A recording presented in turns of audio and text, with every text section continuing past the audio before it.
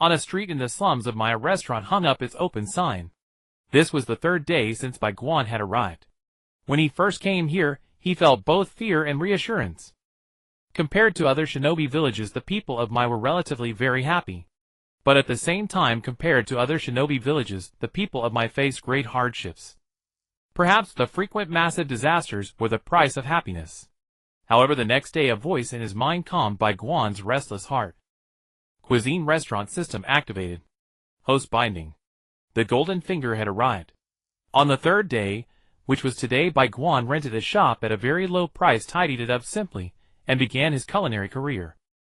The system recipes could only be obtained after completing the first order, but as a transmigrator, Bai Guan had confidence. He wasn't very good at cooking, but he knew a few basic home-style dishes. In the slums, few people ate at restaurants, and no one opened a restaurant there. Bai Guan's eatery attracted a lot of attention. But it was just attention. Time passed minute by minute, and the sun in the sky gradually set. In the evening, Bai Guan finally welcomed his first customer, a green-clad big-toothed watermelon head, Kai. Kai was the son of the eternal Jin and Dai, but Kai seemed much more talented than his father. At 14 years old, Kai was already a chunin. A chunin's earning ability was naturally higher than a jinin's, but Kai didn't have much desire to spend. This was also the reason Kai still lived in the slums. Today he had just finished a mission, and on his way home, he saw Bai Guan's restaurant. Feeling a bit hungry, Kai became the restaurant's first customer. "Hello, what would you like to eat?" Bai Guan asked politely. A bowl of natto rice," Kai said, looking at Bai Guan, who seemed about his age. "Sorry, no natto." Bai Guan had found this stuff in his residence, tried it once, and threw it all away. Then a bowl of egg rice," Kai said, a bit puzzled. "Shouldn't a restaurant have natto?" "Sorry, no rice." Bai Guan, as a first-time restaurateur, had forgotten to cook rice. Kai stared wide-eyed at the owner. How could a restaurant owner have nothing? What kind of restaurant was this? "I have ramen." This was the ramen Bai Guan had bought from the noodle shop yesterday. In Mai there were only udon and ramen. "Then he'll have ramen." Fortunately, Kai wasn't picky. The kitchen was still relatively simple, but Bai Guan kept it spotlessly clean. He boiled water, and put in the noodles. Ramen noodles were tougher than ordinary ones, so they needed to cook longer. The cooked ramen was lifted out, and placed in a bowl sprinkled with some chopped green onion, salt, and MSG. Then a spoonful of beef, and a spoonful of beef broth stewed last night were added. The beef was bought and stewed yesterday when Bai Guan bought the noodles. Ironically, he remembered to stew beef, but forgot to cook rice. The beef was simply braised. Mai had very few spices. Looking at the bowl with clear broth and distinct noodles topped with 7 or 8 large chunks of beef, a generous portion of beef noodles, Kai swallowed and asked, "Boss, is this your secret recipe? This kind of noodles, I've never seen it in the village before." "Of course, it's my ancestral secret recipe." How could he say he learned it from another world? The best way to sell a recipe was to claim it was an ancestral secret. As the beef noodles entered his mouth, the chewy noodles bounced on his tongue. The rich beef aroma surrounded his taste buds, the beef tender yet not falling apart. Fragrant but not gamey. Kai lost his composure and began to wolf it down. Bai Guan watched in astonishment. As expected from a taijutsu ninja, he ate incredibly fast, downing a large bowl of noodles like drinking water. "Burp! Boss, your noodles are really delicious." "I couldn't help it." Kai felt a bit embarrassed being stared at for eating so fast. "No problem, you practice taijutsu, you need to keep up your nutrition. A big appetite is normal." Kai scratched his head and said, "How much, boss?" 100 ryo. Kai paid and left. 100 ryo was a bit pricey, but such delicious noodles were worth it. Ding, achievement completed, first order. Reward, restaurant barrier immune to damage from large-scale attacks, kitchen modern kitchen training space, enter, with recipe time, outside passes only 1 second, no matter how long you train recipe, small wontons. The first order was completed, and the system rewards were very generous. He entered the kitchen and looked around. From refrigerator and oven to chopsticks and spoons, everything was fully equipped. Opening the small wonton recipe, he clicked to learn. In a daze, Bai Guan arrived in a kitchen with a packet of flour, 2 pig front legs, and some auxiliary ingredients on the table. Ingredients would be automatically replenished after use. Following the recipe, Bai Guan added eggs, water, and salt to the flour, kneading repeatedly into a smooth dough, then covered it with plastic wrap to rest for half an hour. During that half hour, Bai Guan started preparing the meat filling. He removed bones and skin from the pig front legs, then held 2 knives and chopped repeatedly. After chopping, he added green onions, pepper, and other seasonings, stirring clockwise until the mixture was firm. When the filling was ready, the dough had rested. He used a rolling pin to flatten the dough repeatedly until it became a large paper-thin sheet. Then, he evenly cut it into square wonton wrappers with a knife. Each wonton contained half a tael of filling. He placed the filling in the center of the wrapper, then pinched the 2 corners together and pressed them into shape. A gold ingot-shaped wonton appeared. After wrapping, he boiled them in rolling water until they all floated up, then ladled them out. He added basic seasonings and a small piece of dried seaweed to the bowl, then poured a ladle of noodle soup from above. Finally, he sprinkled a few chopped green onions and 2 drops of sesame oil. A bowl of Bai Guan's secret small wontons was complete. This was a successful attempt, but he had practiced for who knows how long before this. Satisfied, he exited the training space. Outside, indeed, only 1 second had passed. This was great. He switched from business to rest and closed the restaurant door. Bai Guan felt the location was too poor. He should have saved money and not trusted the system saying that good wine needs no bush. Indeed, good wine needs no bush, but only if the alley leads to a main street. The next day, walking along the streets of Mai, there were vendors selling daily necessities and ninja tools. Although not as prosperous as his original world, it was still quite lively. The Hokage rock was high up on the cliff, with 4 large heads of successive Hokages. Considering Kai's age, the timeline should be around the time of the Ninetales attack. After strolling around the relatively prosperous areas of Mai, he found that housing prices were quite high. However, the people here were simple. Although Bai Guan had rented the shop yesterday, the landlord happily refunded the money today without any deduction. So he still had enough money to rent a shop on a normal street.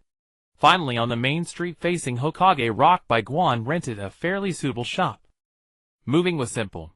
He went back, packed up the remaining money and furniture, found a cart driver, had him drag it over, and then reset the restaurant location, which automatically updated the kitchen.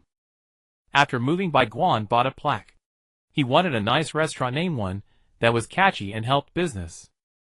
Let's call it Chinese restaurant. He hung up the plaque. Outside, the sun was setting.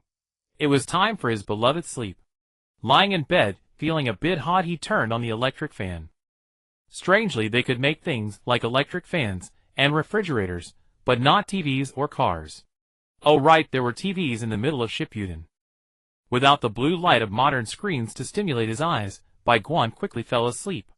In the morning, he woke from a sweet dream where he was playing LOL, but when he woke up, there wasn't even a TV in the room. He secretly resolved that when conditions allowed, he would definitely create computers, phones, and the internet. Outside, it was just dawn. Bai Guan decided to do some promotion. After unlocking a recipe, the system provided ingredients for free, but they could only be used to make the already unlocked recipes. He spent an hour making 200 to 300 wontons. This was the super speed he had developed in the training space. Yesterday, during the move, the moving workers gave him a small wooden cart. Wood was abundant in Mai. He dug a hole in the cart just large enough to fit the pot. Then he placed a gas stove underneath, making it much lighter. Pushing the cart along the road from the restaurant, Bai Guan walked and shouted, "Bai Guan's secret small wontons! Affordable and filling!" No other restaurant or vendor peddled like him. Everyone looked at him curiously. Bai Guan looked down on them. How could you get rich without working hard? Soon the first customer came, a red-haired pregnant woman, Naruto's mother, Uzumaki Kushina. Although her belly was obviously bulging, her strong ninja physique made her appear energetic as she walked without even a drop of sweat. "What's this? Never seen it before." Though she was about to become a mother, Kushina asked like a young girl. "Ancestral secret recipe. Bai Guan's secret small wontons. Affordable and filling." Bai Guan introduced with a big grin. "How much per serving?" Kushina was a good girl who managed the household. Although she wasn't short of money, she couldn't waste it. 10 real each. Bai Guan stated the price. Kushina stared at the wontons and said, 10 real each, are you robbing me? Bai Guan smiled slightly. You can try one for free. After eating you'll know why I say it's affordable. Just open, there had to be some promotions. Bai Guan would always cook a bowl or two and offer samples to passers-by. Using a spoon, he ladled up a small wonton. After cooking, the skin of the small wonton was translucent shimmering. You could even see through the wrapper to the other side. The more Kushina looked, the wider her eyes opened. The small wontons in the bowl looked like gold ingots, and when the spoon lifted them, they became another delicate object. So exquisite. Kushina couldn't help but bring the wonton to her mouth. Suddenly a masked figure in black appeared beside her, grabbing her hand. The wonton stopped. Kushina looked a bit resigned but still handed the wonton to the masked man. He gently lifted his mask, but due to the angle his face was still unclear. The wonton entered his mouth, and the masked man's movements froze. Bai Guan seemed to hear a faint moan. After a pause of about 7 or 8 seconds, the masked man pulled his mask back down. He leaned close to Kushina's ear, said a few words, and then disappeared with a shushin-jutsu. After hearing the masked man's words, Kushina seemed particularly surprised. Without saying anything, she bought 10 wontons from Bai Guan. He cooked 10 wontons for Kushina on the spot. She couldn't wait to put one into her mouth. As it entered, the delicate skin was not as soft as it looked, but rather very springy. She bit down slightly, and the juice burst out. The sweet aroma of pork filled her mouth, combined with the chewy skin. Kushina felt as if she saw a pure white pig dancing a hot and embarrassing dance before her eyes. 1, 2, 3. Kushina couldn't stop. She ate every wonton clean, then tilted her head back and drank the soup completely. After finishing, Kushina's cheeks were flushed and a smile unconsciously curled at the corners of her mouth. About 10 seconds later, she came to her senses. She looked at Bai Guan with great curiosity. What kind of person could make such delicious food? But aside from his fair skin, Bai Guan was no different from a 14 or 15-year-old child. In the end, Kushina packed 15 wontons and left. With the gimmick that even the wife of the Hokage loved them, Bai Guan's customers grew more and more. Meanwhile, Kushina knocked on the door of the Hokage building. Seeing it was Kushina, Minato was a bit surprised. Before she got pregnant, she used to bring him lunch sometimes. Although the taste was indescribable, Minato still felt very happy. But after she became pregnant, Kushina no longer brought lunch. Kushina shook the bowl of wontons in her hand and said, "I ran into something delicious on the road." She opened the packaging, which contained a bowl of soup and a separate bowl of dry wontons. This was the special packaging Bai Guan used to prevent the wontons from sticking together. She poured the wontons into the soup bowl, and the compact wontons slowly separated as they soaked in the soup.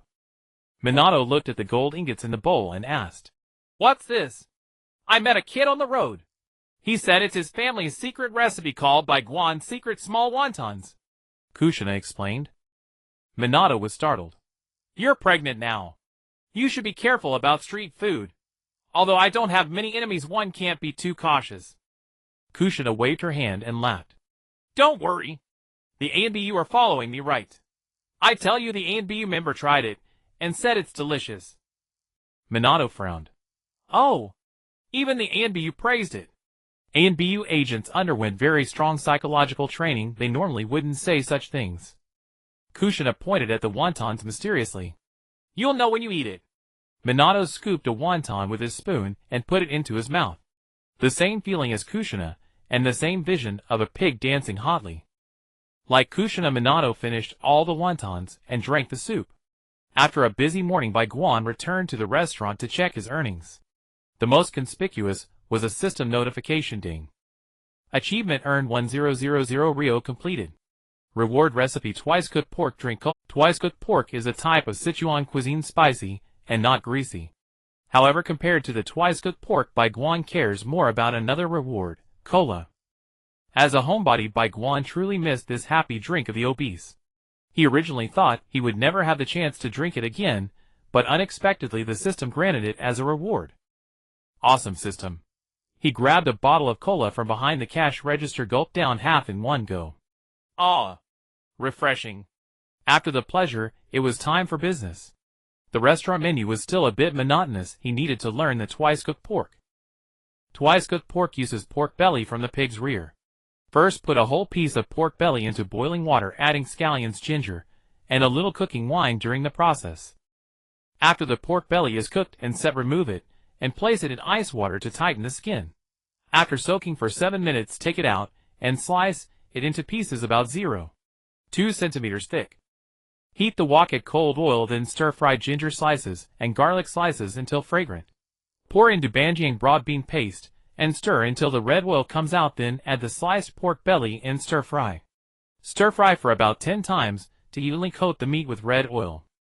Add the blanched green and red bell pepper slices, then toss in seasoning, stir-fry a few times, and finally add the finishing oil. The light shines on the finished twice-cooked pork. The fat appears translucent, with a thin layer of red oil on top. Gulp. Bai Guan swallowed his saliva. The learning session ended, and Bai Guan exited the training space. He went to the kitchen to stir-fry a plate of twice-cooked pork and grabbed another bottle of cola. The half bottle left from earlier wasn't enough. He took out some ice cubes from the kitchen fridge, put them in a glass, and poured the cola in. The collision of bubbles and ice seemed to add a touch of coolness to the scorching summer. Eating the spicy and refreshing twice-cooked pork, drinking the intensely stimulating cola, Bai Guan felt as if he had arrived in a cool autumn. A beautiful leg appeared in his sight, slowly rising upward. A plump buttocks, a wasp-like waist, huge burdens, and a pig head. Bai Guan woke up from the illusion with a shiver of disgust. That scene was truly intense. He repeatedly entered the carefree artistic conception, only to be repeatedly startled awake. The fiery twice-cooked pork did not make Bai Guan feel hot, instead it made him feel cold. He had just eaten half a plate of twice-cooked pork. Ding! A customer arrived. Asuma walked into the restaurant wearing a ninja headband on his forehead, a toothpick in his mouth, hands in his pockets, looking carefree. I heard the food here is quite unique. The legend of Bai Guan's morning wontons had already spread through half of Konoha in a very short time. Asuma came to try it as soon as he heard. After all, as the son of the previous Hokage, Asuma was not short of money. Hey! Where's the boss? Asuma called out.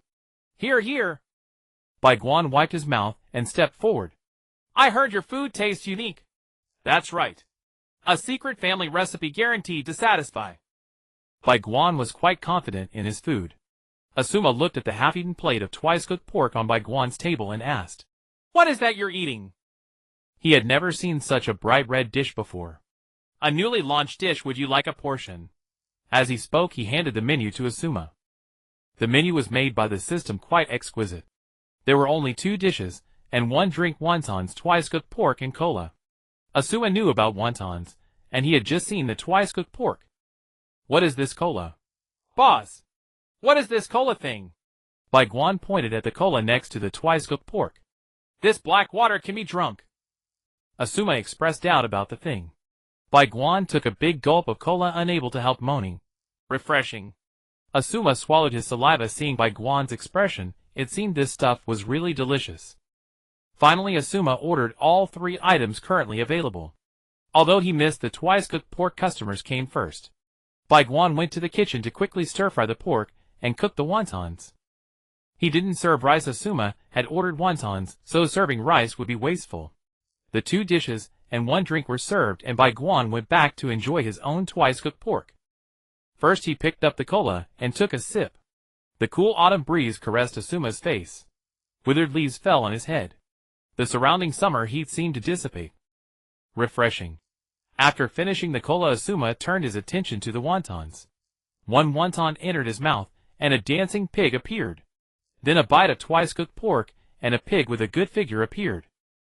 Immersed in the world of culinary artistic conception, Asuma's chopstick movements became faster and faster. Finally, he put the wonton and twice-cooked pork together in his mouth. Asuma froze, and nosebleeds flowed from his nose. Bai Guan, eating his melon aside, was dumbfounded. How could he suddenly get a nosebleed? You, the son of the 3rd Hokage, wouldn't be trying to dine and dash, would you? Hey! Are you okay? Bai Guan patted Asuma on the shoulder. Awakened by Bai Guan's pat, Asuma said, a little flustered, No! I'm fine. Then he paid and left. Watching Asuma leave, Bai Guan felt strange. Shouldn't he have praised it lavishly? Curious, Bai Guan thought for a moment, and then fixed his gaze on the remaining twice-cooked pork and wontons. There were only 2 slices of pork and 1 wonton left. Bai Guan imitated Asuma and put the pork and wonton together in his mouth. A beautiful leg appeared before his eyes, the familiar pig head. But what Bai Guan never expected was that it started dancing a hot dance. Bai Guan's nosebleed also flowed. To be honest, if you ignore the head, the figure. Coming back to his senses, Bai Guan cleared the tableware and waited for new customers. Bai Guan felt that the biggest drawback of crossing over was the lack of entertainment. If only he could play on his phone. While waiting, Bai Guan fell asleep. Ding, afternoon meal time. The doorbell woke Bai Guan. He turned his head and saw Kushina bringing Minato in. "Welcome to Chinese restaurant, what would you like to eat?" Bai Guan handed the menu to Minato. Minato was a bit surprised that Bai Guan didn't greet him like others did. But never mind who says and not approachable. Minato looked at the menu. It was very exquisite, but there were only 3 items. Bringing his wife to enjoy the food, Minato naturally wouldn't be stingy. He ordered all 3. Soon the dishes were served. Bai Guan was very fast in cooking. This time Bai Guan served rice. The couple had ordered not many wontons, so they probably wanted rice. The 2 first ate the familiar wontons. After seeing the familiar dancing pig, they contentedly picked up a piece of twice-cooked pork. Then, after waking from the artistic conception, Kushina gave Minato a hard pinch on the waist. They drank the cola. The restlessness from the wontons and twice-cooked pork was washed away by the coolness of the cola. Without words, the 2 ate faster. Dancing pig, seductive body, cool autumn breeze. The 3 artistic conceptions began to gradually overlap. Finally, the dancing temptation from earlier arrived. Kushina was stunned for about 5 seconds, then woke up with goosebumps all over. She looked at Minato and found that he had woken up even earlier than her. "It seems Minato only has me in his heart." Kushina happily kissed Minato. The 2 continued to finish the meal, but slowed down to prevent the artistic conceptions from overlapping again. After eating, Kushina paid and they left. But Bai Guan clearly saw Minato secretly give him a thumbs up. His eyes twitched. He never expected Minato to be that kind of person. Just now, when Minato and Kushina ate the overlapping artistic conception, Bai Guan clearly saw Minato freeze for 2 seconds and then start nosebleeding. Then he suddenly snapped out of it, forced the nosebleed back, and smiled at Kushina. So meant it was getting late. No customers had come since Minato. Probably the prices were too high, but Bai Guan felt that the delicious food he had learned through countless hours of training in the training space was worth the price. Anyway, with the system's ingredient supply, he wouldn't starve. Just as Bai Guan was about to close up, a green-skinned male head and a one-eyed white porcupine appeared at the door. Well, the classic duo, Guy and Kakashi. "Boss, bring out all your dishes," Kakashi said to Guy with a smile. Probably another so-called duel where Kakashi tricked Guy. Whenever Guy meets Kakashi, he wants to duel him. Most of the time Kakashi would talk him out of it. Today the bet was probably that Guy would treat him to a meal. He cooked 2 portions of twice-cooked pork, 4 bowls of rice, 2 portions of wontons, and 2 cups of cola. Both had big appetites. "Kakashi, I told you, this is the shop I mentioned. Yesterday, it was near my house, today it moved here. His food is different from other restaurants, very special." As he spoke, Guy showed his signature smile and gave Bai Guan a thumbs up. Bai Guan smiled at the 2 and said, "The original location wasn't good. He'll probably be here from now on. Today there's a new dish. It tastes great. If the rice isn't enough, he'll add more." Then he stared at Kakashi. Although the anime had revealed Kakashi's real face, Bai Guan was still curious. Kakashi didn't mind. Wherever he went, people who didn't know him would be curious about what was under the mask. It was a common occurrence. Bai Guan stood aside, with a wicked smile, watching the 2. Sure enough, the more they ate, the faster they went, and finally nosebleeds flowed. Waking up, Guy with a nosebleed and a flushed face shouted, "This is youth." Kakashi wiped away the nosebleed and rolled his eyes at Guy. Full and satisfied, before leaving, Kakashi also bought a bottle of cola. He must have taken a liking to it. In a year or 2, I might be able to count money to the point of having cramps just by selling cola. Bai Guan could imagine the scene when cola becomes popular in this world. He cleaned up the restaurant, took a shower, and was about to go to sleep, but the system's voice made him lose all sleepiness. Ding! Congratulations, host, for obtaining the God-level talent Adaptive Growth. Daily cooking will improve certain physical abilities, reaction strength, etc., depending on the duration of cooking. Isn't this the path of the Bald Demon King? Infinite growth, breaking human shackles, and then becoming invincible. I finally don't have to be an ordinary person cowering anymore. I just wonder if he'll go bald. He touched his head, looking forward to tomorrow's business. The next day, Bai Guan woke up early, preparing nearly double the wontons compared to yesterday. Yesterday, the wontons were in high demand, so today, he made extra. With yesterday's groundwork laid, many more people came to buy wontons today, including some from prominent families. These scions of the great families had particularly noticeable traits. The high and mighty of the Hinata clan, the cold demeanor of the Uchiha clan, the plump Akimichi clan. Bai Guan liked the Akimichi clan members because they appreciated food, while others merely repeated the phrases delicious and tasty. The Akimichi clan could express many professional compliments, leaving Bai Guan astonished. Though he knew some flattery was involved, he felt pleased. He often cooked a few extra. After selling breakfast, he closed up, making significantly more revenue than yesterday. Looking at his attributes: stamina 1, endurance 1, 0-2 speed 1, 0-4 reaction 1. The self-adaptive growth he drew last night came with a digital panel. All ordinary people stats were 1 Chunin over 10, Jonin over 50, and Elite Jonin over 150. His cooking skills had improved adaptively, albeit slowly, but it was better than nothing. Moreover, there was no upper limit to adaptive growth. As long as he survived long enough, he could later recruit Kagaya from the moon as a waitress. Returning to the restaurant, it wasn't yet mealtime.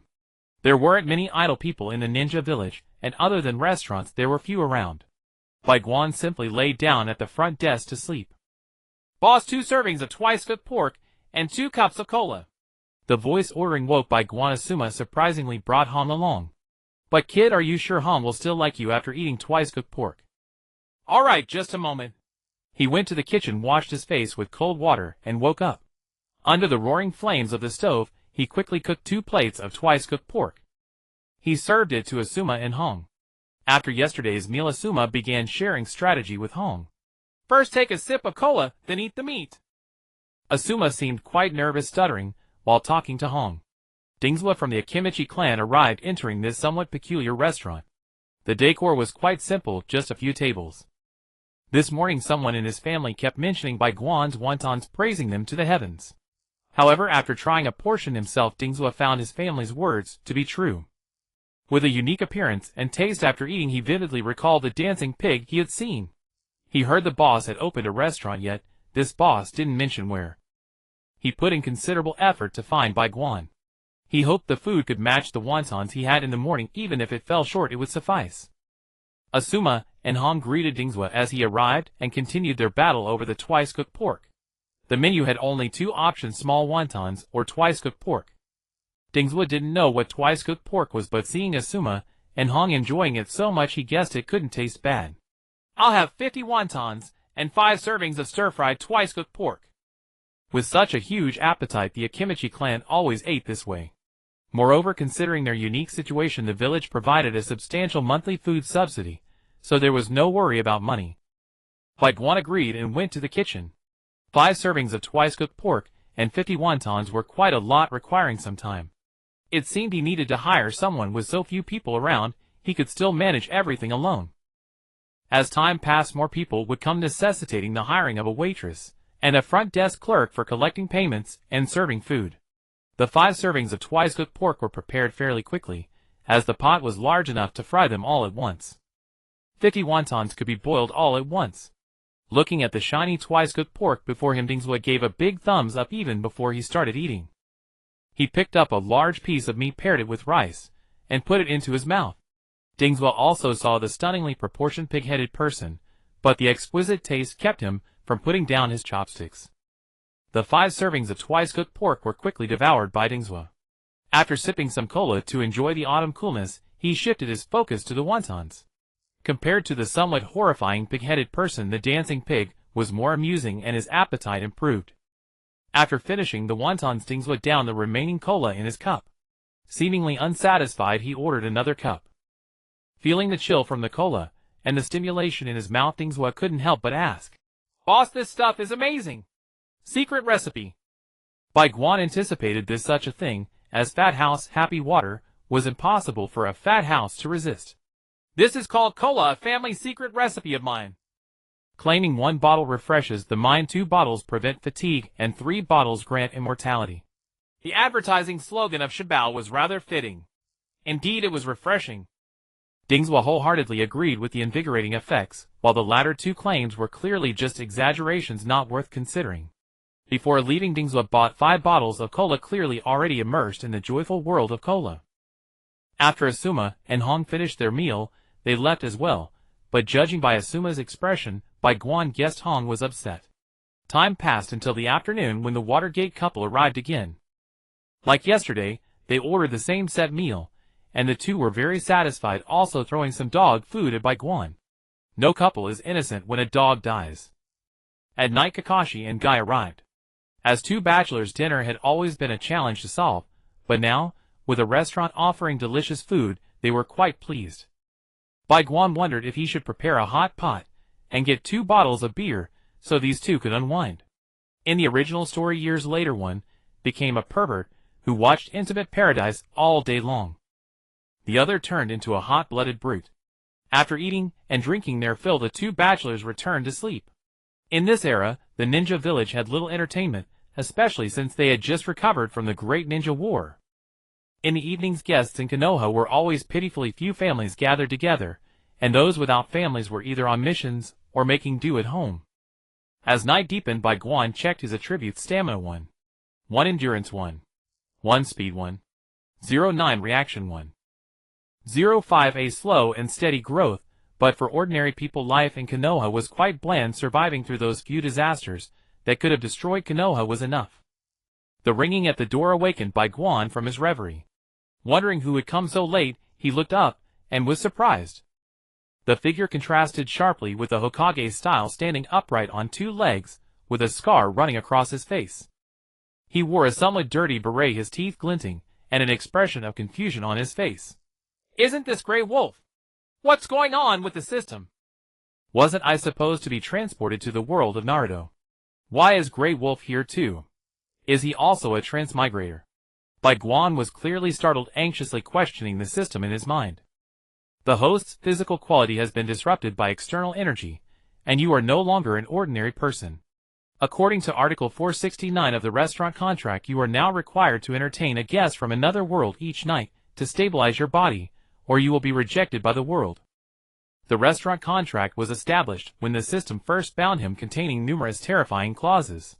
However, the system always drafted these contracts under conditions Bai Guan could accept, and since he had no choice, he didn't look closely. He never expected his restaurant could host guests from other worlds. Now Bai Guan suddenly felt this culinary system wasn't so useless after all. "Where is this? Wasn't I just catching frogs to make soup for my wife?"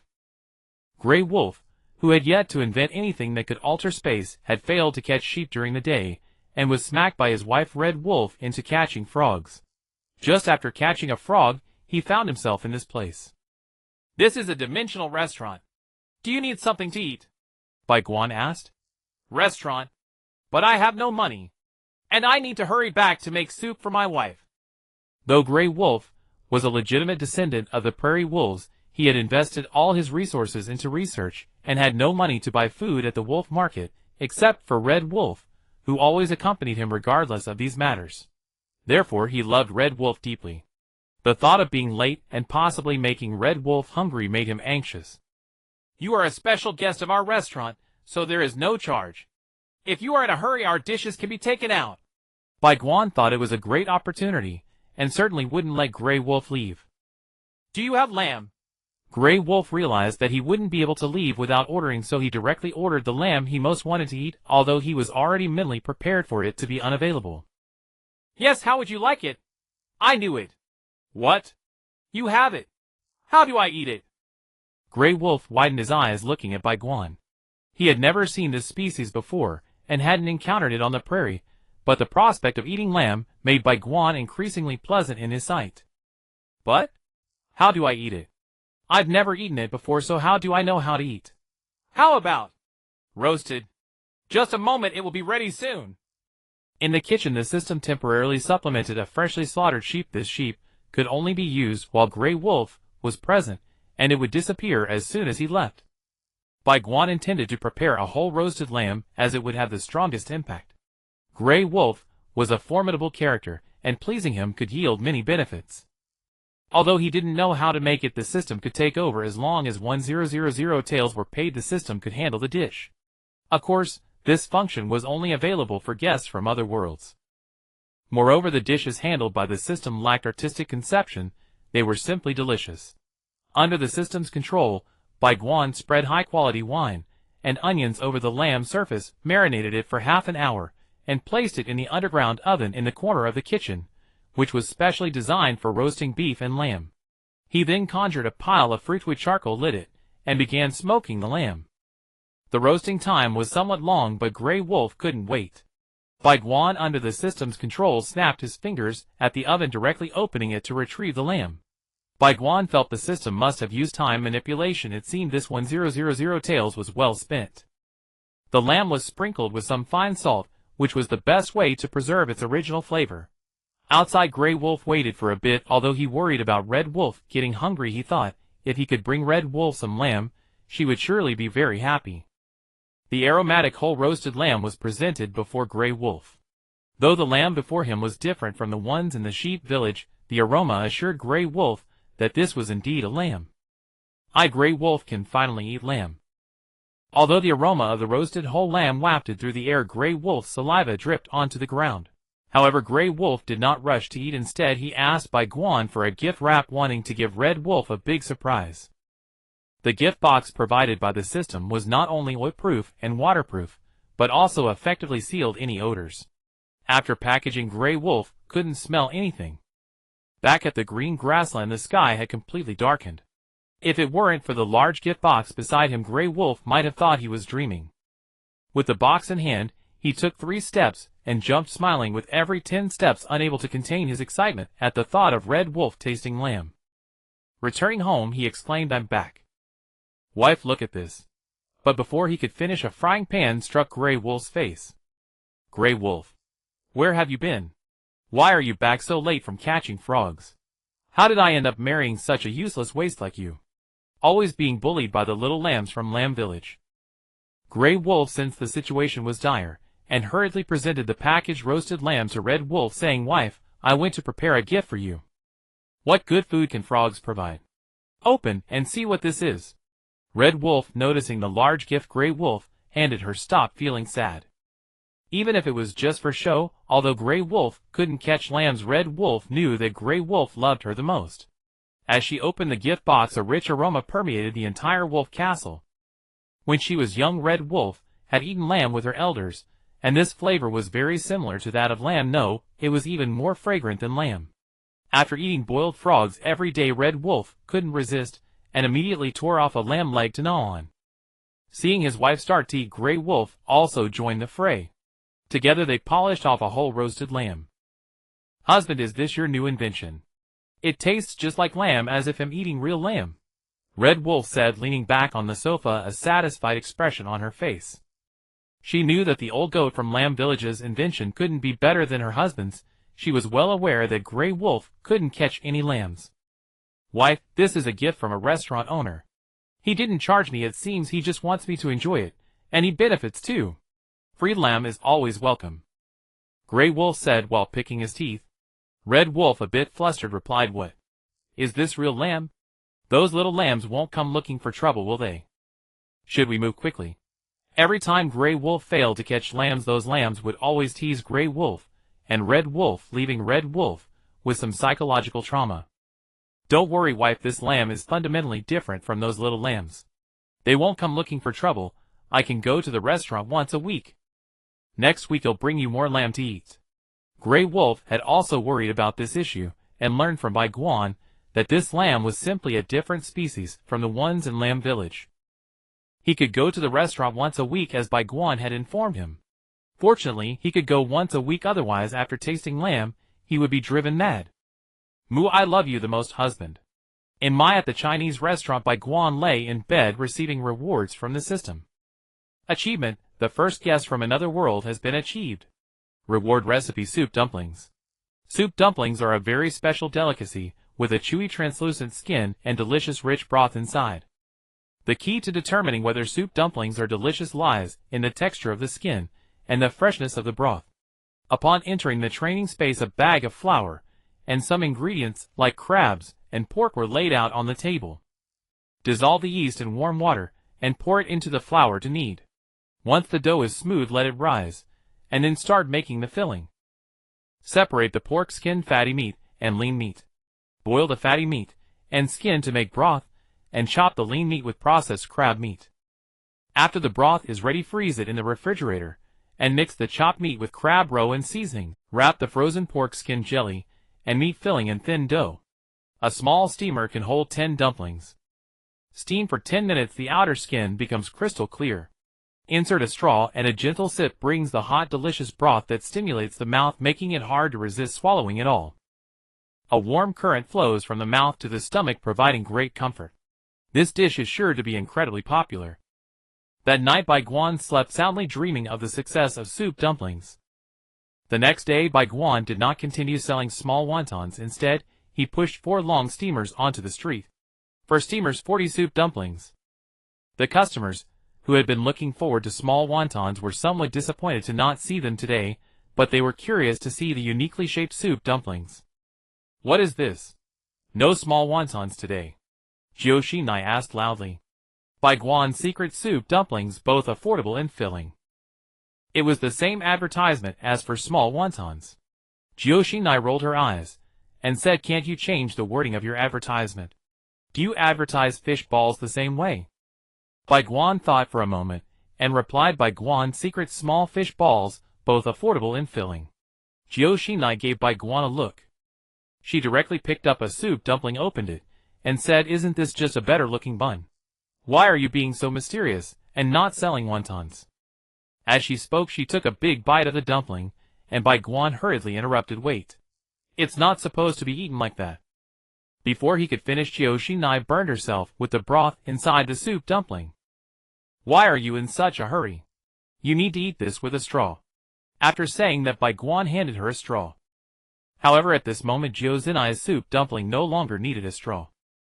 Bai Guan placed a small dish under each soup dumpling, and the broth that had spilled out when Joshinai bit into it was now in the dish. Taking the straw, Joshinai took a big sip of the broth in the dish, seemingly venting her anger from being burned earlier. The delicious broth flowed into her mouth, and she felt as if the broth were dancing on her tongue. It constantly washed over her taste buds, and in a daze, Joshinai seemed to drift into a vast ocean. Here the seawater was not seawater, but delicious broth. Joshinai wandered freely in the broth. Coming back to her senses, her face flushed and her expression changed. "Please give me another one," Joshinai said gently. "What's wrong with you? I told you to give me another one." Joshinai's tone returned to normal. Bai Guan gave Joshinai another soup dumpling, and Joshinai directly inserted the straw. Unlike before, the broth was not as cold due to Joshinai's earlier mistake. Now it was completely hot broth. Authentic flavor.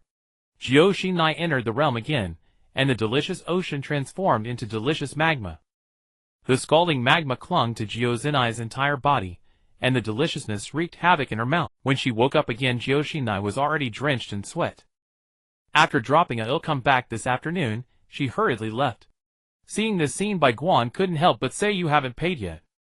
At noon, Kakashi, who was at home drinking glass after glass of water, began to miss the restaurant's cola. Just thinking about the feeling of cola bubbles bursting in his mouth made Kakashi feel much cooler. "I can't take it anymore. I want to buy cola." Kakashi ventured out under the scorching sun and arrived at the restaurant. "Boss, a bottle of cola." As soon as he reached the restaurant door, Kakashi eagerly ordered a bottle of cola. When Bai Guan saw Kakashi, he said, "Cola is not sold separately. You have to order a dish too." All right. Enough with the nonsense. Quick, just bring me a bottle of cola." A glass of cola with ice cubes was placed in front of Kakashi, who eagerly took a big gulp. The surrounding heat dissipated, and Kakashi couldn't help but shout, "Refreshing. If you're feeling refreshed, try this, my new dish." Bai Guan handed him a soup dumpling while explaining how to eat it. This eating method is indeed quite novel. Kakashi mumbled as he inserted the straw into the soup dumpling, and the hot broth filled his mouth. The refreshing sensation created by the cola was disrupted by the lava from the soup dumpling. After Watergate and Kushina left, apart from Kai and Kakashi visiting once, there were no more guests. Bai Guan felt like he had overlooked something. There were quite a few people in the morning, right? Forget it, it's more important to entertain the guests from another world. At this time the guests from another world should be arriving soon. A child dressed in a down jacket appeared at the entrance of the restaurant. Bai Guan had a deep impression of this child, the protagonist from the anime, The World Where Only I Don't Exist, Fujinuma Satoru. He possesses the ability to rewind time starting from 0, experiencing a reset of 486. However, each use of his superpower is not controlled by Fujinuma Satoru. The appearance of butterflies nearby signifies that a murder will occur, forcing Fujinuma Satoru to reset time to change the recent tragedy. If the tragedy is not altered, the protagonist will continue to reset. In the original plot, it seems his mother was killed by intruders during a robbery, and in his grief, he experiences an abnormality in his powers that sends him back to childhood. Then he helps his elementary school classmates escape the fate of death. In the end, Fujinuma Satoru successfully saves a classmate, one of whom is the female lead. Later, Fujinuma Satoru fights with the killer, and becomes a vegetable in the hospital for over a decade. When the protagonist wakes up, the female lead has randomly married someone else. Bai Guan initially thought the female lead would wait for the protagonist to wake up, and they would grow old together, which he found quite frustrating when he watched it. However, now that the main character has arrived, it's possible to lend a hand. "Do you want something to eat, little friend?" Bai Guan asked Fujinuma Satoru. "Where is this? How did I get here? Who are you?" he asked, confused. "This is the Dimensional Restaurant. My name is Bai Guan. Here you can enjoy delicious food for free." "You? Hello, I am Fujinuma Satoru. What would you like to eat?" Despite his confusion about Bai Guan and the restaurant, a mysterious force seemed to compel Fujinuma Satoru. "Then, do you have sushi?"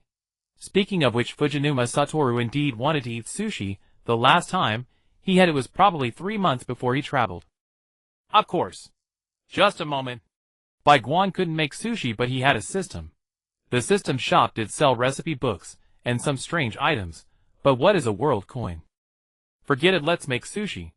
Premium rice goes through up to 13 processes to become sushi rice. Fresh ingredients provided by the system are sliced into pieces neither too thick nor too thin and placed atop the rice ball.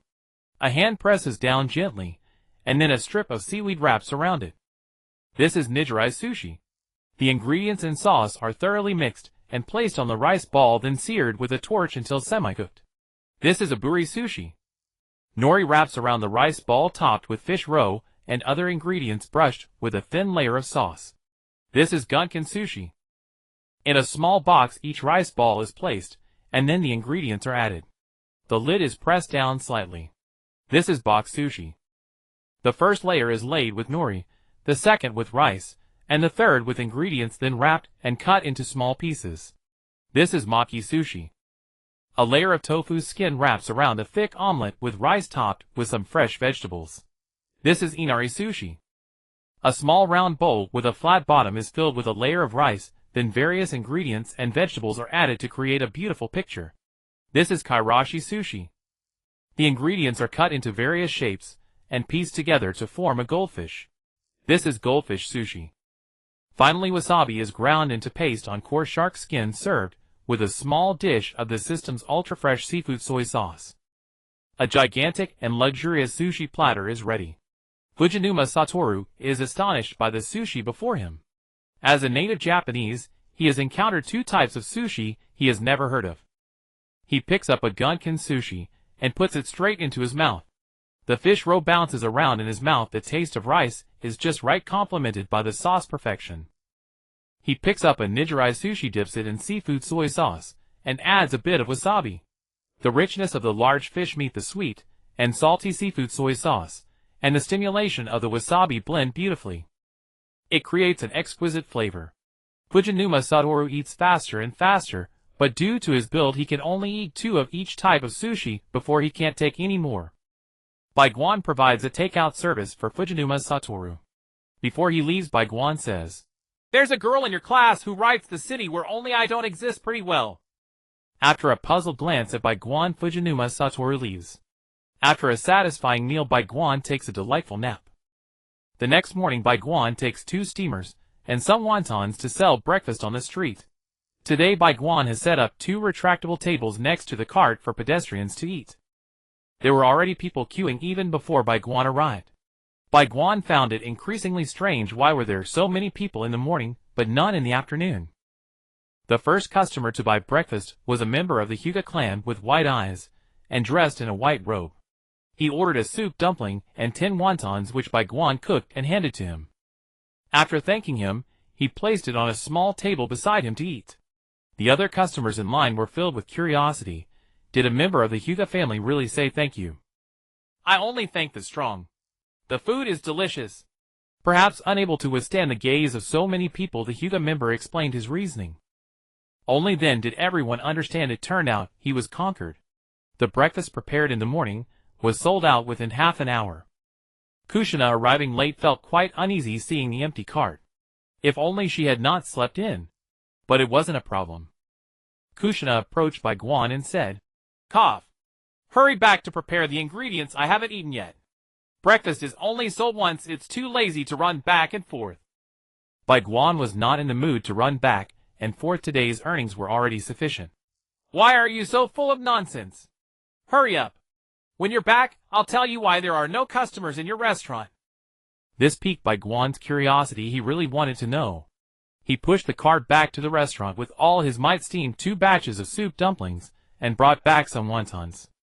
Although Bai Guan was no longer there, Kushina sat on the small chair Bai Guan had brought, organizing the queue. Those who hadn't bought anything were also queuing, albeit hesitantly, under the influence of the Hokage's wife.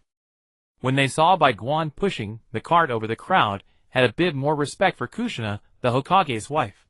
Upon arrival, Bai Guan handed a soup dumpling to Kushina before continuing to serve the customers in line. In less than half an hour, most of the items on the cart were sold out. Only 20-some wontons and 1 soup dumpling remained. These were left by Kushina's instructions. 1 soup dumpling isn't enough, and some wontons need to be eaten. Another portion was packed for Watergate to taste. Bai Guan's food was becoming quite addictive now. Watergate only eats Bai Guan's food for breakfast.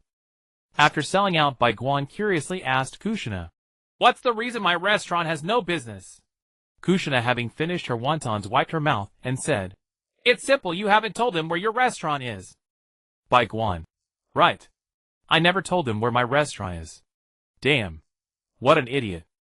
Why didn't you tell me earlier?" In response to Bai Guan's question, Kushina smiled and said, "You didn't ask." Bai Guan, speechless, turned and pushed the cart back to the restaurant. He retrieved a wooden board from the backyard, wrote down the restaurant's address on it, and then ran back to the place he set up in the morning. Next to a tree, Bai Guan nailed a nail and hung the wooden board up. Now they would know where my restaurant is. Returning to the restaurant, it was now a downtime for the restaurant. This made the already sparse clientele even worse. Bored, Bai Guan poured himself a cup of cola and sat at the front desk, unsure of what to do. "System, I'm so bored." Bai Guan hoped to chat with the system. He noticed that other systems in novels seem to have this function. The host can pay 100 taels per hour to watch the lives of guests from other worlds. As long as you pay, the system is omnipotent. "What the heck? Why didn't you tell me earlier?" Bai Guan was shocked. Wasn't this just following a series? Moreover, it was a series where one could directly meet the characters in reality. So exciting. You didn't ask. Damn. If anyone says you didn't ask again, I will definitely punch them. Open the life of the Grey Wolf and let me see. A real-life version of Pleasant Goat. Bai Guan didn't want to watch Fujinuma Satoru. The only thing that could lift his spirits in that world was to see the male and female leads together, but that time was still quite far away. Grey Wolf was quite interesting. After all, he catches sheep every day. Images appeared in his mind. At Wolf Castle, Grey Wolf held a red pill with a sly smile and said, those annoying little sheep. Let you experience the power of my newly invented transformation pill. This is Grey Wolf's new invention, which can transform into anything after eating it.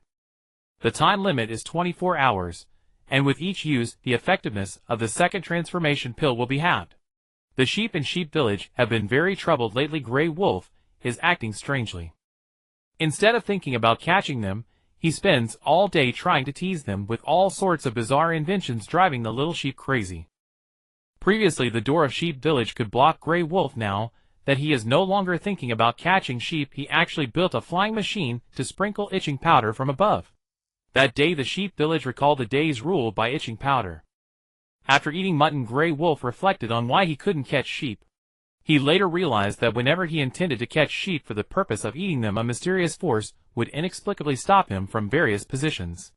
After much research, he still couldn't figure out what this force was, or how to stop it, so Grey Wolf named this force the Law of No Sheep, meaning that as long as one thinks about eating the sheep on the green grass, one is destined to fail. Having realized this, Grey Wolf decided to directly start a revenge plan, and this time, the mysterious force did not interfere. The thought of getting back at the earlier torment from the sheep and Red Wolf made Grey Wolf feel a surge of satisfaction. Grey Wolf eats the transformation pill and instantly transforms into a super handsome little sheep. He arrives at Sheep Village and rings the doorbell. Today on duty is Mei Yangyang.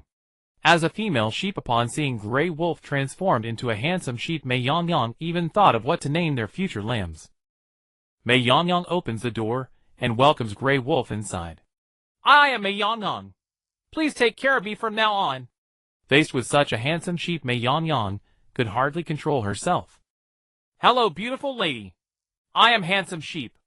Here is a gift for you. Grey Wolf takes out a rose and presents it to Mei Yangyang. Now Mei Yangyang is completely smitten by Grey Wolf. She takes Grey Wolf to the place where the lambs live and introduces him to everyone. Facing Grey Wolf, who no longer has an appetite for them, Pleasant Goat did not notice anything amiss, and even thought Grey Wolf was a worthy friend to make. Fei Yangyang, who likes Mei Yangyang, often looks at the increasingly close Mei Yangyang and Grey Wolf, feeling that something is broken inside him. Transformed into a sheep, Grey Wolf not only looks like a sheep, but can also eat grass that he previously found hard to swallow. With exceptional cooking skills, Grey Wolf made a variety of grass-based dishes for all the little sheep. Now the one being captivated was not just Mei Yangyang, but most of the sheep in Sheep Village. The sheep that Grey Wolf transformed into became the best catch in the eyes of the female sheep, and within just half a day jealousy began to brew. Seeing this scene, Grey Wolf couldn't help but curl his lips. The first step of the revenge plan was halfway completed.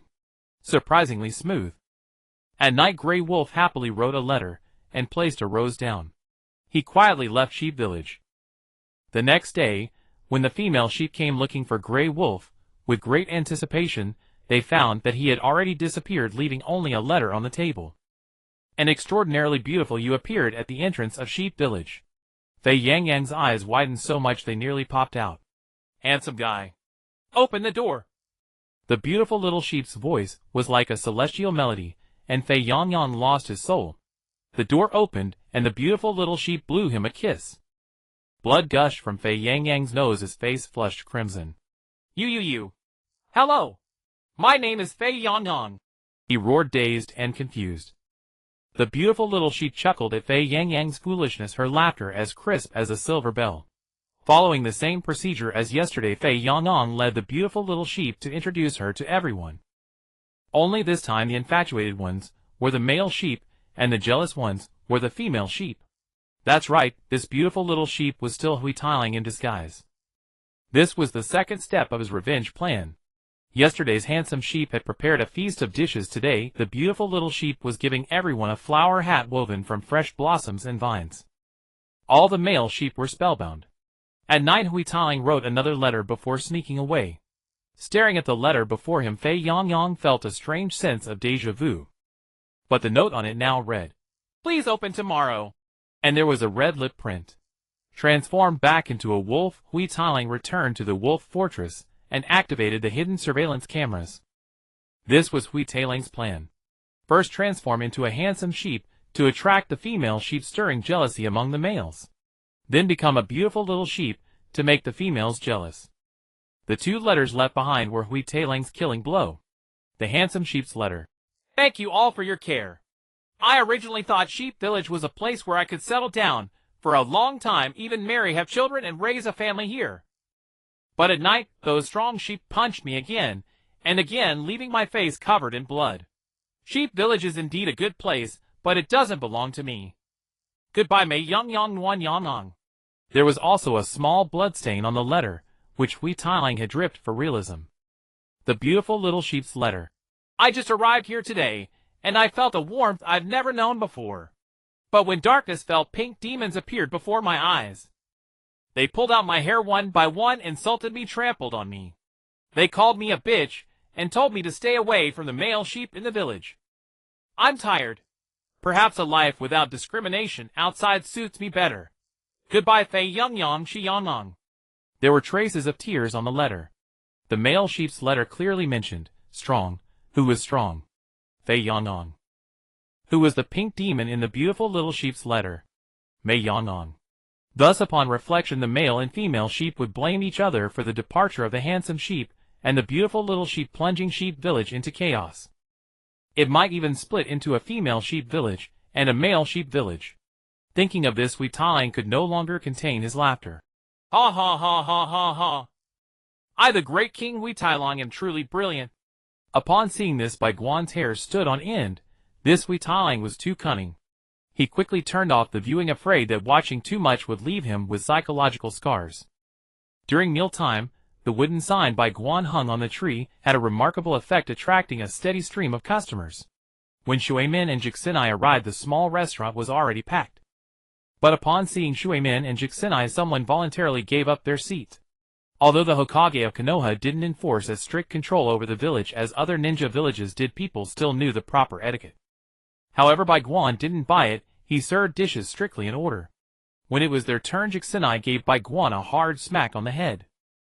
I knew I shouldn't have told you. Now that you have more customers, you're getting all high and mighty. Jixinai shook her fist at Bai Guan. How could that be? There has to be a first-come, first-served order. After all, I'm alone and I cook according to the sequence. Bai Guan explained. Shuimin smiled. Indeed, you're too busy alone. How about I find you an assistant? Bai Guan declined Shuimin's kindness. He had no intention of hiring ordinary people as assistants. Although Bai Guan was a weakling, having been exposed to multiple dimensions, he still looked down on the combat prowess of these ninjas. A textbook case of high standards, but low ability. The hustle continued until nightfall. The moment Bai Guan hung up the closed sign, the system's notification chimed. Achievement unlocked, over 10,000 in profit. Reward recipe: iron plate steak. Oh! A Western cuisine recipe had arrived. It seemed the system knew how to mix things up. Inside the training space, Bai Guan was handling a large thick piece of beef tenderloin. The system had already subjected the beef to an ultra-professional aging process, making it perfect in every aspect. With a long chef's knife, he cut the tenderloin into thick 5-centimeter steaks. He drizzled some system-provided olive oil onto the iron plate, first seared the edges of the steak, then cooked it. Once both sides of the steak were set, he placed a knob of butter and 2 sprigs of rosemary on top. The steak fully absorbed the rosemary-infused butter, and a rich aroma of meat and cream spread out. There was a technique to determine the doneness of a steak: pressing it with a spoon. If the pressure felt like the muscle of the hand when the thumb is relaxed, it was raw. Pressing the thumb to the index finger gave a 3 done feel, to the middle finger 5 done, to the ring finger 7 done, and to the little finger well done. Bai Guan cooked this steak to 7 done, which he believed offered the best texture and flavor. So he cooked the steak to 5 done, then lifted it onto the iron plate. On the plate, he added some blanched vegetables and pasta. The steak sauces were ready-made: black pepper sauce, sweet chili sauce, and spicy sauce. Bai Guan liked the sweet chili sauce. The sweetness and spiciness balanced each other, preventing it from becoming cloying. After 5 minutes on the sizzling iron plate, the steak had turned from 5 done to 7 done.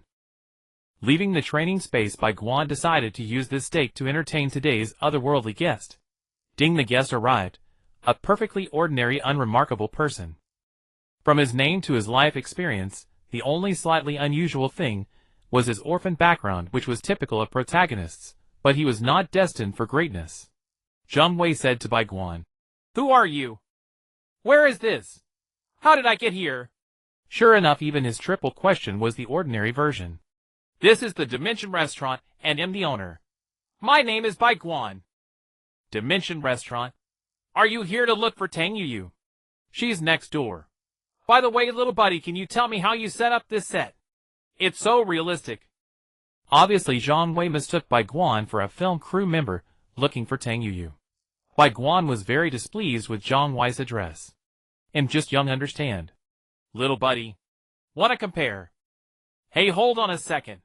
Bai Guan didn't want to waste any more words with Zheng Wei. He went into the kitchen to prepare the steak.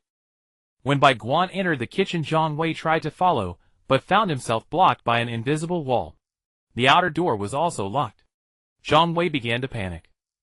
He was trapped in here. "Little buddy, don't scare me, okay? You're just playing a prank, right?" Zhang Wei shouted toward the kitchen in terror. But there was no sound from the kitchen, plunging Zhang Wei into deeper fear.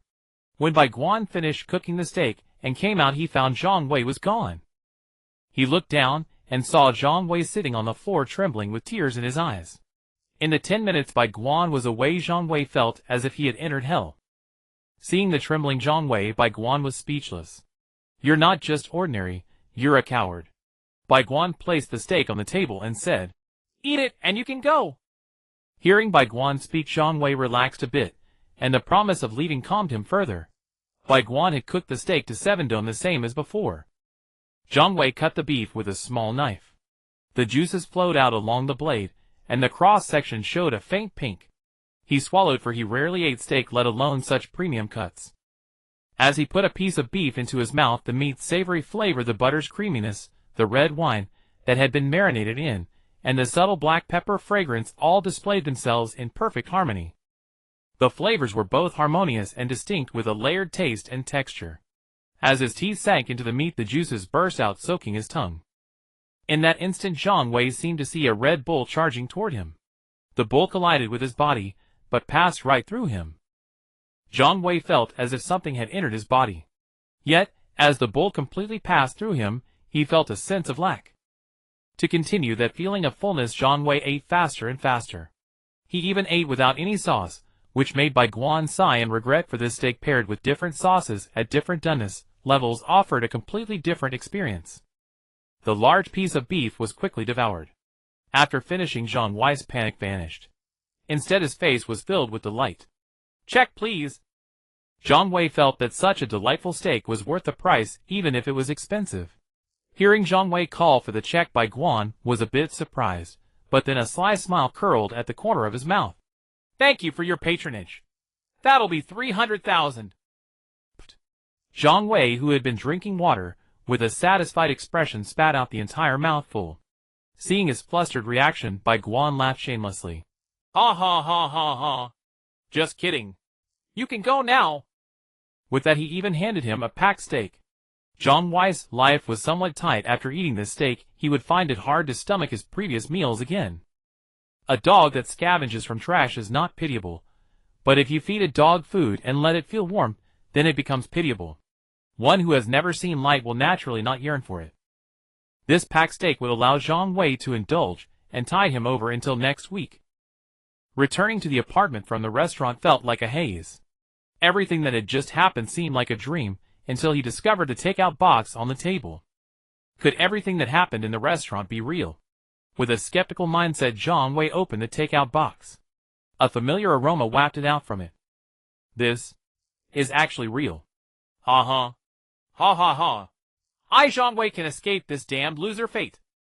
Zhang Wei couldn't hide his smile and burst into laughter. Bang. The door was violently kicked open by Zhao Haitong, who shouted at Zhang Wei. "Zhang Wei, have you lost your mind? Why are you laughing so early in the morning?"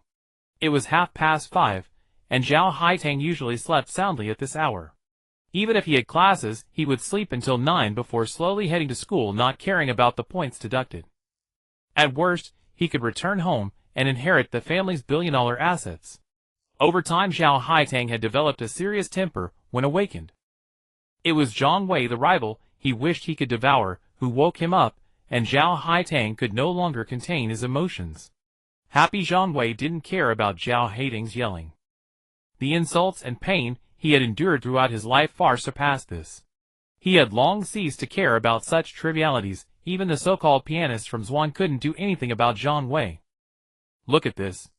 Zhang Wei proudly presented the enlarged dish to Zhao Haitong. As Zhao Haitong took a close look, his morning grumpiness vanished instantly. "What the heck steak? This texture. Kobe beef. Zhang Wei, are you crazy?" Zhao Haitong was astonished. Kobe beef was already very expensive for ordinary people, and the piece in Zhang Wei's hand had a stunning texture with fat that resembled drifting snowflakes, making it a top-quality Wagyu. Beef of this quality was usually limited in supply. Zhao Haitong would have to pull strings and spend a lot of money to wait for a while to taste such high-quality Wagyu. Now seeing Zhang Wei produce such a piece of Wagyu steak with a distinctly unusual aroma, Zhao Haitang was genuinely surprised. "Did you win the lottery? This stuff isn't cheap." Zhao Haitang swallowed hard and said to Zhang Wei, "No way. I grew up in an orphanage, remember? A classmate of mine who is very close opened a high-end restaurant abroad, and he sent this to me to try. He even said he wants me to be the legal advisor for their company." Zhang Wei fabricated an excuse as revealing the name of the restaurant would have been too shocking. "Zhang Wei, don't you think you should express your gratitude for waking me up so early?" Hee. Get lost. Just this one steak. I want to share it with Dolly. Humph. Stingy. Zhang Wei carried the steak to the door next door and called Dolly. Dolly opened the door looking at Zhang Wei with a puzzled expression. She was already up studying. She usually got up early at this time. Her morning memory was slightly better than at other times, and she liked studying things that were hard to remember in the morning. But Zhang Wei usually slept until 10:30 before even considering getting up. "Why are you up so early today?" Hee. Dolly, look at this. Zhang Wei flaunted the steak in his hand. "Steak. And such high-quality Wagyu. Where did you get this from?" Dolly recognized this type of steak. She had had it once during a debate in Japan, where it was served for lunch. But it seemed that the quality wasn't as good as the one in Zhang Wei's hand. Zhang Wei grinned as he handed the steak to Dolly. Dolly looked at Zhang Wei with a somewhat suspicious gaze and said, "Go return it. Come back when you have money to think about these extravagant things." Although she had never bought one, she estimated that this piece of steak was definitely not cheap. Even though the steak was incredibly tempting, thinking about how Zhang Wei usually had to choose cheap instant noodles made Dolly feel a bit pained. "I didn't spend any money. This was sent to me by a friend. Where would I go to buy steak at this hour?" Zhang Wei explained with his fabricated reason. "Really?" Dolly was somewhat skeptical. Zhang Wei raised an eyebrow and said, "Of course. My friend opened a restaurant abroad. The chef was specially sent over by plane to make this for me." Dolly twitched her eye and said, "You're not good at lying. Hurry up. Obey. Return it." Zhang Wei realized he had stretched his story too far. Looking at Dallas' serious expression, Zhang Wei thought for a moment and said, "All right, I admit I lied. I don't have any foreign friends, but I really didn't spend any money. You have to try it." Dolly, seeing the sincerity in Zhang Wei's eyes, took the steak, cut a small piece, and put it in her mouth. The 7-point doneness steak was chewy on the outside and tender on the inside. The creamy, subtle red wine aroma along with a hint of black pepper danced in her mouth. An extraordinary flavor created an illusion, with red beef charging toward Dolly. Dolly, having nowhere to retreat, was overwhelmed by the red beef. She felt the same sensation as Zhang Wei, first a feeling of fullness, then gradually emptiness. Having woken up in the morning without eating, Dolly was instantly conquered by the steak, sending piece after piece into her mouth. But after eating half a piece of beef, and feeling some fullness, Dolly suddenly stopped, her expression troubled, as she halted the hand that was still reaching for more steak. "What's wrong, Dolly?" "Is something wrong?" Zhang Wei couldn't stop eating, and Dallas' sudden pause made him worried. "I just suddenly want to know why this steak makes me see some strange things," Dolly said seriously. Zhang Wei's eyes widened. "Dolly, did you see that red cow too?" Dolly nodded. After a moment of silence, she brought Zhang Wei to her room. Dallas' room was very different from what Zhang Wei had imagined. There were no pink girly decorations, just experimental instruments and storage cabinets. The only normal things were a bed and a large desk. Dolly tidied up the books on the desk and switched to the experimental equipment. The series of operations that followed were completely incomprehensible to Zhang Wei, who could only wait quietly on the side. An hour passed and Dolly had almost conducted all the experiments possible with the equipment in her room. But the results showed the quality of this steak is excellent. The seasoning is perfect. Looking at the silent Dolly, Zhang Wei said, "Dolly, let me tell you about its origin." It is. Before Zhang Wei could finish, Dolly suddenly covered his mouth. Zhang Wei was a bit confused as Dolly walked to the door. She quickly opened the door, and a group of people fell at the doorway. Zhang Wei, carrying the steak, went over while Zhao Haitang secretly watched, hoping Dolly would express her displeasure. But unexpectedly, Dolly seemed to be enjoying it very much, and in the end, she actually pulled Zhang Wei into her room. At that moment Zhao Haitang felt a bit dizzy. No! How could Dolly be such a frivolous person? It must be Zhang Wei forcing her. So Zhao Haitang stormed over intending to bang on the door, just as he encountered Meijia, who was getting up to go to the bathroom. Meijia knew everything, and thus a bunch of people gathered at the door to listen secretly. After hearing the whole story, Dolly explained, I was conducting an experiment. I wanted to know why Zhang Wei's steak is so different. Then Dolly presented the steak to everyone. The aroma that had been trapped inside the cut steak wafted out, and everyone started to gulp. Seeing everyone gulping, Dolly divided the steak into small pieces, giving one piece to each person. Then, everyone was conquered. The next day, Bai Guan woke up as usual, pushing a small cart to set up a stall. It was now a stall economy. However, the cart still held soup, dumplings, and wontons. Steak definitely wasn't suitable for selling at a stall. Just like yesterday, everything sold out in about half an hour. Then Gio Xi and Nai arrived. Gio Xi and Nai didn't say anything, just sat on the stool and watched Bai Guan. Then Bai Guan went back and forth again. After finishing his stall in the morning, Bai Guan smashed the small cart. Time to order a bigger one, with seats on it.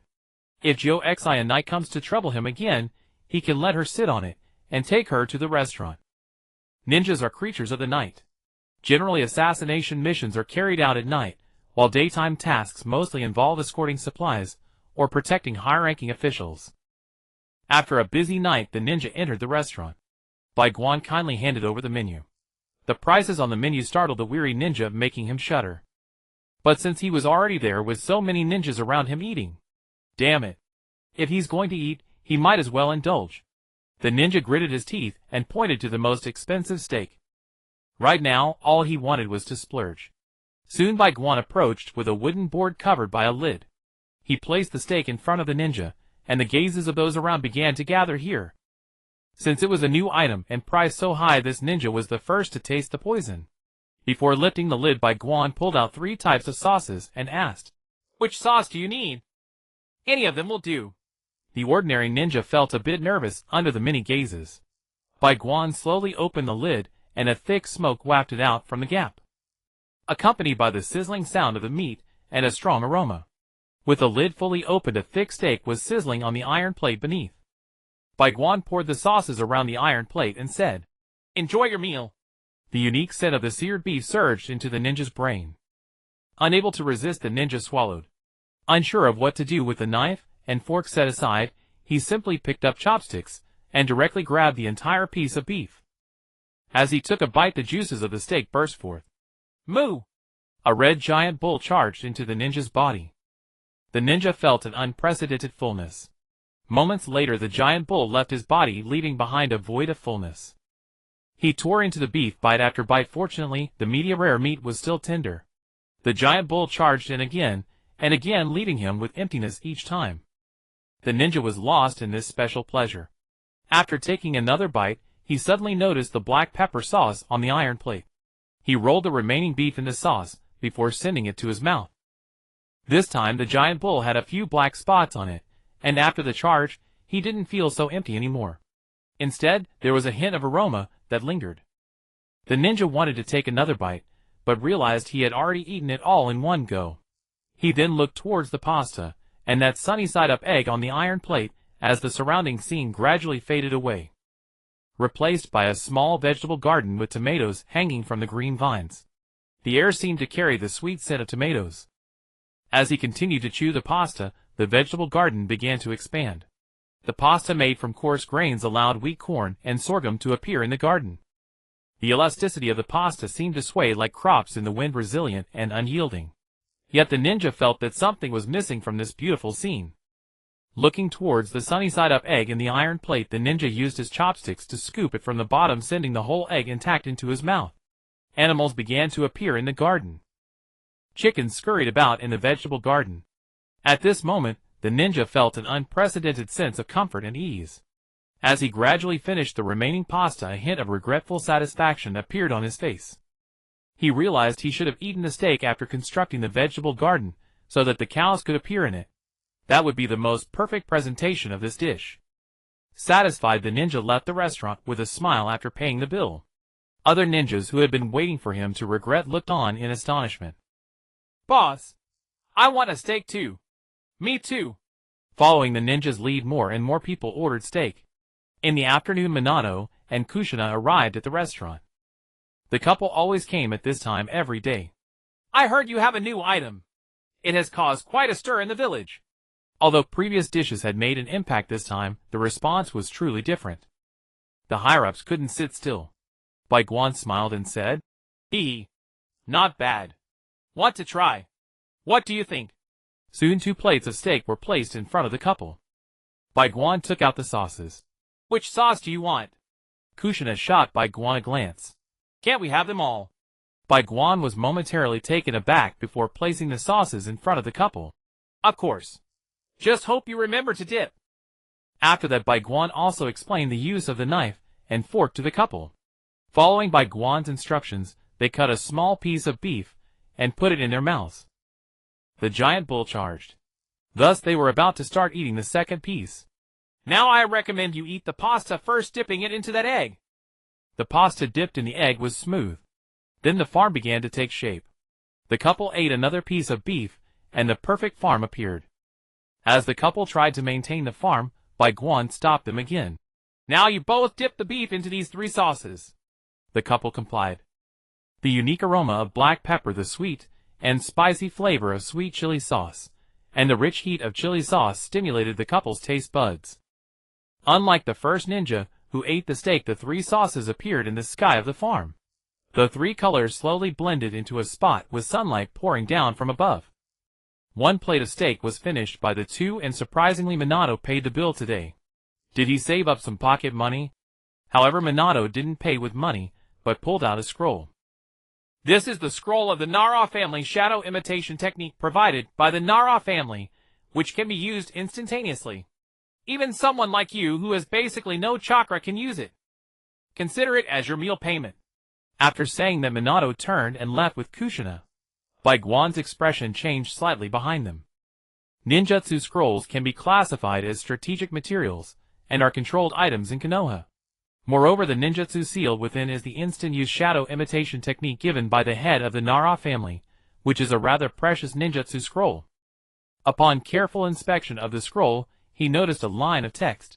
The high level of Konoha has launched an investigation against you, and you may be in danger. You remain merely an ordinary person facing ninjas, even a low-ranking one. You would have no means of defense.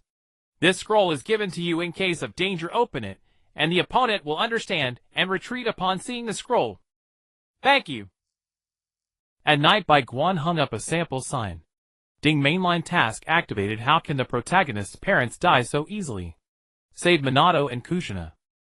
Auxiliary item Soul Absorber can absorb 110 specified souls within a range of 1,000 meters. Task reward 1 physical quality point. Side quest: you are already struggling to handle so many customers alone. Recruit 1 waiter. Auxiliary item World Traveling Device randomly travels to any world, usable twice, with a maximum of 2 people each time.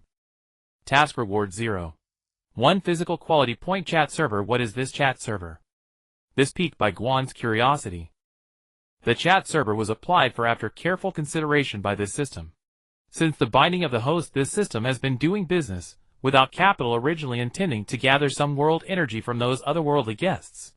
Logically, the host only needs 1/3 or even less of the energy to stabilize their physical strength, but I don't know why the world energy runs into the host source and refuses to come out. The chat server allows all otherworldly individuals who have visited the host's restaurant to chat inside and send items. For all items sent, this system will charge half of the world energy to cover the losses. Bai Guan felt a bit guilty and surprised.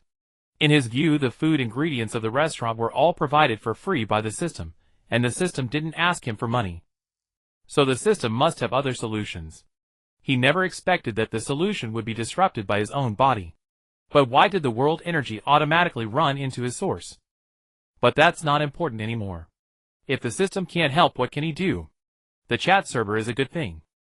With this thing, he could communicate in real time with those guests who had come before, and if he needed something, he could also ask them to send it over, especially Grey Wolf, who had so many things. Bai Guan had long been envious of Grey Wolf's inventions, and was planning to tell Grey Wolf next week to bring some with him, but now it seemed unnecessary. Although he didn't know what would happen if items were extracted with world energy, at most they would have less than half the effect which he could accept. Since it will probably be some time before the Ninetales appears, let's recruit a waiter first. Start side quest. Use the world traveling device. World traveling device activated. Selected world successful. Starting to travel. In the world of battle, Angel Alita Ider's ambush backfired, as Alita emerged to defeat Gruishka and his two underlings. As Gruishka, outmatched, prepared to flee through an underground passage. Gruishka never forgets a grudge. He'll come for you. He couldn't resist taunting before leaving.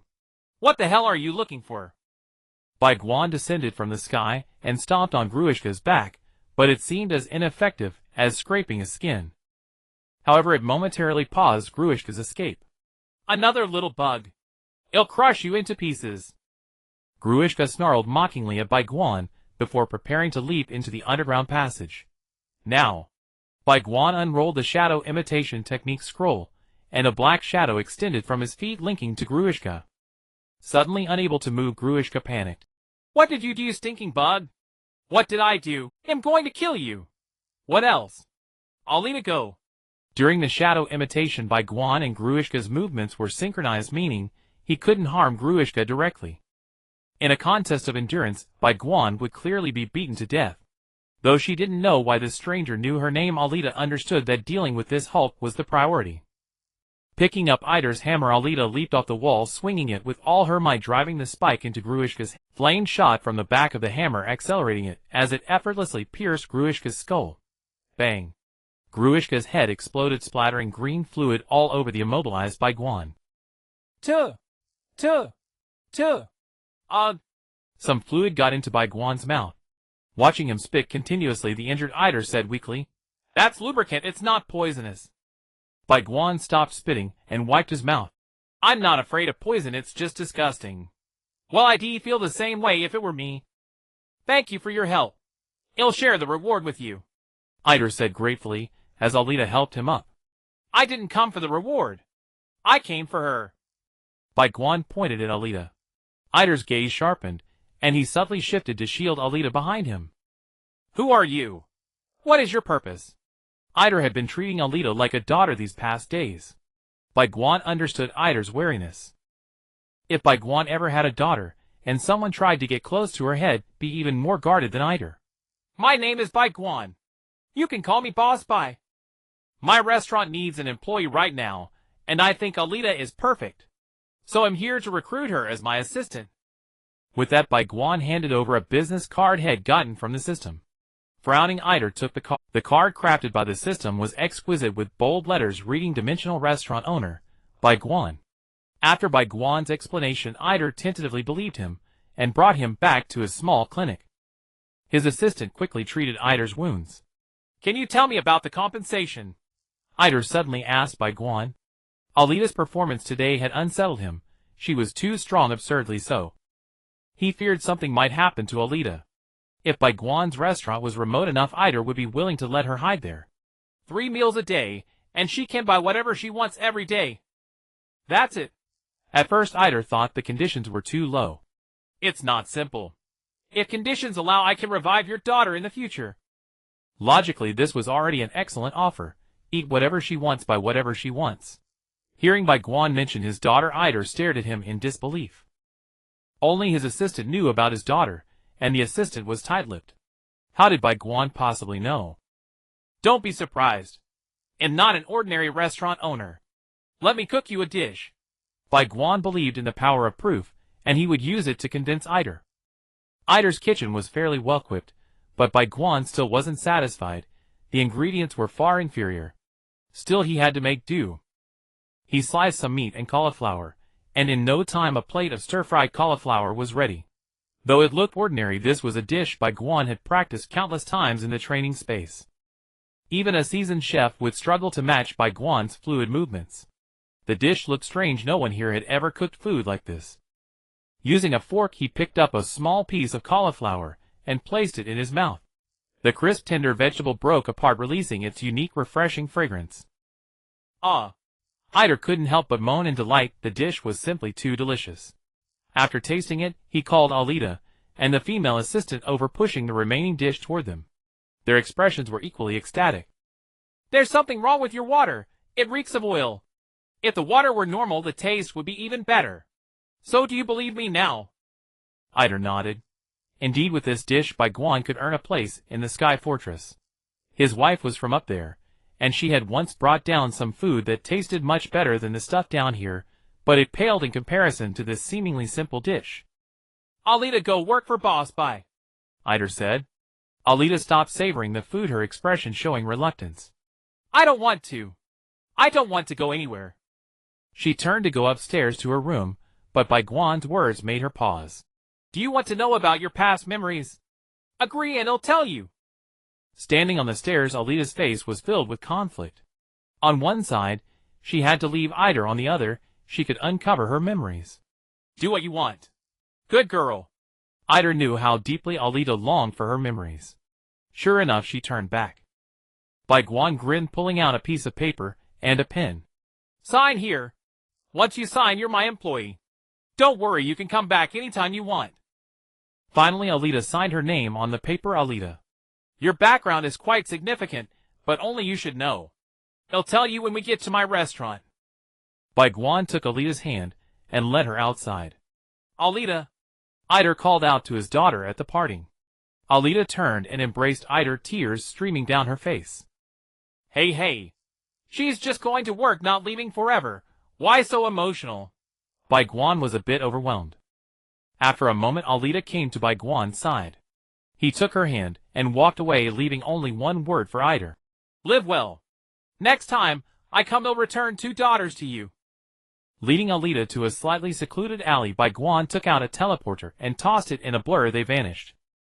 Back at the restaurant, it was already late. Inside, a silver-haired man in a silver-white robe had appeared unnoticed. Ah, finally a living person. Jintoki yawned. He had been at the restaurant for a while, trying to leave, and even attempting to break things, but all failed. Helpless, Jintoki could only lie on a bench and wait for someone to arrive. Hello, this is the Dimensional Restaurant. And the owner, Bai Guan. You can call me Boss Bai. What would you like to eat? Bai Guan introduced himself and the place directly. Is it free? Jintoki was hungry, and if it was free, he wouldn't mind a meal. Free. You can order anything on the menu or even off the menu. Bai Guan handed him the menu. Since it's free, I won't hold back. I'll take all of these. Jintoki ordered 3 portions of everything on the menu. All right, wait a moment. If you can't finish, I offer takeout service. All the dishes on the menu were prepared within half an hour and served by Alita from the kitchen. Indeed, having a waitress made things much more efficient. As she carried the dishes, Alita couldn't help but swallow. These were far more fragrant than the cauliflower she had earlier. After the full menu was served, Bai Guan didn't stop cooking. Instead, he prepared another round of the same dishes and had Alita bring them to another table. Coming out of the kitchen, Bai Guan carried 2 sets of chopsticks and bowls. He handed one set to Alita. This table is for us. Let's talk about your past while we eat. He had planned to eat and chat, but Alita, who had never tasted such good food, couldn't stop after the first bite. She devoured the dishes like a whirlwind. Jintoki at the other table was the same. He hadn't had good food in a while, and he was often hungry. Bai Guan ate slowly, waiting for the 2 to finish. After more than 10 minutes, their pace slowed significantly, and Bai Guan knew they were forcing themselves to eat. Jintoki, you can come once a week. No need to force yourself like this. Bai Guan said quickly, as he saw Jintoki about to burst. Jintoki pointed at Alita, who was still eating slowly but comfortably. Why are you comparing yourself to her? She's a robot. So Jintoki had been unconsciously competing with Alita. Why didn't you say so earlier? Jintoki complained. Bai Guan handed him a glass of water. Drinking cola now would make him throw up. Want me to pack the leftovers? Bai Guan pointed at the remaining food on the table. Jintoki nodded weakly. Finally, he staggered out of the restaurant, having eaten far too much. After Jintoki left, Bai Guan sat back down in front of Alita. You were a berserker assassin from the Martian Alliance hundreds of years ago. Your squad received a mission to assassinate the master of the Sky Fortress. The mission failed, and now only you remain with just your head. Your mother also died in that mission. As Bai Guan spoke, Alita's eating slowed down. Finally Alita stood up and threw down her chopsticks. I want revenge. This was within Bai Guan's expectations. When he mentioned her past memories, Alita's brain had automatically retrieved them, and now everything from before came back to her. What can you do for revenge now? Your fists. Just work here peacefully, and they'll help you. Hearing this, Alita knew he was right. She gritted her teeth in frustration, but nodded and whispered, Thank you. After showing Alita to her room, Bai Guan went to his own. He opened the reward for this mission, the chat server. Ding, the chat server has been activated. As Bai Guan pressed the switch, the server started. The restaurant's guests were automatically added to the group. Hello everyone. This is a new feature of the restaurant. From now on you can send items through this. Let me introduce you to my new waitress. She's a beautiful lady. Alita, Bai Guan. Bai Guan was the group owner, and Alita automatically became an admin. Hello everyone, I'm Alita. Alita looked curiously at the chat interface appearing before her. Having been trained in mecha combat since birth, she had experienced very little entertainment. Burke Jintoki. Hello, I'm Zhang Wei. You can call me Zhang Yida or Snake. But I like it best when you call me Legal Pioneer. Zhang Wei. No hair at all on your face. My wife is much prettier. Grey Wolf. You? Hello, I'm Tingzhu Wu. Tingzhu Wu. From now on, everyone can send items to each other in the group. Sending items across worlds will deduct half the effect duration. It'll occasionally send out free dishes and auction new ones. Bai Guan. After settling matters, Bai Guan went to sleep. Sunlight streamed through the window, and Bai Guan awoke from sleep. Stretching generously, he instantly felt invigorated. Today another day full of vitality. Pushing a cart of wontons and soup dumplings, he took Alita to set up the stall. The regular customers noticed a youthful and beautiful young girl serving at Bai Guan's small stall, and couldn't help but feel curious. However, they didn't ask too many questions. After all, it would be foolish to pry about an extra server. It wasn't until Jiao Shinai appeared that the boisterous Jiao Shinai directly pointed at Alita and laughed. Yo! A new server.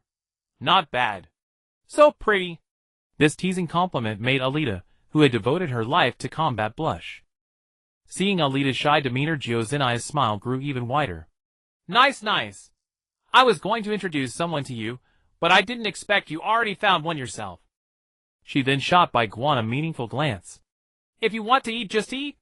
Why so much nonsense? Probably only Bai Guan in all of my dared to speak to the Hokage's wife like that. But Jiao Shinai wasn't angry. She cheerfully took the packed wontons and soup dumplings from Alita's hands. In passing, she also touched Alita's hand, making Alita blush again. Bai Guan's reputation had spread beyond my even reaching the country of fire. There were many passing merchants who came to Bai Guan's stall to buy breakfast as a start to their day. Thus the speed of Bai Guan's breakfast sales increased again. Although it was a good thing, it also revealed a problem. To maintain the supply of breakfast, he had to constantly travel back and forth to the restaurant to transport ingredients. Otherwise, he couldn't maintain the normal breakfast hours. After a moment's thought, Bai Guan decided to keep the current selling method. Having fewer items also had its advantages. It's a hunger marketing strategy. If breakfast is not available, those who miss out will likely choose to dine in at the restaurant, and dining in will certainly increase sales. The restaurant's lunch business began to get busy. Alita appeared a bit flustered facing the large number of orders. However, the excellent constitution of her robotic body allowed Alita to complete the lunch service without incident. During break time, Alita sat on a chair and let out a sigh of relief. If she had a flesh body, she would probably be drenched in sweat. Drink up. You'll feel much better after drinking. Bai Guan handed a cup of cola to Alita. As the cola entered her mouth, a cool sensation spread from inside out, and Alita couldn't help but curl her lips into a smile. Then she paused for a moment. The smile, just now, was not something she consciously wanted, but an involuntary one.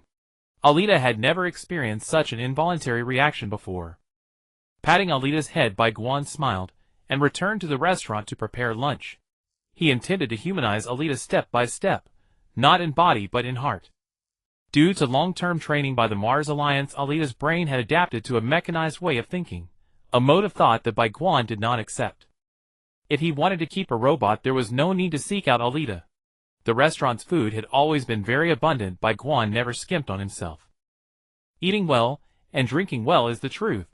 In the afternoon, Bai Guan received a guest he greatly disliked, the third Hokage Sarutobi Hiruzen. In Bai Guan's eyes, the truly dark characters in the anime Naruto were probably only the third Hokage and Danzo. Most of the other antagonists had ideals. For example, Obito, who wanted to create a world with only Lin, and Madara, who wanted to create a beautiful world. The mastermind behind the scenes, Black Zetsu, only wanted to save his mother.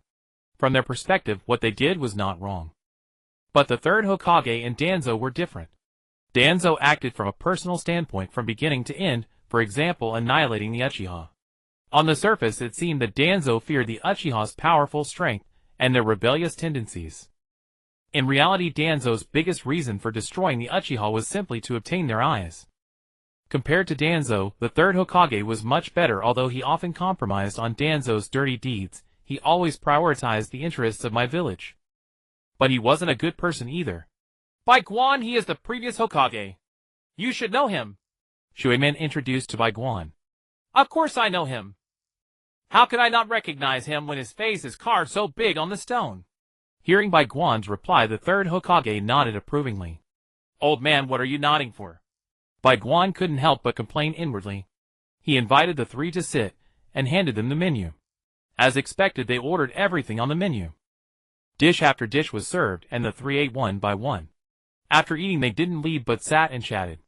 Other customers didn't complain about them occupying the seats. The sky grew darker, and the customers became fewer.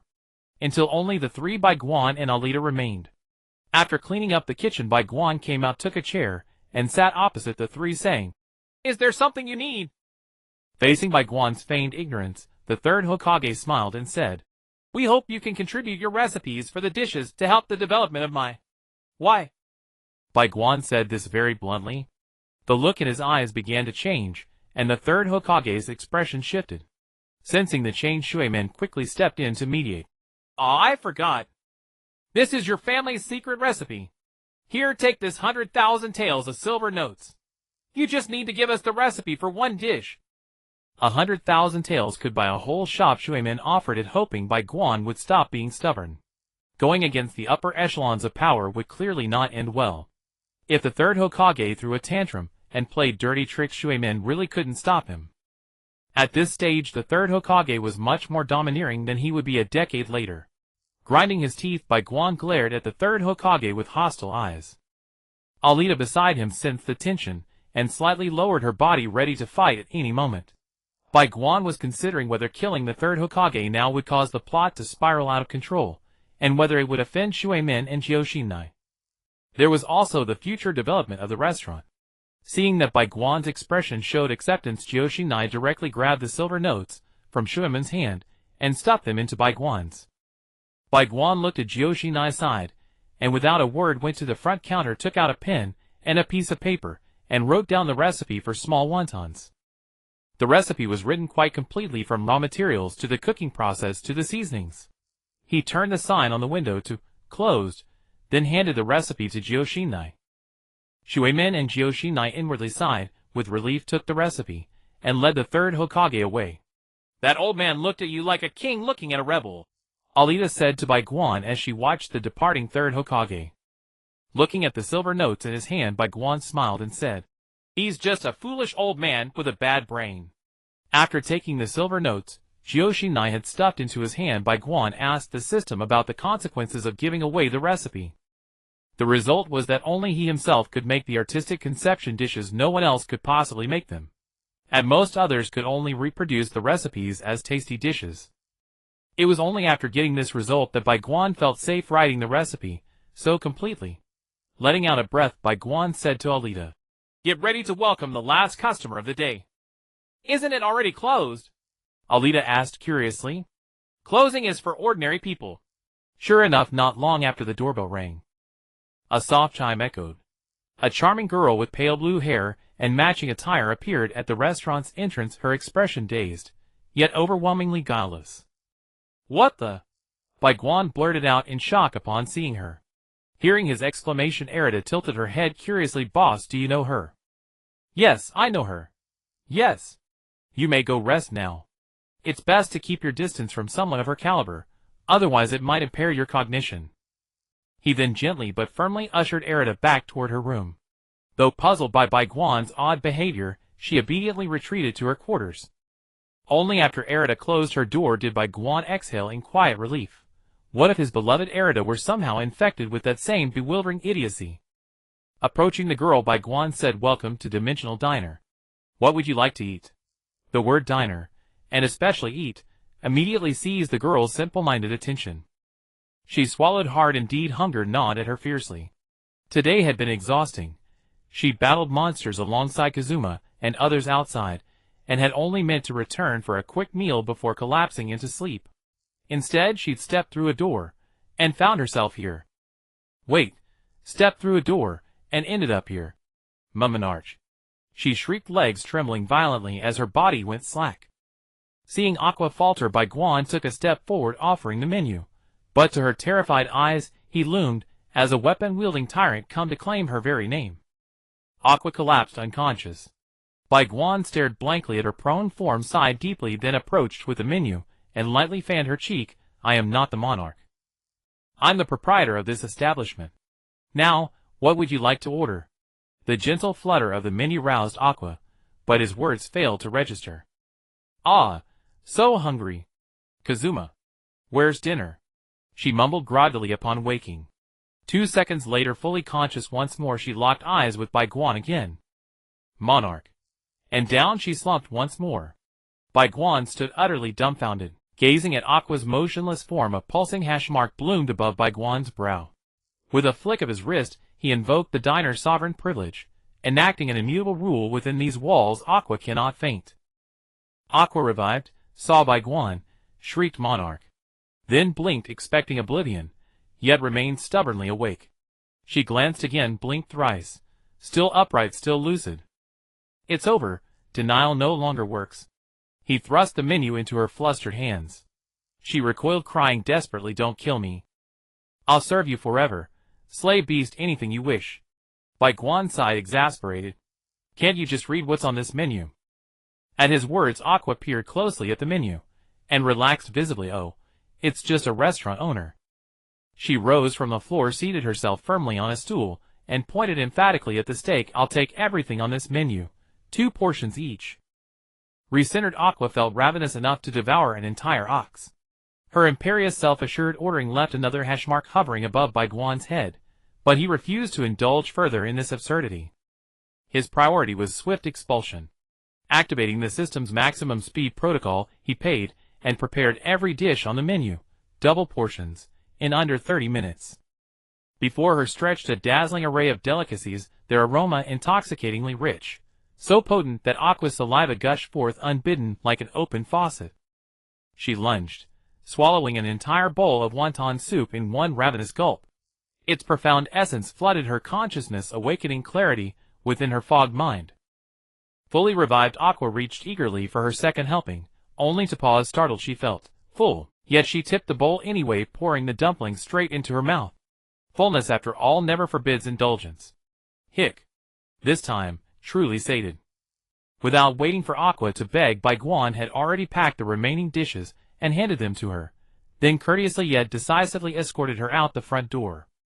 Only after Aqua vanished did Bai Guan breathe freely again. Just moments ago, he'd sensed his own intellect dip by a measurable 1%. Back in her native world, Aqua stood momentarily disoriented, yet her belly hummed with deep satisfaction, and the weight of her bounty in hand lifted her spirits immeasurably. She tucked the feast into a cardboard box and hid it beneath her bed. Such divine cuisine must remain secret, known only to Aqua, goddess of water. She then collapsed onto her bed, drifting blissfully into slumber. Meanwhile, having dispatched Aqua, Bai Guan ascended to the second floor, only to find Erida still awake, patiently awaiting him. Bai Guan smiled warmly and ruffled her hair. "Time to rest.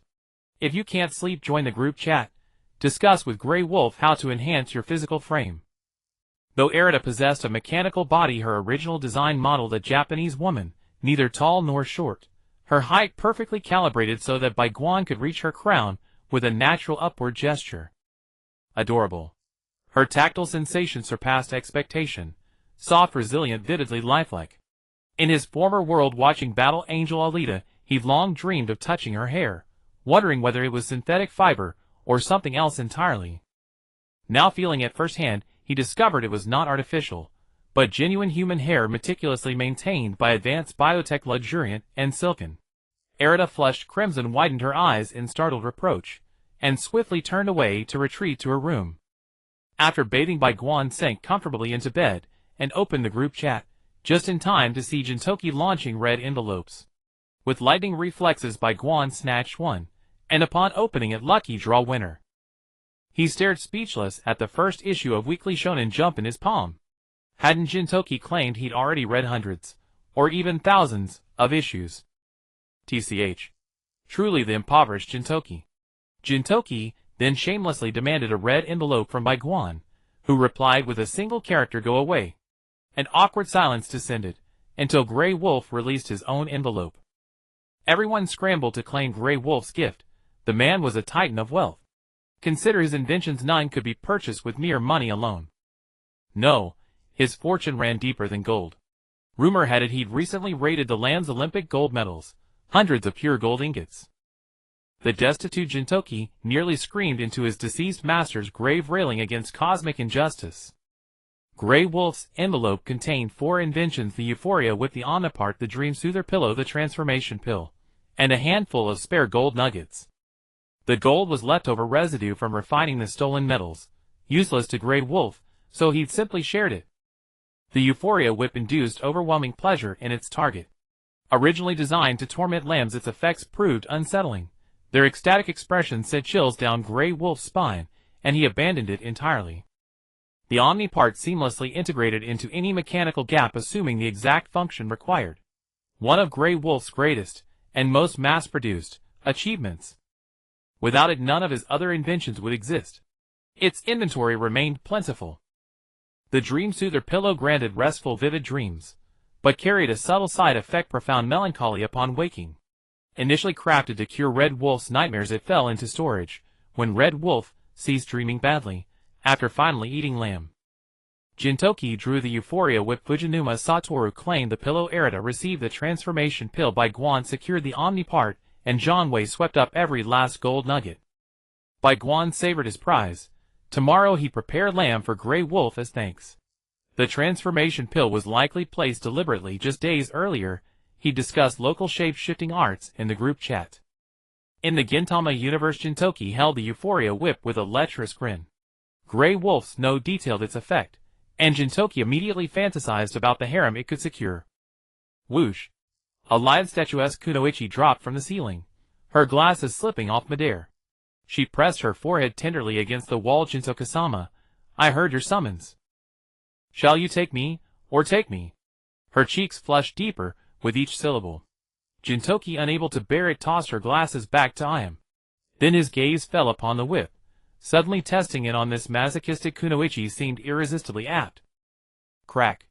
A sharp resonant lash split the air, followed instantly by Iam's breathless euphoric moan.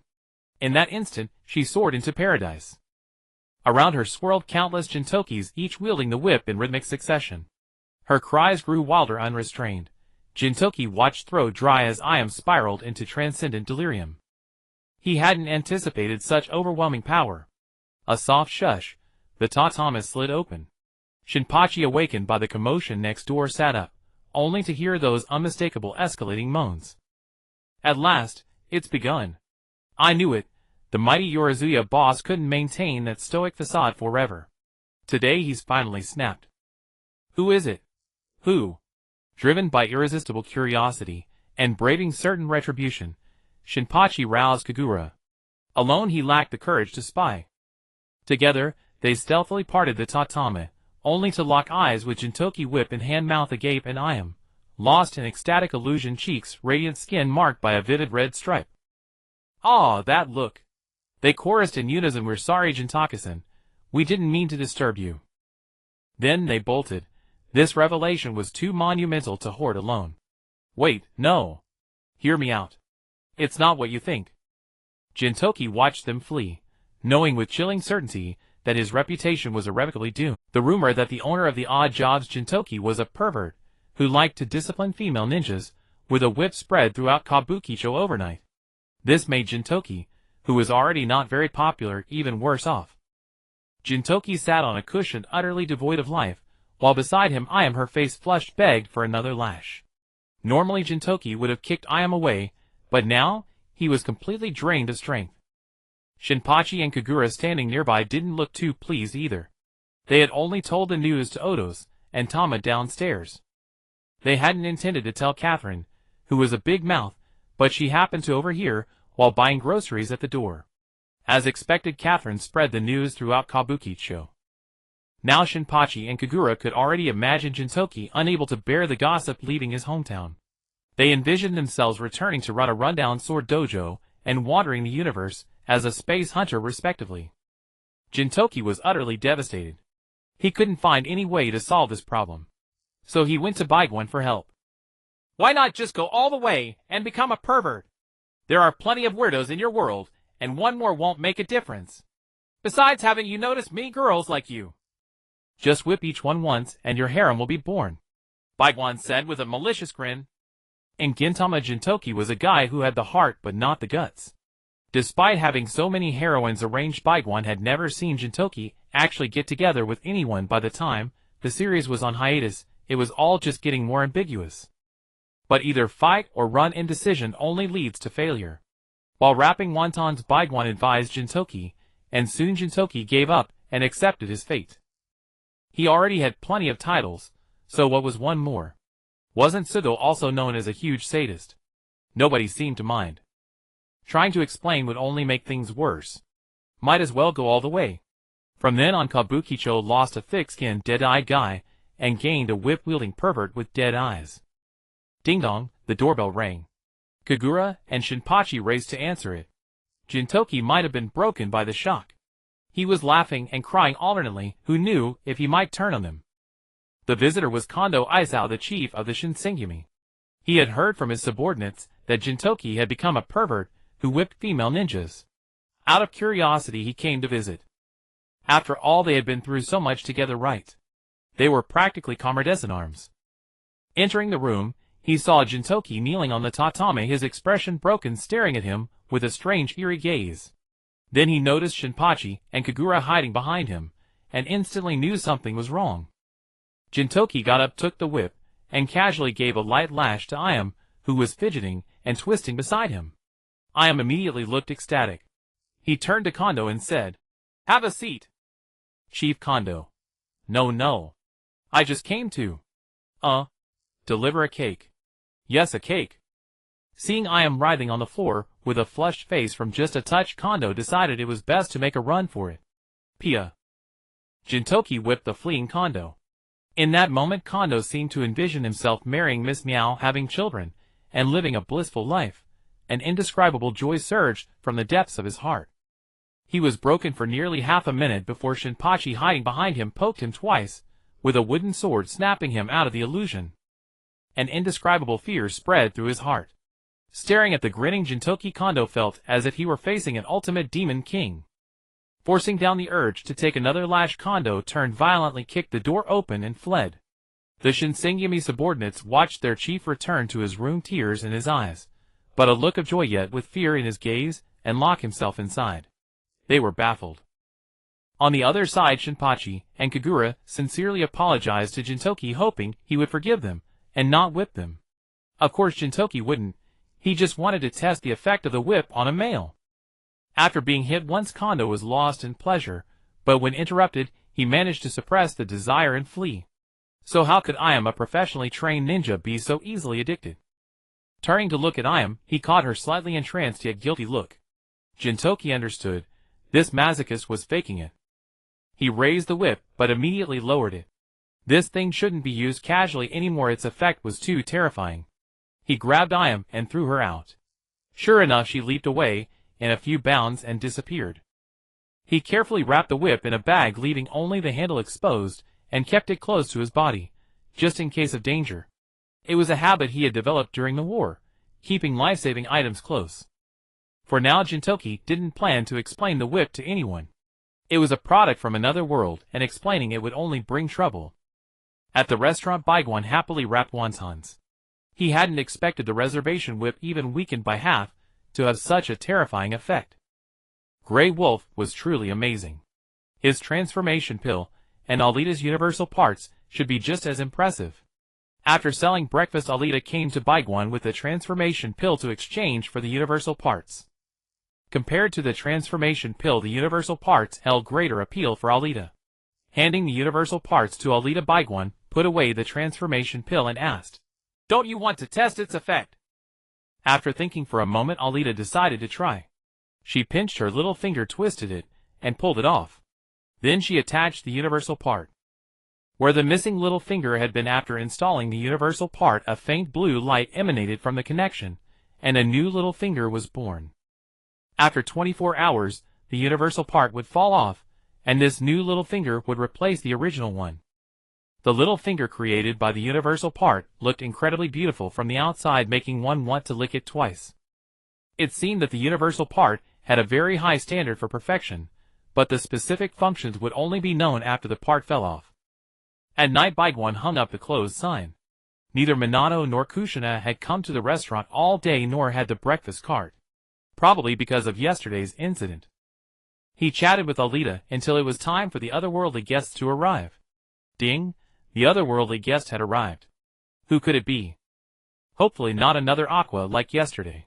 A figure with a red hood, 2 long swords on his back, showing no fear, sat down at a table, crossed his legs, and said, "Hey, Asian. You'd better tell me where I am, or he'll cut off your head and use it as a soccer ball. Looks like the usually unlucky Deadpool is having a good day today. This is the Dimension Restaurant. Hey, raise the menu. If you want something else to eat, just say it. I can make anything. Also, I'd advise you can't beat me." Bai Guan was invincible inside the restaurant. Anyone killed by him inside would be concept deleted by the system.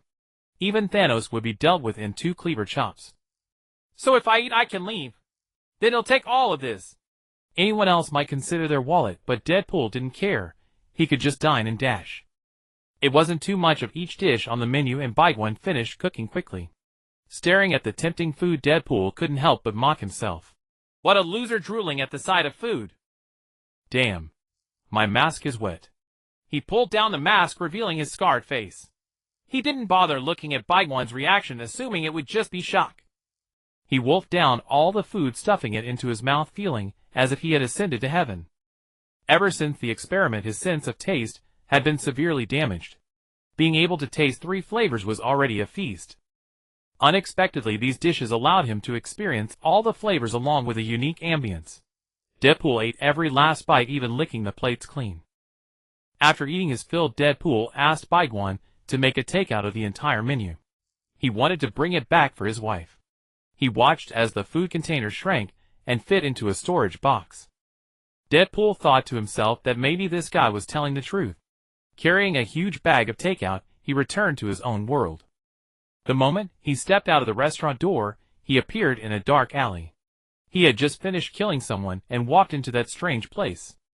He looked back at where he came out, even slashing the air with his knife. Everything seemed like an illusion, but the large bag in his hand reminded him that it was all real. He tied up a gangster on the street, took out a takeout box, and poured the entire contents into the gangster's mouth. "My name is William Klein. I was a gangster. One night, as usual, I was about to rob some passing kid or just freeload. Suddenly, a guy in a Redan black hood jumped down from the building and tied me up. I had heard about him from my boss. His name was Deadpool. A superhero who liked to kill. My boss said if I ever met him, I should run as far as possible, or if I couldn't just stand still, raise my hands and not move. Maybe he'd let you go if he liked the look of you." He opened a small box that began to expand slowly, and a strong smell of Chinese food wafted out. Then he poured that whole pile of Chinese food into my mouth. Was I going to die young? But instead of stomach pain or body aches, I felt an indescribably wonderful taste. I seemed to see a strangely hot creature with a human body and a pig's head dancing. Though I had no idea why I saw a pig-headed person at that moment, I felt the ultimate bliss. My throat was sore from being stuffed, but having tasted such delight, I inexplicably asked, "Can I have another?" That superhero looked at me with a strange expression, then glanced at the box in his hand, and seemed to understand. He picked up a newspaper from the street and stuffed it into my mouth. "You've got guts. I'm in a good mood today, so I won't kill you. Watch yourself." Then he leaped away and disappeared. From that day on I worked hard and soon became a gang boss. After becoming the boss, I occasionally heard about him killing other gangsters or tycoons. I didn't pay much attention. Until he came for me again. That day I thought I was going to die. His blade was about to strike me. Perhaps out of the regret of dying I shouted at him, dancing pig-headed person. The blade stopped. He looked at me with some confusion. I told him I was the small-time gangster he had force-fed that day. He didn't kill me that day. He told me this was an exception, and if he ever saw me in the gang again, my 5 limbs would be separated from my body. Later I left the gang and started running restaurants. Soon my restaurant spread all over the world. Thus I became a successful person I never dared to dream of. In 2089 the autobiography of the most successful chain restaurant owner in history was written. In the morning Bai Guan woke up refreshed and leaped out of bed. After the Deadpool left yesterday, a reward was triggered: first contact with high energy. The system rewarded Bai Guan with Deadpool's 2 blades. Checking Deadpool's world through the system, he saw Deadpool bringing food home to his wife, confirming that this was the Deadpool from the standalone film. The Deadpool in the standalone film used 2 reinforced blades made of special materials, without the veneer-coated edges from the comics. Last night, to test the strength of the 2 blades, Bai Guan took out a sheep. First he struck it with an ordinary ninja kunai, carving a wound about 3 centimeters deep with some resistance. Then he struck it with a regular ninja sword, also cutting a wound with some resistance. Next he drew the Deadpool's twin blades, and swung them down with both hands simultaneously. There was no resistance at all, as if cutting through a block of silken tofu. It even gave Bai Guan the feeling that if he simply placed the blades on the sheet, gravity alone would cause them to slice through. The ninja sword and kunai clashed against the twin blades, sparking a burst of flames. Then the ninja sword and kunai snapped. No wonder Deadpool cut through anything so effortlessly in the movie. Satisfied, he hung the 2 blades on the wall in his room as decorations. Bai Guan disliked going out, and in his own restaurant he was invincible. No matter how sharp or incredible these blades were, they could only serve as ornaments or gifts. But if he did go out, how could he not have a suitable weapon? Although Bai Guan didn't know dual-wielding techniques, the blades were sharp enough. If they could cut through anything, what need was there for techniques? Then came a dull day. I picked up a piece of pork specially supplied by the system and minced it with the blade, watching the mincemeat wrapped in translucent skin rolling freely in the boiling pot. The enticing aroma began to spread, and I could almost see the hilarious scene of diners fighting tooth and nail for it. When the last bowl of wontons was placed before the diner, his gaze shifted from anticipation to craving, then to unwavering determination. After eating and drinking to his heart's content, he pulled out a somewhat flat wallet. I smiled, flashed my 100,000 banknote, and waived his meal fee. He was immediately overcome with gratitude. Ah, such is the life of a wealthy restaurant owner, boring and monotonous. At night Bai Guan and Alita didn't have dinner because Bai Guan suddenly craved roasted whole lamb. Perhaps it was Big Wolf's excessive praise, or simply his own appetite. In any case, Bai Guan prepared a roasted whole lamb. Alita expressed no objection. Clumsily tearing at the freshly roasted lamb with her hands, Alita blew on her fingers to cool them. She could have turned off her temperature perception pane and tactile systems, but she didn't. After days of Bai Guan's indoctrination, Alita had begun to enjoy this pastoral life. Moreover, the dishes Bai Guan made were all delicious, never tiring. Dipping the roasted lamb in the dry spice, the aroma of the meat, the crispiness of the skin, and the kick of the chili assaulted Alita's taste system. Seeing Alita's expression from eating roasted lamb, Bai Guan wondered if he should try different new dishes every day from now on. When eating for himself, he could buy ingredients from the system, though it lacked the ambience. But it was a good way to practice. For the restaurant, introducing a new recipe every now and then was enough. The existing menu items were already more than sufficient for the customers.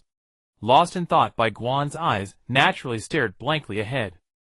Alita, sitting across from Bai Guan, was caught by his direct gaze. A flush inexplicably rose on her face. She realized that whenever her boss looked at her, she couldn't control her skin system. She wanted to escape his gaze and return to her room, but she couldn't bear to part with the delicious lamb, so she kept her head down and ate. Time passed bit by bit, and the two of them finished the entire roasted lamb. Alita ate most of it. Her body contained a small food energy converter, which turned what she consumed into energy for her heart. The unusable parts were destroyed directly inside her body. She was a true goddess, a goddess who never needed to relieve herself. After resting for a short while, the finger that Alita had replaced with a universal part yesterday began to glow. After glowing for about 10 seconds, the universal part emerged from the light. Does the universal part consider the human body the best upgrade? Bai Guan asked Alita. No, this is not a human finger. It is a machine, yet it transcends machinery. It possesses all the functions of a machine, but can also be a human finger. As Alita spoke, her finger began to extend forward from the joint, revealing the mechanical structure unique to a robot at the connection. The finger returned to normal, indistinguishable from a human finger in both appearance and touch. Suddenly Bai Guan thought of something, and said to Alita, Alita, try this. With that he gave her the method for extracting chakra. Alita tried and said, I still can't extract chakra from my body, but this finger of mine can absorb something similar to chakra from nature and store it. The energy level is quite high. The substance similar to chakra that you absorb from nature is called Sin chakra. It has higher energy density and more functions than ordinary chakra. If the perfect parts upgraded and replaced by the universal part can absorb Sin chakra, that means they can absorb external energy. Then as you encounter more worlds, you can absorb more and more energy. For example, the spiritual energy and immortal energy of cultivation worlds, the faith of divine paths. In other words, as time goes on, the energy you store increases, and you grow stronger and stronger. However, I still recommend that you first upgrade your body a Grey Wolf's place, then gradually replace parts with the universal part. Finally absorb some Sin chakra or other energies. You might even be able to go back and blow up your world. Alita was also startled by Bai Guan's speculation, but the thought of revenge being within reach filled her heart with joy. Ding, a guest arrived. Seeing the newcomer, Bai Guan exclaimed inwardly that the system was incredible. Where is this? Are you a monster? My instincts tell me you're strong. Let's fight. Saitama didn't care about danger, he craved danger. He hadn't felt this sense of crisis since he became strong. He kept challenging monsters that looked strong, but they all ended up being taken down with a single punch. Even the so-called Sea King the other day was just a front, unable to withstand one punch. Today, on his way to buy groceries, he ended up in this place. But after noticing Bai Guan, the disappointment from missing the supermarket discount vanished completely. Now all he wanted was to fight this man. Alita's eyes widened at the fighting stance of the bald man before her. She couldn't detect any energy in him, but the density of his muscle tissue and the speed of his reflex movements amazed her. Knowing Saitama's regret, Bai Guan said, "Come at me, Saitama. Today I'm going to knock you down a peg." Saitama was an honest, single-minded man. If Bai Guan refused to let Saitama attack, Saitama would beg shamelessly.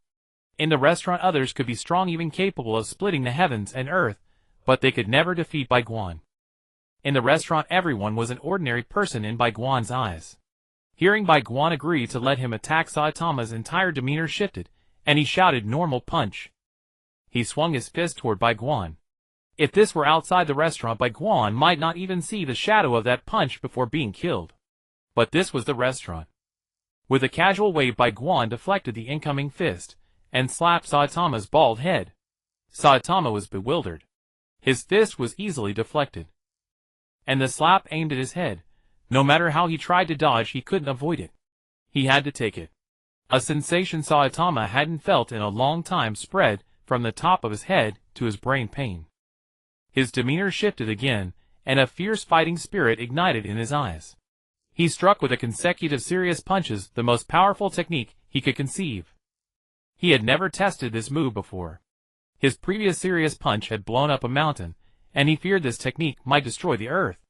But facing someone this strong, Saitama figured even if the earth exploded, a good fight would be worth it.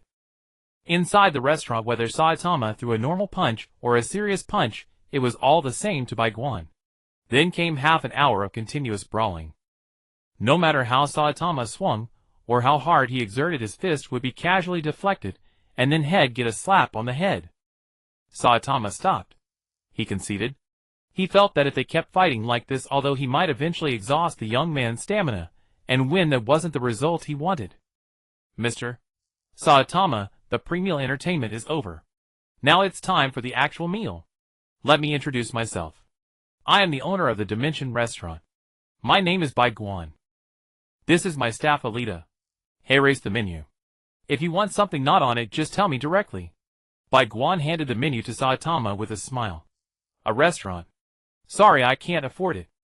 It's free. And you can come once a week. Moreover, I can spar with you whenever I have time. If a normal person had fought with Bai Guan for so long, and found him completely at ease, they would probably kneel and beg to be his disciple. Of course, Saitama and Goku were exceptions. They only grew stronger from fighting. Although Saitama's setting was already overpowered, he truly was the type to get stronger the more he fought. Since it's free, you'll have this one. Saitama pointed at the steak on the menu. After 10 minutes, a steak was placed before him. The moment the steak entered his mouth, the tender beef savory juices and aromatic sauce exploded on his palate. Since going bald and living in poverty, Saitama had never experienced such culinary torment. He devoured the steak in a few bites, but still craved more. Just as he was about to stop, another steak appeared in front of him. Looking up, he saw Bai Guan nodding at him with a faint smile. Saitama understood. This was the unspoken bond between the strong. Before leaving, Bai Guan packed a lot of food for Saitama, making him overjoyed. Boss, what was that man? He seems like an ordinary person, yet he possesses such an incredible physique. Alita asked, watching Saitama leave. He inadvertently broke the shackles of humanity, but the price was gradually losing his emotions. He's already invincible in his world, and invincibility is very lonely. So when he saw me, he couldn't resist challenging me. He's strong. If he hit you, he could reduce your body to ashes with one punch. However, you can also grow infinitely, and your growth rate isn't limited by mentality. You might become stronger than him in the future. Come on, let's rest, Bai Guan explained carefully. Back in his room, Bai Guan's lips curled up. He had triggered another reward. Ding detected extreme satisfaction from otherworldly guest Saitama. Initiating reward draw. Draw successful. Reward gained bald mode. Activate hair falls out. Deactivate hair grows back in 1 week. When activated, power multiplied by 10. Duration 1 hour per activation. Cooldown 1 week. Bai Guan. The sudden baldness left him dumbfounded. Powerful as it was, using it meant going bald. Waking up in the morning, embracing the sun. Full of positive energy. Though I obtained the bald mode last night, it's still a life-saving skill, isn't it? With confidence comes arrogance. Bai Guan, whose total attribute points were a mere 3.5 the day before, now looked down on ordinary Genin thanks to the bald mode. Of course he meant ordinary Genin. A Millennium Genin like Naruto was something else entirely. Even elite Jonin would steer clear of him. Bai Guan was a bundle of troubles, and a magnet for chaos, yet the thought of activating the bald mode in 2 or 3 weeks to achieve cage-level burst power filled him with excitement. Then, he could get some gadgets from Wei Tailang and become invincible. The afternoon meal was as dull as ever. A line of ninjas who had saved enough money queued up, and 2 with a grudge started fighting. Bai Guan promptly added them to the blacklist. The blacklist had existed for a while, but the ninjas never took it seriously until they were placed on it, realizing they could only feel regret and helplessness. Kidnapped Bai Guan. The former Hokage, the current Hokage, the Hokage's wife, and even the reclusive Uchiha clan were regulars at the restaurant. Many nearby restaurants had closed down. They united to complain, but to no avail. In the end, they could only engage in peripheral businesses. Kill Bai Guan. Even more impossible. The fight started because they all wanted to taste Bai Guan's dishes.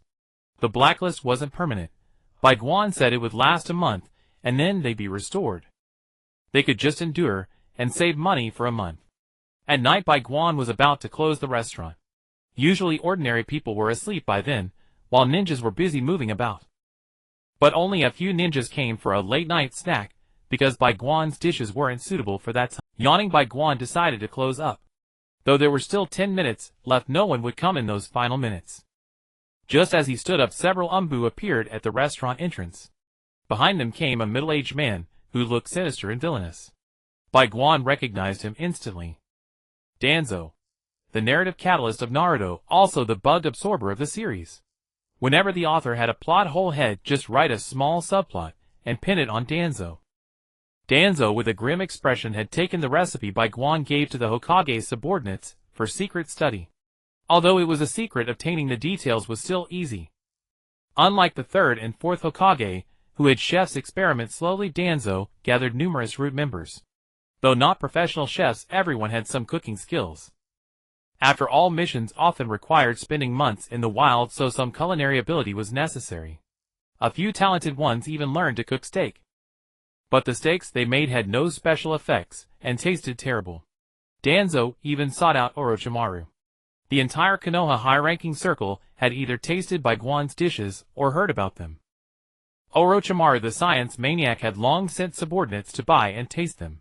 Then he had to have one portion every day. Despite intense research, Orochimaru's conclusion was that this was just an ordinary dish. This baffled him.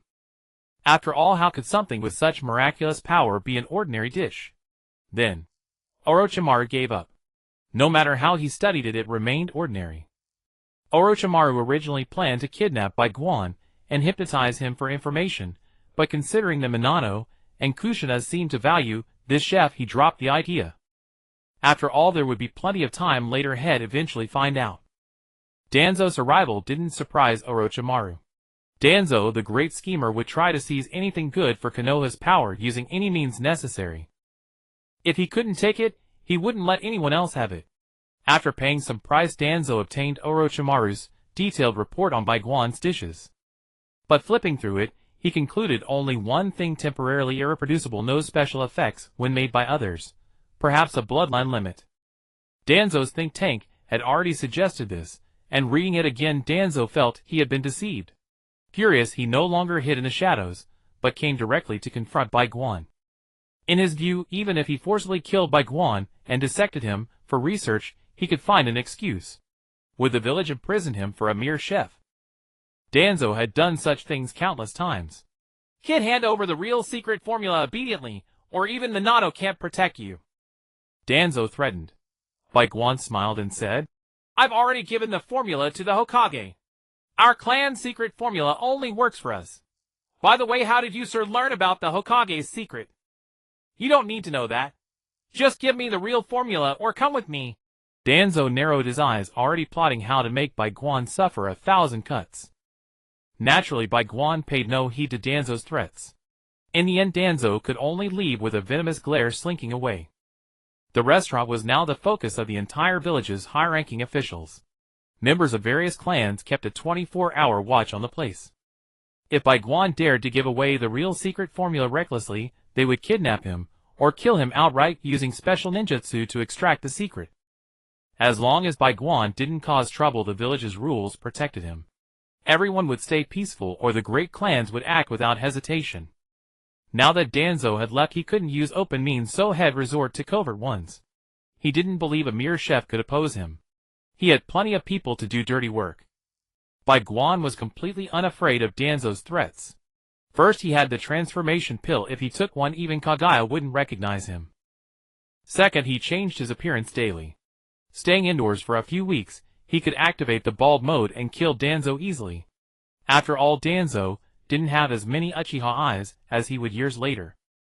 Ignoring Danzo, Bai Guan closed up and began setting up the restaurant. Today was the last day of the first week. Hui Tailang and the others had agreed to come tonight.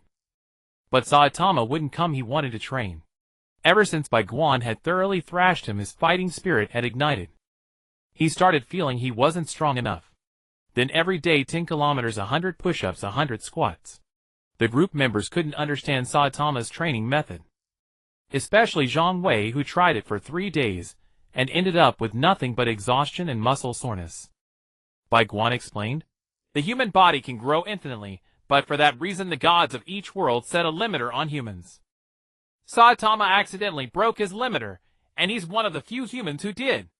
After breaking the limiter, he grows every day, but there's a daily limit, so overtraining is useless.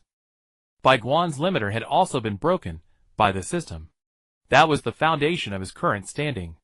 Jintoki nodded in understanding and said, I knew it. How could an ordinary human become such a freak? I'm already strong, but I still can't beat some aliens. He had trained hard in the past, only to realize on the battlefield that his pinnacle might be some alien starting point. After the war, Jintoki stopped training. No matter how much he trained, he couldn't defeat some aliens. Today you can bring people along. Don't bring too many, the restaurant can't hold them. Hui Tailong Zhang Wei and Satoru Fujinuma were overjoyed. They had wives and girlfriends. Last time Hui Tailong gave Satoru Fujinuma a paralysis glove for self-defense. When he touched someone they'd be paralyzed. Unexpectedly, while protecting a female classmate, he accidentally paralyzed the criminal, saving her and catching the culprit.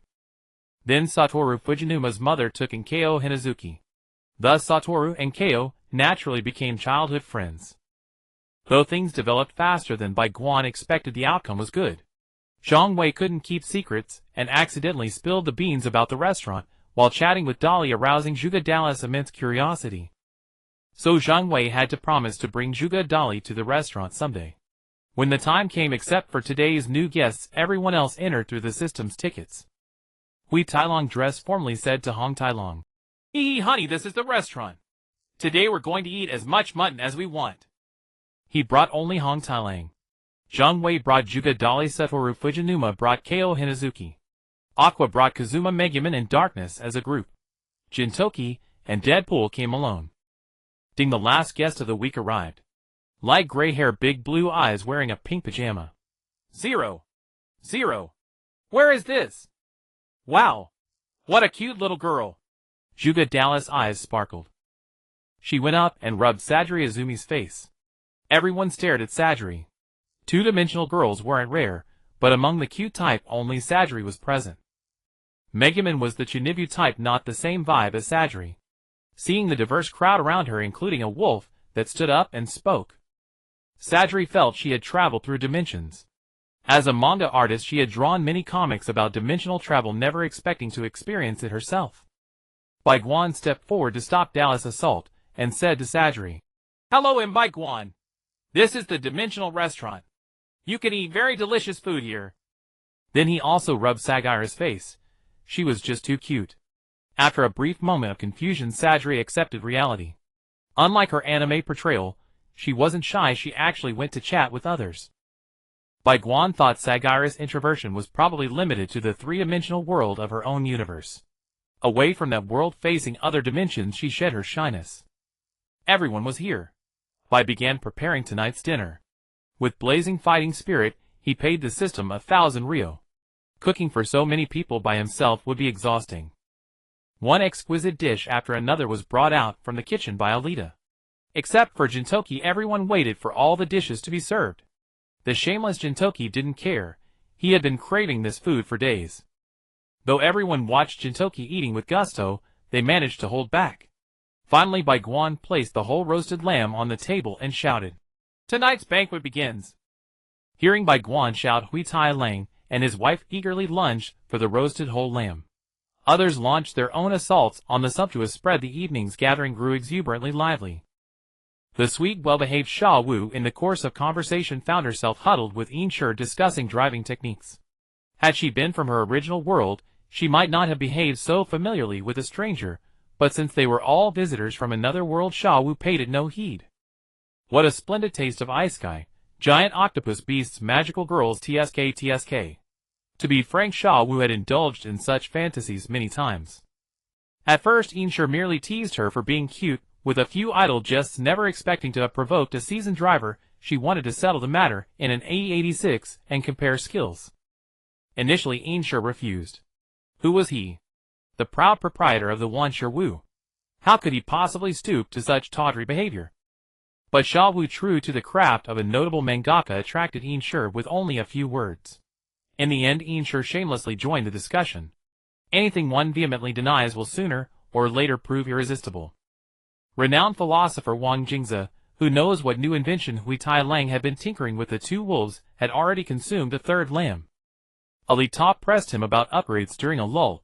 As he drank, Hui Tailong explained, Your body is a standard human frame. The upgrades you ask for are essentially large-scale weapons of destruction.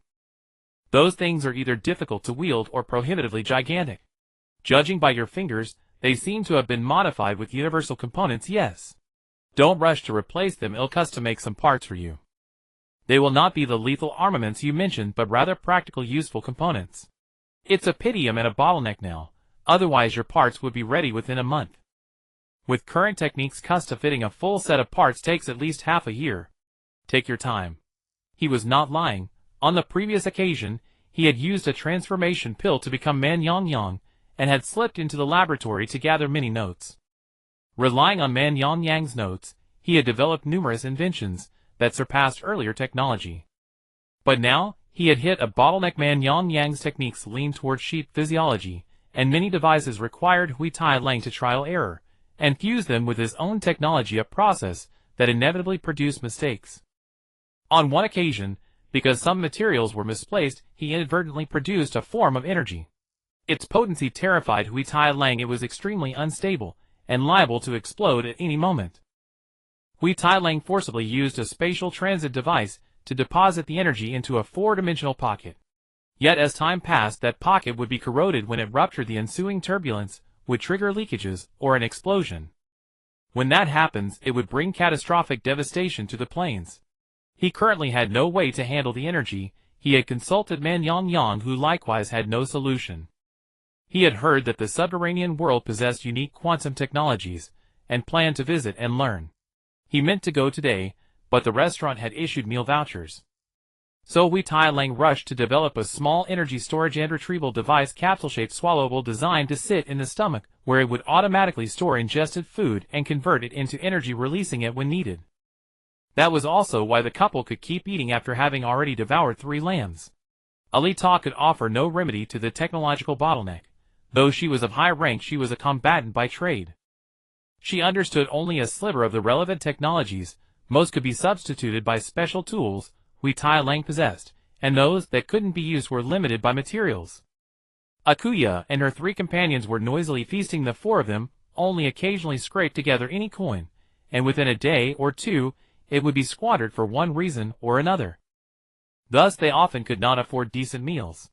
Heejun was pitifully weak in both attributes, and skills fit only for odd jobs in the town. Hui spent her days flinging explosive spells at the undead castle, each time suffering the consequences. She practiced daily, but had shown no improvement. The Kuinic at least could go out and hack a couple of slimes for coin. She could have farmed more lucrative undead, but did not. Each time she returned, she was sticky all over with a look of bliss on her face. Perhaps the warrior's temperament could not restrain the urge to wildly hack slimes as catharsis, returning drenched in sweat. That was the likely explanation. Occasionally Heejun's reckless hands would attempt a pickpocket on a pretty girl, and end up arrested for molestation. After paying bail, the 4 would go hungry for a day or 2. As for Akuya, I am the august goddess of water. Only they shall toil to serve me.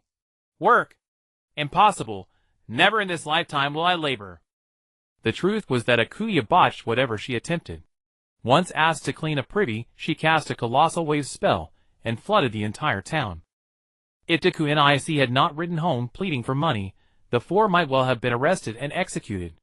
Now they simply kept Akuya at home to keep her from causing mischief. She hardly ate much anyway. This time, the 4 had come for a free dinner, and ate with abandon. After all, the fare was exquisite, and could be packed to go. It would sustain them for half a week. Enjoying the meal, they even joked about selling the useless goddess to the proprietor. Perhaps, then, they could eat like this forever. Bai Guan protested. No, I won't be sold. Nearby Zhuge De Li and Zhang Wei seemed on different wavelengths. Zhuge De Li mused whether the joining of worlds was quantum mechanics or space folding. Zhang Wei, for his part, kept remarking how delicious the dish was, and insisted on packing extra to take home. How did Zhuge De Li come to fancy Zhang Wei? Was it his honest nature? As for Tung Jiaowu, Chuyu Jia Dai, who had been abused as a child, ate a few bites, then clung to Tung Jiaowu, crying. After learning the answer from Hui Tai Lang, Alita sat beside Bai Guan. The 2 ate in companionable silence. Finding mere eating dull, Bai Guan paid the system for a premium beer, an indulgence reserved for when otherworldly guests dined at the restaurant. When the drink appeared, the system's beer proved unlike ordinary brews. It was a fruit wine made from an unusual fruit called Pai Longqua, bulbous above, and tapering below, its exterior studded with red spines. When sliced open, the pulp was black and emitted wave after wave of peculiar aroma. The sought incher watched the cask gleam in his eyes. The barrel had been fashioned from some unknown timber. If wine aged in that cask for over a year, it could refresh the spirit and heal psychological ailments. simply put an antidote to negative effects. Money changes things. The system accelerated the barrel's aging, granting the wine the effects of a year's maturation at once. Full goblets were poured for Inshur Akuya and her 3 companions Zhang Wei and Zhuge Dali. The others were either underage or wolves interested only in lamb. Would Bai Guan really let minors drink? Of course not. There were non-alcoholic options. Pai Longua wine used only the pulp. The peel was edible. Though unattractive and slightly astringent, the peel's flavor was richer than the flesh. They brewed wine from the pulp and pressed the peel with a touch of orange and apple into juice, truly nothing wasted. Xiao Wu beside Inshur clamored to drink. The little girl seemed to shed some restraint upon arriving. The Pai Longua juice quieted her complaints. Children should not drink. Though she cast Bai Guan a reproachful glance, the juice's concentrated flavor traveled downward from mouth to stomach. Then it traveled back upward from stomach to head. A rich, fragrant sweetness rose, and Xiao Wu, who had taken a rather large gulp, felt slightly tipsy. Inshur beside her sipped the fruit wine with relish. Wine and juice offered different pleasures. Compared to the juice's intense perfume, the wine was clearer and delicately sweet. It danced persistently on the tip of the tongue. The more one drank, the more concentrated the sensation became, until at a certain point it would erupt. It made sweetness bloom from within outward, not merely a sensory sweetness, but one that ran from the heart through the body, the sweetness of love, the sweetness of kinship. Sweetness both imagined and unimagined suffused him. 100 couples displaying affection would only amplify the sweetness Inshur felt. He could not stop drinking. He had fallen for the sensation. He had known little sweetness, the warmth, when his master took him in, as a child, the comfort of comrades, who covered his back as he charged forward. The last time had been bitter, when he severed his master's head. The master's blood had splashed into his mouth. Since that moment Inshur had never again tasted sweetness. That was why he had repeatedly rebuffed the goodwill of so many admirers. He feared he could not give them that sweetness. His enemies were too many, and too formidable. He did not want to endanger them. Beyond those enemies, unknowable threats loomed around everyone he cared for. He could not leave. Tears began to fall from him, seen only by Bai Guan. Each person reacted differently to the Pai Longua wine. Akuya and her companions were carefree, their drunken joy uncontainable. Zhang Wei and Dali drank and looked at one another. Their romance had blossomed suddenly. They had not yet discovered the sweetness of being in love. That was why Dali eventually left Zhang Wei. Their relationship emitted no romantic sweetness. Dali felt like a candy that would not dissolve, fruit flavor without sweetness. At first the novelty may tempt one to indulge, but in the end one spits it out. Candy without sweetness provokes curiosity, but lacks the resolve to be consumed again and again. Many cannot bear the absence of sweetness. Like Lu Zichu, some can endure it like Inshur. This goblet of Pai Longua wine let them fully taste sweetness, but none would seek a second cup soon. Overindulgence leaves one bloated and in need of digestion. Bai Guan tried the fruit wine, as did Ali Ta. Bai Guan sipped only a little, and then declined more. He had been an orphan dependent on state aid until fortune smiled. He casually bought a lottery ticket, and won 30 million, which he banked, and lived off the interest month by month. Thus he stayed cloistered at home. A single sip to taste a fragment of sweetness sufficed.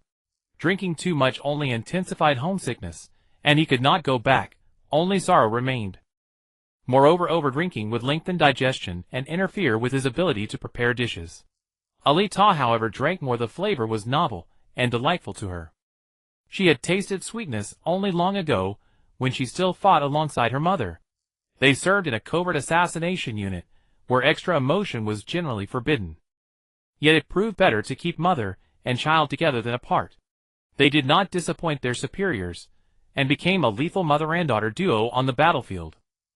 And then, there were the days at the Ida hospital. That was why Ali Ta could be so readily swayed by a few words from a petty thug, and feel a surge of affection. As she drank, Ali Ta began to gaze at Bai Guan, her cheeks flushed with a tender rose. In the morning Bai Guan awoke. To be honest, he felt a bit weary. Last night everyone had partied until 5, and only when the sky began to lighten did they slowly disperse. Fortunately, the restaurant tables would automatically clean themselves once the dishes were removed. Otherwise Bai Guan wouldn't have even had those few hours of sleep. As usual, he made wontons and soup dumplings. But this morning very few people came for breakfast. only a few idle members of the great clans or passing wealthy merchants. However, even the merchants who came today were in a hurry, mostly taking away or eating quickly and leaving. Bai Guan thought for a moment, and suddenly recalled Xi and Nai. Could it be that Xi and Nai was about to give birth in the next couple of days? The entire village was on alert, so even the Umbu, who usually liked to come for breakfast and then sleep soundly, couldn't come. Perhaps that was it. After all, only major events among the higher-ups or war could alter the course of Konoha. This could also explain why the couple had suddenly stopped coming. Knowing the situation, Bai Guan decided it was time to run. After all, when the Ninetales and Obito came, although they couldn't do anything to him inside the restaurant, his peaceful days of running the restaurant would certainly come to an end. But where could he go? The Ninja World War had just ended not long ago, and people in every village were highly wary of outsiders. Moreover, many villages were in a stage of power transition. Even if he managed to establish a foothold, it would only be a matter of time before his unusual nature was discovered. Wouldn't the outcome be the same as in Konoha? System, is there any good solution? I just want to quietly run a small restaurant, watch some real-life anime, and maybe find 2 beautiful 2D girls. Why do so many things happen every day? Bai Guan had never really thought about what he would do if the Ninetales came. Beef mission issued: go to a new world to find special ingredients e.g. blood and flesh of spirit beasts, immortal beasts, divine beasts, and strange beasts, spiritual herbs, immortal herbs, divine herbs. Auxiliary item: random medium energy world shuttle device, uses 0-2. Reward 2 random special ingredient recipes. I love you, system. A medium energy world is like the Naruto world where Bai Guan currently resides, one that can utilize special energy for large-scale destruction. A world like that of Hui Tai Lang does not belong to the energy level classification. It is a strange world, because some of Hui Tai Lang's inventions are not bound by time, space, or even dimensions. Such worlds that are not constrained by energy, or those that leapfrog current technological bottlenecks to produce advanced technology, are classified as strange worlds. Determining the energy level of a world depends on whether that world possesses cyclic energy, energy that can be reused.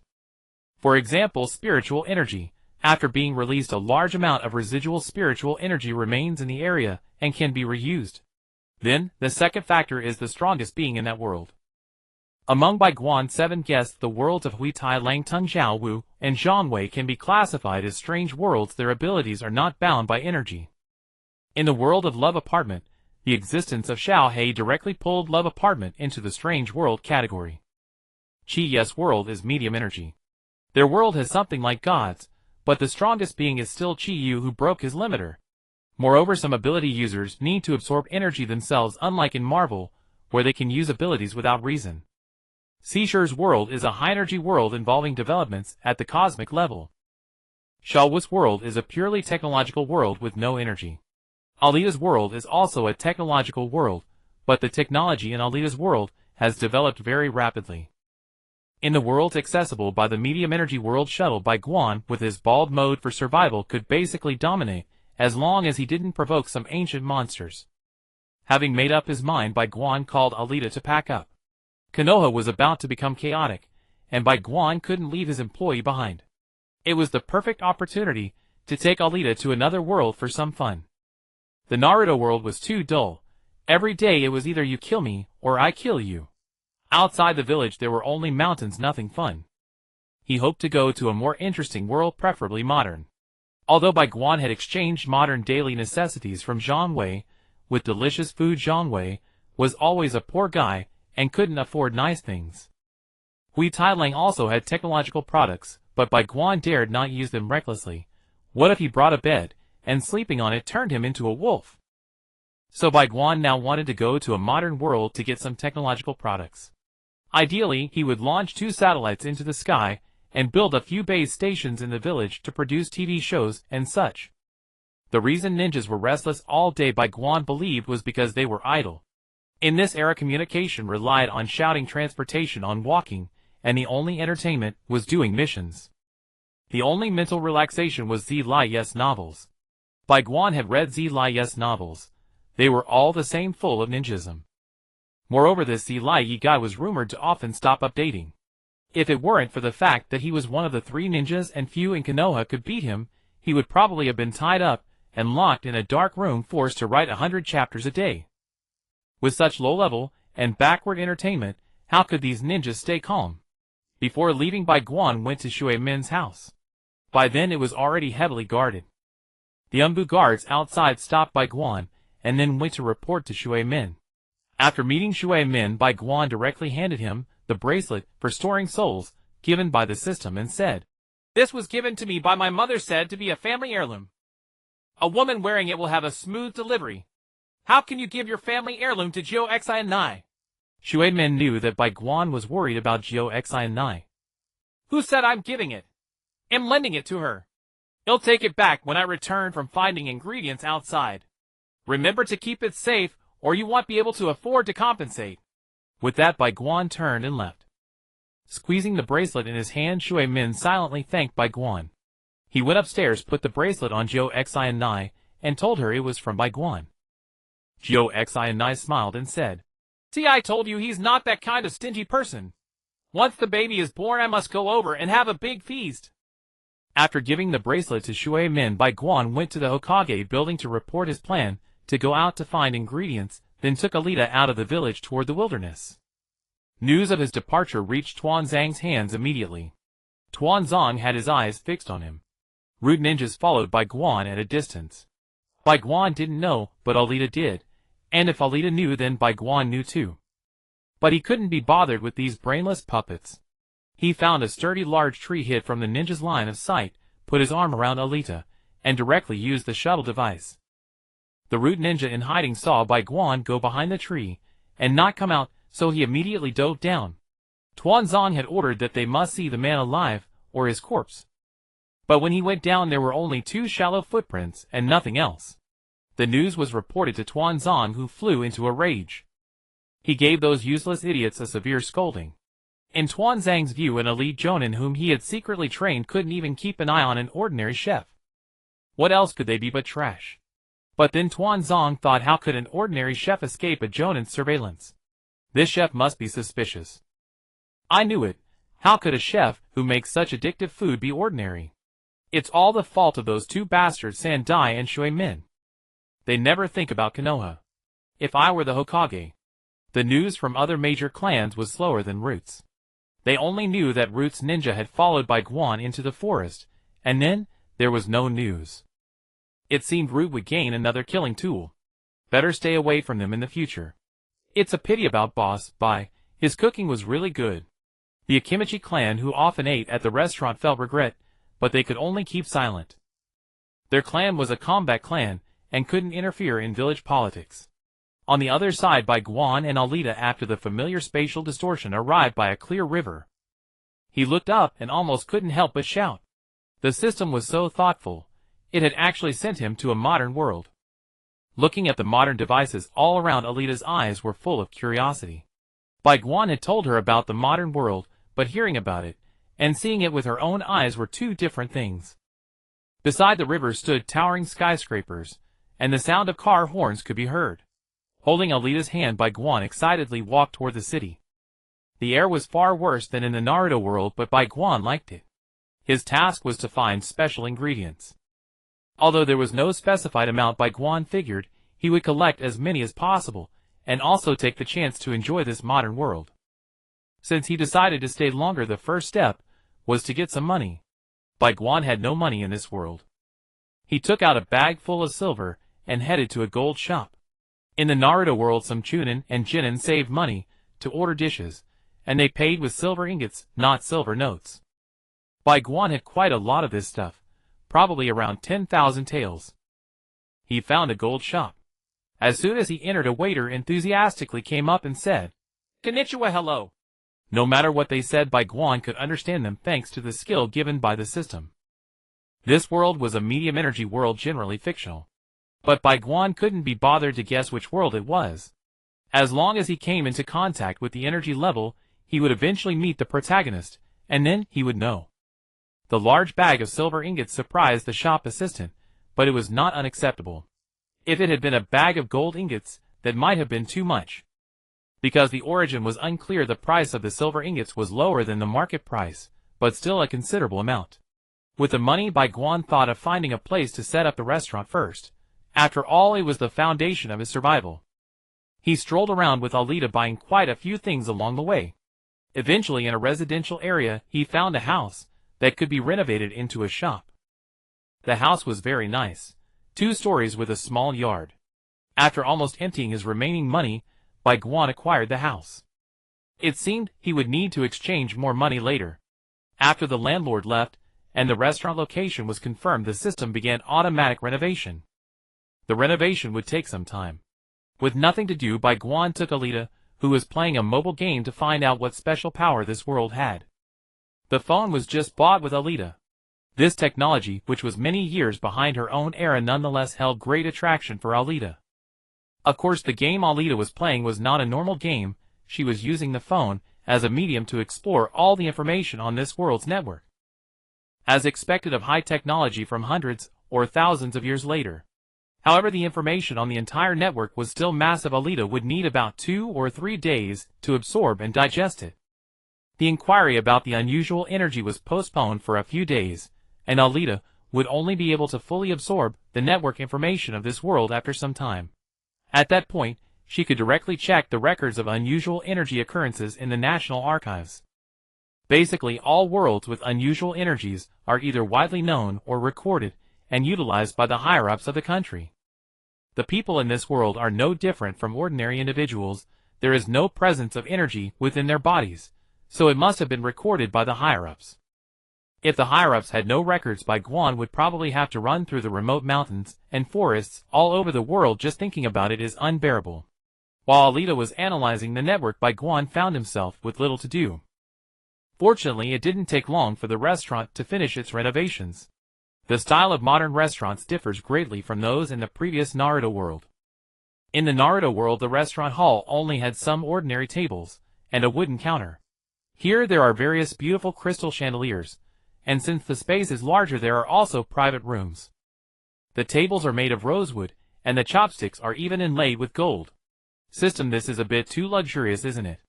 But I like it. Bai Guan couldn't help but joke while looking at the lavish decor. After the renovations, Bai Guan hung up the open sign. However, after waiting for a long time, no customers arrived, and Bai Guan suddenly realized, damn, a new restaurant is located in a residential area. What am I even waiting for? Originally, he planned to push a small cart for promotion, but Bai Guan remembered that in Japan food carts seem to be prohibited, and even if allowed, the various required procedures are exceedingly cumbersome. After much thought, Bai Guan decided to advertise. In this modern society, the most efficient way to attract customers is through advertising. He exchanged the silver notes from the system for real silver, and went back to the jewelry store he initially visited.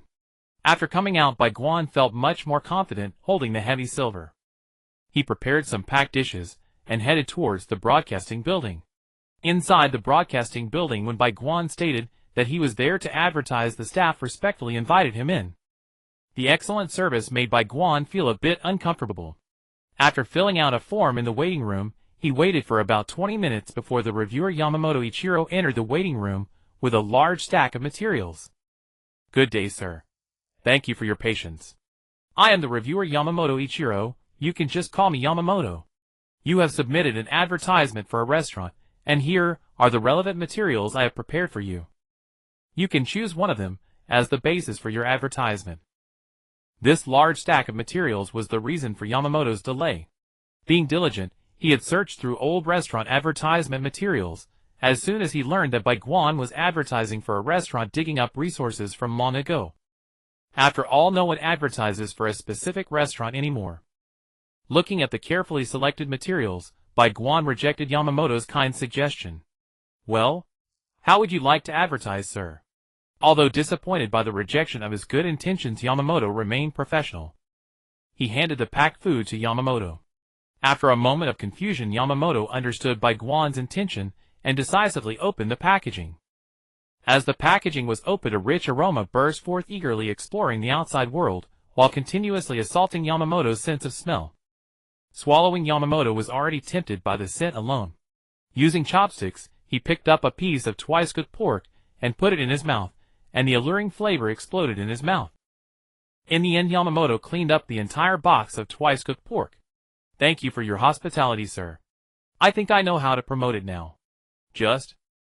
Could I trouble you for another portion? I need many people to recognize the promotional plan I envisioned. Yamamoto sincerely said after wiping his mouth. Bai Guan placed all the packed dishes on the table and handed Yamamoto a card. This card contains 10 million yen. I want the best promotion. If that's not enough, I have more. In reality, Japan's entertainment industry's actual revenue is not very high. 10 million yen is only about 650,000 yuan, which is barely enough to air an advertisement once or twice in China. However, in Japan it can secure a fixed few minutes of advertisement during a certain time slot, and occasionally even appear on television. After handing the card to Yamamoto, Bai Guan left, leaving Yamamoto excited. Yamamoto was very grateful for Bai Guan's trust. Gritting his teeth, he took the packed dishes and headed towards his superior. Although advertising is highly effective, it doesn't happen overnight. Back at the restaurant, Bai Guan started to feel bored again. Although the restaurant's location wasn't great, it was still by the roadside. At this moment, a stretched Lincoln stopped outside the restaurant. Two plump individuals, a man and a woman, got out of the car. Yamada and Iguchi had been married for 10 years. Both were heirs of wealthy families in the country, and 15 years ago, they had run away because they were unhappy with their arranged marriages. By chance, the two met and fell in love at first sight. They lived happily in a foreign land, but within 2 years they were found and taken back by their families. While they were together, both concealed their identities, believing they were just ordinary people. They thought their love would end once their families brought them back, but unexpectedly they met again as bride and groom at the engagement banquet arranged by their families. Surprised and confused, they looked around, greeted by the smiles of their family members offering blessings. In fact, their meeting was also arranged by their families merely to prevent them from feeling rebellious about their arranged lives. The elder of the Yamada family set up a trap. He had been directly assigned a marriage in his youth. This left some shadow on the elder of the Gongsun family, who did not want to see his descendants walking the same path. After discussing with the Iguchi family, they allowed both young people to go free, then orchestrated various coincidences to see if the two could get along. After learning the full story, although both were dissatisfied with their family's arrangements, seeing each other made their anger dissipate. Not long after, both families held a grand wedding, and the two walked into the hall of marriage. As time passed, they began managing valuable industries within their respective families, and due to their union, more young people from both families found their own homes, marking a very successful family alliance. Later they became idle, and spent their days enjoying good food. Over the years, having tasted a majority of the world's delicacies, they happened upon Bai Guan's restaurant today. With a keen eye, Yamada immediately noticed the rosewood dining table peeking through the restaurant, realizing it was likely run by someone formidable who preferred to remain hidden in the world. Honey, do you think this restaurant is good? It looks like a very ordinary Chinese restaurant, Iguchi whispered to Yamada, observing the restaurant's decor. Yamada nodded. Don't underestimate this simple decor. Though minimalistic, everything exudes excellence. For example, this table is made of rosewood, and just this table alone is quite expensive. It could very well be a restaurant run by a formidable chef from China. And haven't we only tried dishes from 2 provinces of Chinese cuisine? That's true, honey. Although Iguchi didn't quite catch the specifics of Yamada's previous commentary about rosewood, she did grasp that the restaurant's owner must be a remarkable chef, particularly one specializing in Chinese cuisine. Bai Guan, who had been on the verge of falling asleep, was awakened by the couple's chatter, and quickly got up to hand over the menu, saying, "What would you two like to eat?" Iguchi opened the menu, frowned upon seeing only 4 dishes, all of which she had already tried. This made her feel immensely disappointed, even though she had entered with high expectations. Such was her character. Even if she could tell at a glance that it wouldn't taste good, she had to try it. Yamada felt the same way. After receiving the menu, Bai Guan went to the kitchen. The couple had ordered 1 bowl of wontons and 1 steak. Soon the dishes were ready and placed before Yamada and Iguchi. The couple's formerly furrowed brows relaxed instantly as the dishes were served. The two spoke not a word, their forks and chopsticks swiftly attacking the delectable dishes before them. With a start, they found themselves unable to stop, often ordering a second serving before finishing the first. It wasn't until the 5th dish was finished that they finally ceased their feasting. At this moment, they leaned back, their bellies round and content, picking their teeth with toothpicks. After a brief pause, They requested takeout, leaving behind a card with the words "no need for change." Bai Guan, who had intended to check the card's balance before letting them leave, noticed the stretched Lincoln waiting for them outside. Starting anything is difficult. Perhaps the advertising had begun to take effect as the restaurant gradually started to attract customers. By evening, this newly opened restaurant was surprisingly packed. In fact, there were even more customers than in the world of Naruto.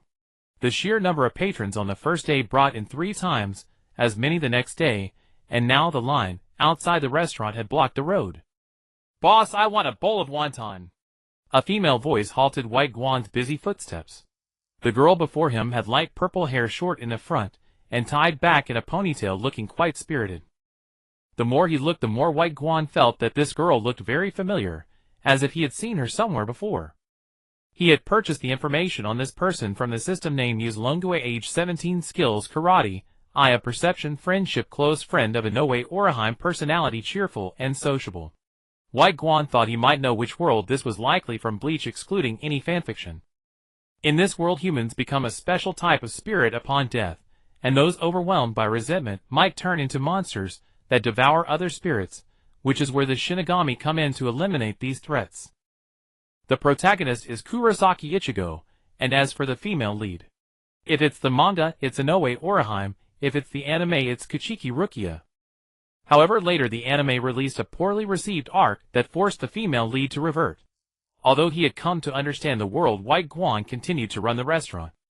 One must see things through to the end. At the very least, he needed to manage today's customers first, as Bai Guan was a very dedicated person. The next morning, Bai Guan prepared over 1,000 wontons and several hundred soup dumplings in the store, asking Alita to cook them for the customers. Today he planned to inspect the school where Kurosaki Ichigo attended. If Ichigo was still in high school, then the timeline could be confirmed; if not, Inoue Orihime would suffice. It would just require a few more inquiries. Fortunately, Bai Guan looked just over 10 years old, allowing him to blend into the school, though he was lacking a school uniform. Thus he set his sights on a group of delinquents nearby eating hot dogs. "I'm Yamamoto Ikiru, a 16-year-old high school delinquent. Today is a sunny day, and I've brought my brothers to eat hot dogs outside the school." Passers-by continuously discussed a restaurant, praising its delicious food. "I don't think so. How good can food really be? After all, it's just food, like the hot dog in my hand. Though I've never been there. Plus, isn't the main purpose of eating just to fill your stomach? What does it matter what you eat?" In truth, Yamamoto really wanted to try the praised delicacies, but the money he had on him wasn't even enough to buy a single soup dumpling. He wouldn't dare eat without paying. If caught, he could end up in a juvenile detention center. He's been there twice before, and it was nothing short of hell. He woke up at the same time every day, went to bed at the same time, had meals at fixed times, and chatted at set intervals. He felt like an emotionless machine stuck in prison. So with no money, Yamamoto could only eat hot dogs with his brothers and make small talk. As they ate hot dogs, I suddenly spotted a kid who looked like a first-year high school student approaching them, and I thought I could have some fun, maybe even extort some protection money. I got the idea. He looked soft and tender. He must have plenty of money. I signaled to my brothers, putting on a fierce expression, and approached directly. "Hey kid, this is our territory. If you come in, you must pay for protection." I saw him extend his delicate hand, thinking he would immediately hand over the money, but then, wearing a stolen school uniform, Bai Guan confidently walked into the school right in front of the security guard. Being young has its advantages. No, I was already young. Speaking of which, anime high school girls are all so beautiful, with curves in all the right places. TSK. However, Bai Guan's intent was not to admire the girls. After wandering around the campus, he couldn't find Kurosaki Ichigo or Inoue Orihime, but unexpectedly ran into Chad. He's really big. He's got to be around 2 meters tall. The average height in this country is only 1.55 meters. How did he grow so tall? Finding Chad also helped confirm the timeline. He was always by Kurosaki Ichigo's side, and Chad, well, to put it bluntly, he's an honest guy. He is also willing to help others, as long as it doesn't involve personal privacy. Just ask directly. "Chad, and Bai Guan from Class XX. I need to find Kurosaki Ichigo, but he seems to be missing." "I heard you are close with him. Do you know where he went?" Bai Guan approached Chad directly. Chad looked at Bai Guan and said, "Ichigo." He's taking a leave of absence at home. If you want to find him, he'll take you to his house after school. Thank you so much. He'll be waiting for you at the school gate after class. What a good person. See what it means to be a good person. This school day went by surprisingly quickly. Bai Guan only played on his phone for 2 hours before school was over. As the flow of students poured out of the school gate, Chad stood out too much. Being tall and big with few friends, the area around him was completely empty. Walking alongside Chad, Bai Guan felt rather small. A few delinquents he had beaten earlier approached him with more of their buddies, and Chad stood in front of Bai Guan attempting to shield him. Although Chad could easily take them all down with a single punch, he had made promises to his grandfather and to Ichigo. He would only resort to violence for Ichigo. After seeing Chad take a few punches without fighting back, Bai Guan suddenly remembered something. Pulling Chad aside, Bai Guan swiftly dealt with the delinquents. His speed and swift actions left Chad momentarily stunned, though he did not react further. Afterward, Chad brought Bai Guan to Ichigo's house. He pressed the doorbell.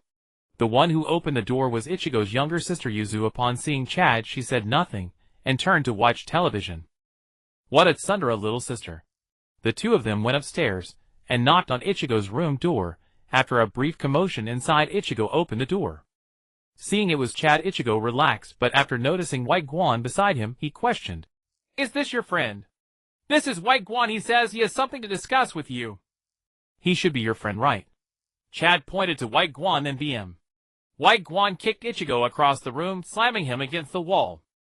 The reason for this kick was to gauge Ichigo's strength. If Ichigo couldn't evade, it would mean the plot was just beginning. If he dodged, it would be after the Soul Society arc. If he countered easily, it would be post-Hollow arc. However, Ichigo did not dodge this kick, indicating that the plot was indeed just beginning. "Hello, Kurosaki Ichigo. And Kuchiki Rukia." After kicking Ichigo, Bai Guan said. Inside the room, Rukia burst through the sliding door with a fighting stance. Chad's arm also transformed into a dark hue, glaring menacingly at Bai Guan. "Don't be nervous, I'm just here to meet you, and I have a message for you." It wouldn't be good for Bai Guan to actually fight the protagonist group. Rising from the floor, Ichigo clutched his stomach, grimacing. "Then why did you kick me?" Bai Guan's kick had been too sudden and too powerful. Ichigo barely had time to evade. "Just checking your strength. After all, in a few days Rukia's older brother will come to capture you." "It seems your strength isn't quite up to par." Upon hearing Bai Guan mention her older brother, Rukia suddenly tensed. "Are you talking about Kuchiki Byakuya, and also Izumirenji?" After confirming, she realized it was indeed her brother. Rukia sank into a chair, looking utterly dejected. Bai Guan tossed a business card to Ichigo, saying, "You can come to me if you need help." Then he left Ichigo's house without looking back. Bai Guan certainly wouldn't directly help Ichigo fend off Kuchiki Byakuya from taking Rukia, as that would attract the attention of the Shinigami from the Soul Society. The business card only had one name on it: Ichigo, cunning villain. After confirming the timeline, the next step was to find Urahara Kasuke to get some Zanpakuto. Zanpakuto can be generated in two ways. One is when spiritual pressure reaches a certain point, it generates automatically. The other is through a Zanpakuto known as a white blade, which through constant honing merges its spiritual pressure with the wielder to become a Zanpakuto. In the Soul Reaper school, those with insufficient spiritual pressure usually awaken their Zanpakuto using this method. It'll take some white blades back to upgrade my group members' levels. Otherwise, every time trouble arises, they come looking for Bai Guan, and he'd be overwhelmed. Back at the restaurant, Bai Guan shared his thoughts with Alita. Bai Guan wanted to gradually help Alita become a powerhouse, so that he wouldn't have to enter bald mode whenever trouble arose. His hair was still quite important. Additionally, he notified the group. "In a few days, he'll be bringing some white blades. You'll be able to hone your own Zanpakuto then." "Zanpakuto? What kind of sword is that?" Deadpool. He had always used two swords, but they were starting to wear down. But he couldn't find a suitable replacement. "It's a special type of blade. Each person can have 1 to 3 of them. Once obtained, they can be upgraded in various ways. It's quite powerful." "Bai Guan, I've been looking forward to this day for so long. I didn't expect it to come so suddenly." "Shopkeeper, can I have a Zanpakuto now?" Jintoki, he was also a swordsman, yet he was still using the discounted Lake Toya sword from a TV shopping channel. He had always struggled to find a suitable blade, and with his wallet empty, He couldn't afford custom orders. So he settled for the Lake Toya, which felt decent, was cheap, and had higher hardness than ordinary swords. It might be possible in a few days. Bai Guan. Suddenly the group erupted in chatter. Can I have one? And just an ordinary person. Fujiwara Masaru. An ordinary person who can time travel. Bai Guan. Fujiwara Masaru. In recent days, Grey Wolf had taught Fujiwara Masaru how to control his unique abilities. Now, he could travel back up to 12 hours, though it could only be used in his own world. Don't worry, everyone can use it, even Saki. If you have any questions, just ask Jintoki. Bai Guan. He closed the group chat, letting them bother Jintoki instead. He needed to prepare to host the first otherworldly guest from the new world. At night, the familiar ringing sound echoed. A young man dressed in red and white appeared dazedly at the entrance of the restaurant. This person looked quite familiar to Bai Guan. He used to watch his Ultraman Digga as a child. Looking at the bewildered Dagu, Bai Guan spoke first. You are Dagu, right? Have you turned into soup, or rather have you become light? Upon hearing Bai Guan's question about whether he had turned into light, Dagu excitedly drew his gun. He had accidentally transformed into light while fighting monsters yesterday, a secret known only to him.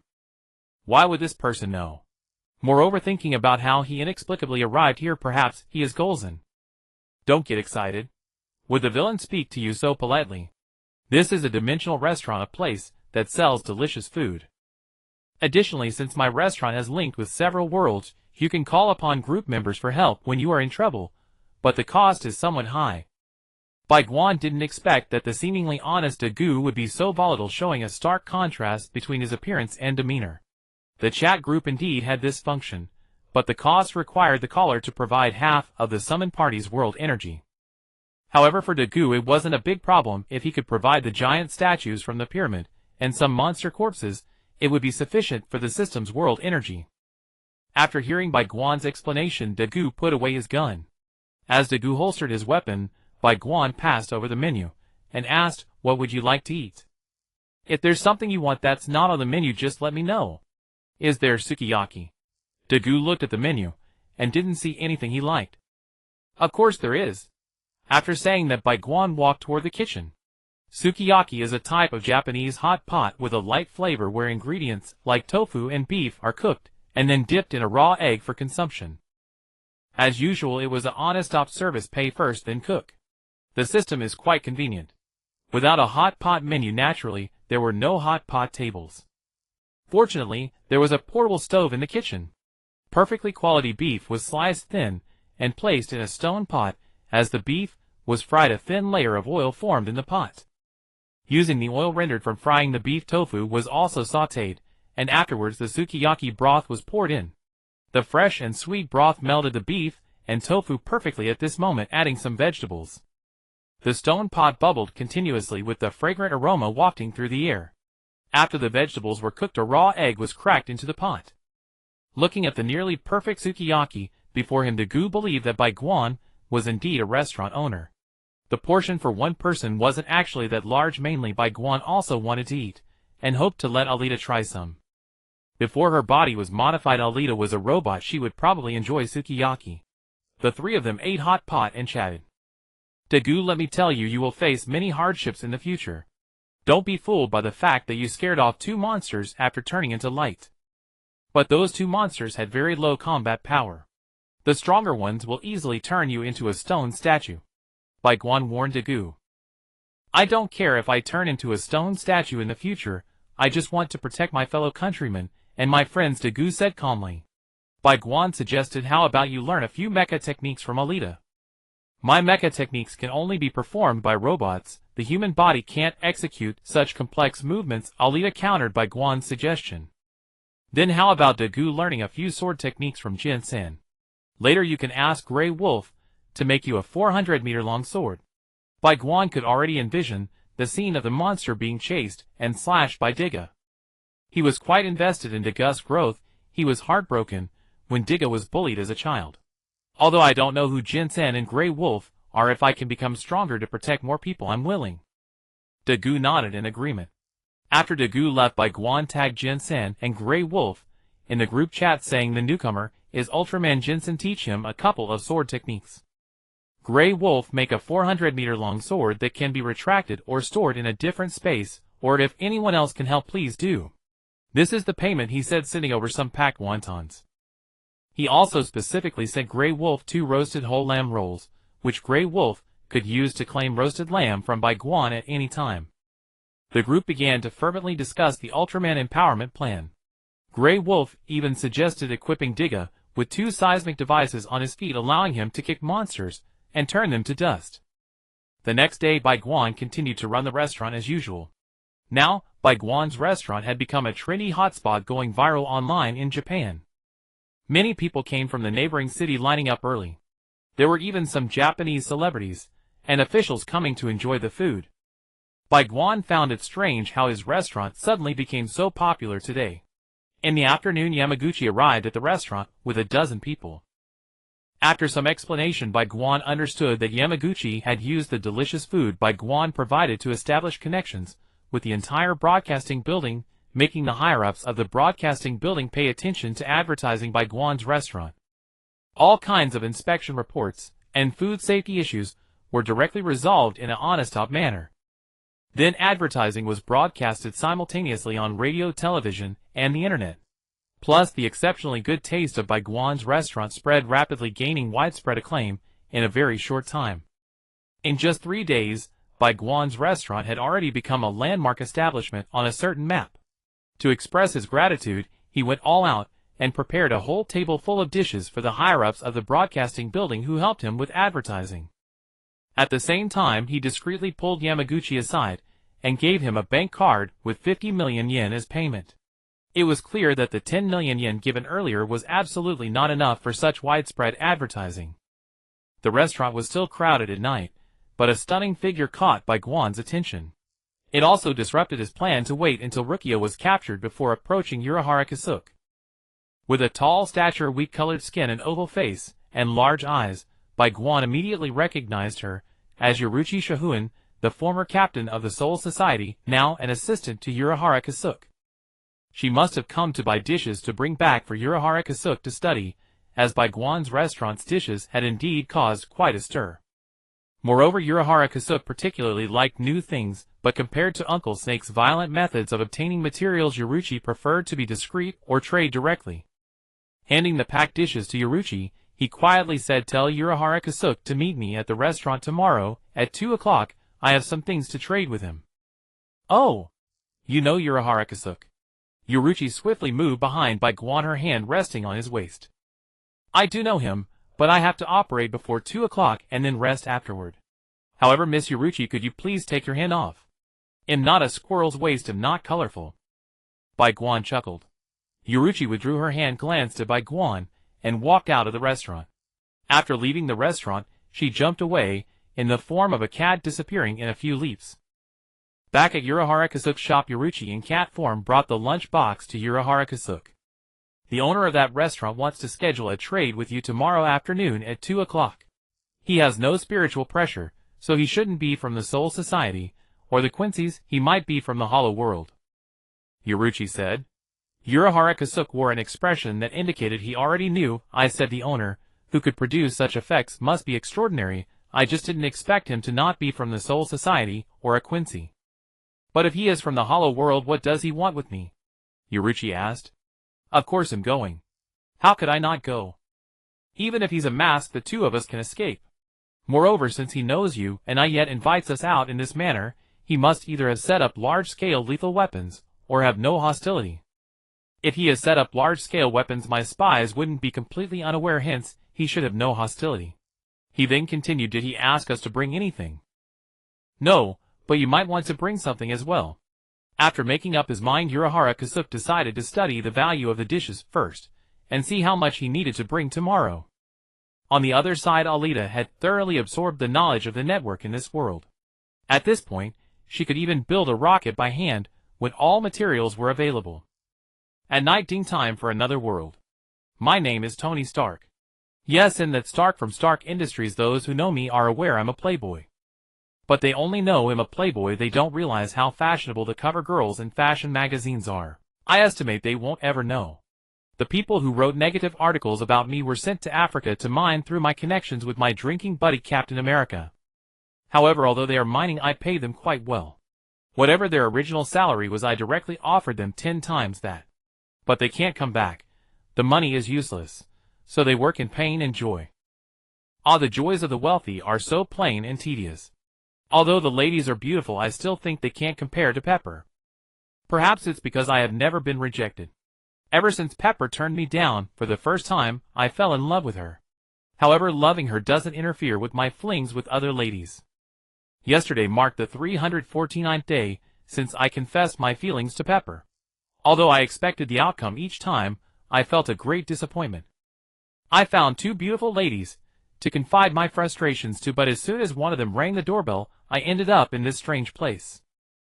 This place looks quite well decorated, blending simplicity with luxury. However, I want to know how I ended up here from my heavily protected home. The boss of this place has arrived. I hope to get a perfect explanation. Welcome to the Dimensional Restaurant. What would you like to eat? If it's not on the menu, you can tell me. Tony was somewhat disdainful, thinking that, as a billionaire, what delicious food hasn't he tried? He rolled his eyes at Bai Guan and said, "Do you have anything that has the effect of spinach, but doesn't taste like spinach?" "Of course we do. Just a moment." Bai Guan went to the kitchen, obediently paying. He had no idea such a thing existed, but the system should know. However, this time, the system did not control Bai Guan's body, but instead tossed a jar of seasoning to him. Spinach concentrate powder, a powder condensed, without losing any spinach nutrients. Just sprinkle some into the dishes to achieve the desired effect. Is this how it works? He casually boiled a bowl of wontons and sprinkled some spinach concentrate powder into it. He then placed it directly in front of Tony. "This doesn't look like spinach at all," Tony said, looking at the wontons in confusion. "Just take a bite and you'll know." Tony, somewhat skeptical, used his gadget to test for poison before scooping a wonton into his mouth. Soon Tony devoured the wonton in a whirlwind. It had been a long time since he had eaten something that could whet his appetite so much. Aside from being delicious, there's no difference. However, with your skills, I should hire you as my exclusive chef. Name your price. As long as it's not too outrageous, I can accept. Tony wiped his mouth and said to Bai Guan. Pointing at Tony's chest, Bai Guan said, "Why don't you check your body?" This remark flustered Tony. Could there be poison that his gadgets couldn't detect? After checking, Tony discovered that the toxin content in his body had unexpectedly dropped to 0. He was astonished, his mouth agape, as he stammered, "How did you do that?" "This is a special seasoning I created. Just sprinkle a little and your toxins will be suppressed." Bai Guan held out the spinach powder. Looking at the spinach powder in Bai Guan's hand, Tony suddenly asked, "How did you know I had toxins?" "Isn't that obvious? This is the Dimensional Restaurant. As the owner, wouldn't I know about the guests who come here?" "Alright, that explanation is actually quite good." Throwing the spinach powder to Tony, Bai Guan added, "I know a scientist friend. You might be interested in having a chat with him." "Scientist? No thanks, I'm already a top scientist in the world," Tony said confidently, in the same field. But in front of him, "Your armor is just a toy." This time Tony got angry. "Impossible. Where is he? I want to meet him." After Tony left the restaurant, he automatically joined the chat group. "Where is the scientist that the owner Bai mentioned?" Tony asked directly the moment he entered. "Hui Tailang. He doesn't seem to be around today. What, do you know him?" "Sure. I don't know him, but I heard from the owner Bai that my mech is like a toy in his eyes. I want to meet him." "Tony." "Oh, I see. I don't know how powerful your mech is, but it's probably still not as strong as Hui Tailang. After all, he can build a spaceship with his bare hands." Wu. Yesterday, Hui Tailang sent a video to the group showing his skill of building a spaceship with his bare hands, and then he flew into the sky in the spaceship he built. Maybe that's why Hui Tailang is offline today. Build a spaceship with bare hands? Impossible. No one can do that. Tony. He didn't believe anyone could truly build a spaceship with bare hands. Ding sure sent you a video. It was the video Hui Tailang sent yesterday. Tony. The next day. Today was the day Bai Guan was to trade with Pu Yuan Shiju. Yoruchi had been pacing outside the restaurant all morning, still very vigilant. The morning rush passed, and the noon break arrived. Pu Yuan Shiju and Yoruchi appeared at the restaurant entrance as promised, followed by a small truck. After studying Bai Guan's dishes last night, Puyuan Shiju discovered that eating them seemed to elevate his soul, and for a soul reaper, soul elevation meant an increase in power. So he took the trade very seriously, finding a small truck and stuffing most of the contents of his shop into it. With his long stagnant power finally rising again, Puyuan Shiju could barely contain his excitement. Puyuan Shiju entered the restaurant and stopped Yoruichi from scouting the surroundings. In his view, both of them were technical experts, and such a trade didn't require any underhanded tricks. Have you eaten? If not, join us for a meal. Bai Guan asked Puyuan Shiju. Puyuan Shiju squinted his eyes and said, Since the owner is so gracious, how could I refuse? Not at all, not at all. Your inventions are renowned. My little creations are nothing worth mentioning. A mutual exchange of compliments beneficial to both parties' feelings. And Puyuan Shiju clearly enjoyed this, the corners of his squinting eyes beginning to curve. After entering the kitchen, Bai Guan quickly stir-fried a full table of dishes. He never held back on himself. Savoring the delicious food, feeling the impact of the artistic conception, and the elevation of his soul, Puyuan Shiju felt he could die without regret. He downed another large gulp of iced cola, washing away the summer heat completely. I can supply you with 100 dishes every day, and in return I only need some white blades and hollows, said Bai Guan, looking at the satisfied Puyuan Shiju. He wanted to capture a couple of hollows to see if anything on them could be eaten, since the only beings carrying anomalous energy in this world were Soul Reapers, Quincy and Hollows. He couldn't very well eat Soul Reapers, or Quincy could he? Alright, it's a deal. Puyuan Shiju agreed immediately. Bai Guan's request was far too simple. Just some white blades and hollows in exchange for 100 dishes that could increase one's power. Puyuan Shiju felt he had made a great deal. He took a white blade from the items on the truck and tossed it to Bai Guan. I brought these white blades this time. I'll bring the rest tomorrow. Looking at the truck full of items, Bai Guan felt he might have asked for too little. After sending off Puyuan Shiju, it was another busy day of cooking. The modern world was good, but information spread far too quickly. More and more people were crowding into the restaurant, and Bai Guan felt he could barely keep up. At night, Bai Guan hung up a notice that read, due to the overwhelming number of customers starting today, purchases are limited to 5,000 servings per day while supplies last. Each person may buy at most 2 servings. Please inform each other. After writing it, he took a photo with his phone and posted it on a chat app. Although Bai Guan's restaurant had only been open for a few days, it already had a large number of fans. This was the chat group they had formed, where they usually talked about how long they had queued today and how much they had eaten. But as soon as Bai Guan's purchase limit announcement came out, the group exploded. From then on, among the ticket scalpers resold, there was a new type: restaurant queue tickets. After resting for a while, accompanied by the restaurant's bell, a muscular man with purple skin appeared. He held a tattered cleaver in his hand, a large syringe sticking out of his shoulder. After a brief moment of confusion, upon entering, the purple skin Mundo shouted at Bai Guan. Ah, Mundo thinks you're a big sissy.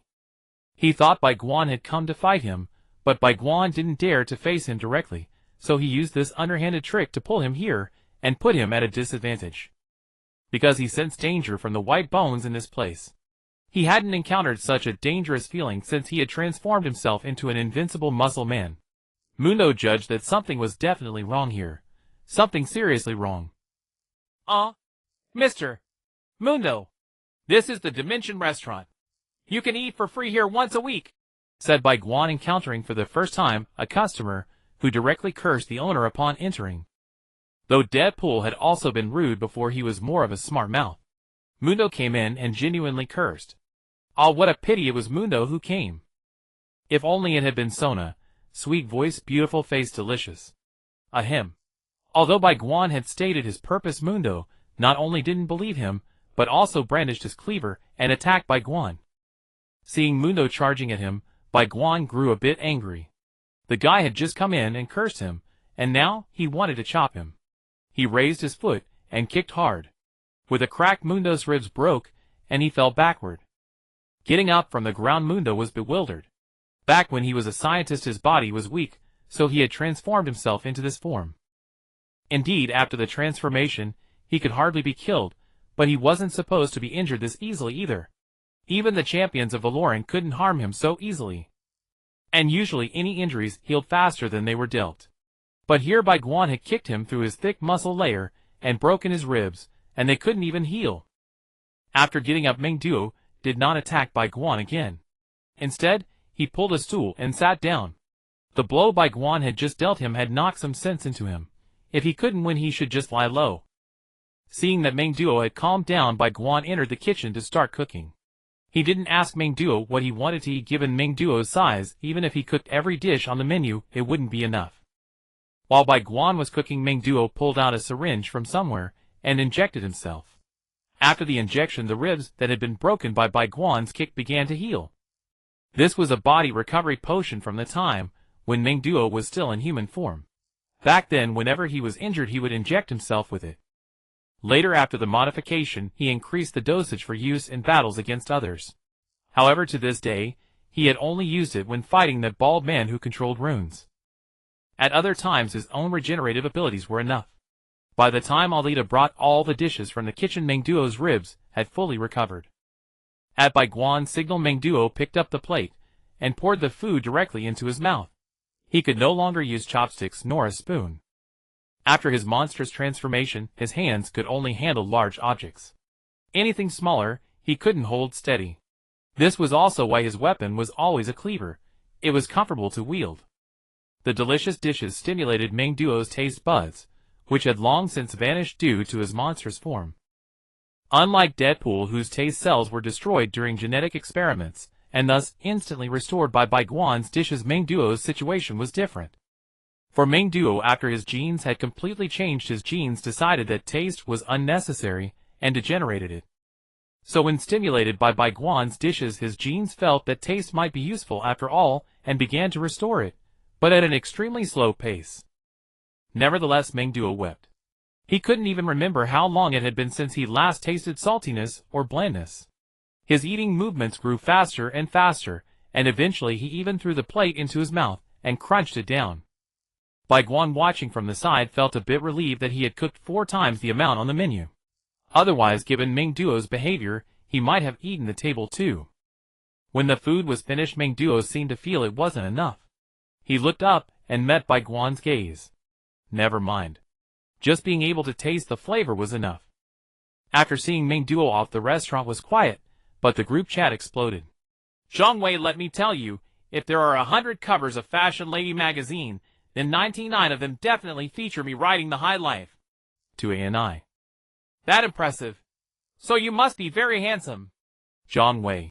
Handsomeness is secondary, the most important thing is money. Believe it or not, I happen to be the world's richest man. To ANI. I don't believe it. Would the richest man talk so frivolously? I have a friend who, like you, lives a life of luxury, yet he can't even pull out $100. Zhang Wei. Don't be so sure. Next week he'll bring something good to open your eyes. To ANI. The lively To ANI, after joining the chat group, quickly got along with the other guests. To ANI, I looked at the mecha you sent yesterday. Some parts are quite exquisite. Hui Tailong.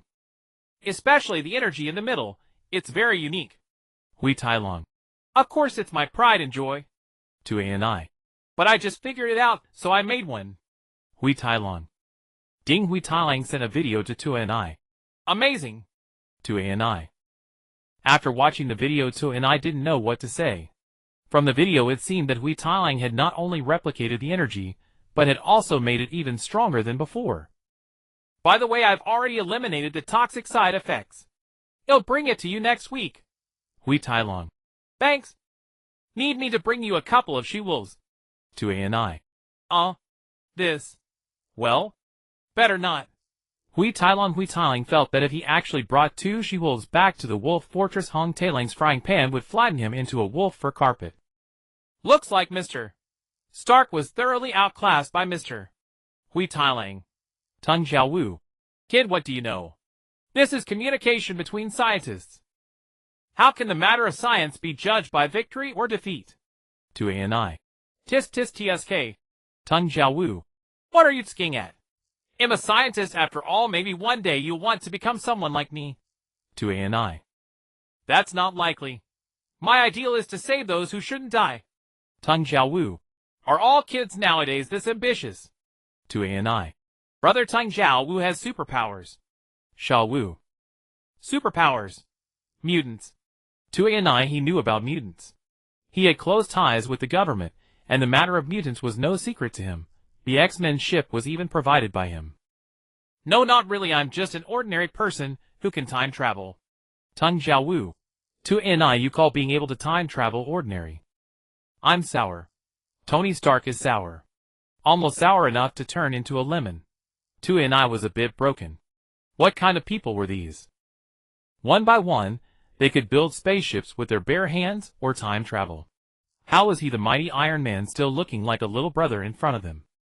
I heard someone talking about me. Yo! Isn't this Iron Man Stark? See sure. Are you? See sure. To Anai, he seemed to recall his subordinates mentioning a hero who dressed similarly to Spider-Man and acted violently. I thought only the bad guys knew about me. See sure. Do you know where Spider-Man is? I'm his fan. Can I meet him? See sure. Parker, he doesn't seem to like people who do bad things. Coincidentally, you seem to be that kind of person. To Anai Ding the madman of Zon, Meng Duo has joined the group chat. Meng Duo. How did a fool get in? See sure. It seemed Seashure's mouth was in need of some improvement. Meng Duo, who had been suppressed by Bai Guan, and was already simmering with anger, was now provoked by Seashure. Big girl. Meng Duo will. Then 773-inch. Meng Duo. Are you then with knife too? Seashure the two foul mouths started arguing. The argument grew more intense, and Seashure even submitted a cross-dimensional request to go over and slash Meng Duo twice. No need to guess. Bai Guan didn't approve. At this stage Seashure was no match for Meng Duo. Don't be fooled by Meng Duo cowering after a single kick from Bai Guan in the restaurant. That was only inside the restaurant. Outside, Meng Duo had magic immunity, plenty of gadgets, and unreasonable regeneration. Seashure simply couldn't beat him now. Maybe in the comics Seashure's home turf he could win, but in the standalone movie, if he got the belt, he might be able to trade blows with Meng Duo. The two argued while the group members watched the fun. After a while, when they ran out of insults, both went silent. I've obtained the white blades. You can merge and bond with them to forge your own Zanpakuto. I'm sending them to you now. Give it a try. Bai Guan. Seeing the lull, Bai Guan knew it was time to get down to business. Ding group owner uploaded file Zanpakuto Awakening Secret Manual. After uploading the manual, Bai Guan closed the group chat. After all, he had to learn it himself. He took out the twin blades he had won from Seashure earlier along with the white blade. Then he paid the system, and the awakening was successful. With the system, he could do whatever he wanted. The Zanpakuto awakened by the system was incredibly powerful, possessing not only the attributes of indestructibility and absolute sharpness, but also a soul attack attribute. Aim the blade at the enemy in front, pay 1,000, and swing forward. The enemy's soul will directly suffer slashing damage. Too powerful. The only drawback was that it required money. That damn money-grubbing system. Bai Guan suspected this bastard had once worked at some Tencent. Putting away the twin blades, Bai Guan took out a finer white blade and gave it to Alita. This was a premium white blade. Normally only 1 in 1,000 white blades would be of this quality. Among the white blades given by Pu Yuan Shiju, this was the only premium one. The night passed unnoticed. The next day at noon, Pu Yuan Shiju delivered the hollows and a small truckload of white blades to Bai Guan. After returning yesterday and thinking it over, Pu Yuan Shiju felt a bit uneasy about being so greatly favored. So he contacted his undercover agent in the Soul Society to buy many white blades. That should even things out. Though he was still making a huge profit. Looking at the ugly hollows, Bai Guan wondered how he could make them edible. Although a hollow was originally the soul of a human before becoming a hollow, Bai Guan considered them no longer human. Humans were monkeys before evolution. The 3 hollows were all grotesque. From one that looked somewhat like a pig, he cut off a piece of meat. He directly had the system tested. The system had many functions, but the only downside was that it required money. But that was normal. If it didn't require money, Bai Guan would suspect the system was his long-lost son. The system's analysis was very fast, producing a complete report in 2 minutes. Item: lower hollow leg meat. Effect: consuming increases soul strength by 1. The longer you eat, the faster the effect appears. Successfully making a dish completes 12 of the task. Side effect disgusting, extremely disgusting, the system's disdain. So this thing is actually edible. Bai Guan was a bit surprised. Given how ugly it was still edible. But the extremely disgusting part piqued his curiosity. When he practiced recipes, even the failed dishes were merely hard to swallow. How bad was extremely disgusting. Out of curiosity, Bai Guan used the hollow leg meat to make a stir-fried pork belly. When cooked, it smelled even more fragrant than ordinary pork. He picked up a piece and put it into his mouth. Bleh bleh. He spat it out as soon as it entered. The first taste was a rancid odor followed by a strong bitterness, and the other seasonings had no flavor at all. It was truly terrible. But Bai Guan suddenly smiled. Though it was disgusting, its effect was good. He sent the dish to the group chat with a note that it was a soul-enhancing dish. Ding group owner sent a food red envelope special stir-fried pork hollow. The moment it was sent, it was snatched by Tung Xiao Wu, who had nothing to do all day. Tung Xiao Wu was in elementary school and spent his free time lurking in the group chat. Looking at the stir-fried pork before him that emitted a delicious aroma, Tung Xiao Wu swallowed his saliva. He originally wanted to let Susan Ko eat first, but the smell was too tempting, so he picked up a piece and put it into his mouth. Bleh bleh. With his ordinary body, how could Tung Xiao Wu endure such indescribable awfulness? He nearly vomited his stomach out. After vomiting, Tung Xiao Wu once again sent the spirit meat to the group chat. It would be a shame not to let the lovely group members enjoy such a delicacy together. Why did you send it back? John Wei. It's so delicious, I feel guilty enjoying it alone. Tung Xiao Wu. Better to share joy with others than to enjoy it alone. Aqua has claimed Tung Xiao was food gift bag. Aqua, after you taste it, remember to send it back for them to try. Tung Xiao Wu. Of course, I, the great water goddess, would never keep it all to myself. Aqua. In truth, Aqua not only didn't want to send it back, but she also didn't want to share it with Kazuma and the others. How wonderful it would be to enjoy the food alone. So fragrant. The aroma of the meat made Aqua's mouth involuntarily water. Without even using chopsticks, she picked up a piece of meat with her hand and tossed it into her mouth. Bleh bleh. After resting for a while, Aqua recovered and understood Tung Xiao Wu's intention. Kazuma, come quick. The owner just made a new delicacy. Smell it, how fragrant. Aqua called out to Kazuma. Naive Kazuma, without much thought, scooped up a piece of meat and threw it into his mouth. Bleh bleh. A few minutes later. Megumin, come quick, there's something delicious. Kazuma began to torment Megumin. When sent back to the group chat, a few pieces of meat were missing. This dish is truly amazing. Come on everyone, have a taste. Aqua. Deadpool has claimed Aqua's food gift bag. Smelling the fragrant twice-cooked pork, Deadpool eagerly lifted his mask and tossed a piece into his mouth. The expression on his grotesque face changed from anticipation to regret. Bleh. Deadpool vomited so hard he nearly expelled his stomach and was so disgusted he didn't even want to put it back in. He cut it off with a knife since it would grow back in a while anyway. I've tasted it too. Deadpool. Isn't it especially delicious? Aqua. Super delicious. Oh my god, I've never eaten anything so delicious. Deadpool. Ding. Deadpool has sent a food gift bag. Saitama has claimed Deadpool's food gift bag. Is it really that good? Saitama asked himself as he looked at the fragrant meat before him. But then he immediately affirmed the answer: it was delicious. After all, it was from a man far mightier than himself. Just by smelling it, Saitama wanted to treasure the meat and savor the aroma during meals later. But unfortunately, he had to finish it and send it to others. He picked up a piece of meat and tossed it into his mouth, and Saitama's face darkened. But unlike others, Saitama actually swallowed it. Saitama thought this is a dish from the owner of the Dimension restaurant, who is far stronger than him. Surely he wouldn't use such a trick to harm him. Suddenly he felt an itch on his head. Reaching up to touch it, he couldn't help but roar. Holy crap! I've grown hair! Indeed, under the stimulation of the meat, his long-lost hair had returned. He sent the meat back to the group chat with an additional message.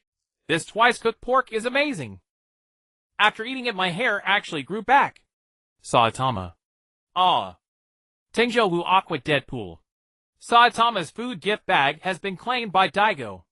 Having eaten a sukiyaki at the restaurant last time, Daigo couldn't forget the taste. The new dish shared in the group chat this time by Bai Guan was highly praised, and Daigo couldn't wait to taste. A captivating aroma wafted out. If the sukiyaki last time was a concentrated fruit candy, then this twice-cooked pork was a pot of intensely fragrant essence. Perhaps because Su was a spirit body and Daigo's current state mixed with light was similar to a spirit body, Daigo didn't find it disgusting at all. Instead, he felt quite delighted. Moreover, the light within his Tiga form had actually increased a bit. I've become stronger after eating this. Thank you, owner Bai Guan. Daigo. At the same time, he sent the remaining twice-cooked pork. Izumi Sajiri has claimed Daigo's food gift bag. Looking at the tempting meat before her, Sajiri didn't eat it immediately. Instead, she took it out to her brother.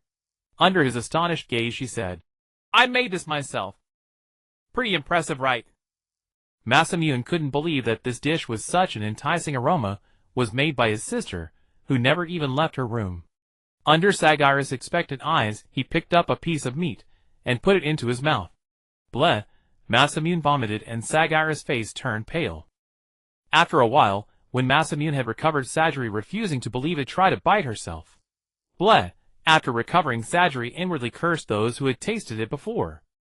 Such a disgusting dark cuisine, yet they claimed it was delicious just to trick me. But Sajiri didn't expose them. Better to share joy with others than to enjoy it alone.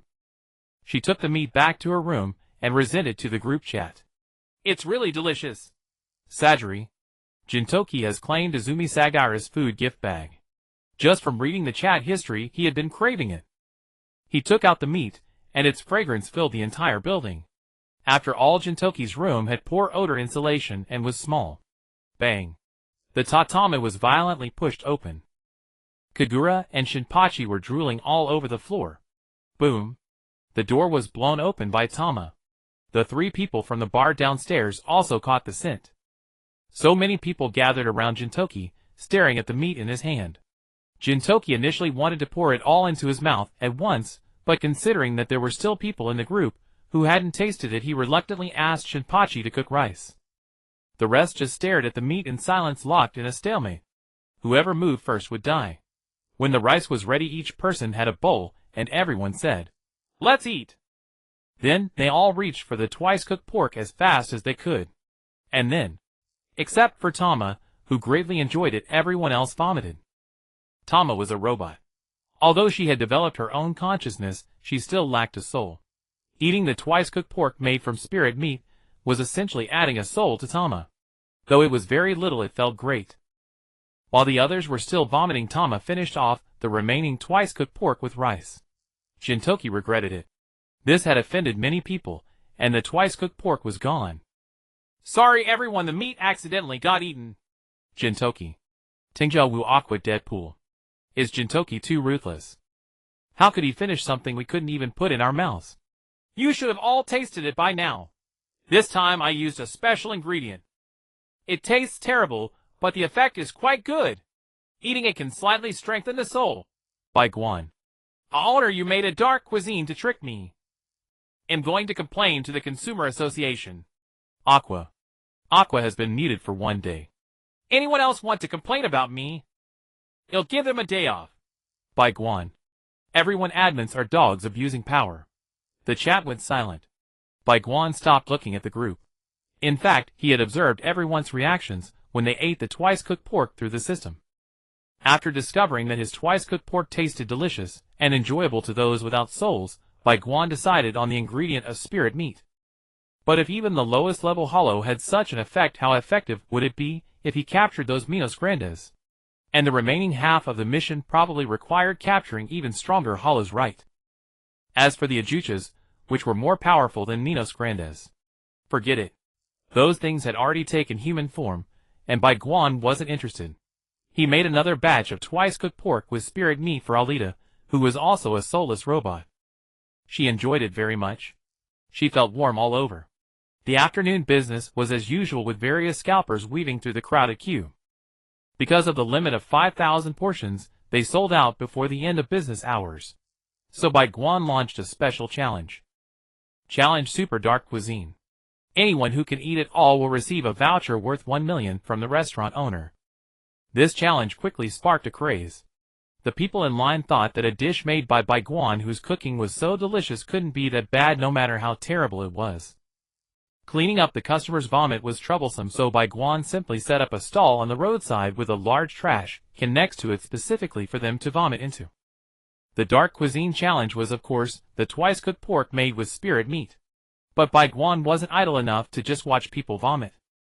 He wanted to find a runner, someone to go to the soul realm for him. In this world, when people are about to die, their bodies have no souls. If such a person happened to be eating the twice-cooked pork, they wouldn't find it disgusting. Then Bai Guan could pick that person out, train them, and send them to the soul realm to catch Minos Grandes for him. Because of the generous reward and free challenge, a huge number of people came, even homeless people on the street. Several restaurant owners, who were worried about Bai Guan stealing their customers, didn't know what to do. Then Bai Guan came up with this thing that made anyone who ate it vomit. So they each used their connections to bring in the most powerful media they could get. Facing the media interviews, Bai Guan not only remained calm, but even started advertising. That was quite a move. The twice-cooked pork was very fragrant, and many people came to take the challenge. Even those who had just vomited would come back for another try. Until the end of business hours in the evening, the crowd of challengers gradually dispersed. Bai Guan felt that there would be even more people tomorrow thanks to media promotion. On his way back to the restaurant, he saw the restaurant owners, who had reported him, and sincerely thanked them. "Thank you, bosses, for your generous promotion," Bai Guan said loudly. It was said that several bosses were hospitalized for high blood pressure that night. After the evening business hours ended, it was time for the most anticipated part of the day: guests from another world. The familiar doorbell rang, and the creature that appeared at the shop entrance made Bai Guan pause for a moment. A very familiar penguin. The penguin walked up to Bai Guan and said, "I don't know where this is, but it doesn't affect my business. Boss, do you want some penguin coins? Today 9.5 off." "System, what is this situation? It seems like no movie or anime has anything like this." Bai Guan asked the system. Seeing the penguin in front of him that urged him to top up penguin coins, he recalled the days in his previous world when he was dominated by the company that used this very image. Going back to his previous world, when he had just won the lottery, he spent money lavishly. He was a big spender for a while, but after squandering half of his fortune on various things, he grew tired of the games. Bai Guan never topped up money again. Then a version update came, and Bai Guan, who was once a big spender, became a nobody when he logged into the game again, which made him quite upset. The otherworldly characters connected to the restaurant include, but are not limited to, various anime and movies. This penguin was born from countless resentments in a world of spiritual energy resurgence. Later it was captured by the Penguin Company to serve as a mascot and sell penguin coins.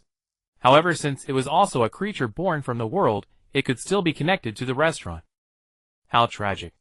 It was initially a collection of resentment, and right after being born it was caught and forced to work. Tis tsk. After understanding its origin, Bai Guan told the penguin that this was the dimensional restaurant. When it came here, it was not bound by any constraints outside the restaurant in any sense, so it didn't have to sell him penguin coins. He then said that this was the menu, and if it wanted to eat something not on the menu, it could just tell him. The penguin asked if that meant it didn't have to sell penguin coins here. The penguin was still a bit incredulous. In its world, it was born from various resentments, and shortly after gaining consciousness, it named itself Chia. It had intended to wreak havoc and bring great calamity to the world, but its grand plan was cut short halfway when it was captured. The company that captured it was incredibly powerful, especially its elite special force Nanshan, which had captured many spirit beasts born during the spiritual energy resurgence. Actually, Chia was relatively lucky. With its appearance, it could still become a mascot and earn a decent amount by selling penguin coins. Its life was fairly comfortable. It was said that some captured spirit beasts were made into specimens, which terrified Chia so much that it would sell penguin coins to anyone it met, fearing it would become a specimen itself. Bai Guan said that it could sell or not sell, and that this place wouldn't restrict its freedom. The penguin hesitated, then murmured him. The penguin then said that it would choose feed no. 1086. This confused Bai Guan, who quickly asked the system in a low voice what this premium feed No. 1086 was. After Chia was made the mascot by the Penguin Company in order to keep its figure unchanged, the company only allowed it to eat specially formulated feed. No. 1086 is the one with the highest fat content. Under normal circumstances, Chia could only eat it occasionally. Oh my god, that's too tragic. Forced to work and only allowed to feed. Tisk tsk. As usual when faced with such supernatural matters, Bai Guan used the system's ultimate move. After paying the system, it took control of his body, and somehow acquired some spirit-infused plants and animal meat. The swim bladder of chum salmon, the belly meat of bluefin tuna, the tendons of wild buffalo bear paws, and various other ingredients were all boiled together into a soup. Without any seasoning, the soup was reduced, and then frozen into a paste. Bai Guan initially thought it would be very fishy, since it looked like pig feed while cooking. But as the soup concentrated, the fishy smell faded, and it even became somewhat fragrant. When he brought the finished paste out, as soon as he left the kitchen, he saw Chia's saliva uncontrollably dripping down. Although he found it a bit disgusting, he could understand. If you were made to eat vegetarian every day, almost giving up greasy food, and then suddenly given a super oily meal, being kept in suspense like that, how could it not be tempted? When placed in front of Chia, it eagerly plunged its head directly into the bowl to eat. The bowl was prepared by the system, which was quite thorough. After Chia finished eating, Bai Guan shooed it away. It wasn't a pretty girl after all. Not as pleasing to the eye as Aqua. After Chia left, it automatically connected to the restaurant's chat group and started promoting penguin coins there. It could only come to the restaurant once a week, the rest of the time it still had to work hard. The next day, Daga's Ultraman enhancement plan reached its final stage. It was practically fully armed. Bai Guan had suggested giving Dagu a 400-meter-long blade, but then Deadpool proposed an improvement and provided materials. Now there were two 400-meter adamantium blades. The Marvel world couldn't have that much adamantium, but Deadpool stole some and gave it to Wolfie. Then Wolfie used his newly invented duplication machine to replicate a large amount, and now Deadpool's blades were made of adamantium. Tony's latest armor was also adamantium. It was said that Deadpool was also planning to follow Wolverine's example and replace all his bones with adamantium. Bai Guan suddenly recalled the Deadpool in the Wolverine movie, who had been modified with adamantium. However, the Deadpool was later killed by Wolverine, and the regenerated Deadpool only had his healing factor. Apart from the two fearsome blades, Tiga's energy was also upgraded. Wolfie transferred a tiny portion of the energy he couldn't handle into Tiga's body. Since Tiga was an energy being, there was no rejection, but the amount he could absorb was too small. Eating dishes made from void meat could increase the energy limit, but it had to be done gradually, as the effect only worked once a day. Although slow, it still solved Wolfie's most troublesome problem at the moment. Then Wolfie specially built a large energy amplification device for Tiga. As a result, any light waves Tiga released would be amplified many times over, completely unreasonable. Tony also made a bracelet for Tiga that could summon 10 old model mechas, used for crowd evacuation. Finally, Mundo provided a runic device that allowed all weapons on Tiga to be permanently bound to him and to change size. Mundo had once fought Rise over runes, and although he didn't get the crucial runes, he still managed to obtain some ordinary ones. Rise didn't even know about this. Now Daga faced his first battle after the upgrade. The Golza that had escaped from Tiga last time cautiously emerged from underground, but its massive size was still detected. After a familiar sequence of shooting down planes, Daga pulled out his transformation wand. Golza was stunned to see Tiga wielding two blades before him. Tiga swung both blades at it. It quickly dodged to the left, but unexpectedly the blades changed trajectory and swung left again. Although he had only learned swordsmanship for a few days, he had mastered a few moves. Jintoki had been very serious when teaching him. Golza dodged with all its might, barely escaping at the cost of losing one hand. That blade had cut through it without even slowing down. How the hell was it supposed to fight? Golza turned around and prepared to flee. Seeing that Golza was about to escape, Tiga immediately began charging a light wave. Golza felt the energy behind it, and its fur stood on end. What the hell was that? Now it didn't even want to run. It knelt directly before Tiga and begged for mercy, saying that it was actually a good monster. Seeing Tiga stop charging, Golza continued saying that it was actually arranged by the Earth's will, and was responsible for awakening all the giants sleeping on Earth.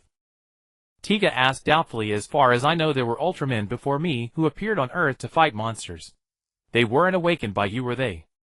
Golza replied that they were from the Land of Light in the M78 Nebula, not considered Earth's giants. It explained that Tiga was a great being who survived from the previous universe and had been protecting Earth since the birth of this universe. After he fell asleep, various special giants similar to him continued to guard Earth. It wasn't until the Land of Light appeared in the M78 Nebula and formed the Space Guard that the guardianship of Earth was transferred to them. Golza said that the monsters awakening this time were beyond their ability to handle, and since Tiga's host was alive, the Earth will arrange for it to awaken him. It was telling the truth. It was indeed arranged by the Earth's will to awaken the giants. After the giant kills it, the Earth will absorb the energy from its death to revive it, preparing for the awakening of the next giant. Daegu privately messaged Bai Guan asking if it was true that he was a survivor from the previous universe who had been protecting Earth. Bai Guan replied that in fact Earth had always been his territory. At the very beginning he didn't use light energy, he used dark energy to fight against monsters from the universe. Later the monsters were so scared that they stopped coming to Earth. The dark energy was too violent, and with no way to vent it he began to lose his mind. To prevent himself from accidentally destroying Earth, he sealed his dark energy and embraced the light energy. Not long after he embraced the light, he feared that his wife and brothers, who also used dark energy, would go berserk, so he sealed them away. But his fundamental energy was always darkness, so gradually due to insufficient energy, he fell into a deep sleep. Later many giants also appeared on Earth to protect it. The biggest difference between them and the giants from the Land of Light is that they represent Earth itself, so after every monster crisis the giants would choose to sleep to conserve energy. Bai Guan explained that Daegu was the first giant to be awakened since the Land of Light took over the guardianship, and there would be more after him. Daegu was speechless. Daga's focus was surprisingly on Tiga having a wife. Bai Guan corrected him, saying it was not Tiga but Daegu himself. When Daegu merged with Tiga, he was Tiga. Before Daegu could speak, Bai Guan added that his wife was the one in the base who predicted turning him into light. That was his wife's human form. His wife was angry because he chose light but sealed her. Bai Guan advised him to awaken her and slowly restore their relationship, saying that being a jerk was not acceptable. Daegu asked how he should awaken her. Bai Guan said that not far from the pyramid where his statue was stored there was another pyramid containing her statue. However, he needed to communicate with the Earth's will to reveal the pyramid. When he fell asleep, he asked the Earth's will to hide the pyramid. Once he found it, he could awaken her by injecting a little dark energy. Daegu protested that his body only had the light energy that represented justice. Bai Guan insisted that Daga's deepest body sealed his dark energy, and he must understand that light does not represent absolute justice, and darkness does not represent absolute evil. In ancient times, he chose to seal it only because he couldn't control or vent the dark power. The dark energy was what he used to protect Earth in the beginning. Daegu then asked how to communicate with the Earth's will. Bai Guan explained that the Earth's will forged itself into light and distributed it to the Earth's giants, leaving very little for itself. Just communicating with Golza took a lot of time, so currently Daegu could not communicate with it. However, Daegu could awaken the Earth Ultramen who had received the light power, and have them convert the energy they need from light into other forms, or coexist with darkness and light like he did, and after taming the darkness return the light to Earth. Only then could the Earth will recover and communicate with him. The giants Daegu needed to awaken were Gaia of the earth, Aegil of the sea, and Kaiselan of the sky. After awakening these three, he should go underground to find Waikateli, who represented the underground. For Sky, Sea, and Earth, he just needed to find their human hosts, and then arrange for a monster to destroy in front of them without stopping it. This was Bai Guan's guess, since there were only a few native Ultramen on Earth besides the one for Mars Cosmos. The Sky Ultraman Kaiselan does exist. Originally it was supposed to become Gaia's companion alongside Aegil, but later it was removed due to budget constraints. Daegu seriously took note of everything Bai Guan said. Seeing Guerzen still pleading for mercy, he decided not to kill it since it was responsible for awakening Diga. His energy waves, when amplified, were terrifyingly powerful. It wouldn't be good if he killed it directly and couldn't recover. While everything was calm on Daga's side, a new situation arose on Bai Guan's side, as two unexpected guests arrived at the restaurant. Kurosaki Shinji and Asanai Nian were ordered to capture Rukia, who had secretly given her powers to ordinary people. The only obstacle to capturing Rukia was Kurosaki Ichigo, who had recently become a Soul Reaper. The two seasoned Soul Reapers paid him no mind. In fact, they had arrived in the living world in the morning, and only went to capture Rukia after playing around until evening. They never thought there would be severe punishment from above, otherwise why would they send Rukia's brother and admirer together? The reason for Rukia's execution in the plot was intensified by Aizen using the mirror flower water moon technique to make others believe that Ichigo had killed her. There was a very popular restaurant nearby that many Soul Reapers in the Jingyan court wanted to try. It was said that some Soul Reapers felt their strength had increased after eating there. Although the commotion in Jingyan court was minor, it piqued the interest of the captain commander, who casually asked the two to bring some back when they returned. The two arrived at the entrance of Bai Guan's restaurant, and seeing the queue suddenly felt reluctant to buy. However, under orders, they had no choice but to wait in line. What if they actually bought some? Even if they didn't, they could explain it away right. About an hour later, they finally managed to pay at Alita's place, and they were lucky to get some. Each bought 2 portions, but didn't eat any, for portions were still not enough. However, both were indeed a bit hungry, and could only wait for the challenge after the 5,000 portions were sold out in Bai Guan's restaurant. They didn't wait long, the 5,000 portions were quickly sold out. Bai Guan took the awning and several trash bins to the roadside. There he spotted Shinji and Nian, who seemed intent on challenging the hollow meat. However, Bai Guan didn't want to attract trouble. Quietly accumulating wealth was the way to go. He prepared a simple stir-fried pork dish for the two of them, and they finished it all while looking disdainfully at the meal voucher. You will regret this later, Bai Guan thought to himself. The lunch service ended amidst the various deities' complaints, and then Bai Guan hung the sign for the evening closure. There would be a good show in the evening. Around 7 o'clock, as darkness approached, Bai Guan and Alita headed towards Ichigo's house, only to run into Urahara Kasuke and Yoruichi, who were also going to watch the commotion. These two certainly had some knowledge. Hey boss, Bai is also here to watch the fun. The squinting eyes greeted Bai Guan insincerely. Bai Guan rolled his eyes and said, Aren't you an elder? What will you do if Rukia gets captured and executed?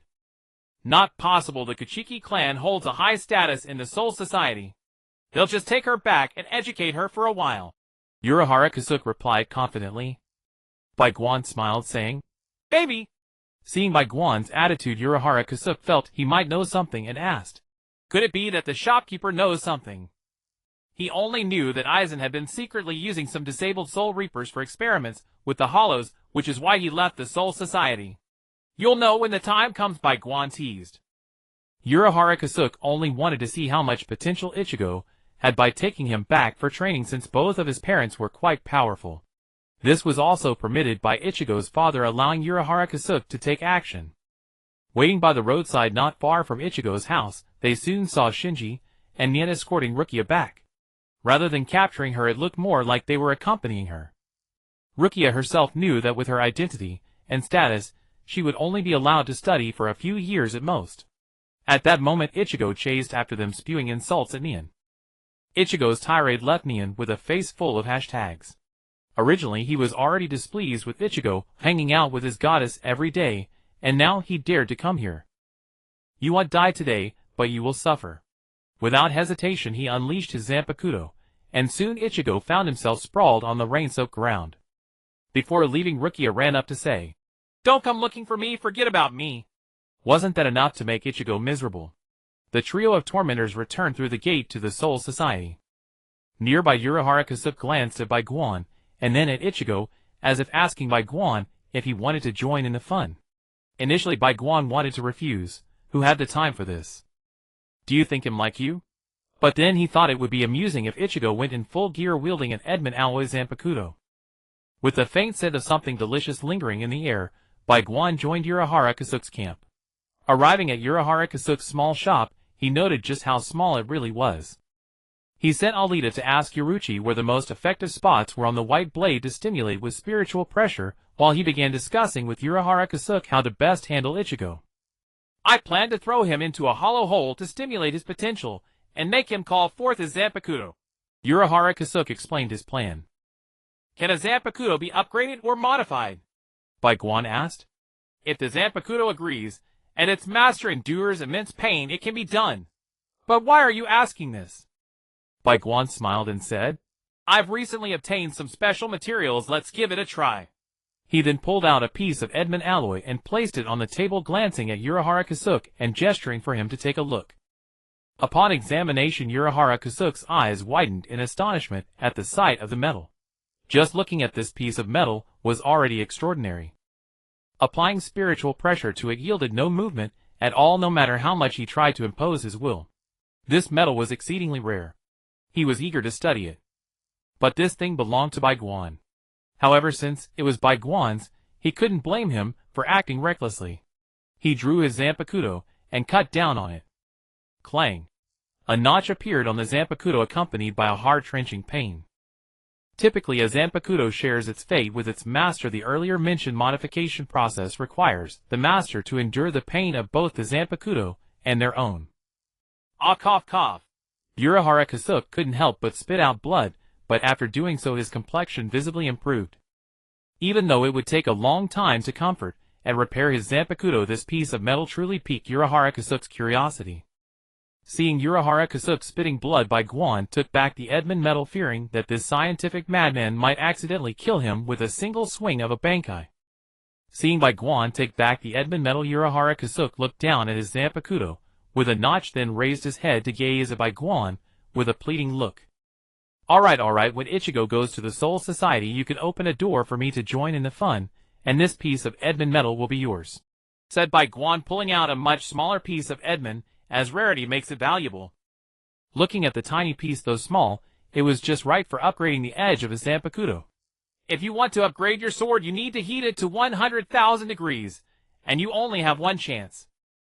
After cooling, even if you throw it into the sun, it won't melt, Bai Guan reminded him, as he carefully kept the small piece of Edmund alloy close to him. Urahara Kasuke felt that upgrading the Zanpakuto with this material would require even more comprehensive enhancements. Glancing around Urahara Kasuke's laboratory, he saw many strange products, very few of which would be useful to Bai Guan. Finding it uninteresting, he decided to check on how Alita's training was going. In the underground plaza, Yoruichi was instructing the robot before her, initially thinking, how could a robot possibly have spiritual pressure?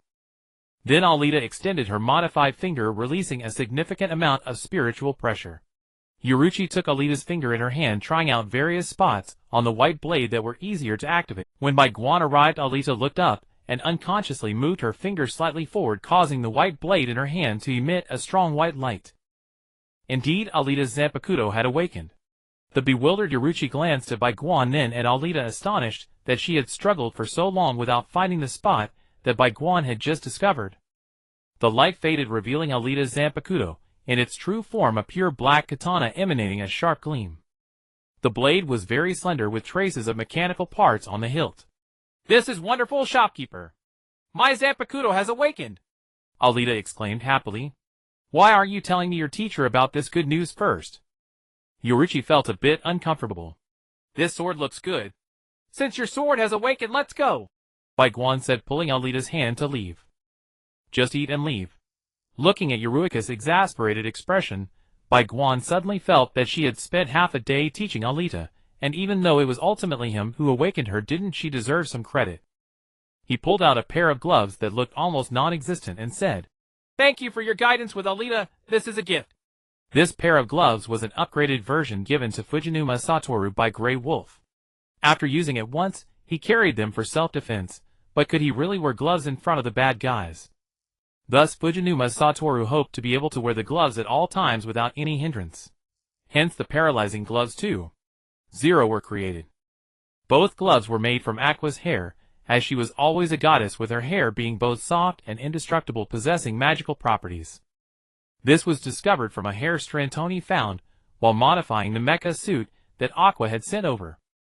He then had Grey Wolf replicate it many times. Tony's current inner armor was made with Aqua's hair and some soft metals, which could withstand bullets without leaving a trace.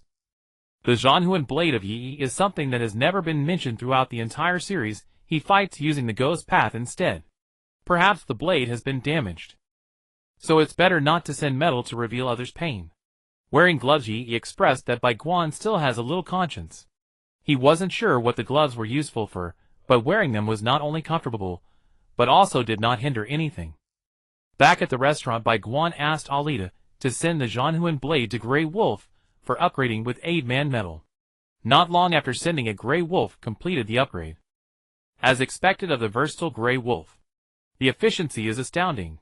The upgraded blade looks nearly identical to the original, except it seems to have an additional layer of cold light, and the handle is woven with Aqua's hair to increase friction. Alita, by the way, what is the name of your Zhanhuan blade? Bai Guan asked. It doesn't have a name, it is me. Perhaps it's because I'm a robot. After thinking for a moment, it does seem possible. After all, Bai Guan's blade also awakened without a name. It seems only the Grim Reaper's blade from that world comes with a name.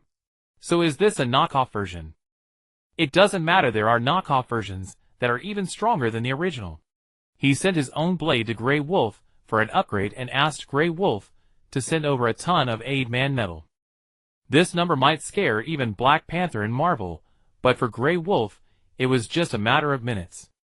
After all, the copier directly doubles the items. Grey Wolf is amazing. Not long after, Grey Wolf sent a ring and a pair of twin blades.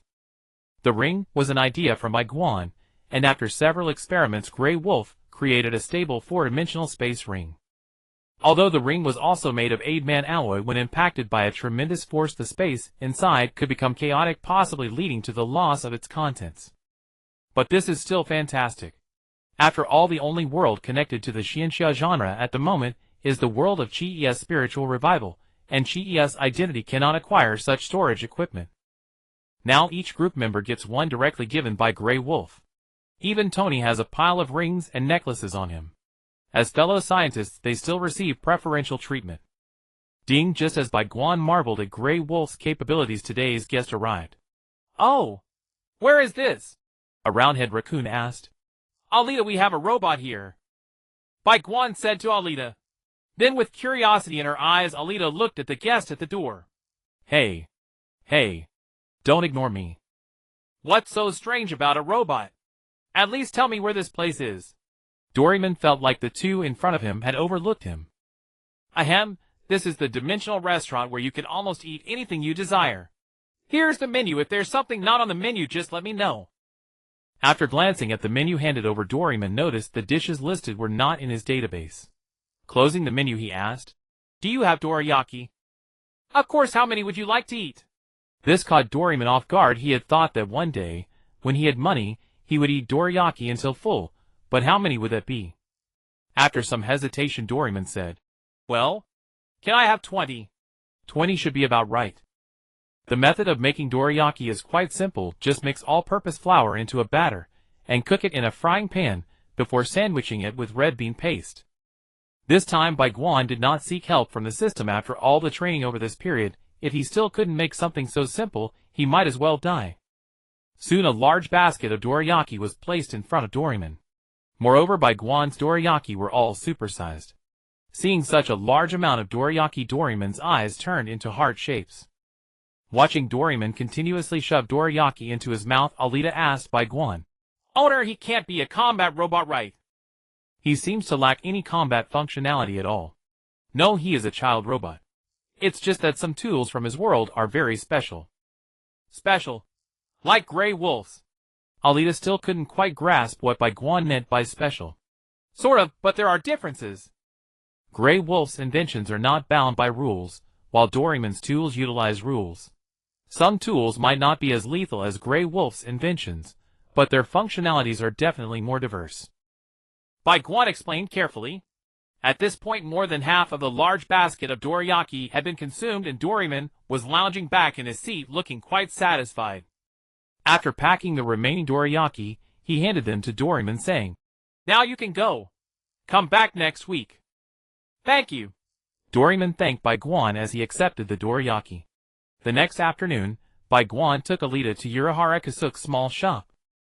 At this time, in the underground training ground of the small shop, a person was still digging a hole for Urahara Kasuke, and Bai Guan, with a playful spirit, walked over and squatted beside the hole. Seeing Bai Guan, the person below shouted, Hey! argue that shop owner. It's good you're here. Last time when Rukia was captured I asked Chad to call you, but then I couldn't find you. Once I get out of here I'm going to give you a good beating. Why are you so rude? Let's discuss this when you get out. Otherwise you might end up being a meal in my restaurant. Bai Guan threatened. The person below looked at Bai Guan with eyes full of fear and said, W what? You actually eat hollows. Bai Guan feigned seriousness saying, As long as it is edible, I can eat it, or make others eat it. Of course if it comes to the point where I have to eat a human I will eat a human. You monster. The person seemed a bit angry but also somewhat fearful. Walking away from the edge of the hole, Bai Guan casually kicked some dirt down. Then he chatted with Urahara Kasuke about the upgrade plan for the person below. The person below has had his powers rendered useless. He needs to awaken his Janhuan blade to regain his strength, and I will help stimulate him. After clearing his ears, Bai Guan said, Once he awakens his Janhuan blade, let me know. That kid was quite unfriendly just now. Sure, but if you want to deal with him, you'll have to do it yourself.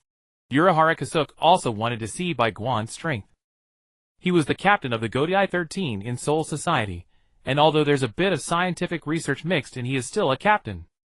The person's spiritual pressure comes from his parents, and it is incredibly strong. Urahara Kasuke might not be able to handle him under the same initial release. He is a very good observation point for testing Bai Guan's strength. The two talked and joked until evening, and the person below finally found his Shinigami powers. However, he had not yet awakened his Janhuan blade. Just like in the original story, Urahara Kasuke went up to give the person below a good beating, and then the person's Janhuan blade was awakened. Looking at the person's Janhuan blade, Bai Guan thought that if he were to cross over into Bleach, his awakened Janhuan blade should also look like this. A long, sharp vegetable knife. Approaching the newly awakened person, the individual seemed somewhat dazed by the surge of power.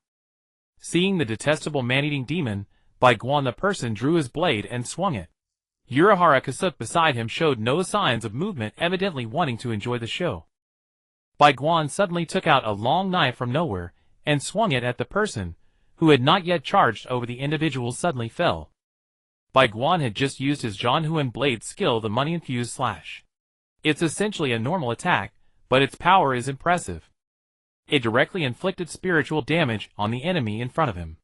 Seeing the person fall, Bai Guan prepared to step forward to retrieve the Janyu. At that moment, the person's hair suddenly began to turn white rapidly, and a layer of bony mask appeared on his face. He picked up the knife, and was about to ambush Bai Guan. The situation was getting intense, and Alita drew her Janhuan blade, and swiftly chopped the person's Janyu in front of Bai Guan. Then the individual also fell. Bai Guan then remembered that besides the spirit of the Janhuan blade inside the person, there was also a King Hollow. But it was fine, both of their triggers were the Janhuan blade, and now that the Janhuan blade was severed they could not rise again. He stored the severed Janyu of the person in the ring. After saying goodbye to Yi, he left. Urahara Kasuke could be ignored, he was just a squinty-eyed sly character. But Yi was a beauty.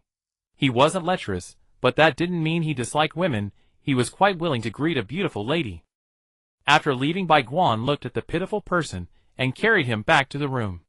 Originally expecting you to suffer, but didn't think you would suffer this much. Just after awakening the Janhuan blade you got chopped in half. On the other side, having successfully obtained Janyu, Bai Guan returned to the restaurant with Alita. He asked Grey Wolf for tools, as he was about to start the modification of the person's Janhuan blade.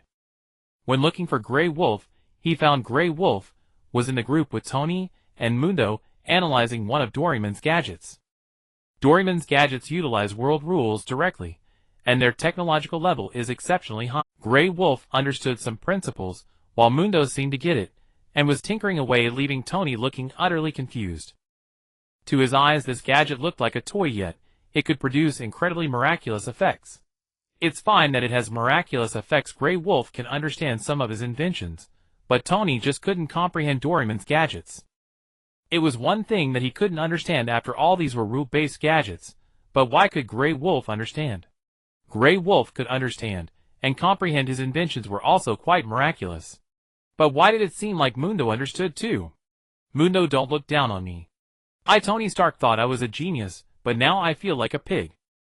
Holding the portable modified tool sent by Grey Wolf, I began to tinker with the Moon Slayer of Yihue.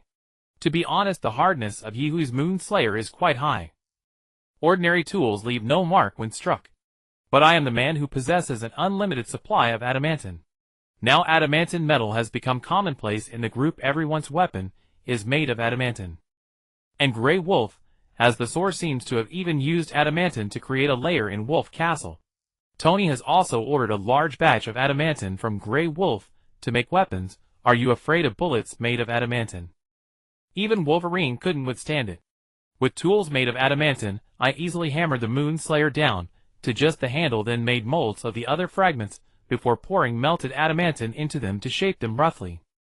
While it was still cooling, I attached the handle, and I saw the head of the handle begin to fuse with the adamantine solution. After the knife completely cooled, I coated the surface with a special type of paint. This paint can only be damaged by metals with super high strength and sharpness, like adamantine. Otherwise, it would remain unchanged even after experiencing a nuclear explosion. This kind of paint exists in Tony's world, and is used on Captain America's shield. The newly upgraded Moon Slayer is no different from its previous version. But Bai Guan clearly understood that this thing would probably be a single strike against those captains. Bai Guan originally wanted to provide some materials to Yihue to reduce the sharpness of the Moon Slayer, making Yihue's journey more difficult, but after thinking it over he decided it would be safer for the protagonist to handle the labor. By the time I finished crafting the Moon Slayer, it was almost time for the guests from the other world to arrive. Unlike other guests, who entered the restaurant with puzzled expressions, this guest collapsed right at the entrance. Bai Guan stepped forward to help the guest up and looked at her appearance.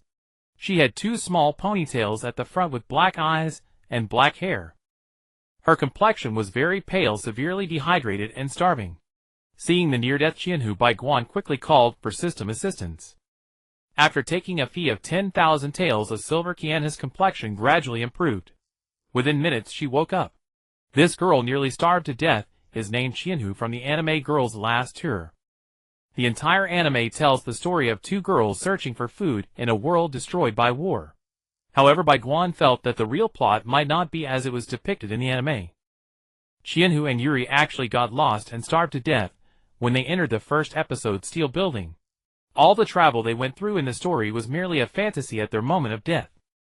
In the first episode, when the 2 of them came out of the Steel Building and looked up at the meteors in the sky, the rooftop of the Steel Building was filled with horizontally aligned buildings, which confirmed that everything afterward was just a fantasy of the 2. Because their world can be devoid of abnormal energy.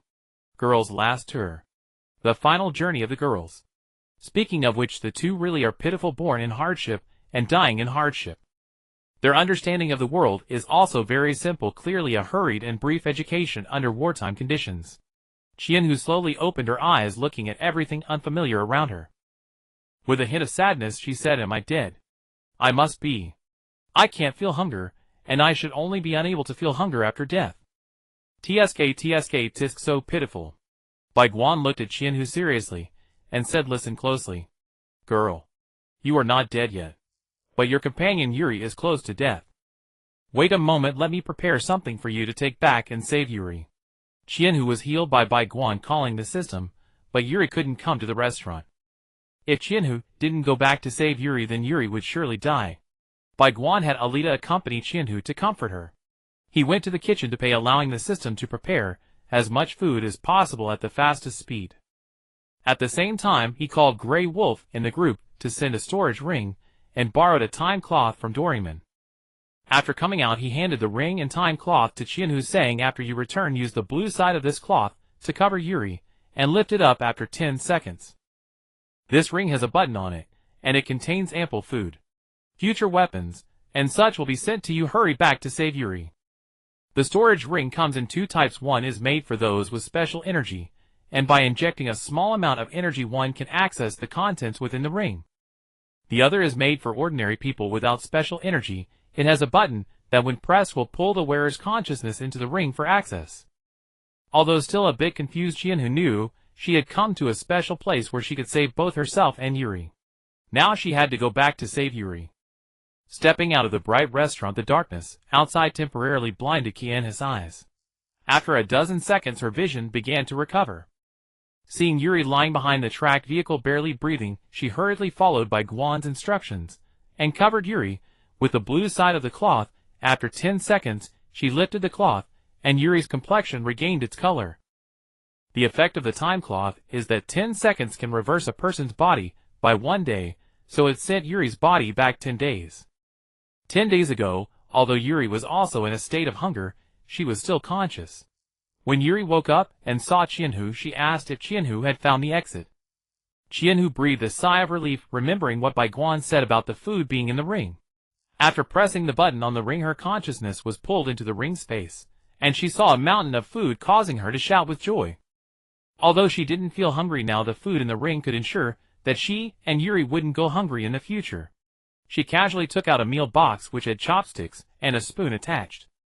Handing the meal box to Yuri, even though her body had returned to how it was 10 days ago, Yuri was still hungry.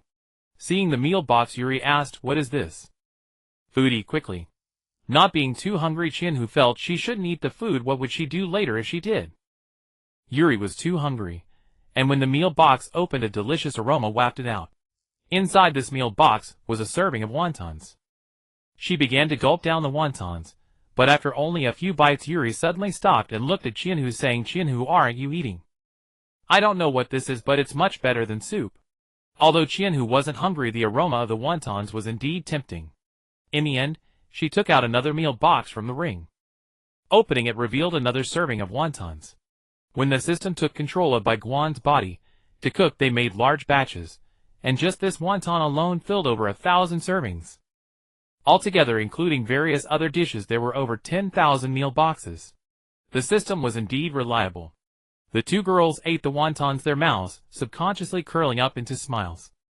They had never eaten such delicious food before, and there was so much of it. Each meal box contained enough food for one of the girls to eat fully for an entire day. The two were stuffed, but they didn't know what to call this feeling.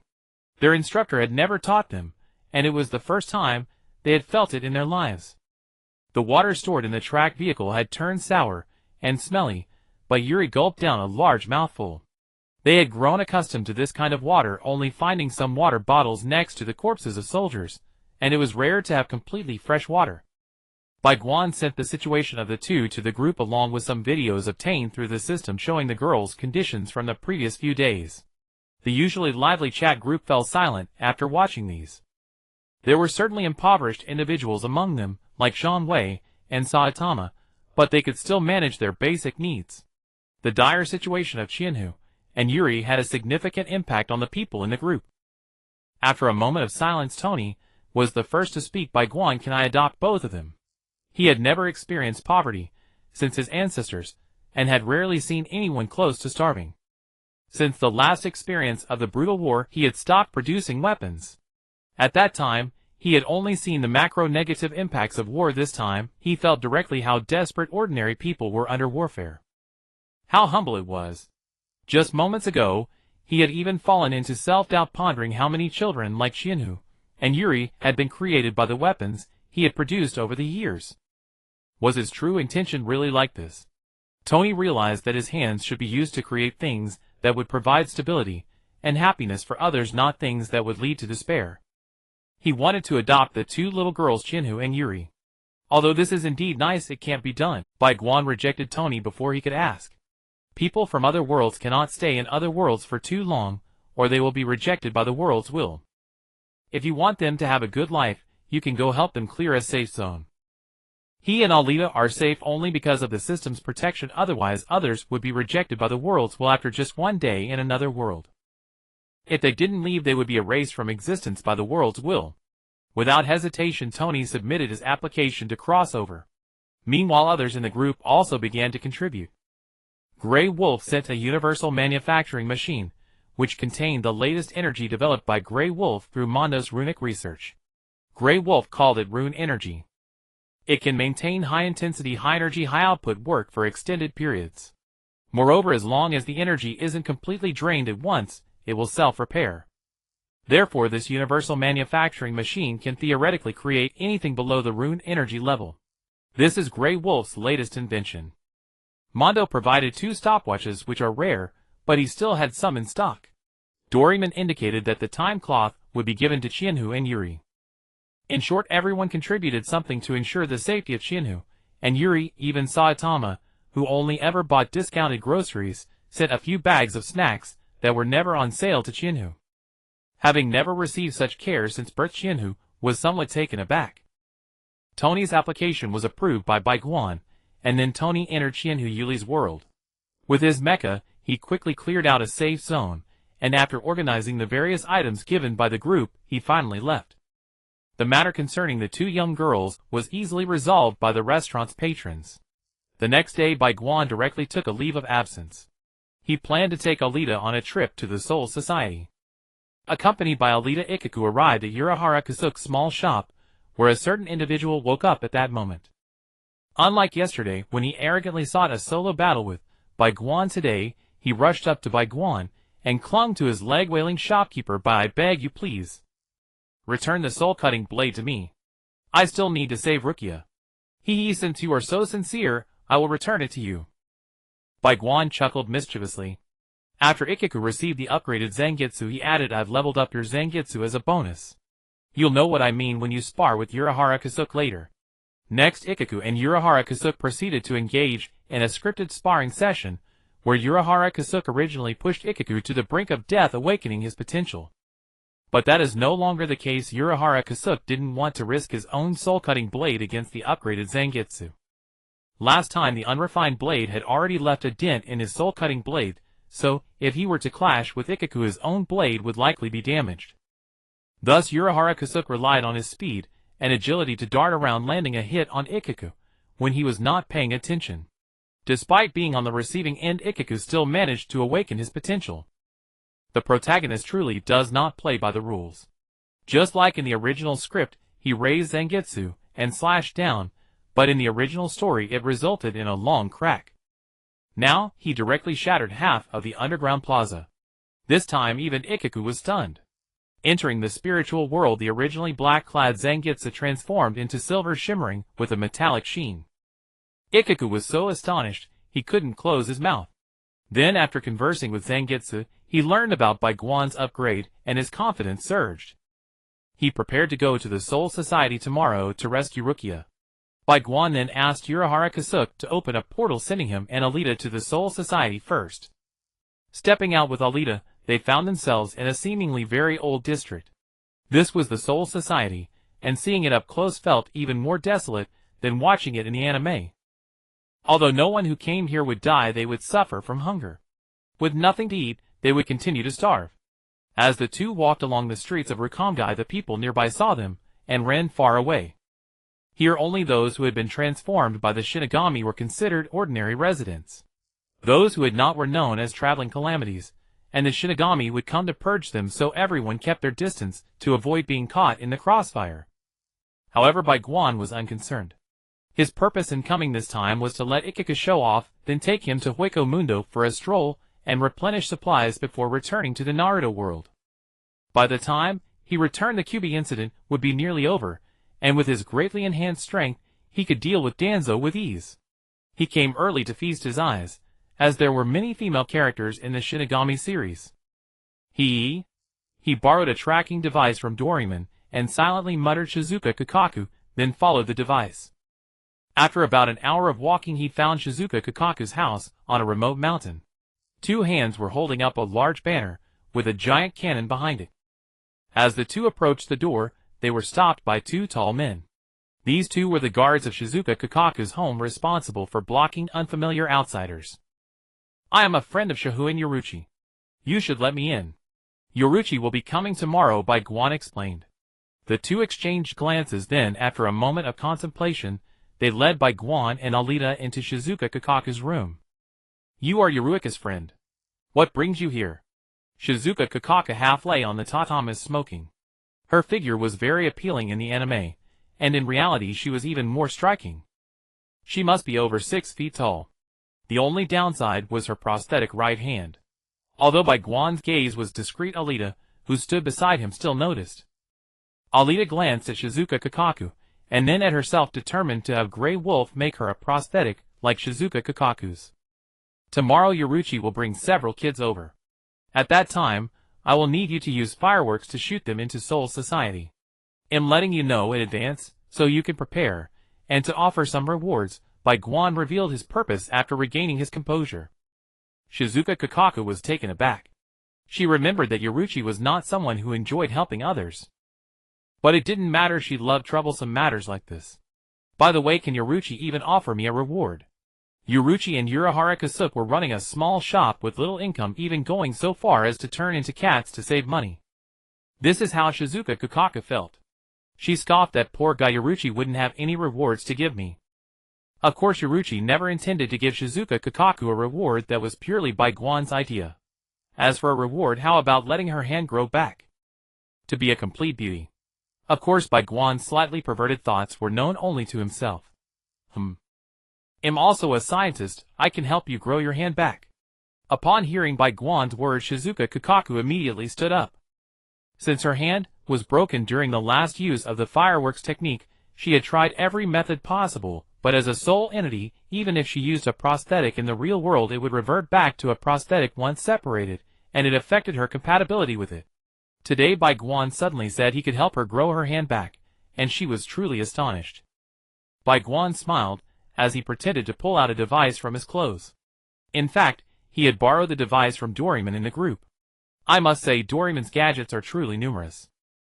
Although Grey Wolf's inventions are somewhat stronger than the gadgets, most of them are harmful, whereas Doraemon's gadgets are primarily supportive. Growth gun. As long as you aim at the missing part and fire, it will grow back within a minute. Unfortunately, it only works on missing parts otherwise. He asked Shizuka Kakaku to remove her prosthetic, then aimed the growth gun at the broken area and fired. A blurry light enveloped the broken area, and Shizuka Kakaku felt a slight itch, and then her arm began to grow rapidly. Finally, when the fingertips finished growing, and the light dissipated, Shizuka Kakaku looked at her newly grown hand. She clenched it tightly, feeling a familiar yet unfamiliar sensation. Suddenly tears welled up in Shizuka Kakaku's eyes, as she tightly embraced Bai Guan. Alita, standing nearby, did not intervene, merely casting an unkind glance at her. Bai Guan did not stop her. Shizuka Kakaku needed a place to vent, and besides it felt nice to be held like this.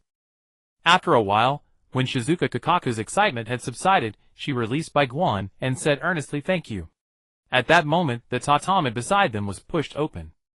"Sister, I saw a person wearing strange clothes today." As soon as he pushed the door open, Shizuka Ganju saw his sister hugging a little boy. Pointing at Bai Guan, he asked, "Sis, who is he?" "He's my friend. He came to see me about something. You should rest first." Afterwards, Kakaku wanted to arrange a guest room for Bai Guan, but he declined. He directly repaired a house beside him with Alita using Doraemon's gadget. After all, he still needed to host guests from another world. With the excitement from the growth gun, it was understandable that he could create a house. After wandering for so long, Bai Guan felt a bit hungry. After selecting the new house as a restaurant, it wasn't long before the system finished the renovations. He prepared 2 tables of dishes, and called Kakaku and Ganju over. Why did 4 people need to set up 2 tables? Ganju had a whole bunch of little brothers, plus there were 2 strong guards. There aren't many seasonings in the Soul Society, ordinary people rarely get to eat anything, and the Shinigami only consume lightly salted food. Nobles have slightly better options that resemble those in the real world. Thus many Shinigami enjoy going on adventures to the real world to complete missions, as they can taste good food. Although the Shizuka family was once among the nobles, they had since fallen into decline. They hadn't eaten anything good in a long time. Bai Guan's cooking made the family indulge happily, greatly improving their relationships. That night, while chatting, Bai Guan welcomed today's guest. "Working is impossible. I could never work in this life." A faint voice startled Bai Guan, making him almost want to check if his vehicle was still there. Then, he suddenly remembered that he had crossed over. And he didn't even have a vehicle. Shuichijivara, a legendary figure. When he made his entrance, not a single vehicle was left within a 10-mile radius, and his famous saying, "Working is impossible. I could never work in this life," had a rule-like effect, causing all who heard it to instinctively protect their rights whether or not they had one. Bai Guan truly did not expect such a legendary figure to appear in this small-dimensional restaurant. Shuichijivara sat solemnly on a stool staring at Bai Guan. He is the god of batteries. Shuichijivara. Character: God of batteries. Che Guevara. description born at the inception of batteries, possessing the ability to control all battery-powered vehicles and devices. Passive working is impossible, it will never happen in this lifetime. Skill 1 Mastery of Mounts. Skill description anything that can be ridden can be mastered including, but not limited to cars and animals. Skill 2 Battery Reconfiguration. Skill description all power storage devices within a kilometer will obey the god of batteries Zhou Che Guevara. Zhou Che Guevara can temporarily reconfigure them into anything that uses power storage devices. The reconfigured items depend on the amount of materials other than power storage devices. Skill 3 Battery Bomb. Skill description the god of batteries Zhou Che Guevara can make anything using power storage devices explode. The larger the capacity, the higher the damage, with theoretical damage having no upper limit. Skill 4 Indestructible Battery. Skill description can use batteries to charge all items with a strength lower than the god of batteries Zhou Che Guevara will become his subordinates when charged. Items stronger than the god of batteries Zhou Che Guevara will receive healing effects. Ultimate move Self-detonation of the god of batteries. Skill description the god of batteries body itself is also a power storage device. Upon using this skill the god of batteries will completely detonate himself along with all power storage devices within a kilometer. The basic power is equivalent to the god of batteries power storage capacity currently at 99,100 megatons of nuclear bomb equivalent. The god of batteries will not die after self-detonation, he will resurrect in a place with batteries within 1 year. Looking at the detailed introduction provided by the system, Bai Guan couldn't help but take a deep breath. All modern devices have power storage devices, which means that as long as it is in a modern world, Che Guevara can almost control everything. Moreover, he cannot die and can self-detonate. The power of this self-detonation is such that even Deadpool would leave not a single corpse behind. I wonder if the system has a resurrection option. Bai Guan is scared just thinking about it. This is definitely an extremely high-energy modern world. Che Guevara is sitting on a stool. Though he does not know where this is, basic etiquette is something even ordinary people know, let alone a god like him. The child next to him surely knows who he is, he just needs to wait for him to explain. A god has the dignity of a god. Remaining calm in a crisis is the demeanor of a deity. Bai Guan stepped forward and said, "Hello, Mr. Che Guevara, this is the Dimensional Restaurant. You can eat anything you want here, and you can come once a week. Though you are powerful here, you need to treat it with the attitude of an ordinary person, or someone slightly above an ordinary person, because your divine authority does not exist here." At the beginning, Bai Guan gave Che Guevara a show of strength. If outside the restaurant, he would indeed need to be careful when speaking, but inside the restaurant all skills, except those agreed upon by Bai Guan, are suspended, and Bai Guan's physical strength surpasses that of everyone else. This is Bai Guan's confidence. In the end, Che Guevara still yielded. He indeed could not use any skills here except for his passive ability, and he felt that if he acted, this human boy in front of him might kill him. However, speaking in an ordinary person's tone is not a problem.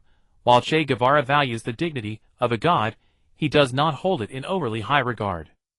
"Just bring out whatever good stuff you can make, I'm not picky," Che Guevara said casually. "Wait a moment." Bai Guan then went to the kitchen to prepare a table full of dishes with virtual meat. The reason for choosing virtual meat is twofold: one, because of its special effects, and two, because while humans find it hard to swallow, it is very satisfying for both spiritual and non-spiritual beings. The Che Guevara before him is not the kind of deity who fights everywhere. He is a born deity, a spiritual entity. Che Guevara enjoyed the food immensely. As time passes, deities gradually lose their sense of taste, followed by pain, and a series of emotional sensations brought by nerve endings, ultimately becoming a heartless working machine. This is the price of great power, and it is the rule of that world. Even those gods who prove themselves through strength cannot escape. At best, they can just slow it down. His sense of taste was lost 200 years ago. No matter what he eats, it feels like drinking water. No, it's even worse than water. Water can still have some flavor. The dishes of the Dimensional Restaurant not only allowed him to taste flavors again, but were also extremely pleasurable. Although virtual meat can enhance the soul, Che Guevara's soul strength has already surpassed the enhancement limit of this low-grade virtual meat. Perhaps large virtual meat might have some effect. When Che Guevara left, he bid farewell to Bai Guan and left a gift, a species that allowed him to taste flavors again. Whether human or god broke the limits of his world, such strength deserves his respect. He picked up the return gift from Che Guevara. Since it was given by Che Guevara, it belongs to the restaurant, and the system automatically added an item description. High-energy battery, a small energy storage device cut from the god of batteries, show Che Guevara can replace all energy sources. Current remaining energy GJ 1 kWh 0.0036 GJ. It seems he won't have to worry about energy for a short time after returning to the world of Naruto. Suddenly the system provided a notification. Ding, the host has received 1,414 guests from other worlds. It has detected that the host's physical fitness has reached 10, and the system will begin upgrading. During the upgrade period, no guests from other worlds will arrive, but all other functions can be used normally. The upgrade time is 1 week. What kind of upgrade takes a week? Bai Guan was curious. After all, the system's speed has always been very fast. It's like renovating the restaurant. Being a minute faster is still a minute. This week's upgrade will surely bring significant changes. He originally wanted to ask the system, but found that it was not responding at all. Forget it, he'll just wait for a week. The next morning, Bai Guan was awakened by the loud calls of the Rock Eagle. The underlings from the Soul Society told him that the Grim Reaper, with the orange hedgehog head he mentioned, had arrived. It seems the plot of the Soul Society is officially starting. Now Ichigo Kurosaki should be soloing with the gatekeeper Don Kanonji. Bai Guan took Alita and the Rock Eagle to the entrance, where Don Kanonji was still blabbering about the city rules. Ichigo Kurosaki had just opened the portal for Urahara and Orihime when he had to withstand Don Kanonji's giant axe. Don Kanonji raised the axe and swung it down with force. Gazing at Yoruichi, Bai Guan said, "Yes, I restored Kakaku. She helped us, so we had to show some gratitude." As if anticipating Yoruichi's question, Bai Guan gently shook his head before she could speak. He had no intention of imparting such incredible technology. The fates of the Soul Reapers in the original story were decent enough. Reckless disruption would be unwise. Though Yoruichi desperately wished for Bai Guan to share this technique, his refusal left her no choice. After a brief chat, Bai Guan went to find Ichigo. When he arrived, Ichigo was sparring with Ganju, just as in the original plot. Bai Guan's arrival halted their fight. Ichigo shouted and charged at him, evidently emboldened by his adamantium Zangetsu. Drawing his blade and casually swinging it, Ichigo collapsed instantly. Though his body sustained no physical harm, his soul had been cleaved. The agony of a soul wound is 3 to 5 times that of the flesh. Ichigo couldn't withstand it and fell. Yet even as he lay there, he remained conscious. Truly a protagonist, for last time he couldn't endure it, but now he retained awareness. With a mischievous pat on Ichigo's head, Bai Guan said, "Why fight with Ganju? You two are relatives." Both exclaimed simultaneously. "Huh?" Then they both retorted, "How could I possibly be related to this bastard?" Bai Guan couldn't be bothered to explain to these two fools, but they truly were kin. Ichigo's father, Isshin Kurosaki, formerly known as Shiba Isshin before marriage, was the head of the Shiba family branch. After marrying a Quincy, he changed his surname to Kurosaki. That evening, the same dishes as the day before, but with an extra portion. Everyone ate heartily, though Orihime kept helping Ichigo with his hot pot. Ichigo meanwhile wished Rukia could be there to share the meal. No wonder he remained single. Orihime was such a wonderful girl. Beautiful, gentle, capable, devoted, and loyal. Even when captured by Aizen, she begged Ichigo not to rescue her lest he be implicated. Sigh, what a heartless man, Ichigo. The next morning, Ichigo and the others entered the Siriidii using Kakaku's cannon. They invited Bai Guan to join them, but he declined. He wouldn't tell Ichigo that adamantium could slice through the outer gate with ease. While Ichigo's group crashed into the Siriidii, triggering an alert across the entire compound, Bai Guan and Alita slipped away to a secluded corner. Drawing his sword, he cut a triangular opening with 3 swift strokes. Bai Guan and Alita entered effortlessly. Strolling through the streets of the Siriidii with Alita, they found most Soul Reapers preoccupied with Ichigo's group. Moreover, Bai Guan had no spiritual pressure, and Alita only had 1 finger's worth, a negligible trace. The odds of being discovered were minuscule. Even if found, they could simply fight. In the world of Soul Reapers, aside from the key characters, everyone else was pathetically weak. No wonder the souls in the Hokage despised the Soul Reapers. Outside, many crowded into a single room, while here each person had a house with a courtyard. The houses were immense, so extravagantly luxurious that it was no wonder they attracted resentment. Before long the fluctuations of battle reached them from ahead. Someone was fighting. Bai Guan and Alita boldly walked along the main road to the scene. It was Ichigo battling Ikaku. At the sight of Ikaku, Bai Guan couldn't help but laugh. When Alita asked why, he said, "Look at him, doesn't he resemble Saitama?" Alita laughed too. Bai Guan snapped a few photos and sent them to the group chat tagging Saitama. Saitama, who had been training, was suddenly tagged. He opened the chat and saw everyone laughing. "Ho ho! That bald head looks just like Saitama." Saitama, Aqua. Saitama Sensei, did you time travel? Saitama, Zhang Wei. Ha ha ha. Ha ha ha ha ha. Big bald head. Saitama, but Saitama wasn't angry at all. He posted a serious style selfie. Saitama Sensei, do you think he looks like you? Sajiri. Look closely at my head. Saitama head. The group members zoomed in on the photo and saw tiny fuzz on Saitama's head. Unbelievable. Saitama's growing hair. Tony. How is that possible? Grey Wolf. Saitama had once been troubled by his baldness. He had defeated countless monsters and traded them to the system, inviting Grey Wolf and Tony to try restoring his hair, but all attempts failed. That was why Tony and Grey Wolf were so astonished. The group chat shifted from discussing the bald lookalike to how Saitama had grown hair. Meanwhile, Bai Guan and Alita's loud laughter angered Ikaku. "What? Never seen a handsome guy like me," he shouted. "What are you laughing at? Wait until I finish off this Kachingniff-wielding punk, then I'll deal with you too." Then Ichigo thrashed him. In the original story, he couldn't beat Ichigo either, but at least they exchanged a few moves. Now with Ichigo's adamantium blade, Ikaku's sword shattered during their clash. It was a total stomp, nothing interesting to watch. Bai Guan and Alita resumed their stroll. While wandering, they sensed battle fluctuations from above. Bai Guan looked up. A roof tile smacked him right in the face. Irritated, he thought, who the hell has no civic morals and tosses trash like that? And it hit me.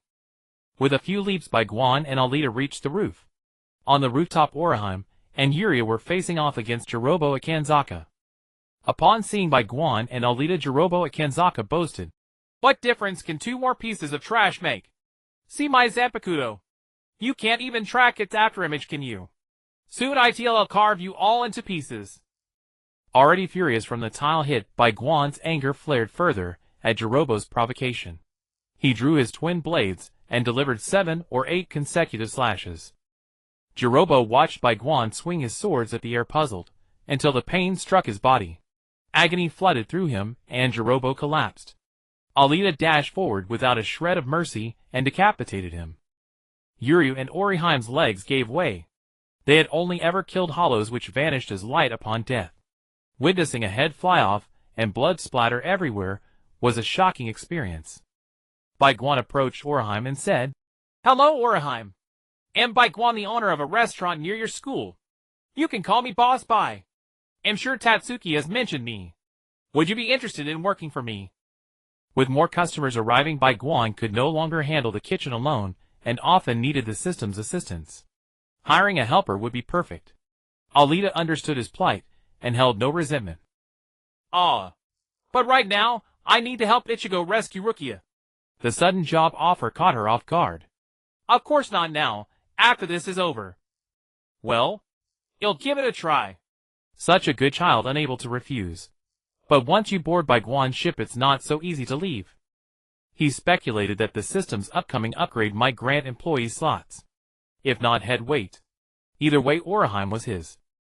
Staying in the Soul Reaper world would only make her a tragic supporting character. Bai Guan didn't want such a wonderful girl to be sidelined forever. Leading Orihime and Yuri, they encountered a few grunts along the way. Alita would usually cripple them and leave them lying there. On the way to the Repentance Hall, they met Ichigo again, who was fighting Ikaku. Ikaku's sword was broken by Ichigo's slash, and he was beaten badly. The group pushed forward and soon reached the place where Ichigo was to fight Kenpachi Zaraki. As in the original, Kenpachi offered Ichigo the first strike. Despite Bai Guan's warning, the head regret it, Kenpachi insisted. The result? Kenpachi suffered a massive gash from the blow.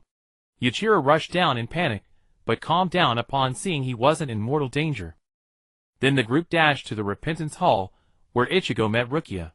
They shamelessly flaunted their affection, while Oriheim's heart ached, yet she forced a cheerful smile. Spiritual pressure erupted from outside the door.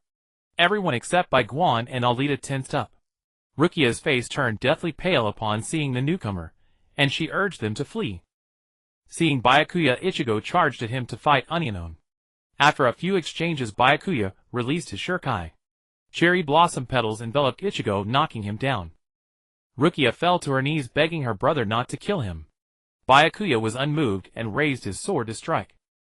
Uruchi appeared in time to save Ichigo and whisked him away. Byakuya then turned his gaze to the others. Bai Guan calmly donned the modified adamantium Mark 7 armor. Compared to Grey Wolf, Tony might seem less impressive, but he kept improving. He had upgraded the Mark armor to the 7th generation. Byakuya sneered at the armored Bai Guan, dismissing it as mere tin that couldn't withstand his Senbonzakura. He launched his attack. Clink, clink, clink. The petals were repelled by the armor. Bai Guan strode forward. Unsure of his intentions, Byakuya used Flash Step to retreat, and cast a Kido to bind him. But the armor's weapons were no joke. A lock-on micro-missile fired. If it were Tony's original tech, it would likely miss, but now Tony's tracking system was developed with Grey Wolf and Mundo.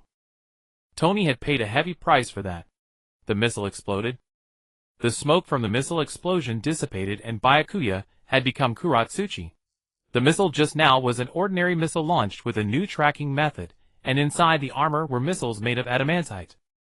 An ordinary missile does not pose much of a threat to a powerful Shinigami like Byakuya, though there is still a brief dizziness.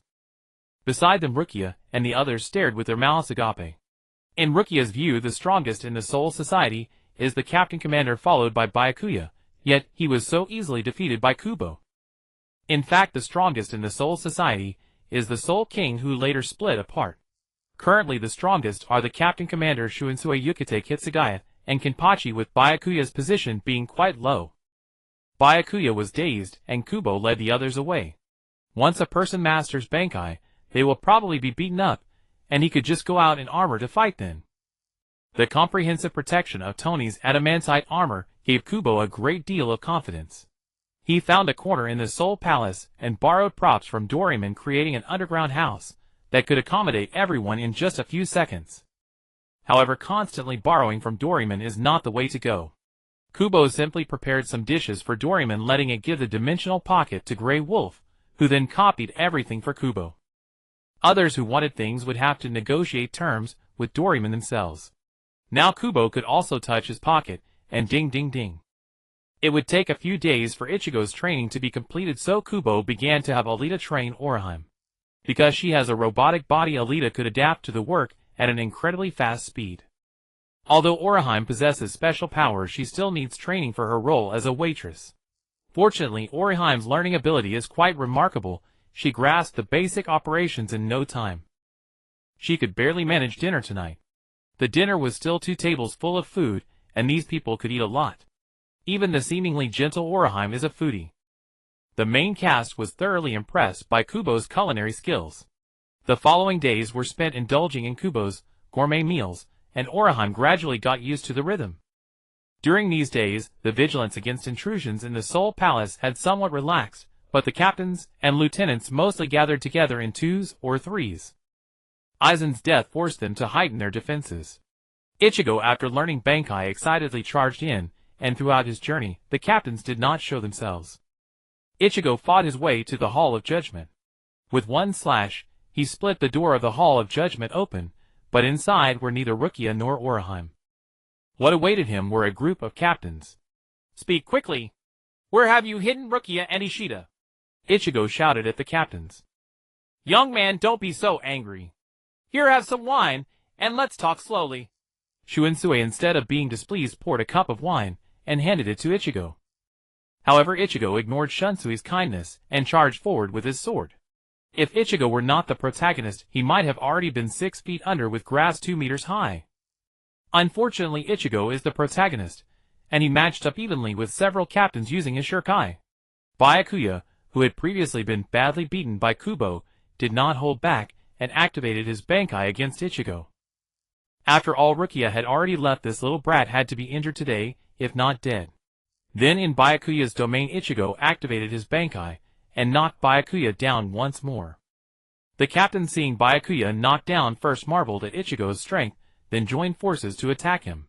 They only stopped when Ichigo was nearly out of breath. They needed to investigate the true cause of Aizen's death. On the ground, Ichigo's face began to slowly manifest a mask, and his hair started turning white. This was Ichigo's Soul Reaper mode. Indeed, Byakuya was the true Soul Reaper of Ichigo. The Zangetsu was actually a fragment of the soul of Yhwach, the original Quincy. The power of the Quincy's comes from fragments of Yhwach's soul. Every Quincy has one within them. Ichigo's mother was a Quincy, so when Ichigo was born he also possessed a fragment of Yhwach's soul. The Zangetsu within him actually suppresses and guides Ichigo. Besides being a Quincy, Ichigo's body also contains the powers of Shinigami and Hollow, both of which harbor animosity toward the Quinces. If left unregulated, Ichigo would ultimately harbor extreme hatred toward the Quinces, bringing great disaster to them. However, the Zangetsu within Ichigo is the original fragment of Yhwach's soul, which only wishes to prevent Ichigo from hating the Quincies. Later, after the Invisible Empires, Yhwach was resurrected. His demeanor changed drastically, becoming extremely brutal. Byakuya is rather tsundere, and has been playing the villain's role in the world of the living. However, every time Ichigo was truly in danger, Byakuya would step forward. Byakuya, wearing a mask, fought vigorously with the captains, but eventually the captains began to tire and contemplated using Bankai to deal with Ichigo. At that moment, the captain commander snorted coldly, drawing his Soul Reaper blade, unleashing a surge of violent heat that swept over Ichigo. Byakuya screamed in pain and fainted. Just as the captains were about to detain Ichigo for questioning, a sudden surge of immense spiritual pressure from a hollow, along with the already deceased Aizen's spiritual pressure, was felt outside. The captains were startled and rushed outside, only to see Aizen accompanied by Hinamori Jin and others heading to Hueco Mundo under the guidance of the hollow. Hinamori also had a piece of the Hogyoku within her, though it was not as complete as Rukia's. The narrative correction allowed Aizen to take Hinamori away. Of course, Hinamori, being a little fangirl, was quite willing. Then Ichigo's suspicion of killing Aizen was lifted, but he was still to be imprisoned in the Soul Palace for 1,000 years. At this time, Kubo appeared, donned in adamantite armor, taking down the captains with missiles, while discussing Ichigo's background before rescuing him. Under Kubo's pressure, the captains agreed to forgive Ichigo and the others. Thus matters in the Soul Society were mostly settled. A day later, Ichigo woke up and Kubo instructed him and the others to go to Hueco Mundo to slay some hollows for him. Oriheim, on the other hand, continued to stay in the restaurant. Meanwhile, Kubo was also working on Oriheim's mindset. The unattainable always stirs up unrest. Oriheim liked Ichigo, but he seemed oblivious. He thought it was merely a friendship. Ichigo liked Rukia, but Rukia was aware. It's a classic hero saves the beauty storyline. Thus Oriheim virtually had no chance in terms of logic. Throughout the plot, even if she confessed to Ichigo, she would gradually be marginalized. In the novel, Oriheim ultimately ended up with Ichigo, while the anime initially directed toward Rukia and Ichigo, later forcing a new chapter that brought Oriheim back to the forefront. But in the end, Rukia ended up with Renji. One wonders what the production team was thinking. Taking Oriheim away might change this tragic fate. It would also alter the destinies of Rukia and Ichigo. Days passed rapidly, and the system upgrade time came to an end. Ding, system upgrade complete. Upgrade content 1, world currency officially launched. Upgrade content 2, system mall opened. Upgrade content 3, the system's spatial passage has stabilized, and visitors from other worlds will no longer be limited to entering the restaurant once a week. They can enter the restaurant with a substitute item issued by the system. Upgrade content for the chat server has closed the item transfer function, changing to extracting half of the world power from every guest dining at the restaurant. This is converted into world currency for guests to use. The host will receive 70 of the world currency paid by guests. The extracted world power will restore itself in the guest's world after 1 week. For instance, if Doraemon enters the restaurant, the system will determine how much his items are worth in world currency, and extract half to convert into world currency for him to use. Extracted items will not be affected in their original world, and their effectiveness will only be 50 in other worlds. Upgrade content 5, an additional employee quota for the restaurant has been added. Upgrade content 6, the host will automatically know the origins of all guests entering the restaurant. Can be filtered and viewed. Upgrade Content 7. The restaurant itself will not suffer any harm. Upgrade Content 8. The host's physical fitness increase rate has improved to twice a week. Upgrade Content 9. All guests coming to the restaurant will have their purchase limits on dishes set. If they spend 1,000 world currency or less, they can only purchase 1 dish per day. If they spend 1,000 world currency or more, they can purchase 2 dishes per day. And so on. Bug fix. The pricing of all dishes will be set by the system, and the host cannot change the pricing by more than 50. Reminder: the system upgrade for guests from other worlds is ongoing, and the expected upgrade time is long. During this period, the host can summon guests from other worlds by paying world currency.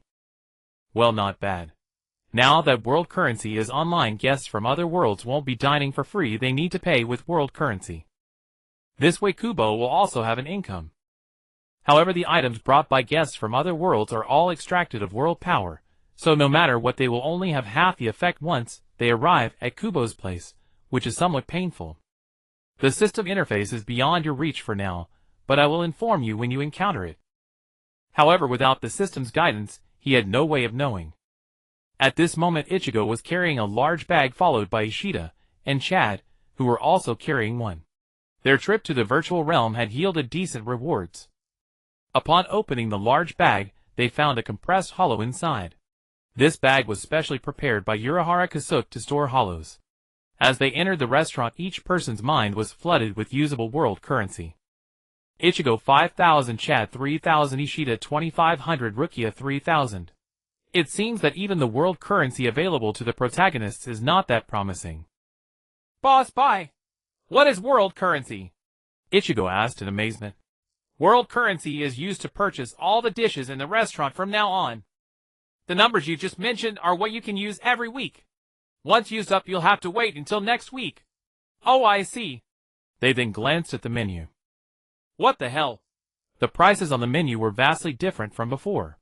Previously, a bowl of wontons cost only a few thousand. Now, it would cost 500 world currency.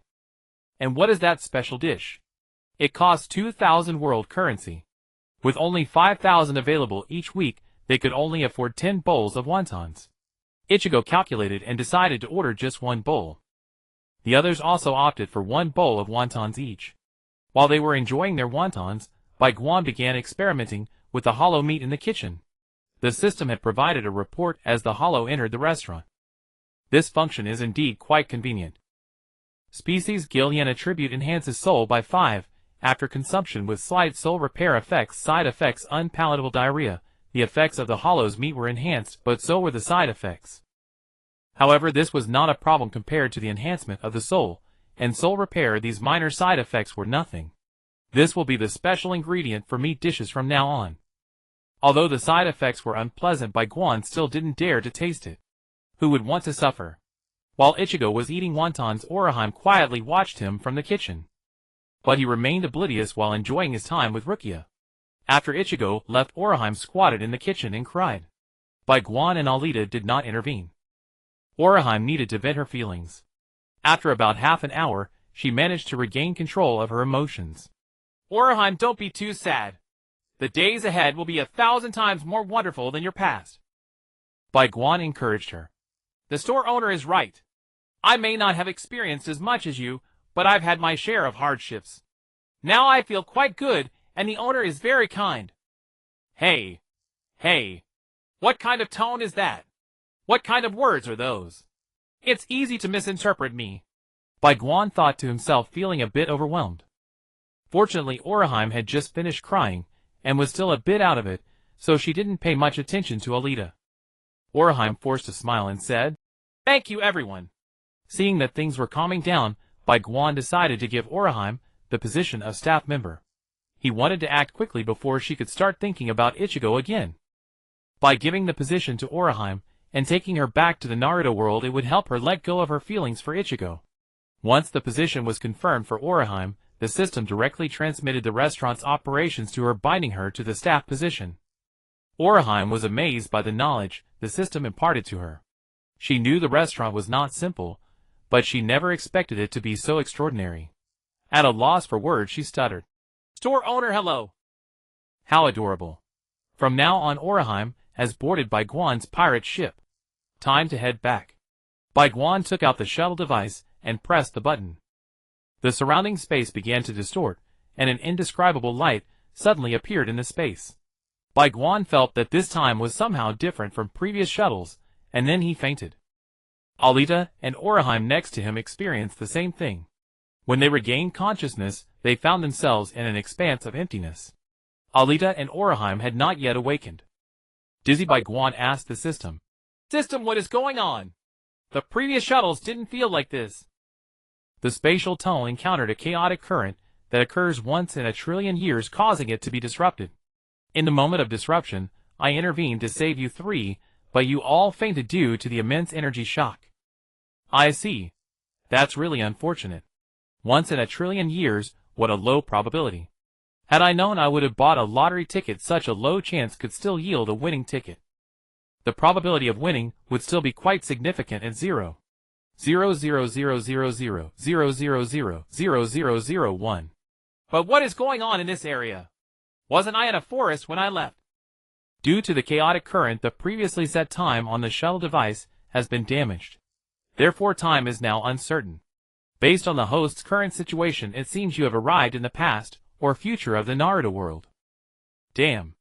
The past is manageable, though there's nothing to do. It's not nauseating. The future would be intolerable. Boruto is annoyingly stupid. If I really end up in Boruto's era, that would be unbearable. Even though Doraemon's time-traveling gadgets were also copied by Grey Wolf, only the time-wrapping cloth was usable. The others were completely unusable. This is Grey Wolf's research report.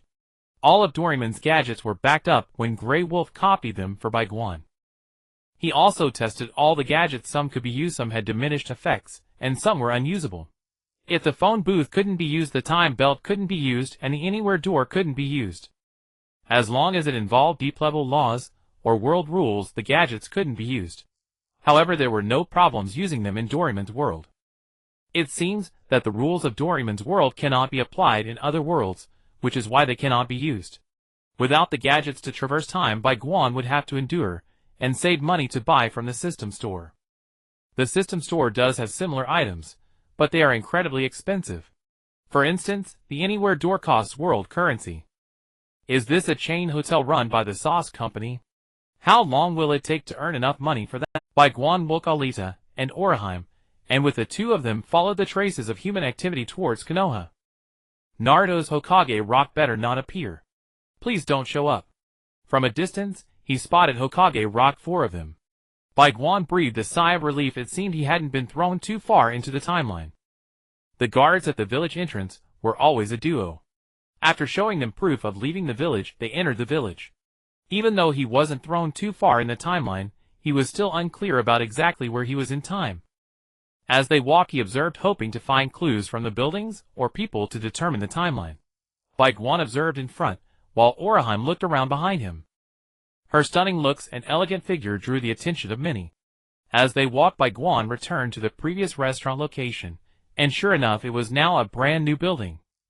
However, this building looked a bit familiar. Bai Guan felt as if he had seen it somewhere before.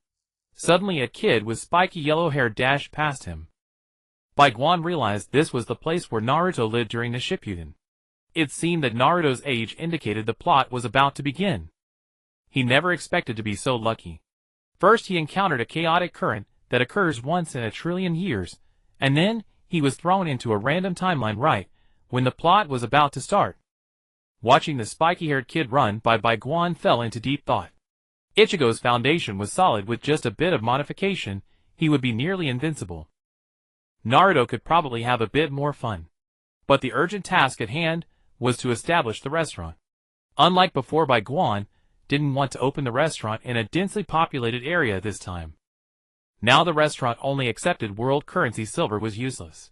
Besides, how many world currencies could those worthless ninjas have? He found a very secluded corner to buy a plot of land, and then spent a fortune to gather some top-notch ninja craftsmen. Since he had no silver, why keep it? Thus a massive courtyard spanning 3,000 square meters came into being. Luckily, the location was remote, otherwise it would attract too much attention. Previously, Bai Guan had only opened small restaurants, but now he happily hung a customized plaque at the entrance. Naturally, outsiders couldn't see it. The courtyard was divided into 2 levels, with a tall wall surrounding the outer layer. The inner layer was the actual location of the restaurant. Bai Guan planned to take the boutique route, sending out invitations. So it was best that others did not discover that this was a restaurant. After construction was completed, he confirmed the restaurant's location on the system interface, and began the renovation. Fortunately, the system covered the cost of the first renovation, otherwise Bai Guan wouldn't have been able to afford it with his current world currency. Ow! I can't send goods anymore, it's so troublesome. Aqua. After discovering that Aqua's hair had special effects, she had relied on selling hair for a living, and with that her group had led a prosperous life in another world. Yesterday, when the system upgraded, the item transfer function in the chat group disappeared, and Aqua lost her sales channel. Although it didn't affect her in the short term. But after getting used to making a lot of money every day, Aqua found herself at a loss, when returning to being broke. Although Grey Wolf had a copying machine, he only used it in important places. At other times he avoided using it. Now the only things that could compel Grey Wolf to use the copying machine were the inventions needed by a few scientists in the group. Thus the chat group was not only a place for everyone to pass the time, but also a channel for trade. While everyone was complaining about the inability to send items in the chat group, Bai Guan stepped forward. Although the chat group cannot send items anymore, the restaurant will be open at any time. You can come to the restaurant to dine at any time. Trading face-to-face is no different. You will receive the token to enter the restaurant right away. Bai Guan. Not long after the notification from Bai Guan, the members of the chat group received a token sent by the system. This token was actually a ring that allowed them to enter and exit the restaurant at any time. At this time, the restaurant was also completed. The outer wall was filled with aid-man alloy, and the outer courtyard featured a series of independent houses. The houses had excellent water supply and drainage systems. Moreover, Bai Guan had incorporated the energy core given by Chie Gawala into the renovation materials, providing the entire courtyard with a very stable energy supply. The rooms had bathrooms and toilets, but no kitchens. Of course, it was impossible to have kitchens. Why would Bai Guan, who ran a restaurant, equip guest rooms with kitchens? Hot dishes. The inner walls were different from the outer walls. The outer walls contained a layer of aid-man metal, while the inner walls were made of aid-man metal directly. Naturally, the exterior was coated with a thick layer of paint to avoid looking too ostentatious. The inner courtyard served as both the restaurant and living area. There's no need to elaborate on the restaurant, it was the focus of the renovation. The new design included an air filtration device developed by Grey Wolf, which could filter the air to an optimal breathing quality. The tables were made of pure jade engraved with intricate patterns, giving them an extraordinary appearance. The chairs were also inventions of Grey Wolf, made from highly flexible memory metal. Once seated, the chairs would automatically adjust their shape to provide the utmost comfort. The carpets were made from Aqua's hair. Of course, it was dyed, and would not collect any dust or dirt. They felt incredibly soft underfoot. The lights above were products optimized from the dragon vein crystals of the Silver Time world. Prolonged exposure could enhance longevity and strength. The living area was meant for Bai Guan and the staff. It was a small high-rise building, different from the guest rooms on the outside, with everything from faucets to wardrobes optimized by the system. Not only was it comfortable, but it also aided in sleep, invigorated the mind, prolonged life, and eliminated ailments, among many other functions. In short, it practically had every feature. Only Bai Guan and the staff were allowed to enter the living area. The entrance to the guest rooms and the outer courtyard featured a continuously flowing stream of water containing special energy. In simple terms, it could be considered life water, or holy water in the magical world. In the realm of immortals, it was akin to a 1,000-year-old spiritual herb. However, this water could only be seen and heard. Even Bai Guan could not take it away. Inside the inner wall between the restaurant and living area was a sizable pond. The water here was just ordinary water, but it caused chickens and fish to grow at an astonishing rate, as if under the influence of a growth stimulant. The quality was also exceptionally good. Bai Guan suspected that the ordinary ingredients provided by the system were cultivated using this water. Aside from the buildings on the ground, the restaurant also had a high-energy magnetic field disruptor installed on the ceiling. It connected the outer and inner walls. Everyone could only enter through the doors if they attempted to climb over the wall their magnetic fields would be disrupted for 10 minutes, during which Bai Guan would receive an alert from the system. However, Bai Guan felt that the most considerate aspect of the system was that the entire restaurant courtyard was covered by a network. Although it was a local area network, it could still be used for gaming. When he had time, he planned to bring in 2 people to set up a network-based station from the Naruto world. Bai Guan thought Senju Hashirama would be a good choice. He could place the base station on the ground, and use would release to lift it up. Ding. The restaurant's appearance had changed, but the notification sound remained the same. At the entrance of the outer wall, a large group of people appeared. The guests from other worlds, who had already been integrated, rushed in with their friends and family, as soon as they could enter the restaurant. Grey Wolf brought Red Wolf, Fujinuma Satoru brought Hinatsuki, Ko Zhangwei brought Dolly, and Qianhu brought Yuli. Saitama brought Genos, Deadpool brought his wife, and Sawu brought her brother. Chiegu Alamundo and Dagu all came alone. Others brought many companions.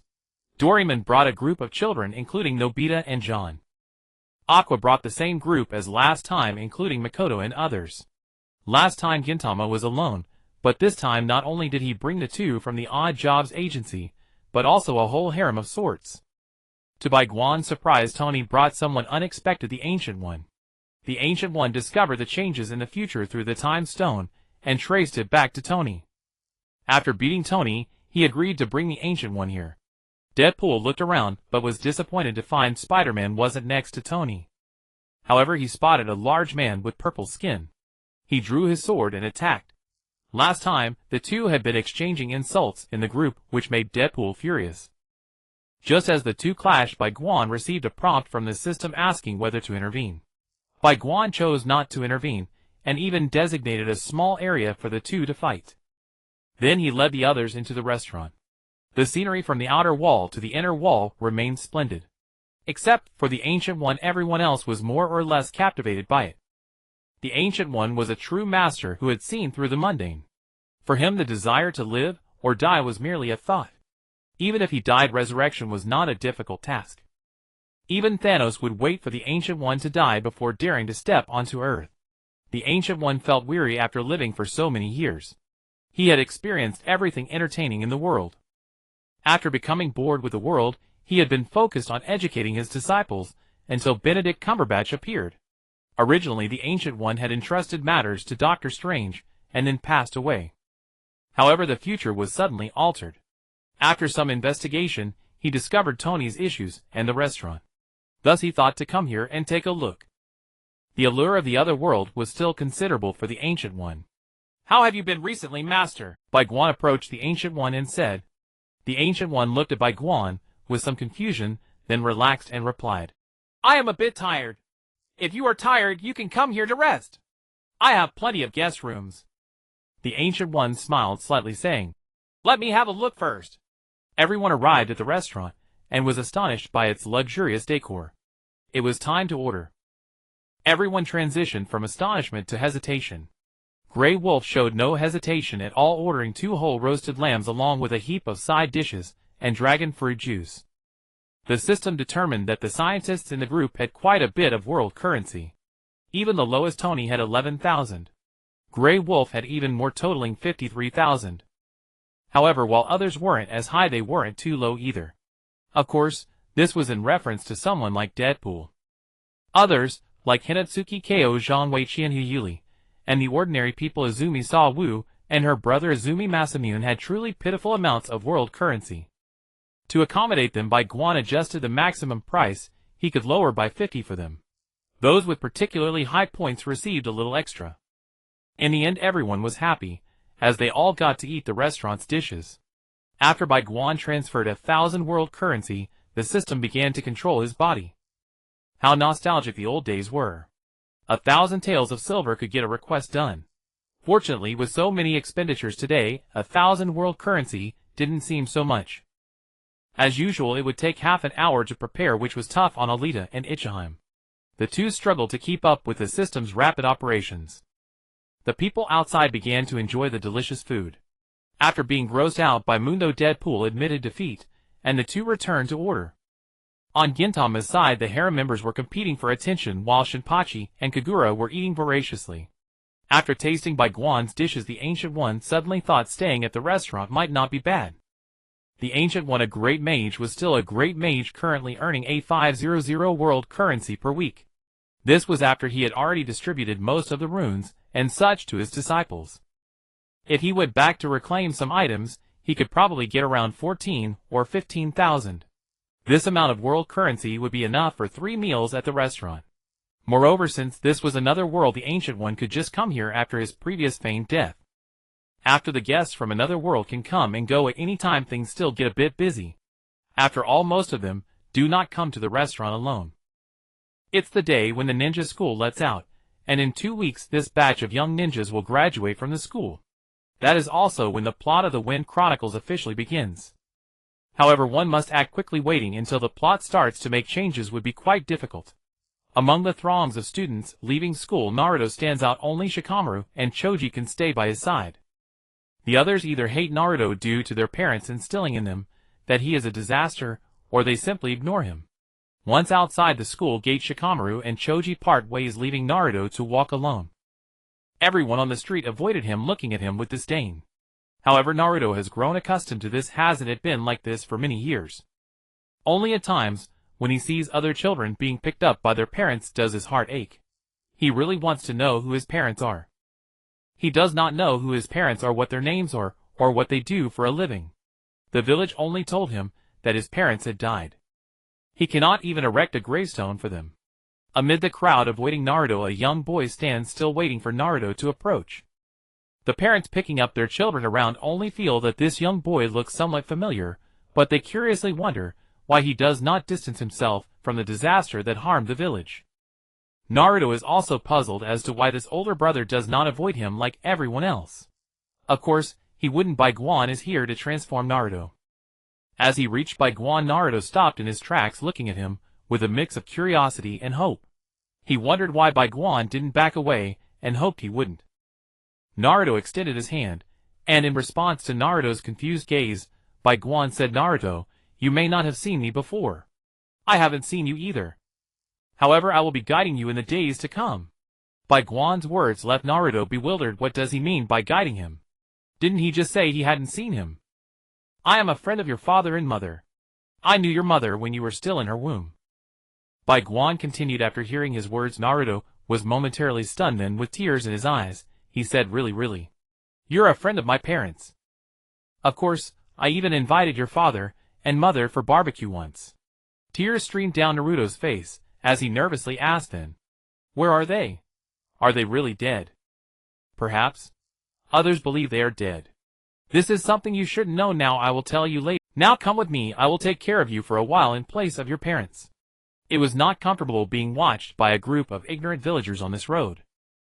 Naruto agreed and was about to follow Bai Guan when several Anbu jumped down and blocked their path, asking Bai Guan, "Who are you? If you don't clarify, you will be staying here today." Although the village's higher-ups issued a command to isolate Naruto, they also ordered his protection.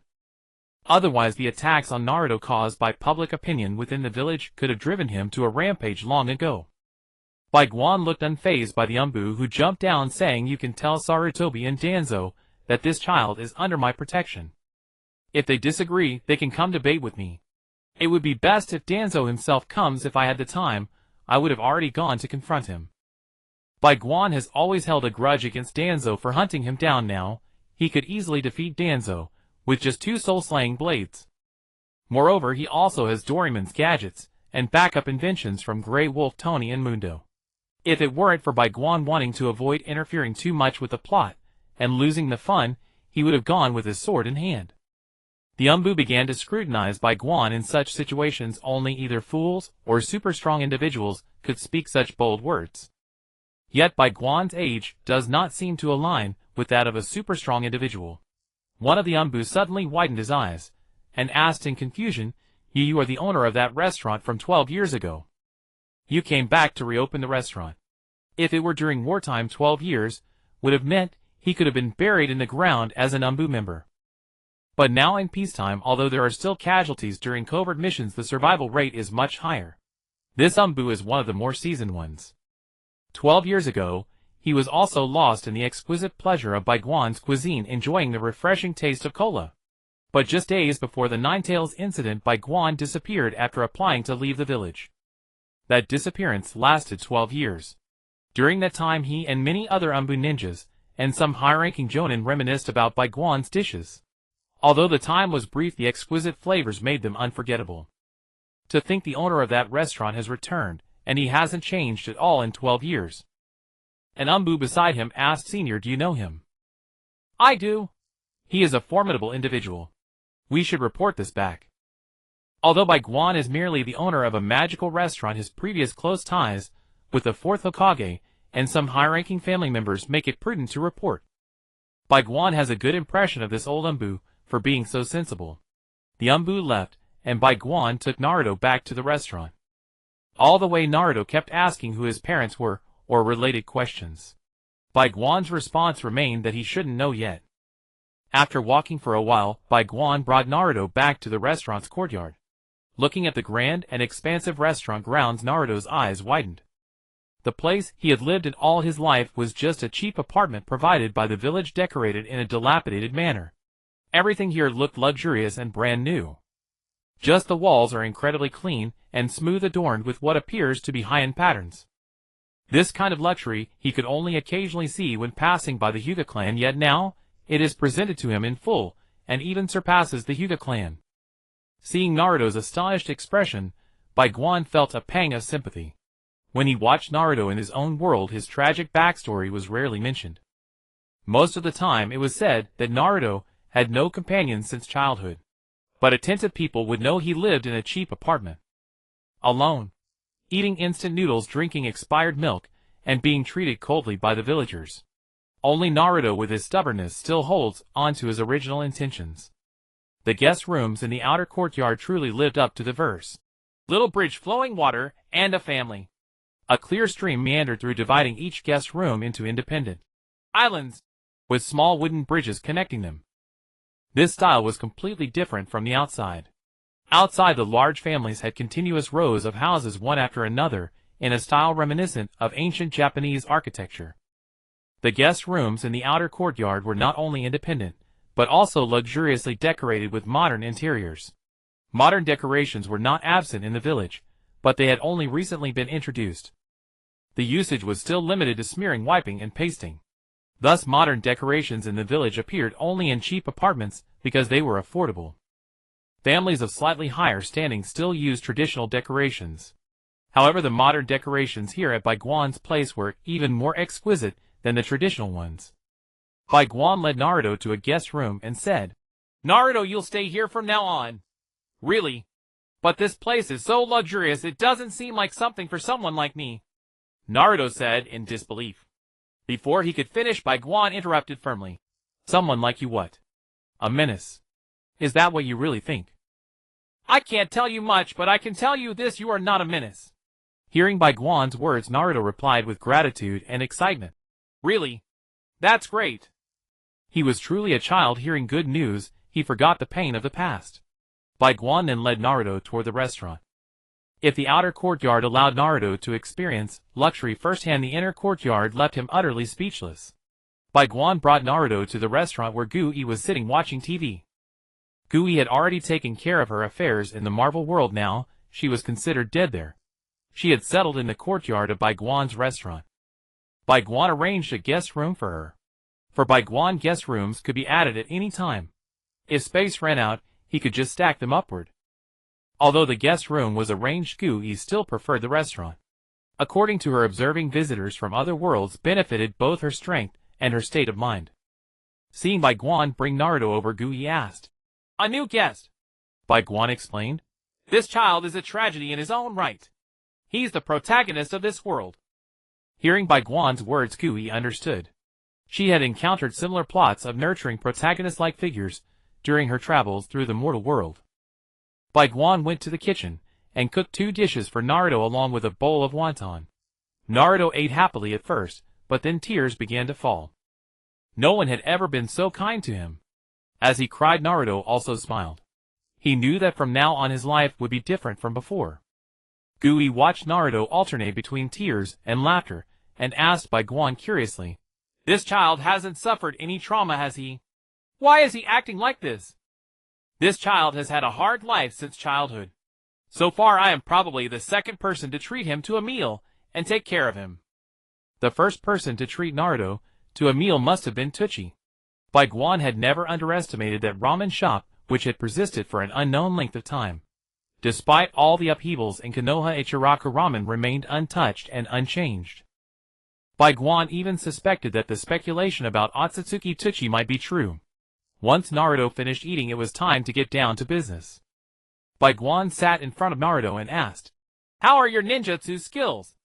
Naruto's face reddened slightly. "Well, okay. Actually, you have great talent in many aspects. From now on I will make you a strong person. Strong. Like a Hokage." Bai Guan rolled his eyes. "Strength is a definition, not a title. Just because you become Hokage doesn't mean you are strong. No matter how powerful you become, you must always believe that there are those stronger than you. That is true strength. Being Hokage might be a starting point, but it is by no means the end. Although you have talent in ninjutsu, your comprehension is lacking. You will practice swordsmanship from now on.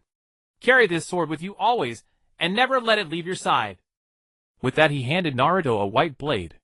This blade contained a small amount of special materials, like adamantium, to enhance its hardness. In the world of Naruto, it wasn't invincible, but it was certainly harder than 90% of all swords.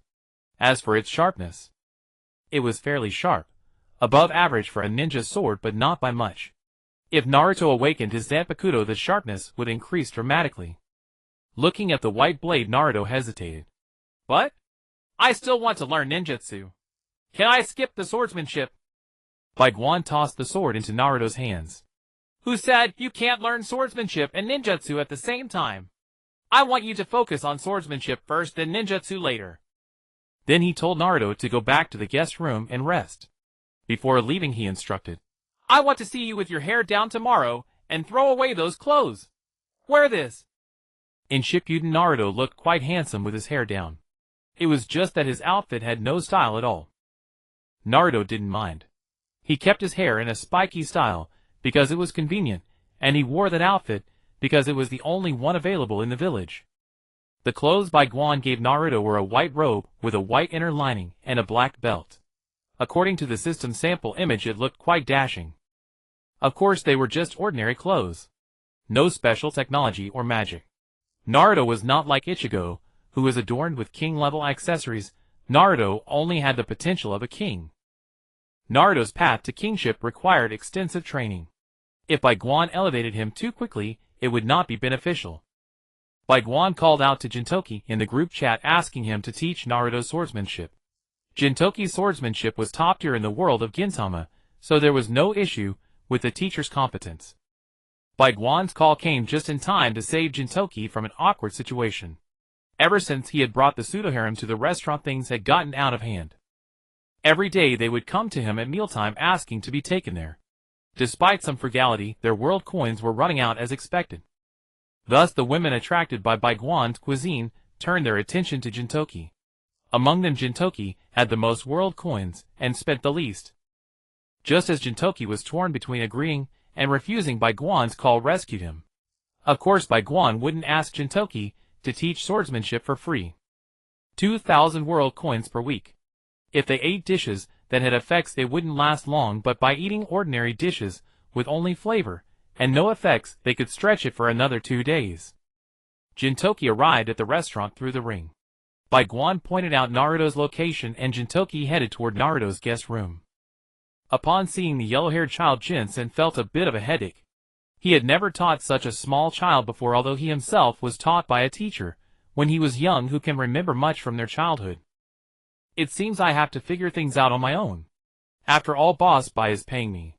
As the owner of the Odd Jobs agency, it's only natural to charge for services." Jinsen taught Naruto a basic move, and Naruto swung the blade a couple of times. Then he discovered that this kid's talent was quite remarkable. The way he held the knife and swung it was steady. This level of control is usually only seen in seasoned practitioners who have trained for a long time. If it weren't for the fact that he knew this kid had never learned any sword techniques, Jinsen would have thought he was being played. He taught a few more basic moves. Mastering swordplay cannot be achieved in a day. The first thing to do is to build a foundation. Daiku went through the same process initially. However, Naruto's talent is much higher than Daika's, so the time required will undoubtedly be significantly shorter. While Naruto practiced Jinsen and watched from the side. When mealtime came, the two of them headed to the restaurant in the inner courtyard together. The restaurant was already very lively, filled with both humans and non-humans. Everyone was joyfully enjoying their meals. After a previous conflict, Deadpool and Mondo had reconciled, and their relationship had been quite good recently. Looking at the diners, Jinsen suddenly remembered something. Without saying goodbye to Naruto, he directly used his ring to return to his own time. After returning to his own world, Jinsen arrived at the Odd Jobs agency. Sure enough, there were many people inside. Fortunately, he had received 2,000 world coins from Boss Bai. After returning to the Odd Jobs agency, Jinsen, accompanied by a group of beautiful women, went to the restaurant again. Naruto was astonished. It is said that once a person is a master, they are a father for life. This master has found so many mothers for himself. Swallowing his saliva, Naruto asked Jinsen, "Master, are these all your wives?" In front of his disciple, Jinsen couldn't act humble. With a proud expression, he replied that these were all part of his harem. Upon hearing this, Naruto was dumbfounded. It was already difficult enough for him to pursue Sakura. How did his master manage to do this? Immediately feeling frustrated, he ordered a dragon fruit juice at the counter and walked towards the group of women. Naruto's expenses at the restaurant required no world coins. Boss Bai covered it. The reason was that Naruto had no world coins, and secondly, it was to repay the favor for the scroll that Minato had given him. Although there was only one scroll, without it his attempt to win over Alita would undoubtedly be fraught with difficulties. That insertion point was the best one Boss Bai had found. The women looked at Naruto in confusion. They did not remember knowing this yellow-haired child. Jinsen stepped forward to explain, "This is my new disciple whose talent is extraordinary. It's only a matter of time before he surpasses me." The women were somewhat surprised. They knew Jinsen's strength, and if Naruto could surpass him, he must be quite remarkable. Tsukuyomi said, "Since he is Jinsen's disciple, let's sit together and eat." This was an acknowledgement from the wife. Naruto excitedly shouted, "Thank you, Master Lady." The whole restaurant fell silent. Everyone had understood the relationship between the beautiful women and Jinsen, but they had only seen through it without saying anything. Unexpectedly, this yellow-haired kid actually said it out loud, and so loudly. Truly, he is a fearless newcomer. Jinsen stared wide-eyed at Naruto, mouth agape in shock.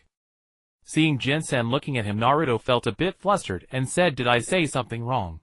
Isn't the first person to speak the most important?" This has become quite entertaining. Jinsen turned his head, and all the women looked at him.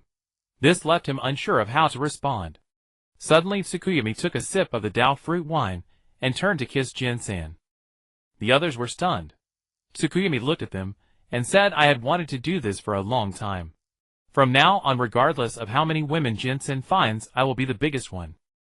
It seemed like a playful argument, but Jinsen knew they were serious. However, why did Shimura Shinpachi appear so unfazed? Mainly because although she once had feelings for Jinsen, those feelings faded quickly. Moreover, she knew that Jinsen had no feelings for her at all.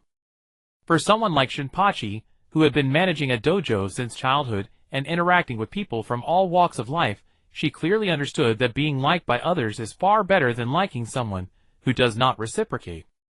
Of course, if Jinsen really expressed his affection for her, she might not refuse. Boss Bai watched the arguing women, absolutely certain he hadn't brought the wrong people. Jinsen and Tsukuyomi had wanted to break through this barrier for a long time, but unexpectedly Naruto directly opened it. It seems he must give him something good to eat later. Seeing the reactions of the various master ladies, Naruto realized he had caused trouble. He swallowed his saliva and quietly slipped away. Soon the argument came to an end. The order was Tsukuyomi, Kubai, and Shobu. It was said that Shobu favored the small ones when her instincts kicked in, as it was thrilling. Gradually approaching the area where Boss Bai was, Naruto whispered, "Master Jinsen is amazing. So many beautiful women are fighting for his favor. Unlike me, no matter what I do, Sakura still doesn't like me." Boss Bai smiled and said, "Naruto, you must understand. Liking someone who likes you is far better than liking someone who doesn't like you. Sakura doesn't like you, but that doesn't mean no one else likes you. Since Sakura is indifferent no matter what you do, letting go is the best choice. Naruto first appeared to understand, then suddenly felt dejected. Liking someone who likes me is better than liking someone who doesn't, but no one likes me. Not at all. In fact, there is a girl who really likes you. You just don't realize it because you're too dense. Boss Bai shook his head. Oh. Really? Who is it? Watching Naruto gradually take the bait, Boss Bai felt extremely happy. Do you remember the little girl who was bullied in the small grove by Daming Lake back then? PFF. That little girl from the village's grove who was bullied. Naruto clearly didn't remember. Back then in the grove there was a little girl who was bullied, and you went up to stop them. But in the end, you also got beaten up and left all bruised. That little girl is Hinata from your class. She really likes you. Huh? Hinata. Naruto had always only interacted with Shikamaru and Choji in class. He really had no idea that Hinata liked him. That's right. Hinata likes you. And isn't Hinata cute? You like Sakura, but she doesn't like you. Why not try dating Hinata who likes you? The next day Naruto arrived at school, just in time, unlike his usual early arrivals. Today Silver had specifically advised him to go a little later. The reason being that the protagonist always appears at just the right moment. As Naruto stepped into the classroom, the entire class fell silent. In the past Naruto would always sport a messy bun and wore a brownish-yellow outfit. He looked as unappealing as one could be. However, today Naruto had come dressed as instructed by Bai Guan. His slightly longer hair was slicked back, and he wore a white outfit like a wealthy young master. A simple long knife hung at his waist, but even from its appearance, it was clearly not a piece of junk. Hinata, who had always liked Naruto, was struck by how handsome he looked today. Her face flushed and steam seemed to rise from her head. As Naruto walked down the aisle, Sakura, who had previously ignored him, unexpectedly greeted him. Naruto. Why are you dressed like this today? He simply smiled lightly, and walked straight to sit beside Hinata. Thanks to Bai Guan's reminder from yesterday, Naruto finally realized Hinata's feelings for him. After sitting down, he smiled at Hinata, and said, "Good morning, Hinata." Hinata fainted immediately with her eyes rolling back. Seeing Naruto ignore her made Sakura feel as if she had lost something. But it doesn't matter. No matter how handsome Naruto is, he cannot compare to her favorite Sasuke. Sasuke would definitely look better than Naruto in a change of clothes. Naruto felt a bit awkward, wondering why Hinata had fainted. However, upon taking a closer look at Hinata, he suddenly realized how adorable she was. He took off his outer robe and covered Hinata with it, while chatting with Shikamaru and Choji. Shikamaru and Choji were also surprised, wondering how Naruto had changed so much in just one day.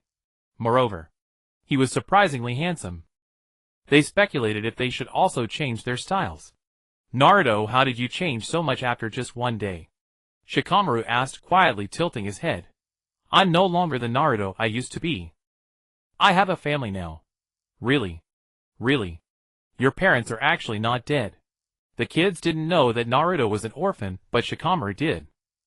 Being exceptionally intelligent, he had long suspected that there was something wrong with Naruto being isolated. After inquiring with his father, and receiving a vague answer combined with his interactions with Naruto, Shikamaru concluded that Naruto was definitely not the menace as rumored. On the contrary, he was just a child not much different from them, and thus he and Choji became Naruto's only close friends at the ninja school. Of course, he never revealed his suspicions to Choji. Choji simply didn't care about the rumors to him. Classmates were classmates, and partners were partners. Previously, he had not interacted with Naruto, because he didn't know him, but after Shikamaru introduced him, Choji trusted Naruto more than before. Naruto didn't notice why Shikamaru knew about his parents' death, but even if he did, he wouldn't care. "My parents are already dead, but a friend of my parents took me in yesterday.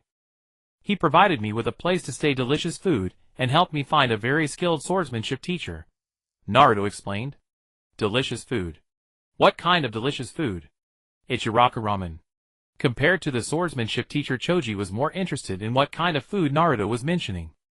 "It's made by Boss Bai himself. He runs a restaurant. The food he makes is incredibly delicious." "How skilled is this swordsmanship teacher you mentioned?" Shikamaru curiously inquired about Naruto's swordsmanship teacher. "I'm not quite sure how skilled he is. I just know that currently there are 3 super beauties vying to be his wife. According to Boss Bai, that's only part of it. His harem includes women as old as 70, and as young as 12, even robots, beastmen, and men. Hearing this made Shikamaru gasp. His father had told him that if a man is exceptionally capable, then that man will have more followers. From what Naruto described, the skill of this swordsmanship teacher is simply beyond imagination. Shikamaru explained, so powerful. 3 beauties plus old people, children, robots, beastmen, and men. Men. Shikamaru suddenly reacted to the keywords Naruto had mentioned. I'm telling you, don't tell anyone else, okay? Otherwise my teacher will kill me. This is what Boss Bai told me last night. It is said that my swordsmanship master has an extensive charm. There was a man who, after drinking with him, cough, cough, cough. This information was just too much to handle. Despite the Uchiha clan's reputation in the village, there has never been a situation where 2 men were in love. In fact, not even the entire Land of Fire has heard of such a thing. Shikamaru was shocked. For a moment, he couldn't find a topic to continue the conversation, and could only ask, so how's his swordsmanship? I'm not too clear on that. He said he once split a spaceship in half with a single strike and fought against a cosmic monster larger than our village. I'm not sure what a spaceship is, but it should be some kind of ship, right? Is this even a human? Naruto's words made Shikamaru, who was usually unflappable, feel stirred. Shikamaru asked again, what has he taught you? Naruto shrugged his hands, and said, not much, just a few basic forms. Can you show me? Sure, but it has to be after school. And once I show you, I have to go back. If I'm late, my teacher will beat me up. For one of his only close friends, he had no need to hide too much. He trusted Shikamaru.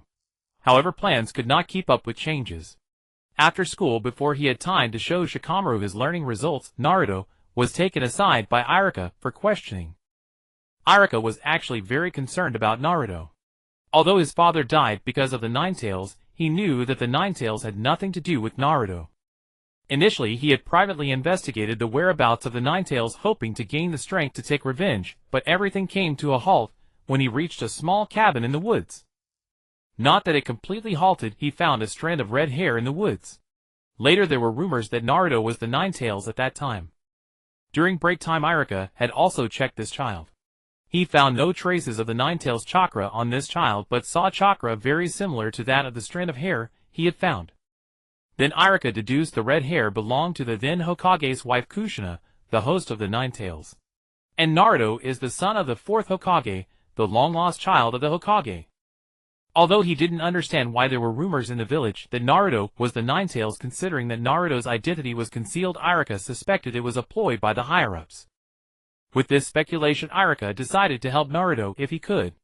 Perhaps it was due to the commonality of being orphans that Iruka even contemplated adopting Naruto, but soon this thought was interrupted. The resolutions of the higher-ups were beyond the power of a mere Chunin teacher to change. Forcing himself to intervene would not only bring no benefit, but could even force Naruto into a more difficult situation. However, after hearing that Naruto had been taken away by someone yesterday, and had returned changed today, Iruka feared that Naruto might have been brainwashed. Thus he sought to ask Naruto, hoping it wasn't what he feared. Iruka's inquiry yielded no results, but at least it was clear that Naruto had not been brainwashed or subjected to any illusions. When he left the office, although Shikamaru and Choji were still waiting for Naruto, time was running out. If he didn't return soon, Jintoki would be angry. After exiting the school gate, the 3 of them parted ways. Just a few steps and Naruto was stopped by an old man whose head was wrapped in cloth, leaving only one eye visible. The old man requested Naruto to take him to Hokage. Indeed, this was Danzo. Not long after Hokage made a strong statement yesterday, Danzo had sent people to check on Hokage's courtyard. He found that not only could they not enter, but those who tried to climb over had also vanished. Not wanting to lose any more subordinates, Danzo sought counsel from the 3rd Hokage on how to approach Hokage. The 3rd Hokage was indifferent. Having entered his twilight years, he had lost much of his previous desire for control. He had even once ordered Danzo to disband Root. However, Danzo pretended to disband Root, while secretly continuing to train his troops, which the 3rd Hokage was unaware of. In the end, he instructed Danzo to seek out Hokage himself, as his own visit would be too grandiose, and sending others would be impractical. After much consideration, Danzo was deemed the best choice, having offended Hokage over a decade ago. He would go to apologize to Hokage and retrieve Naruto. If he couldn't, it would be fine. After all, although Hokage had been away from the village for many years, he was still one of their own and had previously had a good relationship with Minato and Kushina, so there was no fear of Hokage taking Naruto and defecting. Moreover, providing Naruto with a better environment was also a good thing. The third Hokage felt some guilt over Minato's death and wanted to help Naruto, while the elders all wished to isolate him. Although the third Hokage could forcefully establish Naruto as the hero's son or give him some other decent identity, the cost of going against the other elders was a bit too high. Thus he merely provided a small amount of money each month to ensure Naruto's basic living needs were met. In short, he could help Naruto, but the cost and rewards were not proportionate. Though aged, he still prioritized benefits in his heart. Naruto, unaware of who the old man was, kindly led Danzo to the restaurant courtyard. At the entrance of the courtyard, Danzo stopped. The report from his subordinates indicated that although it was just a seemingly thin wooden door, there was no way to enter. Naruto effortlessly entered right in front of Danzo. Danzo began to doubt the authenticity of his subordinates' reports upon seeing how easily Naruto got in. It must be that those useless subordinates lacked the chakra to pass through this threshold. Danzo gathered his chakra and charged towards the door. Bang! The immense rebounding force knocked Danzo to the ground. Hokage, who was cooking in the kitchen, received a system prompt. He then opened the door for Danzo's access. Soon after, Naruto arrived at the restaurant and said an old man wanted to come in. Hokage told Naruto to have Danzo try entering again. When Naruto relayed the message, Danzo, nursing the large bump on his head, hesitated about going in. After hitting his head so hard the first time, now I have to go in again. There are always troublesome people trying to harm me. Seeing Danzo hesitating, Naruto took his hand and led him inside. Danzo initially wanted to push Naruto away, but as he gathered his chakra, he was overwhelmed by a powerful killing intent. This kind of killing intent doesn't come from simply killing a few people. This was the killing intent accumulated from years of slaughter on the battlefield. Following the source of the killing intent, he saw a silver-haired man. Naruto followed Danzo's gaze and also spotted Jintoki. Master! Wait a moment while I pull this old man in, and then well practice. Naruto greeted Jintoki. Just moments earlier, Jintoki had spotted Naruto heading towards the restaurant from the rooftop while drinking. He had just wanted to call this little brat over for training, but instead, the little brat dashed straight into the restaurant. How hungry could this kid be to run headlong into the restaurant? Jintoki stumbled to the restaurant only to find that Naruto had already gone out again. He immediately felt a surge of anger rising from within, wanting to deal with this cheeky little brat. After inquiring a bit, he ran over and unexpectedly saw an old man trying to attack Naruto the moment he arrived at the outer courtyard. Damn! Is my disciple someone you can touch? The explosive killing intent pressed down on Danzo. Although Danzo also came from the battlefield, how could the ninja world's battlefield compare to a galactic war? The pressure of Jintoki's killing intent made Danzo break out in cold sweat. He lost the strength in his legs being dragged into the courtyard by Naruto. All the way from the outer courtyard to the restaurant, Danzo remained quite steady. Nonsense. A major killing god is staring at you from behind. After delivering Danzo, Naruto returned to the guest room area to train with Jintoki. After Jintoki left, Danzo let out a sigh of relief. Coming back to himself, he noticed that everyone around was looking at him with hostility. Although Jintoki's killing intent was aimed at Danzo, it leaked out to some extent. He had frightened the diners in the restaurant when he first entered. Danzo was the root cause of this. Looking around at the various strange creatures, Danzo swallowed hard. What are these things? Wolves sitting and eating meat, a purple monster gnawing on chicken, and a round-head raccoon. Hokage emerged from the kitchen and said to Danzo, "Speak quickly if you have something to say." After that, get lost. Let's forget about what happened last time. Be more stable in the future. Otherwise, I will kill you anytime, no matter how many eyes you have. Danzo's pupils shrank. If before he was simply afraid, now he was horrified. He was the only one who knew about his eyes. Everyone involved had been killed by him. How did he know? Has Hokage's intelligence network infiltrated this deeply? After 2 minutes of silence, Danzo reluctantly left. Danzo returned to the third Hokage in a disheveled state, saying he couldn't manage it and not to provoke him. Then he returned to the Shimura clan. It was said that that night Danzo killed many suspected spies. Among them many were pieces arranged by the third Hokage. The third Hokage also received the news, raising his long-dormant vigilance against Danzo. On the other side, Hakugan continued his hospitality. He initially intended to eliminate Danzo directly, but he knew that while he would be fine, Naruto, who was already on his side, would definitely be targeted by the third Hokage. So he decided to just intimidate him. Opening the system interface, he spent 10,000 world coins. He searched for a new guest from a random world. Who could it be? Of course Hakugan could specify directly, but what would be the point? Hakugan wasn't particularly lacking anything at the moment. It was like a lottery. Exciting. He purposely stepped out of the kitchen to look at the entrance. Is that the man? He has arrived. If you can win me in 17 moves, I will let you eat the energy collector. Character Lu Wei. Trait unfazed by everything, equally matched with one or more opponents.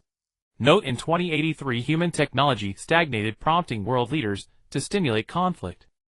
Unexpectedly, a terror attack in the name of God detonated a nuclear bomb within the borders of Country M. The bomb's yield was not great, but it created a deep pit underground in Country M after a crackdown on terrorist organizations by various nations. A sudden wail echoed from the deep pit. The Earth Beast, which safeguards the stability of Earth's space, was injured, and could not stabilize the space for the time being, resulting in the opening of parallel worlds. The moment the channel to the parallel world opened, it absorbed more than half of the current world's energy, affecting Earth beasts all over the globe, leading to the opening of spatial channels in succession. Some parallel worlds chose to form alliances, while others opted for aggression.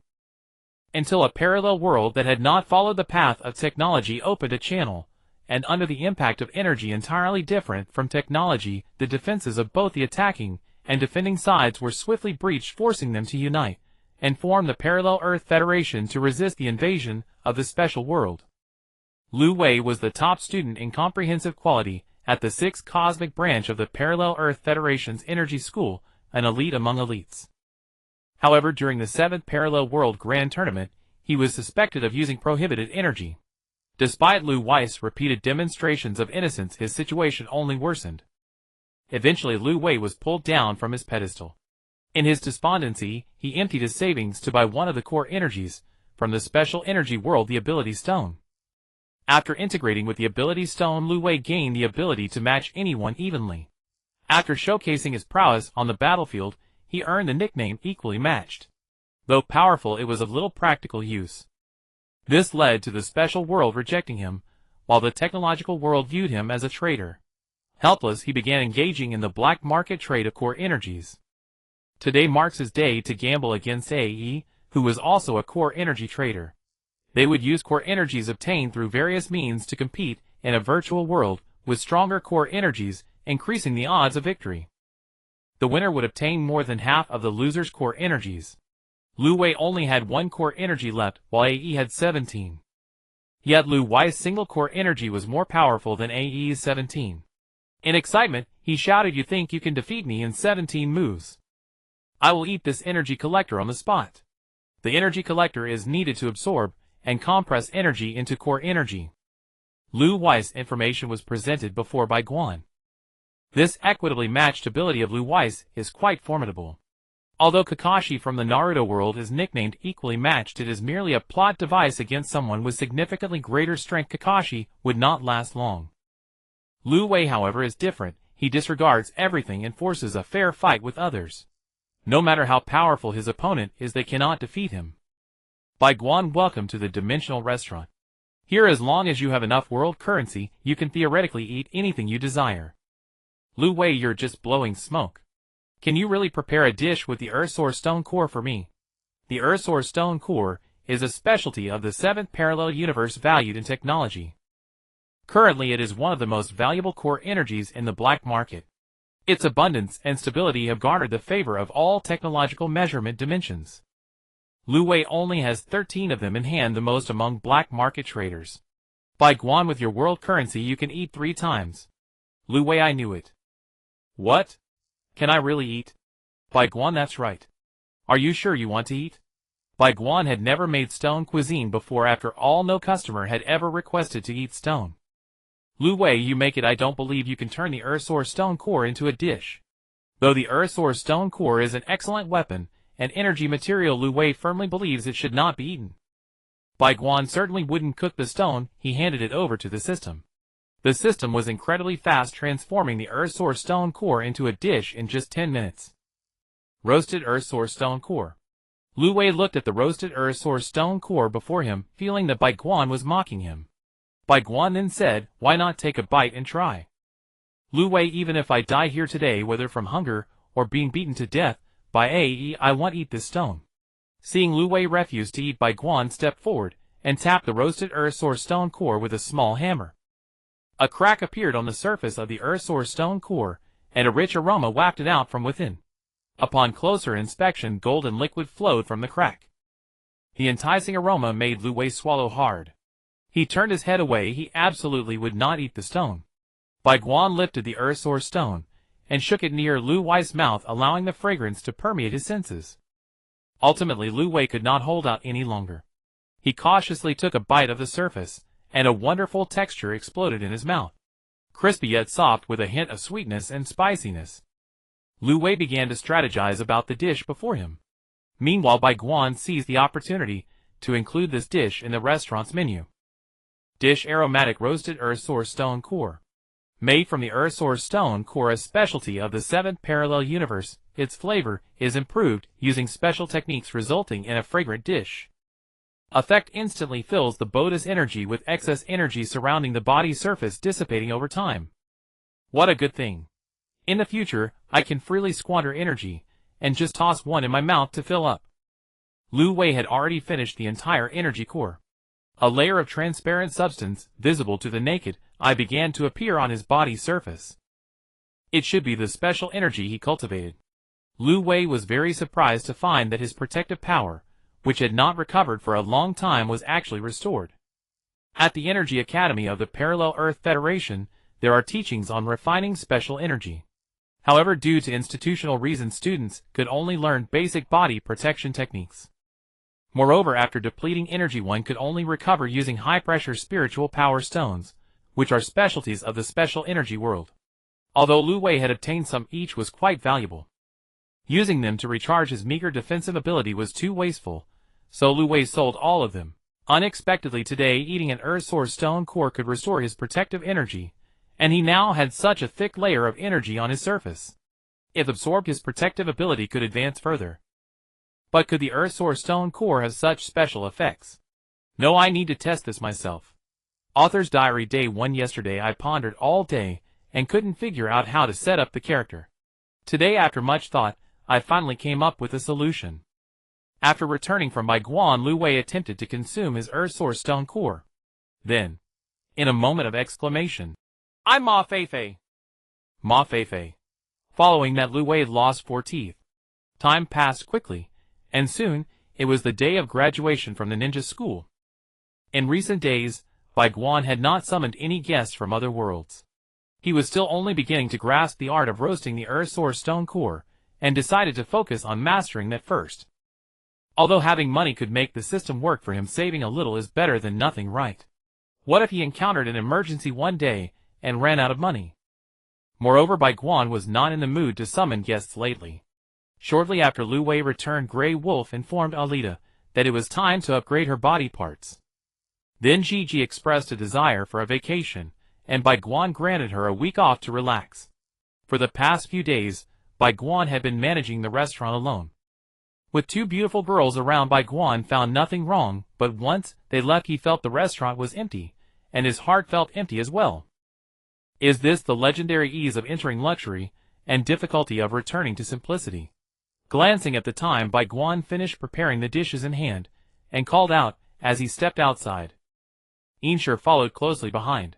Today was the day of Naruto's ninja school exam in the storyline, and it was uncertain if Inshur's training over the past few days had yielded any results. Inshur confidently said to the skeptical Bai Guan, "Don't worry, shopkeeper. My disciple Inshur won't let you down. I guarantee your satisfaction." Bai Guan replied, "Well, see about that." Having expressed his position, it was virtually impossible for Naruto to obtain the Forbidden Technique Scroll, as he did in the original story. However, it didn't matter. Even if he got it, he would only learn the shadow clone technique. At worst, he could just buy one from the system store for Naruto. Bai Guan and Insha arrived outside the ninja school using tools to monitor Naruto's exam. Insha remarked, "Why is the technology here so strange?" Bai Guan replied, "Isn't the technology tree where you are also strange?" Insha responded, "That was because we were attacked by aliens." Bai Guan commented, "Well, something similar happened here too. A few aliens are controlling the direction of the entire world." Insha added. In the classroom, Iruka called out Naruto's name. With confidence, Naruto walked up. Thanks to Insha's teaching and his innate talent over the past few days, Naruto had achieved considerable skill in swordsmanship. Insha frequently praised him, which combined with his changed demeanor and appearance had a notable impact. Now Naruto was the heartthrob of the school, admired by girls from all corners. He had even received love letters. Previously, he would have been unable to sleep for days, but now he found no interest in them. The unattainable always stirs one's heart, while those favored are carefree. Currently Naruto had no interest in the girls, who threw themselves at him. His focus was solely on Hinata. In recent days Naruto had been interacting with Hinata, discovering just how perfect she was. Beautiful, cute, reserved, a wealthy heiress, well-read and well-mannered. She possessed all these qualities in her petite form. The only downside was her shyness. Every time he got close, she would turn beet red and faint. However, their interactions had improved somewhat, and she could manage a few words before blushing. When it was his turn, Naruto made a gesture and shouted, "Shadow clone technique!" Then a clone emerged. Although it lacked strength, it was overall acceptable. Iruka nodded in satisfaction, marking a tick next to Naruto's exam score. He also handed Naruto a forehead protector. Naruto frowned at his clone, feeling dissatisfied with his performance.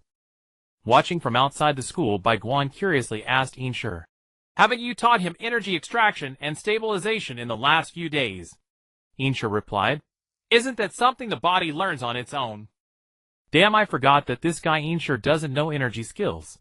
Now various methods of energy supplementation are like a thirsty person getting a sip of water. It feels instinctively mastered. It seems I still need to find a teacher for Naruto regarding energy. Sigh. Bai Guan suddenly remembered an excellent candidate. Naruto's father.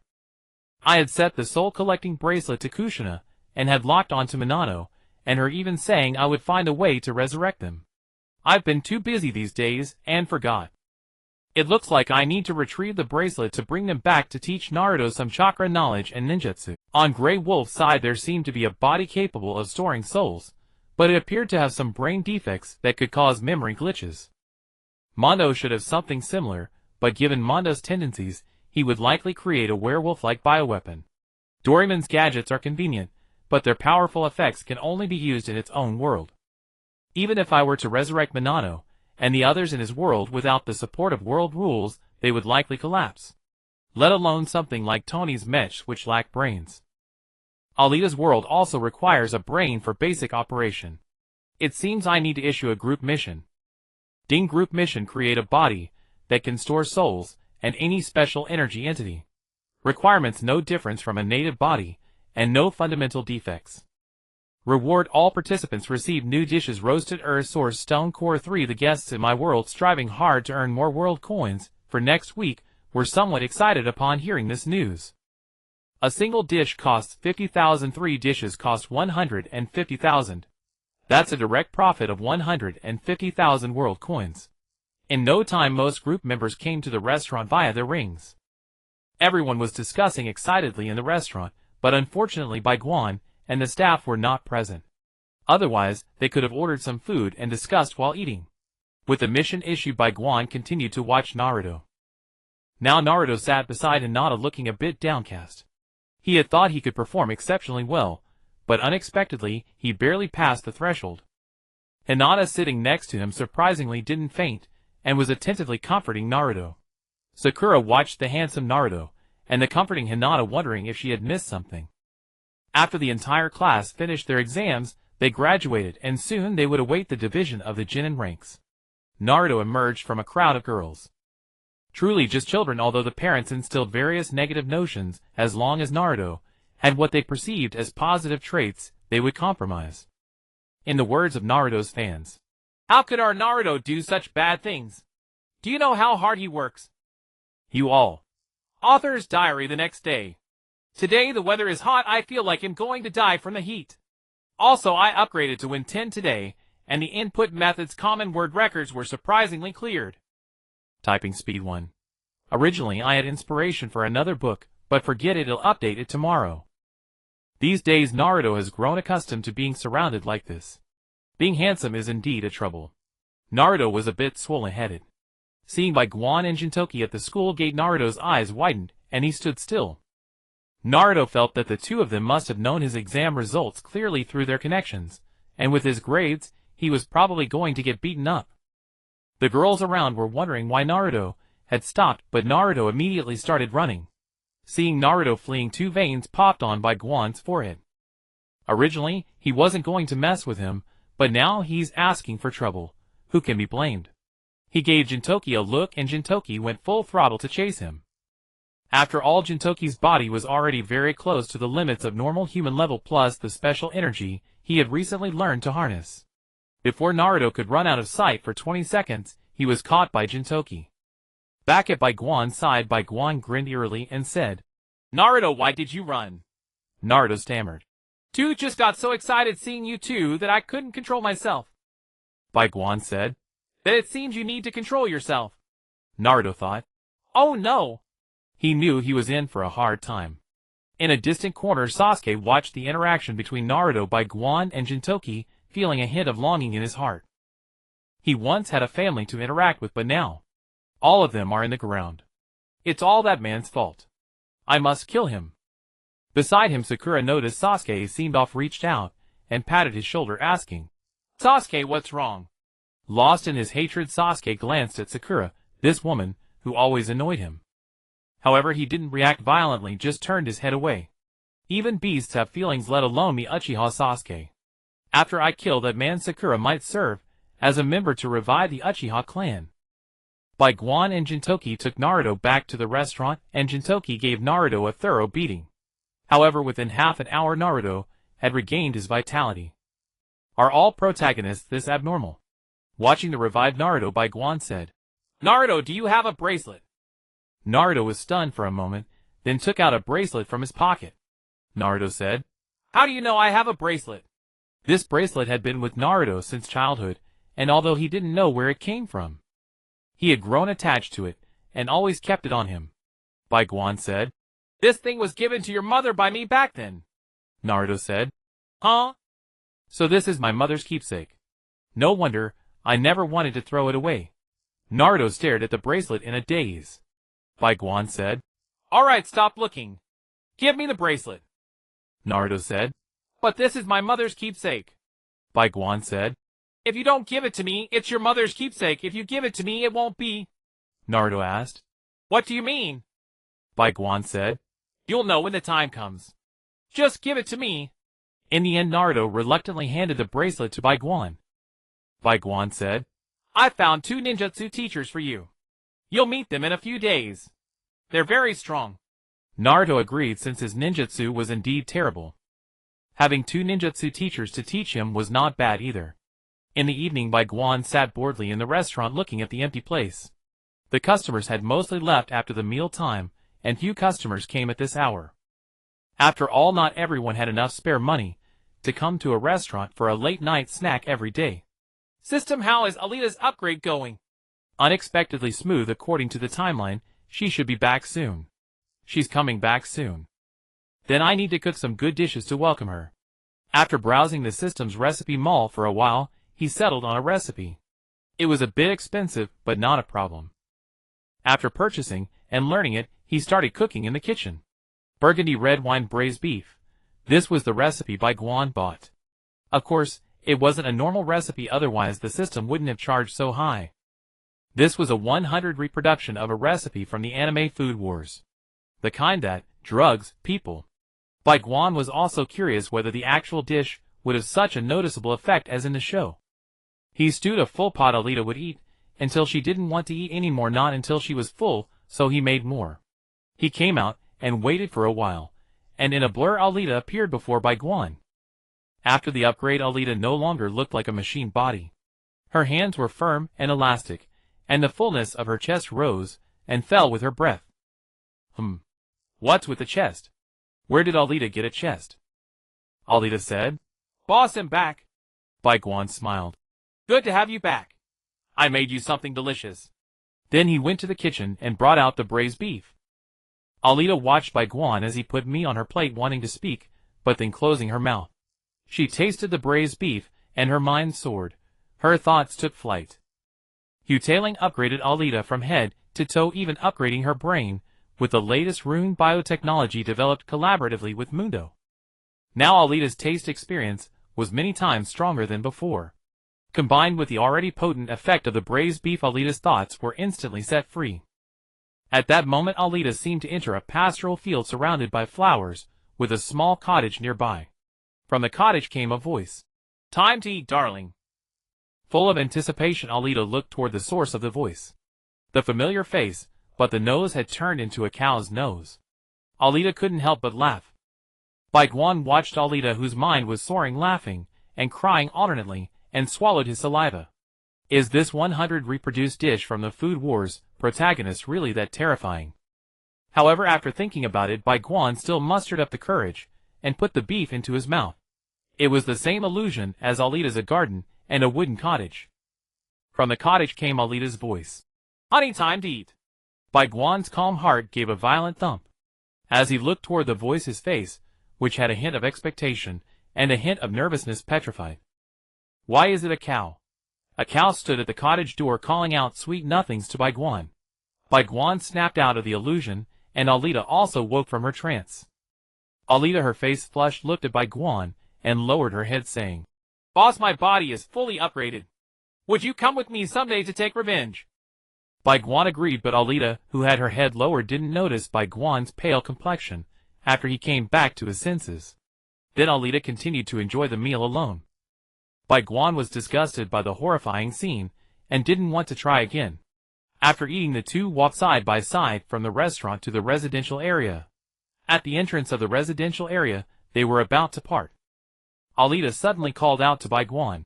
Boss! Wait! Bai Guan said.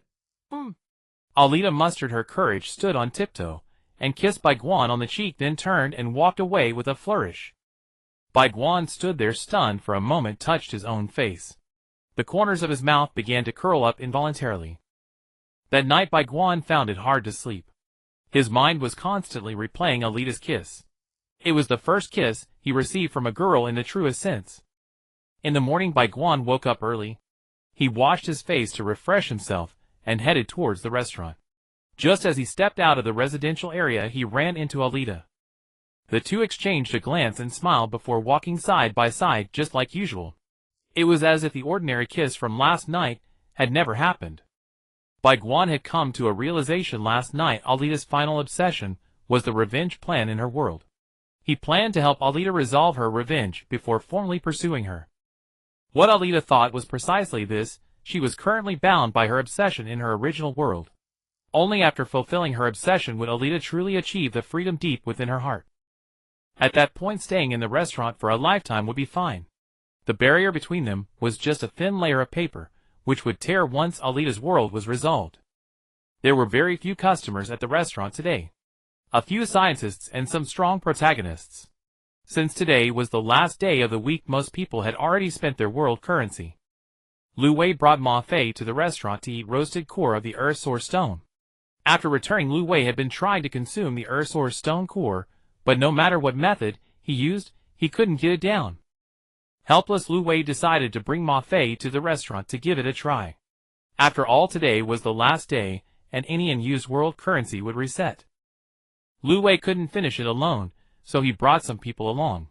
Since there weren't too many people, Bai Guan had been working hard in the kitchen, without using the system's on-stop service. Until nightfall, all the customers flocked in. After discussions, the scientists, including Grey Wolf, decided to use all the remaining world currency to treat the other customers. Among them, Grey Wolf contributed the most. He was the least concerned about world currency. His powerful and unrestricted inventions meant he could acquire as much world currency as he desired. Of course, Grey Wolf wouldn't actually do that. He didn't know how many years of investment it would take for such a project. After using his world currency to pay for his and Red Wolf's lamb, he hadn't used it since. Time was running out. Not using it would be a waste. That night the restaurant was quite lively. Even Saitama, who liked to save, came to indulge today. This was akin to a discount coupon about to expire at the supermarket. Though there were many people managing, it was much easier than during the day. After all, with more people the system could handle everything. The next day marked the day Naruto would be sorted into classes. As usual, Naruto arrived at school looking handsome. Except for a few, all the girls in the class yearned to team up with Naruto. But in the end, they were all disappointed. Sakura, Sasuke, Kiba. Sakura was quite happy to hear this grouping. Naruto, Hinata, Shino. Naruto didn't show much expression, but the slight squint at the corner of his eyes revealed his true feelings. From now on I will learn with Naruto and progress together, which means I can have more contact with him. Ah, what am I thinking? Hinata's face turned quite rosy. Soon the teachers for the tuning class came to take their students away. Only Sasuke's team and Naruto's team remained in the class. After waiting for about half an hour, just as Sasuke was losing his patience, the door was pushed open. Kakashi was a bit surprised to see the 6 students still in the classroom. I didn't expect there would be a teacher slower than me. Who are the students in my class? Sakura and Kiba raised their hands, while Sasuke, looking lifeless, was pulled up by Sakura. Kakashi remembered that the assigned grouping was Naruto, Sasuke, and Sakura, right? Did the teachers here misplace the groupings? Just then a boy walked in from outside. Indeed, it was Bai Guan. Bai Guan. Hey Kakashi, long time no see. Kakashi's pupils widened as he looked at the boy in front of him, his speech stuttering. Shopkeeper. Kakashi still remembered the time over 10 years ago, when he was lost in the joy of junk food and Bai Guan had disappeared without a trace. That disappearance lasted for over a decade. Throughout those years, Kakashi had always missed Coca-Cola. Whenever the scorching summer came, he would think of the exhilarating sensation of drinking Coca-Cola, feeling the coolness rush from his mouth to his feet. Bai Guan. That's right. It's me. I'm back. Kakashi. Shopkeeper, you haven't changed a bit after more than 10 years. Is the restaurant still open? Bai Guan's appearance had hardly changed, which made Kakashi feel on guard. What kind of ordinary person remains unchanged for over a decade? Thinking about the rumors of Bai Guan's miracles circulating among the village's higher-ups, Kakashi suddenly felt that the boy in front of him might be some kind of monster from another era. Bai Guan. The restaurant is not open to the public now, but if fate allows you might come again. Of course, I will find someone to sell Coca-Cola in the village again when I have the time. Bai Guan understood the allure of the joy drink. Kakashi. That's great. By the way, what brings you here? Bai Guan. I'm bringing students. So Naruto, Hinata, and Shino are my students now. Kakashi was a bit puzzled. Is this the directive from above? Bai Guan. You could say that. Of course, it wasn't a directive from the village higher-ups. They were still thinking about grouping the classes like in the original story. But Bai Guan took a damaged Edmund metal ninja knife to the Hokage building, secured a teaching position after some negotiation with the third Hokage, and then visited the Hyuga clan. Hinata Hizashi had long known about Bai Guan's return and warmly welcomed him. After Bai Guan bought a set of Tai Chi and gave 1/10 to Hizashi, and the higher-ups of the Hyuga clan happily agreed to Hinata's new class assignment with Bai Guan as the leading teacher. Bai Guan then got a machine bug from Grey Wolf and brought Shino over. Why Shino? Because of the insect clan. They can evolve infinitely. Moreover, insects are quite nice when fried and paired with drinks. After chatting with Kakashi for a bit, he tossed him a bottle of Coca-Cola and then took Naruto's team away. Although he had secured the leading teacher position, Bai Guan couldn't possibly teach himself. Where would he find the time? Naruto. Shopkeeper, will you really teach us personally? In Naruto's eyes, even the overwhelmingly powerful Jintoki treated Bai Guan with respect. So Bai Guan must be even stronger. Bai Guan picked his nose and said, Dream on, I'll find you teachers. They will each teach you various skills. The swordsmanship Naruto learns is one of them. However, only Naruto will learn it. You and Hinata will be taught other things that suit you. Author's Diary Day 4. Writing a draft for another book, but that book probably won't be updated on Chitian. When it will be updated or published, I will notify you. You just need to know that the content of the other book will be great. Bai Guan intended to teach Hinata martial arts, instruct Jinai on devouring evolution, and teach Naruto swordsmanship. Then the three of them would team up to dominate the ninja world. However, there was a problem with the teachers. Although the swordsmanship teacher had already been decided on, Jintoki, the martial arts teacher, and the bug-type teacher still needed to be located in another world. Moreover, even though they were learning these skills, ninjutsu could not be neglected.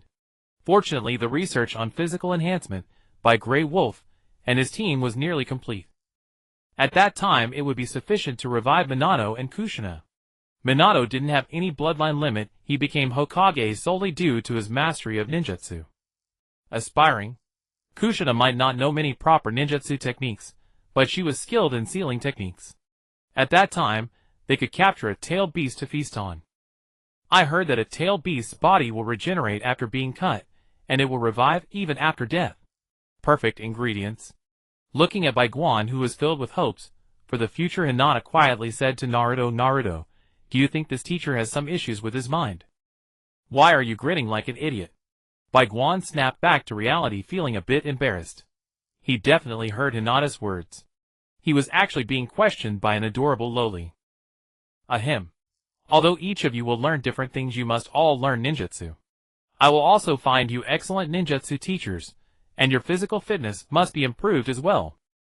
Otherwise you'll all just be hiding at the edges later.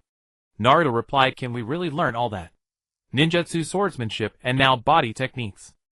Learning just one is already tough." Naruto's point was reasonable, but it was not a problem. For an average person, that might be true. But are you average people? Each of you is carefully chosen by me. The teachers are 1 in a million. You will definitely be able to learn. The training methods of those masters in various fields have been honed to perfection far beyond ordinary training methods. Bai Guan stated, "While I will find you teachers, your most fundamental teacher is still me. Today I will give you your first lesson. What do you think is the purpose of learning ninjutsu or any other methods to become stronger?" Naruto eagerly replied, "I know. Becoming stronger is to protect the village." Bai Guan then turned to Hinata, who said it should be for the family, right? Jinai chimed in for the bugs. Bai Guan had already guessed their answers nearly perfectly. Naruto had been swayed by the third Hokage's ideology of the will of fire since childhood, while Hinata accepted traditional family education, and Jinai cherished the bugs the most, whether for family or personal reasons. Bai Guan exclaimed, "No. Becoming stronger is for oneself. For family. For comrades. Do you think a stranger would hurt themselves for you? To protect the people in the village?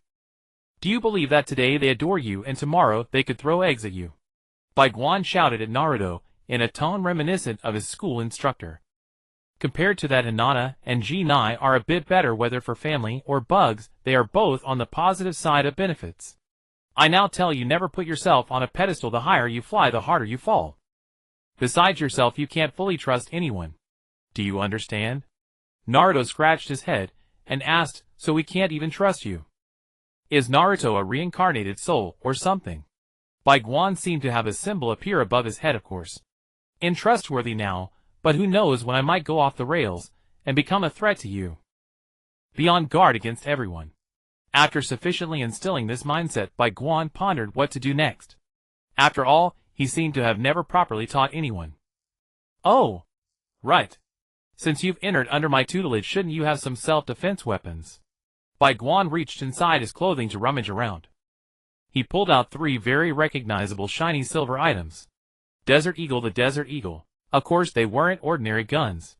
Ordinary guns might injure a ninja, but wouldn't be fatal. Bai Guan didn't want to see the trio, who should be using otherworldly items, running around killing with various weapons.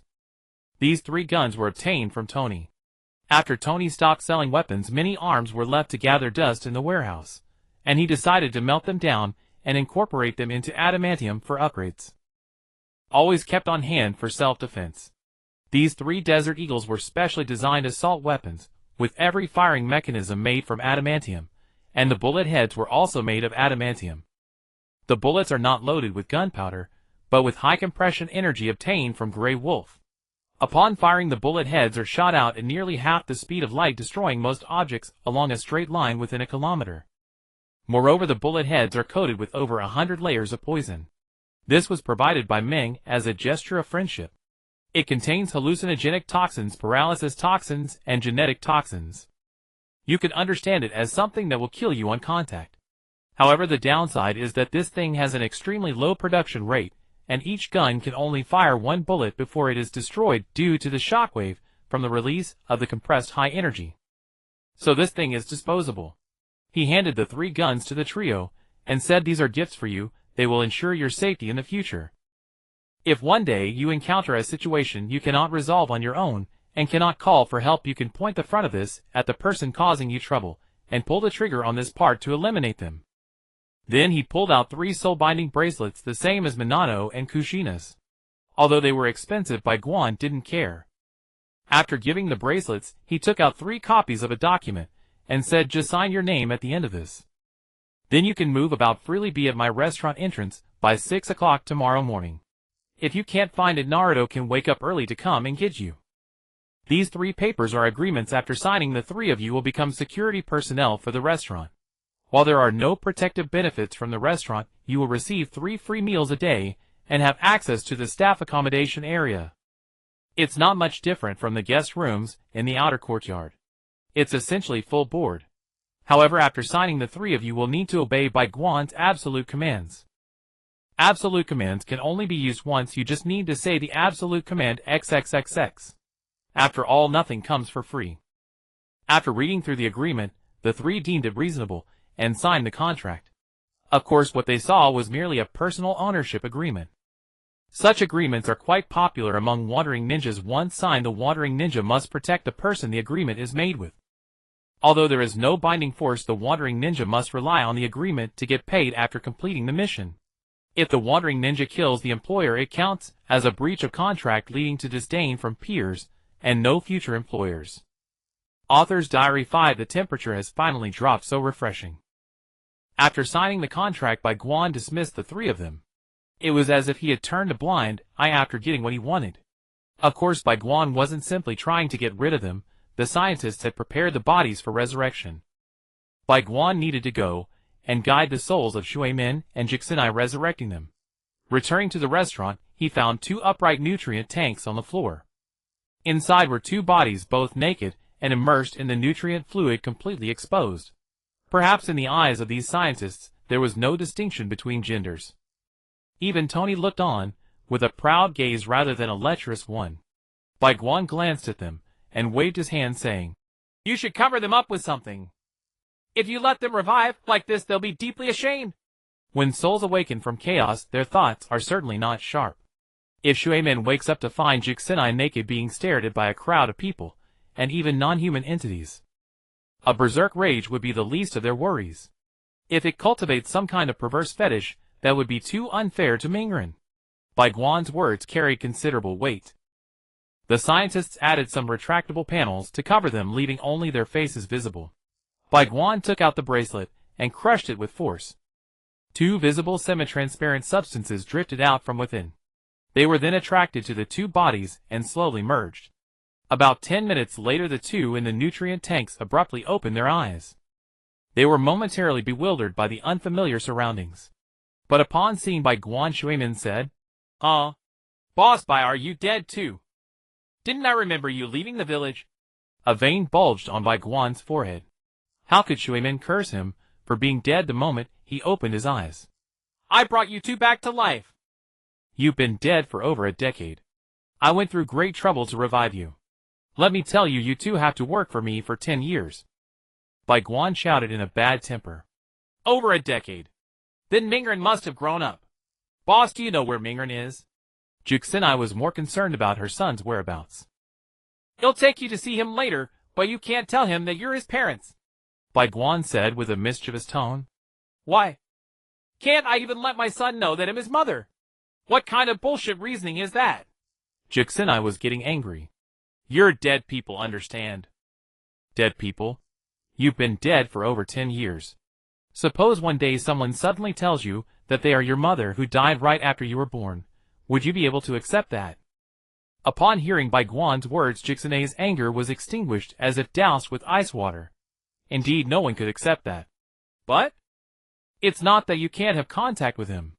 I can let you two teach him ninjutsu. He just graduated from the academy yesterday, and I've taken him in. Bai Guan said with a slight smile. All right. Shuimen agreed. He was now eager to see what his son looked like. Just as he was about to push open the nutrient tank, Bai Guan stopped him. Bai Guan pulled out 2 sets of clothes from his storage ring and tossed them over. You're still naked, and you want to come out. Here are the clothes. Change quickly, and I'll get you something to eat. Bai Guan headed to the kitchen. The scientists tactfully turned around and left for the bar. By the time Bai Guan finished cooking, the two were already seated properly in the restaurant. Bai Guan prepared a table full of dishes to thank the scientists for their hard work. Thank you all for your tremendous help. Eat and drink as much as you like today. His words of gratitude were met with cheers. Are there new guests? A slightly youthful voice came from the entrance. Shuimen and Juxinai turned around, their eyes gradually widening. Juxinai almost blurted out, "Son," directly. Mingren as an adult looked not much different from his birth. Perhaps that was the advantage of being in a two-dimensional world. Juxinai's emotions were suppressed by Bai Guan's power. It was not yet time for Mingren to know. Mingren, these two are the ninjutsu teachers I went through great trouble to find for you. Bai Guan introduced them. Big brother, you look very familiar. Mingren observed Shuimen, who was staring at him. Yes. I am your father. Shuimen roared in his heart. Oh, you are? Shuimen's heart began to pound uncontrollably. You are the fish ball seller at the village entrance, Mingren declared. Damn it. I am your father. I am your father, Mingren. Does a fish ball seller at your village entrance look that much like you? Shuimen couldn't help but rant internally. Mingren chuckled and walked behind Bai Guan, whispering, Boss, what's going on? Can dead people be revived? The 4th Hokage has been dead for over 10 years, hasn't he? Is this a zombie? Should I go find a rooster or a black dog to kill? The restaurant courtyard actually had internet access, but only within the premises.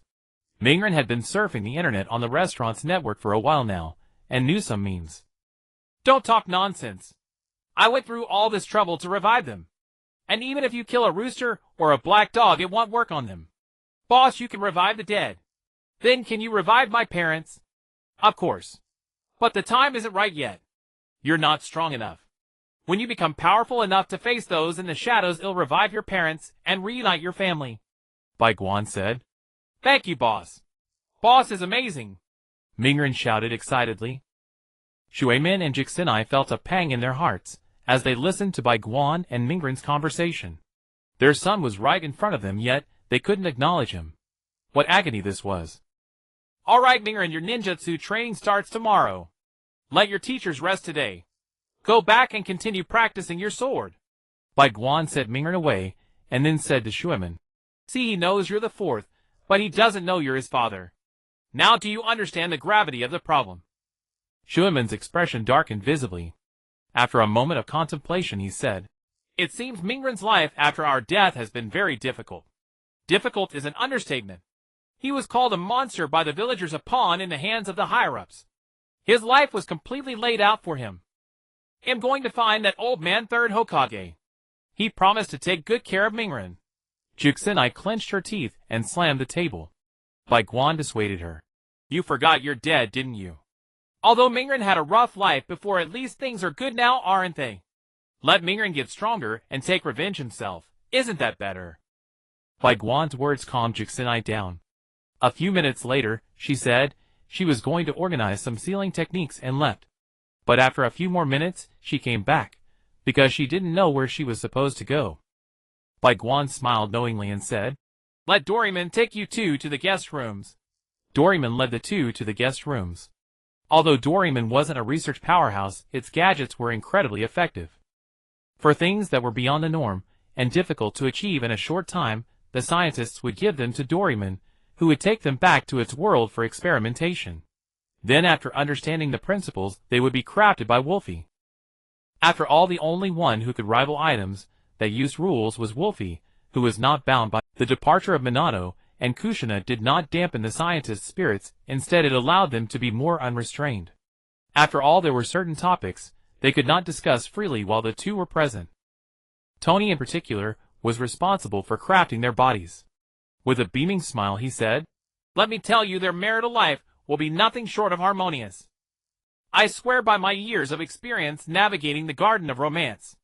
You have no idea how I crafted Kushina's body. And Minato's." "Ahem." Bai Guan interrupted Tony's ongoing monologue. Though the speech was technically proper, it sounded rather improper. "Mundo implanted an energy rune within him. When the Bodis energy storage reaches its peak, it will overflow, and the rune will absorb and store the energy." This was the most conservative enhancement plan Mundo had devised. He had previously considered transforming the couple into beings of his own physique. However, that proposal was naturally rejected by Bai Guan. In the end, Mundo simply produced one of the runes he had secretly pilfered during his last scuffle with Rai. "To be honest, this is my first time crafting a human body. Human physiology is truly complex," Grey Wolf explained, having contributed significantly to the Bodis development.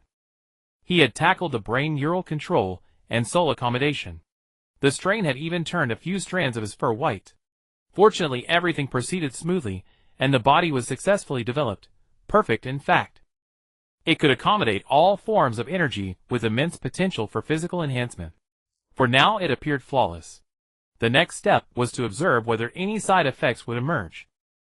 The thought of the extensive research and data analysis ahead gave Grey Wolf a headache. He grabbed a large leg of lamb and began devouring it as if to vent all his stress upon the meat. A soft chime echoed, the sound that alerted group members when someone was mentioned in the chat. Bai Guan found it odd, as no one had mentioned him in the group chat since the restaurant had opened its doors for free entry. Everyone simply came to find him in person. He opened the chat. "Am not bald Bai Guan, boss. There's a guy named Boris who came down in a huge spaceship and destroyed a lot of places. Can you send some people to evacuate the civilians?" After growing more familiar with each other, everyone's online aliases had become quite peculiar.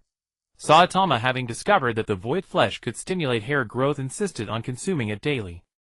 Now a thin layer of short hair had sprouted on his head.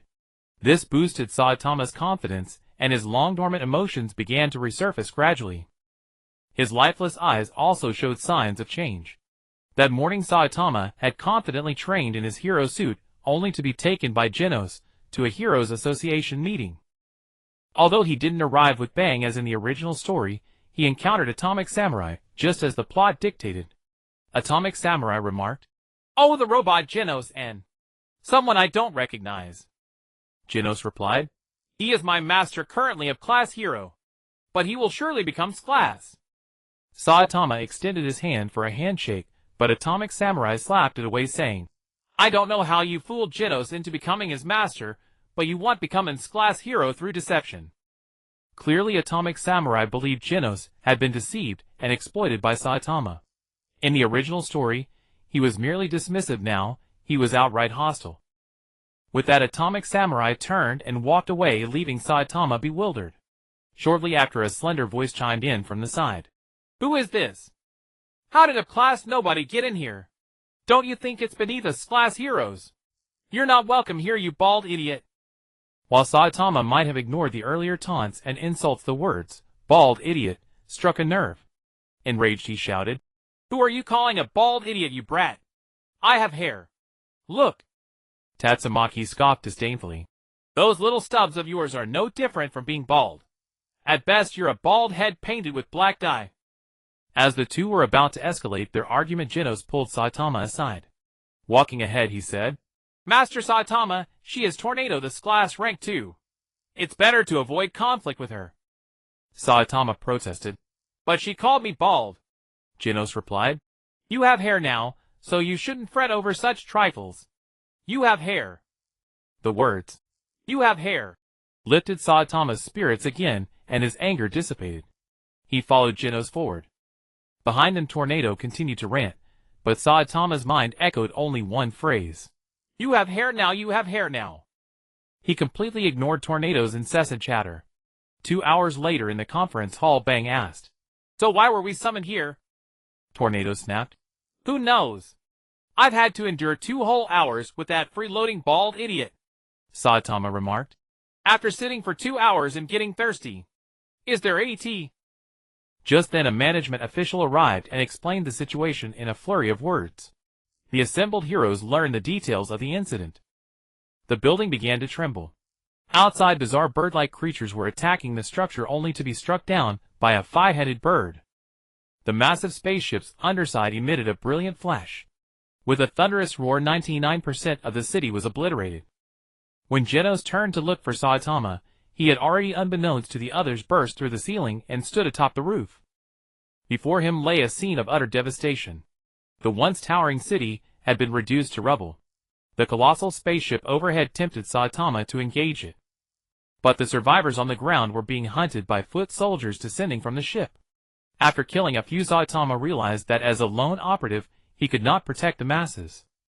Moreover, judging by the resistance of the foot soldiers, those below a class would be no match for them. But how many A-class heroes were there in A City? The available combat strength could be counted on one hand. Thus Saitama thought of Bai Guan. He bartered the spaceship in the sky for 10 high-energy transmission slots and 100 mid to low energy slots from the chat system. Bai Guan then sent a message in the group. Saitama's world needs help. There are currently 8 high-energy slots and 100 mid to low energy slots available. If you're interested, feel free to drop by.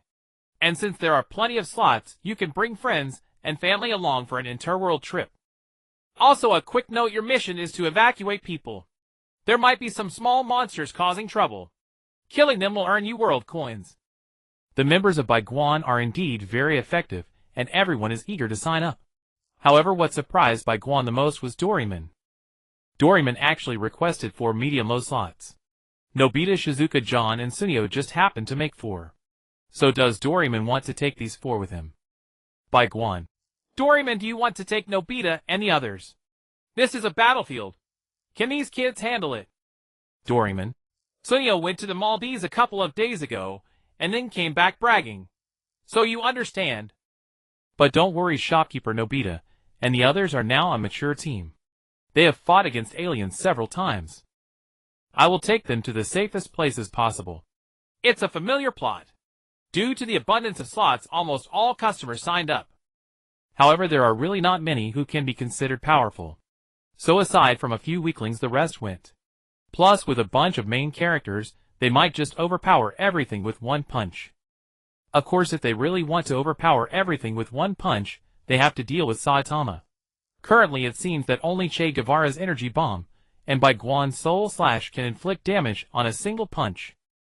After confirming the personnel, Bai Guan pressed the transmission button. After a moment of dizziness, the first thing that came into view was a city in ruins. And a very ugly creature. Speaking of which, the characters in One Punch Man are truly one uglier than the other. Oh wait, this thing seems to be an alien. But it's still ugly. Ugly supporting character alien. You two actually survived the bombardment, but you dare to come out. You really underestimate us. I enjoy torturing people to death, so. You better be psychologically prepared. Alita. Swish. After a brief silence, Alita pulled out her weapon and sliced the annoying alien into 3 pieces. Bai Guan. Let's go, Alita. There's no point in getting angry at a supporting character. Let's go see the heroes of this world. He then led Alita towards the only tall building still standing in the city. On the other side, the teams of the customers also gradually arrived in the One Punch world. Nobita. This is the other world. I didn't lie to you, did I? What's so fun about the Maldives? The other world is much more fun. John! But this place is so shabby. Nobita, feeling guilty, said. It's the other world. It must be different from our side. Ha ha ha. Ha ha ha. Doraemon had told Nobita the purpose of coming to the One Punch world, but Nobita was only concerned about whether he could cover up his lie, not thinking carefully before begging Doraemon to bring them here. Now that he was here, and looking at the dilapidated city, to be honest, Nobita felt uneasy. Doraemon. Come! Super gloves, air cannon, bamboo copter. Everyone get ready. Sunio asked curiously. Doraemon, what are you bringing these gadgets out for? Doraemon widened his eyes. Nobita.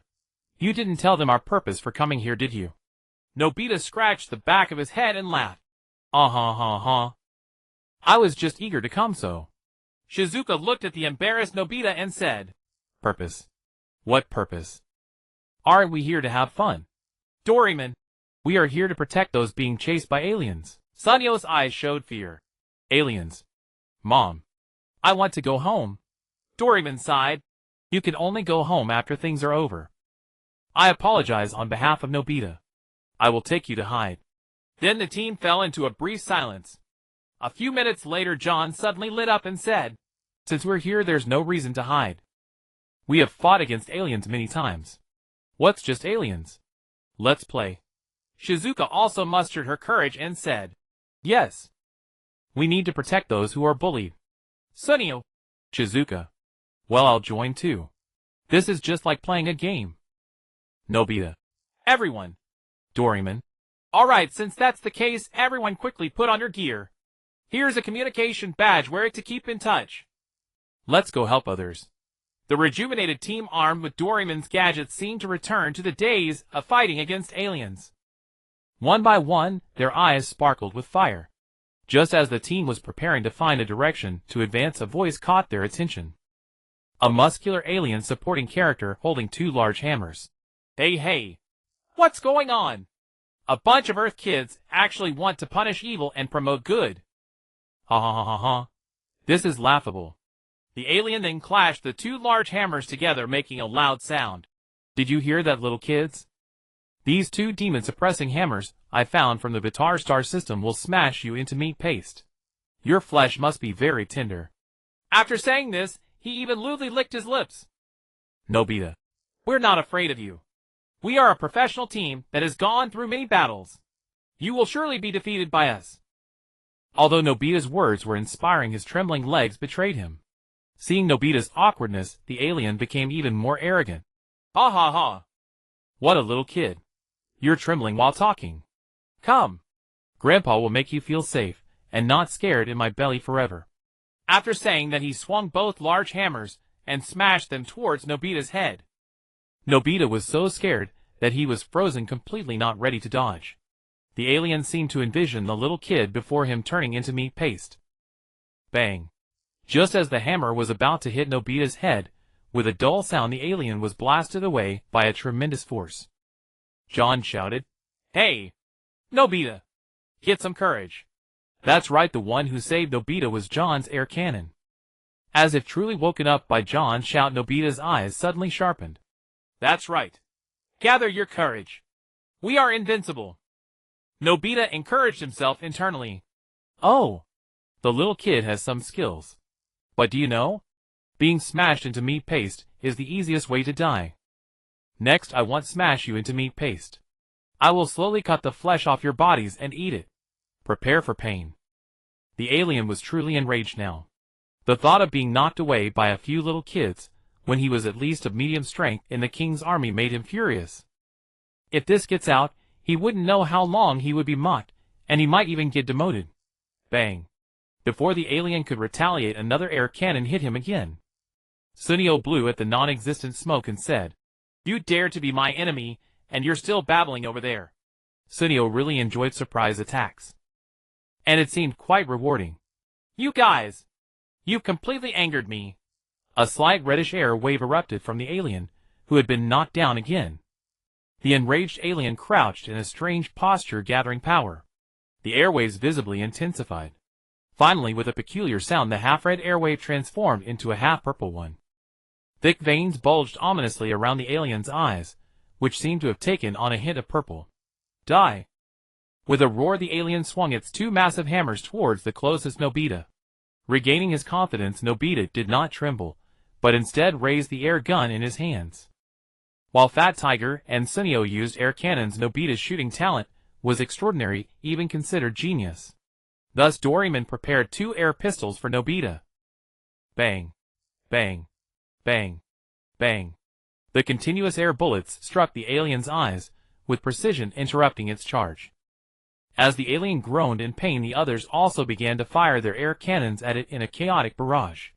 In the end, the alien, now in its awakened mode, was unable to launch a single attack before being taken down by Nobita's team. Looking at the motionless alien lying on the ground, Nobita and the others turned to leave. But just as they turned away, their attention began to wane. Suddenly the alien that had just been on the ground sprang up, aiming a strange gun at the unsuspecting Nobita. A bullet with peculiar markings on its surface shot from the gun, cutting through the air, and leaving a translucent wave in its wake. Just as it was about to hit Nobita, a knife blocked the bullet. "Hey, kid. It's not a good habit to show mercy to enemies," Jintoki said with a smile. He along with a group arrived here without encountering the alien. However, he felt the waves of energy drifting from not far away. Following the sensation, Jintoki discovered Nobita and the others violently attacking the alien. Although he had long heard of the miraculous tools from Doraemon, seeing them in action was an entirely different experience. Seeing the alien lying on the ground, Jintoki shook his head as Nobita and the others prepared to leave. Kids are just kids. In war it's either you die or I die. How can you just let it go after it merely fell down? If you spare it, it won't spare you, Jintoki thought to himself. Sure enough, it wasn't long after Nobita turned away that the alien launched a sneak attack. To Jintoki, the bullet's movement seemed comparatively slow. Originally, Jintoki had already trained his body to an incredible level, and the experiences from working in a restaurant had only enhanced his abilities further. Jintoki waited, anticipating Nobita to turn around, dodge the bullet, and mock the alien. But what he received instead was Nobita standing still, seemingly ready to take the bullet's impact. Finally, just as the bullet was about to hit Nobita, Jintoki could no longer hold back. He drew his sword and stepped forward to intercept the bullet, looking at Jintoki, who had stopped the bullet. Doraemon was sweating profusely. It seems I underestimated the battlefield. Doraemon realized his mistake. Thank you, Uncle Jintoki. Nobita expressed his gratitude to Jintoki. Jintoki smiled and said, save the thanks for later. Pay attention. What real combat is. With that, Jintoki stepped towards the alien. The alien, feeling panic as Jintoki, the one who could block bullets, approached it. It fired several shots at Jintoki. However, all the bullets were deflected by Jintoki. Although he appeared cool, he felt some discomfort inside. This gun packs quite a punch. Jintoki felt his hand ache from the vibrations. Fortunately, it wasn't the previous toy-leg gun. The last time, under Jintoki's persistent efforts, the blade had been liberated from its previous state and had become his own soul-cutting blade. Regrettably, he had yet to awaken the sword spirit, but it was only a matter of time. Currently, Jintoki's soul-cutting blade possessed infinite resilience and hardness, meaning it would never sustain a scratch. This was why Jintoki's hand ached, yet the blade remained unscathed. Hey, are you done shooting? It's my turn now. Jintoki raised his sword at the alien. At this point, the alien was genuinely terrified. You can't kill me. I am a subordinate of King Boros. If you kill me, King Boros will have you killed. The alien trembled in fear. Jintoki dismissively replied, Boros? Never heard of him. But killing one extra alien won't make a difference. With that, he swung his sword down. Whoosh! The sharp blade cleaved the alien's body in half from top to bottom. The alien's entrails erupted from the wound, no longer restrained by its body. Nearby, Nobita and the others turned green and began to vomit uncontrollably. For kids just a few years old, this was far too shocking. Even Doraemon's expression was not good. Jintoki frowned and said to Doraemon, you shouldn't have come to such a battlefield. If it weren't for the restaurant experience, they would never have encountered a battlefield. But after that experience, it's a different story. Jintoki asked curiously, oh, what's the reason? The choices of the future. After leaving that sentence, Doraemon pulled out a gadget to help the kids, who were about to faint from nausea. After restoring them, he prepared to lead Nobita and the others away. Looking at the kids, Jintoki still felt somewhat uneasy, and said, how about I leave someone with you?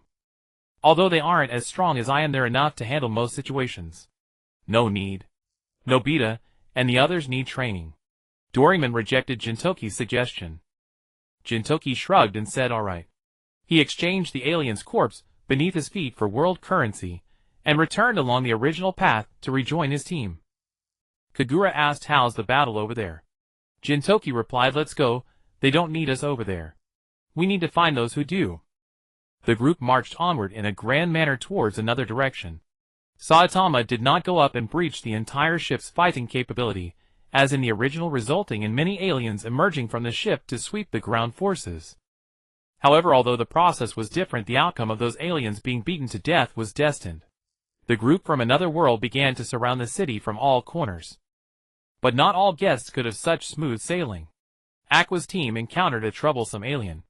Aqua's team was relatively weak in combat power, and their members possessed very peculiar abilities. However, they were more than capable of handling regular aliens.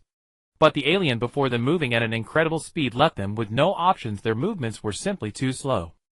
How would Aqua's team solve this fast-moving alien? If they couldn't, would someone come to rescue them? Next chapter: Crisis. Aqua's outburst. Aqua's team was entangled by a scrawny alien wielding a dagger. The slender alien moved with incredible speed, yet it seemed in no hurry to finish off Aqua and the others. Instead, it was toying with them. The sharp dagger slowly sliced through the skin of Aqua and her companions. The wounds were not deep, but excruciatingly painful. With each successive attack from the slender alien, Aqua and her team were covered in wounds. Now! With a loud shout from Kazuma, Megumin unleashed the explosion spell she had been secretly charging. Boom! A massive blast and shockwave radiated outward. A mushroom cloud drifted into the sky. The group was also flung apart by the tremendous shockwave. Is it over? Darkness asked, pushing herself up from the ground. Of course. Under the leadership of me, the goddess of water, what enemy can't be defeated? Aqua, similarly lying on the ground, raised her hand and laughed. I didn't expect to encounter such a tough opponent right after arriving. Kazuma sat up, letting out a sigh of relief. I didn't expect you guys to be so sneaky, huh? A jarring voice shattered the triumphant atmosphere. The team, already exhausted, widened their eyes in sheer disbelief. I clearly saw you get blown up, Aqua said with a hint of fear. The slender alien sneered. Yeah, but does getting blown up mean I have to die? 2 years ago, when the Great King conquered the Boulder Star, those damn rock creatures would self-destruct. It caused massive casualties to the Great King's army. But in the end, they were defeated. Want to know how they were dealt with? The group didn't answer. The slender alien continued. I dealt with them. I am the sole survivor of the K-31 galaxy. When the star of the K-31 galaxy exploded, the Great King happened to pass by and saved me, the last survivor.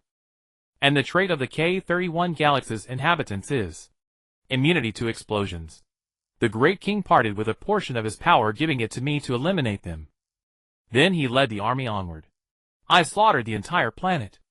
I snapped 30,000 secret iron blades. Then the Great King personally came to retrieve me. If the Great King hadn't heeded the prophecy and come here looking for someone who could supposedly rival him, I'd probably be at least a general by now. I've been cutting rocks for 2 years, and today I finally get to cut people again. This feeling is so addictive. With that, the slender alien licked its dagger. Don't worry, you won't die so quickly. I'll keep torturing you until I find the next enemy that piques my interest. The slender alien feigned benevolence. The group remained lying on the ground motionless, which the slender alien found somewhat dull. It walked up to Kazuma, the only one sitting up, and pressed the dagger against his eye. Staring at the blade right before his eyeball, Kazuma, a weakling adventurer whose only skill was steel, surprisingly didn't flinch. Kazuma fixed the slender alien with a look of fury tinged with a somber tragedy. That's a good look. Kazuma's gaze only heightened the alien's pleasure. Pong. Something exploded. Ah. Ah. Kazuma clutched his burst left eye, writhing in agony. Ha ha ha ha ha. Kazuma's suffering brought the slender alien even more delight, and it couldn't help but laugh. Next is the right eye. With that, the slender alien lifted Kazuma up and aimed the dagger at his right eye. Stop! Darkness roared furiously. Chua. A dagger pierced through Darkness' neck. Don't interrupt me. The slender alien viciously yanked the dagger out of Darkness' neck. Darkness clutched her pierced throat, her face turning purplish from lack of oxygen. Now back to business. The slender alien again approached Kazuma with the dagger. Stop! Another voice rang out. The slender alien angrily hurled the dagger toward the source of the voice, and turned around saying, I said don't interu. Point. Me. The sight before it stunned the slender alien. Aqua was floating in midair, her hair defying physics, and rising upward with 2 chilling blue lights glowing in her eyes. I said stop. With another roar, Aqua hurled countless water bullets at the slender alien. Though they appeared to be ordinary water spheres, the power contained within made the alien's hair stand on end. The slender alien immediately dodged at full speed. But the water bullets seemed endless, relentlessly chasing after the alien. Eventually the alien's stamina gave out, and it was struck by a water bullet. The impact was immense, then the water spread. Countless water bullets pounded the slender alien, making it feel as if countless knives were stabbing into its body. As more and more water bullets slammed into the slender alien, the surrounding water accumulated, eventually forming a spherical droplet that tightly encased the alien. Then the water, rich with immense energy, forced its way into the alien's body through its mouth, nose, eyes, ears, anus, pores. The slender alien, already nearly knocked out by the barrage, couldn't help but scream.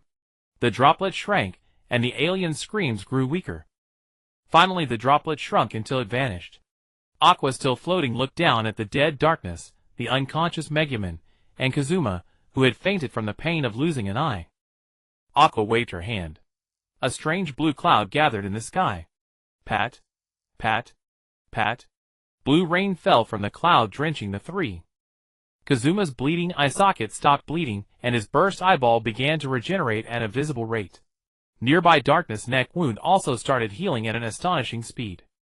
Seeing this, the chilling blue light in Aqua's eyes gradually faded. When it vanished completely, she collapsed into the rain. On a distant mountain peak, Kijwala smiled and said to Chia, "A divine essence eruption. Seems the gods of the other world aren't as weak as they appeared." Chia's mouth twitched. It had come to this world to see if there were potential users for penguin coins, and soon after arriving it had witnessed Aqua's team's battle. It had originally planned to help, thinking Aqua and her team were potential users. But then a voice saying, "Working is impossible," made it suddenly wonder where its mount had gone. After a moment of confused thought, it suddenly remembered that it itself was the mount. By the time it recovered, that man was already by its side. From the chat group, it seemed his name was Kijwala. Kijwala said, "Don't interfere. I want to see what the gods of this other world are like." Seeing Chia about to speak, he added, "Don't worry. I'm a god too after all. I won't let them truly come to harm." And then came Aqua's eruption. In the basement of the lone remaining hero's headquarters tower, in a city, an agent reported to his superior unknown forces have appeared around a city exterminating aliens disembarking from a spaceship. The superior wondered if it might be a civilian hero organization and lamented that their system still failed to attract them. The agent frowned and replied that he did not believe they were heroes. Intelligence indicated some of them were children.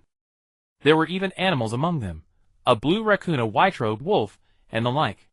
Their combat prowess could rival class heroes. Even the weakest among them displayed a class strength. The superior, stunned, asked if this could be a mysterious organization from another country. The agent vowed to investigate after the incident, and hoped it would be resolved soon. The superior watched the spaceship overhead and thought. Bai Guan and Alita had already arrived beneath the ship. This area had become a high-energy combat zone. S-class heroes and Bo Luos's generals were locked in bitter struggle. Yuanji Wuxia frenziedly hacked at Mei Lu Jia Jie Lu, but each strike only bought the creature a little more time to regenerate. Yuanji Wuxi's strength nonetheless kept Mei Lu Jia Jie Lu on the defensive. Then Xingdan Qiufan and Bang Gu joined the fray. The three pressed their advantage and battered Mei Lu Jia Jie Lu, though the creature remained dangerous and could still counterattack. A metallic baseball inadvertently shattered the core of one of its heads. Mei Lu Jia Jie Lu grew frantic. Fortunately, the spaceship announced it would fire more shells. They only needed to hold out until the shells arrived. Minutes later, several S-class heroes combined their efforts to reduce Mei Lu Jia Jie Lu to 2 heads, but the spaceship's ordnance was already primed. Thousands of shells streamed from the ship's underside. In the distance, Longwan prepared to use telekinesis to control them, but the shells suddenly all veered toward a single direction. Though puzzled, Longwan unleashed her telekinesis. The instant she did, her eyes widened. She discovered she could not control the shells. Mei Lu Jia Jie Lu laughed uproariously, declaring that they would all die and nothing would remain. Yet the shells struck the ground and did not detonate. From a distance, the shells lay on the ground as if lined up. A somewhat lecherous man collected them into a storage ring and remarked that they were valuable goods. He thought they would fetch a good price. Indeed, he was Lu Wei. Lu Wei threw a punch, but compared with protecting the populace or looting the corpses of alien monsters, he cared far more about money. As he moved about he found the area rather backward. The only thing of value seemed to be the spaceship overhead, but Chi Yu had already treated it as travel fare. Just as Lu Wei grew bored, the spaceship suddenly fired shells. Though not worth much, they could be useful for mining mountains. And who knew, if he ever met an enemy, and had no other options, he might be able to use them opportunistically. Lu Wei produced in Shinsha Attraction Stone a Universe 65 artifact formed when a planet is compressed and shattered by a black hole. When mounted on a special device, it can attract any non-living objects to draw the shells to him. Then used a Jean Boucher Explosion Prohibition Stone, a Universe 24 artifact said to be fragments from a meteor collision with Mars. Within a certain radius, all physical explosive energy is nullified. After rendering the bombs inert, he stored them one by one into a storage ring produced by Hui Taolang. From afar the shells had looked small, but up close Lu Wei was startled by their size and yield. Each one packed considerable power. He grinned all the more as he gathered them. Long Wan hurried over in a fury, and found Lu Wei shamelessly collecting the bombs. She shouted at him for stealing her things. Lu Wei's sales pitch was cut off. He turned to Long Wan with a smile, and told her that the munitions were dangerous, and not for children, ordering her to return to her mother and behave. Long Wan hated being told she was small, though she admitted she was. She stopped her taunts, and furious used telekinesis to lift Lu Wei into the air. The suddenly airborne Lu Wei panicked and cursed. Seeing his alarm, Long Wan smiled, and demanded an apology, promising to spare him if he complied. She threatened to squeeze him into paste. Lu Wei blurted out an immediate apology addressed to the queen. Long Wan was dumbfounded, and loosened her telekinesis a little. Long Wan sneered at his spinelessness, and decided she would not bother proving herself further. Lu Wei chuckled to himself. After a few laughs, Lu Wei produced a gun-like weapon, and pointed it at Long Wan. She looked down on it, and told him to drop it. He fired. Instead of a metal bullet, the muzzle spat a sphere of chaotic energy that looked perilously lethal. The projectile moved so fast Long Wan could not dodge. She poured all her telekinetic power into trying to stop or deflect it, but her influence proved negligible. Watching the energy sphere close in, Long Wan wondered in fear whether she would die at the hands of this lecherous man.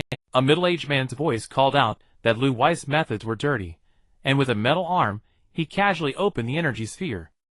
The orb ricocheted up to the spaceship, blasting away a tenth of it. Long Wan stared in horror at the ship, with a portion blown away. Lu Wei grinned and greeted Si Taku.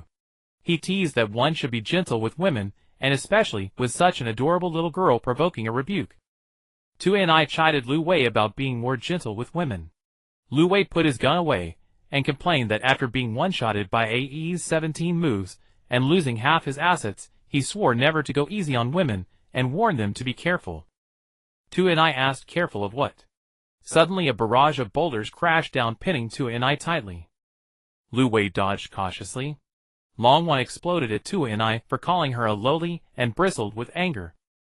After pinning Tu and I beneath the boulders, Long Wan was still not satisfied, and continued to hurl stones, with telekinesis, toward what she called his gray pile. After venting her rage, she turned viciously to Lu Wei, and accused him of ambushing her. Lu Wei protested and warned her not to force him to use a more powerful weapon. Lu Wei twitched at her threat, and insisted that a little girl should not be so violent. In his old armor, he might actually be crushed to death. A voice came from the grave behind them, the voice of Tu and I. Had Tony still worn his old armor, those boulders, propelled by telekinetic force, would have crushed him flat, like a biscuit. But this was the adamantium era. Yet after climbing out, Tony did not launch an assault on Tornado. One must maintain chivalry, even when confronting a lady. Such a fiery temper for such a little girl. I told you not to call me a little girl. Enraged, Tornado unlocked latent power. Her turbulent telekinesis seized an asteroid from beyond Earth's orbit, and hurled it straight at the grotesque man who dared insult her. Before him, the petite girl's hair lifted skyward, her eyes shifting hue. Tony stood vigilant, only to realize that only her hair lifted and her eyes shifted color. If that's your ultimate technique, I'll merely bleed from sheer adorability. Ha ha ha, ga. If your ultimate technique is that, I'll merely bleed from sheer adorability. Ha ha ha, ga. Mocking Tornado, Tony suddenly sensed something amiss overhead. He glanced up, where a crimson speck swelled rapidly in the sky. As a scientist, Tony knew precisely what it was. Yet Tony remained utterly unfazed. Asteroids of this scale could not breach his adamantium. Beside him, Lu Wei calmly retrieved a capsule-like device, slammed it onto the ground, and a translucent energy shield shimmered into existence around his body.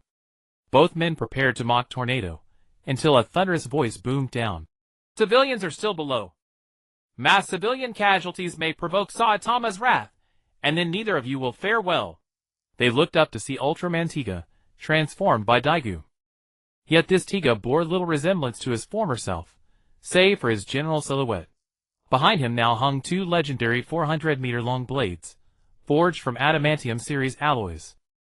His chest-mounted energy indicator pulsed with chaotic hues. The residual unstable energy Grey Wolf had failed to neutralize, now fully absorbed. Faint shimmering runes traced across his form, affixed by Mundo. No longer displaying the classic tricolor scheme, his entire aura now radiated pure black. A manifestation of Daigu's breakthrough. Following Bai Guan's guidance, he awakened the slumbering guardian giants, and unsealed the primordial power uniquely bound to his soul. Daigu, now Tiga, was simply strong. Lu Wei remarked. We're powerless here. No matter how we strike, that asteroid fragmentation is inevitable. Shockwaves are unavoidable too. Better to let it fall directly. We'll absorb the impact with our shields, minimizing casualties. Tiga replied. Enough. I'll handle it. Tiga soared upward, straight toward the plummeting celestial mass. Just before contact, he drew both colossal blades from his back. Shink. Shink. Shink. The asteroid fractured into 16 perfectly equal fragments. Then Tiga descended even faster, palms outstretched, slowly drawing inward. With a soft, resonant exhale, an indescribable torrent of energy surged forth. A single fragment disintegrated within less than half a second. All 16 fragments vanished silently, erased midair without trace. With her telekinetic focus obliterated, Tornado recoiled violently, spat a trickle of blood, then collapsed. Lu Wei and Tony stared stunned. Though they could shatter such an asteroid, achieving this, utter annihilation, leaving not even ash, was beyond their reach.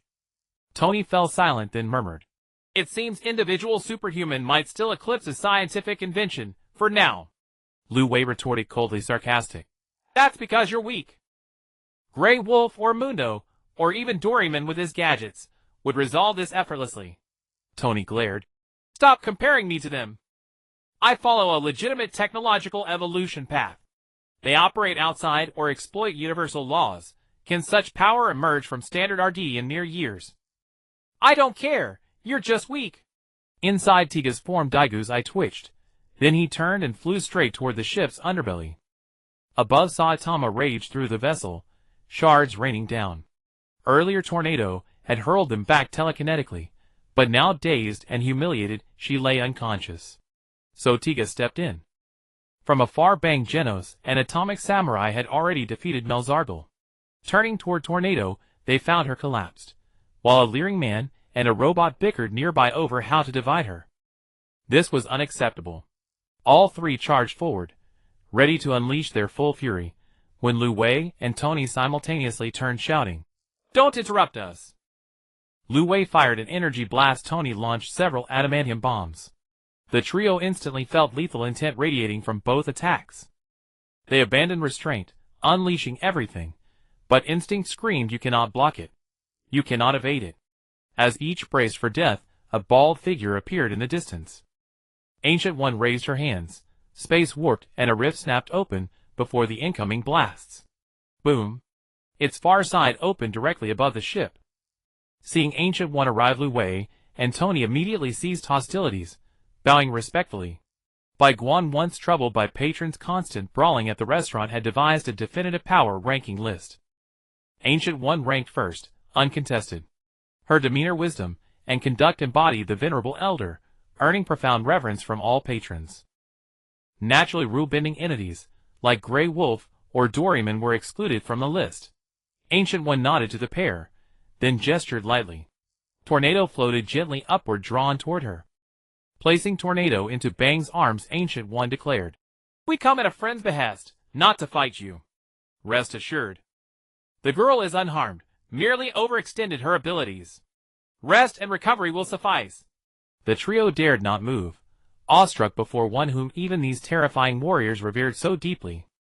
for strength commands absolute authority over weakness. Bang asked. May we know the name of this friend? Ancient One smiled faintly, and with a flick of her wrist conjured a circular portal. Within it unfolded a battle of bald men clashing with a one-eyed alien. Fierce, relentless, yet entirely one-sided, the alien pressed the assault. Bang and his comrades recognized the bald warrior. He was the master Genos had introduced earlier. The alien strikes, blinding in speed, monstrous in force, defied comprehension. Yet every blow struck the bald man as if it were nothing. No pain, no flinch. Atomic Samurai gaped. So he's not a fraud. Of course Saitama is top tier in terms of strength in our realm, Lu Wei remarked. It seems that these individuals possess remarkable power. Viewing from a distance was not as accurate as it seemed, which led the Atomic Samurai to misunderstand Saitama's true strength. Perhaps only after receiving a punch from Saitama would he truly comprehend the extent of his power. Soon after, with a casual punch from Saitama, Boros' conquest came to an end. Boros lay on the ground lamenting. I thought I was the strongest in the universe. I searched far and wide for a worthy opponent, and finally I found you. But you are too strong, so strong that with just a casual punch you rendered me powerless. I feel as insignificant as a bug before you. Are you satisfied now? So many of your subordinates have died, and you've killed so many people, Saitama said, sitting beside the fallen Boros. Not satisfied. This battle was quite unfair for me. But there has never been fairness in this world. Boros suddenly chuckled. After a moment of silence, he quickly gathered his thoughts and said, I hope you encounter someone who can inspire you without killing you, unlike me. Saitama stood up, leaving Boros with his back, and a statement. I have already met that person. I see. I see. I see. Boros repeated these words before he passed away. The boss was defeated, but looking at the massive spaceship beneath him, Saitama felt somewhat troubled. If such a large spaceship were to crash down, the damage would be far greater than the previous cannon fire. Leave it to me. You've already mortgaged this spaceship. A voice came from behind, belonging to Bai Guan. Bai Guan and Alita had only watched the S-Class heroes battle for less than 2 minutes before coming up with their bamboo copter. Although those S-Class heroes were strong, they hardly impressed Bai Guan. Perhaps it was because Bai Guan had encountered too many prominent figures. Shopkeeper, let's have a match. Bai Guan appeared behind Saitama, who was not surprised. On the contrary, he was very eager for a match with Bai Guan. Boros had just sparked his fighting spirit, but with just a casual punch Boros was down, leaving Saitama feeling empty. Let's talk about it later. I will handle the spaceship first. Some of the other guests are a bit weak and could be injured. It's better to send them home early. What a joke. Fight with Saitama. Does Bai Guan want to be resurrected early? Although Bai Guan, relying on the cheating attributes of the soul-cutting blade, could bully mini, Saitama was definitely not included. Alright. After being rejected by Bai Guan, Saitama began to feel down. Bai Guan quietly called out to the system. System. Do you have a way to get rid of this thing? Yes, but why should I help you? The system teased Bai Guan, who increasingly resembled a person since the last upgrade. Then, there's a share for you in this. Then I'll just take my share. Name your price. Why didn't you say so earlier?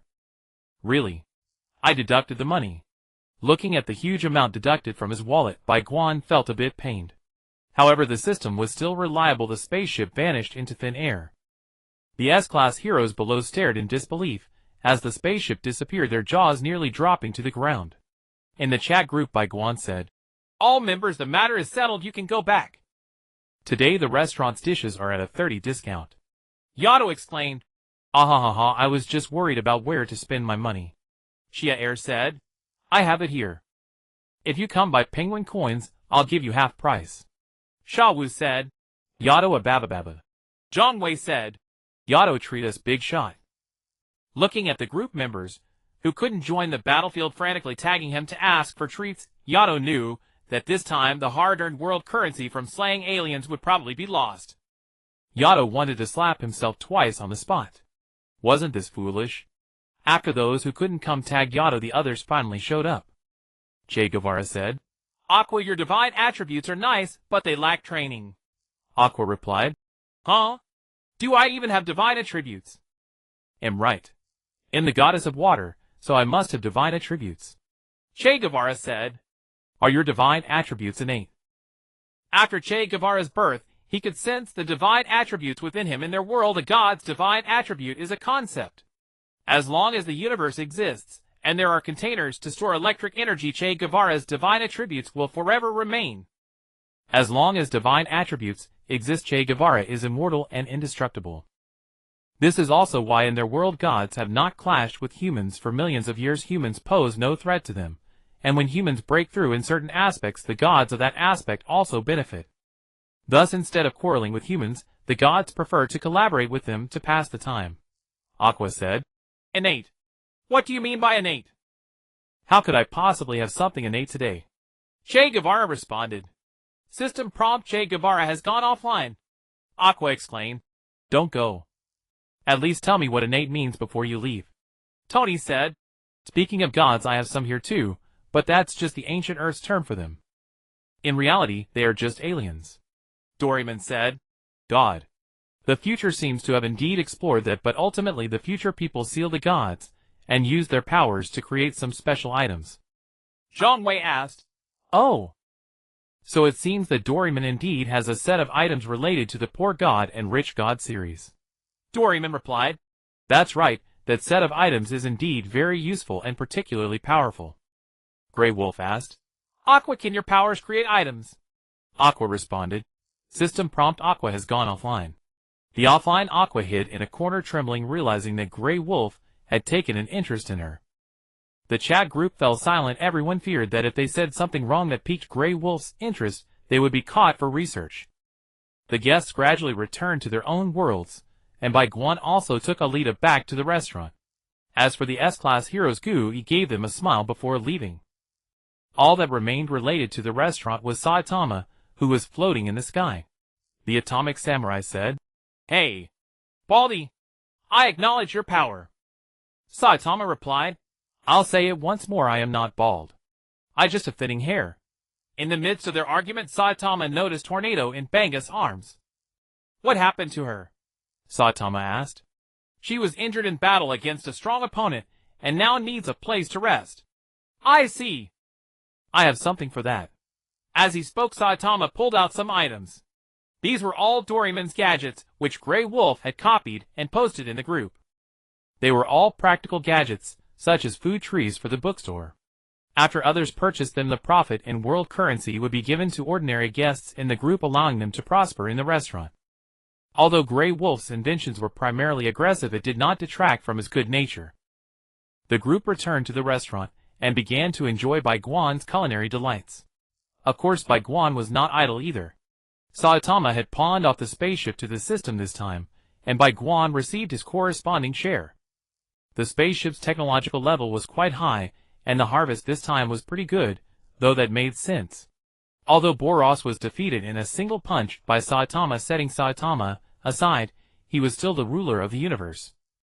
Throughout his journey in the universe, he fought and killed, and his technology advanced along the way. Bai Guan planned to have the system bring in people to handle Hinata's martial arts teacher and Shino's evolution teacher.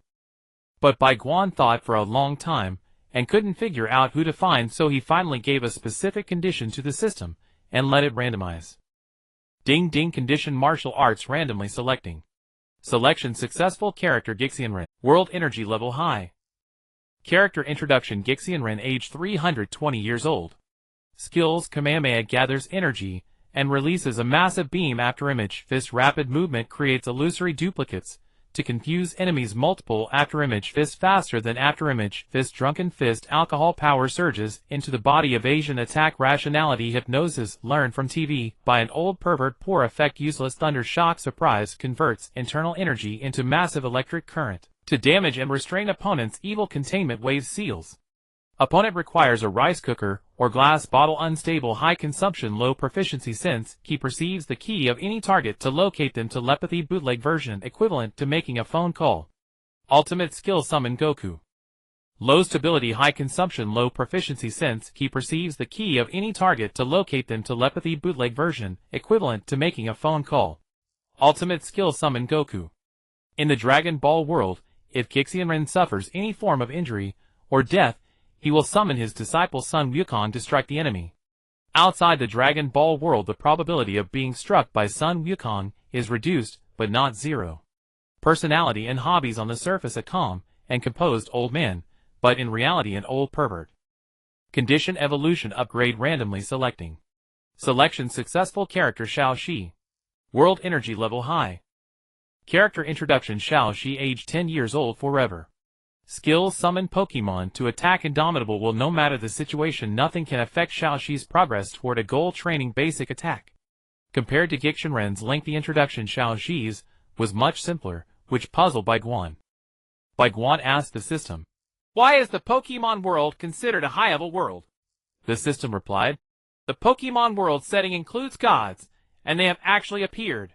However, because it's a children's anime, it's simplified and looks weak, but in reality it touches upon the level of creation," Bai Guan said.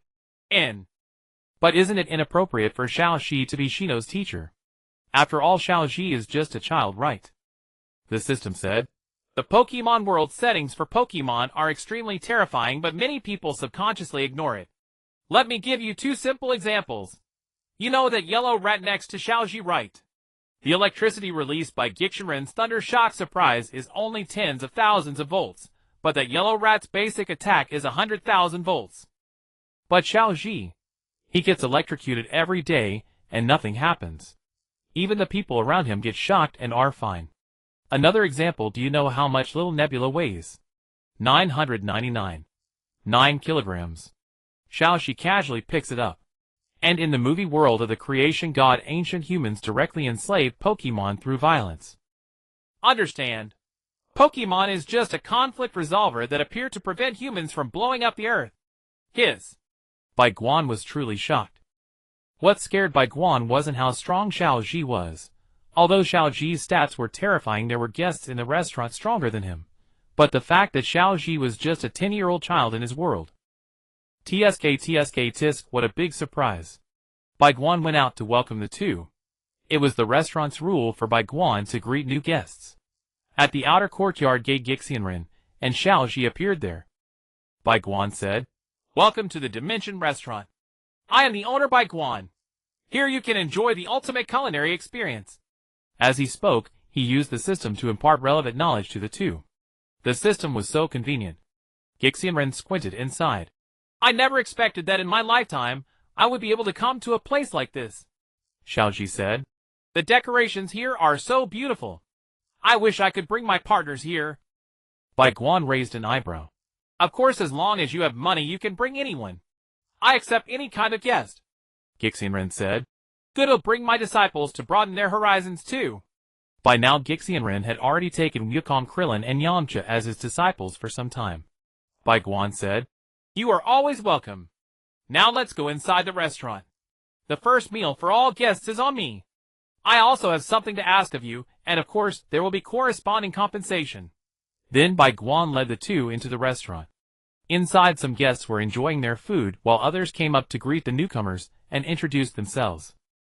Tony extended his hand and said, "Good evening, two friends. I'm Tony Stark, and people in my world call me Iron Man." Gixinren nodded with an air of an elder, which made Tony a bit displeased. "I came to greet you properly, and you just nod. What's with this arrogant old geezer?" "Forget it, Tony won't argue with an old man." Tony turned to look at Xiao Ji, who quickly reacted and extended his hand to shake Tony's. Crack. Crack. Crack. Huh? What was that sound? Tony was puzzled, but then he realized. Tony's hand was squeezed into an indescribable shape by Xiao Ji. Just as the nerves in Tony's brain were about to transmit the pain to his body, Bai Guan promptly healed him. At the same time, he restricted Xiao Ji's strength to that of an ordinary 10-year-old child. "Sorry, Tony. I forgot." But some pain still reached Tony's brain. Tony screamed. "Ah! Huh?" It seemed the pain lasted only a second, and then it was gone. When Tony looked down at his hand again, it was just as before. Jintoki, reeking of alcohol, held a glass of dog fruit wine, and put his arm around Tony's shoulder, saying, "What's wrong, Tony? Screaming so miserably?" Tony said in confusion. "I think my hand was just squeezed into a meatball," Jintoki teased. "But you're fine now. You must be drunk," Tony snapped. "Bullshit. When have I ever been drunk?" Then Tony pointed at Xiaoji and said to Jintoki, If you don't believe me, shake his hand. Jintoki, not believing it, shook Xiaoji's hand, and nothing happened. He smiled at Tony. Tony, could I really be drunk? The door of the restaurant opened, and a young man, with a gentle smile, walked in. He was wearing a white robe holding a folding fan, and looked like a scholar. He scanned the room, and then walked straight toward Bai Guan. Excuse me, are you the owner of this restaurant? Bai Guan nodded. Yes, I am Bai Guan. Welcome. May I ask your name? The young man smiled. I am Donfong Bubi, the leader of the Sun Moon sect. I heard that this restaurant has the most exquisite cuisine in the world, so I came to try it. Bai Guan's eyes flickered. Donfong Bubi, the legendary martial arts master who practiced the Sunflower Manual. He was definitely a formidable figure. But Bai Guan remained calm. Welcome, sect leader Donfong. Please have a seat. Our specialty is the 9-turn golden elixir, which is beneficial for martial artists. Donfong Bubi raised an eyebrow. Oh, golden elixir. I've been seeking immortality for years. I'm curious to see if your restaurant can offer something that can help me break through my bottleneck. Bai Guan smiled and said, Don't worry, sect leader Donfong, our dishes are not ordinary. They are made with spiritual ingredients and contain the essence of the universe. They can increase your cultivation, heal wounds, and even prolong life. But the price is high. You'll need to pay with spirit stones or equivalent items. Donfong Bubi waved his fan. Money is not a problem. I have plenty of treasures in my sect. As long as the food is good, I'll be a regular customer. Bai Guan nodded. Then please wait a moment. I'll have the kitchen prepare a set meal for you. He turned and walked toward the kitchen. Inside, the chefs were busy. The main chef, a burly man, with a cigarette in his mouth, was skillfully chopping ingredients.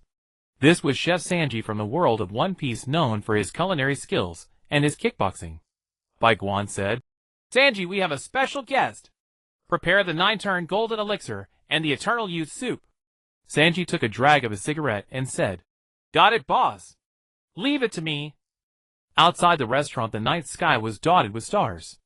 On a distant planet, a figure sat cross-legged on a mountain peak surrounded by swirling spiritual energy. His eyes were closed, and his aura was vast and profound. Suddenly he opened his eyes, a glint of purple light flashing. He murmured, I sense a disturbance in the dimensional fabric. Someone is summoning me. He stood up, and in an instant his figure disappeared, leaving only a faint trace of energy. Back in the restaurant, Donfong Bubi was sipping tea. He suddenly felt a powerful presence approaching. He frowned, his hand tightening on his fan. The door to the restaurant was pushed open, and a figure stepped in. It was a man in black robes, with long hair, and a cold expression. His eyes swept across the room, finally resting on Donfong Bubi. The man said, Donfong Bubi, I've been looking for you. Donfong Bubi smiled. Oh, who are you? The man said, I am Duguchiobai, the Sword Saint. I heard you have mastered the Sunflower Manual. I want to test your swordsmanship. Bai Guan quickly stepped in. Gentlemen, please. This is a restaurant, not a fighting arena. If you want to fight, you can do it outside. But I must warn you, any damage to the restaurant will be compensated at a high price. Duguchiobai glanced at Bai Guan. I have no interest in fighting here. I just want to challenge him. After I finish, he'll sample your cuisine. Donfong Bubi laughed. Sword Saint, I have no enmity with you. But if you insist on a duel, I'll oblige. However, I'm more interested in the food right now. Let's eat first, then fight. Bai Guan sighed. All right, since you two are guests, I'll treat you both to a meal. But please, no fighting in the restaurant. If you must, use a special arena I have in the back. It's reinforced with spatial magic and can withstand any attack. Duguchiobai nodded. That's acceptable. Donfong Bubi also agreed. Bai Guan led them to a private room and served the dishes. The room was filled with a rich aroma of spiritual energy. Duguchiobai took a bite of the 9-turn golden elixir, and his eyes widened. This elixir is incredible. It's improving my cultivation. Donfong Bubi also tasted the eternal youth soup and felt a surge of vitality. He praised, This soup makes me feel younger. Bai Guan, your restaurant is truly extraordinary. I will definitely become a regular. Bai Guan smiled. I'm glad you like it. Now if you two still want to fight, I'll take you to the arena. But Duguchiobai said, After tasting this food, I've lost the desire to fight. I want to savor this experience. Let's eat together. Donphan Booby agreed. Yes, fighting can wait. Let's enjoy the food first. Bai Guan was pleased. He left them to enjoy their meal, and returned to the main hall. There he saw Jintoki and Tony still arguing. Tony was insisting that Jintoki must have been affected by some strange power, while Jintoki was laughing at him. Bai Guan shook his head, and went to the kitchen to check on progress. Sanji was preparing a new dish of flaming dragon steak. The flames danced around the steak, creating a spectacular sight. Bai Guan commented, Sanji, that looks amazing. The customers will love it. Sanji grinned. Of course, this is my specialty. Suddenly the restaurant's lights flickered. A powerful wave of energy emanated from the private room. Bai Guan rushed over and found Bai and Donphan Booby sitting cross-legged, their bodies glowing with intense light. They were both experiencing a breakthrough. Bai Guan quickly activated the restaurant's protective array to stabilize the energy. The two cultivators broke through to the next level simultaneously. They opened their eyes filled with gratitude. Bai said, Bai Guan, this meal has changed my life. I owe you a debt of gratitude. Donphan Booby also thanked him. Bai Guan waved his hand. It's my pleasure. This is the effect of the food. Now I have a request for you too. As you know, I run a dimensional restaurant, and I often need to source rare ingredients from different worlds. Could you help me gather some treasures from your worlds? In return, I'll offer you a permanent discount and special dishes. Bai and Donphan Booby exchanged glances, then nodded. We agree. It's a small favor to repay your kindness. Bai Guan smiled. Excellent. Now let's toast to a wonderful cooperation. He raised his glass, and the whole restaurant cheered.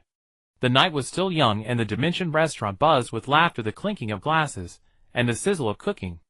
In this endless expanse of the multiverse, Bai Guan's restaurant was becoming a legendary destination for all kinds of powerful beings. The next day, as the restaurant opened for business, a young boy named Xiaoji, with a belt of poke balls around his waist, appeared outside the restaurant, followed closely by two children and a young man known as Master Roshi. The restaurant doors opened. Bai Guan said, Thank you for waiting, everyone, and led the two into the restaurant where 5 other people were already present. The restaurant security personnel were Naruto, Hinata, and Shino. Naruto's parents, the ninjutsu instructors, were Minato Namikaze and Kushina Uzumaki. Bai Guan pointed at Hinata and said to Master Roshi, This girl is the disciple you will be teaching. She has good talent but still needs to refine her character. He then pointed at Shino and said to Xiaoji, This is the disciple you will be teaching who is into bug breeding. Just keep an eye on him. Shino replied, Are you sure he is my teacher? He seems younger than me. Shino found it hard to accept that Xiaoji would be his teacher. Hinata also chimed in. The old man seems a bit too old, right? Master Roshi hunched over, stared at her with wide eyes, making her feel a bit uncomfortable. As expected, Bai Guan cleared his throat and introduced. Ahem. This old man is called Master Roshi. You can call him Master Wutian from now on. Master Wutian is proficient in Qigong and combat techniques. Indeed, he is quite old, over 300 years old. However, his martial arts have been continuously improving. The last 3 are his disciples Sun Wukong, Krillin, and Yamcha. This is Xiaoji from Jinshin Town. He is a very powerful Pokemon trainer. Don't be fooled by his young age. His skills in training Pokemon are top-notch. Upon hearing Bai Guan's introduction, Naruto couldn't help but exclaim, 3333, over 300 years old. You should know that the average age in the Naruto world is only about 40 to 50, and that's the highest since the Third Great Ninja War, when the ninja villages began to recover. Currently, the longest-lived person known is barely 100 years old, so Master Roshi being over 300 truly shocked Naruto. Of course, it wasn't just Naruto who was shocked, others were as well, but no one expressed it as openly as Naruto did. Alright. Now that everyone is here, let's have breakfast first. After breakfast, today's training will officially begin. Yesterday, after a detailed discussion with Master Roshi and Xiaoji, both had made a request: no world currency, just provide food. The reason for this request was twofold. First, there were too many mouths to feed around them. Just buying food for Pokemon would cost Xiaoji quite a bit, not to mention the big eater Master Roshi. After calculating their requests, Bai Guan agreed. He brought out breakfast from the kitchen. Each person received a bowl of beef noodles. These beef noodles were purchased from the system while he was thinking about the conditions for Xiaoji and Master Roshi. The beef noodles and soup were sold separately. The beef noodles had a built-in satiation effect. One bowl is a set quantity, and no matter how hungry you are, it will fill you up, while the soup has an energy saturation effect, providing the consumer with 100 necessary energy. The effects were quite overpowered, and so was the price. When Bai Guan purchased them, he spent about 30% of his wealth. Looking at the beef noodles in front of him, Master Roshi questioned, "Will this bowl be enough to fill me up?" The portion of beef noodles looked like an ordinary person serving. Bai Guan replied, "Of course, a specially made item is different from the original." Xiaoji wanted to say something but hesitated. Bai Guan smiled knowingly and said, "I have also prepared food for Pokemon." Pokemon eat the pet food Bai Guan obtained from the system. It was quite cheap. Bai Guan bought a large amount that would last Siota's Pokemon for a while. Upon hearing Bai Guan's words, Xiaoji sighed in relief and unbuckled the belt of Pokeballs around his waist. With a flick of his wrist, a variety of Pokemon appeared. Yukong pointed at the Pokeballs in Siota's hand and said, "Bulma storage capsule." Indeed, the function of Pokeballs is quite similar to that of storage capsules. Both are thrown on the ground, and the items inside appear. The difference is that Pokeballs can only store living things, while storage capsules can only hold inanimate objects. Pika! Pika! The yellow mouse, a bit dissatisfied, jumped onto Siota's head and cried out. Xiaoji gently brought it down and apologized, saying, "Sorry, Pikachu. I was afraid the owner wouldn't allow Pokemon in the restaurant, so I had to temporarily inconvenience you. But it seems the owner doesn't mind, so you don't have to go back into the Pokeball next time you come to the restaurant." Pika Pika! Naruto poked Pikachu and asked, "What kind of creature is this?" "You mean it? It's my partner. It's called Pikachu." Xiaoji grinned widely as he introduced it. "Partner." Naruto pondered for a moment before pointing to the eating Hinata and Shino and saying, "She is Hinata and he is Shino. They are my partners." Subsequently, Xiaoji and Naruto exchanged glances, their eyes radiating a philosophical light. "Time to eat." Naruto's companion Kushina couldn't stand it anymore and lightly tapped Naruto's head with her chopsticks. "All right." After breakfast, Bai Guan led everyone to a remote area of the outer courtyard. The restaurant's guest rooms would increase according to the number of guests, and currently the number of guests did not occupy all the rooms in the outer courtyard. Bai Guan had considered letting them train outside, but quickly dismissed the idea. Siota's physical condition would only be constrained inside the restaurant, and the destructive power of Yukong and Krillin seemed extraordinary. If they went outside, it might cause chaos throughout the ninja world. Therefore, the final choice was an empty area in the outer courtyard. However, all items in the restaurant were considered eternally unbreakable for the guests. They could do whatever they wanted without fear of damage. "Yo! Everyone's here!" Jintoki had been waiting here for a long time. Naruto now trained in swordsmanship every morning and ninjutsu in the afternoon. Minato and Kushina were just there to watch their son train. "Naruto, come with me!" Jintoki commanded, and Naruto eagerly followed. Master Roshi rummaged through and produced a vest, saying, "Little girl, from today on you are officially my disciple. Our school is called Turtle School, and this is the school uniform." Hinata took it and put it on, while Bai Guan found it a bit amusing. The blending of two anime elements looked somewhat strange. Master Roshi declared, "All right, now let's start the first lesson. Use all your strength to run around the outside of the restaurant for 100 laps. Your 3 senior brothers will join you." Hinata gulped. The area outside the restaurant was very large. Yukong encouraged, "Come on, junior sister. We'll run with you." The three of them were full of energy. Kushina whispered to Bai Guan, "Shouldn't this little girl be from the Hyuga clan?" Bai Guan smirked and replied, "Hinata Hyuga, the eldest daughter of the main Hyuga family, is also your son's future daughter-in-law. She is my son's wife. My son is that capable." Kushina's eyes nearly shot lasers. Bai Guan said, "That's right. She has liked Naruto since childhood." Minato questioned, "But does the Hyuga clan agree?" Bai Guan replied, "Before I returned from outside they didn't." "Then she is my daughter-in-law," Kushina declared. As a woman herself, she could naturally discern Hinata's good qualities. Meanwhile, compared to Naruto and Hinata's physical training, Shino's training was relatively easier. Satoshi asked. Can I see your companions? Shino wondered. Companions? They're training over there. I'm not referring to those companions, I mean your Pokemon. Satoshi explained. Shino said.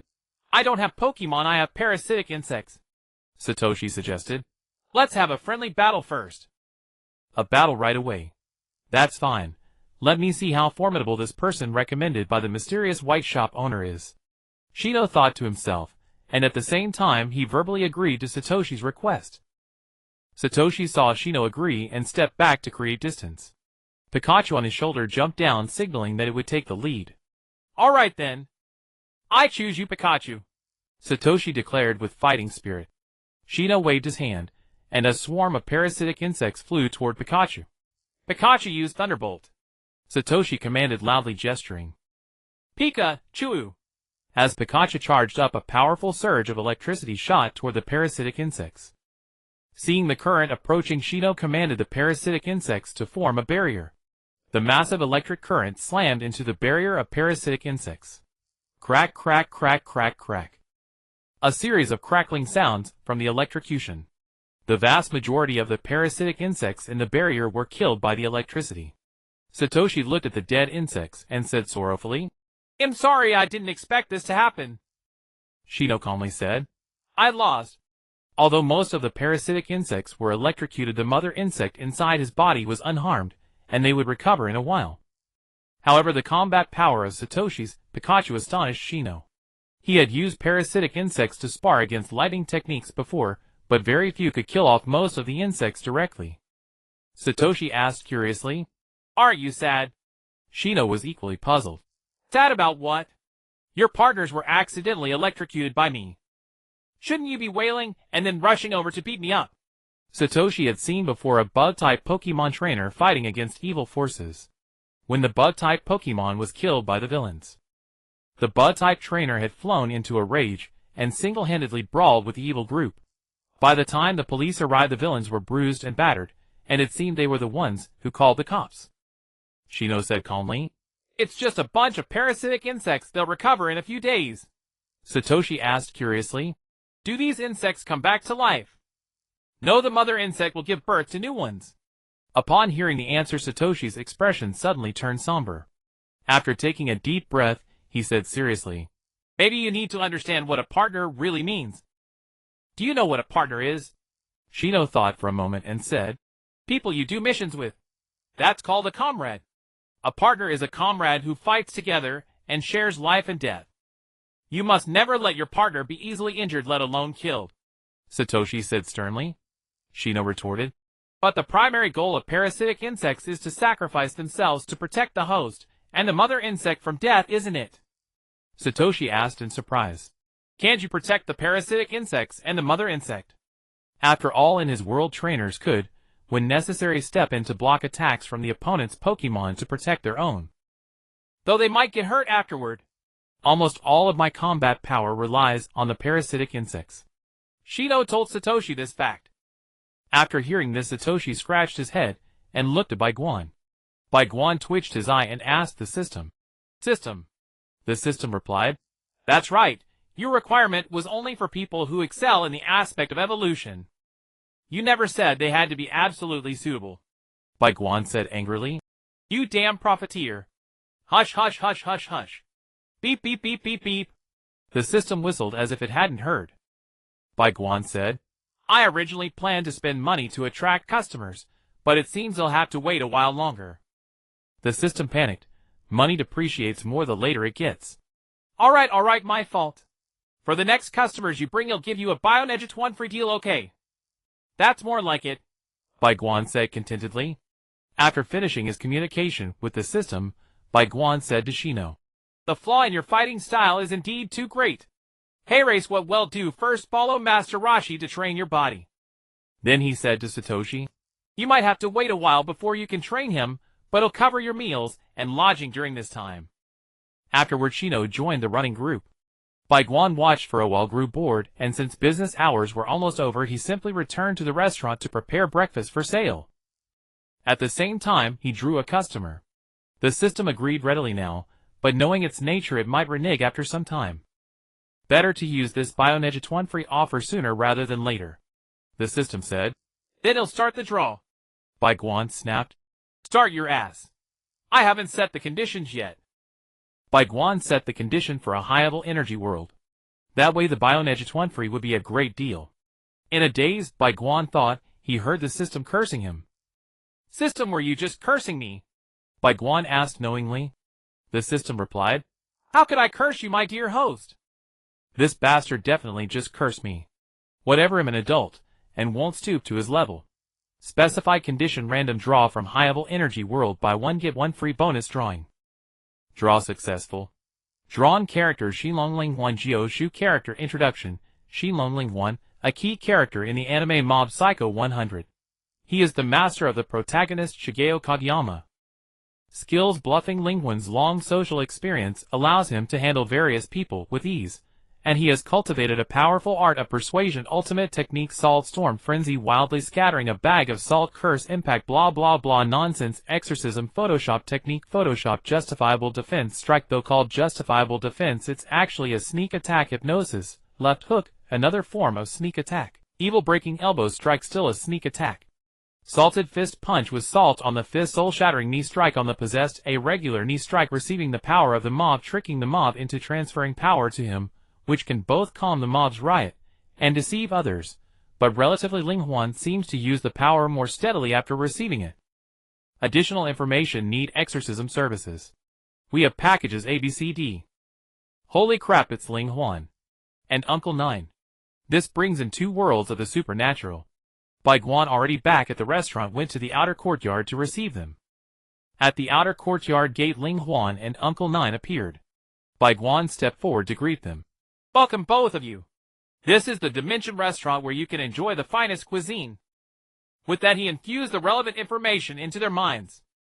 After receiving the information, Uncle Nine pondered for a moment. After all, for someone living in the Republic of China era, when many people couldn't afford a meal, being told that a restaurant offered free food was indeed a shocking impact. However, Uncle Nine was at least a high-income individual. Though he hesitated, he eventually accepted it as a matter of course. Compared to Uncle Nine, Linghuan was much more at ease. Having received a modern education and weathered the trials of contemporary society, he accepted it readily. For someone like Linghuan, who had encountered individuals with extraordinary abilities, the restaurant status was akin to superheroes engaging in charity. A free cafeteria was fantastic, but they didn't know that free was relative. Although they didn't have to pay anything tangible, the amount of world coins they had was calculated based on their possessions. Bai Guan led the two into the restaurant, where some guests were already present. Most of them were the idle rich with nothing better to do. For example, Gui and Doraemon. The first free meal revealed a stark difference in the dishes ordered by Linghuan and Uncle Nine. Linghuan ordered over a dozen dishes, clearly more than one person could eat. But he could take them away, pack them up to share with passers-by. It also saved money on staff meals. Uncle Nine originally ordered just 2 stir-fries and rice, enough to fill him up. But after learning he could take leftovers, he reconsidered and added a few more dishes. Like Linghuan, Uncle Nine had to provide for his disciples 3 meals a day. During the meal, they chatted across the table. After all, both their professions relied on talking their way in and earning money through skill. More friends mean more paths. Uncle, what do you do? Your clothes don't look modern. Linghuan was curious about Uncle Nine, who carried a sword on his back resembling an ancient Chinese warrior. Uncle Nine took a bite of stir-fry and a mouthful of rice, then said, "Me. I'm just a zombie hunter." Linghuan paused, chopsticks in hand, and said, "Zombies? Uncle, do you mean spirits?" Uncle Nine also paused, frowning. "Spirits? What are those?" "The zombies I'm talking about are corpses that retain a breath of resentment in their mouths, and through various coincidences of fate and feng shui become iron-boned living dead. They are immensely strong, immortal, impervious to bullets and blades." Linghuan was astonished. So this was a zombie. How could such a creature be dealt with? Even ordinary people would struggle. Linghuan swallowed hard and said, "The spirits I mentioned are similar. After death, powerful grudges turn souls into terrifying monsters. Those monsters love to attack people, and I specialize in dealing with them. As he spoke, he got carried away. Those monsters love to attack people, and I'm the one who specializes in dealing with them. As he spoke, he even seemed to float with pride. Uncle Nine thought for a moment and said, The spirits you mention are what we call ghosts here. Ghosts in our world are also born from powerful, resentful souls, and similarly enjoy attacking people. I'm not particularly skilled at dealing with ghosts. My forte is zombies. But my senior brother specializes in capturing ghosts. The two chatted about random topics, while the food on the table gradually diminished. After eating, they agreed to meet at night to study, and compare zombies and spirits together. They finished their meal, and left while Doraemon was still eating dorayaki. Today Doraemon seemed particularly cheerful, and had a better appetite. Bai Guan approached and asked, What's made you so happy, Doraemon? Doraemon scratched the back of his round head with his round hand and chuckled. Didn't I take Nobita and the others to participate in the battle yesterday? After returning, Nobita somehow started studying diligently. He does his homework seriously, and doesn't slack off to read manga anymore. Bai Guan guessed. Maybe Nobita was deeply shocked by the battlefield. Doraemon was philosophical. Who cares? Anyway, he's working hard now. Suddenly Gui interjected. A person's change is often sudden, but such sudden changes can easily lead them down a radical path. Your task will become even more challenging from now on. Doraemon swallowed the last dorayaki, got down from his seat and said, Nobita's path was already set. No matter what he becomes now, the future remains the same. But the restaurant has given Nobita an additional choice. Thank you, owner Bai. These words left Bai Guan utterly bewildered. Why was he being thanked all of a sudden? With that, Doraemon returned to his own world. Beside him, Gui wore a faint smile, as if she knew something. Bai Guan cast a puzzled look at Gui, who replied enigmatically, Some things only make sense when the person themselves tells you. Bai Guan shrugged. Well, whatever. I've already traveled through dimensions. A bit of mystery is to be expected. Time ticked by, and soon the daytime operating hours were coming to an end. The group training outside was about to return for lunch. After practicing sword techniques all morning, Naruto appeared full of energy. He was long accustomed to intense training. Hinata and Shino, on the other hand, were not so optimistic. They had barely finished their 100 laps. Hinata was slightly better, having undergone physical conditioning, but she sat on the bench drowsy and exhausted. Shino, who relied on insects, collapsed entirely. But collapse or not, when mealtime came, Bai Guan restored him directly. Hinata was also restored at the same time, so they could eat, and then train with full effort. Shino, thank you so much, I really appreciate it. After lunch, everyone resumed their training, except for Naruto, whose regimen shifted from swordsmanship to ninjutsu. Naruto, you must understand your aptitude for ninjutsu is extraordinary, Minato declared, eyes alight with fervor. Naruto shot Minato a dismissive glance and retorted, Of course I know. That's why Master Tucci arranged a ninjutsu instructor for me. Kagami stepped forward and delivered a sharp knuckle rap atop Naruto's head. Don't glare at your teacher like that. She nearly slipped up. Her knuckles landed hard, swelling a sizable bump on Naruto's skull. Thereafter he submitted, reluctantly, to his ninjutsu studies. As Minato lectured on the fundamentals of ninjutsu, Naruto began to drift into drowsiness, only to be jolted awake by Kagami's fist. When Kagami taught sealing techniques, Naruto dozed off again, prompting Minato to deliver a firm slap to the nape of his neck. When Naruto attempted to flee, Minato would flash across the space and haul him back, or Kagami would bind him instantly with a sealing technique. Meanwhile, Master Roshi commenced the second daily training session. Sparring. Having multiple disciples offered distinct advantages, unlike unknown combat between master and apprentice. If the master struck too hard, the disciple might be injured, and the master would grieve. If too gentle, the disciple might land a blow, and the master would wince in pain. With several disciples, however, they could spar amongst themselves, while the master sipped tea and browsed the net. That young woman has an astonishing figure. As Roshi watched, a trickle of blood escaped his nostrils. The first sparring pair was Goku and Krillin. Hinata and Shino observed the match intently. At Yamcha's command, Begin! Goku and Krillin exchanged blows at inhuman speed. Thud. Thud. Thud. Thud. The air reverberated with the deep, meaty impact of fists meeting flesh. At first Hinata and Shino could barely track their movements, but as the duel intensified the two blurred beyond sight. Yet solutions existed. Hinata activated her Byakugan, Shino deployed his insects. Upon opening her Byakugan, Hinata gasped, in awe.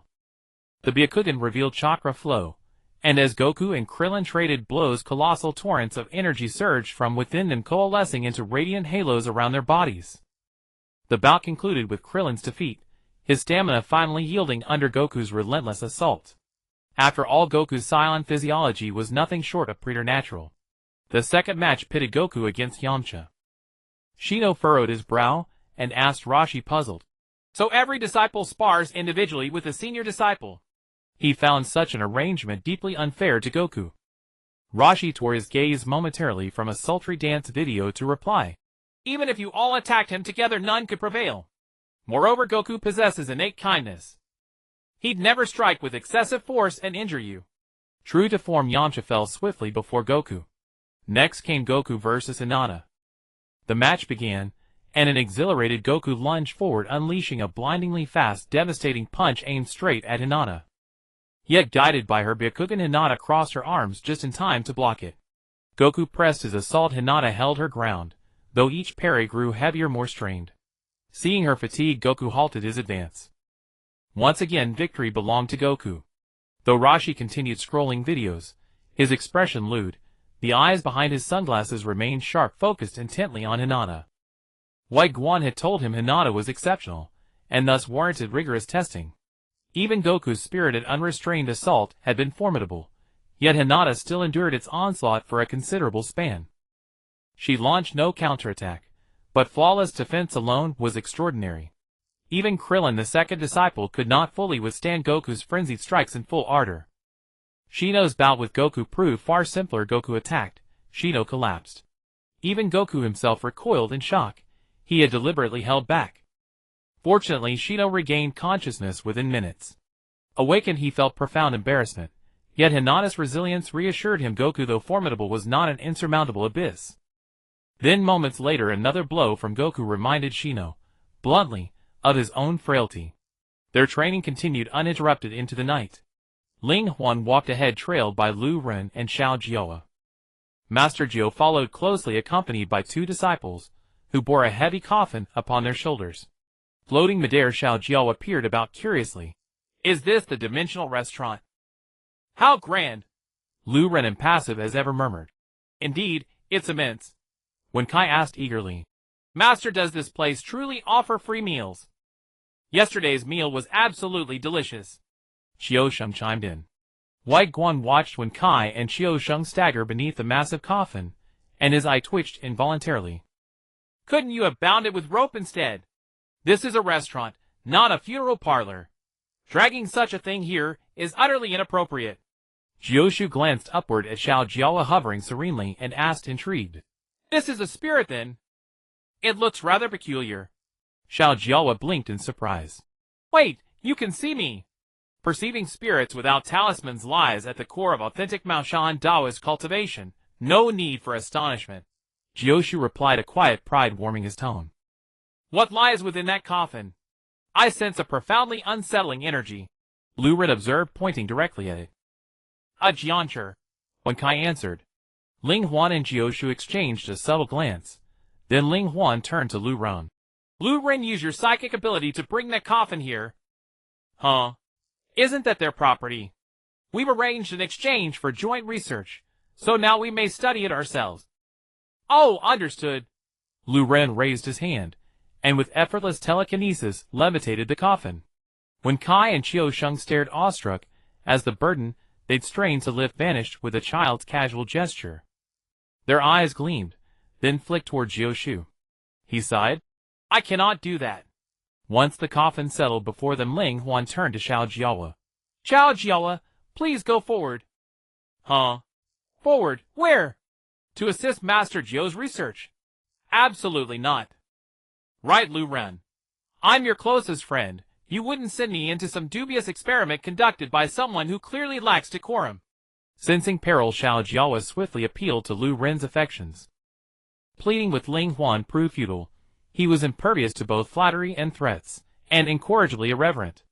Rest assured, Master Gyo is a man of unwavering integrity, devoting himself selflessly to exorcising spirits and aiding those tormented by spiritual afflictions. In the end, Lu Ren's trust outweighed Xiao Jiao's protests, and reluctantly she drifted toward Jiao. Hey, get on with your experiment. Let this great lord witness your prowess. Xiao Sheng remarked amused. Master, this ghost certainly has personality. The word ghost incensed Xiao Jiao. What did he mean by this lump? Was that how one addressed a being of refined essence? The furious dimples began to swell, gradually transforming into a tall, muscular man. It seems I need to show you my true power, the dimpled figure said with a commanding presence. Recently he had been eager to demonstrate himself after his experience at the club.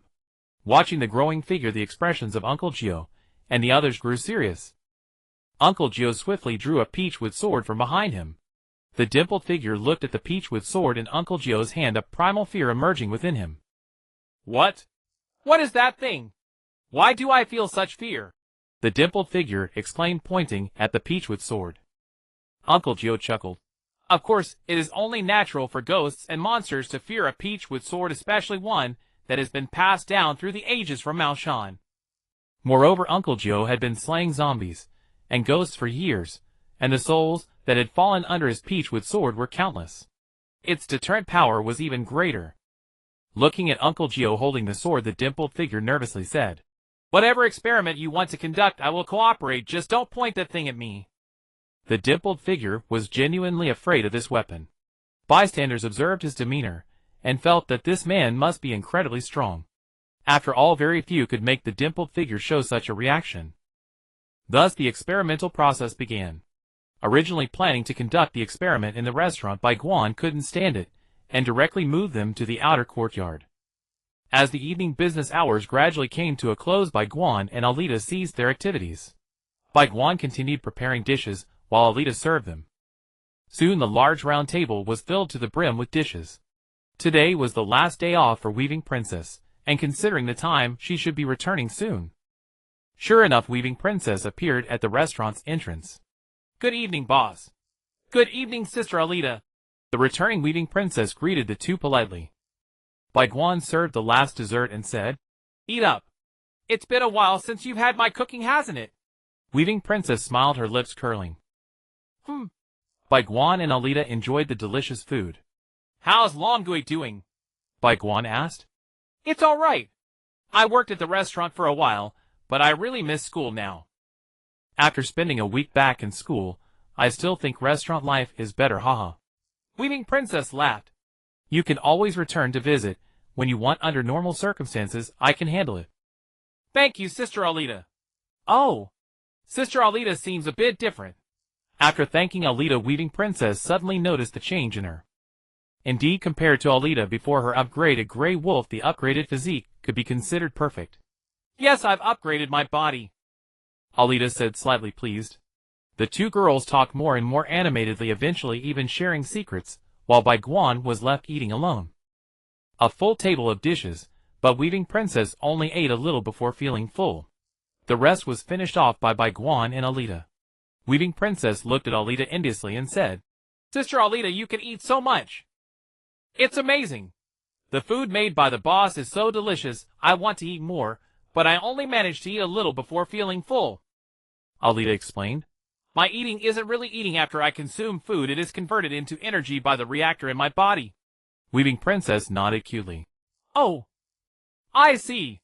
So does Bai Guan also convert food into energy? Bai Guan had just eaten quite a bit. Alita disdainfully replied. No, he just eats normally. Bai Guan. Weaving Princess' return added more color to the restaurant. The next morning, Master Rashi looked at Weaving Princess' bouncing bosom. Nosebleeds streamed from his nose, while Yukong standing nearby didn't shift his gaze at all despite being pulled. The good man Minato also sneaked a glance. Finally, he was discovered by Gio Xi and Nai, and his expression began to twist. Weaving Princess blushed under Master Rose's gaze, shyly turning her face away. Alita approached Master Rashi, and with a swoosh, the soul-cutting blade descended mercilessly, but Master Rashi's dodging speed was not slow. He reacted in time to evade. However, he still ended up with a wound on his face. Perverted old man, if you dare to look at my sister weaving princess like that again, I'll turn you into mincemeat. Alita threatened. Master Roshi nodded in agreement, realizing that staring at a young girl like this was indeed inappropriate. Moreover, this was Bai Guan's restaurant, and Alita and Weaving Princess were Bai Guan's employees. During business hours, customers who had seen Weaving Princess greeted her. It had been a few days since they last saw this gentle waitress. Among them, Tony was the most eager. He approached the cash register with a drink in hand and said, "Dear Weaving Princess, long time no see." Weaving Princess awkwardly replied, "Ah ha ha, yes. Does Weaving Princess have a boyfriend? How about me?" Tony continued to flirt. "If you don't want to turn into a pile of Tony shit, I advise you to go back and drink your wine." A chilling voice spoke from behind Tony. Tony felt a chill down his spine and turned to find it was Alita. "I was just joking, Alita. Everyone knows I'm a married man," Tony explained. Alita stared at him for a moment, making Tony feel tense before saying, "I hope so." The atmosphere in the restaurant was always lively, with Alita treating everyone well except for those other than Bai Guan. People didn't dare to approach, but gentle Weaving Princess became a frequent target of teasing. Of course, it was merely harmless teasing. As time passed, a week slowly went by. Naruto and his team's training gradually fell into a routine. Naruto was gradually pulled from the abyss of mediocrity by Minato and Kushina, while Hinata's physical fitness was improving significantly. She could now engage in some ordinary sparring with Wukong rather than just purely defending. Shino's physique was no longer as frail as before. At least, he had the strength to counterattack when hostile ninjas leaped at him. This morning, Bai Guan decided not to let the trio continue their training. Bai Guan calculated the time and realized that the mission to the Land of Waves was approaching. So he got up early to prepare a large pot of food in the restaurant for the customers to enjoy a buffet before taking the trio to the Hokage building. Along the way, the trio, who had undergone a significant transformation, attracted a multitude of glances. Hinata, though still shy, had become much more radiant, while Shino maintained his gloomy expression, but wore short sleeves. In front of the Hokage building, Bai Guan and the trio encountered familiar faces: Kakashi and his team, Sasuke, Sakura, and Kiba. Seeing Bai Guan, Kakashi was quite surprised and approached to greet. "Hey, shopkeeper Bai." He then placed his hand on Bai Guan's shoulder and said, "Shopkeeper, look, the happiness water hasn't been bought by anyone. Shouldn't you sell me a few bottles first?" Having been apart for a long time, Kakashi missed the taste of happiness water very much. Last time Bai Guan promised him he would find someone to sell it, but it still hasn't happened. "I seem to have forgotten. How about you become the distributor?" Bai Guan genuinely forgot, as he had been busy dealing with Naruto and his team's training issues during this time. Kakashi's single visible eye suddenly widened upon hearing Bai Guan's words. "Are you serious, shopkeeper?" Kakashi seemed to envision himself drinking cola every morning, noon, and night. He could still enjoy the happy days of drinking one bottle after another. "Of course, as long as you are willing. I'll sell you a bottle for 50 taels, and you can decide how much to sell it for." With Bai Guan's confirmation, Kakashi felt extremely excited, unable to stop himself from chuckling. Naruto's team also greeted Kakashi's team.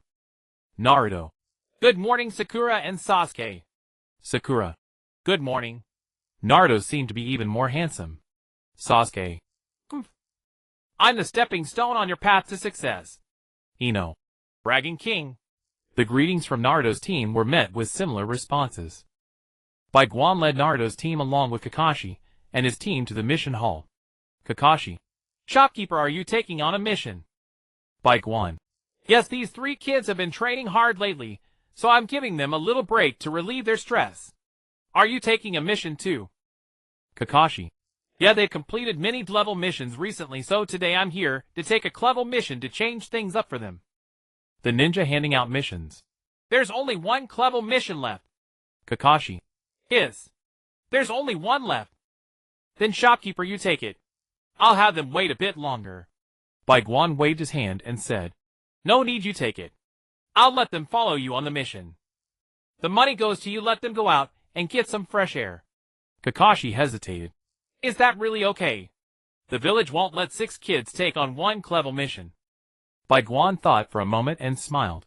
"I'll just take a mission identical to his." He then accepted a task identical to Dazna's.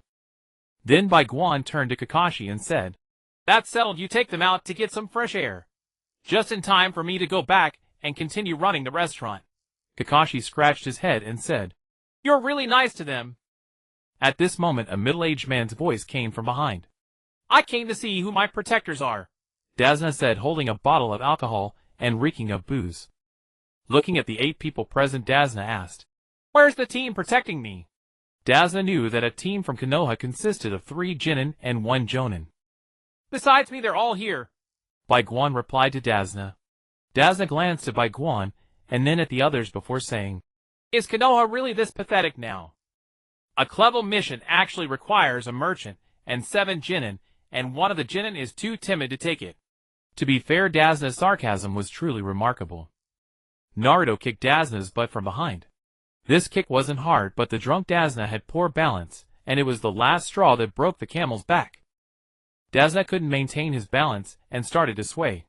He reached out to find someone to support him, but no one paid him any attention. In the end, Dazna couldn't hold on and fell. Falling down, Dazna cursed. Is this how you treat mission personnel in Konoha? I'm going to report you to the Hokage. Bai Guan, also unable to tolerate it, said, Then go ahead and report. The Hokage is the first room to the right on the 3rd floor. You can report all you want, we won't have any issues, but your mission will definitely fail. If no one takes your mission, you'll just stay in Konoha forever, adding bricks and tiles to the village. Truly impoverished mountains and evil waters give rise to cunning people. With that, Bai Guan was about to leave.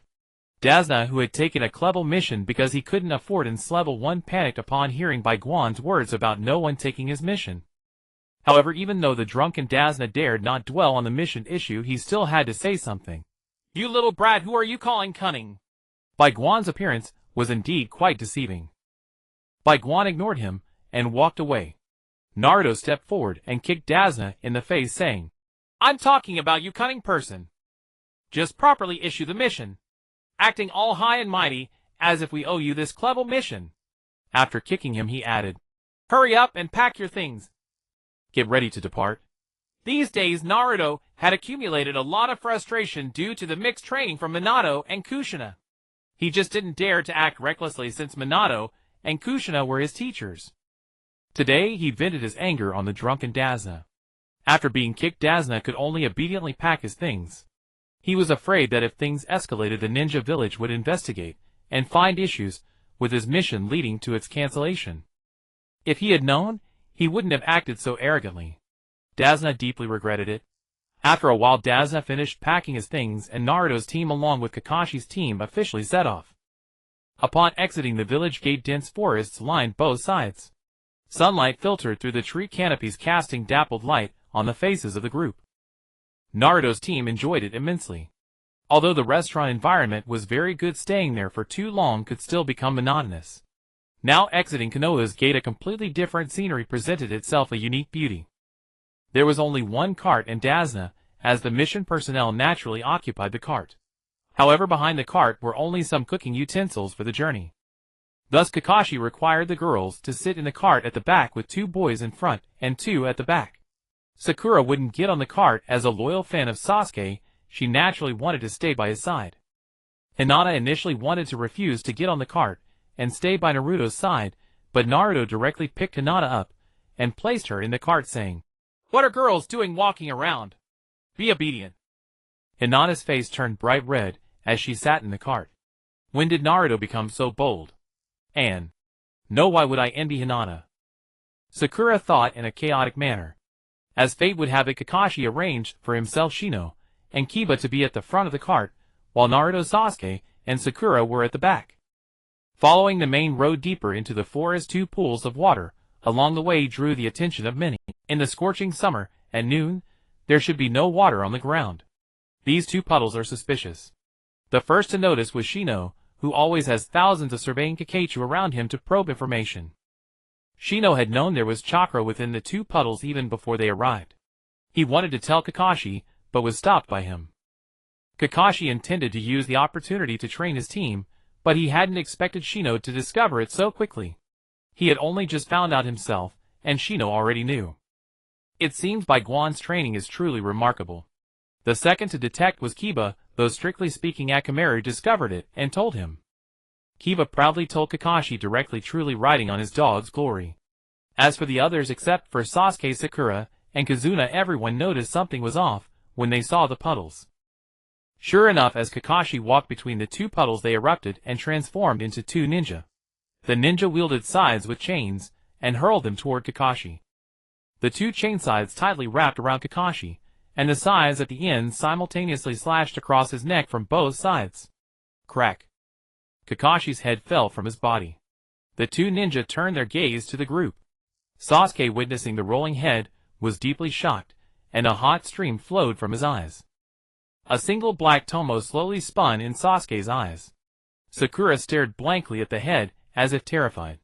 The two ninja brandished their chain scythes and charged toward them. Everyone assumed defensive stances, and even the stunned Sakura snapped out of it and defended. However, the chain scythes did not come directly at them, but instead shot toward Tazuna on the carriage. Perhaps in their eyes, how much of a threat could these child ninja, who had just graduated from the academy, pose? The chain scythe shot toward Tazuna with incredible speed. Just as Tazuna closed his eyes awaiting death, a sharp long sword appeared and blocked both chain scythes, even twisting around to lock them onto the blade. Naruto held the long sword, staring at the two ninja. Beside him, Sasuke's expression was grim. He realized that his freshly recharged chi could not keep up with Naruto's version.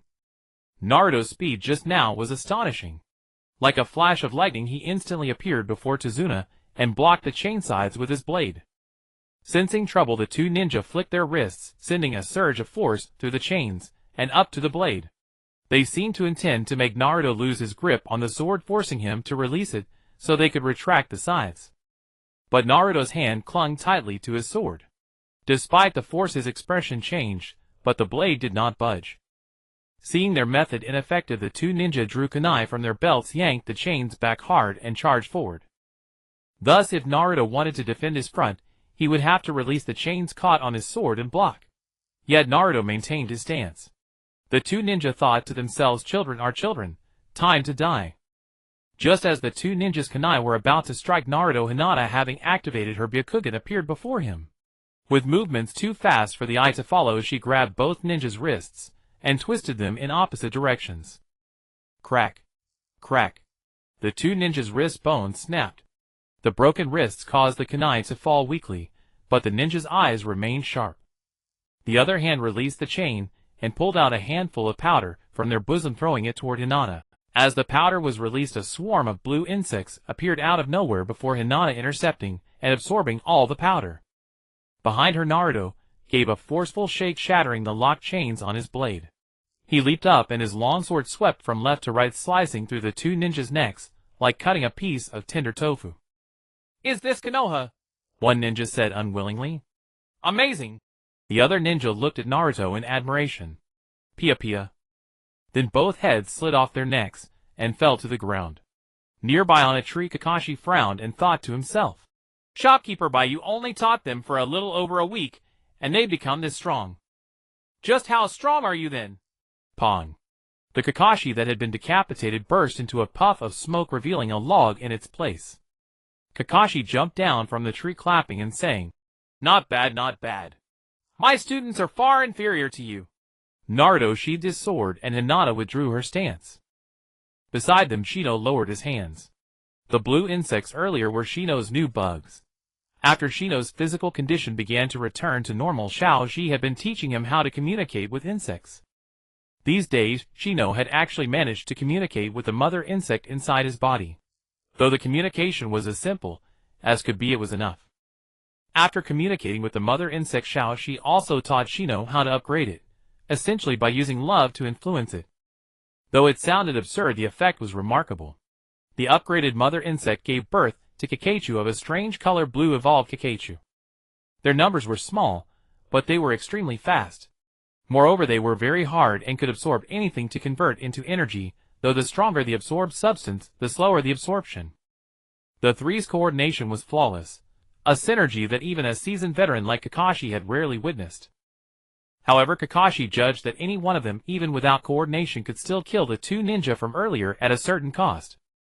He then turned to look at the vomiting Sakura, the distressed Kiba, and Sasuke, who had already awakened his Sharingan. How could the difference be so vast?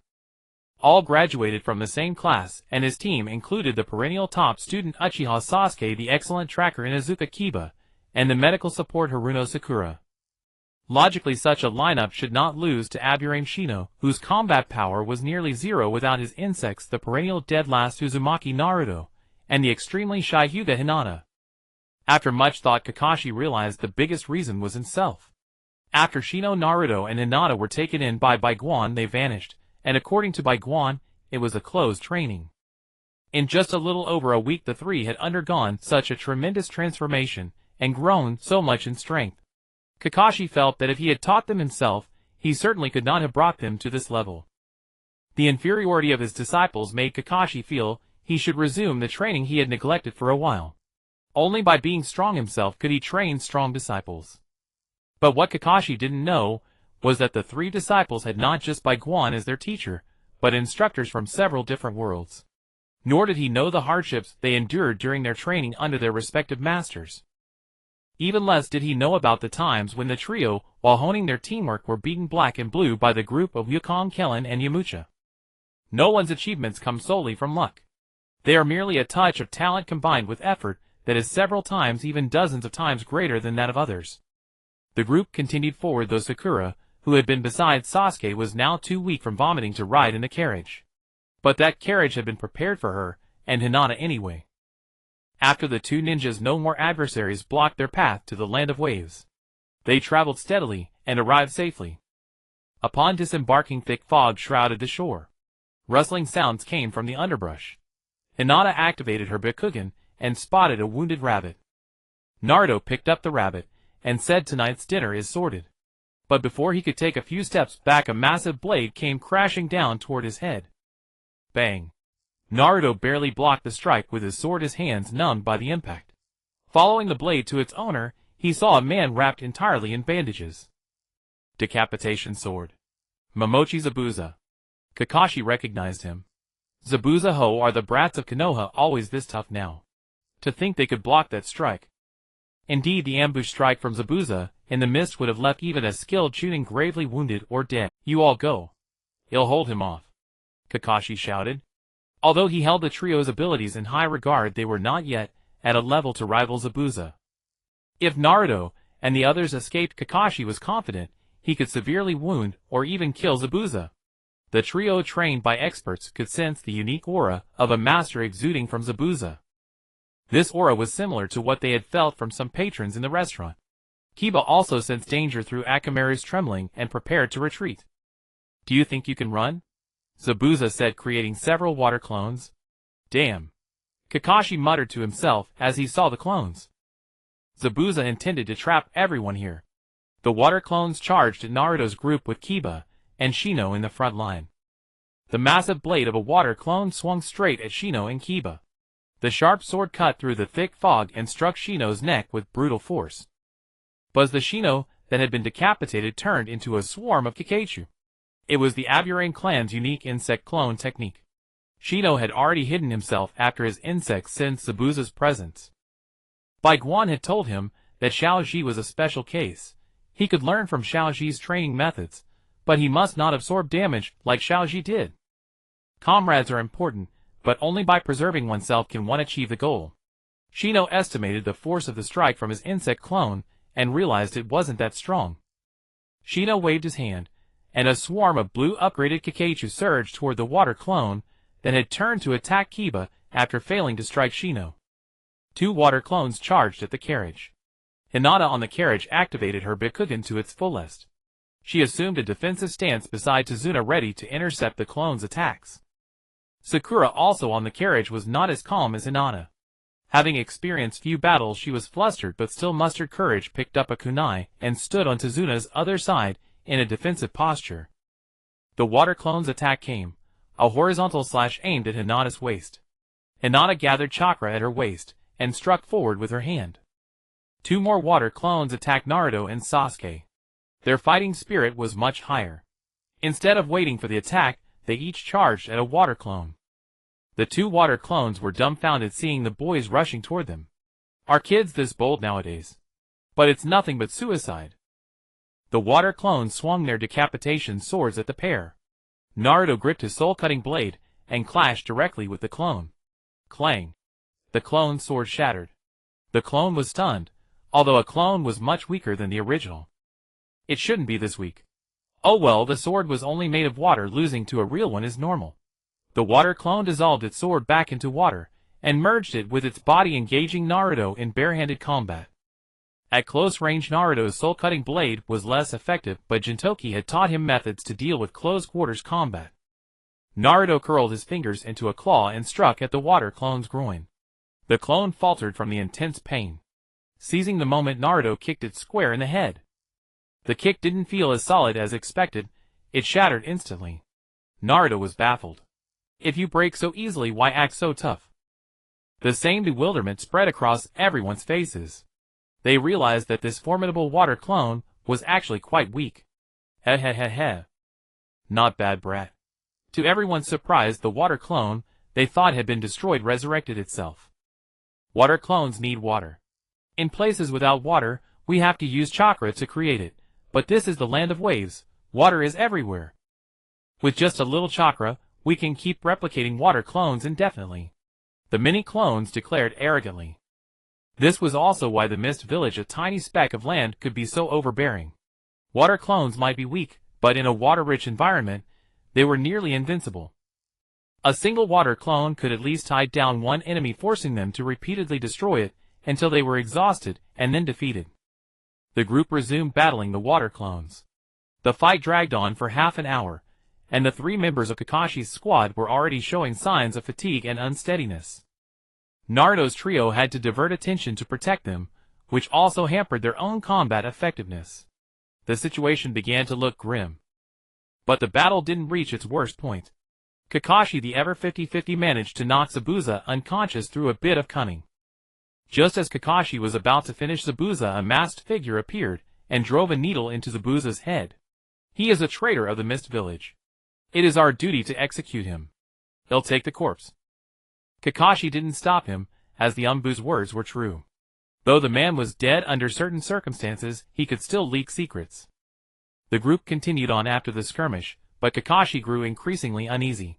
Why would a Mist Village Umbu appear at such a moment? With no enemies left to defeat, it seems that Zaibujan has taken care of the nearby bandits on his way. A light rain fell from the sky, and the city of the Land of Waves was much more desolate than expected. Even the beggars in the city lacked the motivation to beg their bowls for money carelessly placed before them. The carriage moved along the streets of the city, seemingly affected by the atmosphere. The mood of the group began to dampen. Naruto! Hinata broke the silence. Naruto stepped forward and asked, "What's the matter? Is a person's fate predetermined at birth?" Hinata gazed at the corpses scattered along the roadside from the carriage. Naruto pondered for a moment and replied, "The shopkeeper once told me that birth determines the starting point, but not the ending point. Perhaps some people's starting point is another's end point, but conversely, isn't my starting point also another's end point?" After speaking, Naruto patted Hinata's head and said, "Don't think too much." Before long, the group came to a halt. Daza's home was a bit remote, and it was getting late. Resting here for the night was necessary. Traveling at night was far too dangerous.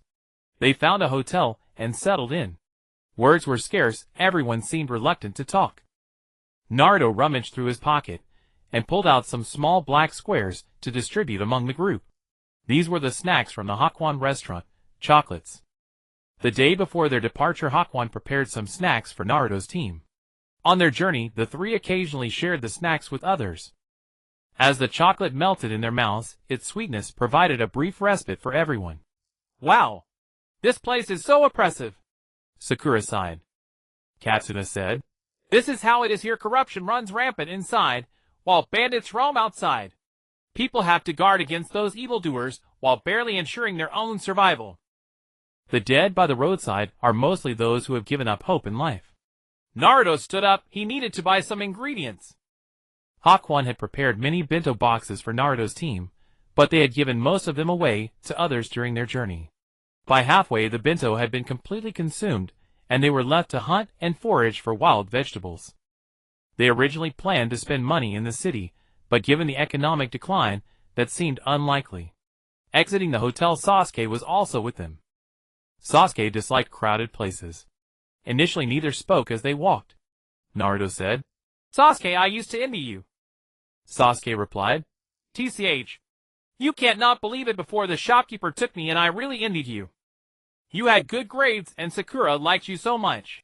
Naruto said with a smile, turning to Sasuke. I remember you weren't like this as a child. Aside from Shikamaru and Choji, you were quite willing to play with me. But then you changed. You became reclusive and aloof. Sasuke gritted his teeth and declared, I will kill that man. That man. Who? Hokage had not revealed Sasuke's background to Naruto, so Naruto naively thought that Sasuke's personality change was just a phase of rebellion. Naruto received no response from Sasuke. Perhaps Sasuke didn't want to tell him, or perhaps he couldn't find the words. In the vegetable shop, he looked at the few pickled vegetables on the shelf. Naruto was somewhat speechless, but decided to buy everything and pay. The prices weren't cheap. The land of waves, being an island nation, had vegetables and meat that were significantly more expensive than in Konoha. However, this wasn't a problem for Naruto, as Hokage had given him most of the earnings from before the system's upgrade. The amount was quite substantial. After running through roughly a dozen shops, he finally gathered enough vegetables, though their quality was not very good. After purchasing the vegetables, he needed to buy meat. Being a ninja required physical strength, and without meat the body couldn't hold up. Surprisingly, meat was easier to find than vegetables. In a meat shop, piles of meat were everywhere. However, the price difference was quite large. The prices of the meat in the corner were significantly cheaper than those on the shelves. Boss, why is the meat over there so much cheaper? Naruto asked curiously. The meat shop owner glanced at Naruto and Sasuke, noticing their Konoha headbands. Naruto's team didn't wear their headbands in the restaurant, but as Konoha ninjas on a mission, they had to wear them at all times. Naruto had his headband wrapped around his wrist. The meat shop owner said, We won't sell you that meat. You can only buy what's on the shelf. Why do we have to buy the expensive ones? Is this the only meat shop around here? The meat shop owner's obvious hard sell made Naruto somewhat displeased. You see our situation. If we sell the cheap ones to you, what will we eat? The meat shop owner explained. Naruto thought about it and realized it made sense. Forget it, he was too lazy to run around again. He directly bought all the meat on the shelf. Naruto was generous with his spending, but the meat shop owner seemed a bit unhappy. In the end, he still packed everything for Naruto. The two returned to the inn with the ingredients and handed them over to Hinata. After the bento was gone, Hinata took it upon herself to cook every day. As a well-bred young lady, Hinata originally didn't know how to cook. Kushina, who had already taken Hinata as a daughter-in-law, took it upon herself to teach Hinata how to cook using her current position as a teacher. However, things often turn out unexpectedly. The dishes Hinata made, influenced by Kushina's not-so-great cooking skills, actually turned out surprisingly well. Minato was quite puzzled by this, and Hakuin's answer was that everyone is different. Kushina might have taught her bad methods, but Hinata wouldn't necessarily adopt them 100. A slight variation in one of the steps could result in a completely different flavor. Hinata pulled Sakura along to cook, and Naruto, having nothing to do, recounted the experience of shopping. Up until the meat shop, Naruto noticed Kakashi's obvious pause. When Naruto mentioned that they bought the meat from the shelf, Kakashi returned to normal. Naruto asked Kakashi, Do you know what's up with that meat? Kakashi remained silent for a moment and said, I don't know, and even if I did, I wouldn't tell you. Although Kakashi claimed he didn't know, Naruto felt that Kakashi was aware of something. After a while, Hinata and Sakura finished preparing the meal. Even though they used pickled vegetables, the presentation of the dish was still quite good. Kakashi, carrying his portion, quietly disappeared somewhere to eat. Kakashi always did this quietly, taking his food away. Katsuna said, Eat quickly and rest well. Continue our journey tomorrow morning. Katsuna seemed particularly averse to staying in the city. The next day the party left the town early. The home of Dasna was not too far from the city, and they arrived after about half a day's journey. Dasna, smoking a cigarette, said, Actually, I deceived you all. This task is not for a crank individual.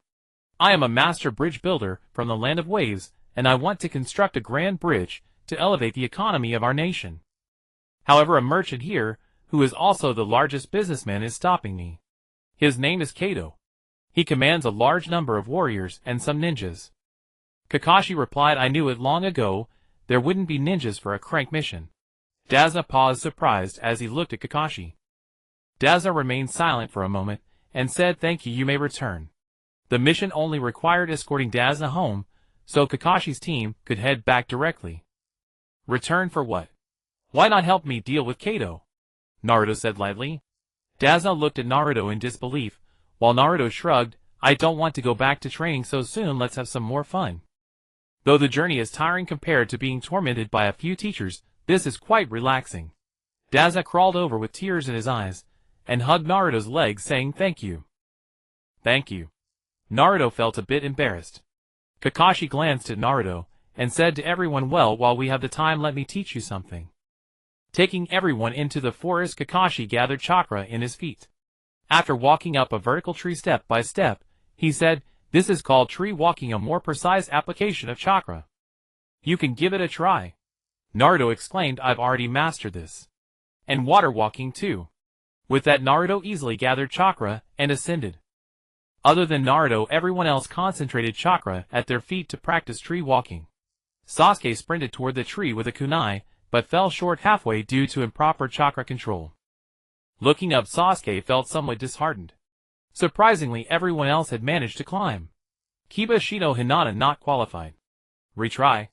Kakashi remarked with a deadpan expression. Just now, the three were gathering chakra to walk on the tree. Kiba's distance was shorter than Sasuke's, but he had Akamaru with him. Kiba managed to ascend. Shino climbed a relatively longer distance, nearly 2/3 up the tree. As he was about to fall, the bugs on Shino's body replaced his chakra at his feet, allowing him to stand firmly on the tree. Hinata was the closest to the top, but similarly struggled with chakra control. However, she lightly pushed off with her foot and reached the top of the tree. Sasuke below sighed in relief, thinking they all made it up, which startled him. But Sakura actually did make it, earning Kakashi's admiration. Unexpectedly, Sakura, who usually did minor tasks, was quite proficient in chakra control. While the others continued training Naruto, and Sakura found themselves somewhat idle. Naruto rummaged through his clothes, and pulled out a book which was a jump given to him by Jintoki. This one was a complete collection of Doraemon. Naruto didn't mind that Jintoki lent the jump to others. After all, it was mostly about Nobita's daily life, or hanging out with the cat. Nobita was quite concerned because the jump contained many embarrassing moments of his 0-point exam score, but his protests were futile against Jintoki. Lying on a tall tree, while reading Jump, Naruto occasionally burst into hearty laughter. Kakashi, curious, leaned in to see what made Naruto so happy. Kakashi quickly skimmed through Jump, and was captivated by the comics on the pages. He kept peering at Naruto, unwilling to leave. Naruto turned to push Kakashi's head away, but Kakashi changed positions to squeeze back. Finally, exasperated, Naruto put Jump back in his pocket. Kakashi was just watching as Nobita went to counter John with his tools. Why did you stop reading? Naruto, what book is that? Can I take a look? Kakashi asked with narrowed eyes, looking a bit lecherous. No way. This is something my master gave me. The jump was the only gift Jintoki had given Naruto so far. Moreover, Naruto had to spend his pocket money to treat him to a meal for it, showing Jintoki's stinginess. Every day Haku would give Naruto some pocket money, which of course was deducted from Minato and Kushina's salary. Hearing Naruto refuse, Kakashi pulled out his secret weapon, offering to trade his treasured make-out paradise for it. Naruto glanced at it, disdainfully tossed it back to Kakashi. What is this? It's all ambiguous plots with no real action. Trash. Kakashi was shocked. This was make-out paradise. I risked punishment for giving it to you, and you call it trash. However, after some thought, Kakashi realized that the comic Naruto had just read did indeed seem much more appealing than make-out paradise. Reluctantly, he occasionally begged Naruto to lend him the jump. Finally, Naruto proposed a condition: Kakashi must take off his mask to show him what he really looks like. Kakashi hesitated, but Naruto struck back, if you're unwilling, then forget it. In a moment of desperation, Kakashi agreed, glancing around to see no one was watching before he took off his mask, and then quickly put it back on. The whole process took less than a second. However, Naruto still managed to catch a glimpse. He handed Jump to Kakashi, and said, why wear a mask when you're so handsome?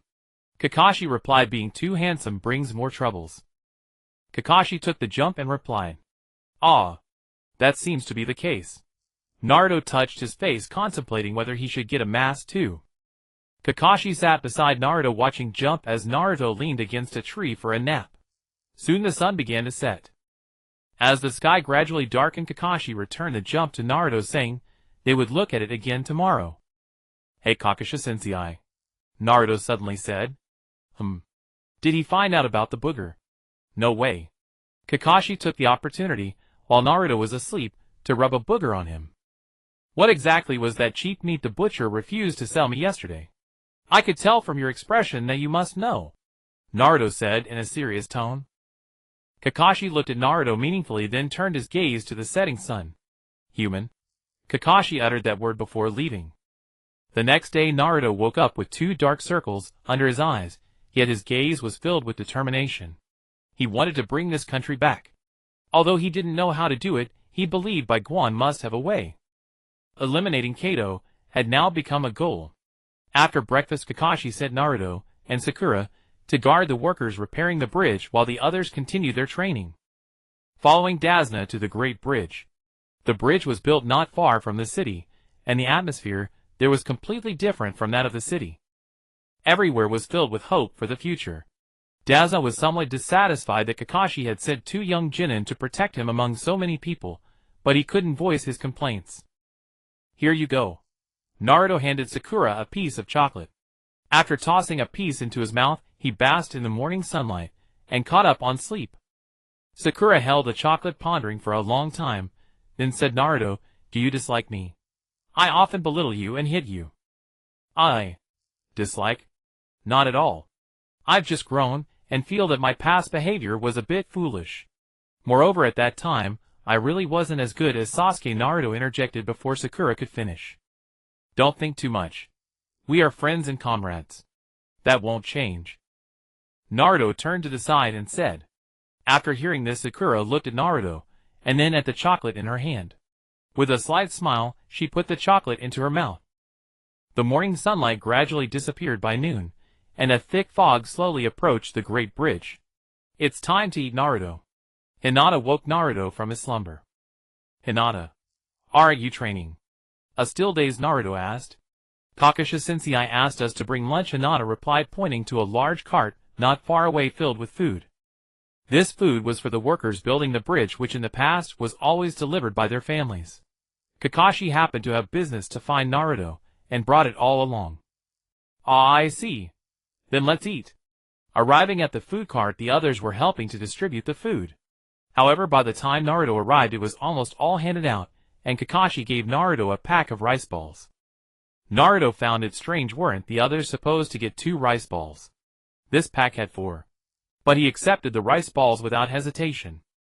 Seeing Naruto take the rice balls, Kakashi leaned against Naruto's shoulder, and said, By the way, I finished that book.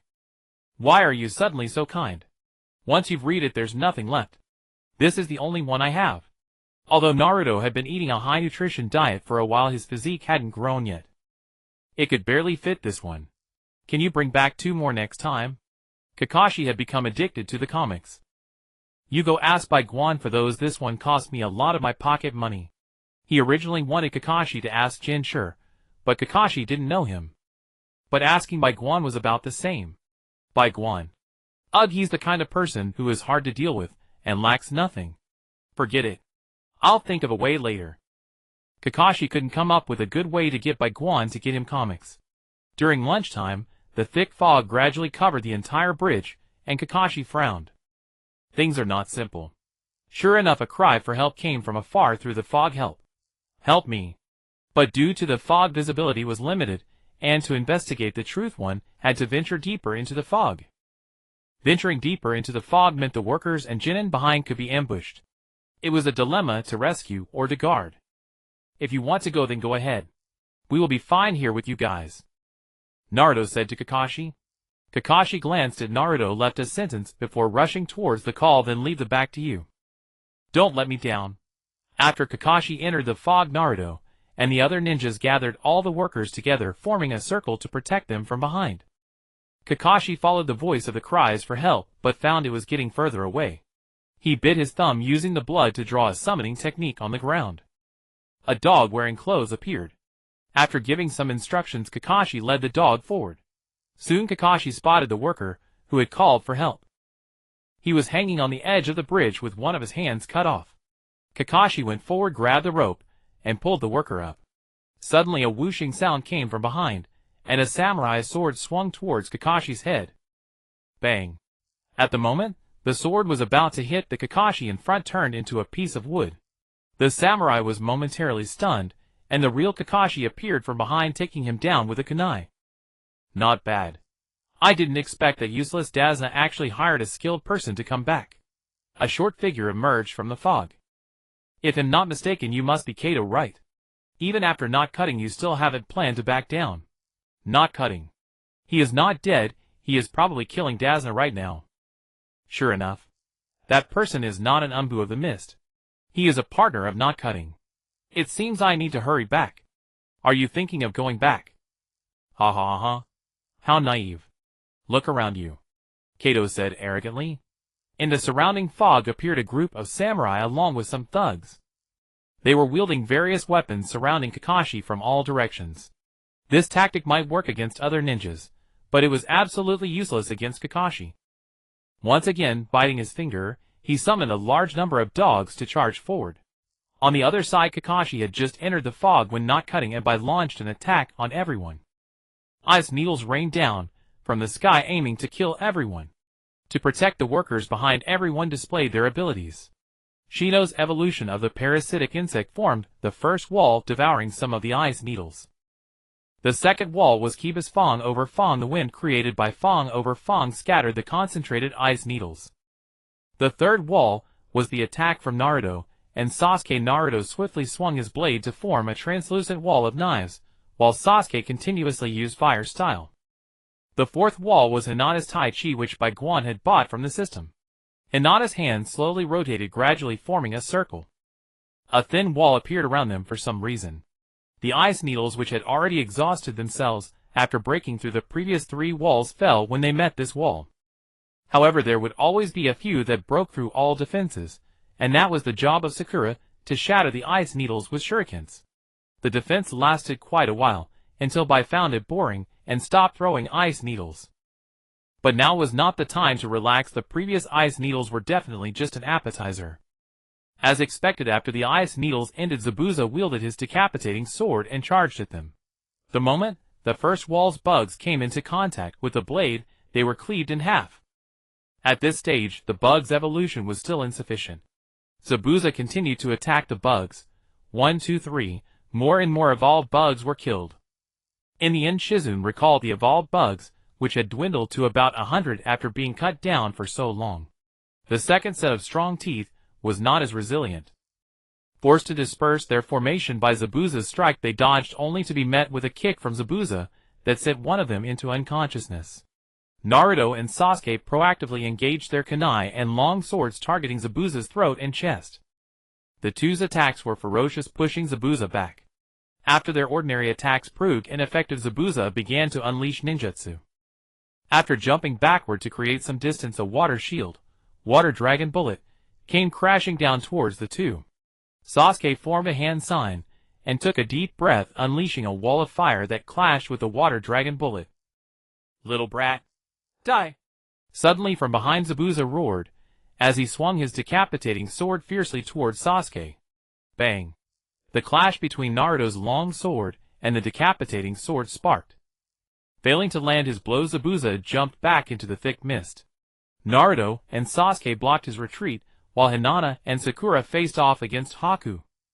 Sakura, facing Haku directly, had the guts to fight, but lacked the ability, while Hinata found herself in a dilemma of needing to protect both Sakura and the workers while battling Haku. To prevent Haku's ice needles from attacking from behind, Hinata charged at Haku. Close combat was Hinata's strength. Naturally, the ranged magician Haku would not allow Hinata to close in retreating while throwing ice needles. Ice needles shot directly at Hinata, who did not attempt to dodge. Instead, she channeled chakra to her skin, using her body to block. Crack!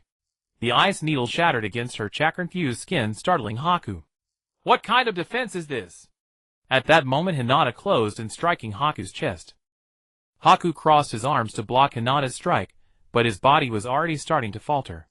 Hinata's attack was simply too powerful. It seems I have no choice but to use that. Haku's Byakugan suddenly sharpened and ice crystals began to appear around Hinata surrounding her. Leaning back, Haku entered the field of ice crystals. Haku's figure appeared in the surrounding ice crystals, making it impossible for Hinata to discern his true location. All the Haku shot ice needles towards Hinata. A multitude of ice needles shot towards Hinata from various angles.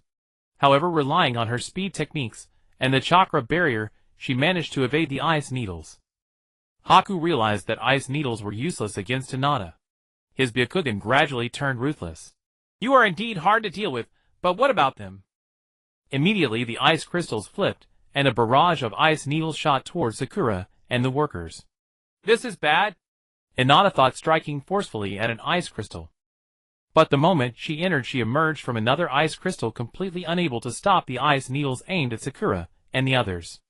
Please go, Squirtle. She tossed a red and white ball forward with a loud shout, and a turtle with a tail appeared. Use water gun. Pointing at the incoming ice needles, she commanded. Squirtle, Squirtle. A surge of water swept across the ice needles, knocking most of them down, but some still rushed towards Sakura and the workers behind her. Sakura quickly grabbed a kunai and threw it to intercept the ice needles. But the kunai's defense was limited, and a few ice needles headed towards Tazuna. Sakura gritted her teeth and jumped in front of Tazuna. 3 ice needles pierced her body, and she fell down. Sakura! From a distance, Naruto saw Sakura go down from the ice needle attack, igniting a fire of fury within him. Even if he no longer liked Sakura, she was still Naruto's comrade. Just after exhausting his water dragon bullet, Sasuke happened to witness Sakura fall.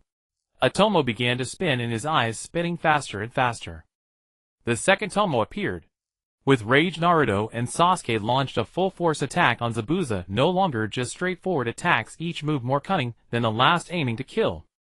Blood flowed from Zabuza's mouth as he cried out in pain. How had these two brats gone from being suppressed by him to fighting so fiercely in an instant? That was because Naruto unleashed his trump card, the Rasengan. Just like in the original story, when Naruto first learned the Rasengan, he needed a shadow clone to assist in its formation. However, after Haku's guidance, it changed to concentrating chakra in his hand, while pressing against the enemy's body, essentially forming a Rasengan within the enemy.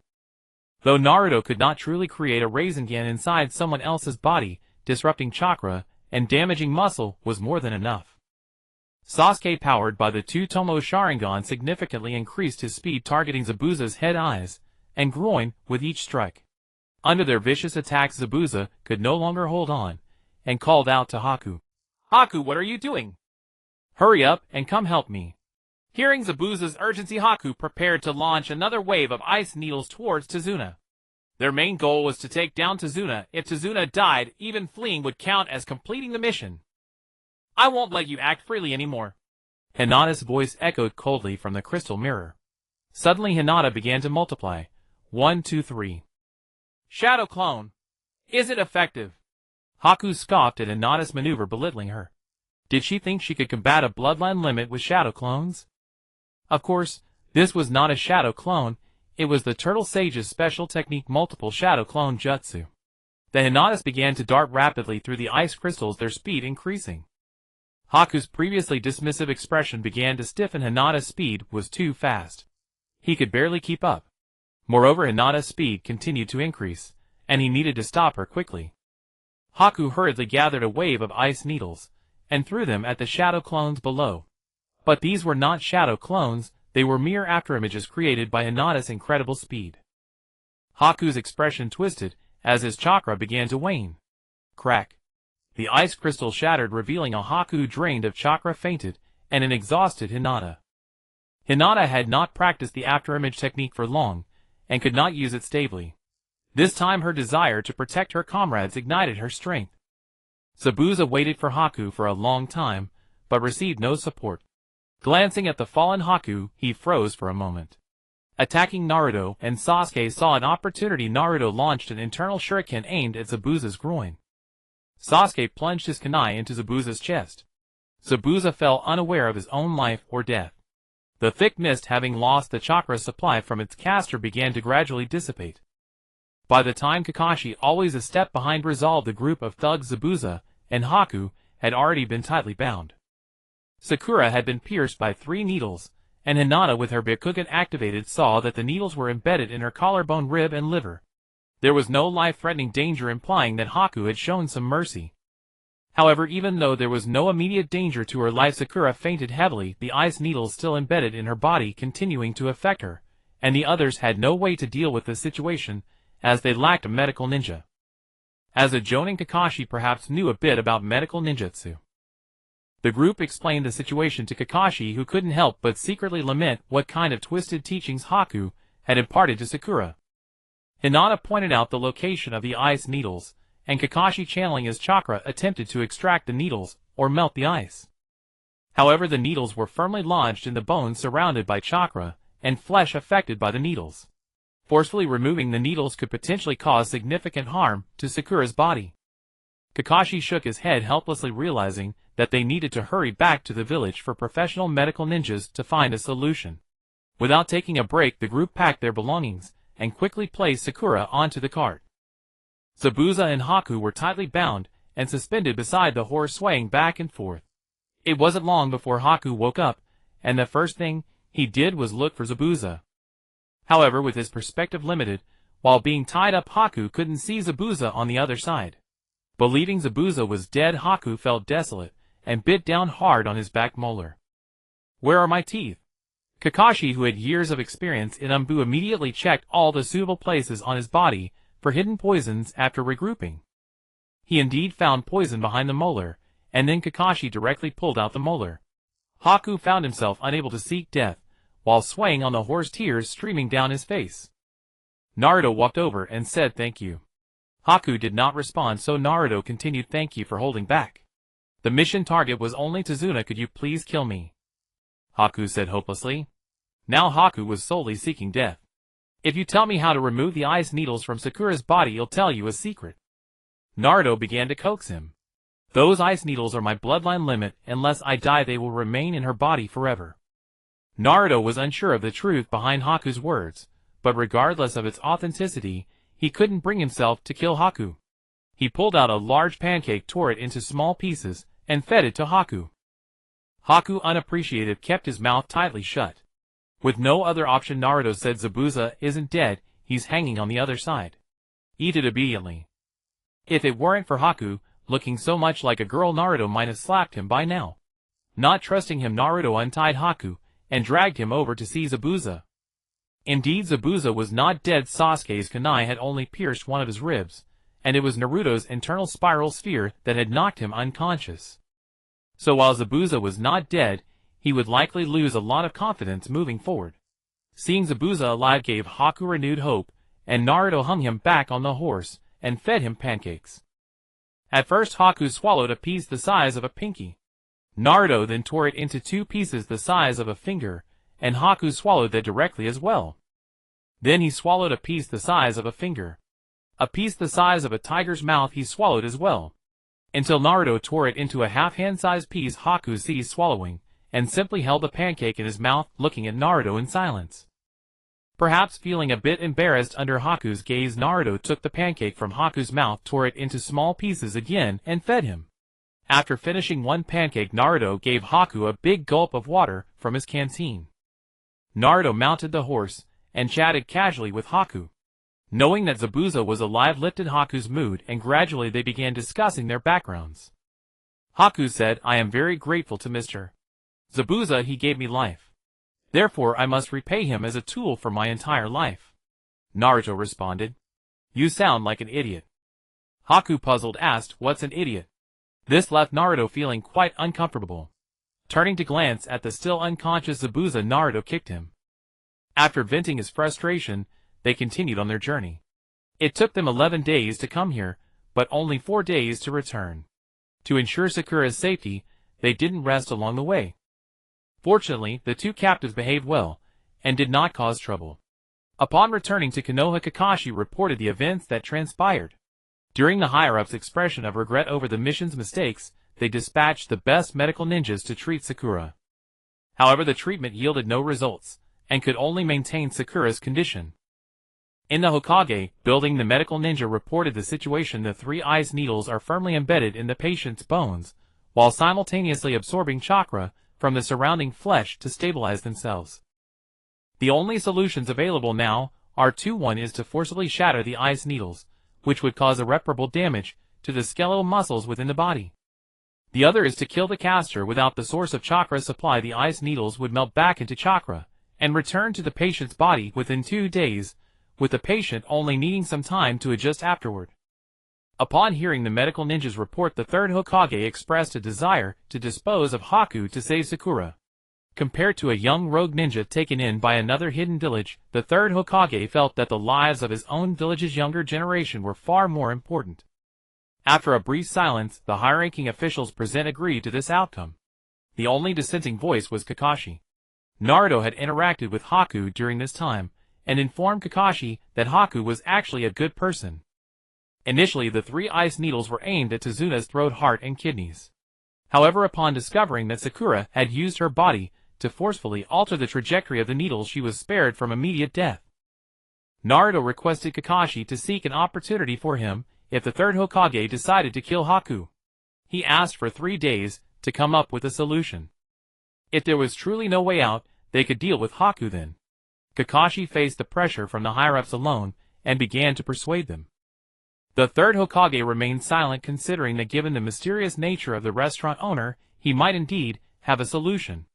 However, Danzo directly opposed Kakashi's proposal and insisted on personally killing Haku to avenge Sakura.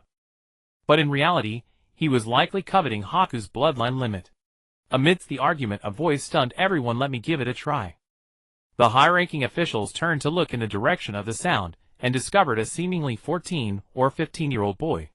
His skin was fair, and behind him were 2 masked ninjas.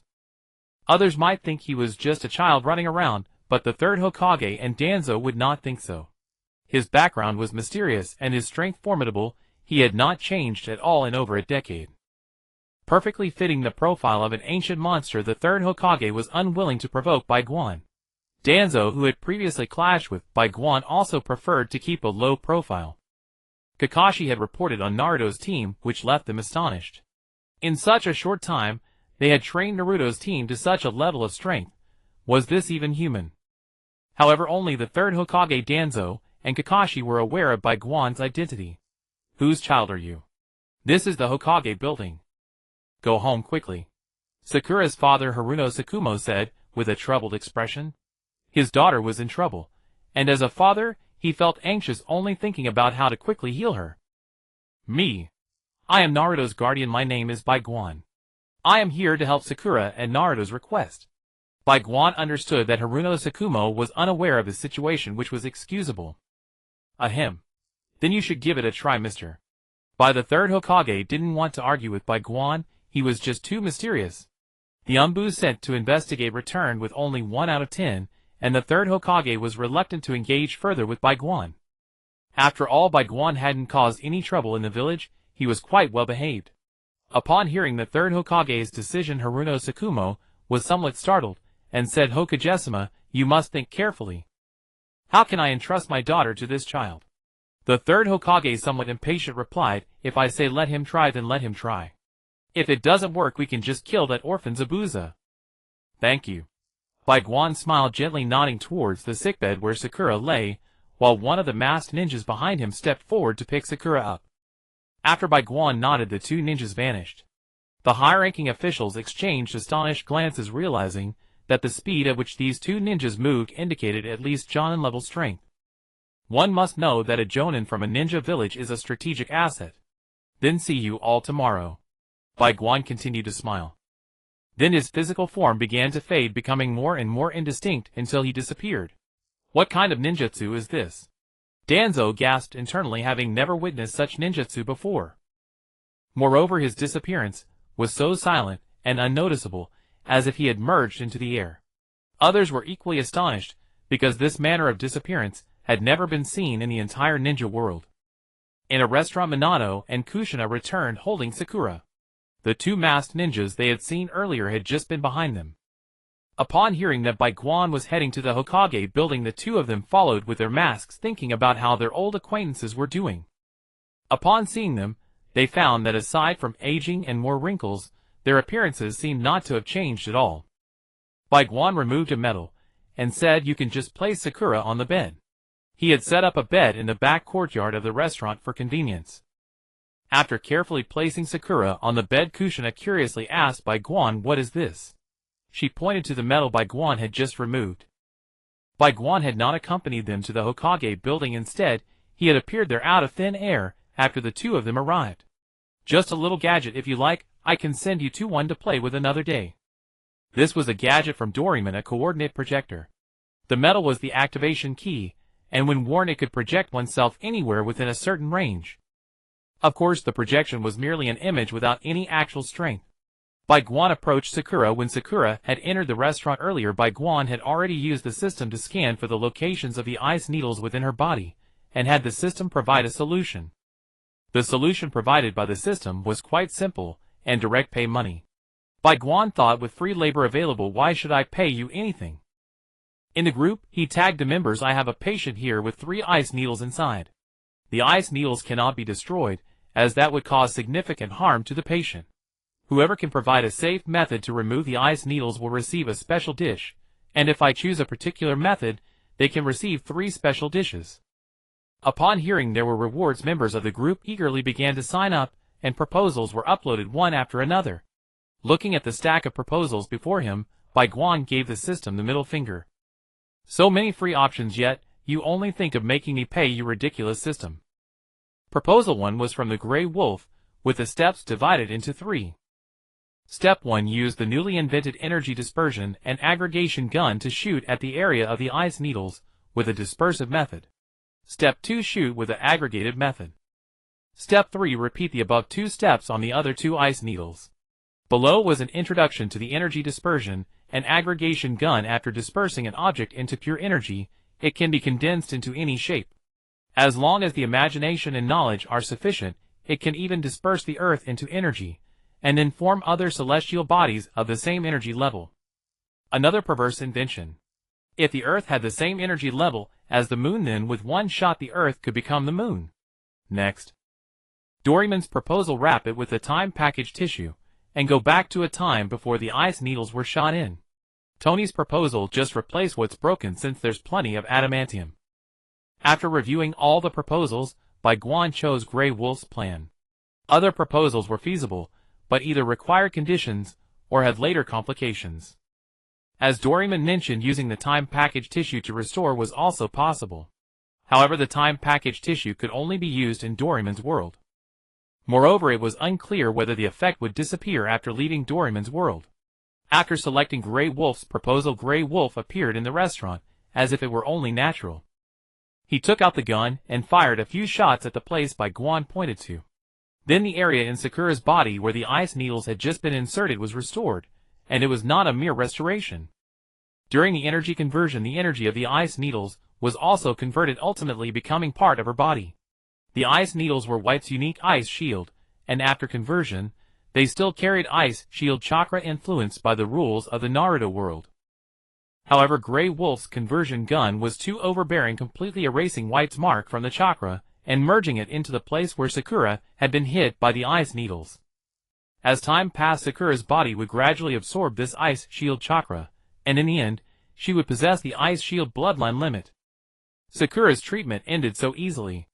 However, Bai Guan would not let her go just like that. He wanted to see how the power of the ice shield that Sakura obtained after converting and absorbing the ice shield chakra would turn out. After the ice needles were removed, Sakura's complexion gradually returned to normal. After sleeping on the bed for about 2 hours, her eyelids began to flutter. Opening her eyes, the warm sunlight shone on her face. I remember I was in a fight. Did the battle end? After Bai's ice needles were shot into Sakura's body, her consciousness fell into a deep sleep. Now awakened, she felt a bit confused. After a moment of recovery, she suddenly noticed Bai Guan and a Grey Wolf sitting by her bed. "Who are you?" Sakura asked curiously about the peer who was staring at her. "Oh, my name is Bai Guan. This is Grey Wolf." Bai Guan introduced himself and the Grey Wolf to Sakura. Sakura couldn't understand why this person was introducing a stuffed toy to her.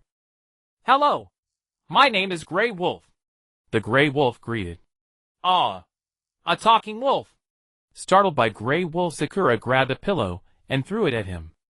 Bai Guan pulled Grey Wolf back to avoid Sakura's pillow attack, saying, "Don't be nervous. I'm Naruto's guardian, and this is my friend." Sakura looked at Bai Guan and then at Grey Wolf, saying, "He's your friend." Remembering, she recalled that some summoning beasts in the trees could indeed speak. "Yes, the ice needles in your body have been removed. But now you need to cooperate with us for further observation."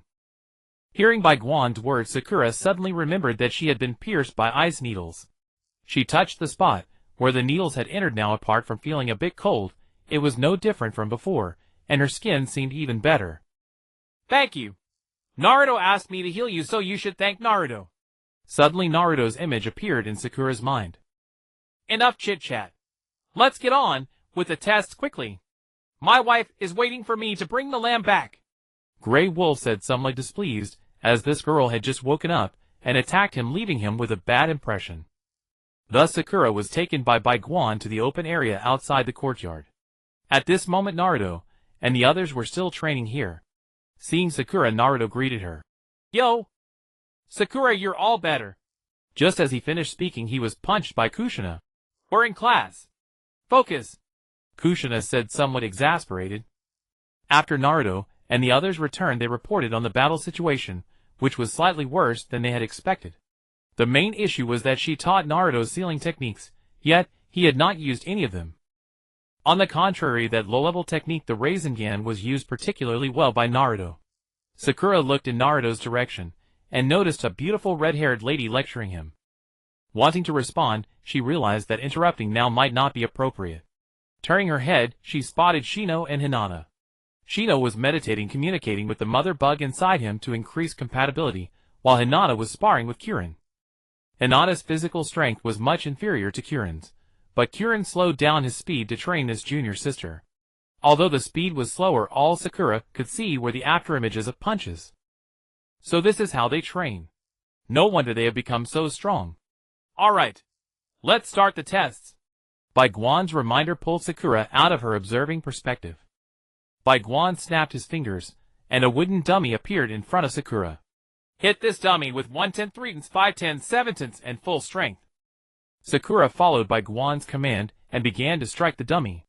After finishing her attacks, Bai Guan said, "Now try concentrating your chakra in your hand to attack the dummy." After Sakura followed suit, Bai Guan obtained the data. Without concentrating chakra, the data showed she was a normal lower ninja, but with concentration, she approached the level of a middle ninja and had a slight freezing effect. Bai Guan then took out a chakra attribute testing paper and asked Sakura to inject her chakra into it.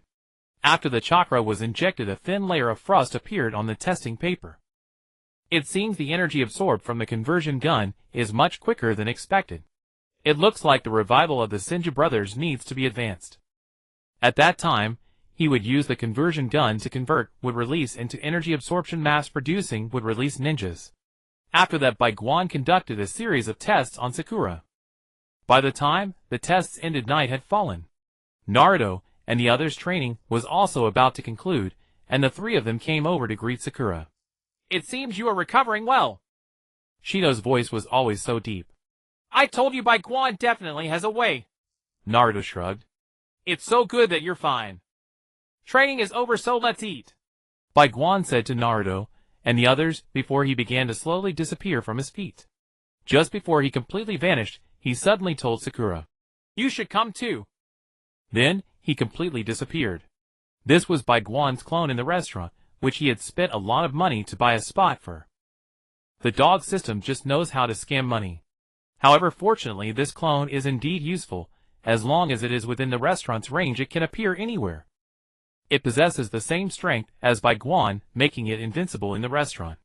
This allows Bai Guan to handle other tasks while cooking in the kitchen. Sakura followed Naruto and the others into the restaurant, and she was amazed by the exquisite decoration. After Bai Guan served the dishes, she was also stunned by the delicious food. After finishing their meal, Naruto and the three of them took Sakura to a room in the outer courtyard. This is Tony's room, where Tony might only stay for a day every 10 days. Usually it is filled with games for Naruto and the others to play, and it also serves to please Bai Guan. After all, as a bottom-tier scientist, Tony receives far fewer orders than other scientists. The main reason Tony tries to please Bai Guan is to hope that Bai Guan will quickly bring in another scientist weaker than him, as the feeling of being at the bottom is somewhat uncomfortable. Naruto opened a game which was a virtual competitive game that had been quite popular in the restaurant recently. This game is usually 4v4, and if the number is insufficient, it will still match 4 players. It had only been a day since they returned from the Land of Waves, but Naruto and the others were deeply captivated by this game. They put on their helmets, and after a flicker they arrived at a grand arena. A prompt appeared: 4 players, matching in progress. Estimated matching time 2 minutes. What is this? Sakura felt as if she had entered another world. It's a game. Once we match against someone, we just have to fight them. Here there won't be any physical data from outside. Everyone's data is the same, relying solely on skill. Naruto explained. The text in front of them changed to matching successful opponent loading. As the system prompted, 4 figures appeared across the arena: Zhang Wei, Gui Xiao Wu, and Tung Xiao Wu. Except for Gui, they were all ordinary people. Good evening, Master Gui. Facing Gui, Mingren was still intimidated. Even though all in-game stats were identical, Mingren felt that Gui could still effortlessly overpower him. 3, 2, 1. The battle began.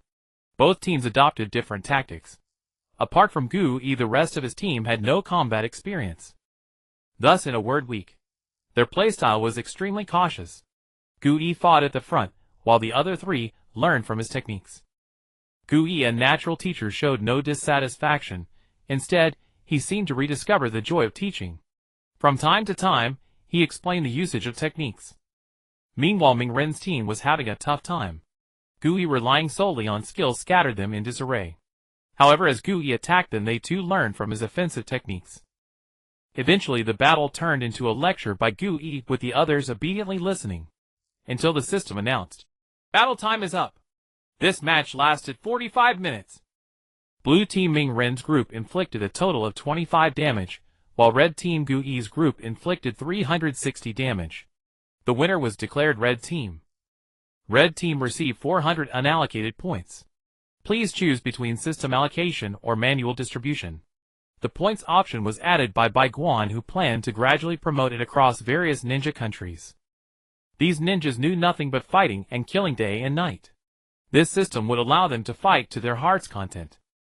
Customers at the restaurant could exchange points for Bai Guan's special dishes, while those outside could redeem points for items sold by Bai Guan. Items like ducks and chickens raised in the inner courtyard pond. Although they lacked artistic conception, their taste and texture were unparalleled. Of course, this game was not free. The entry fee for a match was set according to one's own strength: 10 silver for ordinary people, 100 silver for lower-ranked ninjas, 1,000 silver for mid-ranked ninjas, and so on. Bai Guan also planned to take 50 of the annual entry fee revenue to host a grand tournament capable of accommodating tens of thousands. Then preliminary rounds: top 64, top 32. Thus allowing all ninja villages to wage a ninja world war. The ultimate winner would receive 60 of that 50 pool, the runner-up 30, and the third place 10. This would solve the problem of resource distribution. After all, the goal of war is resources. Then add some high-quality items as prizes. It was a perfect way to prevent our ninjas from dying, while still obtaining resources from the opponent. Gui did not choose system allocation, as it would distribute points based on contribution, leaving the other 3 with nothing. Gui did not need these points. With just the weekly world coins, he could easily eat his fill at Bai Guan's place. In contrast, the other 3 were ordinary people relying on customers' charity, so they needed the points more. Gui's martial arts did not rely on physical strength, but on exquisite techniques, like using a small force to overcome a large one. Everyone benefited greatly. After leaving the game, they eagerly prepared for a second round to test their skills. Mingren's team's second opponent was Inshi's Odd Jobs team of 3 people and a dog. Yash! Mingren-chan! Will you obediently surrender, or shall you taste the teacher's loving whip? Though Inshir liked this disciple, points mattered more to him. Points disciple? Mingren recalled the attacks Inshir had used during training, which left him with some psychological trauma. But he shook his head and rallied. Here everyone's physical stats were the same. Time to test the techniques just learned from Master Gui. The battle began. Mingren took the initiative and charged at Inshur. Hinata faced Kagura. Shino took on Shinpachi. And Sakura confronted the large dog. With identical physical stats, Hinata quickly gained the upper hand, as the Goeisien style emphasized technique. But Shino was less optimistic. Shinpachi's skills were clearly superior. Shino was stunned by the attacks, but Shinpachi did not let up. The restaurant's delicacies had captivated Shinpachi, especially Bai Guan's special dishes. Shino was on the verge of losing combat ability, and Shinpachi delivered the final blow. A swift hand knife strike to Shino's neck. Shino fell backward, his hand inadvertently knocking Shinpachi's glasses off the arena. Kagura, who relied on the Yatta clan's formidable physique, had not experienced countless battles like her bald father and perverted brother. Her combat skills were quite rusty, and she was quickly cornered by Hinata. With the same physical stats, the Yatta clan's health was too thick. Though Hinata was unilaterally suppressing Kagura, she felt that as she continued to wear her down, she might run out of strength and Kagura would turn the tables. She had to push Kagura off the arena. Kagura stood firmly at the edge, and Hinata seemed unable to move her further. Hinata steeled herself and directly hugged Kagura, jumping off the arena, positioning Kagura below her so that Kagura would land first. During the fall, Kagura suddenly smiled. She forcibly turned them over and Hinata landed first. Compared to this fight, the battle between Sakura and Ding Chun was much more peaceful. Sakura could not harm Ding Chun, and Ding Chun could not bite Sakura. Then, using the slowing effect of chakra-infused attack, Sakura climbed onto Ding Chun's back and began luring it toward the edge of the arena. However, Ding Chun clearly understood Sakura's intention and simply laid down to sleep. No matter how Sakura provoked it, the dog on its back seemed fast asleep. But cautious Sakura dared not get off, afraid that Ding Chun would ambush her, so the one and the dog just stood there blankly. Over at Ming Ren's side, he knew very well that he could not beat Inshur, but it felt great. With the same stats and relying on the small techniques just learned from Gu Yi, he could occasionally land a hit on Inshur. Revenge. Inshur initially enjoyed the fight, but as it went on he felt something was off. Why did this kid keep aiming his fists at my face? He could have attacked the more vulnerable ribs. After a moment of thought, Inshur looked at Ming Ren's barely suppressed grin and felt a surge of anger. You little brat, how dare you mock your teacher? Inshur roared, and then unleashed his full power, attacking Ming Ren. Ming Ren used his ninja footwork to dodge, occasionally even landing a couple of hits. 10 minutes later, the battle between master and disciple ended with Ming Ren exhausted. Of course, with the same physical stats, if Ming Ren was exhausted, Inshur was not much better off. But Inshur had greater endurance. Huff. You can still run, huh? Run again. Huh? Go on. Inshur panted. Ming Ren admitted defeat. I was wrong, master. I surrender. Beep. The match ended. Ming Ren's voluntary surrender triggered the system's judgment. Blue team Ming Ren's group inflicted a total of 200 damage. Red team, the Odd Jobs team, inflicted 200 damage. This round was a draw. Each side received 200 points. Neither side had anticipated the draw. Upon opening the system's detailed judgment, it was discovered that Shinpachi had indeed knocked Shino down. But before Shino fell, he had knocked Shinpachi's glasses off the ring. The system then determined that Shino had inflicted 100 points of damage on Shinpachi. The system's assessment was based on the accumulation of physical energy. It detected that the vast majority of Shinpachi's energy was concentrated on his glasses. Thus, the glasses were Shinpachi's true form.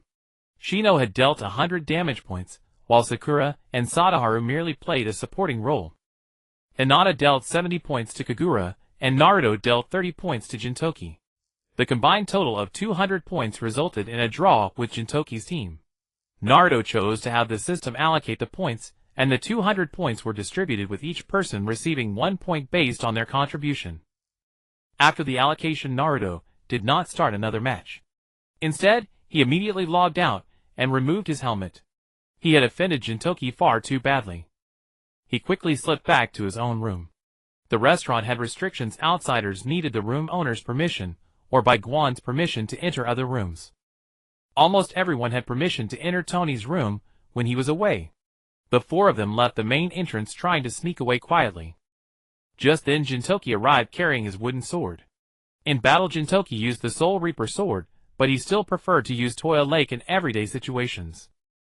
Because the wooden sword Toya Lake was very light and wouldn't frighten others.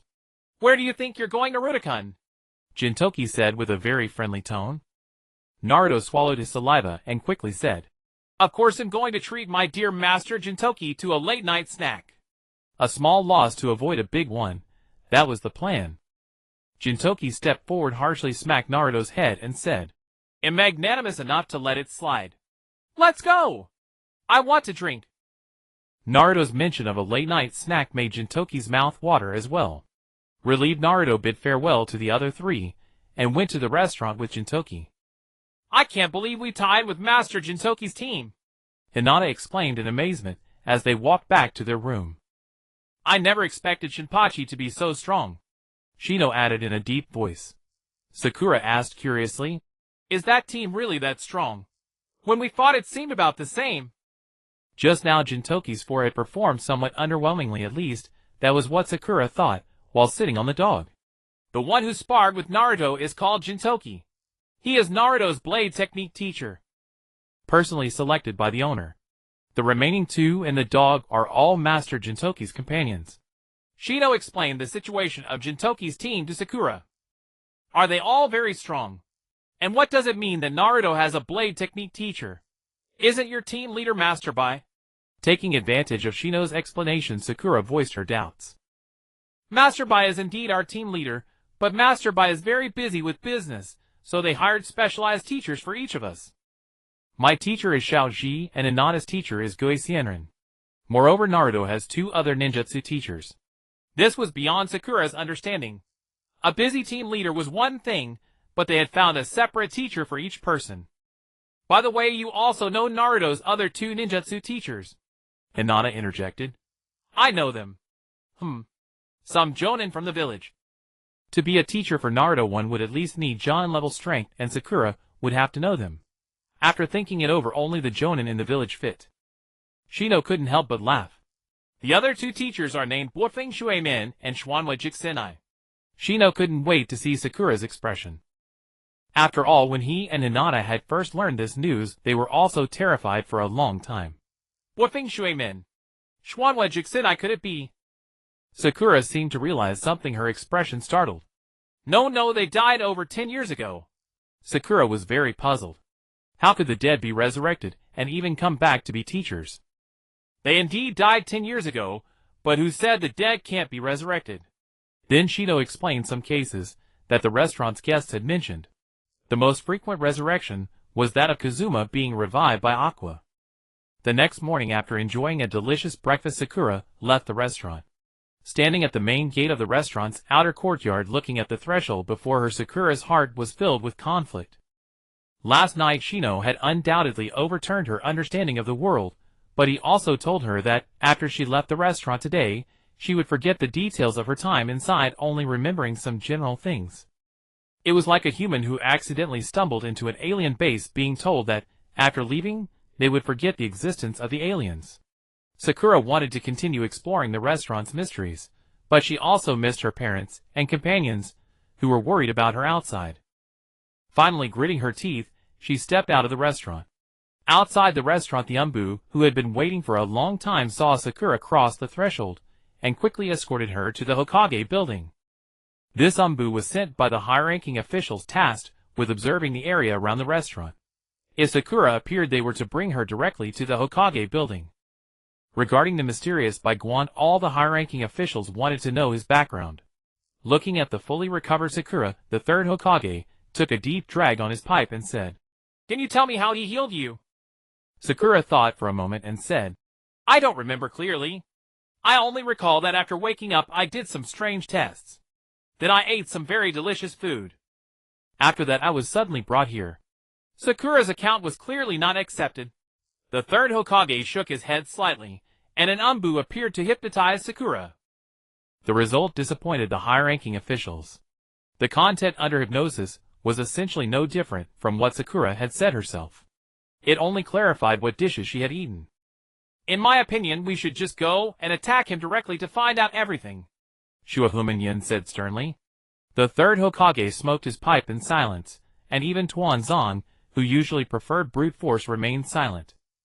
The atmosphere grew extremely cold. After a moment of silence, Tuanzong said, "That idea of yours was exactly what I thought before, but a direct confrontation seems impossible."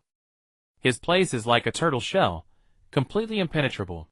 Moreover, the fact that his appearance hasn't changed over the years suggests he knows some special techniques, perhaps even being a monster that has survived from some ancient era. Tuanzang's words were like a basin of cold water poured over Shuahuman Yan's impulsive heart. Even the notoriously impulsive and dark Tuanzong dared not attack. "Are we just going to let him run rampant in the village?" Xuanqin Xiaoqin protested. Tuanzong curled his lips. "Of course not. From the very beginning, he has been building good relations with the surrounding ninjas and civilians." He seems to have some other plans. Well-spread negative rumors about him to stir up hatred in the village. When his plans are disrupted, he'll surely fly into a rage and do something outrageous, and then we'll have an easy solution. Tuanzang's tactic was to be disgusting when he couldn't win. In the distant restaurant, Bai Guan, who had heard Tuanzang's conspiracy through the bug on Sakura, couldn't help but curse. "Tuanzong, you old bastard." Danzo, that old bastard, came at me with such ferocity. I initially thought he had been scared off, but then he suddenly pulled this stunt. Is he really as still as a stone, yet moves like a mad dog? No, Danzo is always a mad dog whether he's moving or not.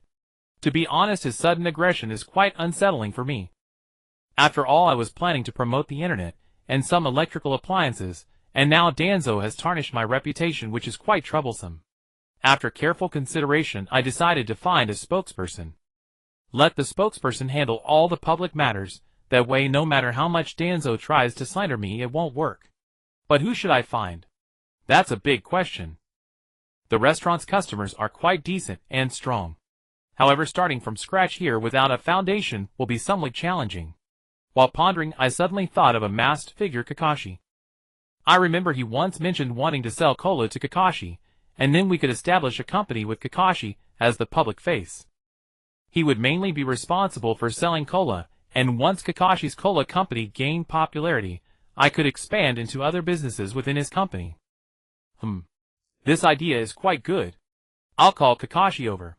With the spokesperson decided, I began to think about how to deal with that old bastard Danzo.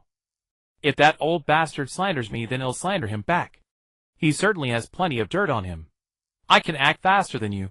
While you expose my dirt, your own will cause a huge uproar. The uproar caused by my dirt will be very mild, and will diminish over time. But yours, I will keep controlling, and it will only grow larger. Hee. Let's have some fun. Danzo, what the hell? Hey Naruto, come over here. I called Naruto over from the outer courtyard. Stop practicing for now, and do me a favor. Go outside and call Kakashi over. Naruto looked puzzled. Don't you have a shadow clone? I do, I said, and directly punched Naruto on the head, causing a large bump. Bring back a special dish.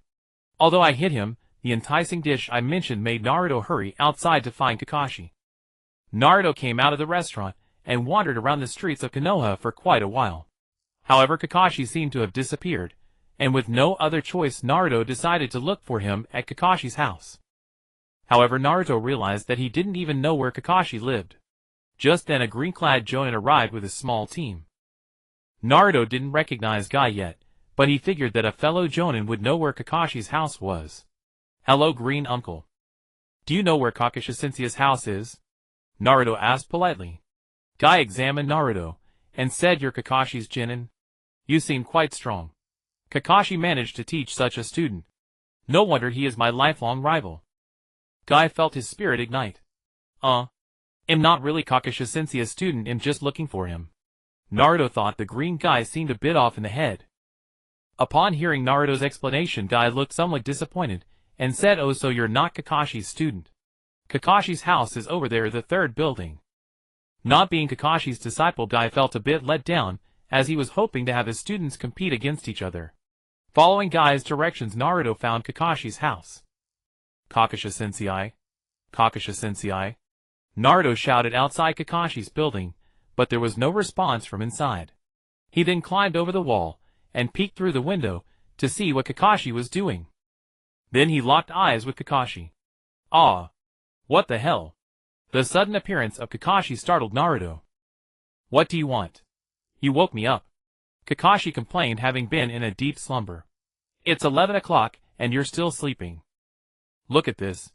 Naruto pulled out a bottle of cola and waved it in front of Kakashi. This was a tip from Bai Guan, who said Kakashi liked to sleep in and often had a bad wake-up mood. "If you can't wake him up, or he gets angry, just bring out the cola." Sure enough, upon seeing the cola, Kakashi's confusion and impatience vanished instantly. Kakashi snatched the cola from Naruto's hands and gulped down half the bottle. Ah! Refreshing. After many days, Kakashi finally got to drink this thing that haunted his dreams. Seeing that Kakashi was energized again, Naruto said, "The owner needs you to come over for something."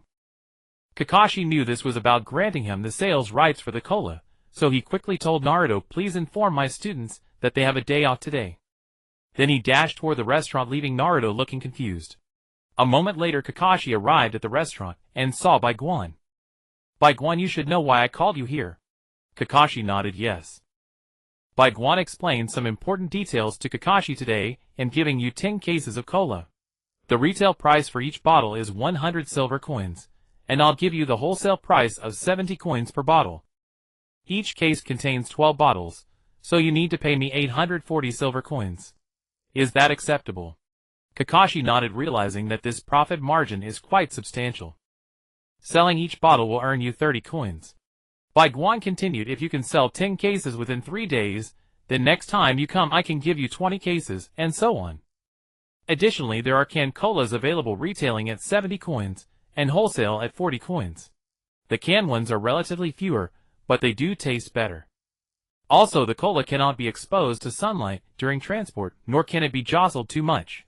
Sun exposure can reduce carbonation and spoil the taste, while rough handling may cause them to explode." After finishing, Bai Guan handed Kakashi a ring, which was a portable one-time-use space ring. It was made by Tony, inspired by the wolf Grey, and could only hold something once. After everything was taken out, the ring would become useless. This item is quite popular despite some flaws. It's incredibly convenient for storing various items. And it's cheap. The wolf Grey ring is not for sale. Every member of the group gets one. Others can't buy it even if they want to. Now the price of Tony's counterfeit ring is quite reasonable, and has become popular. Bai Guan bought some for himself, as well as it's handy for carrying larger items, just like now. "What is this?" Kakashi wondered why Bai Guan was giving him a ring. "You just need to channel chakra into it to find out." Kakashi, upon hearing this, infused chakra into the ring, and suddenly perceived a semi-transparent space appearing before him. Inside there were 10 cases of cola. Kakashi had a feeling that as long as he wanted them to come out, they would. Curiosity getting the better of him, Kakashi pulled all the cola out of the ring. Crack! The ring split in half. The scene fell into a deep silence.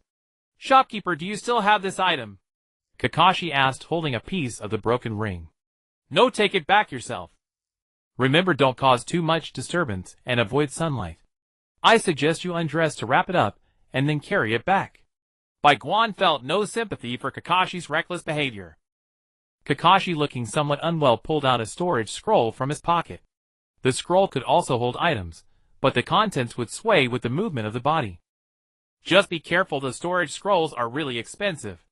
Moreover, as an elite of the Umbu, Kakashi occasionally gets tasked with transporting very important items." Thus, the scrolls Kakashi carried were all the most expensive ones. Not only was the storage capacity small, but they could break after just a few uses. This one scroll cost over 10,000 silver coins, but Kakashi preferred to use the scroll rather than carrying boxes of cola. Kakashi carefully stored the cola in the scroll, gently placing it inside his coat as he moved forward step by step, ensuring his body remained steady without much sway. Watching Kakashi's awkwardness, Bai Guan felt it was somewhat excessive to let someone so taciturn, who had few friends, take on all the work. "Wait! Let me find someone to help you!" Bai Guan called out to stop Kakashi. "Great! Ideally, find someone who can help me earn money every day. What would I need you for then?" Bai Guan replied, somewhat speechless. Kakashi was too lazy. "Forget it, I won't find you an assistant. Take this book back and study it." Bai Guan was somewhat afraid that if he actually found Kakashi an assistant, he'd do nothing but eat money when he returned. Bai Guan pulled out a business textbook he bought from the system store. As long as Kakashi was willing to learn, he would no longer be called the mimic ninja Kakashi, but rather the business ninja Kakashi. Kakashi cautiously took the book and left while Bai Guan began to contemplate how to expose Danzo's dark secrets. Speaking of which, Danzo hardly ever shows his face in the village. If exposed, the villagers probably wouldn't recognize him. Right. To bring about someone's downfall, one must first inflate their ego. Mr. Zhou Shuren wisely noted those dissatisfied with literary criticism often say that recent so-called critiques consist of nothing but praise or condemnation. First expose Danzo from the shadows into the public, I then elevate him to the heavens. By then everyone would know Danzo, and revealing his dark secrets would be immensely effective. Without further ado, Bai Guan took out a printer prop. After inputting some text, the prop spit out a large number of virtual posters. This prop would cause passers-by to subconsciously look at the posters, ensuring that anything on the posters would receive significant exposure. He went over to Naruto and his team, placing the posters on the ground, and calling out to the three who were still training. Stop practicing. You all have a day off today. Master Roshi, somewhat displeased, said. Why do you keep giving them time off? This will affect their training. Bai Guan glanced at Master Rose's head and said, Touch your head. Master Roshi felt around, finding nothing there. What's wrong? There's nothing there. Bai Guan looked at Master Roshi seriously. Do you know why you're bald? Isn't it just age that makes one bald? Master Roshi pondered, thinking that being bald at over 300 years old was quite normal. Then why isn't Crane Hermit bald? Bai Guan's words hit Master Roshi like a hammer. Indeed. Why was he bald while Crane Hermit, who was about the same age, had hair? Confusion erupted in Master Rose's mind. The bonus energy is limited. Excessive training daily leads to hair loss. Crane Hermit has a genius disciple named Tianjin Fan, doesn't he? He trains hard, so he is bald. Your disciple Krillin also trains hard and is bald, right? This is impossible. Master Roshi couldn't accept this reasoning for a moment. Do diligent people not deserve to have hair? But Goku isn't bald. He has plenty of hair. Master Roshi pointed to Goku's thick hair. Bai Guan smiled, patted Master Roshi on the shoulder and said, Do you think Goku is human? Although he received human education from a young age, he is fundamentally not human. Therefore humans need to relax. Otherwise they'll go bald at a young age. After saying this, Bai Guan walked away, leaving Master Roshi in a daze. Naruto and his team, holding the posters Bai Guan had given them, looked curiously at the content. He is the hero of Konoha. The fundamental part of a tree is its roots, which are always underground. But the roots, working tirelessly underground without complaints, provide nourishment for the great tree every day. He is Danzo. As a classmate of the third Hokage, Danzo resolutely took on the work of the roots.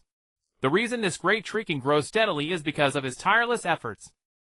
30 years ago he single-handedly. 25 years ago with his. Let us support the great hero Danzo. The three were shocked Konoha actually had such a figure. Even Naruto, who had just returned to the restaurant, held the poster without a single complaint, ready to paste it. This is a hero. A couple nearby, watching their son, with a special glow in his eyes, leaned over to see the poster. What is that brat Bai Guan doing? Is Danzo a good person? The third Hokage is just an old monkey, and he's just an old miser. Why is this kid praising him? No way, I have to deal with him. Kushina's pent-up frustration from living under someone else's roof might explode at this moment. Minato stopped Kushina, saying, Wait, I think this isn't simple. Though he had been in office for a short time as a former Hokage, Minato knew that things were often not that straightforward. Moreover, such a simplistic attempt to elevate someone seemed off.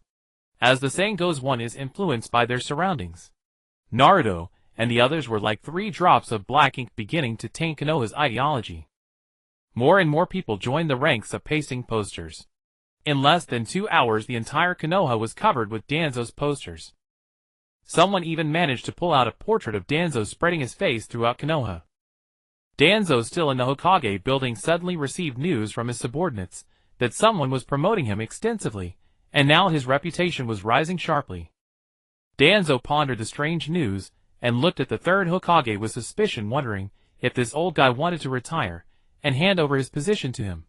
But that didn't seem right. The old man didn't seem to have any intention of stepping down. Forget it, an increase in reputation is a good thing. The person involved often gets lost in their own confusion. In that moment Danzo, overwhelmed by the good news, completely failed to think further, or he would have certainly noticed what was amiss. In just one day, the overwhelming praise for Danzo drowned the entire Konoha, and even much of the Land of Fire. Now the whole Land of Fire knew that such a self-sacrificing good person had emerged from Konoha.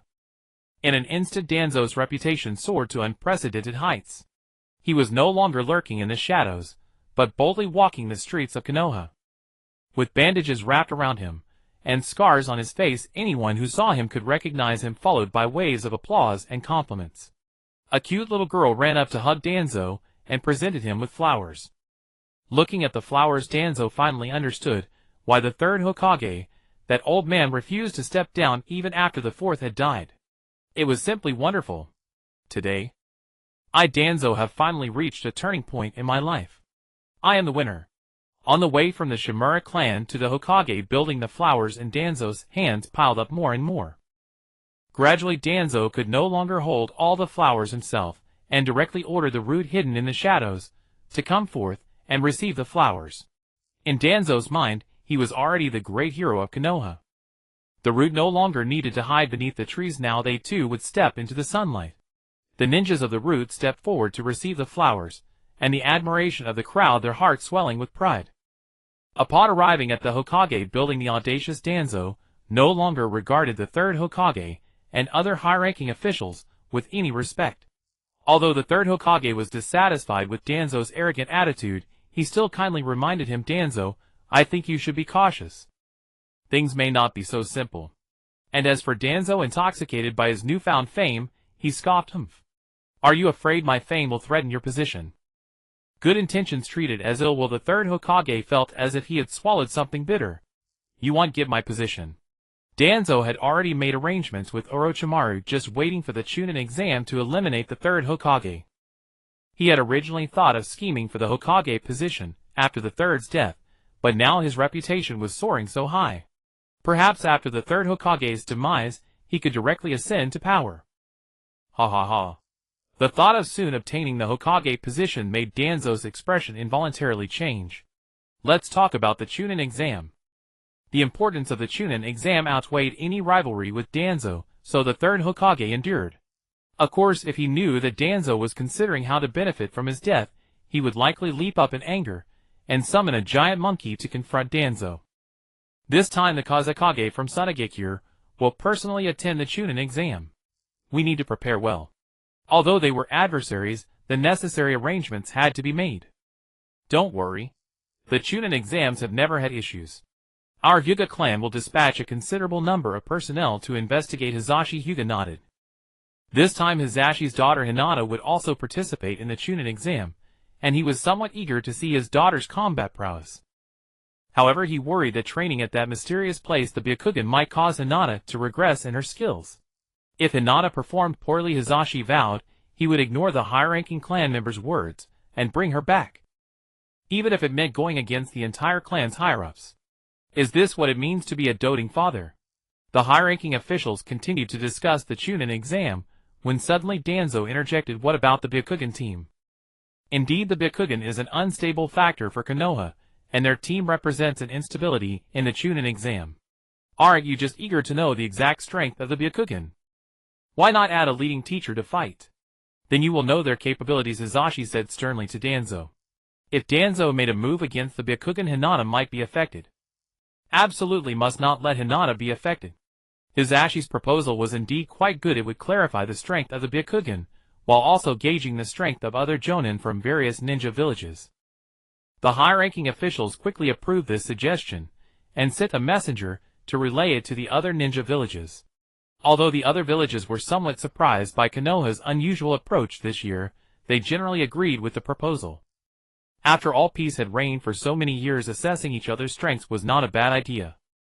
Danzo took on the task of promoting the Chunin exam, citing his high reputation as a guarantee that this exam would reach new heights. Other high-ranking officials wanted to refute, but found Danzo's statement to be factual, their eyes twitching involuntarily in distress. Leaving the conference room, Danzo felt an unprecedented sense of comfort. Never before had he made these old-timers feel so humiliated. Being revered by the public was truly fantastic. At that moment Danzo realized he had been wrong all along, always being suppressed by the third Hokage, and unable to unleash his grand ambitions. News of the Chunin exam quickly reached the hands of the leading Jonin, and they subsequently related to the Genin. Unlike the verbal communications with other Jonin, Danzo prepared an invitation for the Byakugan. Though he was at odds with the Byakugan, it was hard to resist Danzo's good mood. As a rival, Danzo afforded the Byakugan the respect due to an opponent. The Byakugan, upon receiving the invitation, cautiously opened it, wondering what tricks this old fox might be playing. Who knows, he might have hidden an eye or something inside to disgust them. However, upon opening it, they found a perfectly normal invitation asking the Byakugan to bring their team to participate in the Chunin exam, specifically signed by Danzo. Has Danzo gone mad? He actually sent me an invitation. Or has he grown so arrogant from his elevated status that he looks down on me? After thinking it over, the Byakugan felt the latter explanation was more fitting given the current situation, and couldn't help but laugh. This old fox had completely fallen into the trap. The clones went out to inform Naruto and the others about the Chunin exam, while the trio, tormented daily by numerous teachers in the restaurant, seemed indifferent. Could the difficulties of the Chunin exam rival a battle with Goku? Could it be as hard as being struck by Jin-san with a wooden sword? Or could it be as tough as being lightly electrocuted by a yellow rat beside Ash and wishing to ascend? In recent days, the trio's teachers had gradually shifted from separate teaching to collective instruction, leaving them in dire straits. It was just the right opportunity to vent their frustrations on others during the Chunin exam.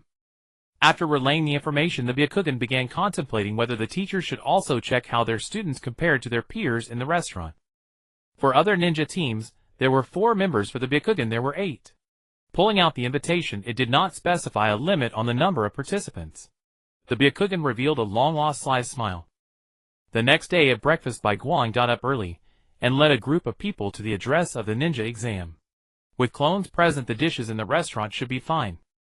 As they marched grandly from the restaurant to the exam location, they attracted a great deal of attention. The main reason was that none of Bai Guan's group wore headbands. Not even headbands from other ninja villages were present, and their attire was quite strange. However, it looked like they were indeed heading to the venue for the Chunin exams. Before the Chunin exams began, the Jonin from each village needed to gather and get to know each other. In previous Chunin exams, everyone was already familiar with one another, merely gathering to chat.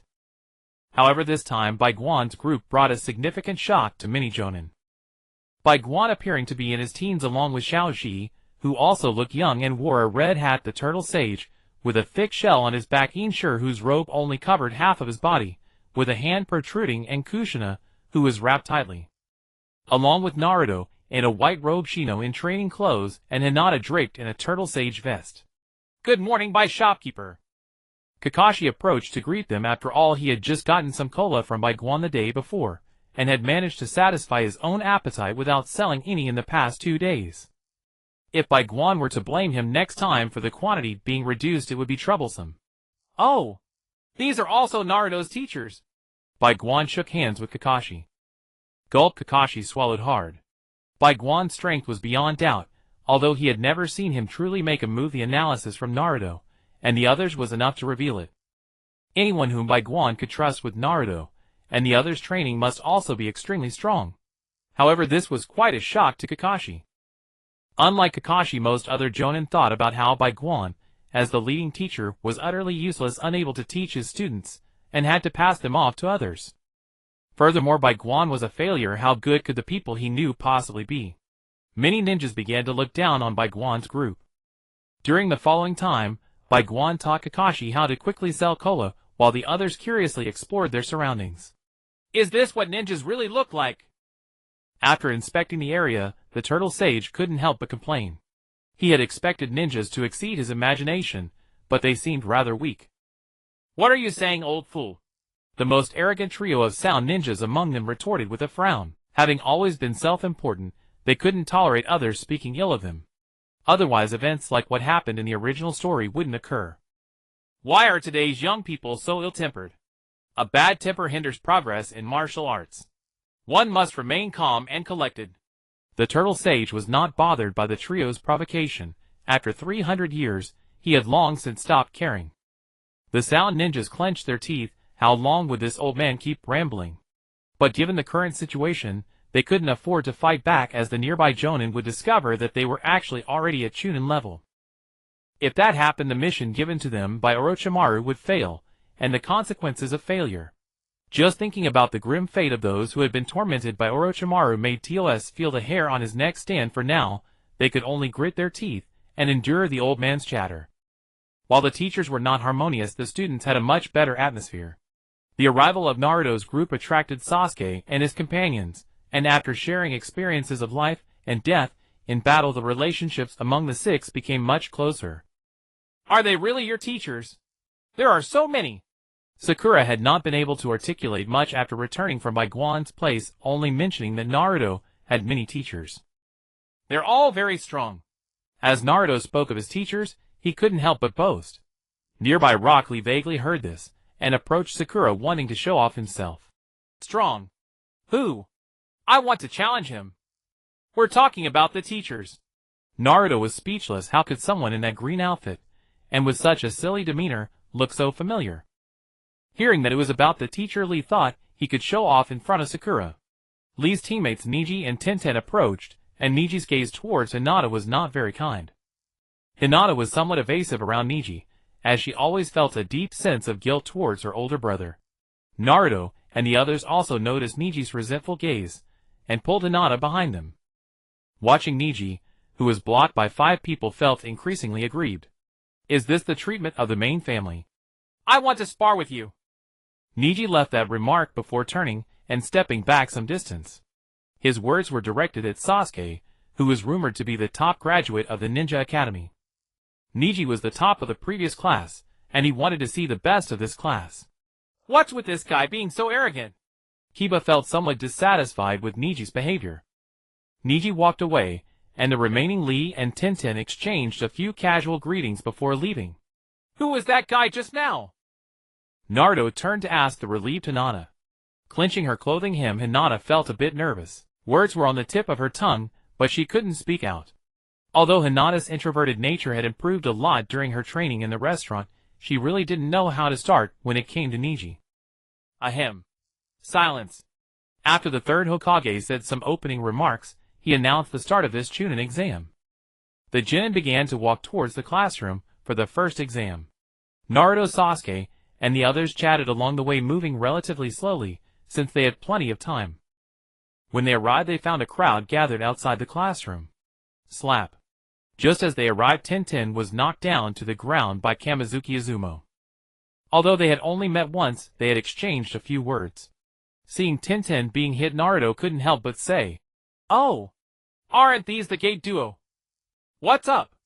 Not watching the gate, but here to watch the classroom door." Naruto's words pierced the hearts of Kanji and Kamizuki Izumo. The two had spent years guarding the gate. This was the most painful point for them. You little brat, with that remark, I absolutely won't let you through this door. Kanji was determined to make things difficult for Naruto. Just you two gatekeepers. You crack me up.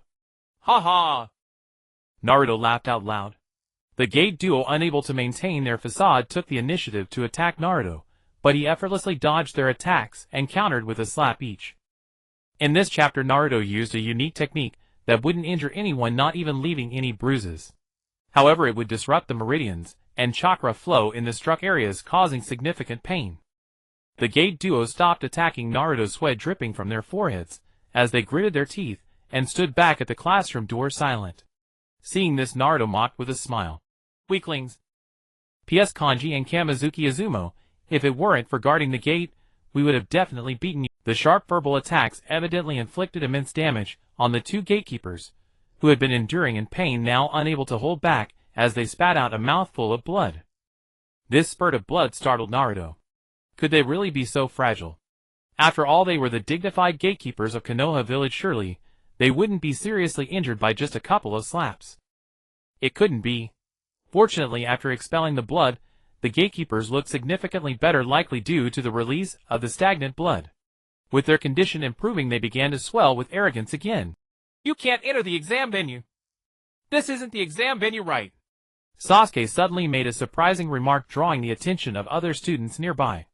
The exam venue is on the 3rd floor, this is the 2nd floor. Besides, there's a chakra covering on the door, this is an illusion. Sasuke, having activated his Tsutomu Sharingan, was confident in his judgment. Exactly. What's inside is actually stairs, spoke Shino. As soon as they arrived, Shino had sent his insects into the exam venue, but after passing through the exam door it turned out to be just a stairway. With the illusion exposed, the purpose of the gatekeepers was fulfilled, and Gongzi shouted loudly, "So what if you know?" as he charged at Sasuke. The gatekeepers, believing they could defeat someone as seemingly weak as Gongzi, chose to attack Sasuke. But Sasuke was no pushover. He lifted his leg, preparing to kick the approaching Gongzi. Suddenly a green figure appeared between them. With one hand grabbing Sasuke's leg, and the other holding Gangzi's, Lee intervened to stop their imminent conflict. As others marveled at Lee's speed, Ten and Neji approached, complaining about Lee's actions and the deviation from their previous plan. "Let's go! We'll be late if we don't hurry," Naruto urged everyone as they ascended the stairs. Hearing Naruto's reminder, the others followed him up. Hidden in the shadows, Gongzi and Kamizuki Aoi exchanged gestures before returning to their original forms. Kamizuki took a deep breath and said, "What's up with that yellow-haired brat? Is this the strength of a Genin? That slap almost broke my transformation technique." Gongzi also restored grimaced as he rubbed the spot Naruto had hit and said, "That brat seems to be led by some unknown Jonin. His moves are too vicious. Moreover, he recognized us both even though we were in our transformed states." Though they had transformed into their younger selves, it shouldn't have been so easy to recognize them. Both felt increasingly unsettled by Naruto's oddity. Outside classroom 301 on the 3rd floor, the Genin gathered waiting for news to participate in the exam. During this time, Kabuto approached to greet them and shared the intelligence he had gathered. When the Sound Four heard Kabuto label them as certain failures, they became enraged and launched an attack on him. The struggle ceased after Kabuto pretended to spit blood just in time for Marino Ibiki to arrive with a group of proctors. "Thank you for waiting. I am Marino Ibiki, the chief examiner for the first exam. Hey, the Sound Genin over there better not cause any trouble. Otherwise you will be disqualified immediately." Ibiki then distributed numbered cards to the Genin, instructing them to take their seats. Inside the classroom, Naruto looked at the dense pile of test papers, feeling a headache coming on. "Why is there a test paper for the ninja exam?" The test paper, filled with questions about the parabolic trajectory of shurikens and other confusing topics, felt like a foreign language to Naruto. Cough. This exam uses a point deduction system with a total of 10 points. 1 point will be deducted for each incorrect answer. If cheating is detected, 2 points will be deducted. Furthermore, the final score will be calculated based on the total of the 3-man team. The exam begins now." With Ibiki's command, the formal exam commenced. Many Genin frantically scribbled on the thin paper in front of them, but the results were far from ideal. As time passed, some couldn't hold back and began to cheat. Sasuke's Sharingan, Gaara's Sandai, and Kiba's dog all displayed their tricks. Watching more and more around him begin to write, Naruto felt increasingly agitated. He simply tossed his pen aside, ready to sleep. Failure was failure. After all, it didn't matter whether he became a Chunin or not. Under the brainwashing education of Haku, Naruto had begun to lose interest in becoming Hokage. Just as he was about to doze off, Naruto felt as if something had bitten his ear. He opened his eyes to find some insects crawling in front of him. The insects on the desk were constantly shifting, eventually forming the answer to a question. Naruto realized this was Shino's gallant act. He randomly grabbed a pen and began writing on the paper.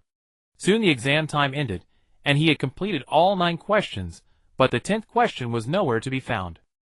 At this moment, Marino Ibiki announced, "Now comes the 10th question. Before we begin, you should know something. The 10th question is extremely difficult, and you can withdraw now if you wish.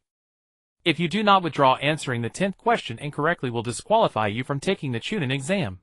The ninjas below began to hesitate, and one raised his hand. Ibiki added, "If one person chooses to withdraw, then their teammates will also be considered to have withdrawn. Think carefully." A heavy atmosphere of oppression enveloped the classroom. One by one, Genin raised their hands to withdraw, and one by one their teammates were dragged away by the supervising Chunin. In the end, although many Genin left, there were still many remaining in the exam room. Ibiki looked at the remaining genin with satisfaction on his face, but his words remained harsh. Well then, the 10th question is one that will eliminate your chance for the Chunin exam. Are you sure you want to continue? You can still withdraw now. There was no response, and Ibiki nodded saying, Then, congratulations. You all passed the first exam. The genin who had prepared to face an incredibly difficult question that could determine their ninja path were caught off guard by Ibiki's announcement. With a smile, Ibiki explained the so-called 10th question. To summarize, a ninja must be willing to abandon their spirit when necessary. Only then can they be considered a qualified ninja. Before Ibiki could continue his lengthy explanation, the overly dramatic red beam burst in through the window clad in a trench coat. Seeing the pose he struck, Naruto's face turned red, and he lowered his head increasingly. It turned out that the actions I had thought were so cool earlier appeared so cringe-worthy to others. Naruto felt ashamed. Noticing Naruto blushing and bowing his head, Red couldn't help but laugh. Thinking that his earlier actions had impressed Naruto, Red walked over to Naruto and playfully placed a foot on the table, saying, Looks like you really like my cool moves, little buddy. Watching Anko approach, Naruto couldn't bring himself to admit that he actually found her pose too chunibu. The corner of his eye twitched as he said, Cool. Satisfied with the answer, Anko returned to the podium. Scanning the genin below, she frowned and asked Ibiki Marino, What's going on here? How come so many passed the first exam? Did you go easy on them? Do you think I would go easy? Ibiki's tone was deadly serious as his dignity was at stake. Staring back at him with his cold gaze, Anko's eye twitched.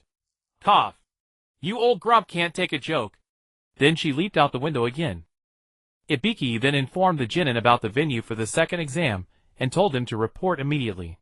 20 minutes later, the genin gathered before the Forest of Death, the site of the second exam. Once everyone had arrived, Anko began explaining the rules of the second exam and handed out the Heaven and Earth scrolls. After figuring out the rules, Naruto yawned, boredly catching Anko's attention. What? You look down on this exam, kid? Naruto's dismissive attitude toward the second exam greatly reduced the goodwill Anko had just formed toward him. No. How could that be? I just didn't sleep well last night. This perfunctory explanation dragged Naruto's score and Anko's heart straight to negative. Now, the second exam officially begins. With a light shout, Anko commenced the second exam. Most genin rushed into the Forest of Death, but the 6 of Naruto, Sasuke, and their team strolled leisurely, as if taking a walk. Aren't you in a hurry? Anko asked curiously. Don't you know you can't pass without the other scroll? Are you planning to let one team pass? It was understandable why Anko thought so. Naruto's team had the Earth Scroll, while Sasuke's team had the Heaven Scroll. If one team gave up and handed their scroll to the other, they could clear the exam directly. In response to Anko's confusion, Naruto looked at her like she was an idiot. Our 2 teams hold the Heaven and Earth scrolls. That means there are other teams out there with the Heaven and Earth scrolls too. Even if we don't go looking for them, they'll come to us sooner or later. But there are fewer Heaven scrolls than Earth scrolls. Anko countered. Then, well, just rely on luck. If worse comes to worse, well, let one team pass. Naruto said carelessly. Watching Naruto and Sasuke's 6-man team enter the Forest of Death, Anko's expression was a tangle of emotions. What kind of genius jonin could produce such a genius group of 6? With this question, Anko investigated the SIXS teachers. One was Kakashi, the other was Bai Guan. Kakashi's team is not surprising, but who is Bai Guan? Anko murmured as she looked at the data. Time passed. From the moment they entered the Forest of Death until nightfall, Naruto, Sasuke, and their 6-man team encountered no other squads. But it was still early, so no one was anxious. They simply made a fire right there and prepared to cook. Other teams would be cautious, fearing enemies, but these 6 were practically begging for someone to jump out. Because it was an exam, Bai Guan hadn't prepared a lunch box, disappointing Sasuke's team, who had been expecting one. However, Hinata's cooking was not bad either. Sipping the fragrant mushroom soup and eating dry rations, the group sat around the fire chatting. That guy from Sunagakure, the one with the big gourd on his back, looks pretty strong, Naruto said, shifting the topic to Gaara. Hearing Gaara's name, Sasuke paused in his soup drinking. He's really off, but somehow reminds me of you. During the first exam, Sasuke had activated his Sharingan and inadvertently glimpsed Gaara. Noticing his chakra was extremely abnormal, yet it had similarities to Naruto's. My Kakashi are also somewhat afraid of him. That fear was stronger when I first encountered Naruto. Maybe because I've been training with Naruto for so long my bugs have developed some resistance. Shino analyzed about Gaara. Hearing them make Gaara sound more and more terrifying, Sakura couldn't help but laugh nervously. Oh, come on. We're all Jin and it can't be that scary. After she said that, she found everyone staring at her, and immediately felt immense pressure. Did I say something wrong? No, maybe we're just being overly worried. Let's sleep. Get some rest early and tomorrow we'll head out early to catch up to the teams ahead, Naruto said as he stood up. Hearing Naruto's words, the others agreed and got up to rest. Sakura breathed a sigh of relief. Resting meant climbing a tree to sleep. There were some insects, but the chakra unconsciously emitted by ninja was enough to repel them, making sleeping in a tree a good option. In no time the 6, who had been sitting around the fire, were all up in the trees resting. But the only ones who could actually sleep were probably the thick-nerved Kiba and the less combat-capable Sakura. The other 4 were on high alert, watching in one direction. They sensed a chakra lurking there well hidden, but Sasuke's Sharingan, Shino's Kakashi, and the instinctive danger sense honed by Naruto and Hinata through long-term combat training had detected it. Sure enough, about 10 minutes later a small snake slithered down from a tree towards Sasuke. Sasuke swung his kunai, casually cutting the snake in half. The moment the snake split in two, a figure appeared beside Sasuke and kicked him in the waist. Bang! Sasuke was sent flying into another tree with a loud crash. As Sasuke was kicked away, Naruto's trio immediately attacked the figure. Woken by the sound of Sasuke crashing into the tree, Sakura and Kiba opened their eyes to see Naruto's team locked in combat with the mysterious figure. They wanted to help, but Naruto stopped them. Don't get in the way! Go help Sasuke! The opponent was extremely powerful, handling the three-pronged attack with ease. Sakura and Kiba would just be dead weight. After a quick look, Sakura and Kiba decisively chose to help Sasuke, realizing they couldn't even get involved in that fight. Kicked into the tree, Sasuke wasn't seriously injured, but the impact on his lumbar spine left him temporarily unable to move. When Sakura and Kiba reached him, Sasuke gritted his teeth trying to get up and fight, but the pain in his back made him completely immobile. He slammed his fist into the ground in frustration. Seeing this, Sakura couldn't hold back her tears. Slap! In the other battle, Naruto suddenly burst out and slashed the mysterious figure, wounding him. The figure retaliated fiercely, and a thick snake tail appeared from nowhere, smashing the 3 into the ground. Seizing the gap, the figure said, I thought just Sasuke would be enough, but I didn't expect to find 3 more excellent vessels. The 3 individuals drawn in by the mysterious figure did not wait for him to finish speaking before launching another attack. The most effective tactic learned in the restaurant is that villains often die from talking too much. Seeing the 3 attackers, the mysterious figure was momentarily taken aback, then unexpectedly pulled a ninja knife from his mouth. With a weapon in hand, his combat prowess surged, and now it was the trio led by Naruto who found themselves suppressed. The mysterious figure raised the ninja knife high and struck down onto Naruto's soul-cutting blade. Bang! The blocking soul-cutting blade showed no signs of damage, while the mysterious figure's knife had a noticeable dent. The mysterious figure, unable to conceal his disbelief, seemed to have activated some kind of switch. He bit his hand, and in the brief moment of opening drew a pattern, summoning a gigantic serpent. The Naruto trio was dumbfounded. What kind of snake is this? It's enormous. The giant serpent summoned by the mysterious figure did not directly attack Naruto and the others. Instead, it roared, Orochimaru, you worthless fool. To summon me, you need to sacrifice 300 people. If you don't, will I even consider coming next time? Hearing the serpent's words, the 6 people below had their pupils constrict. Orochimaru's name was not particularly renowned, but among the legendary 3 Sannin, Jiraiya and Tsunade were well known. Run! Sakura shouted in a panic upon realizing it was Orochimaru urging the others to flee. However, the others seemed frozen in fear, and Sakura cried out again, you all need to run. That is Orochimaru summoning one of the 3 Sannin. Sasuke gazed at the giant snake and said, there's no escaping. It's too large. Then, enduring the pain, he got up from the ground. Although it hurt, Sasuke was now able to move. We can only fight to buy time for rescue. That giant snake's target is obvious. Help should arrive soon. Sasuke gripped his kunai with difficulty. Indeed, the target of Orochimaru's summoned giant snake was enormous. Within a couple of minutes, after its summoning, the rescue team was already on their way. On top of the giant snake, Orochimaru seemed to have completed the pact with it, and the serpent opened its massive jaws, charging directly at the six below. As the snake's head drew closer, Sasuke and the others could almost smell the foul odor from its mouth. They closed their eyes, hoping for a quick death. Boom! Suddenly a beam of energy shot out from the mouth of the giant snake. The trio who had been waiting for death, with closed eyes, discovered it was Hinata from Team Naruto.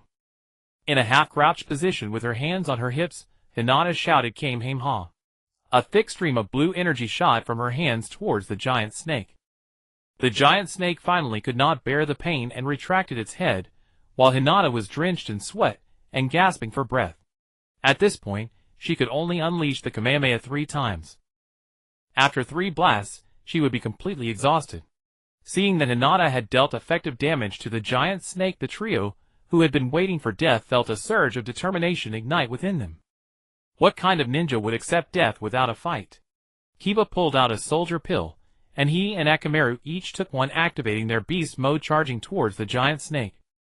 Sasuke gripped his kunai tightly and activated his Sharingan, rushing towards the giant snake. Although Sakura did not possess much combat ability, she still pulled out an explosive tag and a kunai, tying the explosive tag to the kunai and throwing it at the giant snake. Seeing the revived confidence of Sasuke and his team, Naruto in front smiled slightly, then switched his soul-cutting blade from a 2-handed grip to one hand, forming a claw with his other hand and charging at the pained giant snake. Shino pulled out a red and white ball, shouting, "Please, Squirtle." A turtle appeared, and then he commanded, "Use water gun to attack." A massive stream of water sprayed out from the turtle's mouth, attacking the giant snake while providing cover for the teammates charging in. Naruto and Sasuke ran up the giant snake's tail, with Sasuke using his Sharingan to continuously attack the emerging weak points, while Naruto inserted his soul-cutting blade upright into the front, cutting through the giant snake's scales and leaving a wound into which he plunged his other hand, continuously releasing shurikens from within. Kiba and Akamaru, chasing closely behind, attacked the wounds inflicted by Naruto and Sasuke, while the giant snake, hindered by squirtless water jet, could not extend its head to attack Naruto and the others, so it called out to Orochimaru above. "Orochimaru, what are you doing? Am I just a snake taking hits?" Then Orochimaru made his move as well, pulling out a large number of kunai tied with explosive tags and throwing them at Naruto and Sasuke, but halfway there they were intercepted by kunai with explosive tags thrown by Sakura. The perfect cooperation tilted the scales of victory entirely in favor of Naruto. Orochimaru certainly had his killing moves, but those were aimed at the third Hokage, and using them now would diminish their effectiveness against him. Thus Orochimaru gave a sinister smile, saying, "Not bad. Not bad. Such fine vessels. Next time, I will definitely turn you into my backup bodies." After saying that, he dispelled the summoning of the giant snake and turned to flee. Naturally, Naruto and the others pursued him, but after 2 minutes of chasing, they realized they could not match Orochimaru's speed. The fastest Hinata was exhausted after releasing her Kamehameha. Seeing Orochimaru about to shake them off, Naruto pulled out the handgun that Bai had given him. Orochimaru, noticing Naruto aiming the handgun at him, scoffed, "Naive kid, do you think you can catch me with, or do you think it's a hidden weapon trying to attack me? At this distance, that's impossible. Even if it did hit me, it would have no effect." The path to escape was right in front of him. Aiming at Orochimaru, Naruto pulled the trigger. Bang! The handgun exploded, leaving Naruto's hand red, but it did not cause any actual damage. The bullet shot out at the moment the handgun exploded, racing towards the spot Naruto had aimed at. Whoosh! While fleeing, Orochimaru suddenly felt something pass through his body, followed by a sharp pain reaching his brain. Looking down, he saw a small round hole in his chest. Is this the backup plan of these kids? If it had hit my head, I would have died instantly. What on earth is this? Looking at the small hole in his chest, Orochimaru couldn't help but feel a sense of dread. However, since it hadn't hit his head, he would not die immediately, and Orochimaru continued to run. But when he reached a large tree, he suddenly stopped. He felt dizzy, nauseous. His legs felt weak. Looking down, he found that the small hole had rotted into a cavity twice the size. The cunning little brat even poisoned it. Naruto blew on his exploded gun, sir. Times have changed. Dizzy and disoriented Orochimaru crawled into a hollow tree. Gazing at the festering wound on his chest, he cursed under his breath as he sliced away the rotting flesh with a knife. Enduring the pain, he carved out a sizable chunk of the infected area, his breaths now shallow and labored. Yet even after removing the decayed tissue, there was no improvement. Orochimaru knew this body was no longer usable. Weakly he pulled a ninjutsu scroll from his mouth and unrolled it. With a puff of smoke, the body of the fourth Kazekage materialized. This was meant for the final exam in a few days, but now Orochimaru had no choice but to use it. Perhaps leaving this body in the forest of death to be discovered would affect his Konoha crush plan, but compared to his own life, what did it matter? Orochimaru's mouth opened at an impossible angle, and a white serpentine form slithered out, then coiled into the Kazekage's body. After Orochimaru transferred his soul, his original body, deprived of chakra, for less than a minute decomposed into a foul putrid puddle. Staring at the puddle, Orochimaru couldn't help but mutter, "Are the brats of today so vicious? Or is this a freak created by that Bai Guan fellow?" With informants everywhere, Orochimaru naturally knew that Bai Guan had returned and taken Naruto and his two teammates as disciples. Now inhabiting the Kazekage's body, he felt invigorated again. He pulled another bottle of powder from his mouth. He sprinkled the powder over the puddle, which rapidly evaporated, turning into odorless air in moments. Having disposed of the evidence, Orochimaru concealed his presence and silently fled the forest of death. Meanwhile, the Konoha Jonin rescue team found Naruto and his group, questioning them about the incident. But Naruto and the others had already rehearsed a story. "Some weirdo summoned a giant snake to attack us but then left for no reason." If the truth were too thoroughly investigated, their real strength would be exposed. Faced with the identical account from all six, the Jonin team recorded the scene and left without further inquiry. After sending off the Jonin, Naruto, Sasuke, and the others advanced a kilometer or two and found a large tree hollow to rest in. Though they had forced Orochimaru to retreat, the battle had taken its toll. Hinata was incapacitated, Shino had lost most of his Kakashi, Sasuke had a waist injury, and Kiba was sleeping off the aftereffects of the soldier pill. Now only Sakura and Naruto were fit for combat, the others needed ample rest. They built a fire in front of the tree hollow, and Sakura set up a ring of traps around them. She then sat by the fire with Naruto to keep watch. However, Sakura was already exhausted, her mind teetering between sleep and wakefulness, her eyelids constantly drooping. "Sakura, go get some sleep. I'll call you if I can't hold on," Naruto said, urging her to rest. "No. You've all expended so much. If I fall asleep and you encounter an enemy, you'd be in even more danger," Sakura insisted stubbornly. Naruto's eye twitched. "If we run into a foe in this state, you'd only be a burden. Be sensible. Go to sleep now." Finally, Sakura, blushing, went into the tree hollow to rest. Outside, Naruto sat alone before the fire, pulling out a jump magazine and reading with great interest. In the dead of night, Naruto's stomach protested against his neglect. He took a ration bar from his pack, tore it into pieces, and ate them slowly. After eating, he took a large gulp from his canteen. The dried food expanded in his stomach, gradually easing his hunger. Naruto couldn't help but recall his days at the restaurant. Good food every day, and the chance to play a couple of games online at night. As the saying goes, a full belly makes one sleepy. Once his hunger was satisfied, Naruto's eyelids began to droop. The fire before him seemed to hypnotize him, tempting him to surrender to sleep. "Go get some rest," came Shino's voice from behind. The heavy loss of his Kakashi had mentally affected him as the host, but he had rested enough by now. Naruto got up and patted Shino's shoulder. "I'll leave this to you then. If you get hungry, there are rations and water in the pack. I can't take it anymore." He then went into the tree hollow to take Shino's place. Taking over the watch, Shino released hundreds of Kakashi around the area, sensing every movement. About an hour later, Shino suddenly detected chakra activity to his left front. He picked up a torch, and through it the feeble light revealed three figures. The Sound Ninja trio charged out of the darkness, attacking Shino. TOS swung a fist at him, but Shino dodged. Yet Toss' lips curled into a smirk. Paw! Paw! Paw! Several Kakashi fell from Shino's ears. The moment he had sensed the trio, Shino had sent his bugs into his ears for protection. With a wave of his hand, a swarm of blue bugs flew toward TOS. TOS tried to create distance, but found that bugs had latched onto his feet. The evolved Kakashi secreted venom from their mouths, which had a freezing effect. This evolution resulted from absorbing the chakra of Manda and earlier Haku's chakra.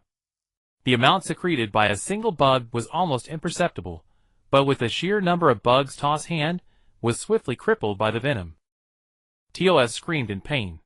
Kotori and Zaku, who had been watching, realized their teammate was in trouble and immediately attacked Shino.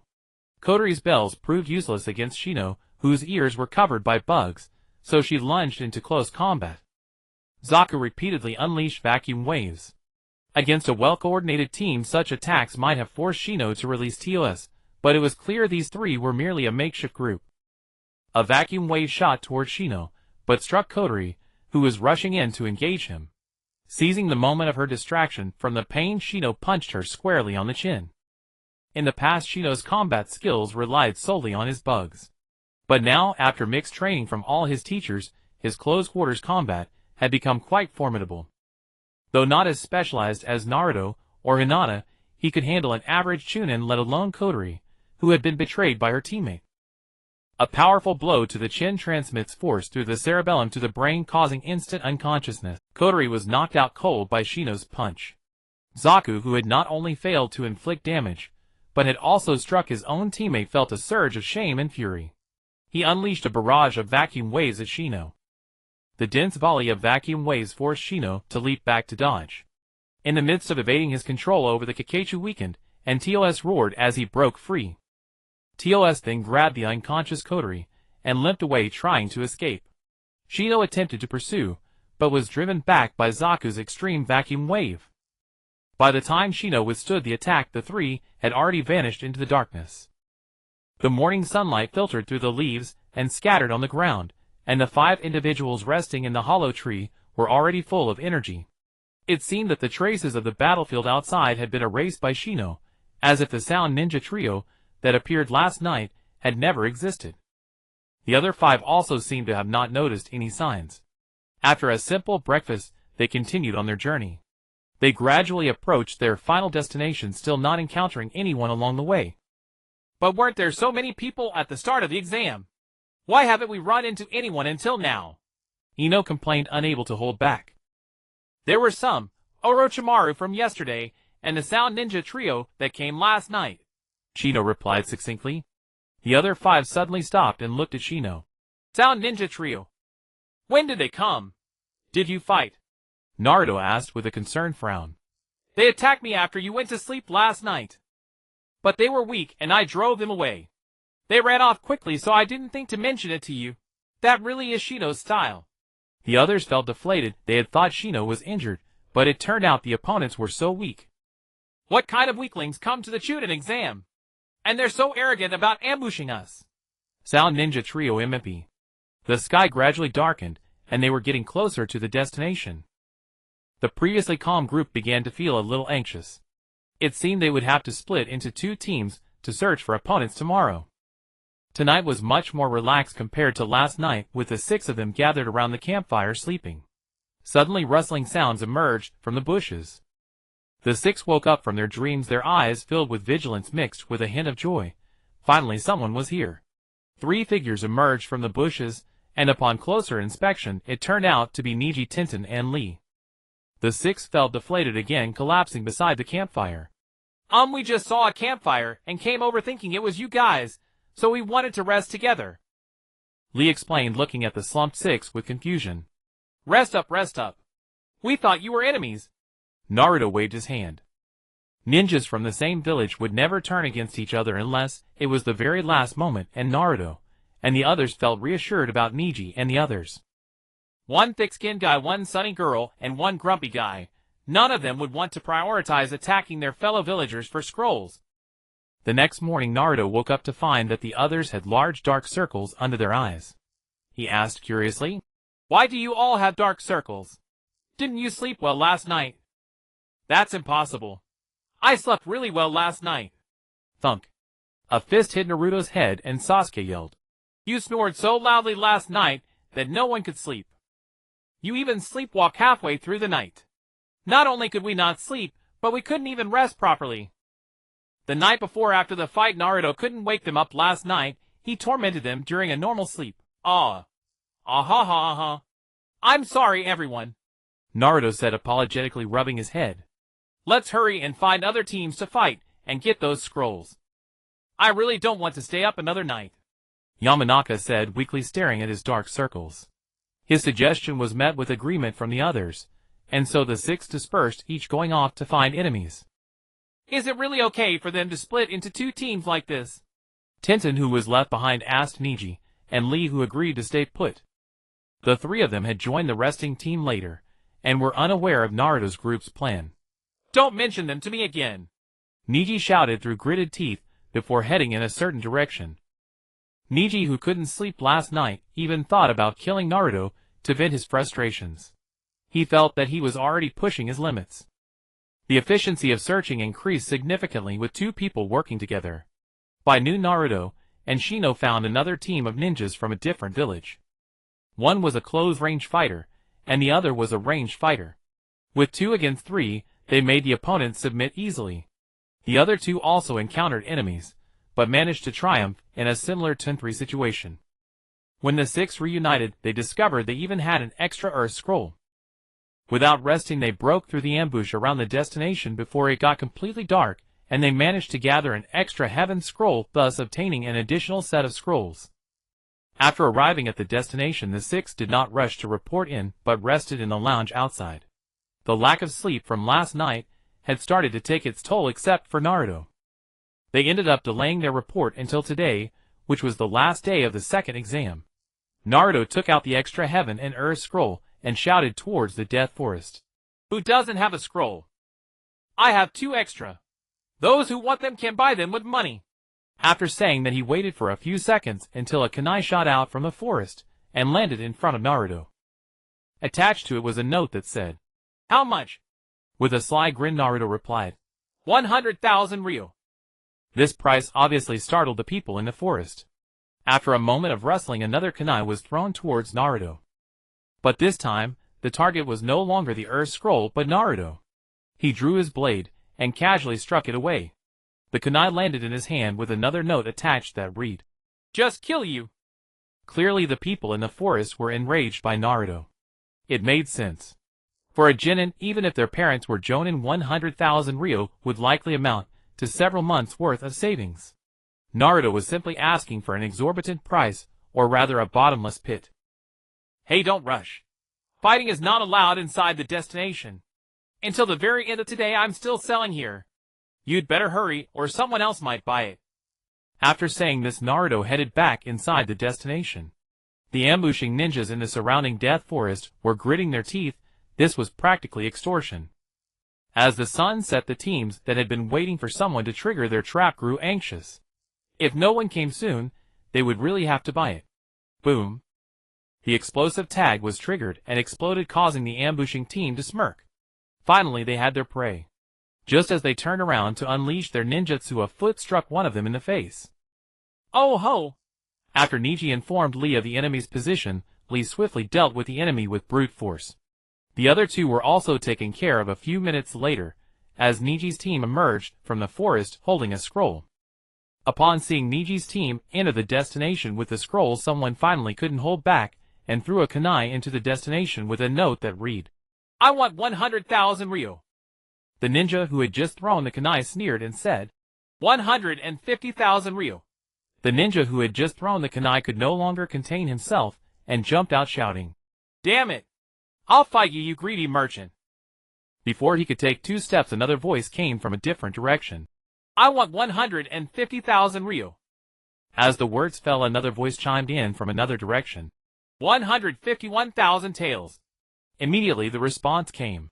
152,000 taels. In the end, the 2 scrolls, one of heaven and one of earth, sold for 480,400 taels. This was an incomparably vast fortune, one that even a jonin would envy. Holding the banknotes, Naruto beamed as he returned to the lounge, dividing it into 6 shares, one for each person. This was agreed upon by the 6, as the extra 2 scrolls were obtained through their collective efforts, and each of them was entitled to a share.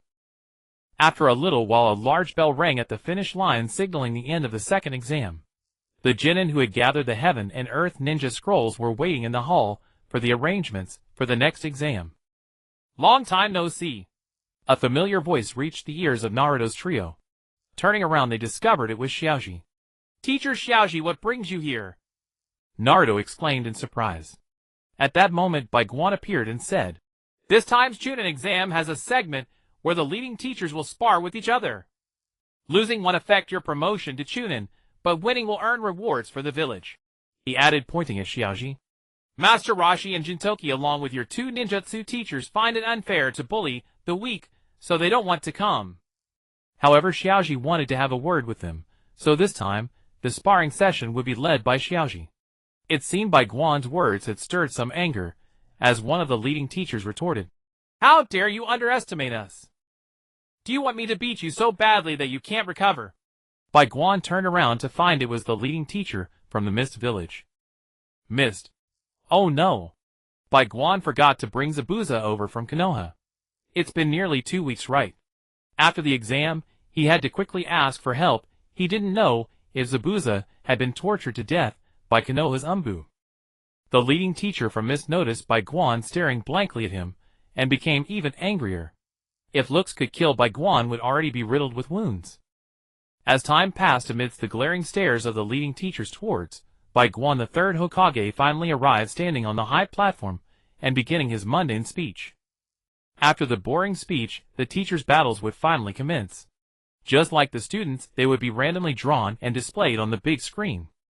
Bai Guan looked at the enormous screen with a bit of exasperation. They could create such a large screen yet couldn't produce a television. The technological tree of this world was truly skewed. The teachers' battles turned out to be far more boring than expected. Due to the fact that it wouldn't affect the Chunin exam, the teachers only used minimal force. They didn't even use their finishing moves. Finally, Bai Guan's name was drawn, and he instructed Xiaoji to step down, only to be sternly reprimanded by Danzo above. This is a spar between leading teachers. Why are you making him join in? If you're scared, just admit defeat. Looking at the smug Danzo above, Bai Guan said, You'll regret this. Clearly Danzo brushed it off, saying, Regret? If anyone should regret, it's you. Offending me means offending the entire Konoha. It seemed Bai Guan's plan to elevate Danzo's status had succeeded too well. Look at how puffed up this old man had become. With a twitch of his eye, Bai Guan stepped down, only to find his opponent was that Miss Ninja from earlier. Ha ha ha. Didn't expect you draw me. Watch me beat you to the point of ecstasy. The unnamed Miss Ninja growled at Bai Guan. You should be saying a struggle for survival instead, right? Ecstasy doesn't quite fit here. Bai Guan corrected the unnamed Miss Ninja's grammatical error in time. When I said I kill without blinking, you asked if my eyes were dry. The unnamed Miss Ninja's mentality exploded. He drew a kunai and charged at Bai Guan, while predicting all his possible movements. It seemed he had anticipated correctly, as the unnamed Miss Ninja shouted, This is it! And then, a kunai struck Bai Guan's left side. I predicted your prediction. You're already dead. Bai Guan said to the unnamed Miss Ninja, followed by a swift kick to the unnamed Miss Ninja's abdomen. What?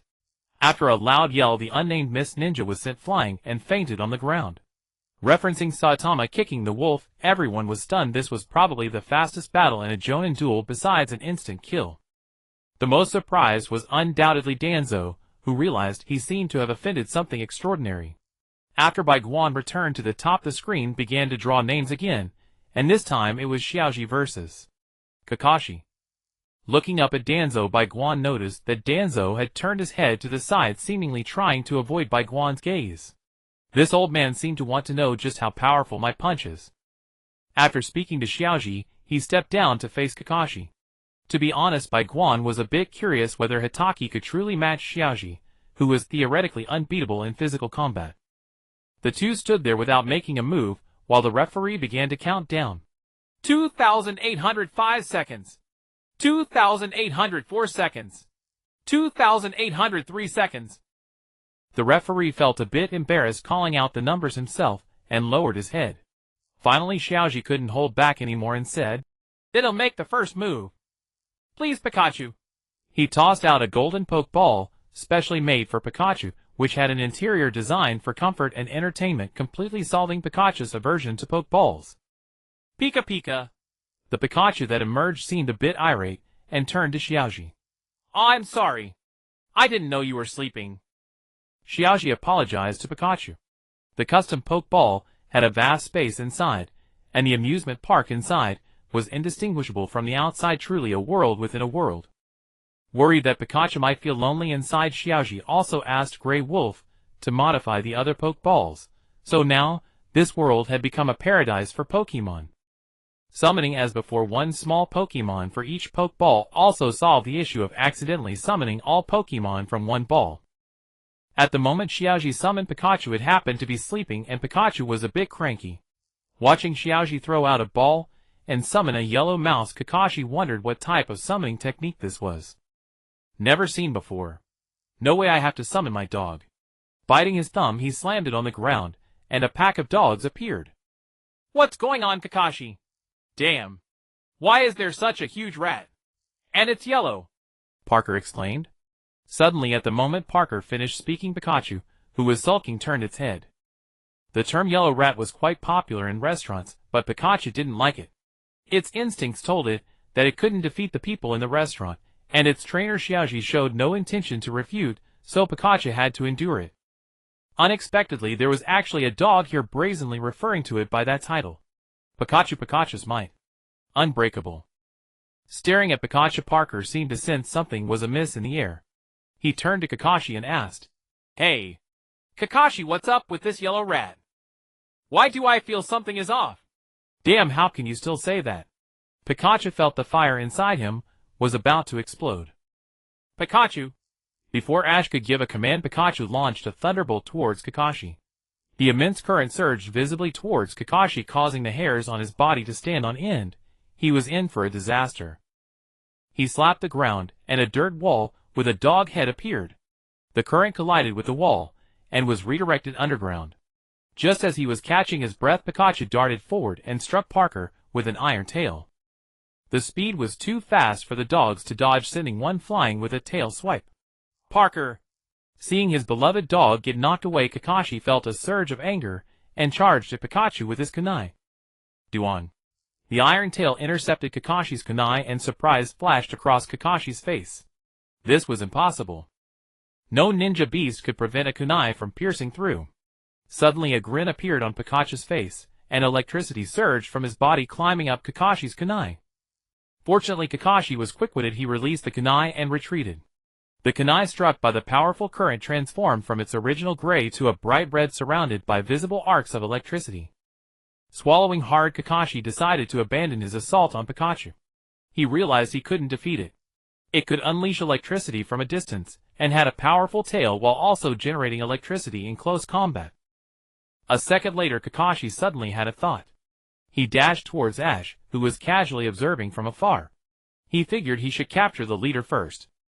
If he dealt with Ash, even if he couldn't defeat Pikachu, he could still escape this battle. Watching Kakashi rush towards Ash, Bai Guan shook his head. He could already foresee Kakashi's tragic fate. Sure enough, with a loud bang, Kakashi collapsed against the wall at the edge of the arena, leaving a large crack in the wall. The spectators had their jaws dropped, utterly confused about what had just happened. They only remembered seeing Kakashi charge at Ash, and then Ash waved his hand in a panic, and Kakashi ended up against the wall.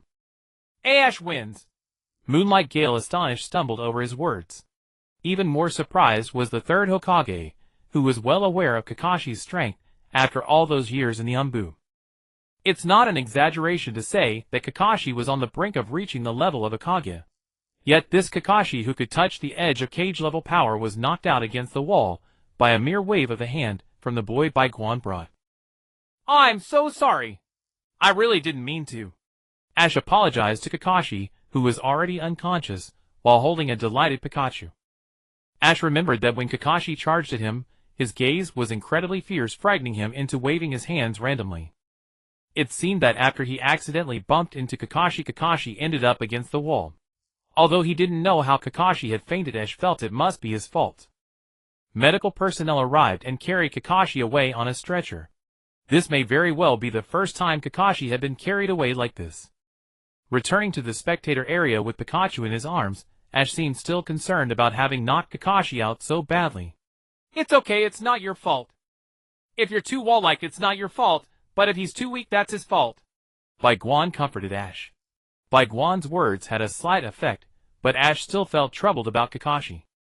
Setting Ash aside, Bai Guan reached out to take Pikachu from him. As his hand approached Pikachu, Pikachu shouted loudly, "Pika! Pika! Don't come near me!" Many people in the restaurant wanted to hug Pikachu, but Pikachu was quite proud. Only a few strong individuals in the restaurant could hold Pikachu, others would get zapped. However, compared to the strong individuals in the restaurant, Pikachu feared Bai Guan the most. Every time Bai Guan held it, it felt utterly squeezed and uncomfortable. Yet it felt an inexplicable fear emanating from the depths of its soul toward Bai Guan, paralyzing it with fear, and making it unable to move or run away. Under Pikachu's desperate gaze, Ash, with a look of camaraderie, handed Pikachu over to Bai Guan. Once he got a hold of it, Bai Guan began to stroke Pikachu, moving from its head to its tail and back again. Although Pikachu appeared bald, it was merely an optical illusion caused by its excessively shiny fur. In other words, Pikachu's fur felt delightful to touch. Bai Guan, suck it, rat. The battles between the leading teachers and their teams were swift, seemingly pre-discussed regarding who would win or lose. The battles among the leading teachers were resolved in just 2 hours. During the noon break, Bai Guan set up a cooking pot. Although Konoha provided lunch, which was quite lavish compared to Bai Guan's cuisine, it was nothing. Throwing wontons into boiling water, there was nothing more convenient than wontons in the wilderness. If there was something more convenient, it would be dumplings. He boiled 10 bowls of wontons. Naruto, Sasuke, and their 6-man team each had 1 bowl. Kakashi had 1 bowl, Bai Guan had 1 bowl, and Ash had 1 bowl for himself and Pikachu. Originally, Pikachu was supposed to go back and eat pet food, but as a reward for the battle, Bai Guan cooked an extra bowl of wontons for Pikachu. As the wontons entered his mouth, the familiar dancing little pig appeared, seemingly cheering for Naruto, Sasuke, and their team about to take the stage. The aroma of the small wontons was not outstanding, but it still caused a stir among some people. And that included the medical personnel. This dish, which Bai Guan had brought out over a decade ago, had created a massive sensation back then, and it unexpectedly made a comeback now. Kakashi, who had just woken up in the medical room, couldn't eat anything due to the immense force he had been struck with. He watched in tears as the medical staff enjoyed the wontons Bai Guan had sent over. Kakashi vowed that if there was another ninja world war next time, he would definitely take out the medical personnel first. The noon break began and ended amidst Bai Guan's wontons. In the afternoon, the students' Chunin exams resumed. P.S. To explain, the small wontons here are actually a special delicacy. Did I not mention before that I would revise the earlier chapters? I've been making quick adjustments recently, just a few chapters left. This time, I drew inspiration from the exquisite descriptions of food in Food Wars, which I originally intended to write, but I lacked the writing skills to express the details at the beginning. Now that my writing has improved, I've gone back to revise the earlier chapters, adding these elements. I estimate it will take another 2 or 3 days to replace all the previous chapters with the revised versions. Those interested can go back and read them again. Thank you all for your support. The first match of the Jinin was Zhuoju vs. Chiton Kai. It seemed that the power of world correction still existed. After summoning the 2 contestants forward, Wang Jifeng briefly explained the rules, and then declared the start. In the original plot, Zhuoju, having been cursed by De Shiwan, struggled quite hard against Chiton Kai. In the end, he barely managed to defeat Chiton Kai with the taijutsu copied by the Xiaoluan Yin. But now, it was not the original plot. De Shiwan had been driven away by the combined efforts of 6 people, and had not had time to place a curse on Zhuoju. At this moment, Zhuoju could be said to be at full strength. Drawing out a coup wu, he activated the Xiaoluan Yin and charged at Chiton Kai. Chiton Kai could only passively defend, throwing a few Shou Jian, and retreating, trying to find an opening in Zhuoju's attack to counter. But how could a mere insignificant character like him see any opening in Zhuoju's attack under the Xiaoluan Yin state? Zhuoju's strikes repeatedly bypassed his defenses and landed on his body. 2 minutes later, Chiton Kai was covered in wounds. The pain stimulated him, and a fierce look suddenly appeared in his eyes. He forcibly used his left shoulder to take a coup wu from Zhuoju, then endured the pain, and grabbed Zhuoju with his right hand. Zhuozhu, who had been somewhat underestimating his opponent, suddenly felt his Cha-Cola beginning to disappear after being touched by Chi-Tong Kai's right hand. With a kick, Zhuozhu distanced himself from Chi-Tong Kai. Having lost a large amount of Cha-Cola, Zhuozhu began to watch Chi-Tong Kai cautiously. Meanwhile, Chi-Tong Kai, who had absorbed a large amount of Zhuozhu's Cha-Cola, was also uncomfortable, as Zhuozhu's Cha-Cola was extremely cold and mean. After absorbing it into his body, he felt as if he had been soaked in icy water. Suppressing the pain in his body, and the rejection reaction from the Cha-Cola, Chi-Tong Kai wanted to take the chance to fight, while Zhuozhu's Cha-Cola had not yet recovered. He threw a few Shouli Jian, and attacked Zhuozhu in the gap while he was dodging. Zhuozhu, who was leaping in the air to dodge the Shouli Jian, suddenly curled his lips. In the hand that was not holding a coup, a Shouli Jian appeared. Thus in midair he threw it at Chi-Tong Kai, who was rushing toward him. When Zhuozhu landed, Chi-Tong Kai also fell. But unlike Zhuozhu, who was standing, Chi-Tong Kai was lying down. Throwing a grateful glance at Mingren, Zhuozhu returned to the spectator stands amid the cheers of others. The technique of producing a Shouli Jian in his hand just now was taught to him by Mingren. Some days ago, after Mingren's battle with Gui, he had imparted some small tricks, and this was one of them. Using a unique method to hide some items in the sleeve, they could appear directly in the hand when needed. Back in the spectator stands, Zhuozhu chatted happily with Mingren and the others above, while the big screen below began to draw names again. The second match, as expected, was Jinai versus Saku. "Ah, who is this nobody?" Saku shouted arrogantly as he stepped onto the arena.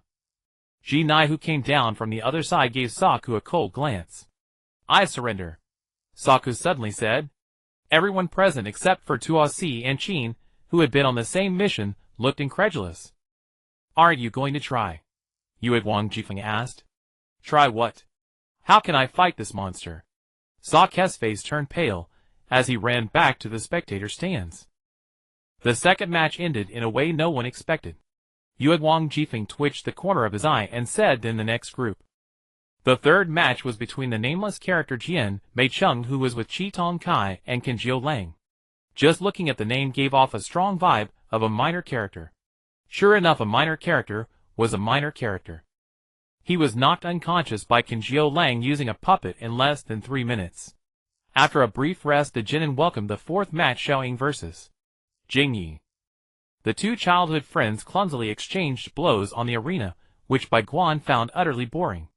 In the original plot, it had lasted a long time, but he never knew it had been this long. The half-hour time limit was dragged out by the two friends to the last 3 minutes. Finally, after exchanging taunts and pleasantries, they both cut off their long hair and decided to launch a final attack. Jingyi misled Xiaoying with the hand seals of the Xing Xing Shu. While Xiaoying was teasing her, she used the Cha-Cola threads hidden in her hair at her feet to temporarily control Xiaoying, and then performed the Xing Xing Shu under Xiaoying's terrified gaze. But just as she entered Xiaoying's body, Jingyi sensed something was off. Turning around, she found that it was an inner Xiaoying that was looking at her. Sensing danger, Jingyi hurriedly withdrew from Xiaoying's body at the risk of backlash. After returning to her own body, she found Xiaoying grinning at her mischievously. "I actually knew about the Cha-Cola threads hidden in your hair long ago," Xiaoying said to Jingyi. Ever since she had returned from Bai Guan's place last time, Xiaoying had discovered that there seemed to be another self living inside her heart. When she was careless, that self would be meticulous. When she was meticulous, that self would be careless. Just now, when Xiaoying was careless, the inner Xiaoying carefully explained to her the fleeting glint in Jingyi's hair, and the countermeasures for the next few steps. Xiaoying played along and lured Jingyi into using the Xing Xing Shu, and then the inner Xiaoying dealt with the intruding Jingyi. A look of astonishment appeared on Jingyi's face. She had not expected that the perpetually careless crybaby Xiaoying could suddenly become so meticulous, and even had predicted her subsequent moves in advance. Seeing Xiaoying charging toward her, Jingyi simply gave up trying any more tricks. The two began a genuine physical brawl. Finally, the fourth match ended with both of them falling at the same time. The fifth match was Tian against Shouju. Hearing the cheers and encouragement from her companions on the stage, Tian felt her confidence skyrocketing. She continuously pulled out various ninja tools from her body, and threw them at Shouju, but the more she fought, the more she felt she could not win. because Shoujo's fans seemed to counter her. All the ninja tools she threw were easily blown away by Shoujo's fan, and she lacked close combat capability. Tian felt that she had already lost this battle. Bai Guan shook his head from the spectator stand. Tian's way of throwing ninja tools was completely wrong. Simply relying on a scroll to fling them. How fast could that be? Even without using her fan, Shoujo could easily dodge them. Moreover, Tian had only practiced throwing ninja tools, resulting in a lack of effective close combat ability. Another fatal mistake. Look at Lee Sun-hwan, the world's #1 hidden weapon user. His little flying dagger was fast, accurate, and ruthless. He would only bring a few daggers with him when going into battle. Hidden weapons depend on precision, not quantity. If there were too many, they would no longer be called hidden weapons. If Tian had thrown her hidden weapons faster than Shoujo could use her fan, Shoujo would definitely have been down already. He had no idea how the higher-ups of Mai had assigned the teams. A hidden weapon user and someone who needed no instruction were both assigned to Kai, who only knew how to be a passionate hothead. To be honest, Bai Guan quite liked Tian. After all, her appearance easily reminded him of his previous live's world. The battle between Tian and Shoujo concluded just as it did in the original storyline, with Tian being dealt with by Shoujo in 2 blows. The 6th match, Shikamaru vs. Chilin. After a series of high-intelligence taunts from Shikamaru, Chilin was knocked out once again.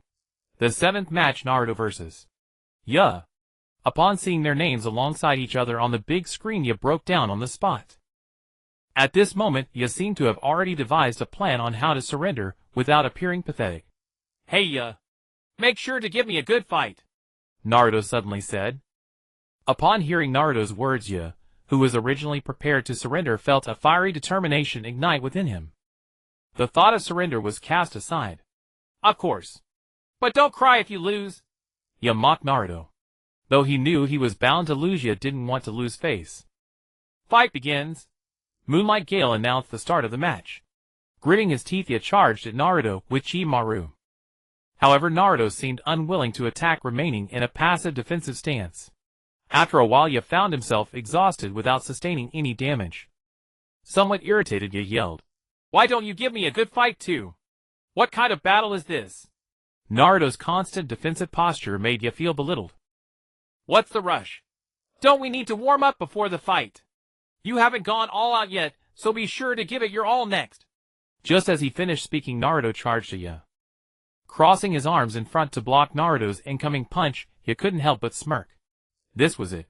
This was what a battle should feel like. Reaching into his waist pouch, he pulled out 2 rations pills, consuming one himself, and giving the other to Chimaru. Chimera's skin turned red, while Ya appeared to become increasingly energized. Lying on the ground, he let Chimaru leap onto his back. Ya utilized the beast mimicry technique, and with a faint puff of smoke, Chimaru transformed into another version of Ya. The 2 Yas charged towards Naruto again.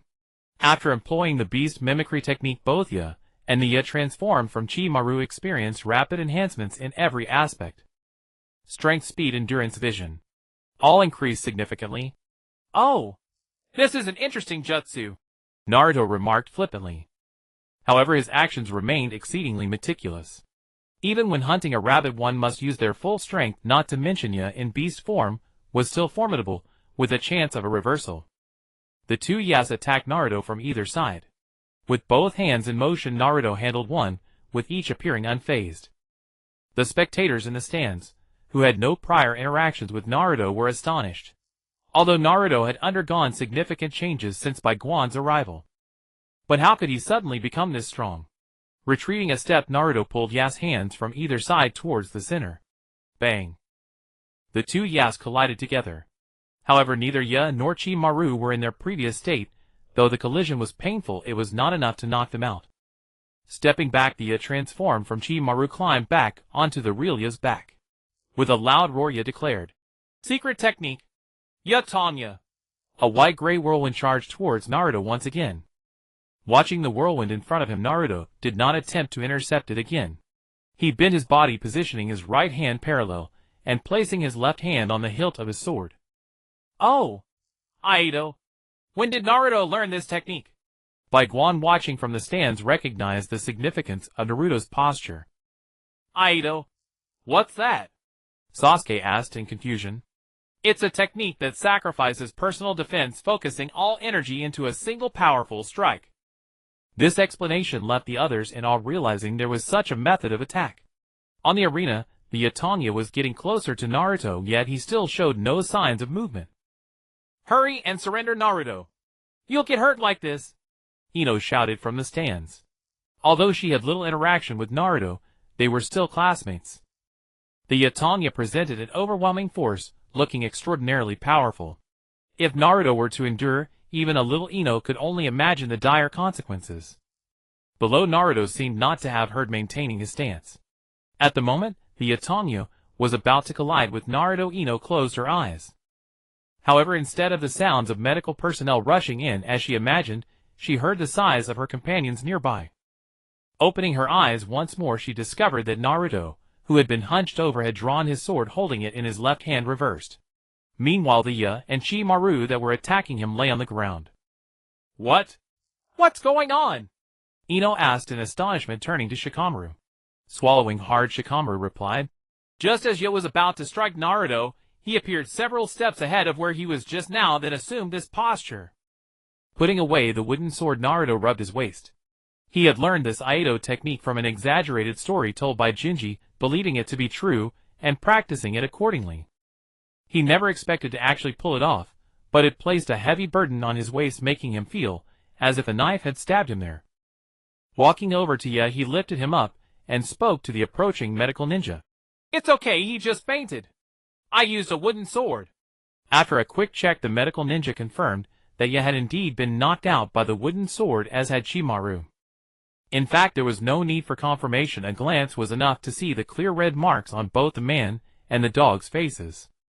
In the stands, Neji looked at Naruto with a fierce spark in his eyes, while Gaara looked at him with a brutal intensity. Both were eager to challenge Naruto. You went too far, Naruto. That really hurt. Just as Ya was brought onto the stand, Hinata casually pressed on a pressure point, and Ya woke up, stating, as soon as he regained consciousness. Scratching his head, Naruto smiled sheepishly. Sorry. I got a bit carried away wanting to try that move. You'd better not use that recklessly again. The side effects are too great, and the damage too high. Just now, if that had been a real blade, even a rusty old knife could have easily sliced the enemy in half, Bai Guan said solemnly. He could see the burden on Naruto's waist, and the depth of the injury on Ya's head. This was no ordinary kind of injury. If Ya had not been in beast form, and had not unleashed the Yatanya, with Chimaru dissipating most of the force, otherwise this man and dog would likely have suffered a severe injury. Yes, shopkeeper. Even though he was forbidden from using it recklessly, Naruto was still immensely pleased, as he had earned Bai Guan's recognition for this move. At this moment, the big screen above began to announce the next match. Ding ding ding ding ding.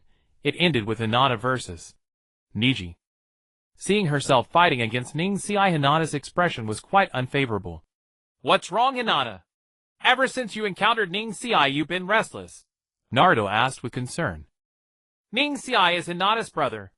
Due to certain reasons, Ning Ci harbors resentment towards Hinata, and Hinata feels a sense of guilt towards him, Bai Guan explained from the side. Yes, it's because of me that brother Ning Ci has suffered quite a bit. I'm sorry for him. Hinata nodded. Gently patting Hinata's head, Bai Guan said solemnly. No, you have nothing to be sorry for. No one owes him anything. If anyone should bear the blame, it should be him.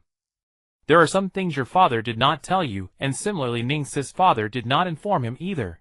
After you finish this match, you can directly ask your father, or come to me for answers. Perhaps Bai Guan's encouragement had some effect, as Hinata gritted her teeth and walked towards the arena. On the arena, Ning Ci looked at Hinata with a very unfavorable gaze. Hinata also did not dare to meet Ning Ci's eyes directly.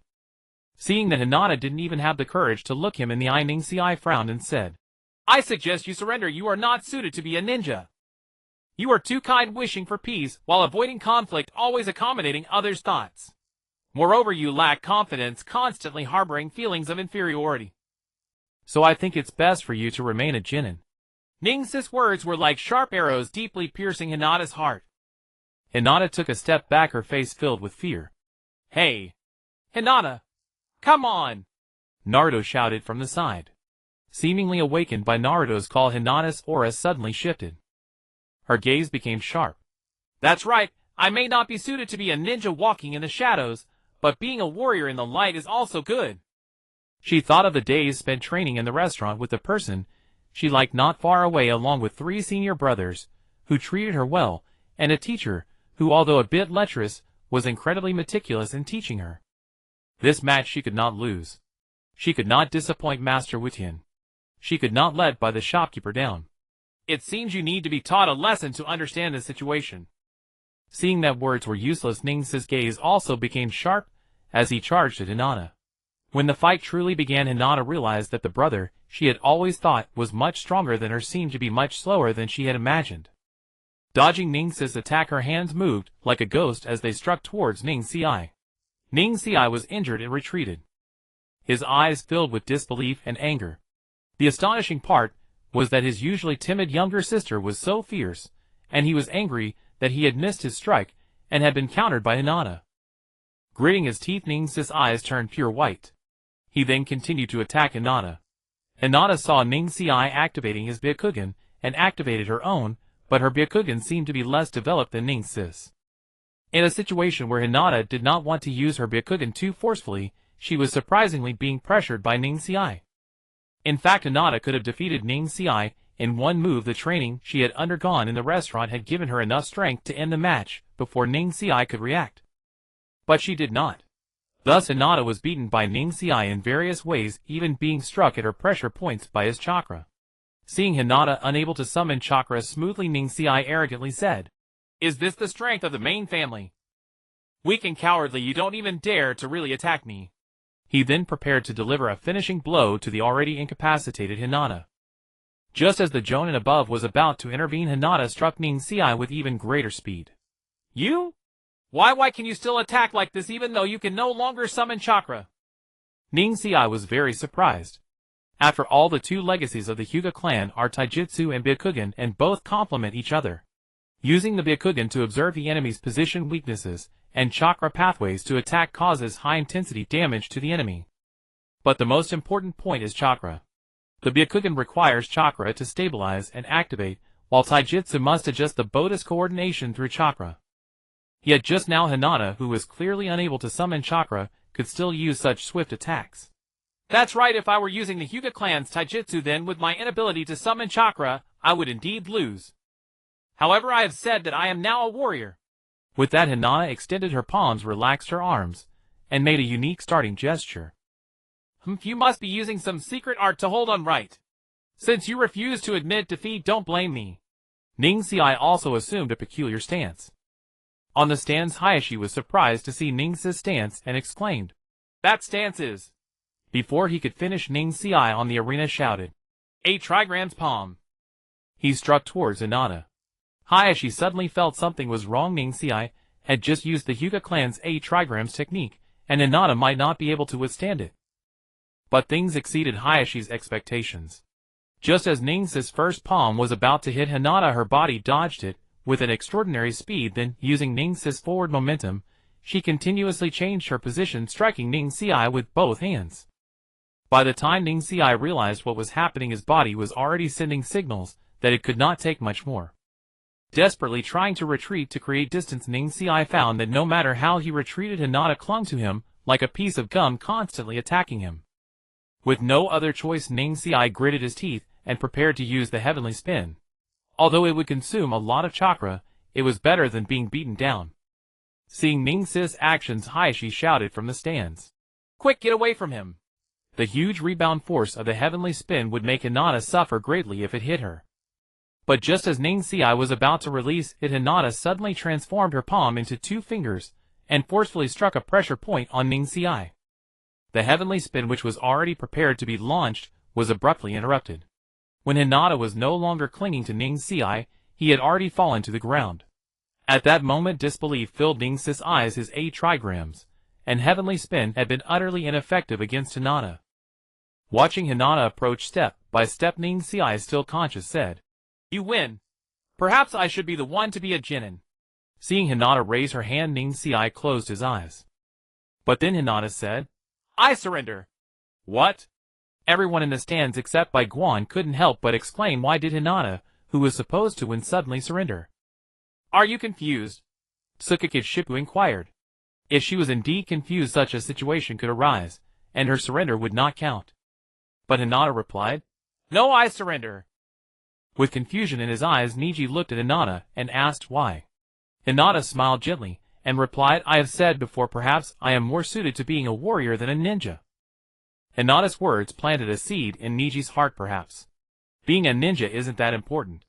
After the match ended, Hinata, rejecting the medical team's assistance, returned to the spectator stands under the astonished gaze of Hisashi. The chakra disruption caused by Niji's attack was temporary. A few days of rest would suffice. Moreover, after today's match, they needed to rest for about a week to give Konoha ample time for publicity. Rushing over from the other side, Hisashi's eyes were slightly red.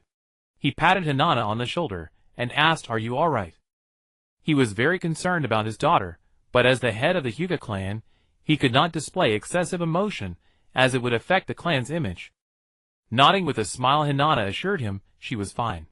Seeing his strong daughter, Hisashi's heart was filled with confusion. In this state, Hinata was the best daughter in his eyes, yet during his teachings, she often displayed indecisiveness, being overly gentle and kind. Ever since the last time Bai Guan deceived Hinata away from the Hyuga clan with a secret manual, she had returned in this state.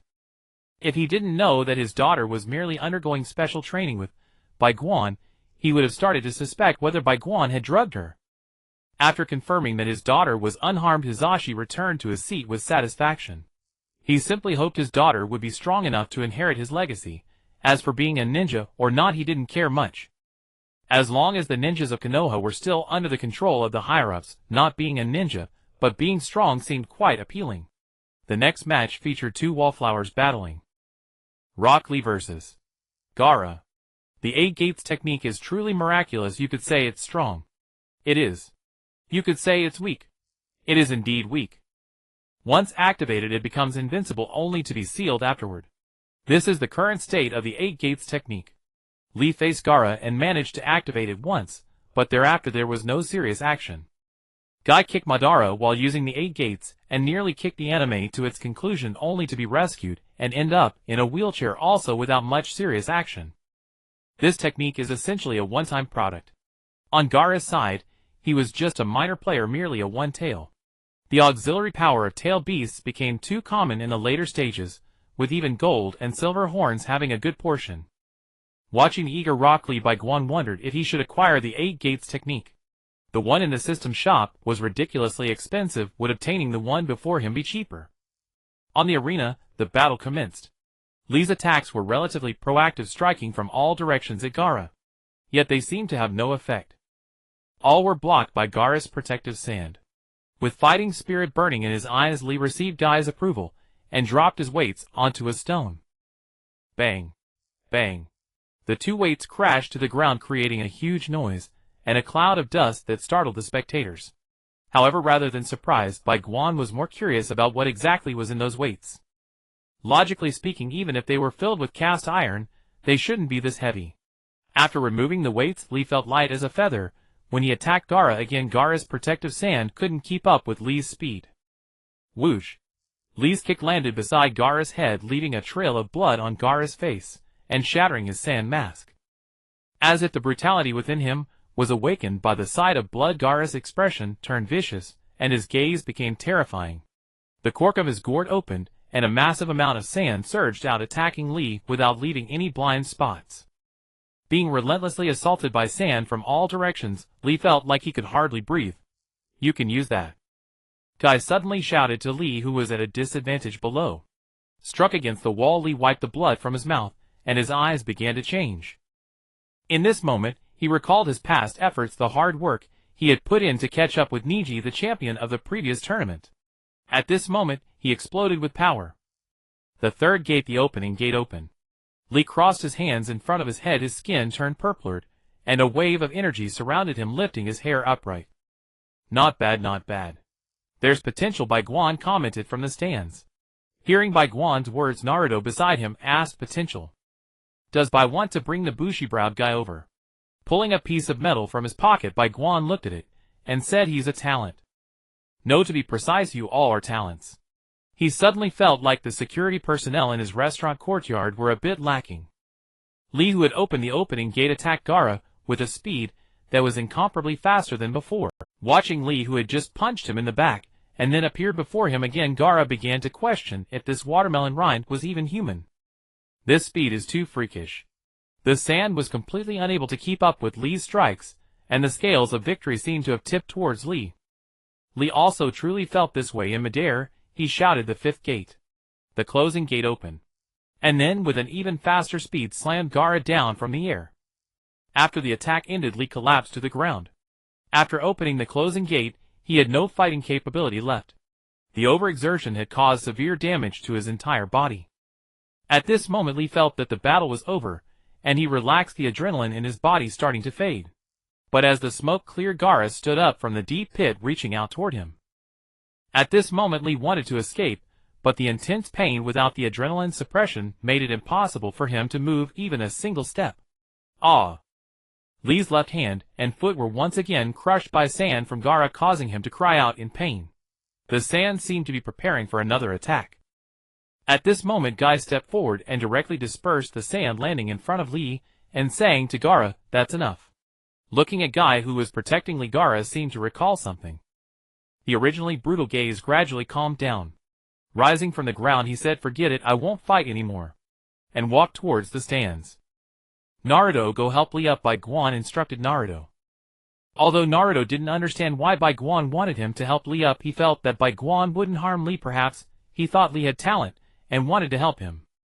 So he ran down, and as he passed by Gaara, Naruto gave him a smile and said, "I look forward to our battle."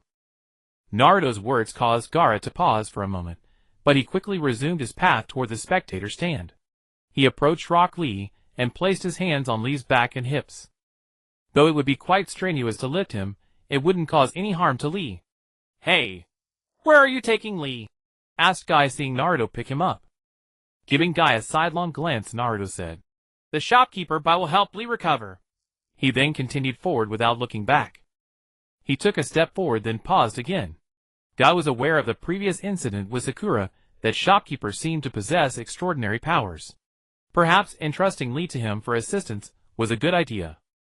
After all, the doctor had just said that Lee might not be able to become a ninja in the future. Instead of leaving him in the hospital, why not let Bai take a look at him? After Naruto carried Lee to the stand, Bai applied a talisman for life preservation, which he had obtained from Old Nine, and then he took Lee and guided Naruto and the others back to the restaurant. With the remaining match lacking excitement, it would be better to return early to plan Lee's upgrade strategy. Bai intended to transform Lee into a vigilant Lee, of course, not the gorilla type, but rather like Wolverine. Lee, who had no chakra and possessed an infinite fighting spirit, while mastering the 8 gates, was the perfect candidate for this experiment. Once transformed into vigilant Lee, he would be able to freely open the 8 gates. At that time, he could confront anyone with "Death Gate open," who wouldn't be afraid. Inside the restaurant, Bai dropped Lee into a coffin filled with nutritional fluid. Inside the coffin, numerous mechanical arms emerged, each equipped with needles. Bai had called Tony to find this equipment, which had been salvaged from the laboratory where Wolverine was modified. Though there were more painless methods, such as directly using an energy conversion gun to transform adamantium into Lee's bones, Bai still wanted to see the will of this ordinary person. In the entire Naruto universe, no one was as inspiring as Lee, who lacked the innate talent for ninjutsu, and even the chakra a ninja should possess. Fortunately, he met Guy, who also had no talent and very little chakra. In the end, he relied on sheer willpower to secure a spot among the Konoha 12. From today's situation, it was evident that Lee's will was incredibly strong. Despite multiple severe injuries, he managed to open the 5th gate, and even when attacked by Gaara, he still found the strength to evade. It's worth noting that even the strong-willed Wolverine, before his transformation, would have been immobilized by severe injuries. Returning to the matter at hand, Bai pressed the button. The scorching adamantium solution was injected into Lee's body. The previously unconscious Lee was awakened by the intense pain. "If you want to become stronger than Gaara, stronger than Neji, then you must endure. Even while opening the 8 gates, you must hold on," Bai said coldly. "If I don't hold on, I'll die from the pain." Lee thought frantically, as his face contorted with agony. Time passed second by second, yet Li remained steadfast in the nutritional fluid. Bai's encouragement became Li's greatest motivation. He resolved to become stronger than Neji. Stronger than Gaara. I want to be stronger than everyone. This belief kept Li going, and without him realizing it, he had opened the sixth gate, the View Gate. Due to the significant damage to Li's bones, the amount of adamantium injected had already exceeded that of Wolverine during his transformation. A substantial amount of adamantium solution turned Li's body red, also influenced by the 8 gates. The nutritional fluid bubbled vigorously, and Li managed to open the 7th gate, the Shock Gate. It seemed he was just a breath away, yet the infusion of adamantium solution was only a trickle. Seeing this, Bai pressed the manual operation button and reopened the valve for the adamantium solution. He even widened the needle's diameter. Li, who had just relaxed a bit, was overwhelmed by an even more intense pain and fainted. However, his body instinctively opened the 8th gate, the Death Gate. Seeing this, Bai finally stopped the infusion of the adamantium solution. After halting the infusion, the temperature of the adamantium began to gradually decrease, yet it continued to fuse with Li's body at a rapid pace. Li, who had instinctively opened the Death Gate, began to slow his breathing. When the adamantium solution fully integrated with him, Li exited the state of the 8 gates. However, he did not exit the 8-gate state completely, but maintained the state of the 3rd gate. His body no longer emitted excessive heat that caused moisture loss. His skin was only slightly redder than that of an ordinary person. As Li lay in the nutritional fluid, his condition gradually stabilized, prompting Bai to remove the machine that injected the adamantium solution. Using his enhanced vision, Bai examined the internal condition of Li's body, and discovered that the adamantium solution originally directed toward his bones had been redirected by Li's 8-gate state to his entire body, including his muscles, and some large blood vessels. Unlike his bones, the tendons and blood vessels infused with adamantium seemed to respond differently. Rather than the hardness exhibited by the adamantium bones, the toughness was more pronounced in the tendons and blood vessels. Unlike Wolverine, Li did not possess the thick-blooded mutant talent, but the sustained 8-gate state provided him with similar effects. For example, when the muscles in his hand tore, stronger muscles would grow from both ends to reconnect the torn muscle. This infinite evolution rule is similar to that of Bai and Saitama, yet different. Bai and Saitama directly broke the shackles of the human body, while Li merely created a hole in the shackles. This allowed his body to grow through that hole. However, overall, no matter how humans break the shackles, they will gain this ability for infinite growth. No wonder the gods would impose shackles on humanity. If left unchecked, it wouldn't be long before the gods were overthrown. But how did they manage to shackle the vast majority of humanity across different worlds? So far in the worlds Bai has connected to, except for the one where Shaoji resides, humanity seems to be unshackled. All other humans are shackled. Bai gazed thoughtfully at the recovering Li in the nutritional fluid. Tomorrow's update: I went on a trip, walked 8 hours on a mountain road just to see a muddy pond. My body is exhausted. Is the shackle of humanity an inherent defect of the human race, or is it a constraint imposed by some deity or a powerful civilization? This question troubled Bai Guan deeply. Even though he had already broken the shackles of humanity, with the help of the system, he remained profoundly concerned. After all, the system's assistance was not his own power. What if the shackles it removed were merely one small part of a much larger imprisonment? Just like Saitama and Li, after receiving the adamantium solution, even though they both unlocked their shackles, the conditions for their power growth were entirely different from Bai Guan's. Thus Bai Guan had to remain cautious of the system. However, these matters were still too distant. Even if he truly uncovered the truth now, he would likely face endless pursuit or instant annihilation. Watching Shaoli gradually stabilize, Bai Guan turned and headed to the kitchen. Improving strength was paramount. The next day, Shaoli awoke from the nutrient solution, feeling an overwhelming surge of power throughout his body. This power was the same as the energy transmitted through his body when he opened the 8 gates, but unlike that technique, it placed no burden on his physique. At this moment, Shaoli felt that if he encountered Gaara again, he could defeat him instantly. "You're awake!" Naruto, who had been hiding under the coffin, suddenly popped his head out and said, "Whoa!" Shaoli was startled. Seeing his exaggerated reaction, Naruto picked his nose disdainfully and said, "I came all the way to check on your recovery, and this is how you react. I should have just left you alone." Sorry. It's just that you appeared so suddenly that I couldn't help it." Xiao Li frantically bowed and apologized to Naruto. Never mind. Boss Bai said that if you woke up you should go to the outer courtyard for testing, Naruto said helplessly. The power added to Xiao Li by this transformation was so immense that it could easily lead to a loss of control. Moreover, Xiao Li's normal state of the third gate had to be altered at least so that others wouldn't instantly recognize it. Now, Bai Guan had deliberately revealed a portion of the restaurant's strength for future plans, making Konoha see it as a formidable, but non-threatening force. If Xiao Li displayed too much power, it would increase the restaurant's perceived threat in Konoha's eyes, and also ignite their greed. After all, years ago, when Might Dai opened the 8th gate and scattered the 7 ninja swordsmen of the mist, Konoha conducted extensive research on this unique taijutsu. But in the end, very few ninjas could master the 8 gates. Even those who could only open the first gate, or at most the second. Kakashi, for instance, was one of the few Konoha ninjas who could use the 8 gates, but he could only open up to the second gate and could progress no further. While the first and second gates do enhance the body, it is only after opening the third gate that a significant change occurs. If Xiao Li revealed his normal third gate, he would only invite endless suspicion and research from Konoha. Moreover, conflict between the restaurant and Konoha was inevitable. Bai Guan still planned to recruit the 12 strong as the restaurant's security. In short, this would be detrimental to both Xiao Li and the restaurant. Keeping Xiao Li at the restaurant currently had many benefits. After the adamantium injection, his recovery ability was extraordinary, and he grew stronger with each fight, an ideal sparring partner. Goku and Krillin were getting bored of fighting each other daily. Throwing Xiao Li into the mix might yield some pleasant surprises. It would also provide Bai Guan with accurate data on the effects of adamantium solution modification. Outer Courtyard Training Ground. Watching Goku and Hinata sparring at full power, Xiao Li's jaw dropped. He could barely keep up with their speed, and maybe he could match their strength. But the techniques displayed in their attacks were far superior to his own. At the same starting point, Xiao Li felt he had no chance against either Goku or Hinata. Oh! Such amazing techniques! Xiao Li, utterly captivated, couldn't help but shout. Suddenly a hand landed on his shoulder. Want to learn? Bai Guan said, patting him. Turning around, Xiao Li's eyes held a hint of sadness. I do! But I already have a teacher.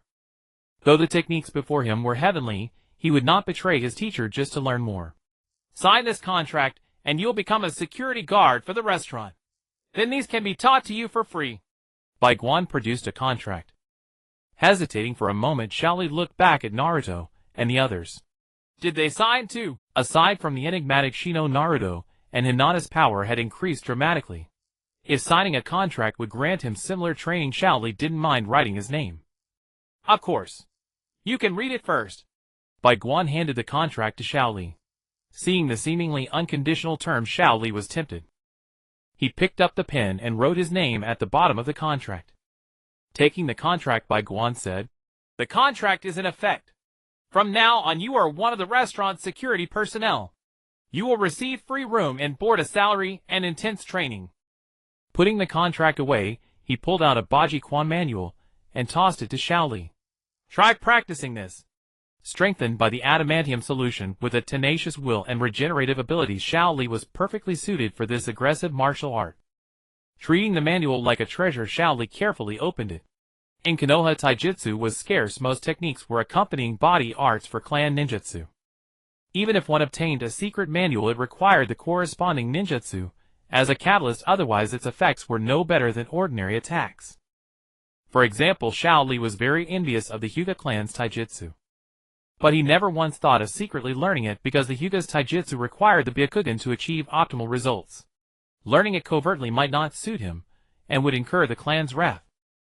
But today, watching Hinata and Goku spar, Xiao Li knew this was true technique. No matching requirements, pure, simple, and brutal.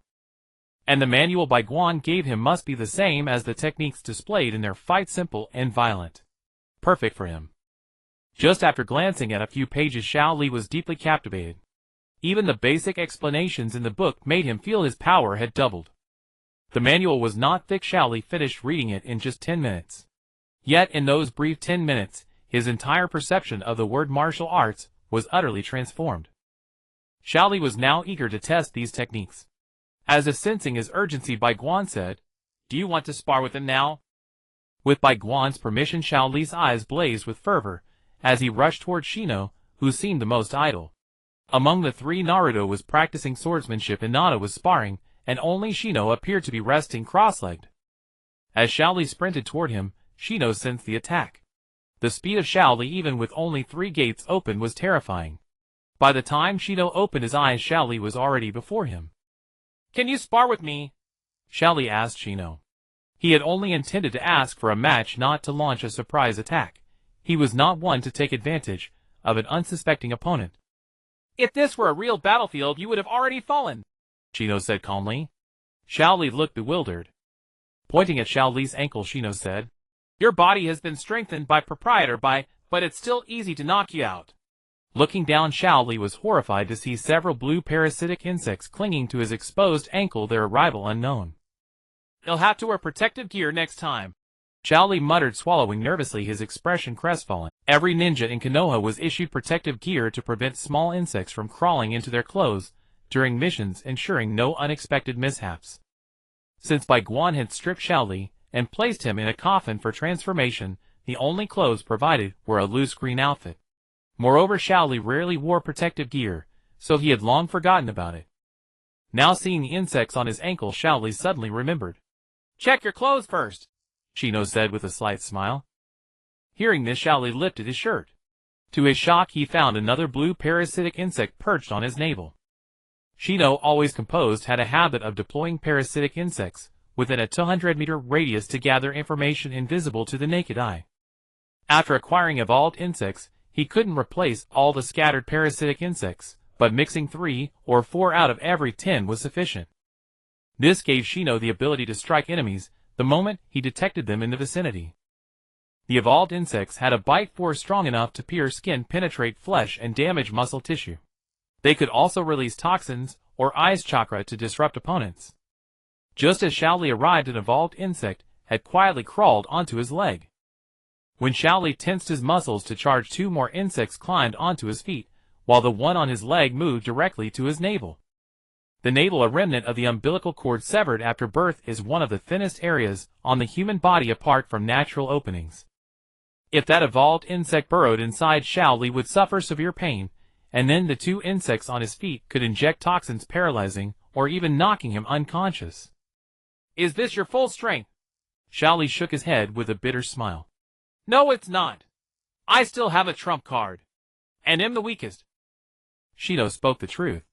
Among the trio, compared to Hinata, who had mastered the multiple Shadow Fist, Kamehameha, Byakugan, pressure point techniques, and numerous martial arts, and Naruto, who wielded swordsmanship, ninjutsu, and sealing arts, Shino was indeed the weakest.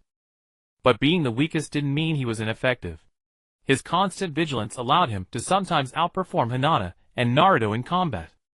Xiaoli was stunned and abandoned his challenge to the other 2. Useless. He had already lost before even starting against the weakest Shino. How badly would he be beaten by the other 2? Bai Guan, watching from a distance, shook his head. This watermelon-head kid was still too impulsive. But with adamantium and the 8 gates, after more training, he could become a formidable tank, charging forward mindlessly. He casually conjured a dummy for Xiaoli to practice on. Every strike Xiaoli made was transmitted to the dummy, and then relayed to the science team. Tony was very interested in Xiaoli, who had also been infused with adamantium, and left the task of restoring Xiaoli to normal to him. At that moment, Bai Guan felt he was like Shikamaru, not fond of trouble. In the afternoon, Minato and Kushina came to relieve Jintoki and teach Naruto. But unlike usual, they immediately pulled Naruto aside and said solemnly, "Naruto, there are some truths you should know." Bai Guan planned to strike against Danzo, and there was no longer any need to hide Naruto's origins. He had already agreed to let Minato and Kushina reveal the truth to Naruto, reuniting the family. What is it, Minato-sensei?" Through their recent interactions, Naruto had changed his address from 4th Hokage-sensei to Minato-sensei. "You should call me Dad," Minato said with a sweet, gentle smile. Minato's words struck like a thunderbolt. Naruto froze, stepped back, and said incredulously, No, my parents died long ago. And I see you as a teacher, but you want to be my dad." Minato and Kushina sighed and explained the whole story to Naruto. By the end of the explanation, Naruto's face was streaked with tears. Kushina stepped forward and embraced him. Naruto didn't resist savoring the long-lost maternal love. Oh, you've already told him. I thought I'd have to wait a few more days, Bai Guan said as he approached. Hearing Bai Guan's voice, Naruto broke free from Kushina's embrace and charged at him. With tears in his eyes, he ran and shouted, "Why didn't you tell me sooner?" But when he reached Bai Guan, he stopped his attack. Instead, he hugged Bai Guan and wept loudly. "Thank you." The emotions he couldn't release with Minato and Kushina poured out freely in Bai Guan's presence. Bai Guan patted Naruto's head and said, "I'm not your dad. Go hug your dad." He then lifted Naruto and tossed him to Minato. That evening, the family of three enjoyed a meal savoring the unique happiness of family. However, in the kitchen, Bai Guan received a request from Master Roshi. The World Martial Arts Tournament has begun. Master Roshi invites the restaurant's members to the Dragon Ball world to participate. Seeing this message, Bai Guan stroked his chin and smiled. The martial arts tournament would be far more interesting than the Chunin exam. A side quest has been activated: participate in the World Martial Arts Tournament and win the championship. Requirement: all guests and restaurant staff must participate. Reward: the subsystem for guests from other realms will successfully upgrade in advance. Looking at the sudden side quest, Bai Guan couldn't help but smile. Since the last upgrade of the otherworldly guest system, there had been no news, and Bai Guan thought that the subsystem might have malfunctioned. Unexpectedly, it reappeared in such a manner. However, it's not bad. Since the last time he cleared out the aliens with a single punch, there hasn't been any content from other worlds for a long time. One reason is the cost of travel, and the other is the safety issues after crossing over. Only a few people in the entire restaurant can freely travel to other worlds. This time, the system's task covers all travel expenses for everyone, and Bai Guan anticipates that this will be an unprecedented grand event. In the chat group, Bai Guan announced, "I have good news for everyone. The Dragon Ball world, which is Master Rose's realm, will host a World Martial Arts Tournament, and I will cover all travel expenses for the participants." He hoped everyone would actively sign up. His words shocked everyone. The high cost of traveling to other worlds is well known among them. By saying he would cover all travel expenses, Bai Guan expressed his hope that everyone would participate. Moreover, this is a martial arts tournament, which means a grand showdown of the restaurant's strength. Those who wish to sign up can privately message me with a list of attendees, Bai Guan said. Shortly after, his ears were filled with the sounds of private messages. After a while, Bai Guan began to compile the list. Everyone from the restaurant had signed up, which was expected. After all, even those ordinary people from back then have significantly improved their strength due to the influence of various otherworldly cultures. For example, Sha Wu, although the world doesn't have spiritual energy that would allow her to learn supernatural powers, she has been equipped with a substantial amount of gear provided by the backup science team. For instance, Zhang Wei, compared to the ordinary Sha Wu from his original world, has experienced a much faster growth in strength while in the peculiar world. Zhang Wei has now mastered martial arts, ninjutsu, and magic, albeit at an entry level. Yet with the gear from the science team, his strength remains formidable. After finalizing the list, Bai Guan issued some rules. During the martial arts tournament, no items provided by the science team are allowed. Only technology from your own world may be used. Direct killing is not permitted. If it results in another's death, the resurrection fee must be paid. The top 10 in the competition will receive world currency as a reward. During the martial arts tournament, you cannot leave the Dragon Ball world, so please prepare your personal belongings. We will depart at midnight tonight. As things have developed, the cost of resurrecting someone is actually not that high now. The complexity of resurrecting Kushina and Minato was simply due to Bai Guan's high demands. Other resurrection methods may not achieve the high standards of Minato and Kushina's bodies, but they can still retain some degree of integrity. Of course, one can pay extra to resurrect someone with a body similar to Minato or Kushina. Initially, the World Martial Arts Tournament in the Dragon Ball world had a relatively low profile. To put it simply, it was funded by a big boss, who had a keen interest in martial arts, who sent out invitations to the martial arts community. The arena was quite small, far inferior to Satan's fighting tournament. This is also why Satan could gain so much admiration from ordinary people during the mid to late stages, because compared to the likes of Goku and Krillin, who were only known to martial artists, Satan's fame was considerably higher. Additionally, Satan appeared to care little about Goku's group saving the world, which made him somewhat shameless.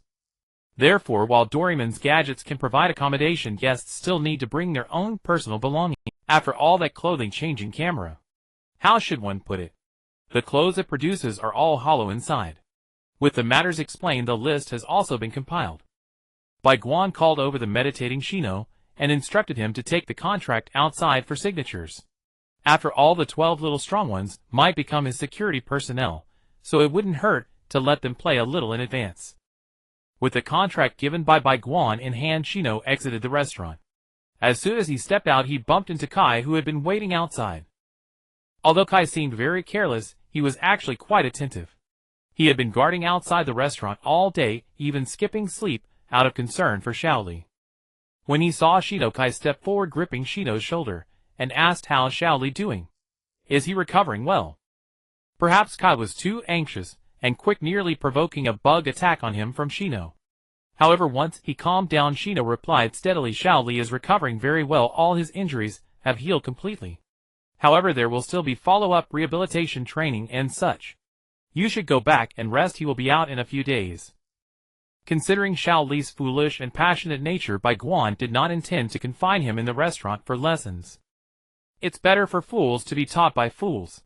Kai scrutinized Shino, trying to see if he was lying through his sunglasses. But Shino was wearing sunglasses. "Alright, make sure to notify me immediately when Shaoli is out," Kai said, deflated. He then walked toward his home, feeling a bit sleep-deprived. Watching Kai leave, Shino headed in another direction. Before Shino could move, the bugs had already scuttled off in various directions to find others. The path Shino chose led to Sasuke's trio. Shino chose this route because he believed that convincing Sasuke and his companions, who had fought alongside him, would be easier. Although he did not mind trouble, it didn't mean he liked it. Moreover, Bai Guan had called him out to persuade others to sign contracts for a reward of 1,000 world currency per person. It's worth noting that the three of them in the restaurant received only 1,000 world currency as their weekly allowance. Even a decent meal would require saving up a bit. Until 11:40 tonight, every person he could persuade counted. Arriving at Sasuke's location, he found Sasuke training hard for the upcoming finals. Nearby, the eliminated Yara and Sakura were acting as Sasuke's sparring partners. Upon noticing Shino, the three paused. Walking up to Sasuke, Shino raised the contract to get his attention. "This is a contract from Bai, and once signed, you will become part of the restaurant's security personnel and gain access to the restaurant's training." As Sasuke gazed at the seemingly unreasonable demands outlined in the contract, his mind drifted back to the remarkable performances of Naruto, Hinata, and Shino. Sasuke gritted his teeth tighter, his grip on the pen becoming increasingly firm. "Ow! What an unfair treaty!" Kakashi suddenly appeared and snatched the contract from Sasuke's hands. "Look, it even states that after signing one must serve the restaurant for life whenever required. Tis, this isn't signing a contract, it's practically selling oneself." Pointing at the conditions above, Kakashi exaggeratedly remarked to Shino. Watching Kakashi's theatrical performance, Shino pulled out another contract. This contract was specially prepared for Kakashi, a stable supply contract. After signing, Kakashi would gain permanent rights to a steady supply of cola, and the restaurant would only provide cola to him. The conditions were the same as those in Sasuke's contract, except it had transformed from a security personnel contract into an agency contract. Upon seeing the agency contract, Kakashi's eyes instantly took on a crescent shape. He coughed twice after taking the contract from Shino and said, "Ahem, actually, this contract has many benefits. Look at this clause, you shall not cause significant harm to the restaurant. It's clear that this is impossible. How could one cause harm after signing a contract?" As he spoke, Kakashi took out a pen and signed his name. In Kakashi's view, what could this flimsy contract possibly restrict? What Kakashi understood was that ordinary contracts often rely on a middle manager to ensure compliance, while the restaurant's contract had the restaurant itself supervising compliance. It could even force one party to execute the contract if necessary, and as for which party, well, it wouldn't be the restaurant that benefits. With Kakashi leading the way, Sasuke also signed his name. Recklessly, he asked his signing would make him stronger than Naruto before putting pen to paper. Sakura, however, needed to discuss it with her family first. Regarding the issue with teeth, Shino's response was, "As long as you work harder than him, you can surpass him." Such words ignited a fighting spirit in Inuzuka Kiba. How could the proud Inuzuka Kiba possibly be inferior to that blonde-haired underachiever? Having resolved one team, Shino walked towards the other teams. After some inquiries, Niji, spurred on by Hinata, signed the contract. While being alone in Konoha, he eagerly sought a powerful force to rely on, thus also signed the contract. Inuzuka, Narawa, and Akimichi, like Sakura, chose to consult with their families. However, just as the three prepared to head home, they encountered the old Inuzuka and Akimichi gang who had come to eat. After some thought, Shikaku took the lead in agreeing.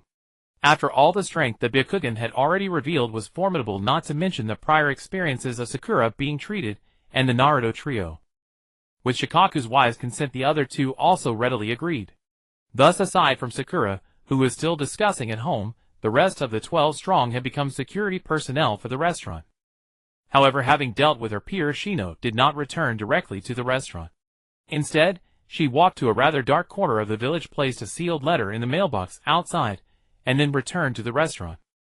Not long after, Sakura also signed the contract. Upon learning that the restaurant wished to sign a contract with Sakura, her father readily agreed. After all, the restaurant was the one who cured his precious daughter. That night, everyone in the restaurant was fully equipped, waiting for the time to come. The first 10 rewards offered by Byakugan were quite substantial, which motivated everyone greatly. Naturally, there were some who didn't care. At that moment, Jintoki was hiding from the harem group, drinking in a dark corner of the restaurant. Ever since those women confirmed their order, whenever Jintoki returned to the Gintama world, they would frantically try to drag him into marriage. Last time he returned, he was knocked out and tied back to the ninja headquarters by Shobu. If it weren't for Jintoki using the pleasure whip as bait, he might have been bound until the wedding was over. Fortunately, he relied on his strong physical condition and the tools acquired from Big Grey Wolf, otherwise Jintoki would have fallen into the grave of marriage. Now Jintoki didn't dare return to the Gintama world, let alone face those harem groups directly. You really have such a miserable life. The nearby Shizuku teased.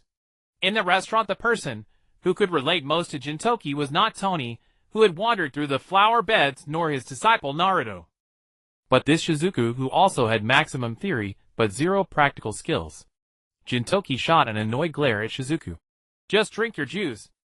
You haven't even resolved your issues with your brother. This left Shizuku blushing. She had never mentioned her feelings for her brother Masamune to anyone. Yet Jintoki, that sly guy, could discern this matter just from her words and actions. He even used it to threaten her into buying him drinks. What a bad guy. Blushing, Shizuku kicked Jintoki, and then distanced herself from him. Now she wanted to stay away from that bad guy. Hey, you're not doing so great either. At that moment, Tony wobbled over to Jintoki. Unlike Jintoki, today was Tony's 3,600th time confessing to Pepper. Yet Pepper still acted as if she didn't care about him. It's just that there's a lady accompanying me every day. Just some fashionable women. Why should Pepper refuse me? Who am I? I am Iron Man Stark. I am a member of the science backup team. I am the greatest scientist of our time. Why should she? The drunken Tony buzzed in Jintoki's ear. Good bro, you must have gone through the same troubles as I have. Good bro. As he spoke, Tony patted Jintoki's shoulder. Jintoki shrugged Tony's hand off his shoulder disdainfully and said, Pa. Old playboy. Who the hell is like you? But Tony was still talking to himself, and before long he leaned on Jintoki's shoulder and fell asleep. Outside, besides the fully equipped guests, there were also the stunned little strong ones. They had just signed the contract today, and were suddenly woken up violently late at night, brought here for some special training. They came over in their pajamas, utterly bewildered. Once they arrived, they found the surrounding crowd filled with odd individuals, all wearing bizarre equipment. Everyone seemed ready for something, and they stared at the newcomers as they entered, making them feel quite uneasy. Pointing at the surrounding guests, Shikamaru asked Naruto, Hey Naruto, what's going on? Who are these people? I've never seen them in the village before. And what are those things they are wearing? Tonight it was Naruto who had come to wake them up. Them.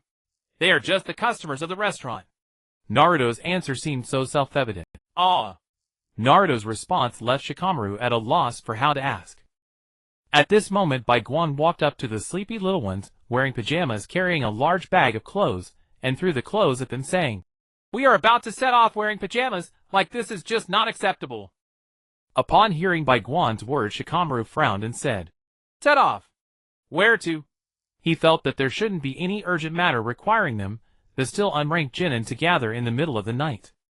If you don't want to wear them, we'll take them back. Instead of directly answering Shikamaru's question, Bai Guan threatened him. As a smart person, Shikamaru realized he was in deep trouble. Nevertheless, he obediently put on the clothes.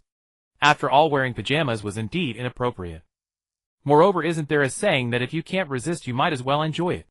These clothes were all custom designed by Bai Guan's quirky sense of humor, each with a very different style. Compared to their previous outfits, the Sista customized clothing fit them perfectly, and allowed for complete freedom of movement. Most importantly, they looked quite good. After putting them on, everyone started to like this outfit. As the clock struck 12, Bai Guan shouted, Time's up! Then everyone in the restaurant, whether they were drinking inside like Jintoki and Tony, or those outside organizing equipment, vanished in an instant from the world of Naruto. In the Dragon Ball world in the city of West City, a relatively remote suburb, the group appeared here. A completely different atmosphere, and entirely different world rules surged against their bodies upon their arrival. However, most of the world rules colliding against them were blocked by a mysterious power, for this was the time for the system's mission. Compared to the other guests, who already had experience in traversing worlds, the newcomers displayed considerable discomfort. The air in the Dragon Ball world was still lacking compared to that of the Naruto world. Of course, this was in Konoha. What place is this? Why does it feel uncomfortable to breathe? Sakura complained after coughing a couple of times. I'm not sure what this place is, but we should definitely no longer be in Konoha, Sasuke said after carefully observing the surroundings. Nodding at Sasuke, Naruto explained, That's right, not only are we no longer in Konoha, we aren't even in the world we were in before. This is a new world, a completely different world. Naruto's words left the little ones in shock, though most were still in disbelief. After all, they had only gone as far as the neighboring countries for missions, and not being in Konoha was already far enough, let alone leaving their own world entirely. Alright, the World Martial Arts Tournament will officially start registration at 9 o'clock tomorrow morning. Let's rest and gather our strength tonight. Seeing that it was night after arriving here, Bai Guan spoke while pulling out several tree stumps and placing them on the ground. He originally thought there might be a time difference. Then the little ones widened their eyes as they watched guests jump down from the tree stumps. Is this magic? Ino exclaimed in astonishment. Without explanation, Naruto led them directly to a tree stump. A room created from a tree stump could actually accommodate quite a few people. But mainly because this time everyone from the restaurant was deployed, even including related auxiliary personnel. That's why several tree stumps were used. The tree stump in front of them was the residence for restaurant staff, the tech team, low-power personnel, and security personnel. Naruto took the lead, leaped in front of the tree stump and jumped down. Then came Hinata and Shino. The Sasuke trio, thinking for less than 5 seconds, also jumped down. Lying on the tree stump, Neji activated his Byakugan, hoping to see something different. But looking through other than having better visibility, to see the corners below the tree stump, he found nothing else. Passion! Suddenly Lee's eyes sparkled with fire as he jumped down. With Lee's lead, the others swallowed hard and bravely jumped down as well. The opening of the tree stump looked quite narrow, but it seemed that no matter what action or posture was taken, there wouldn't be any sense of crowding. It was always just right. After sliding back and forth in the tree stump for about 20 seconds, a bright hall appeared before everyone. At this moment, Naruto, Sasuke, and the 6 others had already been waiting below for a long time. When they saw them come down, Naruto pointed to a hole on the left front and said, There are 12 rooms in total along this line, and the layout of each room is the same. You can choose whichever room you want. Before the others could ask, he dashed into the hole first. Naturally, the others, having learned from the earlier experience, followed closely behind Naruto. Sure enough, upon entering there was a room. Rather than a room, it was more like a hallway, as there was still a door separating them. In fact, this item was originally designed without such a hallway or door. But Bai Guan, considering privacy issues, had Doraemon take it back for improvements. After all, Bai Guan was now one of Doraemon's future world partners in this different world. And Doraemon was the intermediary. I'll take this first room. You all can choose later. Shikamaru stepped forward and knocked on the door of the room, speaking to the others. Why did Shikamaru choose this first room? It was simply because he felt it would be a hassle to turn around repeatedly in the rooms further inside. Once Shikamaru confirmed his room, the others also went inside to confirm theirs. At night, aside from Naruto's group, the other little ones did not sleep well. Everything experienced that night was very brief and felt incredibly surreal. Woken from their sleep, they found themselves in a restaurant filled with strange guests. Then, in an instant, they left Konoha, and were no longer in their original world. They encountered the marvelous tree stump house, and all of this felt like a dream. Tossing and turning in bed, unable to sleep, Sasuke jumped down from his bed. He left the room, and headed towards the tree stump on the left. He remembered that Naruto's room was just 2 rooms down to the left. Originally it was directly next door, but Sakura and Ino had been bickering over the remaining room closer to Sasuke, forcing Naruto to give it up. Bang. Bang. Bang. Sasuke knocked on the door with greater force. From inside, Naruto mumbled, "Who is it?" "It's late, and we have a match tomorrow." Sleepily, Naruto opened the door, and found it was Sasuke, which instantly energized him. "Sasuke, what's up?" Sasuke pulled Naruto into the room, and closed the door behind them. Hey. Don't do that. I don't have that kind of preference." Being dragged by Sasuke, Naruto shouted. Bang. Sasuke threw a punch at Naruto's head. Finally quieting down, Naruto sat across from Sasuke, who said, "I have something to ask you." Rubbing the bump on his head, Naruto joked, "No, I don't like you." Bang. Naruto got another bump on his head. "Can you be a little more serious?" Even the usually calm Sasuke was agitated by Naruto's words. Who runs to someone else's room in the middle of the night, and drags them in without saying a word? Touching his head, Naruto complained about Sasuke's behavior. "I'll just ask Shino instead." Sasuke stood up and turned to leave. "Hey. Don't go. Just say what you need to." Naruto finally became serious. After a moment of contemplation, Sasuke voiced all his doubts. "Will the contract we signed restrict our future? Can we become stronger afterward? What exactly is this restaurant? I want answer the first 2 questions, but the answer is yes. It's like asking a waiter if their food is good. As for what the restaurant is like, I can only tell you that it transcends Konoha, and even the entire world." Naruto responded, stroking his chin. With the answers to his questions, Sasuke stood up to leave. He felt that if he stayed with Naruto any longer, his reputation might be tarnished. How could he elevate the Uchiha clan like that? "Don't go. I still have some snacks. We should celebrate." Naruto's voice behind him made Sasuke even more determined to leave. The next morning, the restaurant's guests were already up early preparing outside. They felt quite nervous, as their opponents could be the other patrons of the restaurant. Hokage also got up early, but not to warm up. He was busy cooking. Breaking free from constraints allowed Hokage to maintain peak condition at all times, so he didn't need to warm up. However, the source of Hokage's power ultimately came from world currency, so earning world currency is the way to go. He placed another new stump and set it as the restaurant's position. The system began to decorate the space within the stump. Taking advantage of this time, Hokage went to resolve some matters. The arena for the World Martial Arts Tournament was too small. It might have sufficed in the original plot during the early stages. But now, facing the various enhanced patrons of the restaurant, this arena was simply too small. He took out a piece of edamen metal, and used an energy conversion gun to place it on the ground, first converting it into pure energy, then reconverting it into an arena. A large area arena with extremely high hardness appeared. He went to the original arena's location, disassembled the old arena, and installed it on the new one. The new arena directly replaced the old one. After all this, it was already 9 o'clock, and the guests had been waiting in line since last night. The staff responsible for filling out the information was bewildered.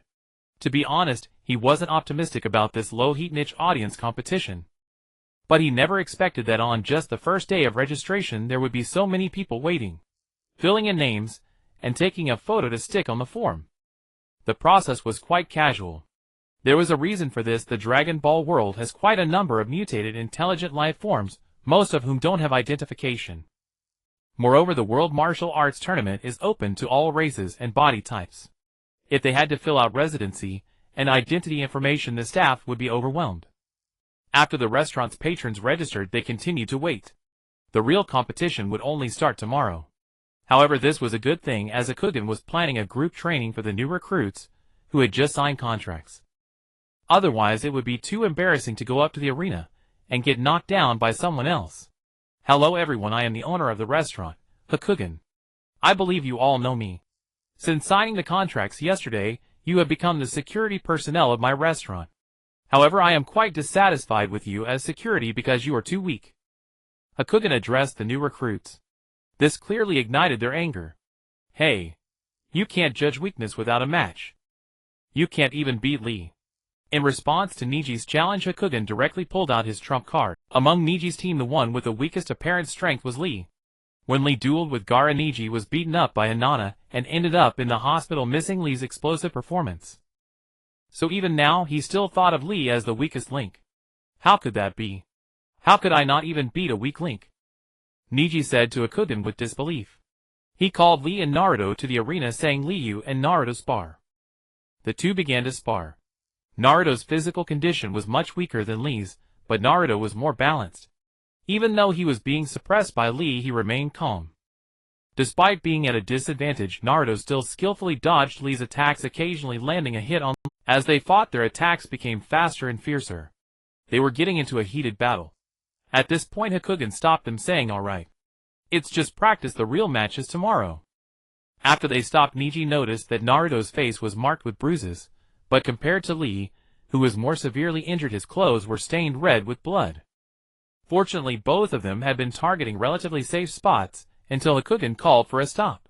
Although Naruto had bruises, they were on thick-skinned meaty areas, while Lee had multiple small wounds all over due to bleeding, but they were all in similar thick-skinned areas. The wounds were very small. The reason Lee was bleeding was simply because there were too many of them. Within 3 minutes after stopping, their injuries began to recover rapidly. Lee's wounds visibly healed at a rapid pace, and the newly grown muscles seemed even stronger. On Naruto's side, the slight red chakra caused his bruises to fade quickly. Niji estimated in his heart that if he faced these two, his chances of winning wouldn't exceed 30%, and that was considering both still had their trump cards. A sense of helplessness and defeat surged from within. With a firm grip, Ning's gaze towards Bai Guan shifted. If before he merely thought Bai Guan was impressive, now he felt a deep respect for him. Why respect him? Didn't he see how those two stragglers became more impressive after boarding Bai Guan's ship? I, who was the top of the previous generation, have a bright future ahead. Please, teacher Bai, guide us. Ning's eyes suddenly knelt and shouted at Bai Guan. This left Bai Guan baffled. What was going on with this kid? Why was he kneeling all of a sudden? Bai Guan hastily helped Ning's up and said, "Don't worry, from the moment you signed that contract, you became part of my restaurant." This was actually said for all the little warriors present. After helping Ning's up, Bai Guan turned to the turtle sage and said, "Then Master Wutian, please begin today's devilish hellish training session." Upon hearing this, the little warriors felt a chill running from their feet up to their brains. It sounded terrifying. Devilish hellish training. Then please, owner Bai, step aside. I'm afraid you won't have the heart to watch them scream, the turtle sage said coldly. The little warriors swallowed nervously. Bai Guan left to return to the restaurant to cook, and the turtle sage began today's intense training. In truth, it was just a high-difficulty warm-up before the competition. After all, besides Naruto's trio and the modified Shaoli, the others were quite weak. Overly intense training could jeopardize tomorrow's match. Alright, training begins. First, form a line and run behind me. You cannot fall behind the person in front by more than 5 meters. If you do, you won't get lunch today, the turtle sage said with a big grin. Next to Naruto, Shikamaru clearly noticed Naruto's muscles tightening, and his expression began to look grim. Hey Naruto. Is it really that nerve-wracking to just run behind this old man? Shikamaru asked curiously. Naruto turned his head, and Shikamaru noticed cold sweat on Naruto's forehead. What do you know? The only ones who could keep up with Master Wutian are probably Hinata and Shaoli at least needs to open 2 gates. Later you run in front of me. If you get tired, I can push you. Then he turned to Sasuke and said, Sasuke, you run behind me. If you get tired, just grab hold of me. And you guys too. If you can't run anymore, grab onto the person in front, or let the ones behind you push. Naruto said to the others. This kind of training had already been done, when the turtle sage was in the restaurant courtyard. Although it was said that if they fell behind, they wouldn't get lunch, they could actually eat. But they had to exhaust all their strength before they could eat. Otherwise the turtle sage truly wouldn't allow them to have lunch. Naruto still remembered the first time they did this, when Ishino and Goku trailed behind the turtle sage. At first he and Shino could barely keep up, but as the speed increased, they fell behind. Thinking it wasn't a big deal to miss one lunch, he jogged slowly behind Shino. When Shino finally couldn't take it anymore and fainted, Naruto helped him to the side and continued jogging. After the run, they indeed just missed lunch, but there were still other events to come. And surprisingly, when Shino woke up after fainting, he managed to eat lunch and continued with the training. Only Naruto missed lunch and kept training, and the subsequent events nearly broke him. After several training sessions, Naruto discovered that if he ran with all his strength, he could still eat lunch even if he fell behind. But no matter how hard he ran, he felt he still had energy. A couple of days ago, after Minato and Kushina confessed to him, Naruto realized that the reason he had energy, no matter how he ran, was due to the nine tails in his belly continuously releasing chakra. But he couldn't catch up. He couldn't get exhausted, and every training session he failed and missed lunch. In the end, he had to add 10 times the weight to finally faint. But when he came here, Naruto didn't bring weights. This means that during this training session without added weight, he wouldn't faint, and he couldn't catch up. So Naruto called on others to hold on to him, or for him to push them. It was a different way to increase the burden.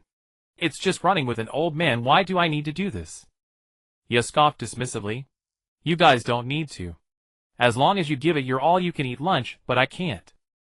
Naruto suddenly turned his head and shouted loudly at Ya. The turtle sage with squinting eyes shouted, it's about to start. Line up. The first in line behind the turtle sage was Hinata, followed by Shaoli, then Shikamaru, Naruto, Sasuke. He turned his head to see that everyone was lined up. The turtle sage loudly declared, ready. Go.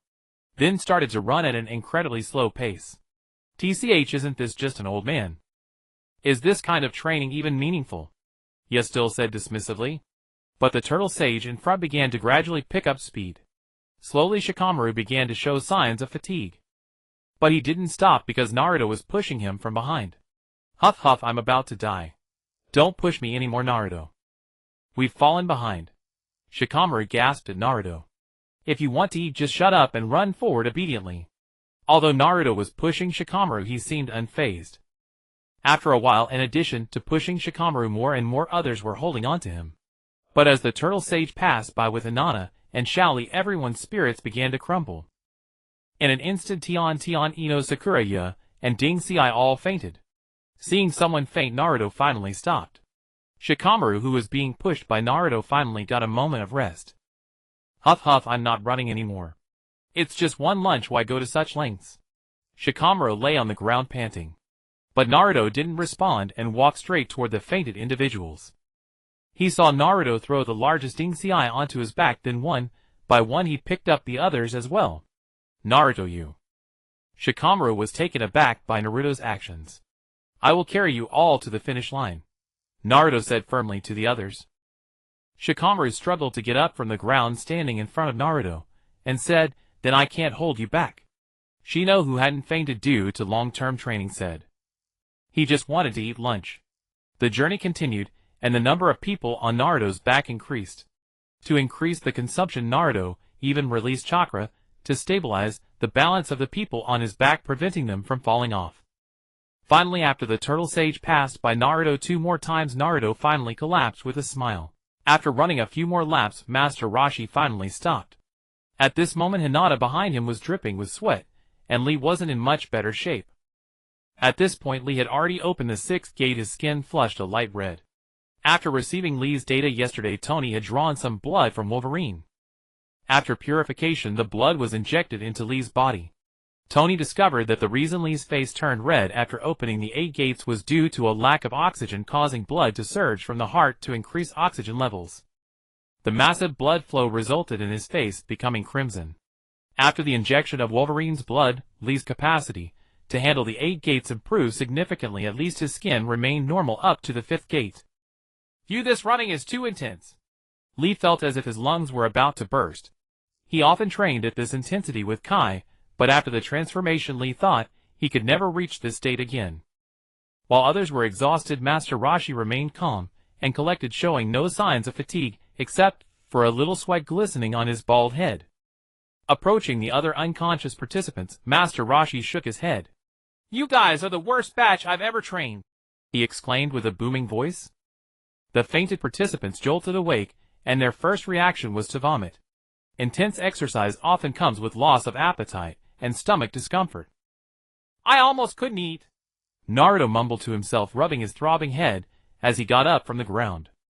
Master Roshi smirked, looking mockingly at Naruto, and said, "Actually, even if you hadn't fainted, you would still get lunch today."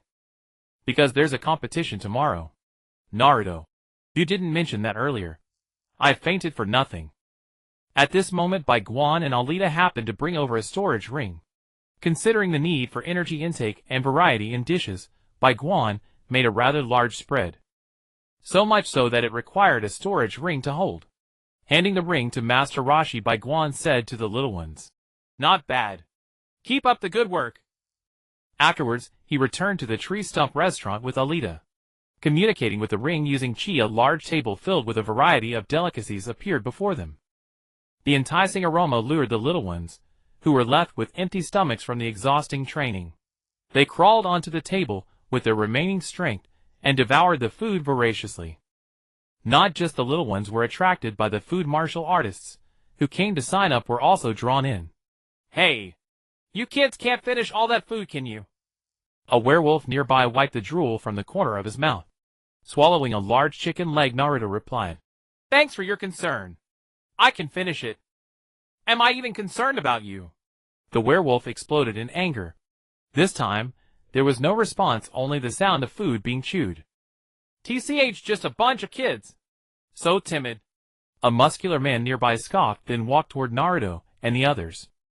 Standing next to Naruto, the muscular man growled, "Get lost, kid. This table of food belongs to me now." He then threw a punch at Naruto. Though the punch seemed light under the muscular man's weight, it could injure an ordinary child, knocking them out. Crash! The muscular man's fist aimed at Naruto suddenly hit the table instead, as Naruto had swiftly placed his hand on the man's head.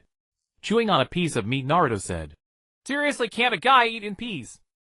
The impact of the muscular man hitting the table was loud, but the actual damage he received was minimal. However, once the muscular man realized what had happened, his face burned with pain, not only from the collision with the table, but also from the gazes of the martial artists around him who had come to watch. "Aw, kid, you're dead today." The muscular man's eyes blazed with fury as he pushed against the sides, trying to escape Naruto's grip on his head. Crash! Crash! Crash! The muscular man struggled, but every time he did, Naruto yanked his hair, making him go from a close encounter with the table to a rough encounter with the ground. At this moment, Naruto seemed to be venting his anger from being teased by Master Roshi, hitting harder and harder with each strike. Like someone crawling out from hell, Naruto chewed on a chunk of meat while repeatedly slamming the muscular man's head into the ground. "All right, Naruto, if you keep hitting him, well, finish all the food." Master Roshi stopped Naruto's continued assault. Of course, it wasn't because he felt pity for the muscular man. After all, his status as a martial arts god was earned through his own battles. The reason for stopping Naruto was that the food on the table was nearly finished. He lifted the muscular man from the ground and tossed him towards the martial artists who had just been watching. Some martial artists kindly helped the muscular man up, but as soon as he stood, they recoiled in fright. Naruto continued to slam his head repeatedly against the ground, leaving the man's face completely deformed. His nose was crooked and his face was covered in blood. Now no one dared to disturb the little ones who were eating. Even some confident martial artists refrained from intervening. They might have thought they could defeat Naruto if they tried, but they chose not to. If Naruto and the others were weaklings, then bullying them would be inconsequential, but clearly they were not. Naruto and his friends were not weak.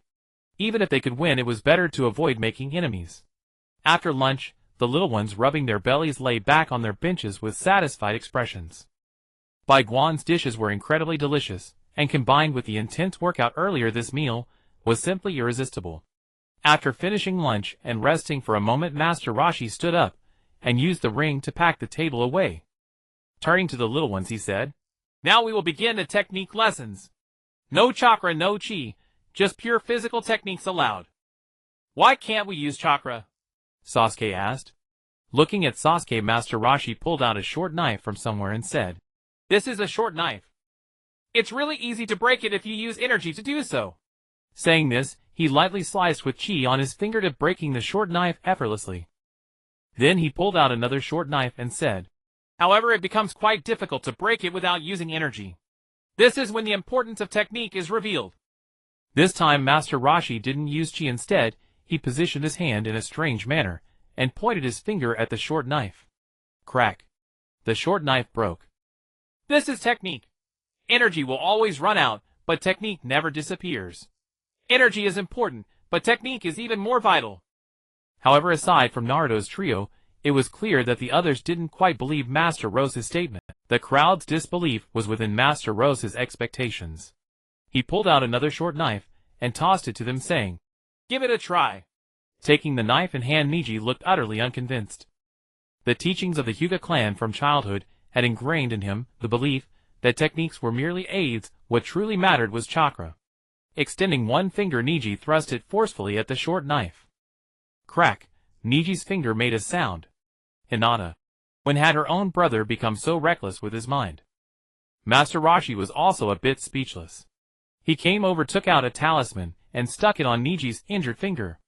This was a collaborative side business between Ninth Uncle and Aqua.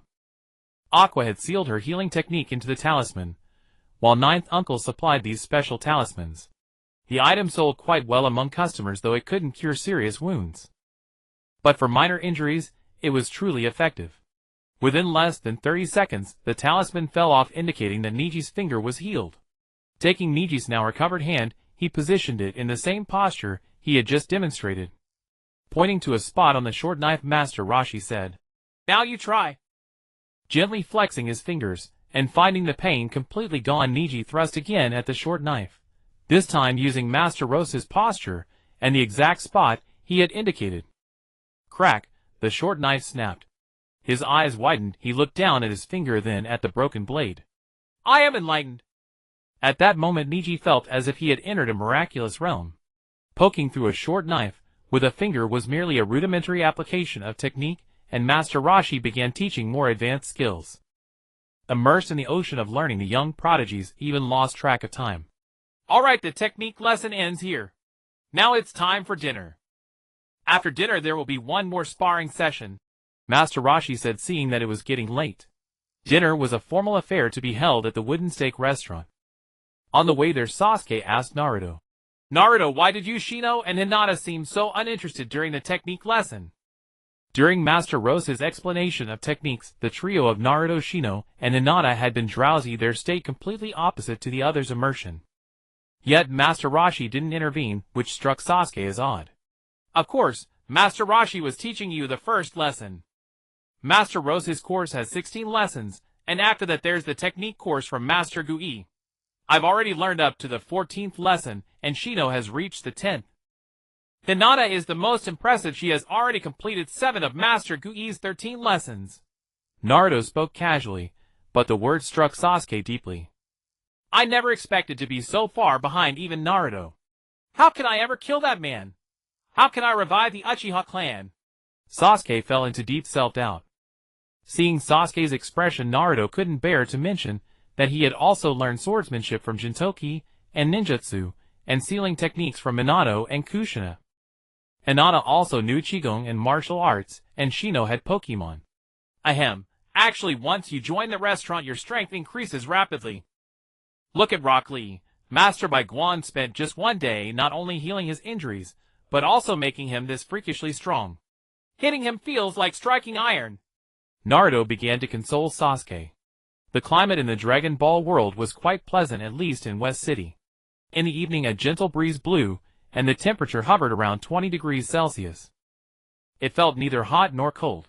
Under the moonlight the young prodigies were sparring using the techniques they had learned that day. The day's training had directly elevated their strength by several tiers.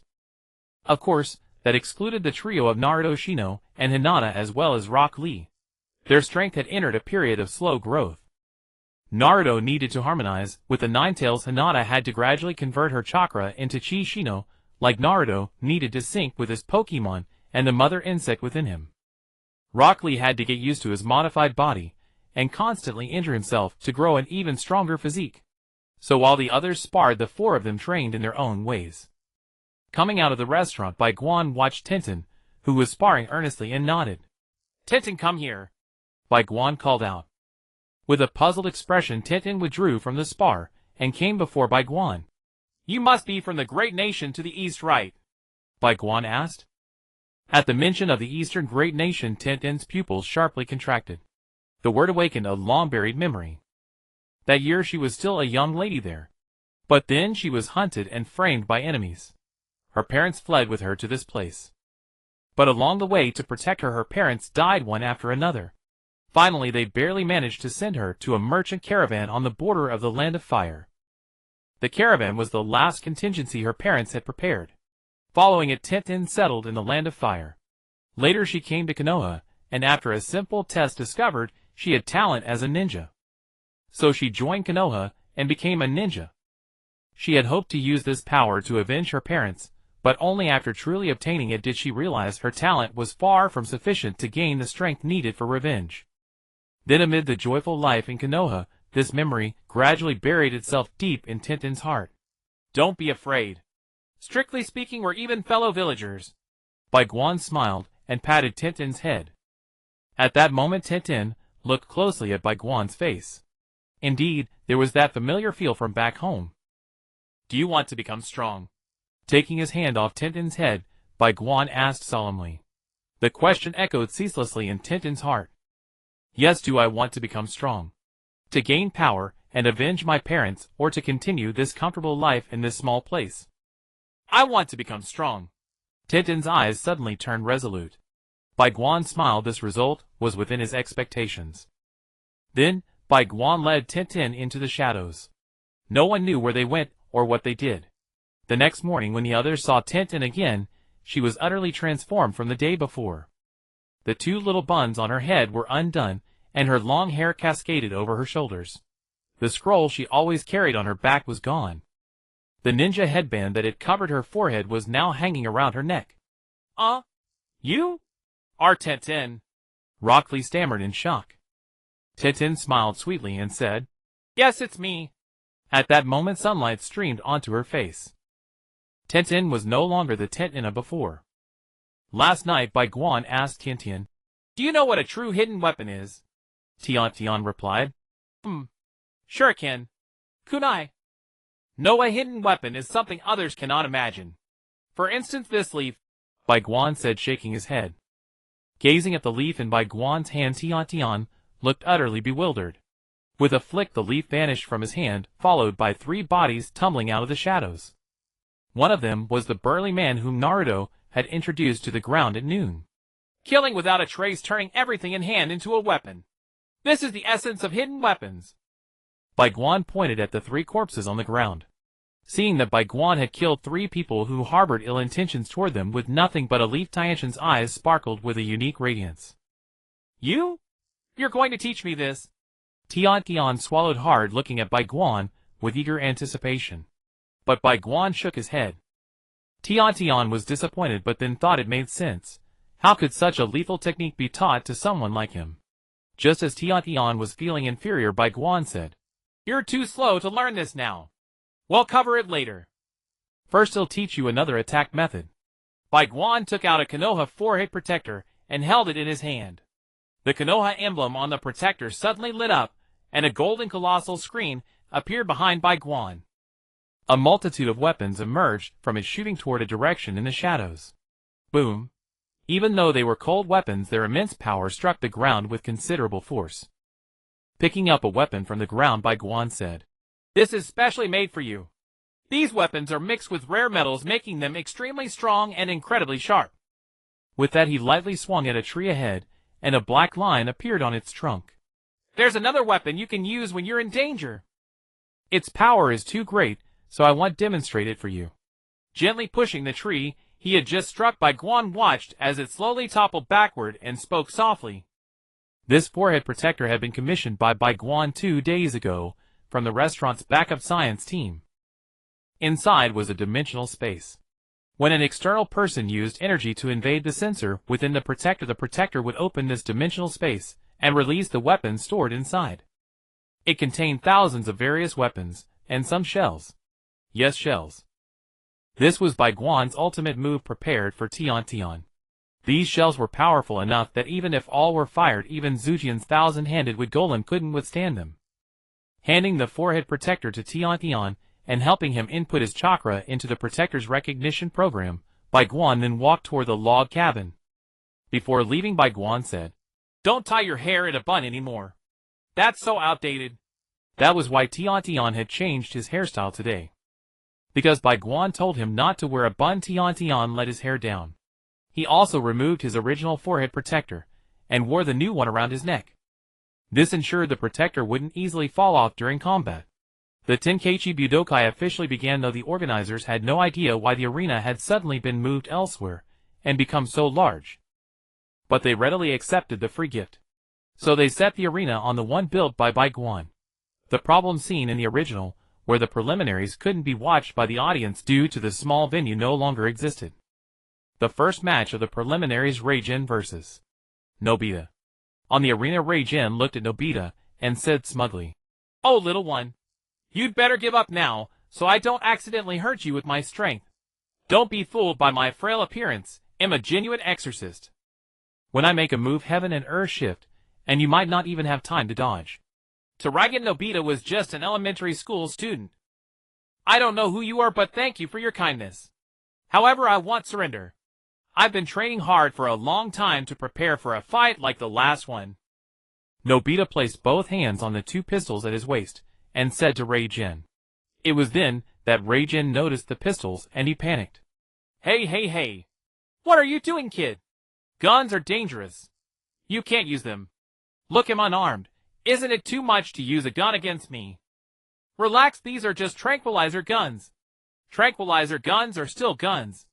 Reijin thought Nobita's explanation was nonsense. Oh, is that so? It does seem unfair to use a gun when you're unarmed, Nobita said, scratching his head. Opportunity. Reijin suddenly sprinted forward, his hand shaped like a knife, aiming for Nobita's neck. Ultimate move, the hand chop that kills brats. Slap, slap, slap, slap, slap. Before Reijin could reach Nobita, 5 tranquilizer darts had already struck his hand, leg, and chest. Reijin fainted on the spot. I didn't want to use the gun, but you were really sneaky, old man. Nobita blew the smoke from the barrel of his gun. First match of the preliminaries, Nobita wins. Backstage, the host went to the big boss, who sponsored them, and asked, "Boss isn't using a gun against the rules." He thought it was definitely a violation, but the final say rested with the boss. No, isn't this more interesting? As long as you don't get knocked off the stage and climb back up to continue, everything else is allowed. The boss clearly enjoyed this strong contrast. Second match of the preliminaries, Saitama vs. Izumi Masamune. I surrender. This was just ridiculous. Pitting a normal person with some skills and high-tech gadgets against a monster. How could that possibly work? Third match, Cheeto vs. Yuri. Fate had brought these two sisters together, but neither seemed willing to give up. The sisters fought vigorously on the stage, leaving the audience dumbfounded. Why were two elementary school girls fighting? The third match ended when both sisters were exhausted and eliminated simultaneously. Fourth match of the preliminaries, Daigo vs. Jintoki. On the stage, Daigo drew an adamantium blade and looked at Jintoki with fighting spirit. Long time no see, Master Jintoki. I never thought our next meeting would be in battle. It had been over a month since their last encounter, and during that time, due to various coincidences, they could only chat in the group chat. What long time no see? We met this morning, didn't we? And do you think you as my disciple can beat your master? Huh? I tell you, surrender now. After I win the shop owner's world coins, they'll treat you to barbecue braised pork and... Jintoki, also holding a sword, rambled on. Listening to Insha rattling off the names of dishes, Dagu swallowed. The food at the restaurant is indeed delicious. Wait, is this really the time to think about that? Shaking his head, Dagu said, I'll treat teacher Insha to eat after I get the world currency as a reward. Then let's talk about it once you get it. Suddenly Einshur let out a loud shout and charged towards Dagu at an invisible speed. Clang, clang, clang. The two blades continuously clashed, producing a crisp sound. Dagu was suppressed by Einshur and could not find an opportunity to counterattack for a time. Gradually Dagu was pushed to the edge of the arena by Einshur. Seeing the situation was dire, Dagu suddenly shouted Digga. A brilliant light began to radiate from Daga's body. The light temporarily blinded Einshur. When the brilliance faded, Dagu had transformed into a giant towering 5 meters tall. Colors flowed and merged on his body. Dagu had now begun to absorb energy from the universe to strengthen himself. This transformation technique is really cheating. Didn't I remember you being over 100 meters tall? Einshur retorted. Due to my high control over the energy within my body, I can only maintain a form of 332 meters at most, and a minimum of 5 meters. Daga's voice came from Daga's body. He looked at the blade in his hand, then at the energy surging from the 5-meter-tall Digga in front of him. Einshur's eyes twitched. How am I supposed to fight this? Suddenly Shinpachi and Kagura shouted from the sidelines, Go Silver! We still want to enjoy delicious food. Turning his head, he found not just Shinpachi and Kagura, but everyone from the Gintama world cheering him on. Gripping his blade tightly, Einshur's expression turned calm, and his gaze became sharp. It seems I have to at least give it a try even if I can't win. After saying that, he charged towards Digga. At this moment Einshur was faster than before, and a faint silver energy appeared on his blade. Jumping around Digga, sparks flew from Digga's body continuously. Einshur couldn't understand why his blade was producing sparks, but not drawing blood. Could it be that he hasn't broken through the defense? But clearly that was not the case. A cry of pain from Dagu echoed from within Digga's body, causing it to change from colorful to red. After turning red even when Einshur struck, there were no more sparks. The originally 1 meter long Edmund metal blade in Digga's hand suddenly extended to 5 meters. Then Digga drew out another Edmund metal blade. Seeing this, Einshur directly put away his blade, saying, Forget it, no need for a blade. Having the blade strike me isn't about whether it draws blood or not, but about preparing for a resurrection move. Seeing Einshur put away his blade, Digga also sheathed his. This was not meant to attack Einshur in this state. The blade was meant for monster super beasts and disc monsters. It definitely wasn't meant for humans, especially not for Einshur. Taking it out was just to scare Einshur. After all, having the Edmund soul-cutting blade strike him was genuinely painful. Without the blade, Einshur felt that this match had even less strategy. How could Digga, who could only produce sparks, fight with his fists? Oh, in this power form, he couldn't even produce sparks. But turning his head, he saw the encouraging eyes of his companions, and Einshur gritted his teeth tightly. Forget it. Let me just get beaten up. With this mindset, Einshur continued to charge towards Digga. Digga was also trying to counterattack, but his massive body, even though it appeared very fast in the eyes of another giant, seemed slow in Einshur's eyes. Thus one couldn't hit, and the other couldn't break through the defense. The two stubbornly endured until the time limit of the preliminary match approached. Suddenly Einshur stopped his attack. Hey, how could I possibly win this? But just when Dagu thought Einshur was going to surrender, Einshur suddenly grew larger, and delivered a powerful punch to Digga. This punch had been planned for a long time, and the strength was immense. Digga lost his balance, and stepped back, falling off the arena. Ha ha ha. How could I not learn a couple of tricks while out here? Einshur shrank back down, laughing heartily. In the 4th round of the preliminaries, Einshur wins. Digga, who fell below the arena, also transformed back into Dagu, saying, it seems teacher Einshur is still the best. Einshur embraced Dagu affectionately, saying thanks. He knew that Dagu had held back. Daga's strength was surely more than this. He hadn't even used all the advanced technology from Daga's form. Not to mention various light waves and defensive skills. Ahahaha, after all, teacher Einshur has had it pretty tough, Dagu laughed. He only needed to earn enough world currency by defeating 2 or 3 monsters weekly, but Einshur's only source of world currency was teaching Naruto and the others, and he had to cater to a bunch of people's food demands. So compared to him, Einshur's struggles were on another level. In the 5th round of the preliminaries, Wukong vs. Extras, Wukong wins. In the 6th round of the preliminaries, Aqua vs. Kazuma. Standing on the arena, the gold-clad Aqua said to the similarly adorned Kazuma, Little Kazuma, why don't you quickly surrender to this water goddess? Aqua, covered in bandages, had earned quite a bit in the group. After growing inflated, she loved to buy a bunch of tacky items to show off her wealth. Under Aqua's long-term influence, Kazuma had also picked up this bad habit. Sure enough, stupidity is contagious. You worthless goddess with no combat power. I think it's you who should surrender to me, Kazuma retorted without backing down. How dare you talk to your benefactor like that? Do you believe I won't give you your allowance after going back? Aqua threatened. Kazuma spat at Aqua, saying, you think you're the benefactor. Without my management and sales, your brain would probably lose everything. And what I receive is a legitimate share, not some petty allowance. The argument between the two grew more intense, to the point where they forgot what they had come to the arena for. But fortunately, in the end, in their fury from the argument, they started fighting, which kicked off the preliminaries. As they fought, they rolled from the center of the arena to the edge, then back to the center. In the end, Aqua, with her goddess-level physical prowess, exhausted Kazuma. You think you can compete with me, the water goddess? You little trash. Before she could finish her sentence, Aqua also fainted. The host came up to check both their breathing, and said, in this match Aqua wins. In the 7th round of the preliminaries, a passerby versus Fujinuma Satoru. It went online this Friday because I signed some free contract, so it will be up sooner. This book will be free after going online, so everyone can read it with peace of mind. Standing on the arena, Fujinuma Satoru was extremely nervous at this moment. Despite having practiced for so long, his superpower could only allow him to rewind time by about 1 second in other worlds. But it was impossible not to be nervous when facing such a large stage for the first time. In contrast to Fujinuma Satoru's anxiety, the bystander appeared remarkably composed.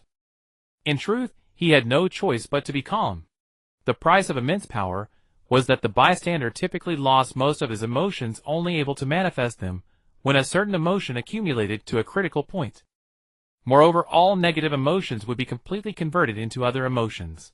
Right now, all his nervousness had transformed into calmness.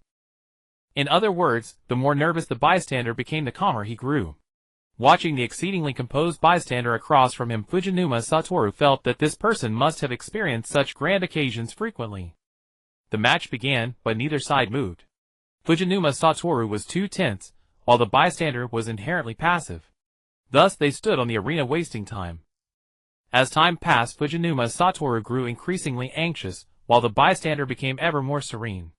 Eventually, Fujinuma Satoru fainted from excessive tension, and the bystander claimed victory. The audience below never expected the match to end in such a manner. Preliminary Round 8, Bai Guan vs. Akimichi and Guy. When Bai Guan stepped onto the stage, everyone from the restaurant side fell silent, along with the other martial artists. The scene instantly became quiet. They had never imagined that Bai Guan would also sign up for this competition. I was wondering why there were rewards from 1st to 2nd place, but none for the 1st. So it turns out Shopkeeper Bai registered too. Chi complained from below while eating a can. Since Shopkeeper Bai is participating, the 1st place is definitely his Kijwala added beside Chi. Ever since their previous conversation, Ishin and Chi had often been together. Across from Bai Guan, Akimichi and Guy's legs trembled involuntarily. The trembling was so rapid it resembled dancing.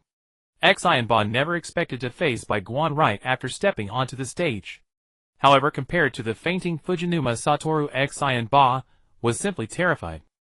Summoning his courage, Akimichi and Guy charged at Bai Guan with a loud cry, brandishing his sword. In truth, Akimichi and Guy's speed was quite impressive. If not for encountering Bai Guan, he might have advanced further. But he met Bai Guan.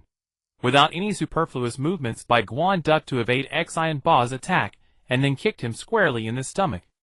The immense force sent Akimichi and Guy flying off the arena. Bai Guan had not exerted his full strength, merely using skillful leverage to eject Akimichi and Guy, so Akimichi and Guy sustained no real injury. 8th match, Bai Guan wins. Below the arena, Shinla stepped forward to help Akimichi and Guy up. She rubbed Akimichi and Guy's stomach and asked with concern, "Are you alright, Akimichi and Guy?" "I'm fine.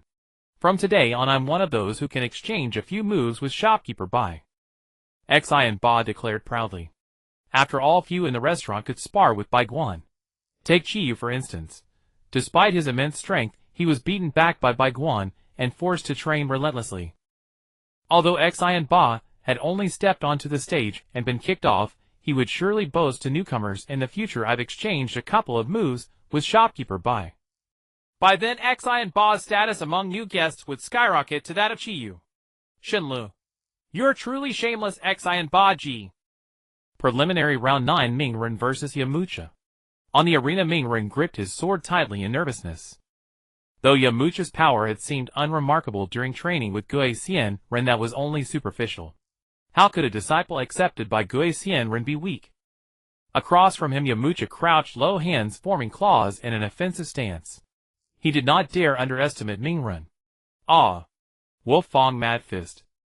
Yamcha immediately unleashed his ultimate move, hoping to end the match swiftly. Facing the Wolf Fang Mad Fist, Mingren chose to communicate with the Ninetales, and covered his body in a layer of chakra cloak. The Wolf Fang Mad Fist was too fast for Mingren to block entirely.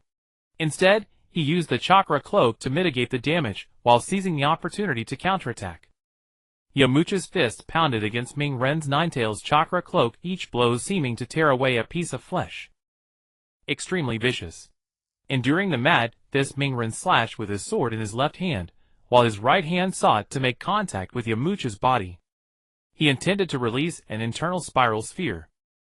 After a brief exchange, just as Mingren's hand was about to touch Yamcha suddenly twisted his body, grabbed Mingren's neck with one hand, and blocked Mingren's approaching hand with the other. Thinking of using an internal spiral sphere? Do you think you have the chance? Yamcha sneered while gripping Mingren's neck. But Mingren suddenly smiled, unsettling Yamcha. Abruptly a red orb appeared in Mingren's hand. Due to the proximity between his hand and Yamcha's body, the orb struck Yamcha the instant it materialized. Who said I was going to use an internal spiral sphere? Can't I just use a spiral sphere? Mingren gasped after Yamcha released his neck. The tremendous rotational force of the spiral sphere blasted Yamcha to the edge of the arena. A massive twisted wound appeared on his chest. Cough. Yamcha spat out blood. The power of Mingren's spiral sphere far exceeded his expectations. In truth, the original spiral sphere was not this devastating given Yamcha's own high physical resilience. But this spiral sphere was infused with Ninetales chakra. Mingren's days of bickering with the Ninetales in his inner world had yielded results. Gritting his teeth, Yamcha struggled to his feet. His desire to win refused to let him fall so easily. Well aware that villains lose by talking too much, Mingren did not give Yamcha another chance. He dashed forward and kicked Yamcha off the arena. Preliminary Round 9 Mingren wins. As Yamcha fell before he even hit the ground, Kalin had already rushed up to catch him. By then Yamcha had already fainted.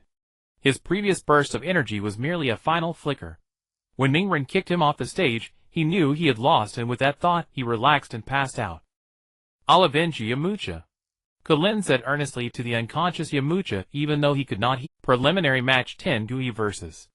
Hui. Looking at Gui across from her, Hui knew this was a very dangerous person. Gui had never been too ostentatious in the restaurant, which was precisely why, despite his combat power ranking being above Caillou's, he was easily overlooked. But seeing Gui's shining bald head, just like Caillou's, Hui felt that the restaurant's combat power ranking was absolutely correct. Raising her staff high, Hui began to channel her magical power. When all the mana had gathered at the tip of the staff, Hui shouted explosion magic. Then with a wave of her hand, a fiercely intense high-energy orb of light hurtled toward Gui. After releasing the explosion magic, Hui struggled to support herself with her staff. Because of the restaurant these days, both her physical fitness and magical power had improved rapidly.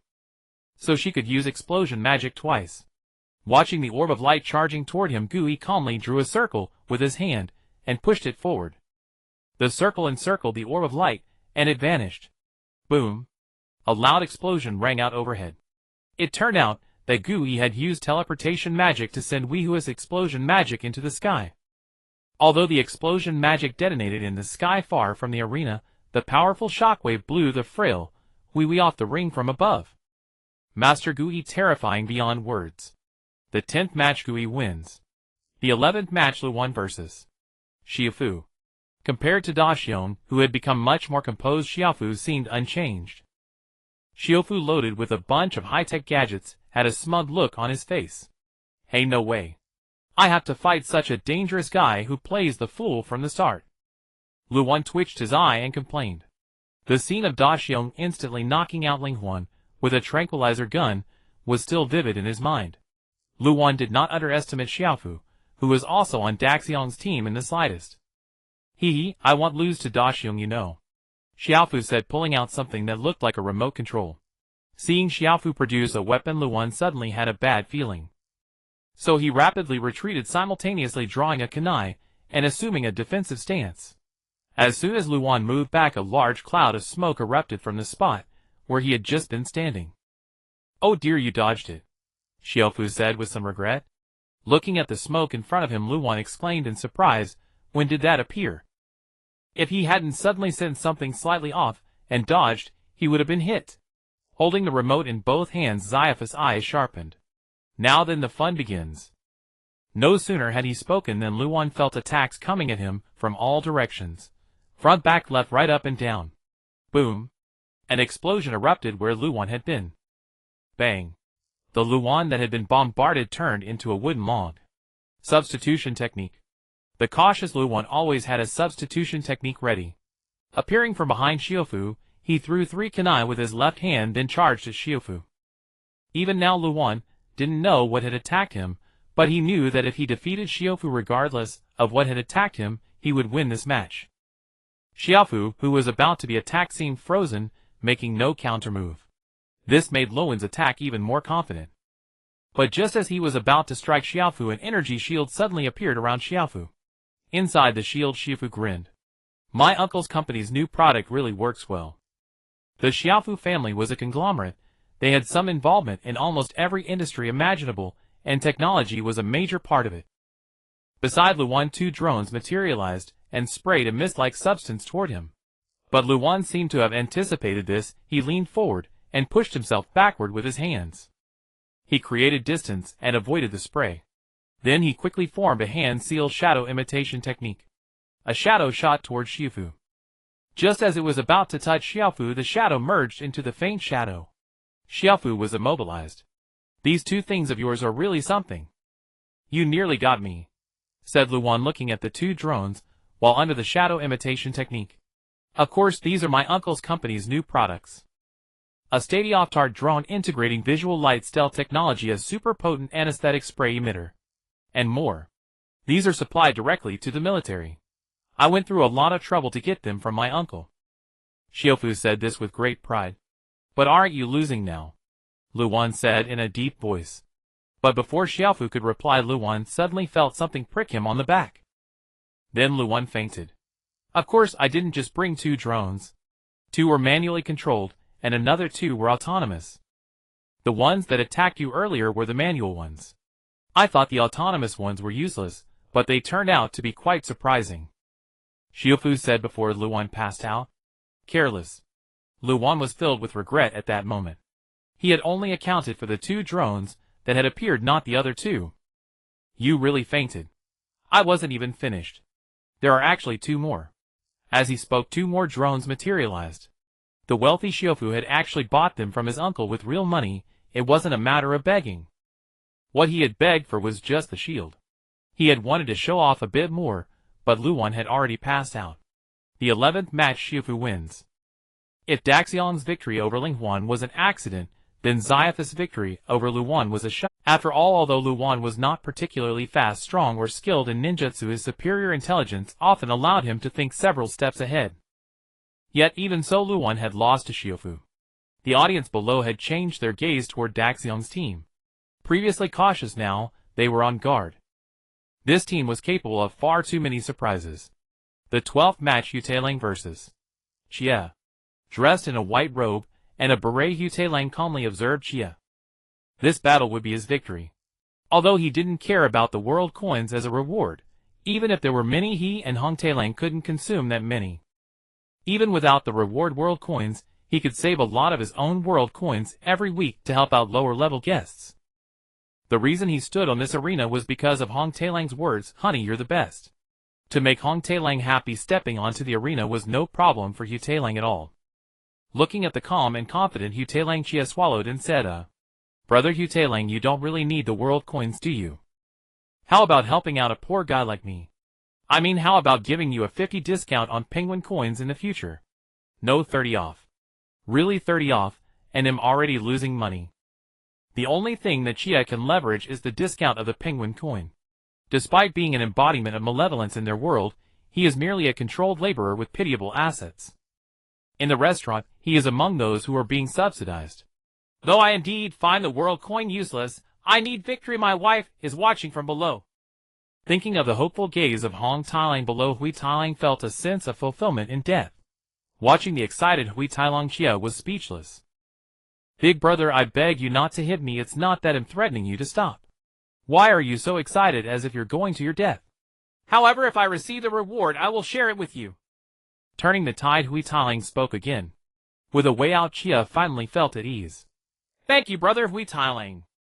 From now on, I'll be your little brother. You can give me any orders. After a faint expression of gratitude, Chia surrendered. In the 12th match, Hui Tailang triumphed. Looking at Chia returning to his side, Kiba asked curiously, Your strength doesn't seem to warrant a direct surrender. He could sense the immense energy within Chia. Perhaps he couldn't defeat Hui Tailang with those miraculous inventions, but using them all would likely make Hui Tailang suffer as well. In business, harmony is paramount. If I can receive the reward without fighting, then why should I engage in combat? Knowing I can't win, and still choosing to fight, am I foolish? Chia explained. Chia spoke without lowering his voice intentionally, and his words were overheard verbatim by Xi and Ba nearby. Xi and Ba instantly turned beet red. Knowing I can't win and still wanting to fight, am I foolish? This phrase echoed in his mind, making him feel a bit insane for daring to challenge the white shopkeeper. As if noticing Xi and B's awkwardness, Jintoki patted Xi and B's shoulder and said, You're different from him. He's a penguin, but you are a person. He may lack dreams, but you must have dreams. If you don't strive, how can you know the outcome? Encouraged by Jintoki, Xi and Ba began to regain his fighting spirit. But at this moment Kagura interjected. So it must be a dream, just dreaming. Xi and Ba was instantly petrified. In the 13th match, Hinata faced a certain martial artist. Time taken 7 seconds, Hinata won.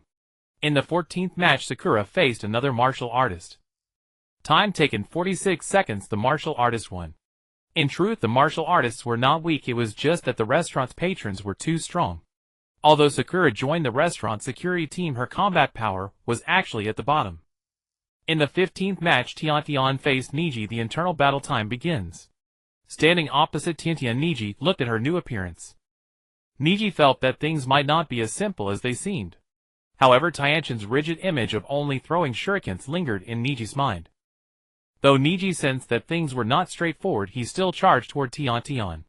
Facing the advancing Niji, Tian made no unnecessary movements. Instead, she extended her arms straight. Seeing this, Niji quickly halted his attack, nervously watching Tian. Then she took a deep breath and said, The air is really nice today. Niji's eyelids twitched, feeling foolish. Readying himself to attack Tian again, Niji aimed for her stomach, arms, and legs. The techniques learned yesterday were quite effective, and Niji feared that if he lost control, he might injure Tian. Just as he re-engaged Tian, a pale golden light curtain suddenly appeared behind her. A multitude of weapons emerged from the light curtain, shooting toward Niji. The arena, composed of sturdy Edmund alloys, suffered its first damage since its creation. Numerous weapons rained down on Niji, simultaneously kicking up a storm of smoke. When the smoke cleared, Niji stood dazed, surrounded by an encirclement of weapons. Hee. Am so strong now, right? Tian cheerfully boasted to Niji. What strength is this? You're a monster. As those weapons shot toward him, Niji sensed a chilling aura above. Niji felt that enduring this was far more than just being pierced by shurikens, this was life-threatening. However, after dodging 2 weapons, Niji realized that Tian didn't seem to intend to injure him, so he simply stood still. Sure enough, the weapons only served to trap Niji in place. Watching Tian smile brightly in front of him, Niji felt that this world had changed. From the moment Hinata defeated him, this world was no longer the same. The truth of his father's death, Hinata's words of a warrior, and now Tian's attacks. Niji now clearly recognized that he was not the protagonist of this world. Very strong. What is the name of this technique? With a smile, Niji looked up and asked. Although he felt that Niji seemed a bit strange, Tian replied, while collecting the weapons from the ground. The white shopkeeper said this technique is called King's Treasure, but I like to call it Weapon Waterfall. Like a waterfall rushing toward others unstoppable. Very vivid. Niji bent down to help Tian collect the weapons. I think so too. But that King's Treasure feels a bit tacky. The two continued to clean up while walking down from the arena, leaving the host utterly bewildered. That. It seems this match is not over yet. The host addressed Niji and Tian. Niji casually raised his hand and said, I lost. He spoke very casually with a sense of relief. Tian beside him paused for a moment, before smiling even more joyfully. Niji had finally let go of his arrogance. In the 15th match of the preliminary round, Tian wins. In the 16th match of the preliminary round, Wukong vs. Xiao Li. This match carries significant weight. Even Bai Guan cannot help but pay attention. On one side is the son of Dragon Ball Wukong with Scion blood. On the other side is Xiao Li, who has been modified with Edmund metal, and can freely open the 8 gates. On the arena, as the host began to speak, Wukong and Xiao Li were attacking each other at speeds invisible to the naked eye. Due to the incredible speed, the host couldn't help but exclaim, They've disappeared. But Sasuke explained, No, they haven't disappeared. It's just that their speed is so fast that ordinary eyes can no longer observe their movements. Sasuke could only see their actions clearly with his Sharingan, and as their movements accelerated, he suddenly felt that his Sharingan was insufficient. Bang! With a tremendous sound on the arena, Wukong and Xiao Li pulled back, standing on opposite sides of the arena. Both of them were filled with fighting spirit, their muscles taut. As if gathering strength after a brief separation, the two collided once more at an even faster pace, engaging in a fierce brawl. Numerous air blasts erupted from the intense impacts. The competition had shifted from being open to all spectators to catering to high-level audiences. After another massive explosion of energy, Wukong created some distance. Kamehameha. After a brief buildup of energy, a blue pillar of pure energy shot towards Xiao Li. Xiao Li, not to be outdone, shouted, Release the gate. His skin turned completely red, yet due to the reinforcement of the Edmund metal, there were no waves of evaporated sweat around his body. With the gate released, Xiao Li bent forward, arms raised in front of him, attempting to directly block Wukong's Kamehameha. But Wukong's Kamehameha was not so easily stopped. The immense force did not injure Xiao Li, but it still propelled him out of the ring at an astonishing speed. The ring itself bore the marks of 2 footprints where he had been pushed.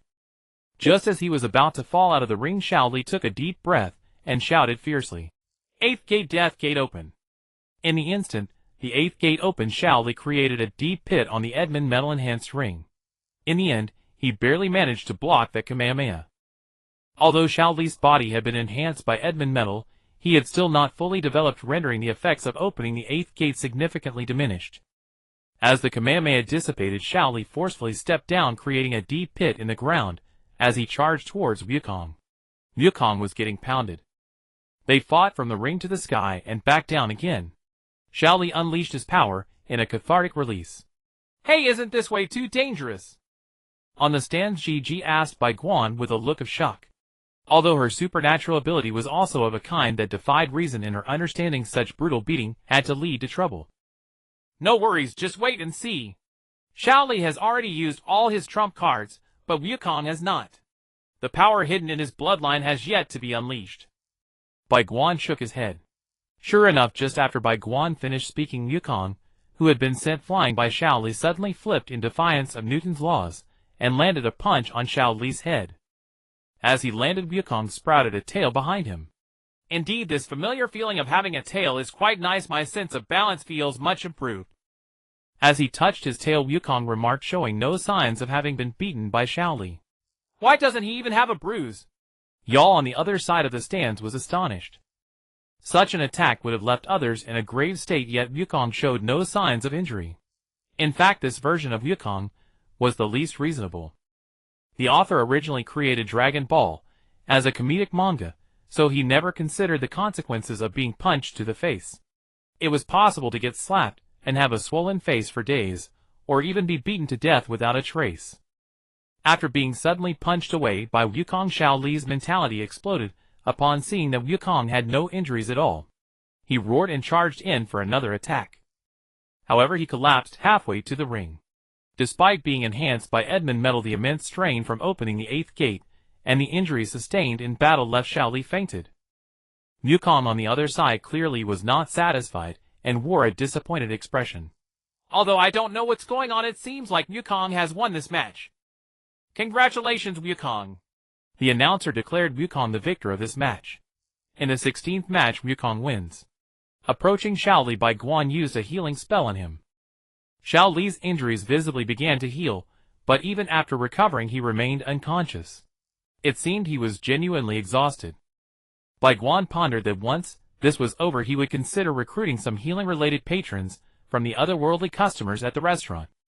Otherwise he might use Aqua's healing spell for minor ailments, but for major illnesses, like Xiao Li's, he could only spend money to find a solution through the system.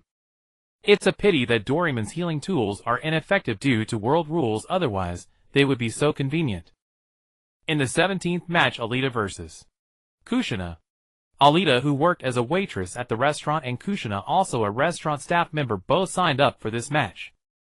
Unexpectedly, the two encountered each other. Alita, don't tell Bai Guan that I'm bullying you. They bickered before the match, during the match, and after the match. Such is the tradition of ninjas. Moreover, after adapting over the past few days, and reuniting with Naruto, Kushina had returned to her original carefree personality. Alita drew her sword, the slender blade reflecting the sunlight beautifully. Of course not, just don't go telling the manager that I'm bullying you. With that she attacked Kushina. The slender sword sliced through the air at speed, catching Kushina momentarily off guard. Bang! As Alita's sword struck, a puff of smoke suddenly appeared beside Kushina. Alita's blade then cut through a piece of wood. 5-element ceiling. As Alita was momentarily stunned, Kushina suddenly appeared behind her with a light shout. 5 fingers firmly pressed against Alita's back. However, the imagined scene where Alita would collapse from energy disruption did not occur. Instead, Alita turned around in disbelief and said, I'm a robot, what good is your 5-element ceiling against me? Ah ha ha ha. Right, you're a robot, so what good is my 5-element ceiling against you? After awkwardly saying that, Kushina tried to retreat. But one cannot just leave a fight that easily. The soul-cutting sword, empowered by the torque of her waist and the strength of her arm, sliced towards Kushina, as if to cut through space itself. After all, there's always revival. Bang! When the sword struck Kushina, she suddenly exploded into a cloud of smoke. Shadow clone. A light shout came from above. Ceiling! Then a pile of scrolls fell from the sky, wrapping around Alita, and once done, Kushina affixed a sealing talisman on her. Now you have no way out, Kushina said triumphantly, looking at the pile of paper in front of her. Hey referee! I've sealed him, come read it quickly. Seconds. Before Kushina could finish speaking, she suddenly felt a sharp pain in her chest. Looking down, she found a hole the size of a wrist in her chest.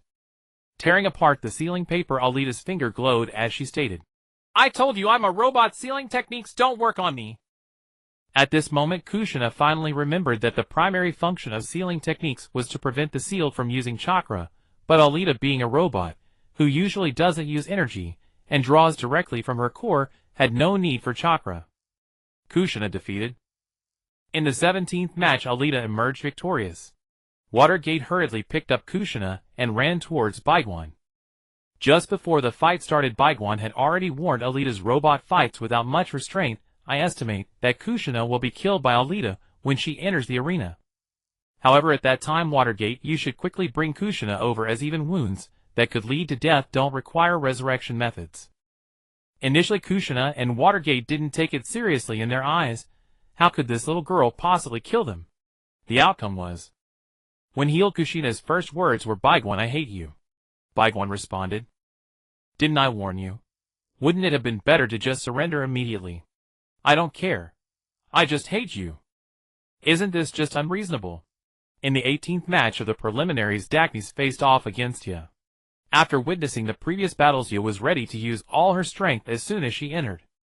Not for any other reason, but because she felt that if she didn't go all out in this level of battle, she might never have the chance to do so again. With military rations in her stomach, Akimichi climbed onto her back. Beast mimicry ninjutsu. Akimichi transformed into Ya's likeness. It seemed that this human-dog combination triggered something in Dacnes, who suddenly gasped, oh. Human beast. Oh. Beast human. How thrilling. If I could play with a real me like this. Hee hee. Ya and Akimichi were dumbfounded. Did she take the wrong medicine? Never mind ya to ya. As the saying goes, one trick to eat all the food. Ya executed the technique of ya to ya as she charged at Dacnes, but just as she was about to collide with Dacnes, a sword blocked her attack. What an exciting way to play. Dacnes licked her lips and raised an eyebrow. Sunya and Akimichi were flung away by a tremendous force, causing Ya's state to dissipate. Both the girl and the dog fell to either side of the arena, and Dacnes rushed towards Ya. The sword cut through the air. When she regained her senses, a gash appeared on Ya's forehead, and Dacnes' sword was gently placed against Ya's forehead. Boring, this was too easy. It's better to be in a state like the real me. Dacnes muttered to herself. Seemingly relieved, Ya lay on the ground gasping for air. That was truly terrifying. She thought she was done for. In the 18th match, Dacnes was victorious. In the 19th match, Sawa faced off against Shizuka. Sawa was older than Shizuka, and had had some previous interactions with her at the restaurant. I didn't expect the two of us to end up facing each other, little sister Shizuka. Sawa greeted sweetly. Hello, Sawa's sister. Shizuka replied, greeting her back.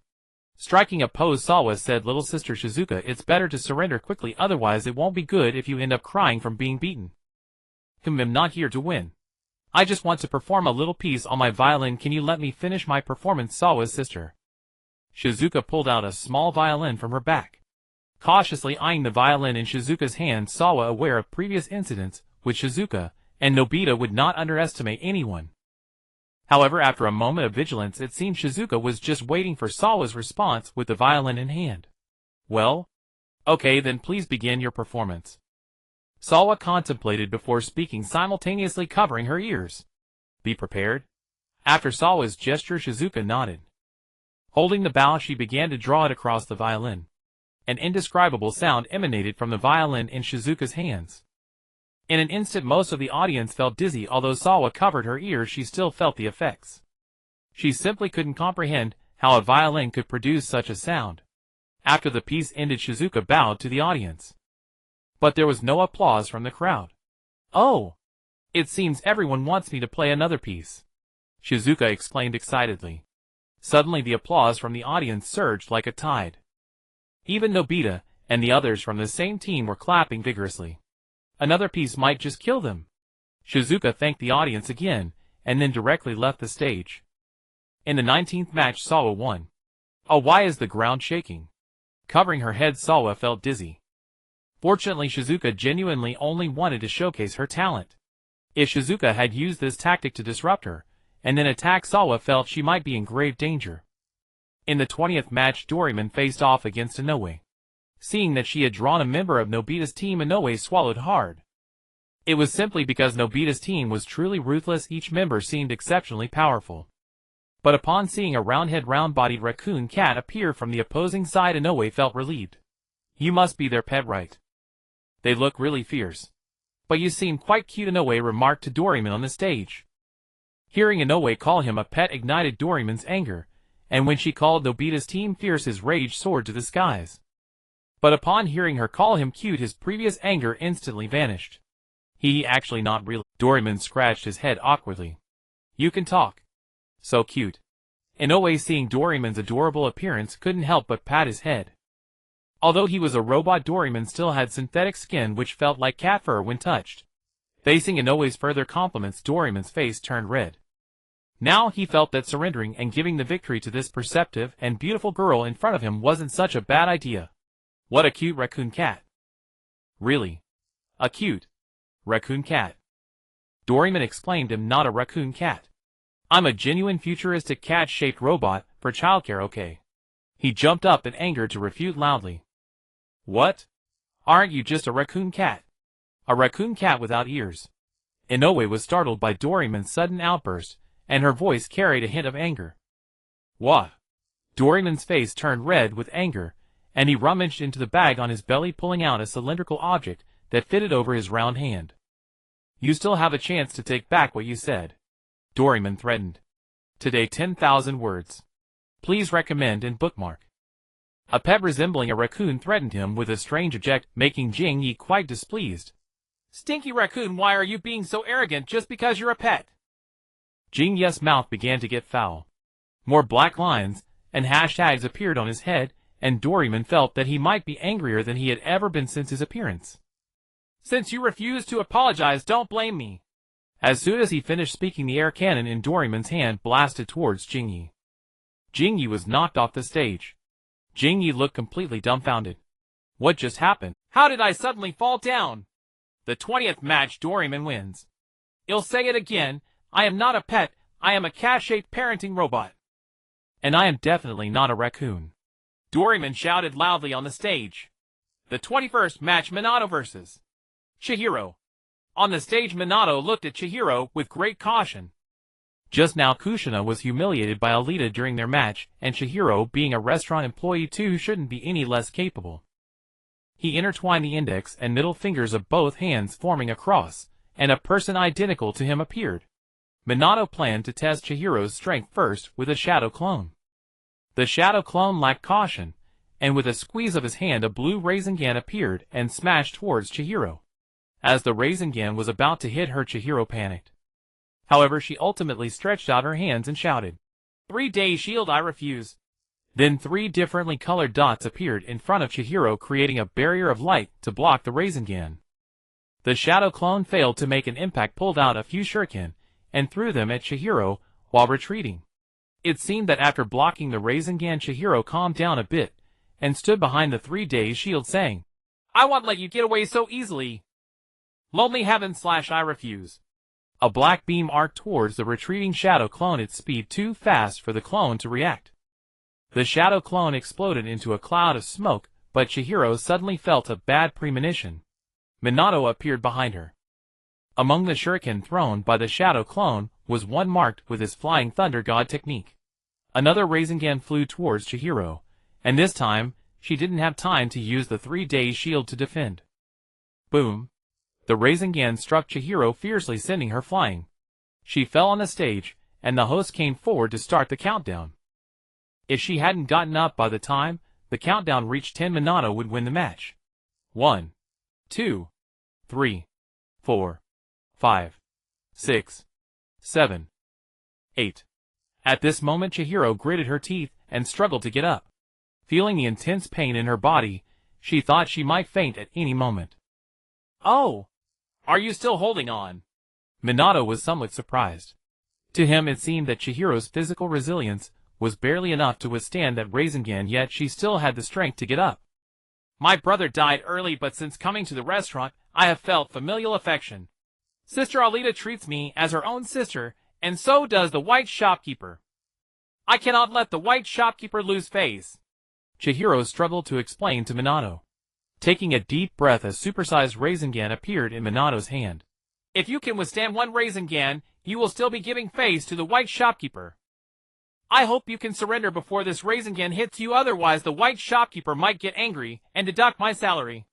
Bai Guan revived him and Kushina, and although he had to work for Bai Guan, he was still getting paid. Chihiro was quite popular in the restaurant, and her warm and lovely personality made everyone like her. Minato felt a bit reluctant to strike her with such a gigantic Rasengan. Chihiro opposite him did not reply, but looked steadfastly at Minato. Seeing her determination, Minato sighed and gritted his teeth, charging towards Chihiro. This was Chihiro's choice, and Minato felt he should respect it. The giant Rasengan flew straight towards Chihiro, and time seemed to come to a halt. The audience below could not bear to watch and closed their eyes. For Day Shield I refuse, Chihiro suddenly shouted. But Minato seemed to have anticipated it, instantly using Flying Thunder God to appear behind her. When the Rasengan struck Chihiro, he had also placed a Flying Thunder God marking on her that allowed for one-time teleportation. However, her 4 days shield did not appear in front of her, but instead appeared where Minato's Flying Thunder God was about to strike. Boom! The giant Rasengan slammed into the 4 days shield. Minato originally thought the 4 days shield was similar to the 3 days shield, however now he realized he was mistaken. The giant Rasengan hitting the 4 days shield felt as though it struck cotton. The energy was absorbed directly by the 4 days shield. Then the 4 days shield unleashed the absorbed energy in a more violent manner, hurling Minato away as if he were hit by an energy cannon. After using this technique, Chihiro had completely exhausted her strength and fainted on the stage. But the energy flow from the 4 days shield sent Minato crashing into the wall outside the stage, pushing through several walls as he went. After the energy flow dissipated, Minato coughed up blood. He felt as if all the bones in his body had shattered. The 21st match, Chihiro wins. After the host announced the results, Alita appeared on the stage and carried Chihiro towards Bai Guan, while Kushina did the same, lifting Minato and bringing him to Bai Guan. At this moment, Bai Guan increasingly realized the importance of a healer. His healing spells cost a lot of money. The budget competition's 22nd match, Sasuke vs.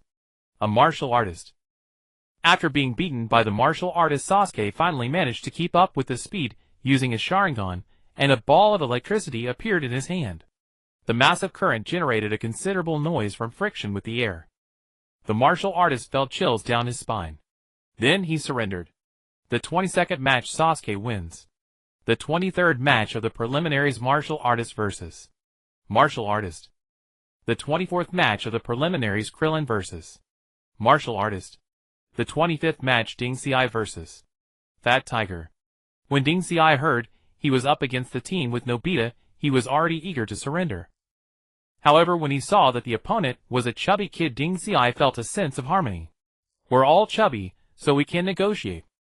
On the stage, Fat Tiger greeted Ding Xiai. Hello, big brother. I'm Okada Takashi, but you can call me Fat Tiger. I'm Akimichi, Ding Xiai, just call me Ding Xiai. Your body is so plump. Ding Xiai casually complimented Fat Tiger. In his eyes, the word plump was a compliment, and Fat Tiger's body and stature were comparable to his own, if not taller. If he didn't know that Nobita's team consisted of peers, Ding Xiai might even think Fat Tiger was his age. Although Fatty Tiger didn't know what the big brother meant by plump, he thanked Choji for the compliment, feeling a bit shy. Choji, no, I'm just simply avoiding my own fat reality, and incidentally helping you avoid it too. That's right, that's more like it. Two fat guys should get along harmoniously. Choji felt things were going as he had envisioned. The two little fat guys were boasting to each other on the arena, showing no intention of fighting at all. Hey, you fat pig, Choji. If you don't fight, the match will end. Naruto from below thought he should light a fire under Choji. Sure enough, after hearing Naruto's scolding, Choji became furious, his face reddening as he said, I'm not fat, I'm just plump. Then he turned to Fatty Tiger, his face full of fighting spirit. Anger needed an outlet, and the enemy in front, Fatty Tiger, was a good target. Huh? Big brother, why are you suddenly looking at me so angrily? Fatty Tiger, who had been praising each other, was still confused. Shiofu below saw that something was wrong. Fatty Tiger couldn't be like this.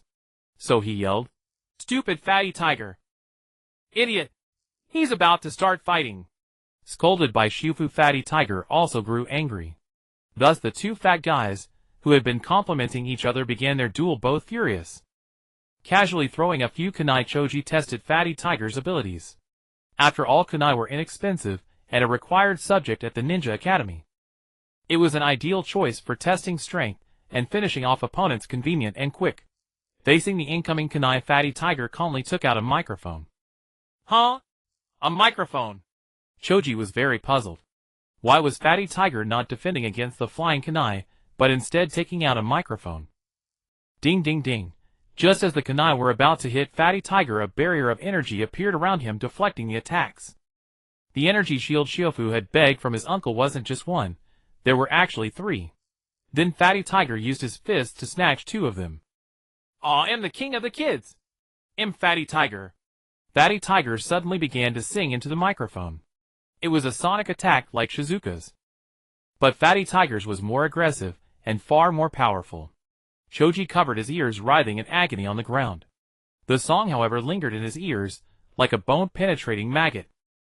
The singing lasted for a full 10 minutes. When time was up and Fatty Tiger put down the microphone, Choji collapsed to the ground, bleeding from all 7 orifices. But Fatty Tiger still wasn't satisfied and wanted to continue singing. The host in the distance, leaning against the wall, shouted, Enough, enough. Fatty Tiger wins. Only then did Fatty Tiger leave the stage.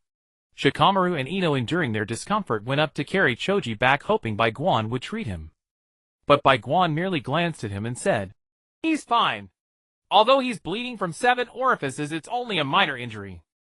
Moreover, the reason he's bleeding from 7 orifices is that he was invaded by fatty tigers singing up close, causing excessive blood flow in his brain, which was squeezed out. Just wipe it clean and go back to rest. Although Bai Guan didn't treat him since Bai Guan said it was nothing, it must be nothing. Shikamaru and Ino breathed a sigh of relief. Match 25 Fatty Tiger wins. Match 27 Martial Artist vs. Martial Artist. Match 28. Match 71 Kijwala vs. Lu Wei. Finally, it's my turn on stage. I've been waiting so long I'm about to explode. Lu Wei was extremely excited after waiting so long. Stepping onto the arena, Lu Wei stomped it twice and arrogantly declared, "From now on, this place is called Lu Wei's Arena." Working is impossible, never in this life.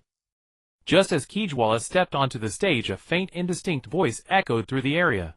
At that moment, most people suddenly started looking for their mounts, including Lu Wei. Ma Fei. Where's my Ma Fei? Lu Wei looked around and shouted. But then he quickly realized. Ma Fei. Ma Fei is mining. Realizing this, perhaps because Kijwala made him lose face, Lu Wei pulled out an energy gun and loaded it with a colorful black stone. Hee, the World Origin Stone. As soon as I pull this trigger, you'll be reduced to ashes. On the arena, let's fight with smiles. Hee. Lu Wei pointed the gun at Kijwala and said with a grin. But Kijwala was not flustered at all. He waved his hand toward the energy gun in Lu Wei's hand. What are you doing, swatting mosquitoes? You'd better surrender quickly. This gun is incredibly powerful. I'm afraid it'll blow you into pieces. Lu Wei, unable to understand the meaning of Kijwala's action, asked in confusion. Try pulling the trigger, Kijwala retorted. Oh, there really is someone who isn't afraid of death. Then Lu Wei pulled the trigger. Clang! The energy gun in his hand exploded. As the smoke cleared, the arena was blasted into a large pit. Lu Wei lay at the bottom, barely conscious. I can control any electrical energy storage device at will. You should thank me. I only detonated your gun, not the stone inside it. Standing at the edge of the pit, Kijwala said calmly. In truth, that wasn't entirely the case. Kijwala indeed did not detonate the World Origin Stone. Instead, he used a trace of power to protect it.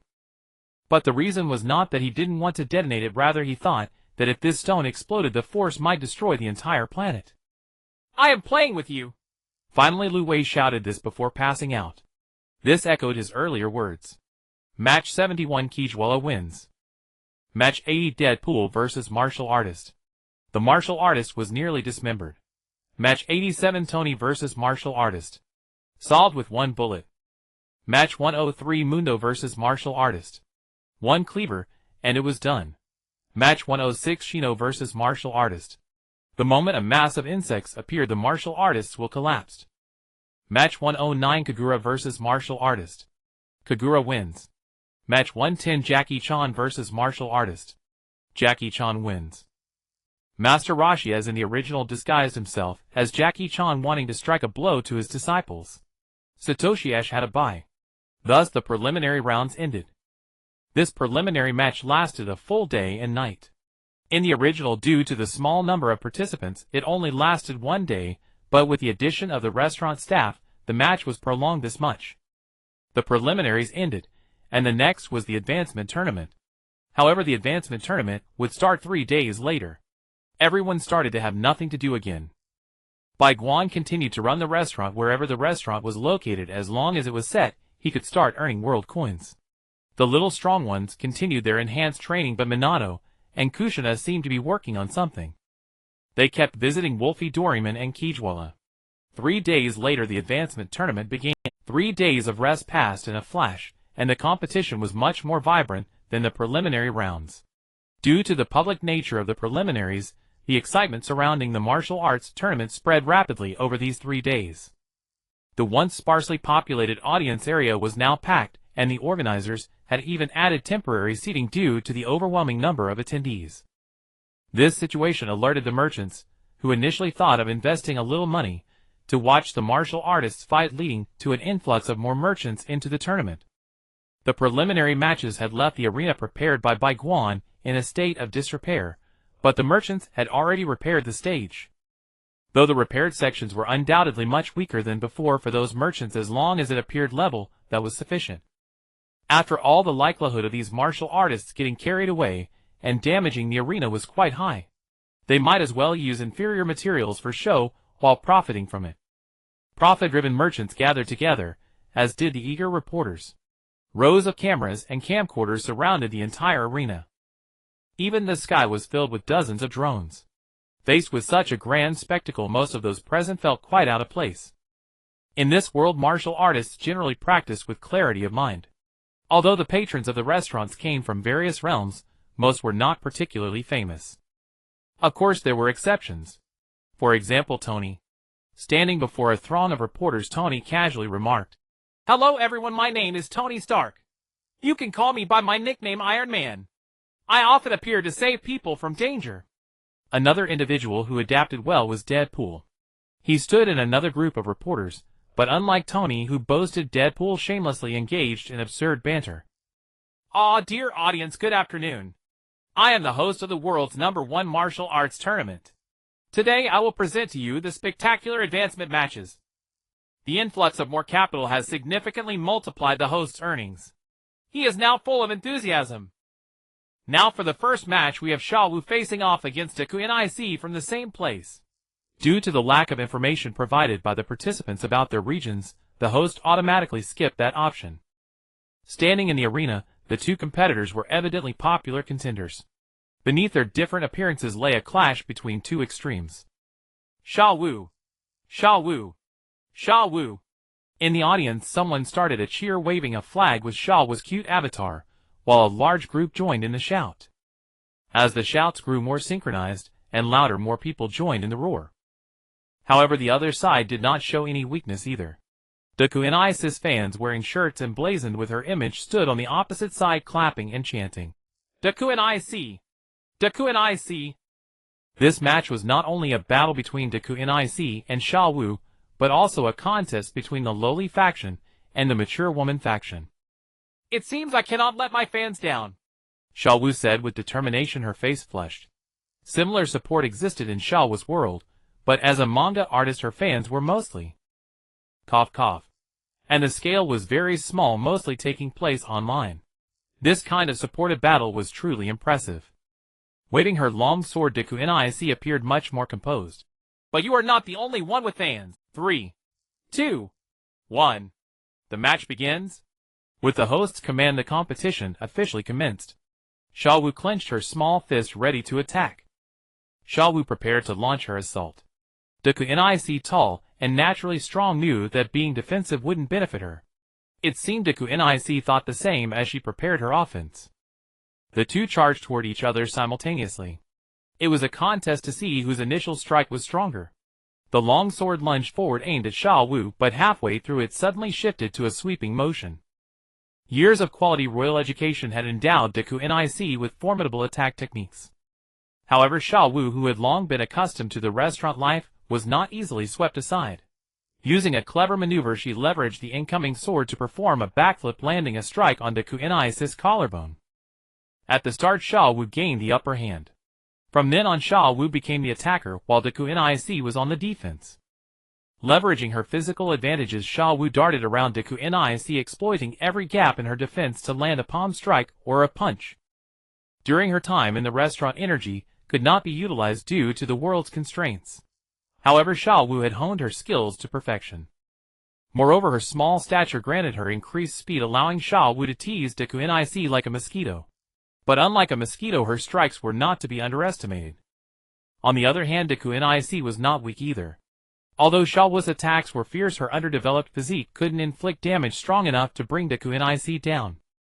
Grimacing through the pain, Deku Nic sought an opportunity to strike Xiaowu. As long as Xiaowu took a hit from her, the match would be over. Xiaowu could defeat her countless times, but Deku Nic only needed to win once. Suddenly, Xiaowu seemed to sense an opening. She swiftly moved to Deku Nic's right front, crouched low, and prepared to leap up to strike Deku Nic's chin from an angle. A hit to that spot would transmit power to the cerebellum, and if the force was sufficient, knocking someone out would be a minor issue. This punch could end the match. However, Deku Nic was not merely a passive target.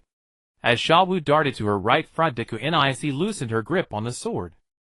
She aimed a hand-edge attack at the same spot Sha Wu intended to strike. Clang!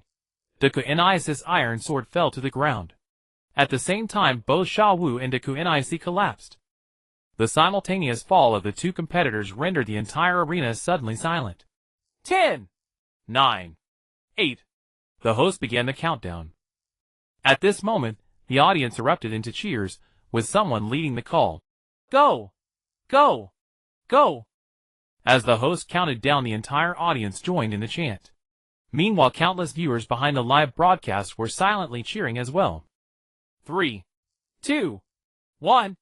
Just as the host shouted 1, Deku Nic suddenly raised her hand and sprang up from the ground in a burst of energy. Simultaneously, she gasped for air. Sha Wu's punch had knocked her out and halted her breathing. Techniques like this were truly terrifying. Deku Nic wins! The host screamed. However, Deku Nic did not rise to bask in the glory of victory. Instead, she crawled over to Sha Wu and helped her up. Checking Sha Wu's breathing, she relievedly noted that it was merely a deep faint. Deku Nic's immense strength and swordsmanship combined with her training placed her at a completely different level from Sha Wu. Otherwise, with that hand-edge strike, Sha Wu would either have been knocked out or left in a vegetative state. With her left arm, Deku Nic lifted Sha Wu, while her right hand picked up the long sword. Deku Nic bowed to the audience. Seeing this, the cheers changed once more. Deku Nic Sha Wu! Deku Nic Sha Wu! Deku Nic Sha Wu! The two camps that had just been in opposition found themselves united. In the first match of the advancement rounds, Deku Nic emerged victorious. The impact of the battle between Sha Wu and Daknis extended far beyond the scene. Some otaku analyzed the slow-motion footage of the live stream to discern the attacks of the two women. One meme after another was wildly shared online. What a spectacular match! Today's second qualifying match features Ash from Pallet Town facing off against Deadpool. Would this still be a battle of unparalleled brilliance? After a commercial break, the excitement continued. With the influx of capital, this small world martial arts tournament had its share of advertisements. Men need to keep their kidneys healthy, so try with Shinbao. 1 bottle for refreshment, 2 bottles for fatigue-free days, 3 bottles for immortality. Oh dear! A muscular man stepped in front of the live stream camera holding a bottle of liquid. After opening the cap and taking a few swigs, he exclaimed with vigor, "Kidney treasure! The taste is fantastic!" After finishing, a neutral voice narrated, "This product is exclusively supplied by the Turtle Sage Health Products Company, the company of the Turtle Sage. Your best choice for health products." Indeed, Kidney Treasure was sold by the Turtle Sage. After all, apart from Goku and his friends, there were plenty of others on Turtle Island to support, and the old turtle was no longer fit to hunt for food. What was actually inside Kidney Treasure was just plain water enriched with high-grade nutrient liquid. As for where the nutrient liquid came from, the scientific support group had plenty. Moreover, drinking it did have health benefits. Home of the Sea Wolves Werewolf's Wardrobe. For washing hair, use Fei-Ro. After a barrage of diverse advertisements, the camera shifted back to the host. Welcome back to the World Martial Arts Tournament. I am your host. Let's start the second match of the qualifiers. The host swallowed the Kidney Treasure in his mouth. If you keep advertising, I won't hesitate to dig out your kidneys and scrub them with toilet cleaner. Deadpool, who had been standing on the stage for quite a while, shouted at the host. After clearing his throat, the host yelled, "The match begins." With a swift motion, Deadpool drew his dual blades and performed an elegant flourish, turning to face Ash. Although Ash was one of the teachers of the security team, he had never fought anyone in the restaurant, and the environment restricted his physical abilities. Thus Deadpool saw Ash as an easy target. Just a kid playing with a mouse. Not everyone is as hard to kill as Deadpool. Ash took combat seriously. He loosened his belt and flung it forward, causing a multitude of poke balls to scatter. "It's you guys!" Ash shouted. As each poke ball hit the ground, a burst of white light emerged and a Pokemon appeared. By the time all the poke balls summoned their Pokemon, Ash had transformed from one person into a whole crowd. I'll wait. It was one person and a bunch of animals along with some plants. Looking at the sudden array of bizarre Pokemon before him, Deadpool swallowed hard. "I've already peed my pants, but luckily these pants are waterproof." It's even more disgusting. Pikachu thought that if Ash called it out again, it would just stay inside and not come out. Last time it came out it was called a yellow rat, and now it was being grossed out by this red-masked man. Go Pikachu! Thunderbolt! Ash waved his hand directing Pikachu. However, Pikachu ignored him. Pika pika pika pika. He has pee in his pants. Wouldn't it be more disgusting if I electrocuted him and his pee evaporated? Can't you call out a water type to wash him off first? No, he said his clothes are waterproof. How about you find a grass type to suck up his pee? It's fertilizer anyway. Bulbasaur, Lizard King, and Large Zucchini. Not doing that. A pair of beady eyes, Ash's exclusive. At that moment Deadpool suddenly charged in with his blades. I don't know what your pets are saying, but they're definitely telling you to surrender. Then two blades struck Ash. Clang. Instead of the expected sound of sharp blades slicing into flesh, it sounded as if they had struck some kind of metal. Deadpool was baffled. He knew his blades were made of adamantium. Hey, how can you ambush someone when they're communicating with their Pokemon? Ash turned his head at Deadpool's words. In Deadpool's eyes, Ash's gaze was like two black holes, threatening to swallow him whole. This is just how superheroes greet each other, Deadpool awkwardly explained. He squeezed the blades regardless of how dead Deadpool was. Ash forcefully seized the dual blades. Really? Just in time, I hadn't greeted you yet today. Ash was furious that his Pokemon wouldn't listen, and Deadpool happened to run into the blades. Aw that won't be necessary. You should give the blades back to me. Deadpool timidly placed his hands on the hilts trying to reclaim them. Swish. Swish. With two swift motions Deadpool was sliced into 4 pieces. However, this left Ash bewildered. He had used the backs of the blades intending only to teach Deadpool a lesson. How could Deadpool be so fragile? This is astonishing. Ash has split Deadpool into 4 pieces. This match is a victory for Ash. Now it's time for an advertisement. The host hurriedly announced the victor and inserted an advertisement. Keep in mind this is a live broadcast. If this person is split into 4 pieces and not handled properly, he would be in big trouble. As for those investors, how could anything possibly go wrong? This country has been completely taken over by those investors. At that point, they would certainly become scapegoats. The host rushed over to Deadpool's side, feigning concern. Are you okay, Deadpool? He opened a capsule, and some white cloth appeared along with a puff of smoke around Deadpool. He now needed to clean up the aftermath, which meant eliminating any evidence at the scene. As long as he cleaned up the blood, Deadpool's body could be explained as some sort of prop. If he could then pull some strings, perhaps everything would be fine. Damn it, you idiot! Let me out! My blood is almost all soaked up by these rags. Do you know how long it takes for this blood to regenerate? Ah, this rag has turned into my intestines. Suddenly Deadpool's voice came from beneath the white cloth, scaring the host half to death. Ah! A ghost! After the host yelled, he attempted to run away. He's not a ghost, he just doesn't die. Ash commanded Bulbasaur to remove the blood-soaked cloth from Deadpool. At that moment, the host saw that Deadpool's head was still intact where he was cursing at him. He breathed a sigh of relief, wiped the sweat from his brow, and picked up the microphone. Everyone, don't be afraid. This is just our Deadpool's special skill. Saying this, he placed the microphone near Deadpool's mouth, and at that moment Deadpool's curses could be heard through the microphone. The ordinary audience members breathed a sigh of relief, even though they often saw on TV that someone died or was murdered. But seeing it happen right in front of them was a bit too stimulating. Ash wins the second match of the qualifiers. The Pokemon carried Deadpool's corpse toward the audience stands, but strangely none of them chose to retrieve his lower half. Seeing this, the host quietly approached Deadpool's lower half, kicked it off the stage, and a group of staff members pinching their noses came to dispose of it. Welcome back to the Tenkaichi Budokai. Although Deadpool was just cut into 4 pieces by contestant Ash, his formidable body kept him unharmed, truly demonstrating the importance of martial arts. The next match is between Krillin, disciple of Master Roshi from Kame House, and Wong Ba, martial artist from West City. The host wiped his cold sweat again, forced an explanation, and announced the participants of the third preliminary match. Wong Ba, martial artist from West City, was somewhat famous. Master of leg techniques, he had once challenged and defeated most martial arts schools in West City. He had won them all. However, after losing to another dark horse martial artist, he was no longer so arrogant. In recent years, Wang Ba often participated in martial arts tournaments and consistently placed in the top 10. But Krillin's background was even more impressive. He was the personal disciple of the god of martial arts, Master Roshi, and had displayed formidable strength in the preliminaries. This match also drew great attention. A disciple of Master Roshi. I wonder how you compare to the disciple of Master Shin. Wang Ba assumed a stance and growled. Krillin frowned, his bald head reflecting the sunlight, looking confused.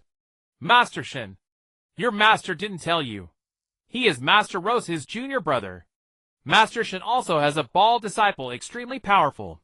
I was defeated by him back then. Is that so? Then I'm definitely stronger than him.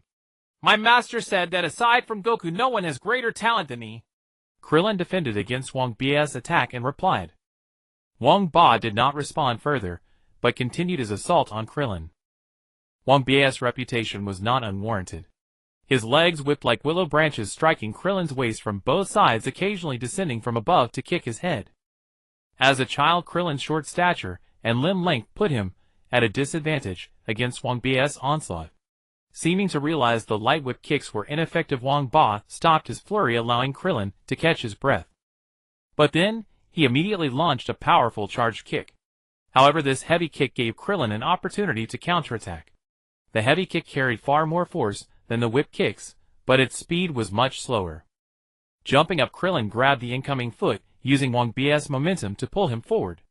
As Wang Ba leaned forward, Krillin performed a backflip, driving his heel into Wang Ba's chin.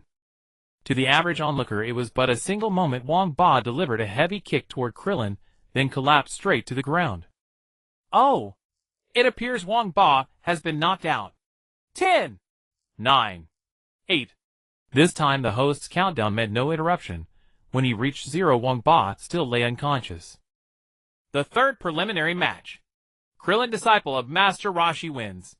Next, we have an exclusive interview with Krillin on how Master Roshi took him as a disciple and how he honed his martial arts skills. After finishing the countdown, the host stepped onto the stage, pulled out a microphone, and placed it near Krillin's mouth. This was also part of the collaboration with Master Roshi. He granted the Tenkaichi Budokai exclusive rights to interview his two disciples in exchange for free advertising for Kidney Treasure. Out of respect for the god of martial arts, the businessmen gladly agreed to the deal. Well, I was taken as a disciple by Master Roshi along with Goku. As for how I learned this martial art, it's all about hard work. Every day we climbed mountains, swam, ran, delivered milk, and plowed fields with huge rocks. That kind of effort gave me the ability I have today. Krillin spoke into the microphone with some shyness. May I ask, between you and Goku, who is the senior disciple? The host asked a deliberately provocative question. I never thought about it. Probably Goku. He's older and stronger than me. Krillin's answer made the host's eyes light up, but mindful of the schedule, he ended the interview. All right.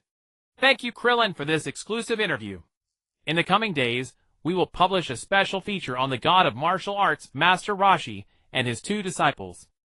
After the commercial break, the fourth preliminary match began. The fourth match of the preliminaries is between Mr. Jintoki and the young Nobita. Honestly, if I hadn't seen the preliminaries, I would think this is a very unfair match. But in the preliminaries, young Nobita's performance was quite amazing. So how will Mr. Jintoki and young Nobita clash? The fourth preliminary match begin. The host announced the start of the battle. As soon as the battle started, Nobita pulled out a microphone. Instantly, all the audience members, who had been present during the preliminaries, simultaneously took out prepared earplugs. Though not entirely effective, it at least made the sound a bit muffled, right? There were two ways to deal with Nobita. One was to quickly break through the remaining energy shield on Nobita's body before he started singing, and then take him down. The other was to be completely immune to his singing, in which case Nobita was just a strong, sturdy elementary school student. Clearly, Jintoki did not choose the first option. Even after Nobita had pulled out his microphone, Jintoki stood very casually across from him. He just stood there, not attacking, as if saying to Nobita, "Please start your performance." Into the microphone, Nobita sang with great effort, "I am the boss, I am Nobita, everything is mine." After the song ended, a large portion of the audience had collapsed, and presumably many viewers at home were also down. But Nobita turned to look at Gintoki, and found him still standing there motionless, even picking his nose. Nobita panicked and sang 2 more songs. By then many of the audience members had been sent to the makeshift hospital. Turning back to Gintoki, he was still picking his nose. But this time Nobita wasn't disappointed. Instead his eyes sparkled, and he ran over to grab Gintoki's hand, saying, "Kindred spirit. Huh? Has the match started?" Gintoki muttered to himself, then knocked Nobita out with a single chop. After a moment of silence, the entire audience erupted in cheers. "Gintoki! Gintoki! Gintoki!" In truth, they had been so severely tormented by Nobita's singing that Gintoki's victory felt like a rescue. Struggling to his feet, the host announced the result. "The 4th preliminary match, Gintoki wins." Then he collapsed and was taken to the hospital. One had to admire the host's dedication. After lifting the unconscious Panghu and tossing him to Doraemon, Einshir walked straight to Aqua to ask for a healing talisman. To deal with Panghu, he had deafened his own ears before entering the ring. If he couldn't hear, wouldn't he win? Half an hour later, the host, who had been sent to the hospital, returned to the arena leaning on a pole with a drip bottle. "Oh! The match just now was truly terrifying. Fortunately, contestant Einshir quickly resolved the little Panghu. Now let's begin the 5th round of the promotion tournament." This match is between contestant Jinai and the renowned Qigong master Ma Baoguo. Despite being hooked up to and for, the host's voice remained spirited. "I'm sure everyone here has heard of the great Qigong master Ma Baoguo, right?" 2 years ago, he claimed to have fought 500 rounds with the martial arts god Tortoise Hermit and was defeated. Since then, countless martial artists have challenged Master Ma only to be defeated by his exquisite Qigong. And now, he faces Jinai, who can manipulate insects to kill without a trace. Can Master Ma retain his position? And can Jinai knock him off his pedestal? Without further ado, let the match begin. As the match started, Ma Baoguo, who stood opposite Jinai, showed no sign of attacking. Instead, he approached Jinai as if he wanted to say something. Jinai frowned, refraining from ordering the dozens of parasitic insects already clinging to Ma Baoguo's body to strike. He wanted to know what this Master Ma intended to say. Standing before Jinai, Baoguo reached out a hand and said softly, "When I make my move, just pretend that I've knocked you back with Qigong. After this match, I'll give you 1 million. How about it?" Jinai thought he was about to say something else, but it turned out he just wanted him to throw the match. Seeing no response, Ma Baoguo said, "I knew a master like you wouldn't care about 1 million. How about 3 million? Jinai remained silent. Ma Baoguo grew anxious. 3 million not enough. What about 5 million? 5 million is the maximum cash I can offer at once." Suddenly Jinai kicked toward Master Ma. He no longer wanted to listen to this Master Ma's nonsense. But Jinai's kick did not land on Ma Baoguo. He leaned backward and dodged it. "Oh!" Jinai was somewhat surprised. Although this kick was not serious, it was not something a mere fraudster could have evaded. It seemed Ma Baoguo had some real skill after all. After dodging Jinai's kick, Ma Baoguo performed a backflip to create distance. "I knew that throwing money around might not work much in a real martial artist's arena, but I didn't expect it to become useless as early as the promotion round. What a pity." Then he brought his hands together and rubbed them. Jinai keenly sensed energy forming between Ma Baoguo's rubbing hands. He immediately ordered the parasitic insects lurking on Ma Baoguo to bite down. "Ah, despicable!" Ma Baoguo screamed, then convulsed, and fell onto the ring, foaming at the mouth. The audience and the host were stunned for a moment, but the host quickly recovered, ran onto the ring, glanced at Ma Baoguo, and said, "It seems Master Ma has been poisoned by contestant Jinai and has fallen. The winner of the 5th promotion matches." Before the host could finish, Ma Baoguo suddenly pushed himself up from the ground. "Tui, despicable insect manipulator. Master Ma has recovered, so the match continues." The host quickly left the ring. It was too dangerous during a fight. Seeing Ma Baoguo get up, Jinai was somewhat surprised. "You're fine." Ma Baoguo assumed a horror stance, clenched his fists at his waist, and said solemnly, "Such poison can't harm me, the Qigong Ma." As he spoke, Jinai noticed that the energy Ma Baoguo had rubbed between his hands was now transferring into his heart. Crack. Crack. Crack. Huge muscles bulged on Ma Baoguo's body, bursting his shirt. The frail middle-aged man had instantly transformed into a muscular older giant. Sensing that something was wrong, Jinai again commanded the parasitic insects to bite Ma Bagua, but he found that ordinary parasitic insects could no longer penetrate his skin. Even the evolved insects could only barely break Ma Baogua's skin. As if he had finished charging up, Ma Bagua suddenly grinned menacingly and charged at Jinai, though not very fast. But Jinai sensed a threat from Ma Baogua's fist. He quickly dodged away from his original position. Ma Baogua's fist slammed heavily onto the spot where Jinai had just stood. Boom! A huge crater was smashed into the ground. Only dodging, despicable insect manipulator. After becoming muscular, Ma Baogua's voice was also full of power. For the next while, Ma Bagua kept attacking Jinai, but not too fast. So each time Jinai easily evaded. But as time went on, Jinai noticed that Ma Baogua's attacks became more and more urgent. After thinking it over, Jinai concluded that Ma Baogua's muscular form had a time limit. He just needed to stall until the muscular form ended. Seeing that Jinai had no intention of attacking, Ma Bagua roared, "Come on! Fight me! Why should I fight you, heathen?" Jinai replied while dodging. Seemingly provoked by this remark, Ma Bagua suddenly stopped attacking. "True, as long as you keep dodging until my muscular form ends, you win. But do you think you can last that long?" With that, he pulled a bottle of a suspicious-looking potion from his crotch and gulped it down. Like ink poured into clear water, the blue-purple potion entered his stomach, and the same color appeared on the surface of Ma Baogua's muscular body. The color started from the heart and spread throughout his body in just 1 second. Ma Bagua had transformed into a blue-purple muscular monster.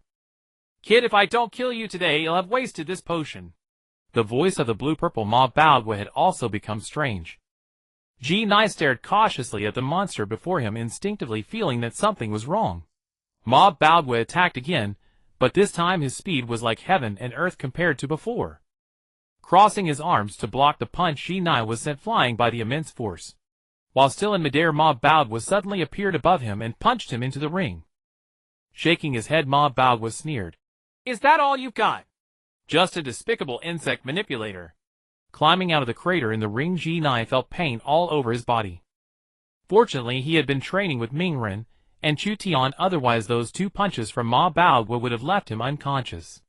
"Ha ha ha. Not bad. I can play a little longer." Ma Bagua laughed maniacally when he saw Jinai could still crawl out. Then he attacked again. After enduring one more hit, Jinai threw the energy ball at his waist. Sensing that Jinai was in trouble before Jinai could command it, Jianigi fired a freezing beam at Ma Bagua. But Ma Bagua grinned and continued walking forward despite the beam. Seeing this, Jianigi was shocked, and then increased the output of the freezing beam to its maximum. Ma Baogua's steps seemed to slow down slightly. But he kept moving forward, though his expression had changed from ferocity to terror. His nose froze into a block of ice, and fell off his face, yet he seemed to feel nothing. Slap! Ma Bagua withstood the freezing beam, grabbed Jianigi, and lifted it above his head, staring at Jinai. Bang! Jianigi was slammed onto the ring. Bang! Ma Bagua stomped on its back. The shell cracked, revealing the tender internal organs. Jinai could hear Jianigi's screams. "Jianigi!" Jinai cried out, tears streaming from his eyes. But as Ma Baogua's foot ground back and forth, Jianigi's voice gradually faded away. "Oh! I guess I crushed it too hard and turned it into mush. Sorry about that. Ha ha ha." Ma Bagua laughed at Jinai as he looked at the crushed Jianigi under his foot. His blue-purple face was indescribably terrifying. "Ah!" Jinai suddenly screamed as he stared at the crushed Jianigi. Ma Bagua grabbed Jinai's head and lifted him up, grinning fiercely. "Now it's your turn, despicable insect manipulator." Seeing the situation turning bad, the host quickly shouted, "Stop! Stop! This match is over. Master Ma wins." But Ma Bagua, under the influence of the potion, was not so calm. He turned his head in anger and roared, "You say it's over. It's over. He must die today." As he spoke, the strength in his hand increased, as if he intended to crush Jinai's head. The audience in the restaurant below gritted their teeth, their eyes full of anger. The other little warriors couldn't stop their tears. Mingren even drew his sword, ready to jump onto the ring to save Jinai. "Enough. I said that death is permitted in this match. If G9 dies, I will resurrect him. Bai Guan stopped Mingren and the others, but his eyes were filled with fury. Ma Baoguo's victory over G9 with the help of drugs was already dishonorable, and now he wanted to kill him. This was an insult to the restaurant and to Bai Guan himself. Bai Guan was no longer thinking about whether Ma Baoguo would die, but how many years of torment he would suffer. Feeling the pain in his head, G9's consciousness began to blur. Just as he was about to sink into darkness, he seemed to hear a voice urgently calling to him. Give me your body. Suddenly the support in his hand disappeared. Ma Baoguo knew that G9's head had been crushed by him. Without even looking at G9, he laughed at the host. Ha ha ha. Dead. Finally dead. Come and interview me. But instead of fear on the host's face, he saw shock. The shock was directed behind him. Sensing something wrong, Ma Baoguo turned his head to look at the headless corpse that should have been crushed. But what he saw was a black person. The black person had two red eyes fixed on Ma Baoguo. More tricks. So what? Die. Failing to kill G9 smoothly, Ma Baoguo grew angry again and swung his hand toward the black person. But his palm passed straight through the black person and hit the ground. As his head got close to the black person, Ma Baoguo heard the buzzing of insects. Looking up at the black person, he found that it was actually a swarm of bugs. Ma Baoguo's scalp tingled and he stepped back. What kind of trick are you playing? The black person's arm suddenly disappeared. Ma Baoguo was stunned for a moment, and in that moment he realized that the black hand had appeared on his face. Thump, thump, thump, thump. A single black hand floated in the air, gripping Ma Baoguo's face and repeatedly smashing it into the ring. Ma Baoguo tried to break free from the black hand, but found that its strength was even greater than his own after taking the potion. You can't kill me like this. When I get up, you're dead. Despite being slammed into the ring, Ma Baoguo still threatened arrogantly. As if understanding Ma Baoguo's words, the black hand suddenly disappeared and returned to the black person. That's right, just let me kill you quickly. Ma Baoguo thought the black person had given up attacking him. But that was only his wishful thinking. The black person vanished before him and a giant hand half the size of the ring appeared on the platform. Boom, boom, boom. The black hand mercilessly slammed Ma Baoguo into the ground again and again. Cough! With utter disbelief, Ma Baoguo coughed up a mixture of blood and organ fragments. This mouthful of blood seemed to be a signal. The once indestructible Ma Baoguo's body rapidly deteriorated. When the black hand stopped and returned to the black person, in the giant hand-shaped crater on the ring was nothing but a pool of blood. The black person turned its head to look at the host. The host, trembling, spoke into the microphone. Match over. ZG9 wins. As the host announced the result, the black person's feet began to change from insects to flesh. From the feet up to the head, it eventually transformed into the likeness of G9. After the transformation, G9 fell backward, but Mingren, Sasuke, Xiaoli, and Chu Tian, who had been ready, instantly appeared behind him and carried him to Bai Guan. Without hesitation, Bai Guan cast a system healing spell directly on Zeno, who was being carried over. No matter what injuries Zeno had sustained, they would be healed instantly. This time, the healing spell took much longer than when it was used on Kushina and Minato. It took Kushina 10 seconds to heal, and 7 seconds for Minato. Yet Zeno took a full 30 seconds. Bai Guan curiously asked the system, why does it take longer to heal Zeno, who was merely seriously injured, than it did for Kushina, who was just dead? Kushina was not truly dead. Humans maintain brain activity for 7 hours after the heart stops beating. If brain activity ceases for 7 days, the soul remains conscious. It is only after 7 days, when the soul begins to become chaotic, that true death occurs. At that point, they no longer know who they are, making resurrection incredibly difficult. Although Zeno's heart was still beating, his recent state was due to the maternal worm within him controlling his body, burning his soul and vitality to sustain him. Therefore, the recent healing was essentially restoring the missing part of Zeno's soul rather than merely restarting his heart. The previous battle had destroyed half of the arena and caused discomfort to nearly half of the ordinary spectators. The 6th round of the tournament was postponed until tomorrow. Firstly, they needed to repair the arena, and secondly, they had to manage public opinion. In the afternoon, Zeno awoke from his coma. Naruto asked with concern, "How are you feeling, Zeno? Is there any pain in your body?" Zeno sat up and shook his head. "No, didn't I just remember that I was about to be crushed to death? Did the shopkeeper revive me?" "No, just when Mabogwa was about to crush your head, you suddenly turned black and then beat him up." Sasuke shook his head. The image of Zeno's desperate counterattack lingered in his mind. He was truly thirsty for power. If only he had possessed such power on the day his clan was exterminated. "Oh, I remember. At that moment, I thought I was about to die, and then suddenly a voice told me to surrender my body to it." Zeno recalled realization dawning on him. The owner of that voice must be the maternal worm inside you. Perhaps it's because you try to communicate with it every day that it awakened its own consciousness. Bai Guan came over to explain. "But there has never been anything like that in my clan." Shrugging, Bai Guan teased, "Aside from you, no one in your clan is a restaurant worker." This statement left Sasuke deep in thought. Initially he thought the restaurant was a powerful force, but after arriving in this world, he realized its profoundness. However, judging by Bai Guan's attitude towards Naruto and the others, it seemed this force was quite accommodating. "Shopkeeper Bai, I want to become stronger." After coming to this realization, Sasuke suddenly spoke to Bai Guan. Previously, he had always held back, afraid to fully present his true self to Bai Guan, because he had a dream. But now, he found that he might be able to realize his dreams through Bai Guan, so he opened up. After smiling at Sasuke, Bai Guan shook his head, saying, "Your transformation still requires some time. When you return from here, you may undergo a tremendous change." Bai Guan's words left Sasuke puzzled, but he could wait as it was all for revenge. A day swiftly passed. The next day, it was unclear what methods those merchants used, but they quickly suppressed public opinion.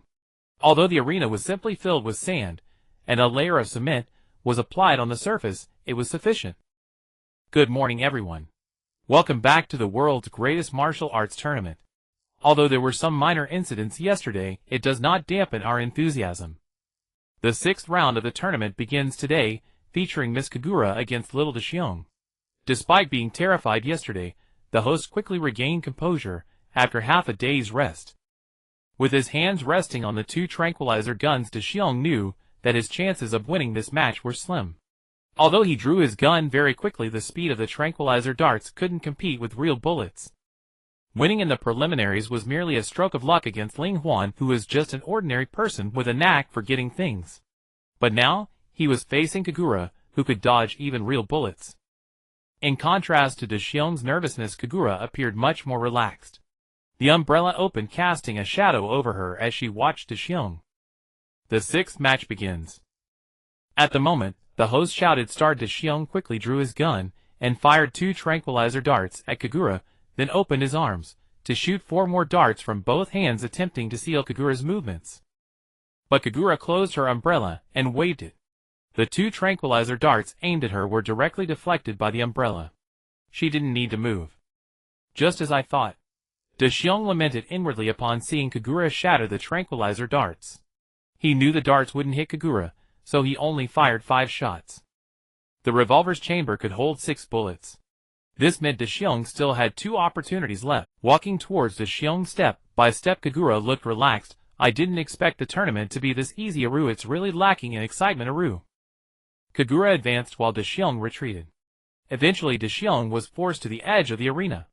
"You should jump down, Aru." "I have no interest in bullying children, Aru." Kagura waved her umbrella, urging Deshiong to jump on his own.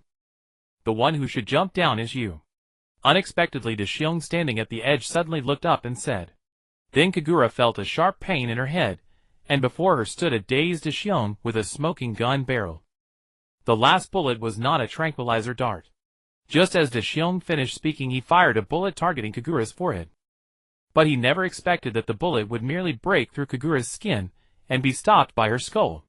How did a gunman end up facing someone unafraid of bullets? Seeing the furious Kagura after being shot, Deshiong shrugged and jumped off the arena. The enraged Kagura, having no outlet for her anger, angrily struck the arena with her umbrella. Boom, boom, boom. The makeshift repair spots on the arena were smashed open, revealing the sand inside. "Miss Kagura, please stop. The match has already ended. You are the winner of the 6th round of the tournament," the host shouted urgently. Seemingly distracted by the host, Kagura lost her grip on the umbrella she was swinging and sent it flying. It then struck Bai Guan on the head from a distance. "Shopkeeper Bai, I'm sorry." Realizing this, Kagura finally came to her senses and knelt down begging for forgiveness. Looking at Kagura's umbrella in his hand, Bai Guan's eyelids twitched. "Who did I provoke?" Wiping the sweat from his forehead, the host announced after the divine music subsided. The victor of the 6th match has been decided. In the 7th qualifying match, the competitors are Mr. Bai Guan and Mr. Mengduo. Although the youthful figure of Bai Guan appeared extremely frail before Mengduo, the truth was that Mengduo felt like he was as thin and fragile as a piece of paper in front of Bai Guan. The match begins. With a loud shout from the host, Mengduo suddenly raised his hand. Mengduo surrenders. Mengduo shouted with his hand raised and his large tongue flailing. The audience was momentarily stunned, their faces filled with confusion. During the preliminaries, the martial artist who fought against Mengduo was a long-established legend with many students. At that time, Mengduo had smashed the martial artist into the ICU with a single chop. How could he surrender against this young man? Could it be a fixed match? After a moment's thought, an impulsive audience member threw a banana peel onto the stage. With one person leading the way, more and more people began to throw things onto the stage, shouting insults like, "Stinking fixed match. Deceiving for profit. Go die." To be fair, these audience members were not very skilled at cursing. Mengduo didn't pay much attention to it. In the 7th qualifying match, the victor is Bai Guan. The host omitted honorifics in his statement, frankly expressing his disdain for fixed matches. At this moment, in a certain room, several businessmen who had invested heavily were watching the match. This was the most comfortable spot in the viewing area built around the stage. "Is this Bai Guan really a fixed match player?" A slightly plump businessman asked the others around him, stroking his chin in confusion. A thinner businessman shook his head, saying, "No, he fought against a truly strong young man during the preliminaries. But he ended the match with just one kick." They had watched the battle footage from the preliminaries. Another fair-skinned businessman remarked, "What if his opponent during the preliminaries was also bribed by him?" While the businessmen debated, the earliest investor in the Grand Martial Arts competition said, "Do you know how the stage below originated?" The other businessmen shook their heads, and this businessman continued, "I remember that during the daytime of registration, I saw him use something I had never seen before to decompose a piece of metal and a piece of land within a few seconds, transforming it into such a large stage. The strength of the stage is incredibly high. Do you know why my construction team only needed to repair the damaged areas? It's not because they wanted to save money, but because they couldn't replicate the same quality of stage. Moreover, these powerful individuals we don't recognize all hold this young man in high regard." The other businessmen nodded in agreement. Indeed, they did not recognize most of the powerful individuals who registered. It's not that they need to know all the strong individuals, but at least more than half should be recognized. As for the others, even if they are unfamiliar, they have at least heard of their names. Yet these people are not only unfamiliar, but have never even heard of them." It was as if they had jumped out of nowhere. The matter of Bai Guan soon faded away. Although the audience was filled with curses, the next match was far more important. The staff went on stage to clean up the trash thrown by the audience, and the host began the next match. "It seems that the 7th qualifying match did not satisfy the audience, so we will now start the 8th match. The contestants in the 8th qualifying match are Hinata against Xiao Fu." Compared to battling Shikamaru, Xiao Fu was much more reserved when facing Hinata. He approached Hinata first, greeting her. Hello, sister." After nodding, Hinata assumed her fighting stance, saying, hello." The battle begins. As soon as the match began, Hinata charged directly at Xiao Fu. She knew that Xiao Fu played with drones, but his drone technology couldn't keep up with her speed. It was as if she appeared out of nowhere. In the blink of an eye, Hinata was standing right in front of him, her fist only 30 centimeters from his nose. But at that moment, Hinata seemed to suddenly sense something halting her attack and swiftly jumping out of her original position. She saw a beam of laser emerging from the ground where she had just stood. Activating her Byakugan, she discovered that two fish-like drones were swimming beneath the stage. "Big sister really is impressive. You can dodge this, but you can't hit me. You can only be hit by my drones." After saying this, Xiao Fu wiggled his fingers on the remote control. Bayu. Hinata agilely moved left and right dodging the bullets shot at her. The battle seemed to be at a stalemate. Hinata couldn't hit Xiaofu, and Xiaofu's drones couldn't hit her. After dodging for a while, Hinata seemed to come up with a way to break the deadlock. She jumped off the ground, and kicked 2 of the drones in the air, then landed, and pushed off the ground to launch herself towards Xiaofu. Xiaofu scoffed. Do you really think you can hit me in the air, big sister? These 2 underground drones can detect what's happening above. Xiaofu had brought these 2 drones with him. However, the hardness of the previous stage had made it impossible for them to roam underground, leading to poor maneuverability. However, the organizers made a poor imitation and provided Xiaofu the opportunity to use these 2 machines. As Hinata flew towards him with a kick, Xiaofu felt that he had already won this match. But suddenly the sound of lasers from the underground drones erupted behind him, followed by attacks from the left, right, front, and back. The lasers from the underground drones became more frequent, eventually firing continuously. Just as Hinata was about to kick Xiaofu, the underground drone's attacks abruptly ceased. With one kick, Hinata sent Xiaofu flying off the stage. Then with a powerful stomp, she shattered the 2 drones beneath her. Using that force, she soared back into the air and smashed the remaining 2 drones. Perfect. Miss Hinata resolved this match in an almost perfect manner. Now Hinata, how did you defeat Xiaofu? As the host announced the result, he held the microphone in front of Hinata. His drones are not very large, which means the number of lasers and bullets they can fire is limited.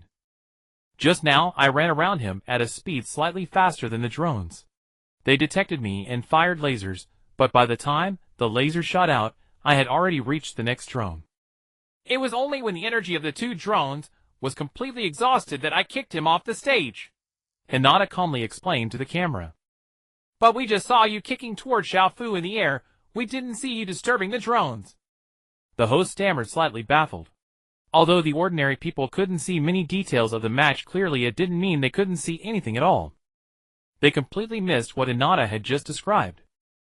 Hinata thought for a moment, not knowing what to say, so she used this excuse to brush off the host. You might be able to see it clearly after practicing more. Thank you, Hinata, for your detailed answer. Let's quickly start the next match. The next match is between Mr. Tony and Mr. Goku. The host choked for a moment before swiftly proceeding to the next match. He understood the implication behind Hinata's words. So what if you're bad? Did I eat your rice? Wearing his sleek Iron Man suit, Tony descended from the sky, landing steadily on the arena. Please call me Iron Man, thank you. He had hacked into the television station's broadcast system, his voice reaching everyone directly. All right, Mr. Tony. The match begins.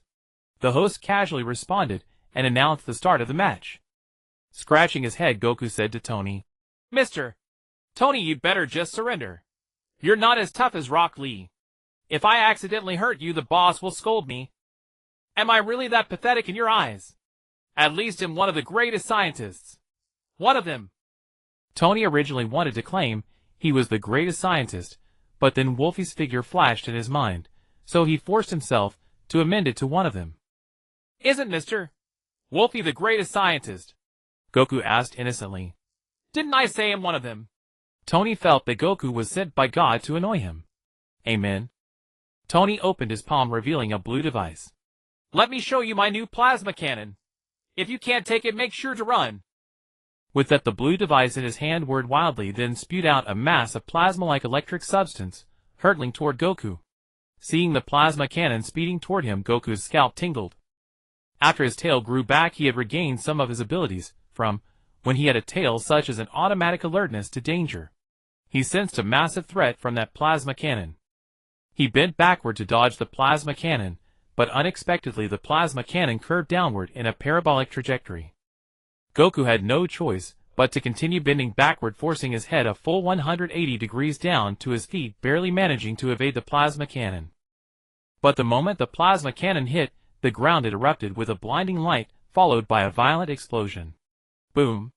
Goku was sent flying by the blast. When he climbed back to his feet, his clothes were torn and his face was blackened. Interestingly, despite the explosion, Goku's hair remained completely unchanged. Could it be that only Super Saiyan form can affect a Saiyan's hair? Aw, that hurts.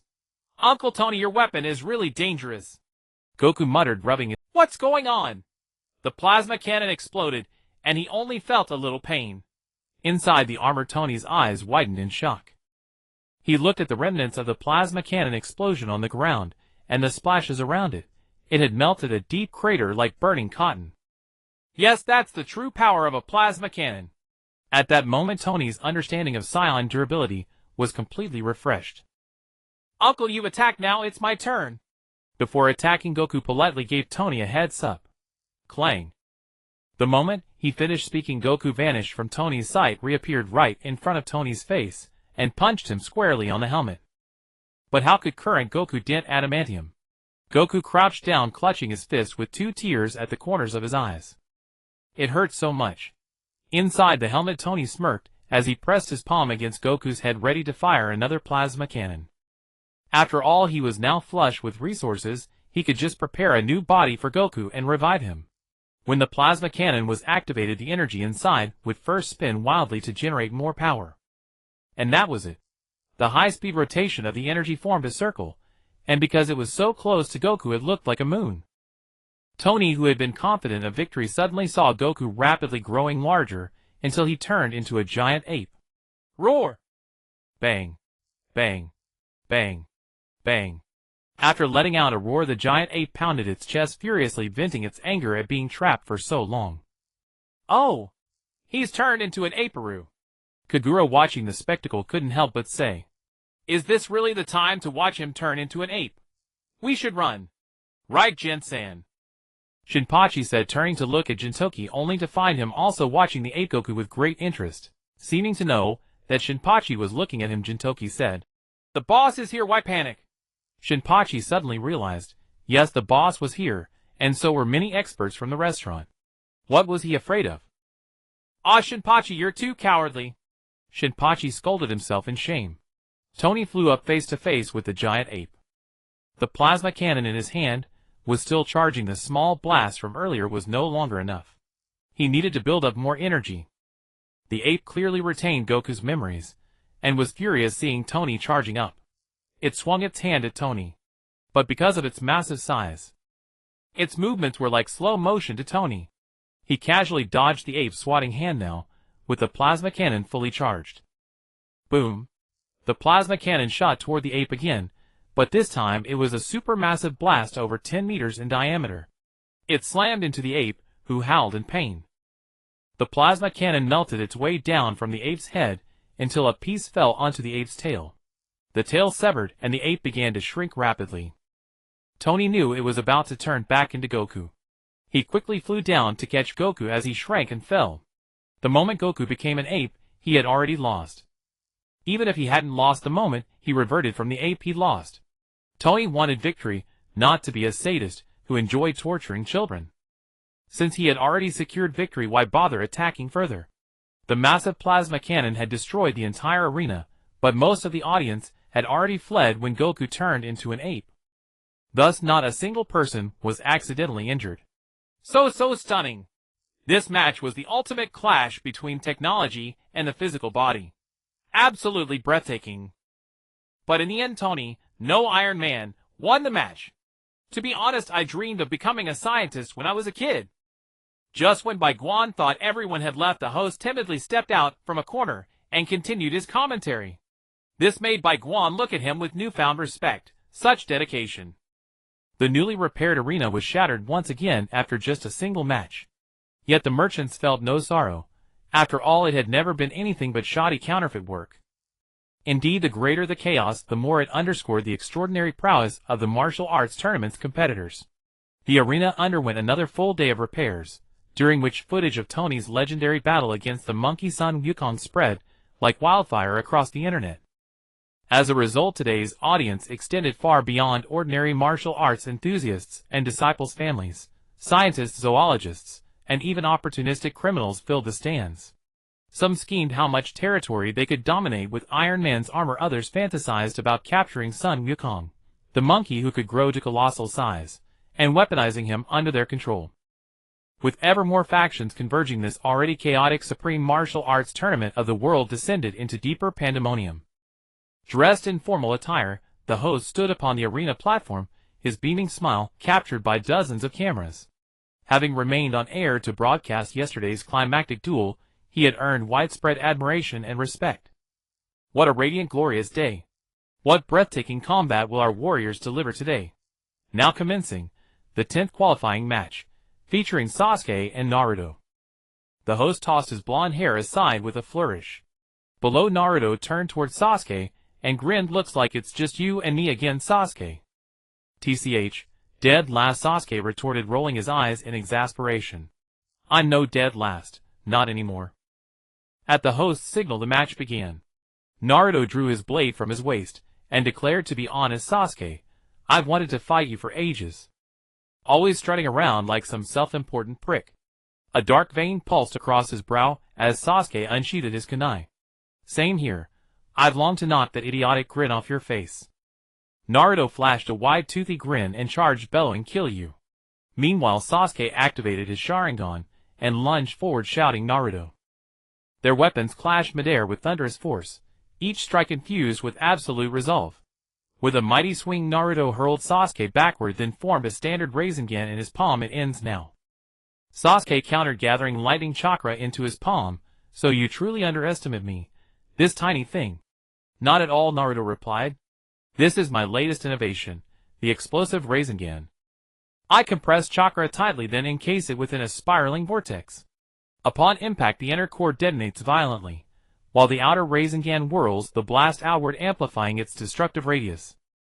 So, one hit, and you'll need Master Bai to resurrect you, Sasuke. Naruto twirled the glowing orb in his hand, explaining, with cheerful nonchalance. We'll see if you can land it. Sasuke's Sharingan spun at blinding speed. They collided anew, the Rasengan hurtling straight towards Sasuke's face.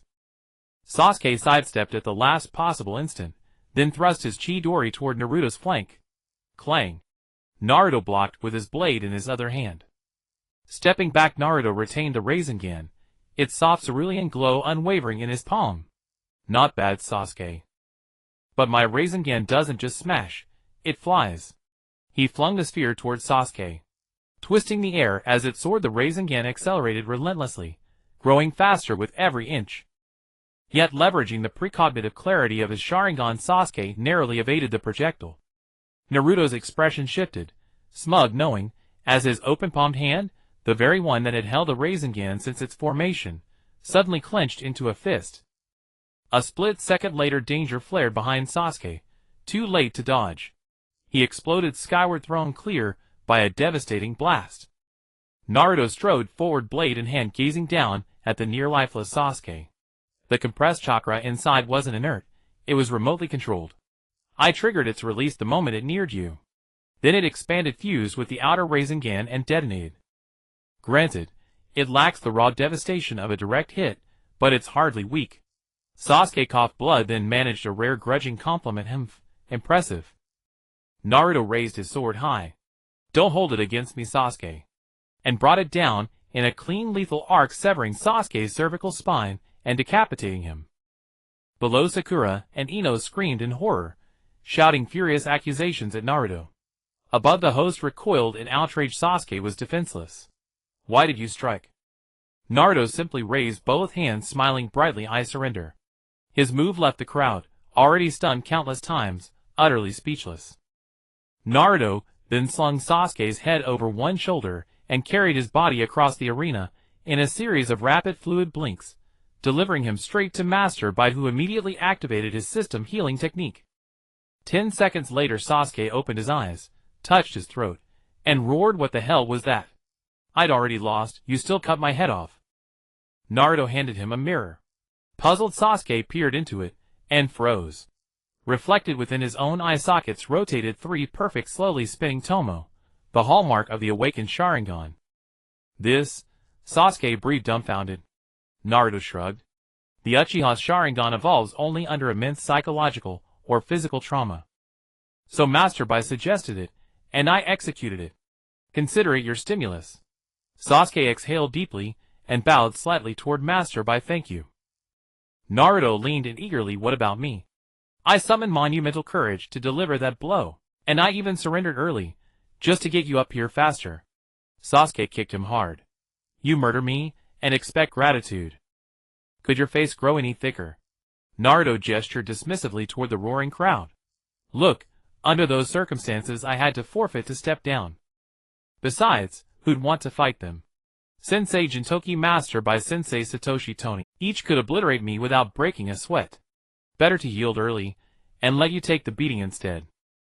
He burst into raucous laughter. As Naruto explained everything to Sasuke, someone in the spectator stands noticed. Sasuke miraculously restored, standing calmly beside Naruto, conversing, as if nothing had happened.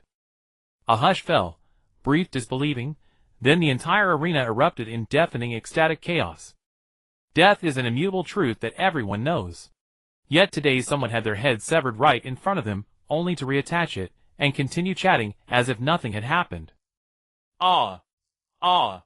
The competitor Sasuke has actually revived, the host exclaimed before scrambling over to Sasuke's side. Handing the microphone to Sasuke, the host asked, Sasuke, are you still the same Sasuke from before, or are you his twin brother? I am indeed the Sasuke from the arena just now. This made the host even more excited. Can you tell us how your head was reattached? With a look of confusion, Sasuke replied, How was it reattached? I just held it and pressed it on, didn't I? So you didn't actually die, did you? The host sounded a bit disappointed. After all, there are indeed some who survive decapitation in this world, but that is due to their racial talents like a cockroach. Yes, he did not die, Bai Guan chimed in from the side. However, the host ignored him, and simply nodded before walking away. This left Bai Guan extremely displeased. He had just been thinking of getting this host in his grasp, yet the man ignored him. Sasuke's racial talent allowed him to avoid death. Now let's begin the next match. After Sasuke's response, the host announced the start of the next match.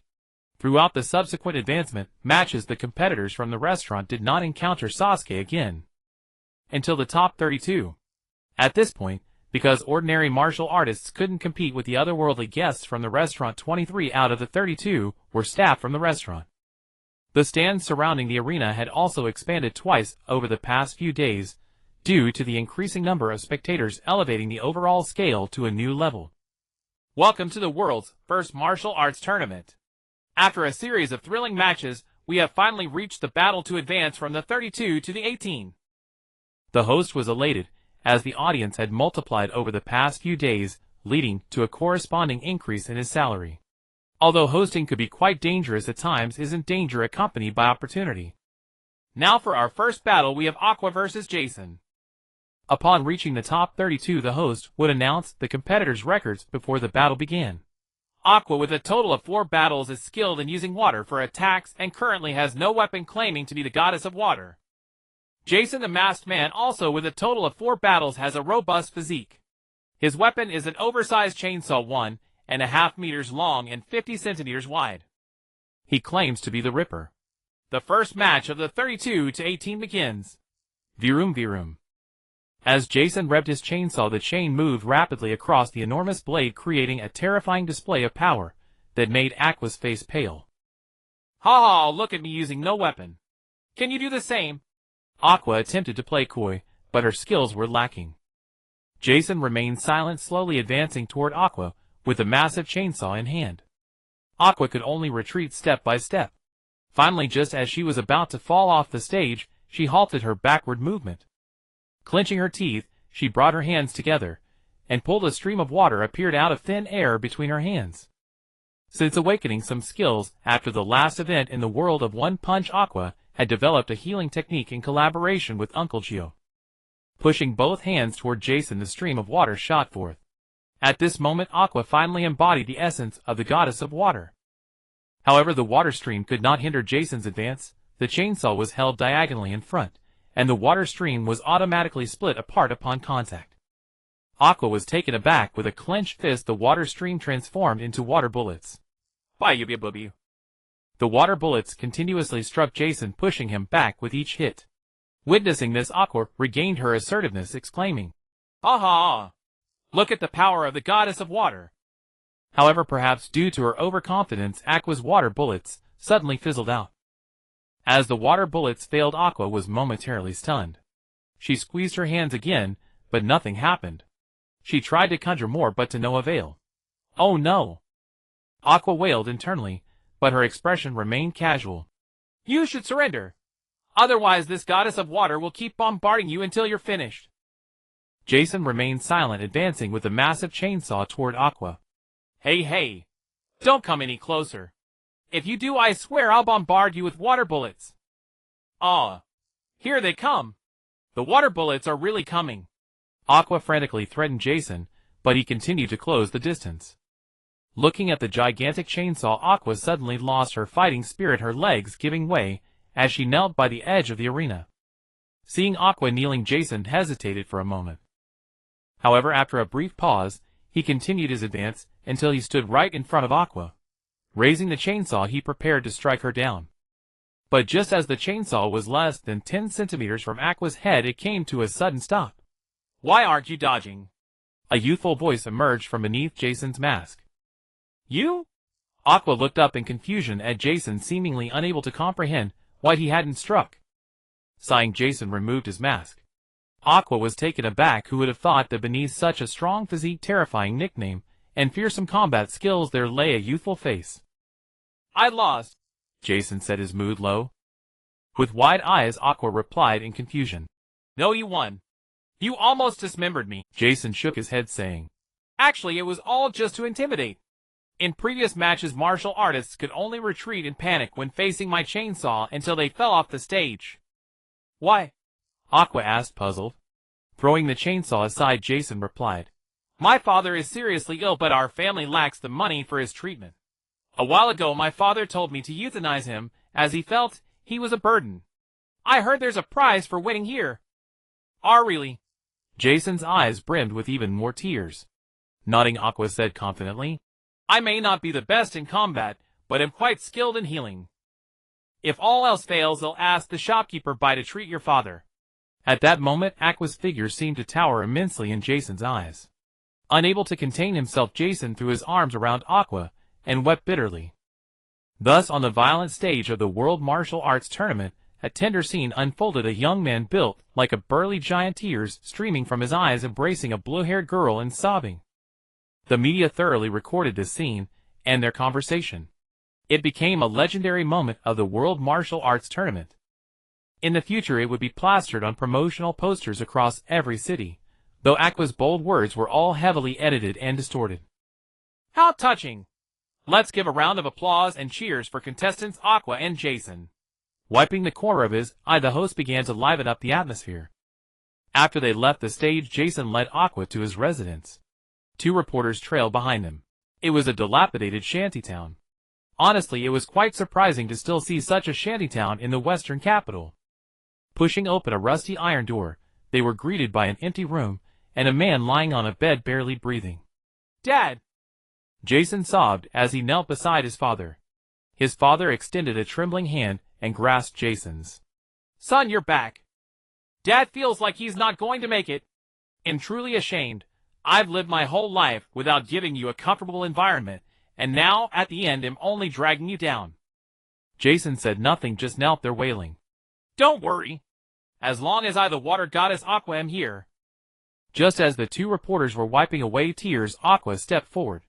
Approaching Jason's father, a faint blue light emanated from her hand. What illness does your father have? Aqua began channeling her healing spell. Jason stopped crying and choked out. Pneumonia. Nodding, Aqua placed her hand on Jason's father's chest. Cough. Cough. Cough. As Aqua's hand made contact, Jason's father couldn't help but cough violently. Each cough was so forceful it seemed as if he would expel his entire lungs. However, as Aqua's healing spell progressed, his coughing gradually slowed. His breathing also steadied. Just as Jason thought his father was getting better, his father suddenly propped himself up and vomited a large mouthful of foul black blood. Dad! Jason cried out in panic. Cough. I'm fine. Somehow, after coughing up that blood, my lungs don't hurt anymore. Jason's father took a few deep breaths and spoke to Jason. The 2 reporters also sighed in relief, turning their cameras toward him and handing him a microphone. Do you feel any discomfort now? Who are you? Jason's father looked at the reporters in confusion. He couldn't recall what had just happened. We're reporters from XX, and here are our press passes. The reporter handed the press pass to Jason's father. Then he continued, Your son Jason participated in the World Martial Arts Tournament to win the prize money for you, but he lost. Fortunately, Miss Aqua here was willing to come and treat you. The reporter explained the situation directly. Turning his head, Jason's father suddenly remembered feeling like he was dying with his life flashing before his eyes. Then Jason had come back, and he was about to give his final instructions, when this blue-haired girl interrupted. Thank you. Thank you for saving me. Jason's father grasped Aqua's hand sincerely. Aqua's lips curled upward into a smile. Since you want to thank me, why not join the Aqua Church? Aqua spread her arms, as if awaiting an embrace from Jason and his father. The Aqua Church. Okay. What are its doctrines? Jason asked timidly. Although she didn't get the embrace, Aqua was still delighted. She pulled out a booklet titled The Doctrines of the Aqua Church from her bosom and handed it to Jason. From now on, you are the Pope of the Aqua Church in this world. Compared to Aqua's evangelism, the situation on the arena was far more intense. The current match was between Chunlong and Hinata. Gasping heavily, Hinata's Byakugan fixed intently on Chunlong before her. Chunlong was also in a bad state, breathing heavily and rubbing his stomach with one hand. In the previous exchange, he had underestimated Hinata, and she landed a punch on his stomach. Now Chunlong felt as if his stomach had tied itself into a knot. Who are you really? Why are your attacks so similar to Master Mutants? Hinata began to grow suspicious. It wasn't that she couldn't defeat him unless it was Mutant Rashi. It was that, as a student of the Turtle School, she knew the Turtle School's attack patterns. Although Chunlong's attacks were slightly different, they were essentially the same. I am Chunlong. At this point, Mutant Rashi was adamant about being Chunlong. Otherwise, if others found out that his disciple nearly incapacitated him with a single punch, he'd lose all face. Gritting her teeth, Hinata assumed a combat stance. It seems I'll have to defeat you, and then show you to Master Mutant. Mutant Rashi had been missing for a while. Hinata figured he had gone to see some pretty girls, and would return after the tournament ended. Rubbing his stomach vigorously, Chunlong also took a fighting stance. That depends on whether you can do. They launched into a new round of exchanges. Against Hinata now, Chunlong had only the advantage of stamina. She had already learned all his techniques and skills, and she had also learned some of the ancient knowledge accumulated over centuries from Gui. Coupled with his own foolish injury, Chunlong felt he was in a very dangerous position. With another move, Hinata kicked Chunlong in the head, sending him flying. Still not surrendering? Hinata asked, drenched in sweat. She didn't have much stamina left. Hey, you can't hold out much longer, can you? You'll win this match. Getting up from the ground, Chunlong grinned menacingly. Hinata clenched her fists tightly, feeling she had encountered a formidable opponent, one so strong that if she couldn't finish him immediately, she would be finished herself. At that moment, Chunlong let out a loud roar, as his body rapidly swelled, turning into a muscular man. This was his second form. Seeing Chunlong's bulging muscles, Hinata felt a sense of déjà vu. Right. That fight with Shino earlier. The one where he forced Shino's mother insect to reveal itself. That battle where the mother insect was forced out of hiding. It seemed she must end the battle immediately, otherwise hit the Chenglong before her drinks the same potion as Ma Baodua last time. Hinata does not have a mother insect residing in her body. Just as Hinata was pondering how to directly finish off the Kamasen, Chenglong placed his hands at his waist. Seeing this stance, Hinata's pupils contracted. Kamehameha. Indeed, a powerful blue energy beam appeared in Chenglong's hands and shot toward Hinata. Hinata dodged swiftly, but Chenglong had abundant stamina and ample chi. He relentlessly pursued the dodging Hinata with the Kamehameha. Struggling to evade, Hinata pondered how to defeat Chenglong. After firing the Kamehameha for a while, Chenglong seemed tired. He dispersed the Kamehameha and panted. Now! Seizing the chance while Chenglong rested, Hinata rushed toward him at full speed. Seemingly very confident in his second form, or perhaps unable to dodge Hinata's attack, Chenglong gathered chi on his surface and attempted to withstand her strike heat. But when Hinata's palm struck him, he realized his mistake. Hinata's chi and chakra surged into his body through the contact, blocking his meridian gate. With a discord in his internal chi, Chenglong groaned and transformed back into his small, frail form. A single slap reverted him to his original self. Wait, I surrender. Before Hinata could launch a second attack, Chenglong hurriedly surrendered. The wand with Jingtian Palm could only be used in the second form. His aged current form could not withstand the massive flow of qi. Moreover, his qi meridians were now blocked by Hinata. Ceasing her attack, Hinata said to Chenglong, "Now can you tell me who you really are?" Chenglong's side tore off the disguise on his face, revealing the Kamasenin beneath. "Mutant Rashi," Hinata explained in surprise. "Alas, I wanted to teach you a lesson to let you know that there are always greater people beyond. But I never expected to be defeated by my own disciple." As he spoke, Kamasenin became particularly sorrowful. He was truly heartbroken. It was normal for the wave behind to drive the one ahead, but he never expected the wave behind to push him to the shore before he had even fallen. "Ah, Mutant Rashi, don't be sad." Hinata could not bear to see others cry. Covering his face, and weeping bitterly, Kamasenin suddenly opened a gap between his fingers, looked at Hinata, and said, "Actually, it's very simple to make me not sad. It's you. Hee. Oh, pervert." Hinata blushed, stepped forward, and gave Kamasenin an extra kick, sending him off the arena. "Ah, amazing." The god of martial arts, Mutant Rashi, actually disguised himself as someone else to participate in the Tenkaichi Budokai, and he even lost. After shouting in shock, the host ran to Hinata and asked, "How did you defeat the god of martial arts, Mutant Rashi?" "Actually, I am Mutant Rose, his disciple," Hinata said shyly. The host was shocked again. "Mutant Rose, his disciple, defeated Mutant Rashi.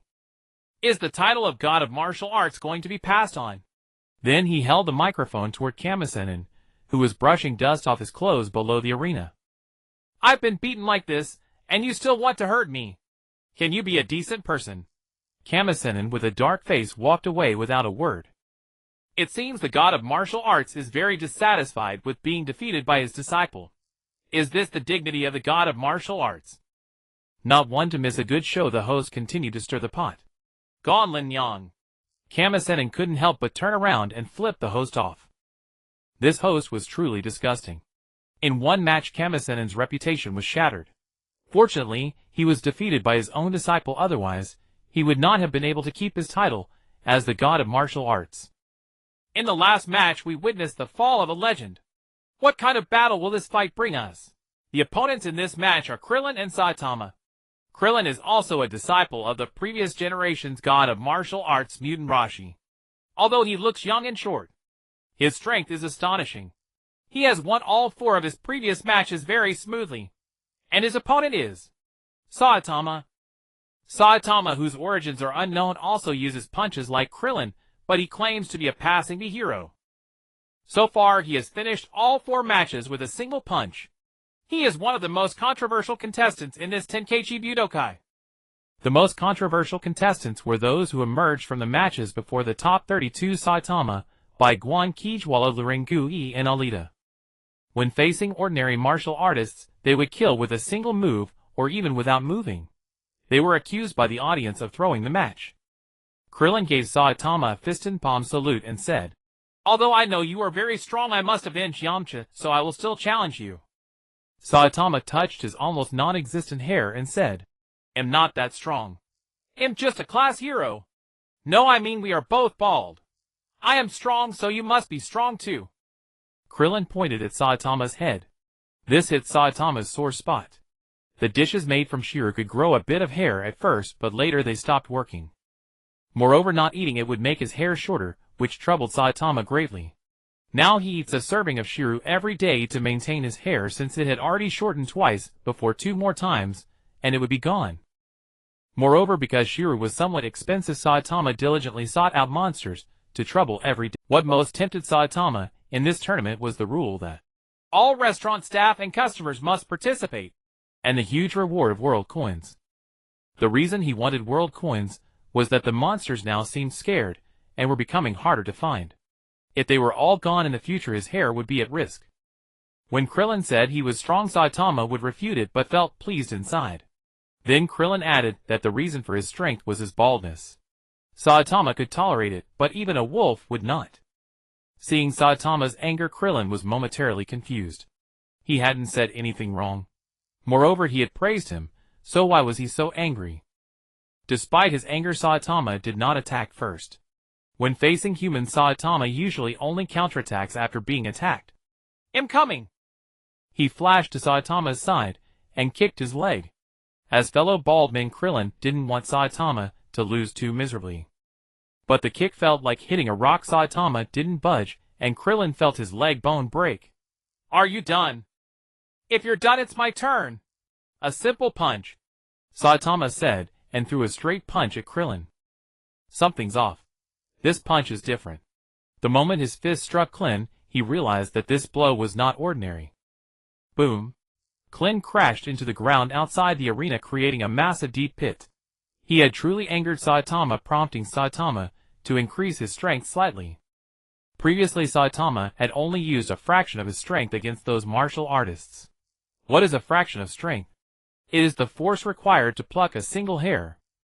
In contrast, he applied twice that force against Krillin, the strength needed to pull 2 hairs. This Saitama has shattered the doubts. He has proven himself to be a strong man. Watching Krillin being sent flying by Saitama, the host exclaimed excitedly. The crowd erupted. If there was a black dot appearing on a plain white paper, that's all one would notice. Conversely, if a white dot appeared on a black paper, all attention would be on that white dot. But what if you realized that this black paper was merely a result of your color blindness, mistaking white for black?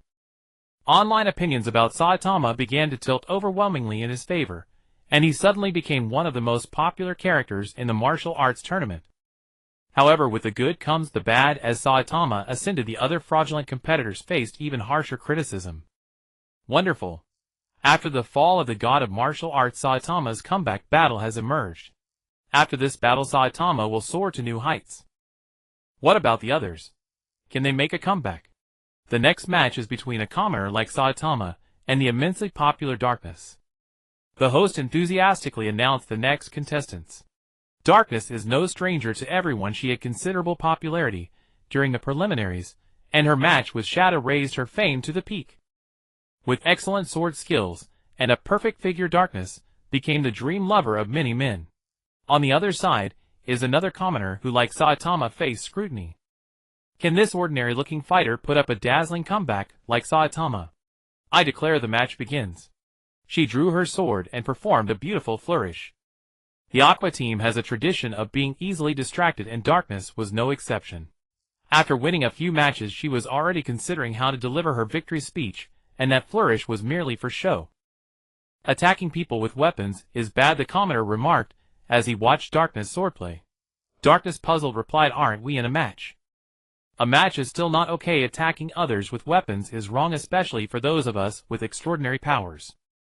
But this is a match. And I know swordsmanship, so why can't I use my sword? Should I fight you with my fists instead?" Darkness felt as if the commoner was merely teasing her. After a moment of silence, the commoner replied, "Well, that's true. If you don't use your full strength in a match, you'll lose." Suddenly, the commoner recalled what Ling Huan had told him: before every match you must place in the top 10. Absolutely. That's a significant amount of money. Although the commoner didn't care much for money, seeing how important it was to Ling Huan, he felt it was acceptable to use a bit of his strength. Right. You should show your full strength in a match. Just look at me, I gained so much attention only after unleashing my full power. Seemingly in agreement, Darkness became even more full of herself. The commoner nodded. Indeed, one should display their strength, but not all of it. You can't control all your strength. He then pointed a hand at Darkness. Why are you pointing your hand at me? Do you want an autograph? But in response, a circle of colorful light appeared around her, enveloping her and sending her flying outside the arena. Hey! Wait! Why am I flying towards the arena? No. I can't lose. Darkness frantically swung her fists in the air, but it was completely ineffective. She was thrown below the arena. The crowd fell silent once more, followed by a chorus of angry shouts. They no longer cared whether the commoner had proven his strength, they only knew their goddess had been humiliated. To defeat their goddess in such a manner was to tell them that their faith was not worth a casual flick of his wrist. Calm down, calm down. Victory and defeat are common in battles. We should be celebrating the commoner's comeback instead. The host tried to redirect the atmosphere, but to no avail. The mindless fans continued to verbally attack the commoner. The commoner stood on the arena confused as he listened to the dirty words being thrown at him, and emotions began to build up within him. Confusion at 10, confusion at 30, confusion at 60, confusion at 90, confusion at 100. When the commoner's emotions reached their peak, different emotions accumulating would yield different effects. Some emotions would transform into another type. However, confusion had no transition service. A light gray energy began to emanate from the confused commoner on the arena, causing everyone it touched to become dazed, as it possessed. The area of effect grew larger, and the originally angry audience began to panic, fleeing in fear. But their escape was no match for the speed of the energy's spread. Eventually, the commoner's confusion energy enveloped the entire martial arts tournament area, continuing to expand outward. Commoner, what are you doing? Suddenly Ling Huan shouted at the commoner from below the arena. It was unclear whether it was due to the noisy ordinary people being confused, or if this state allowed for clearer hearing. Ling Huan's words resonated in the commoner's mind like a bell. Huh? What was I confused about? Did I let her lose gently to protect others after using my power, and got scolded for it? It seems that way. Why is that? The confused commoner asked himself, then fell back into confusion. Hey! Weren't you supposed to help me win a championship? Your master is broke, and you still can't win a championship. Ling Huan yelled anxiously. He had seen this state of the commoner a few times, and each time it was quite difficult to resolve. Right. I came to help teacher Ling Huan win the championship. Seemingly having figured it out, the commoner emerged from the 100 confusion state. With the commoner's emergence, the surrounding audience's confusion also began to dissipate. Watching the scene, Bai Guan found it fascinating. He had just detected that the energy emanating from the commoner's confusion didn't disrupt others with supernatural abilities, rather it spread his own emotions to infect others, drawing their emotions into his own. However, it seemed that every 100 was different. Anger at 100 had enormous destructive power, guilt at 100 seemed to have restorative abilities, or even rewind time. It seems I need to study the commoner further. Taking advantage of the lingering confusion, the bystander dismantled the arena. The haze from the martial arts tournament finally dissipated after persisting for a full half day. The host shook his head as he came out of the daze, directly announcing the next match. The previous round was won by the bystander, and the upcoming duel is between Tian Tian and Shenlu. Tian Tian has a considerable fanbase. During battles, he often utilizes a plethora of weapons that seemingly materialize out of thin air, incapacitating his opponents. Shenlu excels in close-quarters combat, wielding an umbrella as her weapon. Though it is merely an umbrella, she manages to evoke the sensation of wielding a blade. Shenlu and Tian Tian had little to say to each other, as Tian Tian had only recently joined the restaurant family. Although they had spent some time together, topics of conversation were scarce. As the match commenced, Shenlu charged towards Tian Tian with her umbrella. If Tian Tian's weapon were to strike downward, even her umbrella made of Edmund metal would be of little use against such a massive force. Before Tian Tian could unleash her skills, she was taken out in an instant. Perhaps it was due to her reliance on Tian Tian's treasures in recent days that others had forgotten she was originally a ninja. With a few deft maneuvers, Tian Tian evaded Shenlu's attacks. Communicating with the headband around her neck, a golden barrier appeared. One after another, weapons shot out from the golden barrier, hurling towards Shenlu. Faced with such an onslaught of weaponry, Shenlu suddenly opened her umbrella, positioning it in front of her, and spun. Clang! Clang! Clang! Clang! The weapons aimed at her were deflected off their intended paths by the ribs of the umbrella, and Shenlu astonishingly carved out a safe zone amidst the barrage. Breathless, Shenlu taunted Tian Tian. Is that all? Your weapons are all smashed, right? Suddenly a needle pierced her chest. Ah! You despicable fiend! Shenlu collapsed. Stepping forward to collect her weapons, Tian Tian said to the already unconscious Shenlu, I can do more than just throw weapons. But this anesthetic is truly effective. Over these days, Tian Tian had not slackened after mastering the headband. Instead, she diligently practiced using hidden weapons.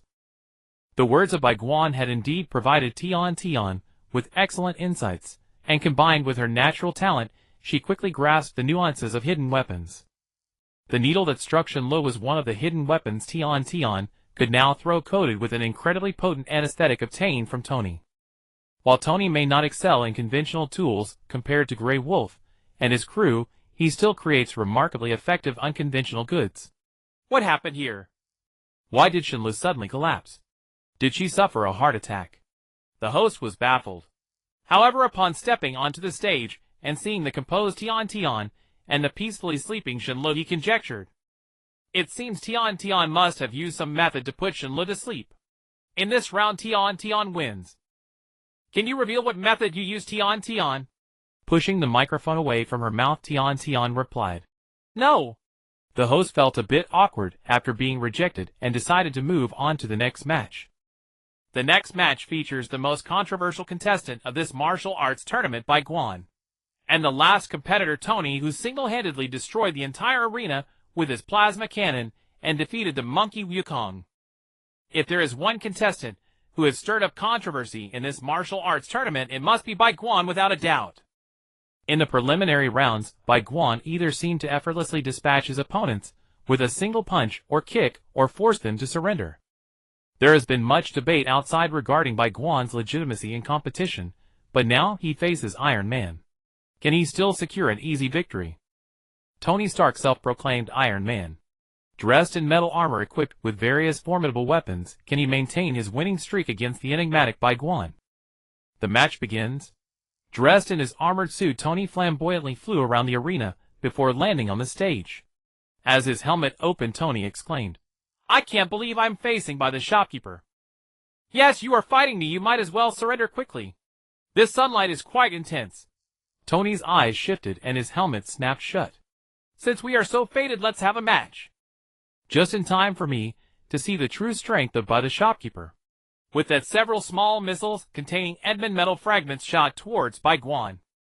At the moment the missiles were about to strike Bai Guan, he waved his hand. The missiles transformed into mere dust, scattering into the distance. To ensure the smooth progress of this match, Bai Guan had built a small passage connecting the restaurant below to the arena during the establishment of the restaurant. Therefore, standing on this arena, Bai Guan was invincible, just like in the restaurant. Seeing his missiles turn to ash at a mere wave of Bai Guan's hand, Tony was somewhat startled. He could have imagined Bai Guan moving the missiles away, detonating them to render them harmless, or even causing them to backfire on himself, but he never expected Bai Guan to turn them to dust effortlessly. Raising his hands, Tony shouted to the host, I surrender. If Bai Guan could turn missiles to dust, he could easily do the same to him. Although he was sure Bai Guan would revive him afterward, he did not wish to experience a death card. The audience fell silent. The alleged match fixer was not a cheater, but rather an incredibly powerful contender. Twists and turns left the audience in profound self-doubt. It seems Bai Guan, like Saitama and the bystander, has executed a brilliant comeback. Then it stands to reason that other controversial contestants must possess genuine strength as well. Now the next match features Guy against Gintama. Focused on the front, Guy remained highly cautious. Having faced numerous strong opponents, he was well aware that Guy exuded the unique aura of a true powerhouse. In contrast to Gintama's total vigilance, Guy appeared much more relaxed, waiting for his opponent's attack with his hands behind his back. After a moment of vigilance, Gintama took the initiative to strike, swinging his blade towards Guy. However, with a casual circular motion, Guy redirected the blade that was aimed at him to Gintama's back. How the hell am I supposed to fight? No matter how I strike, I'm hitting myself. Guy's absolute defense left Gintama at a loss, unable to find an opening to attack. Since you wish to defend, allow me to take the offensive, Guy remarked as Gintama remained passive. Then he casually threw a punch into the air, followed by a wave of intense pain coursing through Gintama's body. Accompanied by intense pain, Einshir collapsed directly. Faced with Guy's unreasonable attack, Einshir truly had no words to express his suffering. The subsequent battle ultimately ended with Bai Guan winning the championship. Ding, the host has completed the task, won the championship of the world's first martial arts tournament. Reward: the otherworldly guest system has been upgraded ahead of time. Otherworldly guest system new version: a random otherworldly guest will appear each week. When the otherworldly guest's sense of belonging to the restaurant reaches 30, the passage to their world will be opened. When it reaches 60, the host will gain 30 of the guest's strength. When it reaches 90, the host will gain all of the guest's strength. When the otherworldly guest's sense of belonging to the restaurant reaches 100, the world of that guest will be annexed as an affiliated world of the restaurant. This attribute is useless for previous otherworldly guests. Seeing this, Bai Guan lamented. If he could have obtained the strength of the previous guests, Bai Guan would be invincible. Back in the Naruto world, when Bai Guan returned to the restaurant's courtyard, it seemed that the courtyard had gained a touch of spirit, finally back. This place is still the best. The stump restaurant seemed fine at first, but later it felt too cramped. Taking a deep breath, Insher collapsed onto the grass in the courtyard, sighing. Let's take a day off today. I have some matters to attend to. Bai Guan turned to the guests behind him and said. Although the guests were somewhat disappointed, they couldn't find a place to use the reward world coins anyway. However, since Bai Guan wanted to take a break, no one would stop him. It was just one day without food. Bai Guan led the 12 little strong out of the restaurant's courtyard. As they stepped out of the restaurant's courtyard gate, several Umbu ninjas flashed and relayed the message to the Hokage building. After a short while, a large group of ninjas came to stop Bai Guan and the others, including the teachers of the little strong. Where have you been during this time? Kai shouted directly. Rubbing his head, Shaoli stepped out of the line and apologized to Kai. Sorry, Teacher Kai, we went to compete with Bai Shopkeeper. You shouldn't have disappeared at that time, you know you. Asuma hesitated. Isn't it just that we withdrew from the Chunin exam halfway? Narahina shrugged nonchalantly. Clap, clap, clap, clap. Suddenly a person clapped and stepped in front of the crowd. You really have guts. Colluding with other villages to become a traitor of Konoha, and you even have the guts to come back. This person was Danzo. When Narahina and the others disappeared, Orochimaru executed the plan to collapse Konoha and sent the third Hokage to his grave. After Konoha lost its leaders, Danzo took the initiative to step forward and take charge. Thanks to the momentum created by Bai Guan, Danzo smoothly became the acting Hokage. Until the next Hokage was elected, Danzo wielded power equivalent to that of the Hokage. Enjoying this sense of power, Danzo felt the world had changed. Capture these Konoha traitors. Then go seize their lousy restaurant. With Danzo's command, many Umbu immediately closed in. Asuma, Kai, and Kakashi, the three leading teachers, hesitated for a moment before also moving closer to Bai Guan and the 12 little strong. They did not act directly but prepared their ninjutsu and weapons. If Bai Guan and the others cooperated, they would not need to use them, but if they did not cooperate, they would have no choice. Facing the advancing ninjas, Bai Guan maintained a smiling face. But just as the ninjas were very close to them, Bai Guan waved his hand and scattered a cloud of smoke. Attack! One of the ninjas had not finished speaking when he staggered and fell to the ground. Now that we are back, your death is at hand, Danzo. Bai Guan narrowed his eyes and said to Danzo with his pupils slightly contracting. Danzo suddenly laughed and asked Bai Guan, I want to know, on what basis do you feel you can kill me? If I wanted to kill you, you might not even react before you're dead. Obviously Danzo did not believe it at all. Then come kill me. Bai Guan smiled and led the little strong towards the Hyuga clan's direction, saying, as they walked, in a couple of days a large group of people will come to kill you. Leaving Danzo with a face full of silence and a group of unconscious jonin. On the way to the Hyuga clan, Sasuke asked Bai Guan, do you have a grudge against Danzo? In Sasuke's impression, the village always promoted Danzo as a great person, and the source of that promotion was Naruto. In other words, the one who actively promoted Danzo as a great person was Bai Guan. No, but soon you and Naruto will have a grudge against him. Sasuke looked puzzled. Why? You'll know soon.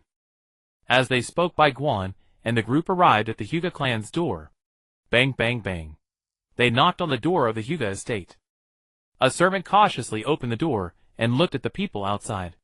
Upon seeing Hinata and Neji, the lower ninja gasped, looking around, and seeing no one immediately called the group into the courtyard. Following the servant, they arrived at Hinata's father's room. The servant gently knocked on the door and said, Master, the young lady and young master have returned. The door opened from the inside, and the servant discreetly left. You shouldn't have come back. Hinata's father had a rather unpleasant expression. Father, what on earth is going on? Hinata asked as she looked up at Hinata's father. His expression turned even darker. Come in and talk. Entering Hinata's room, it was a very plain room devoid of any extra decorations. After fetching some cushions for everyone, Hinata's father sat downside and said, You disappeared the day before the finals. In truth, this was not a big deal, just a Chunin exam. But at that moment, Orochimaru joined with the Sand Village to launch an attack on Konoha, nearly leading to its collapse. After suffering great losses, with the third Hokage perishing, Konoha barely achieved victory, and during the power vacuum, Danzo took the position of acting Hokage. Later, to appease the families of the fallen ninjas, Danzo forcibly branded you with the label of traitors. Those families unable to find you vented their anger on the Hyuga clan and several other families. Father, I'm sorry. I've caused you trouble. Hinata apologized to Hinata's father. He shook his head. I'm fine, at least I have the Hyuga clan behind me. The others had it worse. Sakura's father had one arm and one leg broken, and Shikamaru, Choji, and Ino's fathers were thrown into prison. The Zulu Dai trio suddenly stood up, their eyes filled with rage.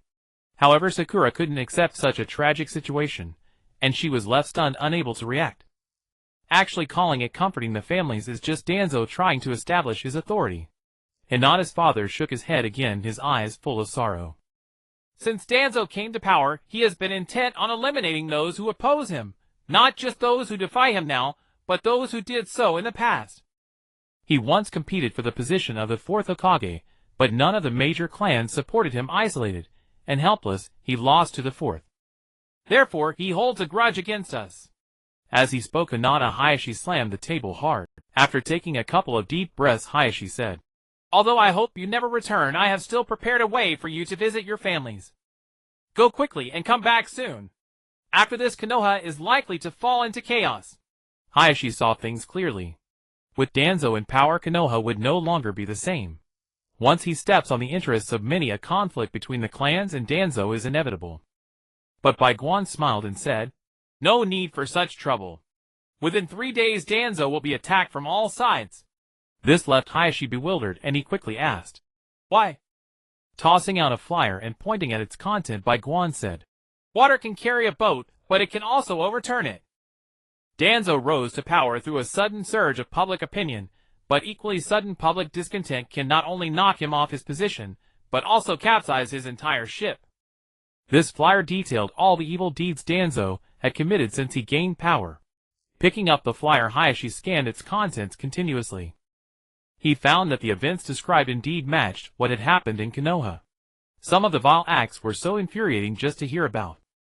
When he saw that Danzo had also interfered with the Cloud Ninja delegation that had come to kidnap Hinata, Hayashi could no longer contain his rage, and roared, his chakra erupting from his body. The flyer listed not only the deeds Danzo had done, but also some he hadn't, though they were linked to people connected to him. For instance, Orochimaru's human experiments. Initially Danzo was indeed behind it, but later Orochimaru went solo. However, Bai Guan still attributed most of Orochimaru's actions to Danzo. Moreover, this flyer was just the outline. Over the following days, he would distribute a detailed flyer about one of the stories each day, spreading it throughout Konoha, the Land of Fire, and even other nations.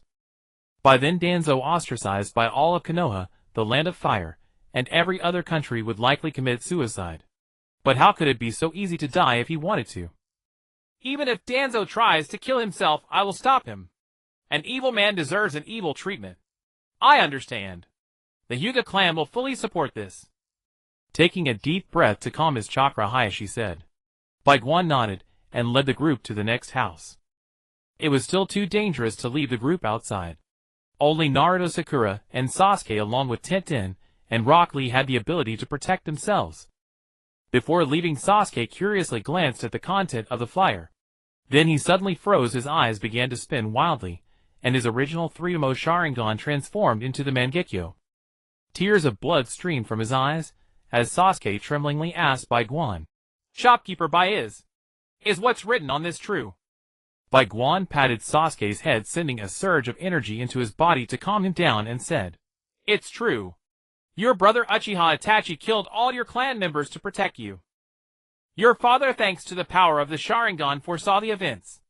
Realizing that the Uchiha clan must continue in this way, he ordered the clan's elites to cooperate with Uchiha Itachi. The Uchiha clan Sharingan has another form. When one witnesses the death of a loved one under extreme grief, the three-mo evolves into the Mangekyo. Your brother Uchiha Itachi, he possesses the Mangekyo. I want to kill Danzo myself. The now calm Sasuke said in a low, gloomy tone. Bai Guan patted Sasuke's head again and said, Don't worry. You'll have that chance soon. And you won't be the only one to take down Danzo. Let's go! To the next house. Next, Bai Guan led the group to Sakura's home, which had suffered the most. Upon entering, they found Sakura's father with bandaged hands and feet, and all valuable items in the house had been looted. Sakura's mother, with a worried expression, was tending to her father. "Dad!" Sakura cried out as she ran to Haruno Kazashi's side and grasped his hand. "You're back, Sakura." Despite his broken hands and feet, Haruno Kazashi still managed to smile when he saw Sakura. Sakura's mother hugged her, tears streaming down. "You shouldn't have come back. Go now." After crying for a while, Sakura gently lifted the bandage on her father's hand to check his injury. But she found that her father's hands were a dark purple color and had festered.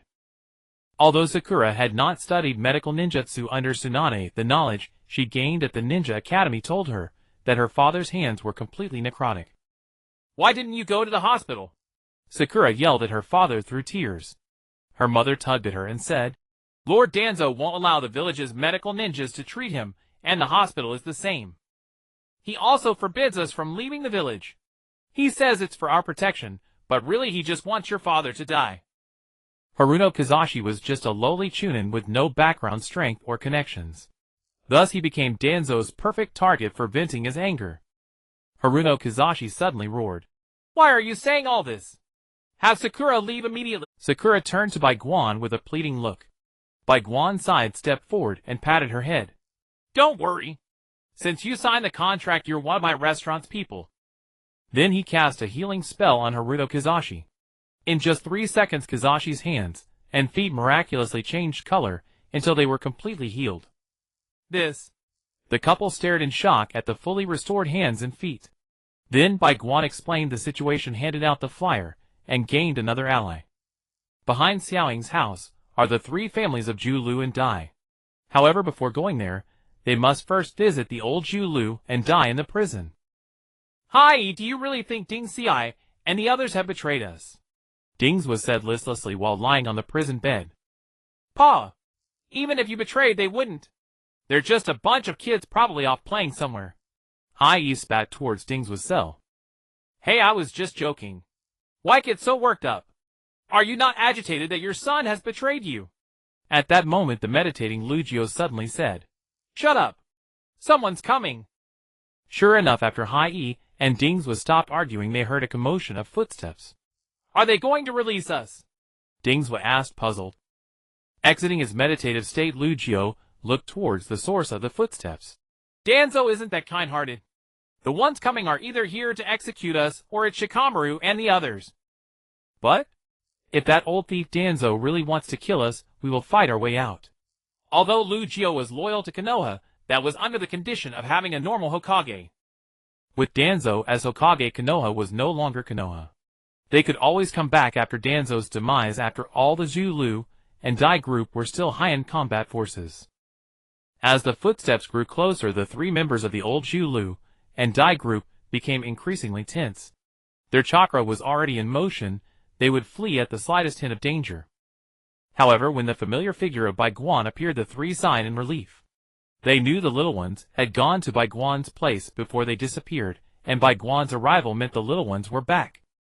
"Daddy!" Ito shouted and ran towards Hai. Ding Xi and Shikamaru tried to remain calm, but their pace quickened significantly. After some casual reminiscing, Bai Guan handed 3 flyers to the 3. After reading them, they couldn't help but praise them with anger. They then took out paper and pens to write letters home. Teammates 3. After that, Bai Guan visited the Yamanaka and Inuzuka families, persuading them one by one before throwing a bunch of flyers into the sky. On that day, in Konoha, a rain of flyers fell. The next day, shop owners began preparing their goods early. Although the village was a bit chaotic lately, people still had to live right. Upon opening the store door, the usually clean streets of Konoha were covered with a thick layer of snow. "Strange, how can it snow in the middle of summer?" The shop owner grumbled as he walked towards the snow. But upon closer inspection, he found it was actually flyers. So many that they covered the streets. Thus the content of the flyers spread throughout Konoha in just half a day. Danzo had intentions to organize, but all the elite ninjas were knocked unconscious by Bai Guan's smoke bomb, and the remaining ninjas were slower in picking up the pieces than Bai Guan was in throwing them. He simply ignored it, and posted a notice claiming someone misled the public and maliciously slandered him. Then Danzo quietly packed his belongings. He had issued orders to those families, but they all brushed him off. Danzo knew this was going to be a rebellion. Coupled with the content of the flyers that made his scalp tingle, he felt it best to run. At noon, despite Danzo's notices and the previously accumulated goodwill, the overly compelling content of the flyers still caused a large crowd of citizens to gather and discuss. As for Danzo, he was kneeling in despair beneath Hokage Rock. The time rewound to the early morning where, after packing his belongings, he was hastily running away from Konoha. As soon as he ran into the forest outside Konoha, he encountered a round-head raccoon blocking his way. Danzo angrily cursed. Where did this raccoon come from? Roundhead and round-bodied, how annoying.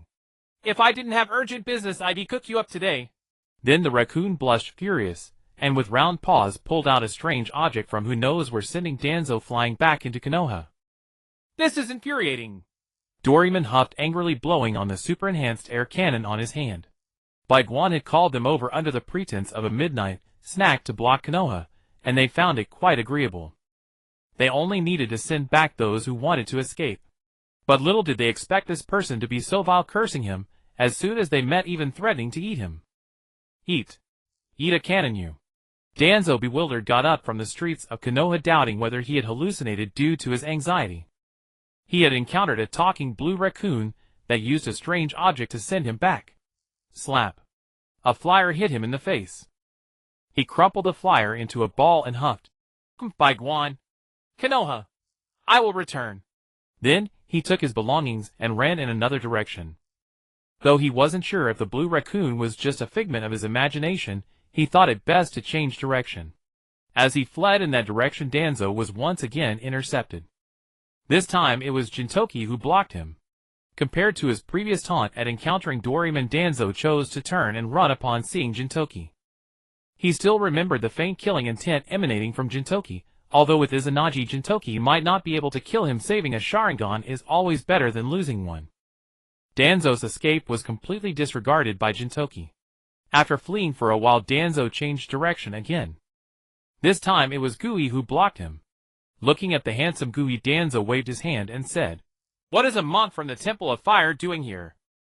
Hurry, hurry.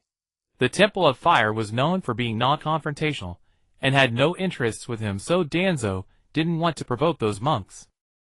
Danzo slightly shifted to the left and continued forward, but a circular portal suddenly appeared in front of him. He crashed into it and immediately realized he had returned to Konoha. Space-time ninjutsu. Cold sweat dripped from Danzo's forehead. Anyone who could use space-time ninjutsu was not to be trifled with. After checking himself, everything seemed fine, and Danzo sighed in relief. After that, Danzo ran in various directions around Konoha, only to be blocked by various strange individuals. He even encountered a short-haired girl who immediately slashed at him upon seeing him. If it weren't for his quick use of his Izanagi, he might have been done for. That night Danzo tried escaping in every direction, but he never succeeded. Trembling, he walked to the base of Hokage Rock, and upon looking up, he suddenly saw 4 massive Hokage faces. Danzo in despair knelt beneath Hokage Rock. However, after a while, Danzo suddenly thought of something, and the despair on his face disappeared, replaced by a surge of anger. Why? I only wish to revive Konoha. What have I done wrong? You two who created Konoha have turned your backs, and the remaining 2 only know how to retreat into comfort. What have I done wrong? Danzo shouted at the Hokage Rock. He then stood up and looked at his right hand. Since I cannot have it, I will ensure that you cannot either, Danzo declared sternly. A day swiftly passed, and the ninjas who had been knocked unconscious by the mist began to awaken. However, Danzo did not command them. He had a grand plan, one that no one else could know. He trusted no one but himself. The Danzo's evil acts general outline from yesterday had a good effect, so Bai Guan sent out the first chapter of Danzo's evil acts that night. That afternoon, the Hokage building was surrounded by various ninjas. Some of these ninjas were relatives of the victims of Danzo's plans, while others were members of various clans seeking to stir up trouble. Their purpose was to force Danzo to step down. However, the Hokage building was empty. The 2 high-ranking elders had long since found a place to hide. The furious ninjas under the leadership of those prominent clans began to smash the Hokage building. In the following days, Bai Guan continued to distribute Danzo's evil acts and these flyers were carried away by passing merchants spreading to the daimyo of the Land of Fire. The daimyo was furious and cut Konoha's funding by 99 until Danzo's death. In truth, the daimyo was not concerned with what Danzo had done, but rather that Danzo's actions had been exposed. This lost him face. In future dealings with other countries, the daimyo would be mocked over this matter. "Hey, I heard a traitor emerged from your Konoha village. What was his name?" "Danzo, right." "Ha ha ha, what a fool."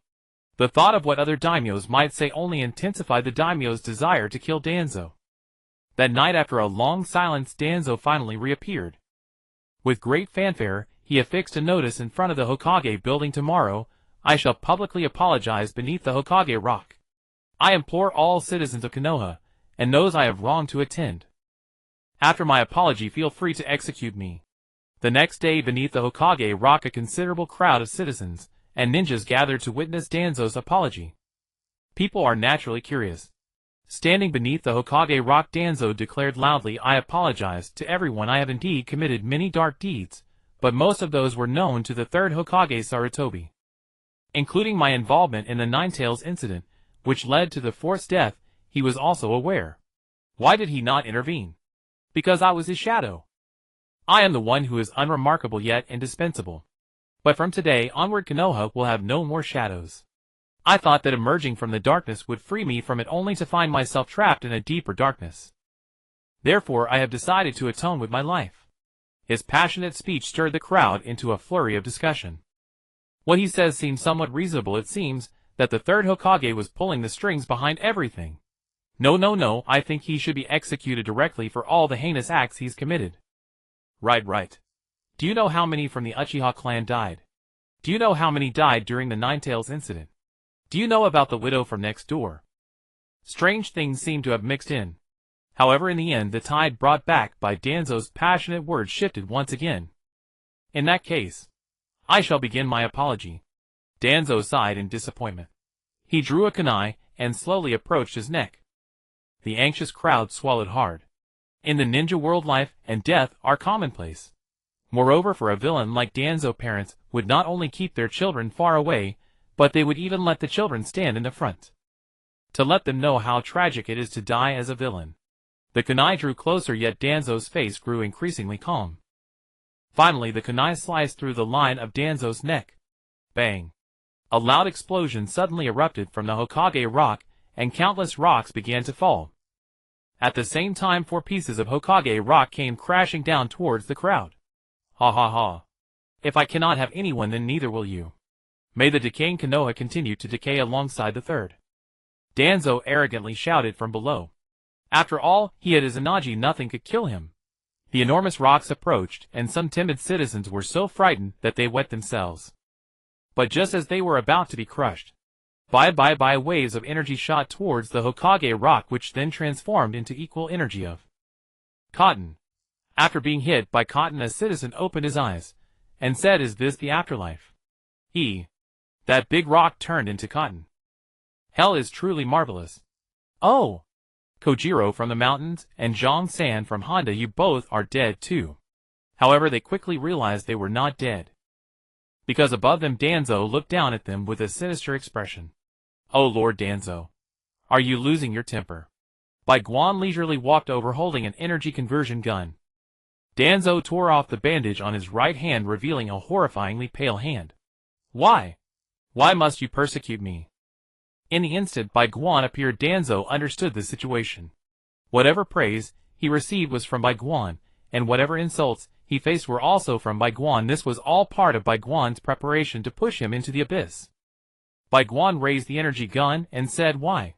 "Well, this story goes back thousands of years, speaking of the Sage of Six Paths." However, before he could finish, a vacuum ball was hurled toward Bai Guan. Fortunately, the crowd had already fled. Facing Danzo's vacuum ball, Bai Guan merely stood smiling with his hands behind his back. Seeing this, Danzo thought to himself, "Underestimating me. You're finished." As the vacuum ball was about to hit Bai Guan, a golden circle suddenly appeared in front of the vacuum ball, and then the vacuum ball reappeared behind Danzo. Wow! The unprepared Danzo was struck by the sudden vacuum ball, causing him to spit out a mouthful of blood. Rising from the ground, Danzo yelled, "You're the one who prevented me from leaving too." This unexpected space-time ninjutsu reminded Danzo of the Fire Temple monk who had previously stopped him. Of course not. But knowing doesn't help. I've already chosen your opponents for you. After Bai Guan finished speaking, Danzo noticed several figures surrounding him, namely Sasuke, Naruto, Kakashi, and Asuma. They all came for revenge. Gazing at those who surrounded him, Danzo's expression twisted as he said, "Do you think these people can stop me? And there are even 2 Genin." The Sharingan and Hashirama cells on his body granted Danzo immense confidence.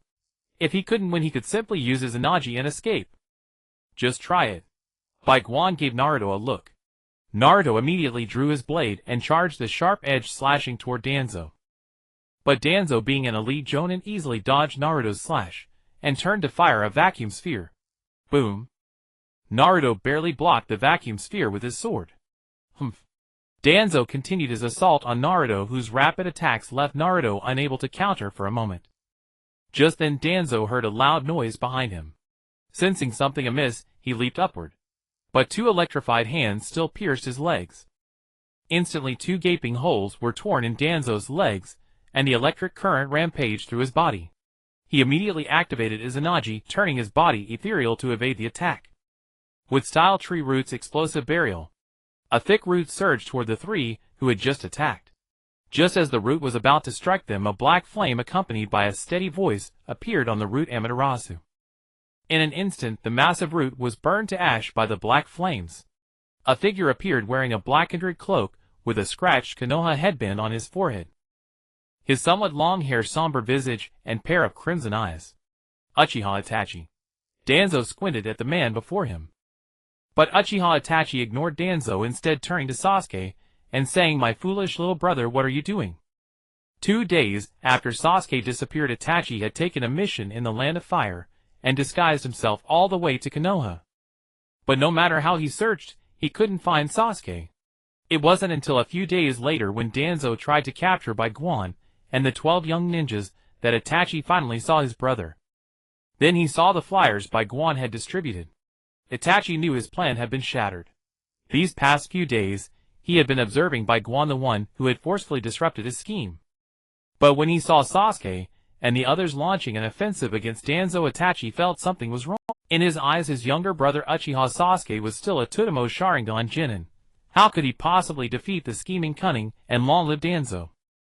So when Danzo used Tree Root's explosive burial, Itachi didn't hesitate for a moment and leaped out. "No, the foolish one is you, Uchiha Itachi." Sasuke clenched his teeth, looking at Itachi. At the same time, the Mangekyo Sharingan spun in his eyes. "You? Mangekyo Sharingan?" Itachi stared in shock at his brother's eyes. Naruto came over to interrupt them. "Stop reminiscing. Kakashi is still fighting over there." While Itachi and Sasuke debated who was more foolish, Kakashi and Asuma, who had been on the sidelines for a while, decisively launched their attack on Danzo. With the man who could fight anyone to a draw, the two actually managed to exchange blows with Danzo in his Izanagi state. Sasuke's Mangekyo spun faster. Amaterasu. A massive black flame appeared again, clinging to Danzo, who had just ended his Izanagi state.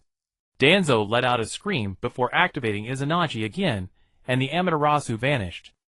But one more eye on his hand closed. "See, Itachi. I don't need your protection." After releasing Amaterasu, Sasuke resumed arguing with Itachi. Thus Sasuke and Itachi argued while Kakashi and Asuma fought Danzo to a standstill. The arguing brothers occasionally hurled Amaterasu at Danzo, steadily draining his eyes. With only 2 Izanagi left, Danzo knew he had to use his final trump card, Kodo Amatsukami. But Kodo Amatsukami had a long cooldown, so Danzo needed to choose a sufficiently powerful target to use it on, in order to escape his current predicament. During the battle, Danzo suddenly caught sight of Bai Guan, who was leisurely eating sunflower seeds and watching the show. Instantly he set his sights on Bai Guan. First, Bai Guan held a high status. Naruto and Sasuke both seemed to respect him greatly. Second, Danzo thought that someone who dared to be so nonchalant while eating seeds and watching the fight must be very strong. Third, Danzo simply disliked Bai Guan. They had been old enemies since before the Ninetales plan, when Danzo had coveted Bai Guan's delightful dishes and incurred his enmity. Now old and new grudges would be settled together. Danzo fixed his right eye on Bai Guan. Konoha Tsukumi. Upon hearing this, Itachi immediately pulled his brother into his Jinjutsu space. After using Konoha Tsukumi on Bai Guan, Danzo turned back to deal with Kakashi and Asuma's attacks. But the Izanagi's duration was almost over, and Bai Guan still hadn't come to help. He turned to look and discovered Bai Guan was still eating sunflower seeds. What? Why didn't Konoha Tsukumi work? Danzo clearly remembered using it to implant the command to serve and protect him. Why didn't it work? As if seeing Danzo's contorted expression, Bai Guan picked up a sunflower seed from his hand and tossed it at Danzo. The seed, as if guided by a navigation system, struck Danzo's face with precision. At that moment, Danzo felt as if he had suffered an unspeakable humiliation. Enraged, he erupted with chakra, scattering Kakashi and Asuma. Giving Bai Guan a look that said he'll be back, Danzo activated his last Izanagi and prepared to flee. With Danzo determined to escape, Kakashi and Asuma couldn't stop him. They quickly gave Bai Guan a pleading look. Bai Guan nodded, tucked the sunflower seeds into his pocket. Then he instantly appeared before Danzo. A slap landed on Danzo's face. This slap crossed the boundary between reality and illusion, bypassing Izanagi and striking Danzo's cheek. Knocked to the ground by Bai Guan's slap, Danzo touched his face in shock, then looked at his right hand, which had no eyes left. At that moment, Danzo finally realized exactly what kind of person he had provoked. He tried to flee again, but each time Bai Guan appeared before him accompanied by that reality-defying slap. The Izanagi trial card expired and Danzo knelt weakly on the ground. Then Sasuke, Itachi, and Naruto arrived. Sasuke was the first to rush forward, intending to kill the culprit who had annihilated his clan. Itachi did not stop him, as if the two brothers had spoken at length in Itachi's Jinjutsu space. Just as Sasuke's kunai was about to pierce Danzo, Bai Guan suddenly stopped him. A hand seized the kunai aimed at Danzo by Sasuke. Isn't it too easy for him if you just kill him like that?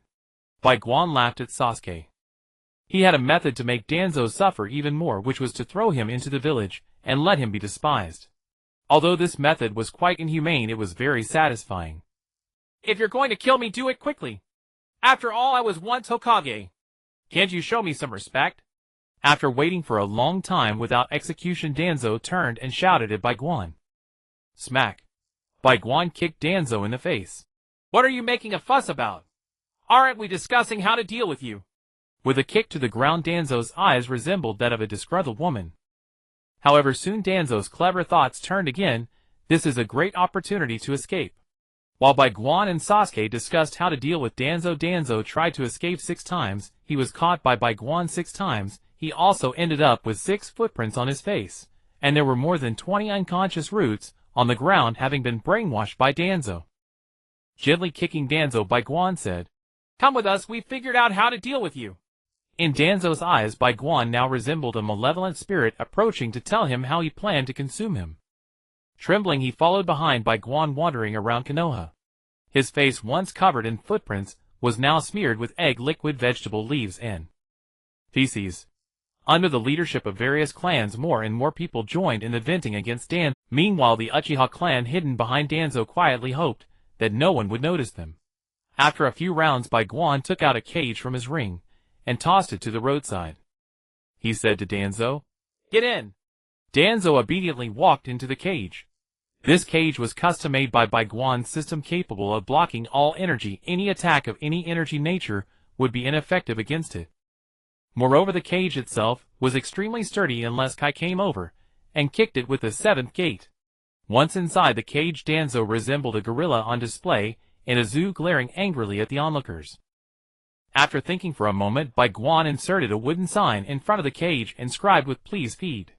This made it complete. After finishing everything, Bai Guan led a group back to the restaurant. On the way, Naruto curiously asked Bai Guan, "Boss, what are we going to do next? Clean up the roots?" "No need, those people in the roots are just pitiful souls who have been brainwashed by Danzo since childhood. Some of them are from certain clans, they will handle it.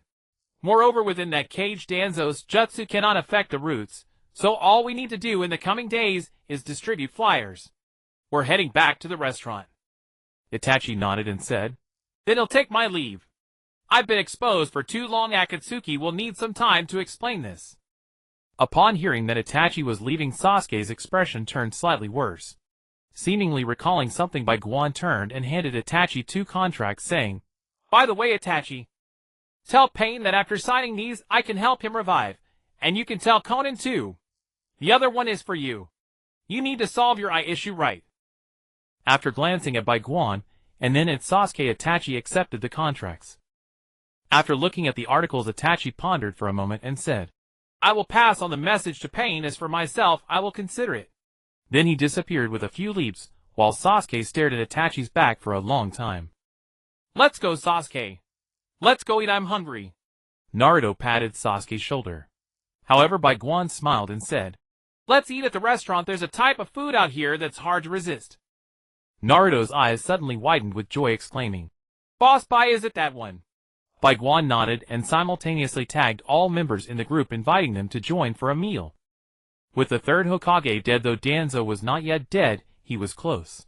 Bai Guan's thorough reform plan for Konoha was about to be implemented, and it would be quite good to showcase his strength through the guests. The main gate of the restaurant courtyard would also be completely opened in the future. The original plot had completely collapsed, and there was no longer any need to restrain these guests.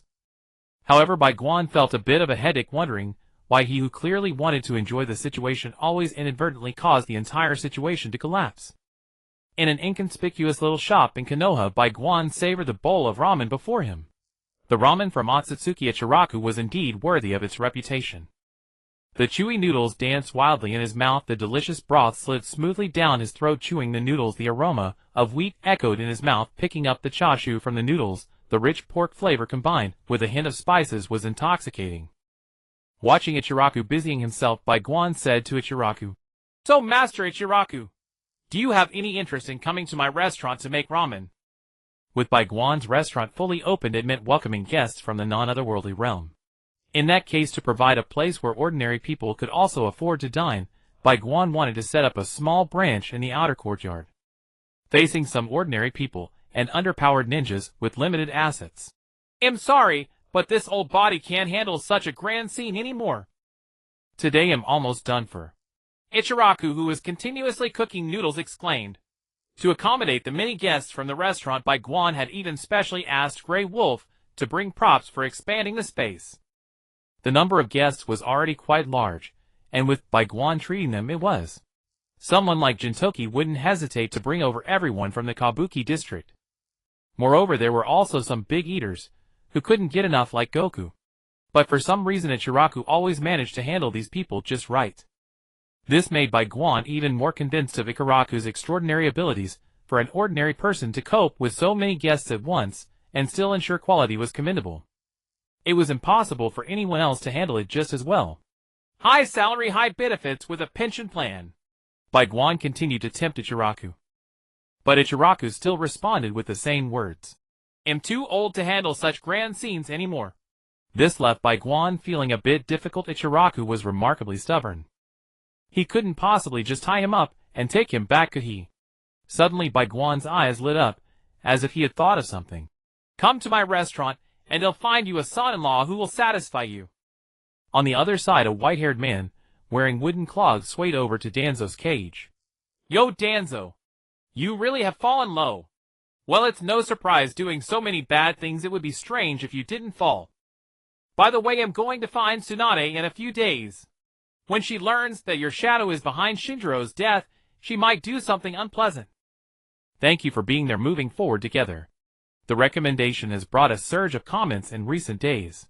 Whether they are insult, spam, or normal comments, I have read them all carefully. First, thank you to my supportive readers, and then thank you to those who criticized me. I originally thought there was nothing wrong with fanfiction modifications. But today I suddenly realized. Characterization is the key to whether a character can leave an impression in the reader's mind. When I altered a character's personality, it deviated from the reader's expectations, and that character was no longer the original. On the importance of character setup. Then there was the issue with the outline. While understanding the importance of character setup, I found that my novel lacked a destination for each chapter. To be honest, I don't have chapter outlines when I write novels. I believe those things would hinder my creative thinking and flow. But today I suddenly discovered that while an outline may be absent, a destination must be present, indicating what plot I want to convey in that chapter. This book is my first attempt at practice work. Originally looking at the poor performance, I lost my aim. But later, I realized I was writing for the love of it, not for profit. The few months when I didn't earn money have passed. Does this performance really make a difference?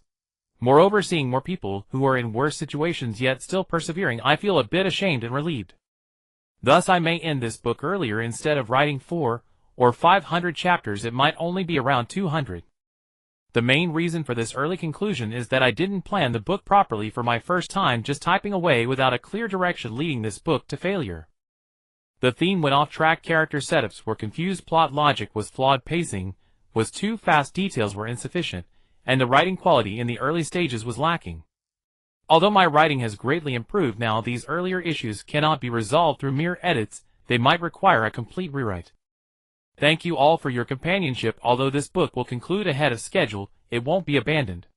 Even if it's not well written, there should still be a beginning and an end.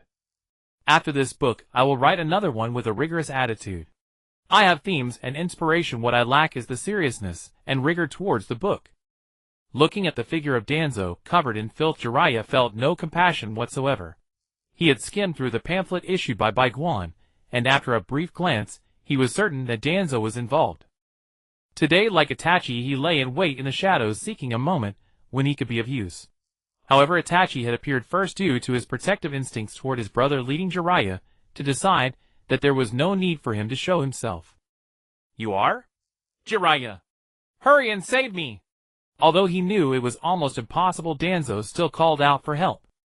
What if by some chance Jiraiya went crazy and actually rescued him? The corner of his eye twitched and Jiraiya cursed. I would rather use a Rasengan to squash you than save you. Forget it, what is there to talk about with this filthy old man? I might as well go look for material for my novel. With that he turned and left, heading towards the bathhouse, leaving behind a despondent Danzo. At Ichiraku Ramen, when Bai Guan mentioned to choose a son-in-law that would satisfy him, Ikaraku's face showed a flicker of emotion. If there is anything that could motivate him to keep pushing forward, it was this small shop and his own daughter.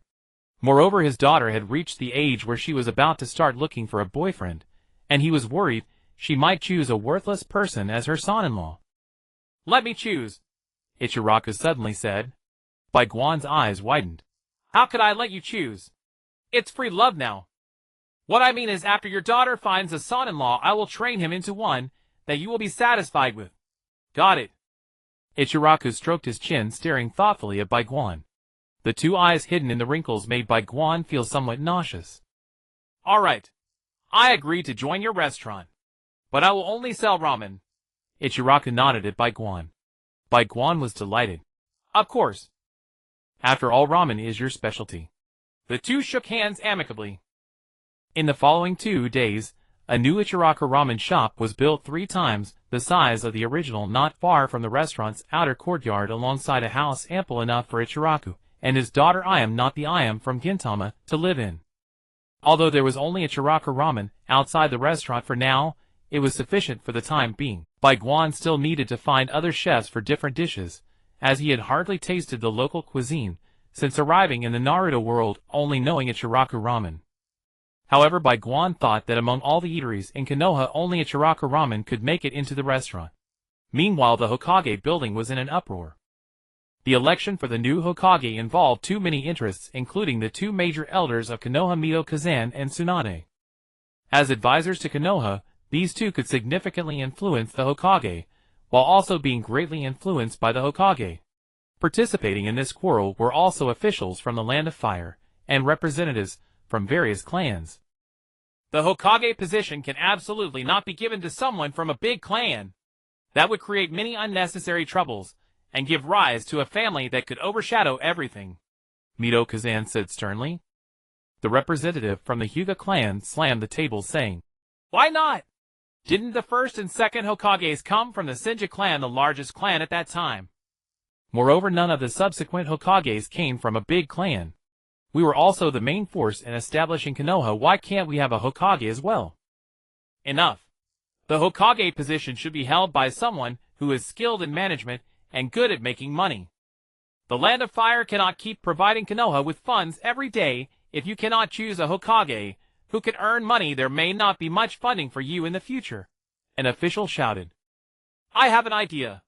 Sarutobi's disciple Tsunade. Tsunade said in a deep voice. However, she was immediately met with rejection. Konoha has already had 2 Hokages from the Shinja clan. We cannot have another one. Exactly, if we are going to choose from a big clan, why not pick someone from the powerful clans like ours instead? Tsunade. That person who loses money everywhere. Absolutely not. Ignoring the rebuttals from others, Tsunade continued. First of all, while the Shinja clan is a major clan, they left Konoha decades ago.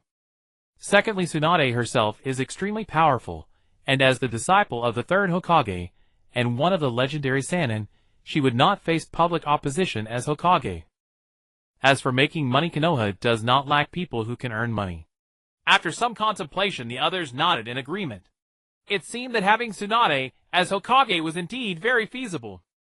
Since you have someone who can earn money, then after Danzo dies, Konoha's funding will be halved. With no room for further argument, the official stated. After all, with funding halved, if Konoha cannot earn money, they will have to humbly seek support from the Land of Fire again.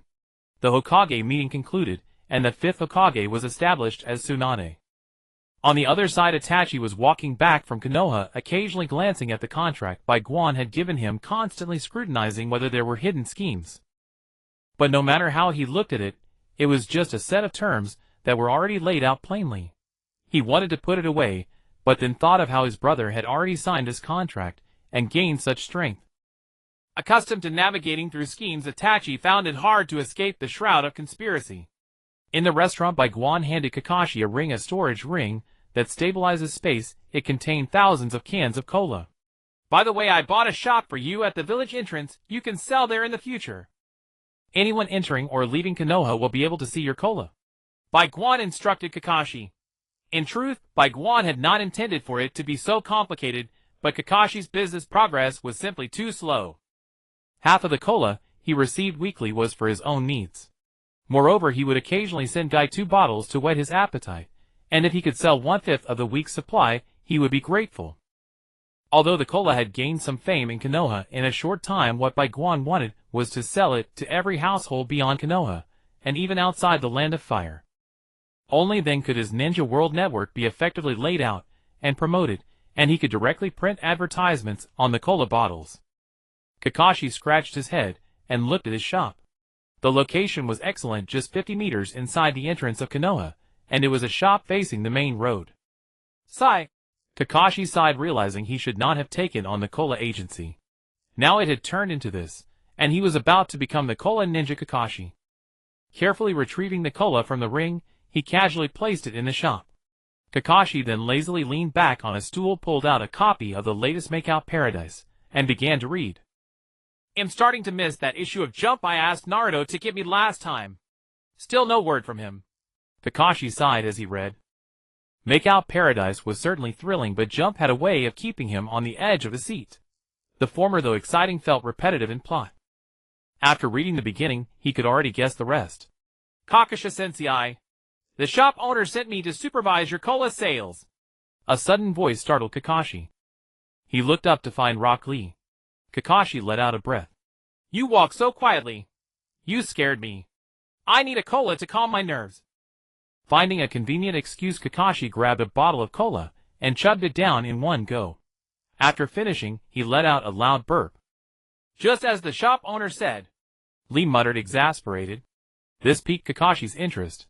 What did Bai say about me? He said that even if you had a shop, you'd still find a chair to slump into, drink cola, and read some inappropriate books. Kakashi glanced at Lee, then at the Makeout Paradise in his hand. He discreetly tucked it into his robe. This is spiritual nourishment for humanity, not something inappropriate. For a ninja, can it really be called inappropriate? By the way, aren't you training with Naruto? Why are you here supervising my cola sales? Lee pulled out a manual on the 7 injuries fist and said, Bai said my training was too loud and might disturb the customers. He told me to spar with Guy Sensei and keep an eye on your cola sales. Oh, I see. Speaking of, by those customers in his shop all look peculiar. Wait, Guy. As he spoke, Kakashi seemed to catch a key point. At that moment a man in green, just like Lee, but in a larger watermelon-patterned outfit jogged up to Kakashi. Yo Kakashi! I signed a restaurant contract too. Unlike Kakashi, who signed only because he believed the contract couldn't restrain him, Guy was simply straightforward. After seeing the clause that said the restaurant will not force the second party to do anything harmful to Konoha, he signed without hesitation. He figured he was alone with his only bonds being his 3 students, and they had all signed. As long as it didn't harm Konoha, Guy didn't care. Kakashi stood frozen staring at Guy's radiant smile, thinking, if these 2 hot-blooded idiots are always around me. The mere thought was terrifying. Well, Kakashi sensei, I'll go running with Guy sensei now, Lee said, having finished his report, and walked over to Guy. But Kakashi was still petrified, offering no response. Lee nodded, taking it as tacit approval. Before they left, Guy swiped 2 bottles of cola. 1 for each of them. As they ran off, Kakashi snapped back to reality, and feverishly began arranging the cola bottles one by one. At that moment, he was as diligent as a beam of light. Truly, Bai had chosen an excellent spot. No sooner had Kakashi set up the cola than it attracted the attention of passing tourists. These tourists had come to see Danzo. After all, he was infamous. By now everyone in the Land of Fire knew about Danzo being locked up on the streets of Konoha. Though ordinary people in the Naruto world were civilians, they had witnessed plenty of battles. They didn't feel any aversion. These were clashes among ninja, and what business was it of theirs, the common folk who just came to gawk at the spectacle? What's this? It's black and has bubbles. A tourist held up a cola, curiously asking Kakashi. A magical soda, refreshing and cooling. Kakashi managed to come up with that line. Driven by curiosity, the tourist bought a bottle, thinking this black water is pretty expensive. If it tastes bad, it'll warn everyone. He was indeed part of a group. But his companions were still watching. The Danzo monkey had gotten bored and decided to leave early. Gulp, gulp, gulp, gulp. The cola went down. A cool sensation like autumn wind, bubbles bursting in his mouth like tiny explosions. The carbon dioxide in the cola quickly spread from his mouth into his body like a wave of chill. On a sweltering summer day, the tourist moaned with pleasure. Watching the tourist enjoy it so much, Kakashi's craving flared up again. He secretly grabbed another bottle and chugged it. Burp. They both let out a loud belch. Wow, this stuff is amazing! The tourist couldn't help praising the cola in his hand. He then bought a whole dozen to share with his friends. Kakashi's little cola stand was officially open for business. Of course, it wasn't just tourists and passers-by. Ninjas also came to buy. Burp. Kakashi, with all this talk, why did you only give me 1 or 2 bottles before to tease me? Asuma took a big gulp of cola and said, Well, I wasn't around back then. Kakashi's eyes glazed over as he handed another cola to a customer. He felt like he had become a mindless cola-selling machine. Just then Guy and Lee returned after running a lap around Konoha. Guy's head was slightly damp, while Lee's head was completely dry. Guy had scolded him harshly during the run. You need to get fired up, Lee. Not even breaking a sweat. That's not hot-blooded at all. To anyone else that might have been a meaningless remark, but to Lee, it was a severe reprimand. Lee immediately opened the 5th gate, leaving Guy in the dust. Guy, having opened the 3rd gate, barely caught up. He noticed that Lee showed no signs of the body dehydration caused by the 8 gates. His skin was only faintly flushed. Upon questioning, he learned that Bai had modified Lee's body with adamantium. Guy clapped his hands together. He wanted that modification too. Kakashi's eye twitched as he watched the 2 idiots still immersed in their hot-blooded training. He decided that after today's business, he would definitely ask Bai to replace him with someone else. Preferably 2 people who knew marketing and were enthusiastic, so they could take over his duties, let him slack off, and keep him away from these 2 idiots. You pervert! Suddenly a woman's angry shout rang out from a distance. Lee and Guy's eyes lit up, and they ran toward the sound. Kakashi and Asuma remained still.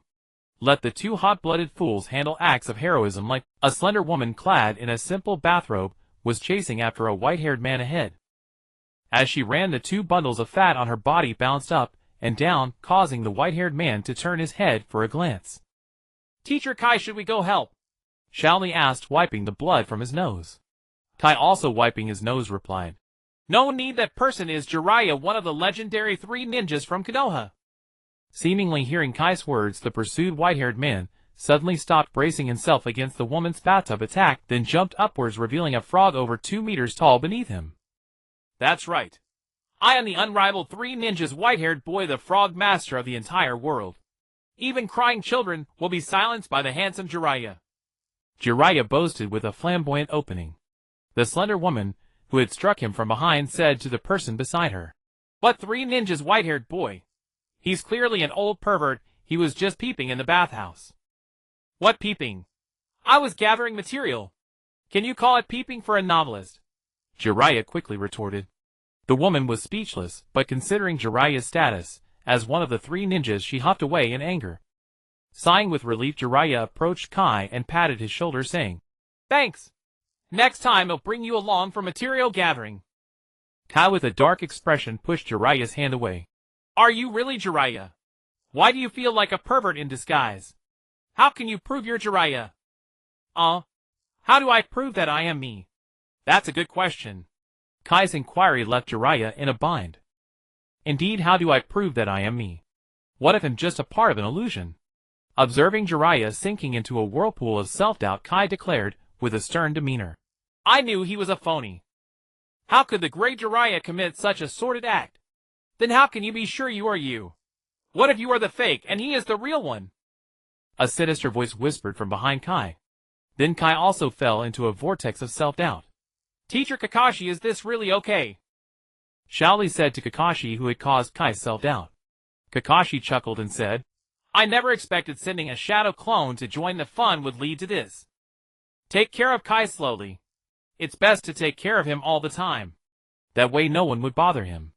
At night, after closing, the exhausted Kakashi and Shaoli, who had fruitlessly tried to console Kai all day, carried one another back to the restaurant. After signing a contract, the restaurant provided dinner. Why not eat if it's free? At the restaurant, Kakashi tossed the self-proclaimed Jiraiya onto a chair and ordered a plate of twice-cooked pork. After cooking, the dish was delivered by the waitress. The two sinful bundles of fat on her chest were as insurmountable as Mount Everest. Lost in self-doubt, Jiraiya unconsciously stared at the waitress. At those two sinful objects. The waitress, blushing, placed the dish in front of Kakashi before running back to the kitchen. "Just now, who was that? They seem not to be weaker than Tsunade." Jiraiya asked Kakashi beside him. Taking a bite of twice-cooked pork, Kakashi hummed in delight. "Her? Is the waitress really that impressive?" Upon hearing it was a waitress, Jiraiya perked up, shouting for the waitress to return so he could feast his eyes. Instead, what came was a short-haired, rather ordinary-looking, gloomy waitress with a sharp tongue. "You better have a reason for being here, or you will have trouble," Alita said ominously, drawing her knife slightly from her waist, glimmering with cold light. Jiraiya felt his hair stand on end and stammered, "I want one like he has." He pointed at the twice-cooked pork on Kakashi's table. "All right." Alita left and Jiraiya felt a weight lift from his heart. "She's another waitress. There are only these two at the restaurant." Before Jiraiya could ask, Kakashi answered, "Hey, why does this restaurant have to be so extreme?" Jiraiya slumped on the table, as if drained of all energy. At that moment, a familiar voice came from the restaurant entrance.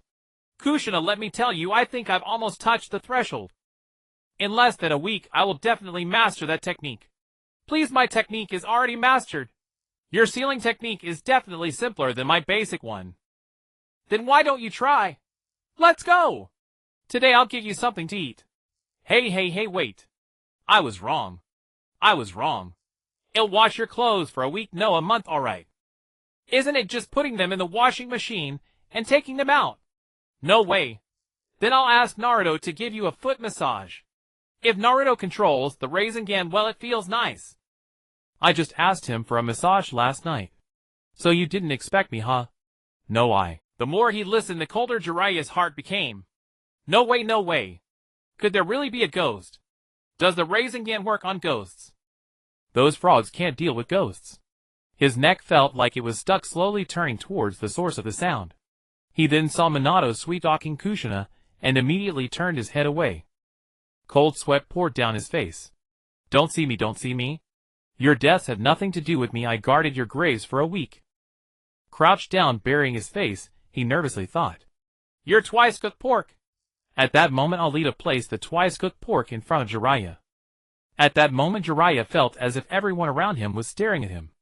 No! No! It's your twice-cooked pork! In a moment of madness Jiraiya blurted this out. If earlier it was just Jiraiya's illusion, now it was truly everyone staring at him. Who dares to tease Alita? Kushina involuntarily exclaimed, looking in Jiraiya's direction. Her eyes widened with delight as she said, Minato! It's Teacher Jiraiya! Teacher Jiraiya! Upon hearing Kushina call out to him, Jiraiya trembled all over. Sister Kushina, do you know him? Alita sheathed her knife and asked. Kushina nodded. Yes, he is Minato's teacher Jiraiya. To his surprise, he also came here. Teacher Jiraiya, long time no see. Minato nodded. Long time no see, Teacher Jiraiya. How have you been? Their words struck Jiraiya like death knells, making him tense up. Good, long time no see. You too. How have you been over there? Huh? What do you mean by over there and this side? Jiraiya said, leaving Minato somewhat bewildered. To mean that side, the place where people will go in the future. Jiraiya continued to stutter. We were revived by not as ghosts. Minato said, seemingly aware of what Jiraiya was thinking. With disbelief written all over his face, Jiraiya exclaimed, Do you have any unfinished wishes? We already said we're not ghosts. Jiraiya is speechless. There's no way to resurrect others in this world. If there's anything you can't let go of, I can help you, but you should just be at peace. Jiraiya said with a twitch at the corner of his eye. He thought to himself that these two ghosts were indeed difficult to deal with, and if worst came to worst, he could only fight them. With a bang, Jiraiya was startled and jumped onto the table when Kushina punched him on the head. This familiar sensation, could it be? Jiraiya thought as he felt the force on his head. He recalled an incident when he had secretly tossed Minato aside to collect materials, while teaching him, only to be caught by Kushina.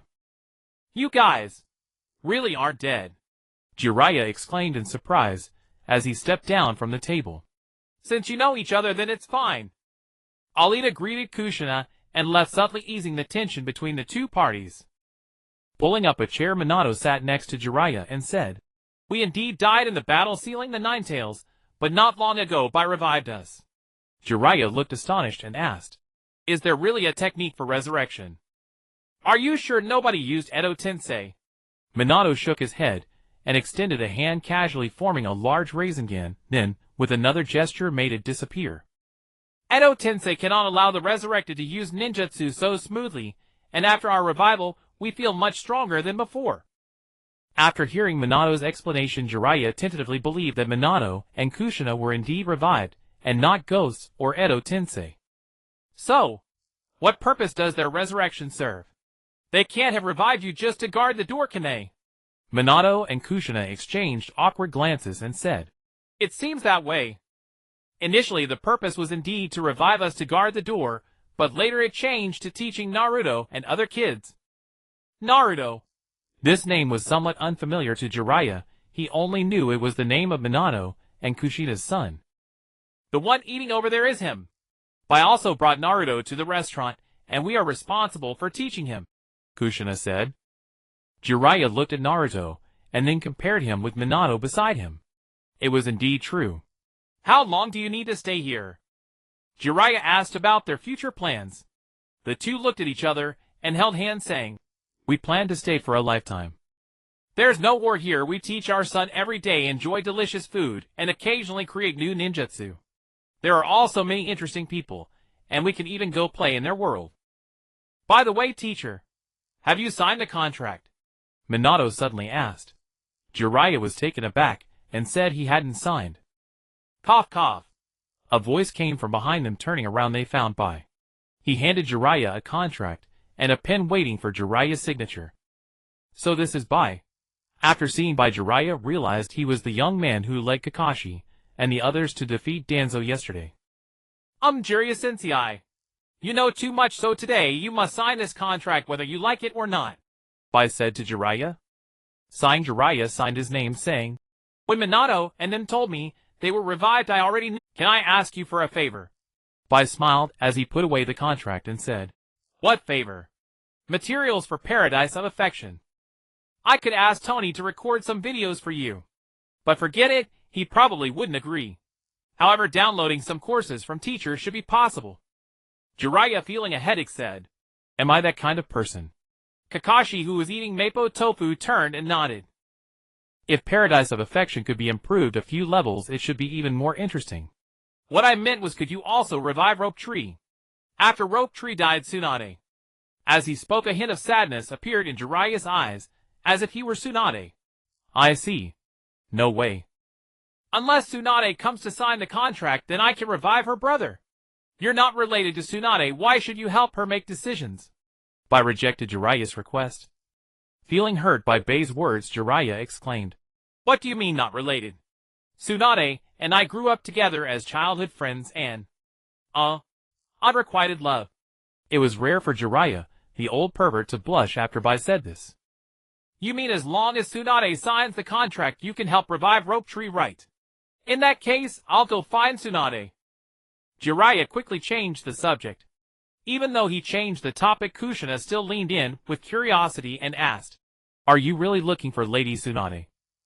Jiraiya suddenly stood up. Get lost, get lost. I'm going to find Tsunade to take on the position of the 5th Hokage. The higher-ups have discussed this decision. Hearing Jiraiya's true intention, Minato pondered for a moment and said, How about we two go with you, teacher? It just so happens that we want to test out the new ninjutsu we developed. Shaking his head, Jiraiya replied, No way. You two will scare people. However, Minato smiled, and with a flash changed from his loose robe to a tight umbu outfit wearing a mask that was white and yellow. Teacher, can you try to sense my chakra? Jiraiya tried and found that Minato's chakra was now a completely different kind. A type of chakra completely unrelated to Minato. In that case, can we go together? Plus, we really miss Lady Tsunade too. Jiraiya looked at Minato in front of him and thought for a moment. Sigh, fine. Then the three of us will go together to bring Tsunade back, and you two should also persuade her. You know how stubborn she can be. At this moment, Kakashi interjected. Are you going to finish your meat? If not, I can still eat some. The life at the restaurant brought everyone a sense of ease, shedding their former constraints. In the past, Kakashi would have likely addressed Jiraiya as Lord Jiraiya, Lord 4th Hokage, and Lady 4th Hokage, then quietly eat his own twice-cooked pork and leave without a word. But now, after experiencing certain events and receiving heartfelt guidance from Bai Guan, Kakashi had come to regard himself as one of the restaurant's own. Within the restaurant, everyone was equal, though Bai Guan was an exception. You can have it. Are Konoha's ninjas really this pitiful now? Jiraiya remarked, twitching the corner of his eye. A gleam flashed in Kakashi's eyes, and with a swift sweep of his hand, the twice-cooked pork was now before him. A slice of twice-cooked pork entered his stomach, followed by 2 gulps of cola. Then, letting out a joyful cola burp, the cola-loving ninja Kakashi achieved the utmost satisfaction after a long day's work. Seeing Kakashi eat with such relish, Jiraiya's throat moved, and he asked Minato, Minato, is it really that delicious? Minato smiled, went to the counter, and fetched a free cookie. These cookies were prepared for those who were still a little hungry after their meal, but couldn't finish a second serving. Handing the cookie to Jiraiya, Minato said, Give it a try, teacher. Jiraiya cast a suspicious glance at Minato, took the cookie and bit off half. Crunch. The crispy cookie made a crisp sound between Jiraiya's teeth. But once the cookie entered his mouth, it gradually became soft, almost like bread. The wheat aroma surged from his mouth straight to his brain, and at that moment Jiraiya felt as if he were standing in a vast wheat field. Golden wheat ears swayed gently, with the autumn wind producing a soothing sound. Then came the sweetness of the cookie, filling Jiraiya with an overwhelming sense of happiness. After the cookie settled in his stomach, a faint trace of saltiness lingered in his mouth, awakening a craving for salt. A single small cookie conquered this white-haired toad sage. This is really something a human could make. No way. My twice-cooked pork! Exclaiming, Jiraiya shifted his attention to the plate he had just given to Kakashi. As if sensing his scheme was exposed, Kakashi's movements became incredibly swift. His chopsticks moved so fast between the pork and his mouth that they left after images. By the time Jiraiya snatched the plate from under Kakashi's nose, only a lonely piece of twice-cooked pork remained. Gulp, gulp, gulp, burp. Thanks for the twice-cooked pork, Lord Jiraiya. Am heading back to rest. Amid Jiraiya's stunned expression, Kakashi downed the remaining cola in one go and strode straight out of the restaurant. But Kakashi's pace quickened. Once out the door, he sprinted at full speed, running back to the dormitory, with a smirk all the way. Yesterday Bai Guan had already arranged everything for them. At first, they had looked down upon the small dormitory. Before visiting the dormitory, a ninja isn't sleeping anywhere the same as sleeping in a tree. After taking a look at the dormitory, oh my! How can we ninjas who have toiled outside for so long not have a stable place to live? I would rather jump off here. It's so delicious. Famous philosopher Lao Wang. Using chopsticks to pick up the last piece of twice-cooked pork, he carefully placed it into his mouth. Oh! This damnable taste. How enticing it is. Miss. Waitress. Another serving of this meat, please. Thank you. Tasting the wonderful flavor of the twice-cooked pork, Jiraiya wanted another plate. But as he spoke, he suddenly remembered the cold gleam of the blade at Alita's waist, and his voice weakened. Minato and his wife simply watched as Jiraiya devoured another serving of twice-cooked pork, and then imitating Kakashi went for a cola grand slam. Burp. After a hearty belch, Jiraiya felt that he had been wasting his years entirely. After eating and drinking their fill, Minato and his wife showed Jiraiya around the restaurant's environment, took him to the dormitory that Bai Guan had built with a snap of his fingers by spending money to have the system constructed, and let Jiraiya rest for the night. The next day the restaurant's guests were busy again. Although there were many customers during meal times, there weren't too many outside of those hours. After all, everyone in their own world had people they needed to accompany or tasks to attend to. The restaurant was a necessity but not a place one had to be at all times. Those who were permanent residents included Gui, who had cut off worldly ties and spent his days idling Sajiri, and her brother, who sought inspiration for writing and manga at the restaurant, Nobita, who had nothing to do before school and spent time with a white kitten, falling in love with Doraemon, Master Rashi, who devoted his remaining years to teaching Chihiro, Yuri, who after witnessing beauty was unwilling to return to her own world, and Shiegawala, who possessed immense divine power but grew slowly with 1,000 years passing like a fleeting moment. Of course, the batch of restaurant security personnel who had signed contracts spent their days learning new things, eating delicious food, and playing fun virtual reality games. They had turned the once ambitious Konoha 12 Little Strong into the 12 Little Strong who lived to eat and wait for death. However, among the security staff there were also diligent ones, such as Zabuza and Haku, who had signed their contracts after Kakashi and the others. After throwing Danzo into the dungeon, Bai Guan went to the Hokage building to inform them, and brought the two back. Fortunately, during this time Danzo had been busy publicizing his good deeds, and standing in as the acting Hokage. Both had only been imprisoned in the dungeon for a few days. Signing a contract with their former eggs and baskets broken enemies was naturally unacceptable to Zabuza and Haku. They even considered committing suicide on the spot, so that Bai Guan couldn't retrieve them. But Bai Guan offered a condition they couldn't refuse. As for what that condition was, no movement in the east, Lord Zabuza, Haku said softly to Zabuza. And no movement in the west either. Patrol again in half an hour. Dismissed. Zabuza deliberately turned his head away as he spoke, avoiding looking at Haku. Haku sighed inwardly, but thinking of Bai Guan's encouragement, Haku's gaze became resolute again. At that moment a clone of Bai Guan appeared and said, Ahem. You two follow Jiraiya, Minato and Kushina today. If you encounter any bandits or robbers, feel free to kill them all. But if you run into powerful ninjas, let them handle it. Your first task on this trip is to clear the path of bandits, the second is to survey the economic development and the living conditions of the people along the way. When Jiraiya and the others return, you can go to the Land of Water and record the situation there as well. Once Konoha is settled, the Land of Water will be next. Both nodded and said, Understood. This made Bai Guan somewhat helpless. You are security, not slaves. This time I'm sending you on a business trip, giving you a raise. Got it. You are security, not slaves. This time I'm sending you on a business trip, giving you a raise. Got it. Understand. On the way to find Tsunade, Minato and Kushina wrapped themselves tightly in A&BU clothes and wore masks. However, they had no markings indicating their origin. Jiraiya carried a small casual bag containing some money and dry food. In contrast, Zabuza and Haku were fully armed.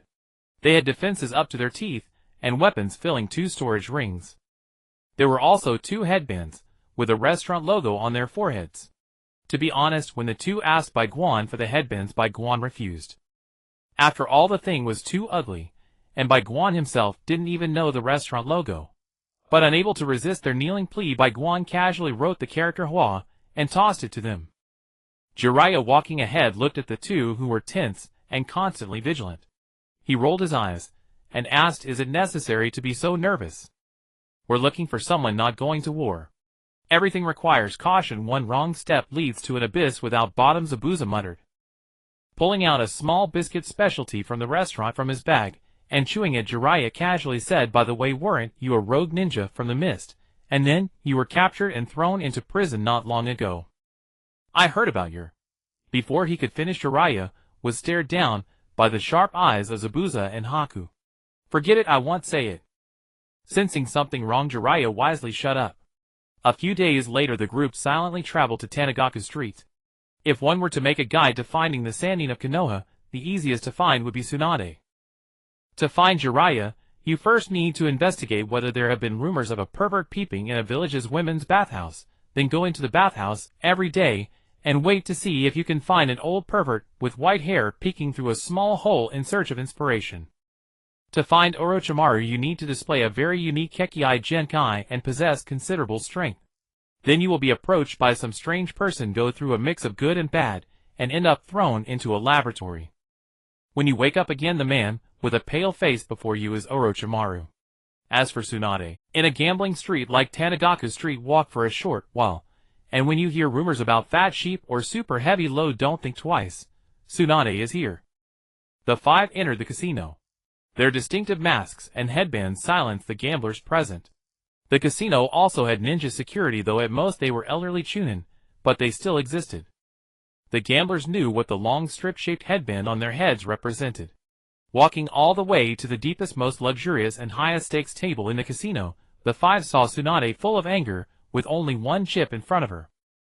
"Ah, I don't believe I can't win back with this one chip." Tsunade slammed the table and said. The man across the table smiled and said, "If you lose everything, I can lend you 3 million here." But he. Bang.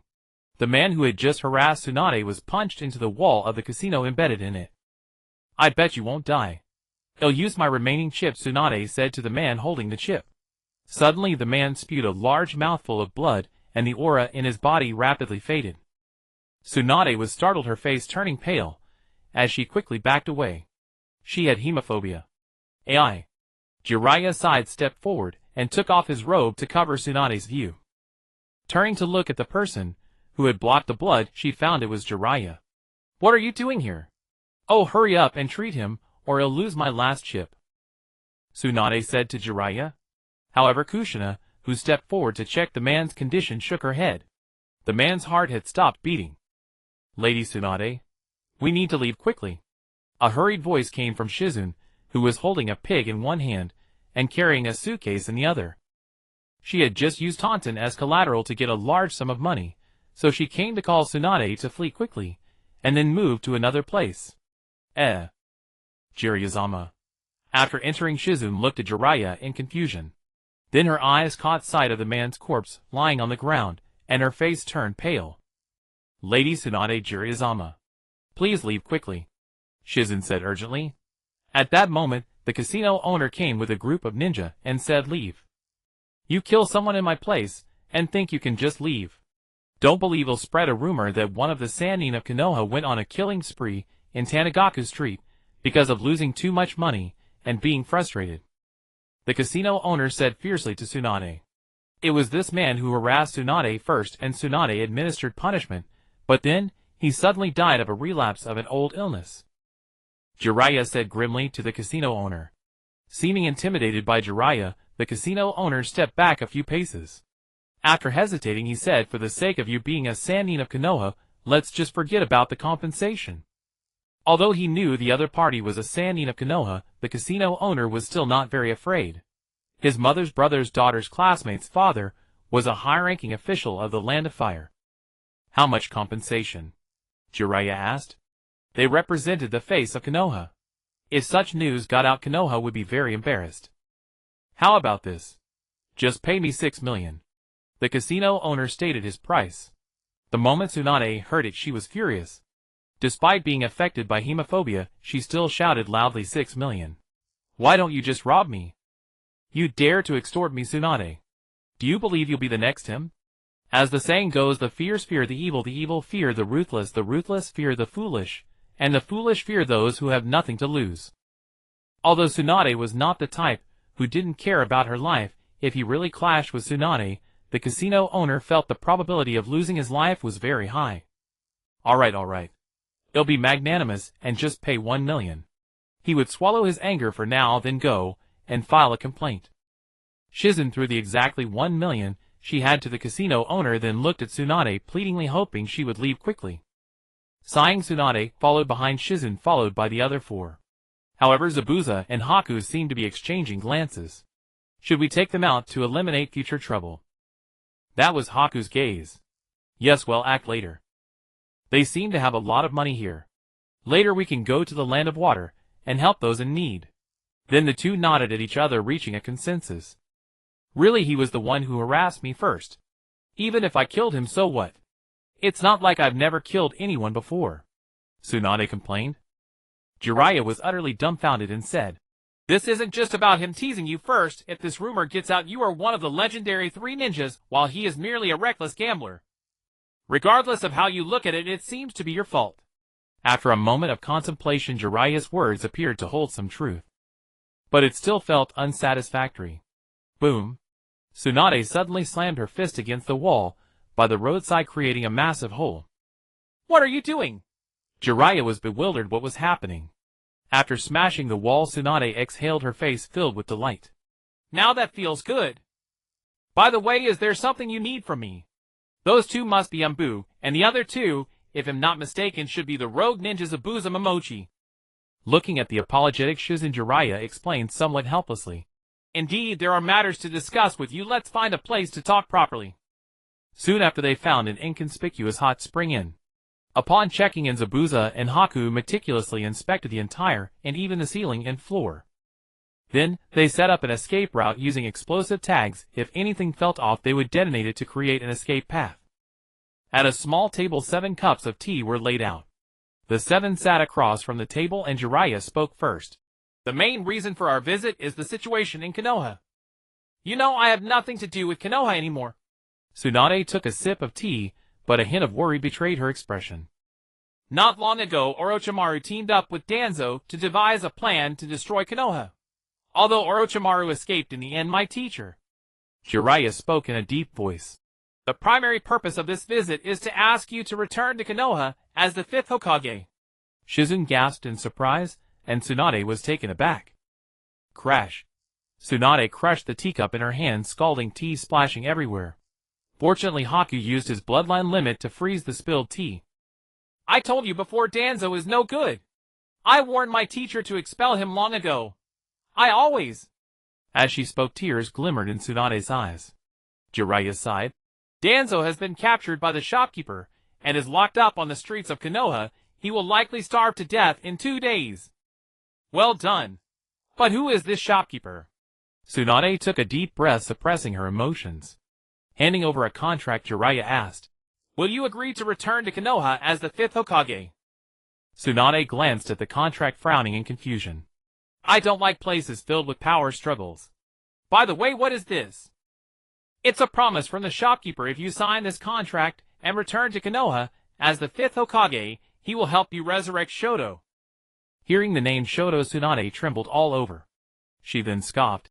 I didn't expect you to fall for such a trick. The idea of resurrection is utterly impossible, and besides, even my grandfather couldn't manage that, could he? The atmosphere fell silent. The fully cloaked Minato and Kushina exchanged glances and nodded, placing their hands on their masks. What? The Embu were fooled too. Trying to threaten Minato, Kushina. Tsunade intended to mock the 2 Embu, but they revealed their masks, unveiling the faces of Minato and Kushina. Immediately Tsunade shook her head, saying, No, they both died over 10 years ago. This must be an illusion. Jiraiya, I can't believe you were fooled to this extent, and even wanted to use an illusion to deceive me. Release. Tsunade formed hand seals and shouted, but there was no reaction. Lady Tsunade! Lady Tsunade! At that moment Minato and Kushina called out simultaneously. Gulping down a mouthful of saliva, Tsunade shook her head again. No, no. Then, as if recalling something, she said, You were reanimated, right? Is it Orochimaru? Lady Tsunade, the eyes of the reanimated are not of our color, are they? Minato said with a smile. Moreover, reanimation cannot replicate the original strength, right? And besides, Kushina said as she released a dark aura. The dark aura contained immense power strong enough to astonish Tsunade and Jiraiya at a glance, so powerful that Zabuza and Haku fled the room the moment it appeared. This was the breath of the newly developed ninjutsu that Kushina mentioned. After being brutally defeated at the martial arts tournament, the couple recognized their ninjutsu was outdated, so they both began researching new ninjutsu. To this end, they specifically consulted Grey Wolf Mundo Tony, and the Divine being Che Guevara, along with various individuals from other power systems. After summarizing and combining it with some new things seen online in a restaurant a while ago, they found the development path for new ninjutsu. Did you manage to escape that battle by luck? No, I clearly saw Minato use the Shiki Fuin. Tsunade frowned, puzzled. Jiraiya took a sip of tea and calmly replied. At first, I thought the same as you, but later I confirmed that they indeed died. They were just revived by the shopkeeper. Right, Lady Tsunade. We were just revived by the shopkeeper not long ago. Minato nodded. With the three persuading her, Tsunade's heart began to race. The death of Shoto had always been a hurdle for her. She had tried many methods to resurrect him, but in the end it was all in vain. This also meant that if it weren't for Naruto's efforts in the original story to persuade Tsunade, she would likely have healed Orochimaru's hands just to revive Shoto. So sighting is all it takes, Tsunade said to Jiraiya with red eyes.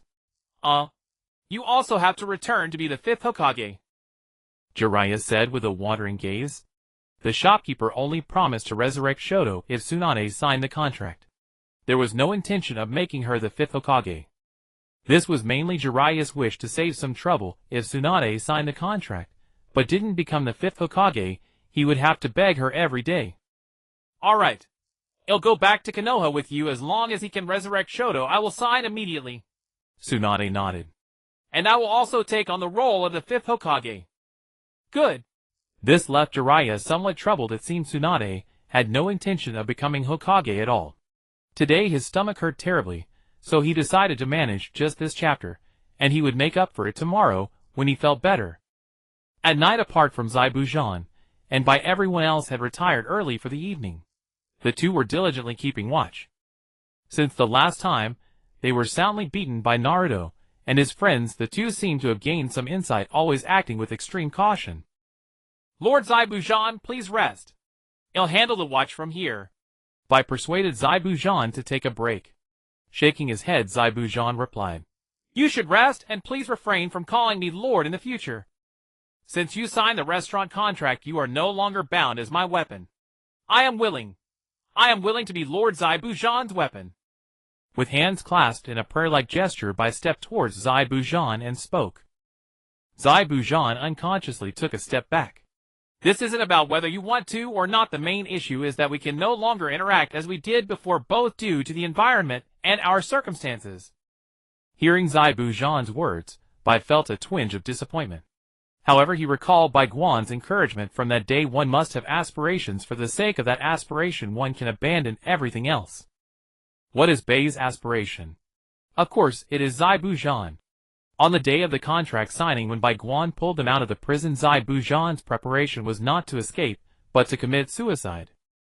The injury inflicted on Zaibujan by Naruto's shuriken was immense, both psychologically and physically. And in order to get Zaibujan to obediently sign the contract, Bai Guan helped restore his vigor. As for Bai Guan assisted her in some physical enhancements, some things that belonged to her, but did not originally belong to her. At the same time, she recalled the words she had thought of. Lord Zaibujan, Bai's face flushed slightly, her eyes filled with springtime warmth, as she hesitated to speak to Zaibujan. Swallowing hard, Zaibujan turned his head away. I know what you want to say. You said it before. Now! It is not yet time. I will wait for you, Lord Zaibujan, Bai said with a gentle smile. just as the two were about to express their feelings inside the Konoha restaurant. A familiar yet strange bell rang, the sound exclusive to new guests. The patrons in the restaurant paused their actions. After a moment of confusion, Naruto suddenly recalled that this was the same bell that rang when Master Roshi and Ash had come to the restaurant. Bai Guan was also very excited. After the world of the death god, this was the first random guest at the restaurant. With black soft hair draping down on either side of his head, and a beard on his chin that seemed to have not been groomed for a long time, he still exuded a certain charm. Dressed in a sharp black suit, there was a hint of confusion in his eyes. Where is this? Although he asked with some bewilderment, the muscles in his body were quietly tensing up. His gaze darted around for any object that could serve as a weapon. Hello, Mr. Wick. This is the Dimensional Restaurant. I am the owner here, Bai Guan. The purpose of bringing you from your world here is just like the name of this place. I hope you can enjoy a meal here that truly satisfies you. Bai Guan smiled. The man in the suit before him would be a remarkable figure in any ordinary world. The strongest assassin in the assassin world, he had single-handedly completed an impossible task before retiring and living happily with his beloved. Later, after his wife died, he adopted a dog to keep him company. One night a group of thugs came to steal a car and killed his dog. In a fit of rage, he picked up his old assassin gear to seek revenge. This is the story of John Wick. Although there are many details worth exploring, the main event that triggered everything was the death of his dog. They killed my dog, and I killed your whole family. After hearing Bai Guan's explanation, Wick narrowed his eyes, glanced around, and chose to observe for the time being. This was simply beyond his control. The bizarre crowd and the inexplicable appearances here made Wick feel very challenged. What would you like to eat? Bai Guan asked. After glancing at the menu, Wick replied, Just steak will do. Bai Guan went to the kitchen to prepare the steak, while Wick took this time to understand the layout of the restaurant. He assessed that the greatest threat here was a muscular man sitting in the corner clad in purple, while the lowest threat was a blank-faced student seated not far from him. The muscular man was completely tense, and Wick's common sense told him that bullets would likely only penetrate the skin and not cause effective damage. As for the blank-faced student wearing a Japanese school uniform, Wick concluded that considering his physique, weapon concealment, and muscle strength, he posed the least threat. Moreover, at this distance, even if the student drew a gun, Wick was confident he could disarm him. While pondering, Bai Guan brought out a plate of steak. As a first-time guest at the restaurant, Bai Guan provided ample service. The aroma of the steak was enticing, but Wick was still contemplating how he would escape if a situation arose. After testing the steak with a portable poison detection kit, Wick confidently cut a piece of meat and brought it to his mouth. The essence of the steak caught Wick off guard. In a daze, he suddenly sensed someone approaching from behind, instinctively grabbing the steak knife and swinging it backward. Just as the knife in Wick's hand was about to stab the person behind him, it was abruptly stopped by a surge of energy. He immediately wanted to drop the knife and retreat, but realized his hand was frozen. "Two told you not to joke around," he exclaimed, staring at the steak knife, just 5 centimeters from his eyes, trembling as he spoke to Aqua. Just moments ago, Aqua had suggested playing a prank on the new guest. After some argument, they decided to settle it with rock, paper, scissors, and Aqua lost. The prank was simple: sneak behind the new guest and tap him on the shoulder, then say hello and make friends. Seeing the trembling legs of the youth before him made Wick realize that it was not this youth controlling him. He turned his gaze to the muscular man in purple, who was happily gnawing on a beef leg. Suddenly he noticed that the lowest threat he had identified, the student, was using chopsticks to feed himself while pointing another hand at him. "Hey sir, you can't just go around attacking people here, otherwise the owner Bai will scold you. If you get blacklisted, it won't be good," the bystander said expressionlessly. They then released the telekinetic grip on Wick, allowing him to regain his freedom. Now free, Wick was soaked in cold sweat. In his years as an assassin, he had seen many methods of controlling and retaliating against others. But he had never encountered a power that could control him just by lifting a hand. Could it be? Was there something wrong with the steak? But it shouldn't be. Although my poison testing reagent cannot detect all toxins, it can identify all the colorless and odorless agents circulating in the market. "Hey, how dare you bully someone from my water goddess?" At that moment, Aqua stepped forward and arrogantly confronted Wick. As the water goddess of another world, How could her slaves be insulted by a scruffy old man like him? I'm sorry. Hearing Wick's apology, Aqua immediately began to gloat. Aha, not bad, you have potential. From now on just say the word, and you can join me, the water goddess. Satisfied, Aqua happily returned to continue bickering with Kazuma, while Wick found it hard to remain calm. The water goddess. Goddess. What a strange title, I've never heard of such a person. As he pondered, his gaze returned to the steak that was still more than half uneaten. He had to choose now to continue eating the steak and submit, or to rise up in resistance and likely be killed. But then, he suddenly thought of his dog, his wife. No way, I must avenge my dog. The flames of vengeance burned fiercely within him. He had to avenge his dog. He stood up and walked towards the restaurant's exit. All the guests changed their expressions as they looked at him. Hey! You haven't finished your steak yet. Wasting it will put you on the blacklist for a month. Tony kindly shouted at Wick. Then put me on it. Wick stepped out of the restaurant.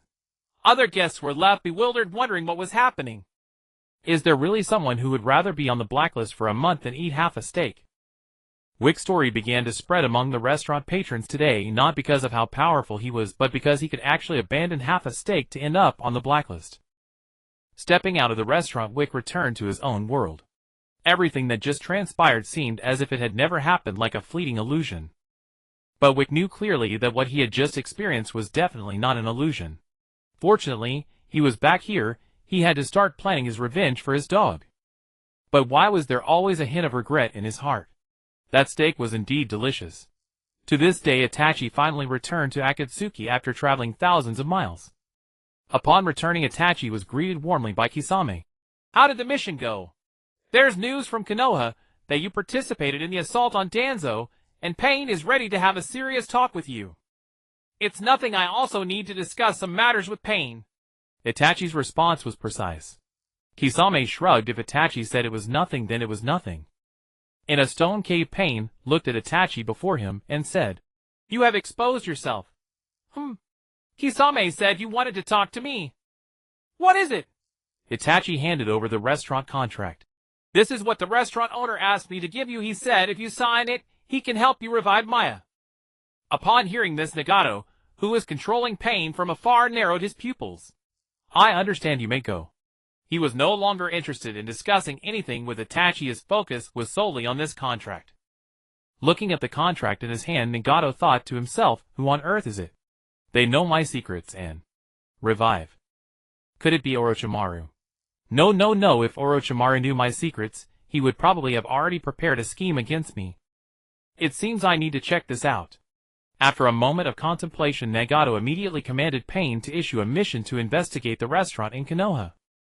And this mission was given to Deidara and Kakuzu. Jiraiya and his team, along with the 2 members of Akatsuki, all headed towards Konoha almost simultaneously. On the streets of Konoha, Danzo groaned helplessly in his filthy cage. He felt an unprecedented humiliation. Although food was secretly delivered by members of the Uchiha clan every night, he had to relieve himself in this cage, in front of the tourists who came to sightsee. Though he had dug a hole in the ground with his finger for relief, this animal-like mode of existence made Danzo feel worse than death. Hey, Mom. Look at that bad guy Danzo, he seems really unhappy. A little boy said to a woman nearby. The woman cast a stern glance at the boy and pointed at Danzo, saying, See, this is what happens when you do evil. The boy looked at Danzo again, shrinking his neck. Got it, Mom. Seeing this scene, tears streamed down Danzo's wrinkled face, filled with anguish. From that day on, Danzo no longer had any food and his body grew increasingly weak. Days later, Danzo starved himself to death in the iron cage. The day Jiraiya and the others arrived in Konoha was the day the cage was opened. With a wave of his hand, Bai Guan made the iron cage vanish. Some Konoha ninjas stepped forward, formed hand seals, and took a deep breath before unleashing a burst of flames, burning Danzo to ashes. Amidst the flames, Danzo's shadow fused abruptly with that of the Hokage. He finally fulfilled his dream after death, becoming the true Hokage. Sigh.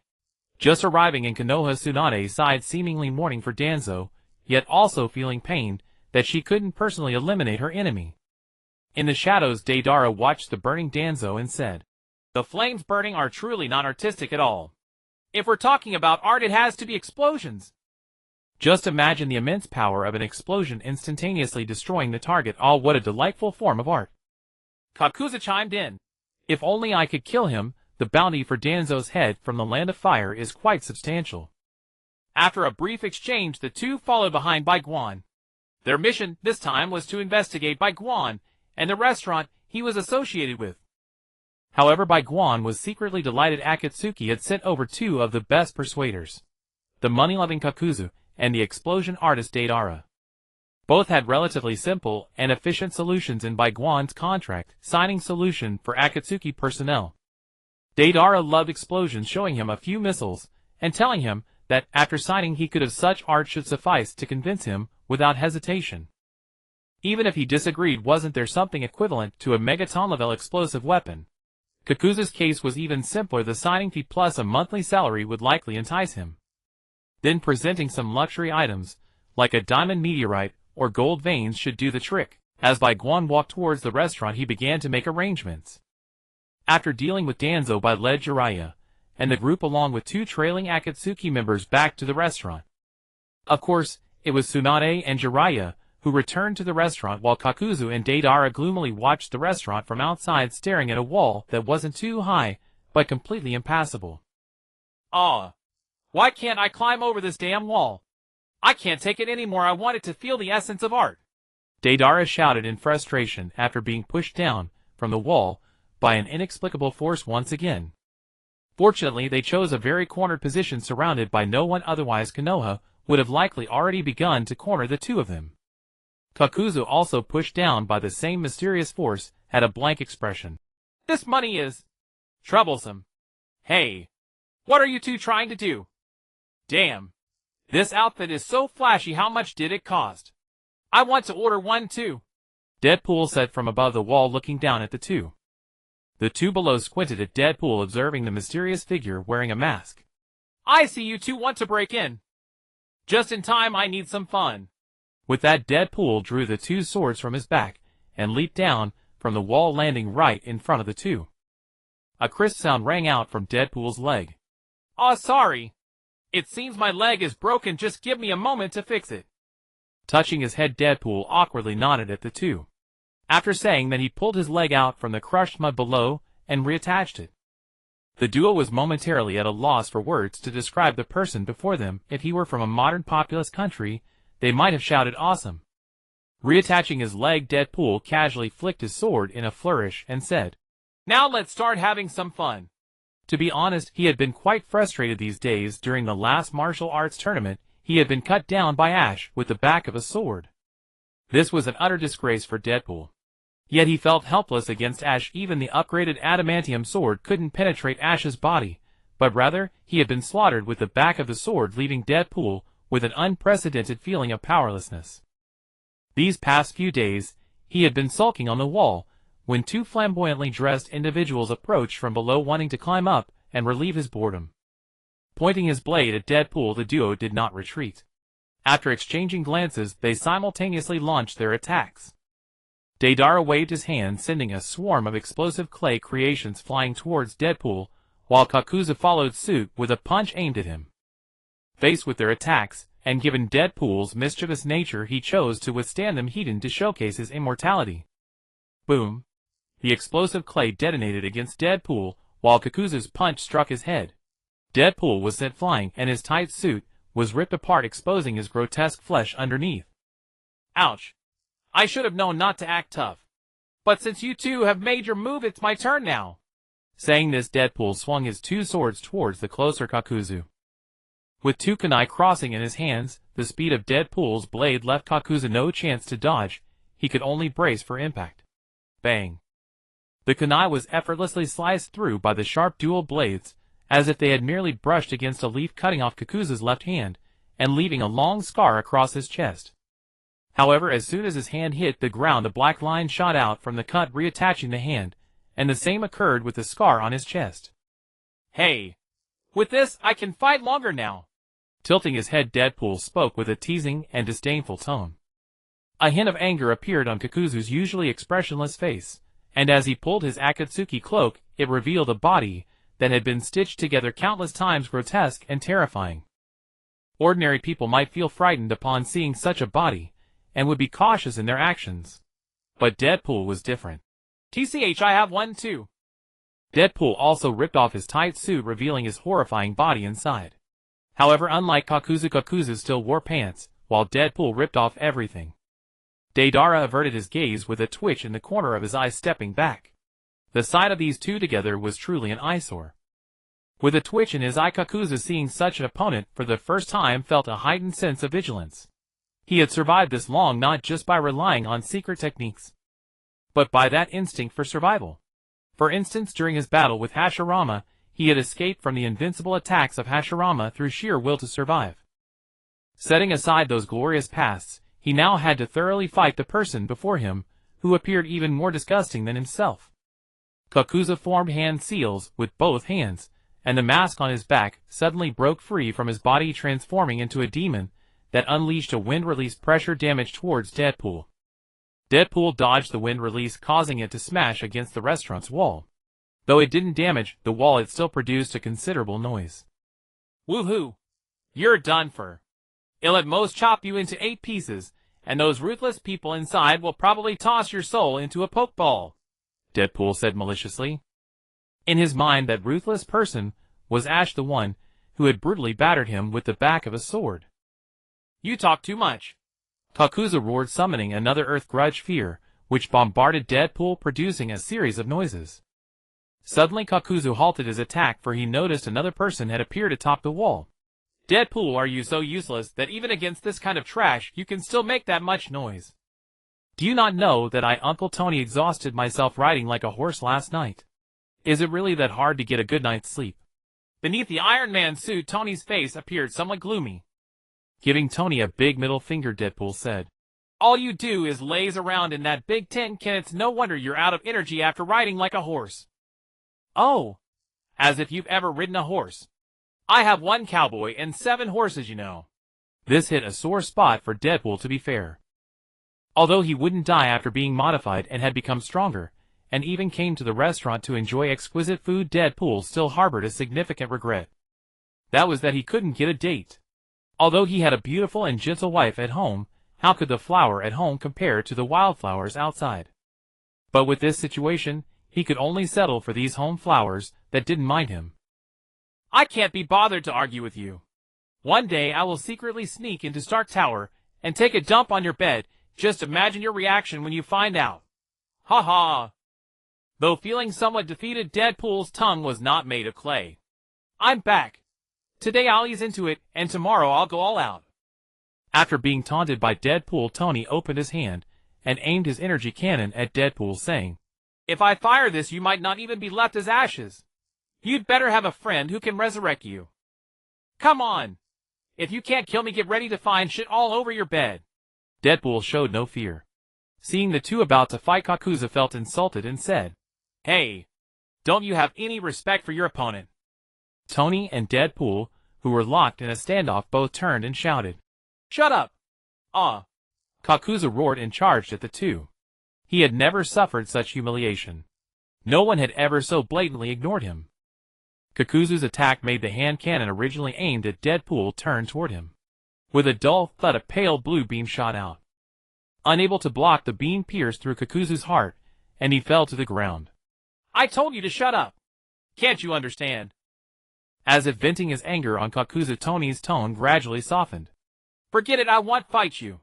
If I really blast you to ashes, shopkeeper Bai would probably blacklist me. Tony muttered to himself and flew back to the restaurant, ready to sleep again. Watching Tony fly back, Deadpool flipped him off and then turned his gaze to Deidara. Hey, your comrade is dead. Aren't you going to run? Just then Kakuzu, who had been dead on the ground, suddenly had numerous black threads emerge from his body, stitching the wound shut, and then he got up. What followed was the classic villain self-introduction of his abilities. Your ninjutsu looks impressive. It'll dig out your heart to replace the one I lost.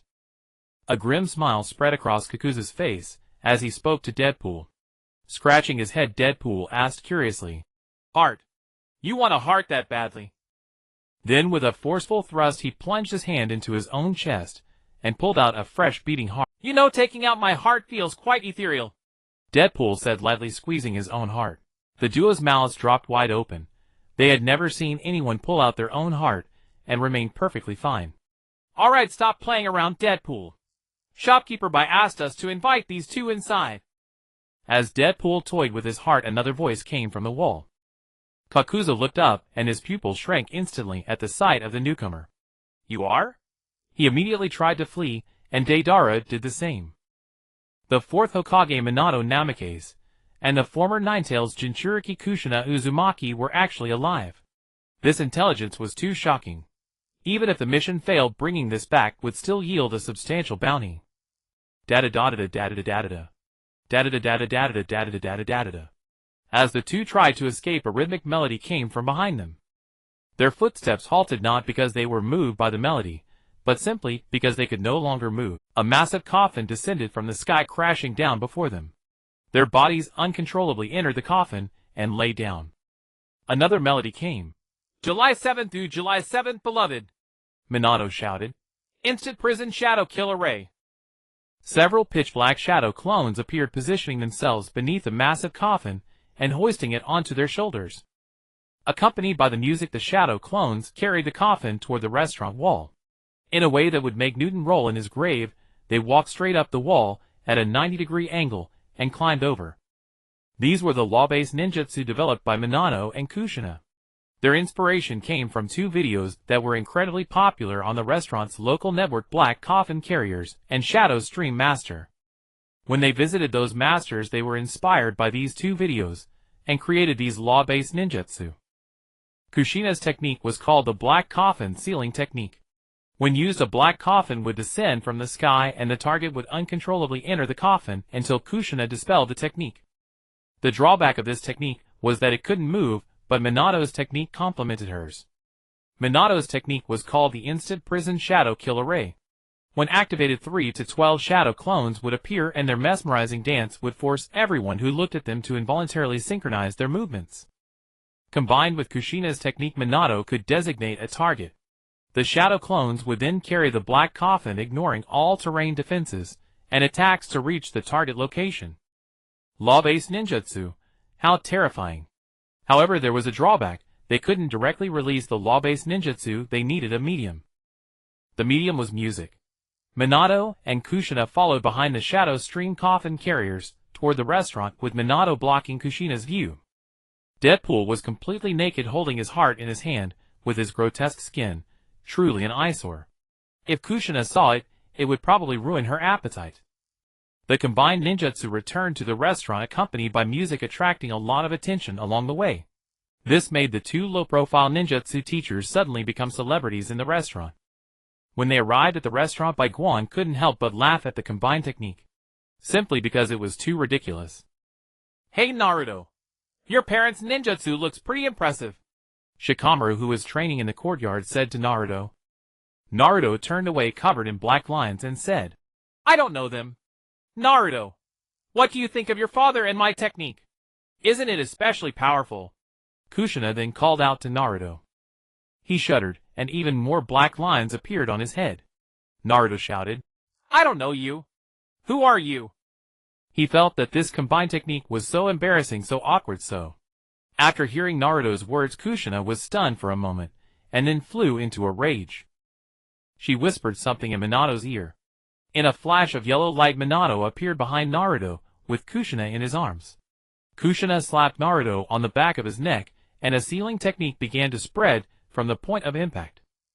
This was also Kushina's new technique, a self-targeting sealing technique. A wave of weakness washed over him. Sensing trouble, Naruto tried to flee, but Minato scooped him up with one arm and held him close. With another flash of light, Minato disappeared. In the room, Naruto looked in terror at Minato and Kushina's grinning faces. That day, Naruto experienced the greatest parental love ever. His excited shouts echoed throughout the entire restaurant. You little brat. Do you know what your mother went through to save you? Do you know how your father died? How can you not want to acknowledge us both? Kushina casually laid down the whip in her hand. This whip, mixed with various precious materials, replaced her fists to deliver maternal love to Naruto. From now on you must not do this again, understand, Naruto? Minato said helplessly to Naruto, while discreetly storing the whip identical to Kushina's into his ring behind him. No. There won't be a next time, Naruto said weakly. Minato and Kushina's combined attack was truly formidable. The sealing technique firmly restrained his power, and each lash of the whip struck him as effortlessly as hitting tofu. However, he rather enjoyed being beaten like this, a state he had previously deemed unattainable. Inside the restaurant, Tsunade was devouring the delicious food before her, while Jiraiya looked somewhat pale beside her. This meal is on me, Tsunade mumbled indistinctly, while chewing on a drumstick. Do we need to find Yamato to activate the restoration technique? Yes, we could also skip looking for Orochimaru, as long as someone can perform the Edo Tensei. But as of now, only Orochimaru can do this right. The cost to revive someone through Edo Tensei is much cheaper than direct resurrection. After all, Edo Tensei has already summoned the soul back, but the body is lacking. All it takes is to repair the body or create a new one. But direct resurrection still requires money to pull the soul over, and Bai Guan also wanted to see what kind of sparks would fly if Uncle Snake joined the restaurant's backup scientific team. Ton burp.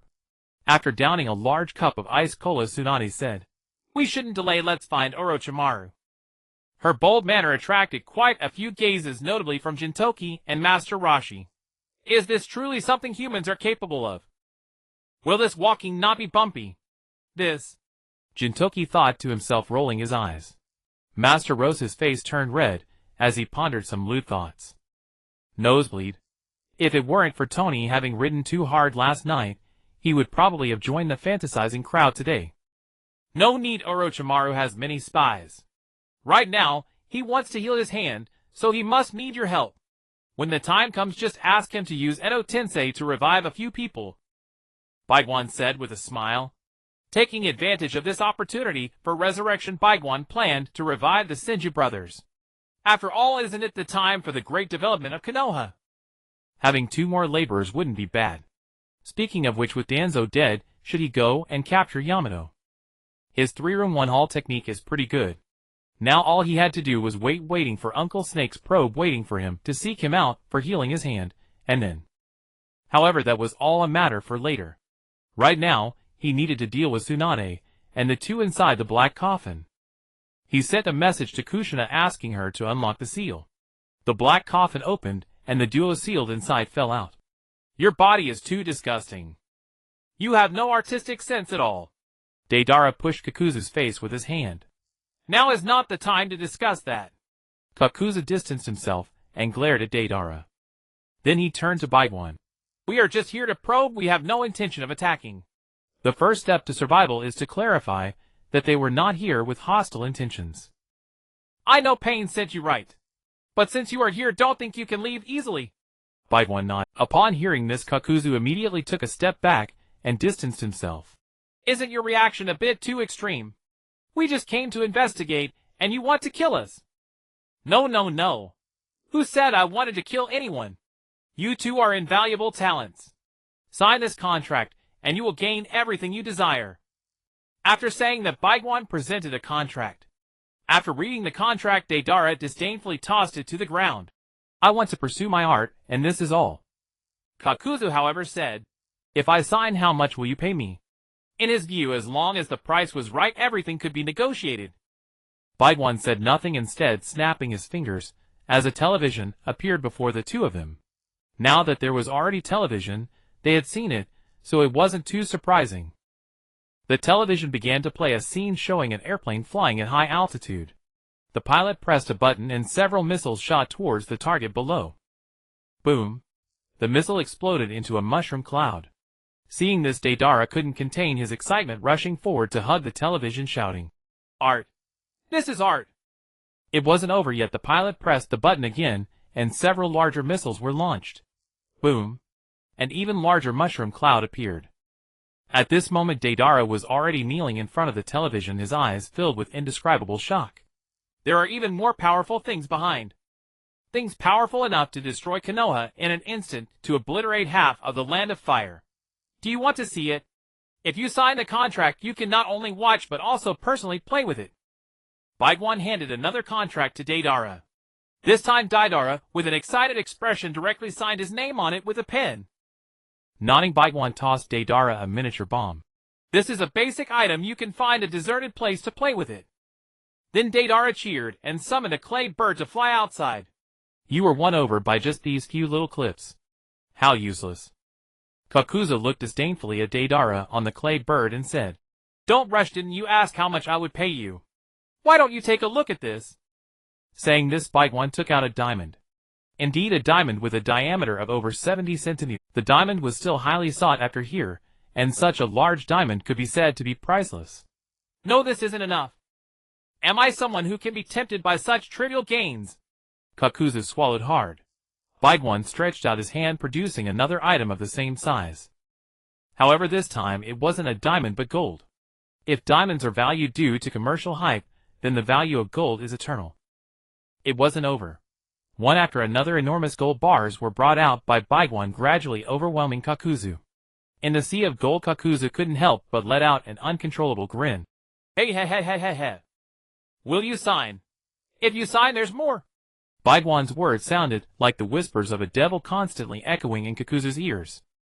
I originally planned to write 10,000 words, but my hemorrhoids acted up, so these 2 chapters were painstakingly typed out on my phone while lying in bed all day. I'm starting to think I should buy a laptop. In the end, under the coercion of Bai Guan, Jin Qianjiao Du signed the contract with tears streaming down his face, and then embarked on the journey back to Shao with another contract in hand. Meanwhile, Daidara chose to stay at the restaurant to continue his pursuit of the art. A week passed, and it was once again time to welcome new guests. Wick's previous performance was as expected by Bai Guan, yet he still followed the rules, and placed Wick on the blacklist for half a month. With a meow, a large blue and white cat chased a brown mouse into the restaurant. It seemed completely oblivious to the restaurant's existence, as the cat and mouse chased and evaded each other. Bai Guan, the restaurant owner, sat at the cash register with a smile, watching the playful antics of the 2 small creatures. Finally, amidst the bewildered gazes of other patrons, the blue and white cat caught the mouse. Bai Guan stepped forward and stood in front of Tom. At that moment, the cat and mouse suddenly realized they had entered a rather extraordinary place. Put Jerry down first, Bai Guan commanded. After glancing at Jerry in his hands, Tom exaggeratedly placed Jerry down and transformed into a harmless, obedient cat rubbing against Bai Guan's feet.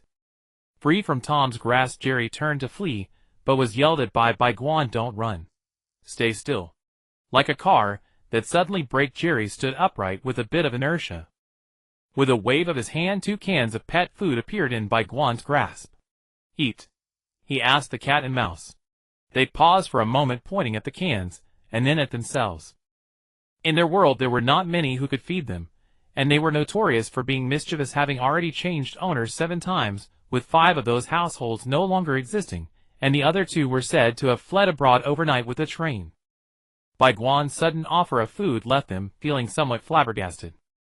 He opened the can, releasing an aroma that would make not only pets swoon, and placed it on the table, saying, "Yes, this is for both of you." The cat and mouse felt a rumble in their stomachs, a perfect indication of their hunger. Upon seeing Bai Guan nod at them again, they eagerly jumped onto the table to enjoy the feast. But 1 small can was hardly enough for the 2 of them. At first, it was fine, but soon they began to fight over the food. Bang! Bai Guan slapped the table. "Stop it. I want to discuss something with you." The cat and mouse trembled, pausing their quarrel, and looking at Bai Guan with innocent eyes. "Sign this, and you will become my mascots. And this isn't just it. All the delicious food, eat as much as you want, and you'll be full." Bai Guan handed over 2 contracts. Tom paused for a moment, opening his mouth as if to speak, but then suddenly closed it again. "If you have any doubts, just ask." "I know you can talk, so can Jerry," Bai Guan said upon seeing Tom's expression. Tom's eyes widened as he turned to Jerry beside him. "You can talk." Jerry's eyes also widened. "You can talk too." Then both the cat and mouse said at the same time, "Why didn't you say so earlier? Why didn't you say so earlier? I thought you couldn't understand. I thought you couldn't understand." After saying that, both the cat and mouse slapped their foreheads simultaneously. "What doubts do you have?" Bai Guan repeated his earlier words. Well, we have a big brother dog, and he has a son," Tom said shyly. They can join too. Bai Guan didn't mind having 2 more dogs, although Tyke the puppy was not very useful, he was quite adorable. However, Spike the big dog was quite fierce, though he wasn't as powerful as Tom and Jerry, he still possessed considerable combat prowess. Moreover, not only Spike, but Bai Guan would not refuse any relatives of Jerry who asked to join. Cousin Massel, immensely strong, could easily defeat Tom. Second cousin Merlin, a wizard, could also easily defeat Tom. Uncle Harry, wealthy, smart, and well-connected, could outmatch Tom in terms of finances. Uncle Pex, a guitarist, could transcend dimensions to outdo Tom. Nephew Typhi, skilled in handling explosives, could also take down Tom, if necessary. In summary, anyone who could defeat Tom, impressive someone Bai Guan wanted. Although it seemed like a straightforward task, it was actually quite difficult. Tom was not weak, on the contrary, he was quite formidable. The moment they entered the restaurant, Tom and Jerry's combat strength shot up to 9th and 10th place respectively. Jerry was 9th and Tom was 10th. The difference was not significant, and the cat and mouse showcased their abilities during their chase in the restaurant. Even when flattened into a cat pancake or mouse slice, they would instantly recover. They ignored Newton's laws. When Tom focused on catching Jerry, he even flipped Mondo over with one hand. Mondo, why is it always me? Moreover, Tom was skilled in magic, martial arts, and technology. In one episode, he even created a machine from junk that could travel to the gaming world. Truly impressive. Thus, defeating Tom remained quite a challenge. Thank you. Thank you. Tom excitedly shook Bai Guan's hand. Then he signed the contract, and upon seeing Tom sign, Jerry wrote down his name as well. Restaurant mascots too.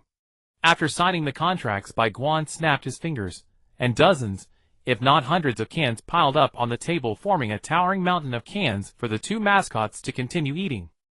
Will they be able to eat all of that? Alita remarked beside Bai Guan. Nodding, Bai Guan replied, they belong to the kind that doesn't know moderation. Not only here, but in dire circumstances, they could even consume the earth. Then doesn't that mean they're completely invincible without restrictions? Gigi, who was serving dishes instead of Alita, happened to walk by and overheard Bai Guan. Bai Guan nodded, and then shook his head yes, but also no. Don't expect much from their combat abilities. If you ask them to take out someone, they might not only fail, but also bring back a whole crowd, or end up causing a lot of chaos. They tend to act in extreme ways, which is why I hired them as mascots instead of security. Bai Guan's words were not only for Alita and Gigi, but also for the customers present. Currently there weren't many customers in the restaurant who could provoke these 2. It would be a waste of his money to revive them if any trouble arose. After hearing Bai Guan's words, the other customers nodded in agreement. They understood Bai Guan's meaning, and they were also aware that this was not something they could provoke. In fact, this thought occurred in their minds when Jerry casually picked up a stool and smashed it over Tom, who instantly recovered and picked up a stool to retaliate. Yesterday my hemorrhoids hurt too much for me to think, so I had surgery. Today I decided to write a chapter while on the hospital bed. While a cat and a mouse enjoyed their canned food, a pale-faced man arrived at the outer courtyard of the restaurant. The original Ichiraka ramen had now relocated here, and the outer courtyard of the restaurant was also opened accordingly. Sitting on the outdoor bench eating ramen, Orochimaru surveyed the unaccessed areas of the restaurant. A thin membrane seemed to separate the open area from the inaccessible zone, rendering the interior indistinct from the outside. Orochimaru was not as reckless as Kakuzu and Deidara. Although he was one of the 3 powerful figures with great strength, influence, and subordinates, he was still quite cautious in his actions. He had planned the Konoha collapse for quite a long time. Although he ultimately failed to achieve his goal of taking Sasuke as his new body, the demise of the decayed 3rd Hokage and the evil mastermind Danzo brought him great joy. Although Danzo's demise had nothing to do with him, seeing Danzo die made him happy. A few days ago, he intended to seek Tsunade for treatment of his hands, even digging up the grave of Shikaku for that purpose. However, Tsunade suddenly returned to Konoha, and thankfully, she did not assume the position of the 5th Hokage immediately, otherwise it would be difficult for him to heal his hands again. A few days ago, spies informed him that Tsunade was staying in this closed-off restaurant. To see Tsunade, he had to find a way to get inside, or lure Tsunade out. After some observation, he realized that the chance of him entering was almost non-existent. As a scientific player, he wouldn't undertake actions with low probabilities. Thus he had to choose option B, open a gambling den outside to entice Tsunade out. Although this idea was still not very realistic in Konoha, it was at least far better than trying to breach the restaurant's restrictions. He still clearly remembered the item Naruto held during the Chunin exams. It was evident that Naruto could not have created it himself. If Konoha had it, they would have known long ago. The only answer was this abruptly appearing mysterious restaurant. After finishing a bowl of ramen, Orochimaru finalized his plan. Just as he was about to leave, a small hole unexpectedly opened in the membrane, seemingly inviting him inside. Orochimaru hesitated for a moment, but recalling his dozens of substitutes, he decided to investigate. "Why can he go in, Ichiraku owner?" a passerby asked curiously, as he watched Orochimaru enter a place they couldn't. Looking at Orochimaru's back, Ichiraku replied, "He is a skilled individual that the owner values. If the owner takes notice, they can enter the dishes the owner makes are far tastier than my ramen." As an employee, Ichiraku naturally had the privilege to come and go freely during business hours. After tasting the delicacies from Bai Guan, he felt deeply ashamed. As a fellow human, how could there be such a disparity? Bai Guan looked down from a height, believing that Ichiraku ramen was merely one step short of the culinary artistry of the restaurant, yet those truly at this level knew that there was a vast chasm. Upon entering, Orochimaru was stunned by the sights, murmuring, "No wonder Tsunade is unwilling to come out. Hey, the owner sent me to get you," Jiraiya said to Orochimaru while chewing on a biscuit. "What are you doing here too?" Orochimaru asked. Jiraiya waved his hand and took another bite of his biscuit. "I'm currently the security personnel of the restaurant, not loafing around here. Where else would I go to do security work?" Touching his chin, Orochimaru chuckled. "You have a day when you work for someone else. How interesting. It's impossible to run around here. The food is delicious, and the people are pleasant to talk to. Everyone is talented. I absolutely love it here." Of course, Jiraiya wouldn't tell Orochimaru that the main reason he didn't run around was a website of a certain color customized exclusively for him by Tony. Having only peeped at the girls in the hot spring, he had never encountered such a scene before. He decided right then and there not to leave, and to stay permanently at the restaurant. "Where's Tsunade? I came specifically to find her." "She's ahead, why the panic?" Under Jiraiya's guidance, Orochimaru entered the restaurant. As he observed the various customers in the restaurant, Orochimaru's eyes sparkled, and when he saw Mondo, he almost lost control. How astonishing! Was his physique a result of a bloodline limit? Orochimaru asked Jiraiya. "What's going on with these people?" "Just restaurant patrons. Once you sign the contract, you'll know everything." Although he disapproved of Orochimaru's methods at this moment, they were not at direct odds, so Jiraiya naturally explained. In a corner of the restaurant, Tsunade and Bai Guan had been waiting for some time. The instant Orochimaru stepped into the outer courtyard, Bai Guan already knew he had arrived. He then informed Tsunade and asked Jiraiya to go out and welcome him. Jiraiya led Orochimaru here, and at first glance he saw Bai Guan in. Tsunade, who was indulging in a feast. One of the legendary Sannin, Tsunade was also a food lover, but she had previously struggled with weight and finances, often being frugal when it came to food. During her stay here, Bai Guan had treated her Shizun and that little pig to an exclusive experience, free to eat and drink as much as they wanted. Moreover, Bai Guan assured Tsunade that his food wouldn't make her gain weight. The dual onslaught had her immersed in the delights of cuisine, spending these days either eating or sleeping or chatting with Jiraiya while eating. To enjoy more deliciousness, she even used medical ninjutsu chakra to aid her digestion. Tsunade. Orochimaru felt a moment of uncertainty. Save me, Yama, Tsunade said with food in her mouth. After swallowing the food in her mouth, Tsunade said, "If you want to heal your hands, you first need to use Edo Tensei to revive Shikaku." Orochimaru frowned but nodded after some thought. If it were outside, he would likely demand Tsunade treat him first, but here it was clear he was in a passive position. Besides, even if he revived Shikaku, what would it matter? The real control still lay in his hands. "All right, I will use Edo Tensei to revive Shikaku." With that, Orochimaru was about to directly perform Edo Tensei. Bai Guan quickly stopped him, advising him to do it outside. This is a restaurant. What kind of situation would it be to have a coffin rise from the ground? Edo Tensei. A coffin slowly emerged from the ground, and as the lid lifted the visage of Shikaku appeared. Shikaku! Tsunade couldn't help but exclaim. Sister!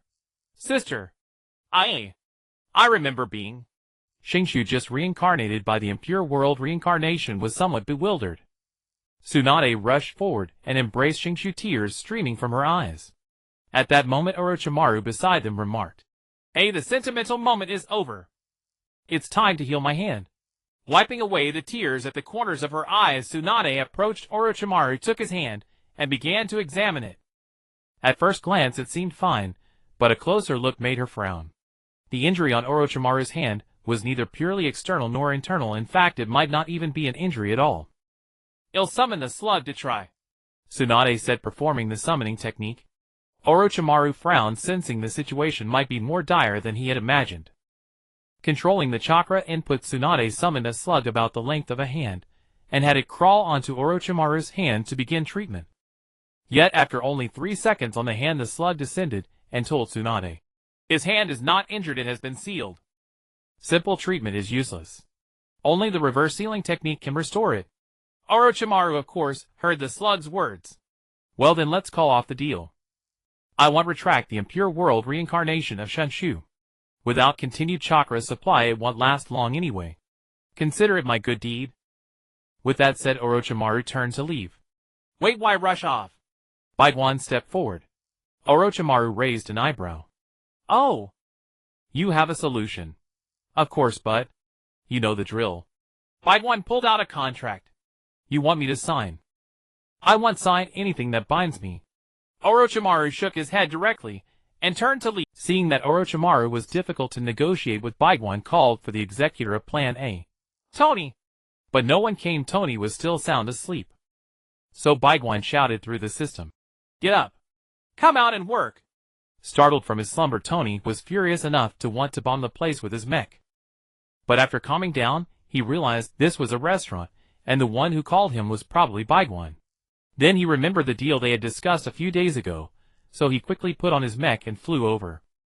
The low hum of the mech's engine caught Orochimaru's attention just as he was about to leave. At that moment Orochimaru seemed frozen in time, staring blankly at the mech in the sky. What? What a perfect creation! Orochimaru's eyes shone with brilliance. Bai Guan handed him the contract again. "Sign it, and you'll be able to participate in the scientific experiments at my restaurant." "Tony is the weakest in my restaurant's scientific backup team. Can't you just not say that?" Tony muttered. Mm. He decided to play along since Bai Guan hadn't said anything wrong. "If he could let me study that mech of his, I might consider it." Orochimaru pointed at Tony. "You're dreaming," Tony said. "Impossible." That thing was his pride, and joy, his precious darling. If he had to choose between it and Pepper, well, glancing around to see Pepper wasn't nearby, he would definitely choose the mech. But to his surprise, as soon as Tony objected, Orochimaru signed the contract. A scientist wouldn't let his perfect invention fall into someone else's hands. It seems you're a true scientist. I agree. Now heal my hand.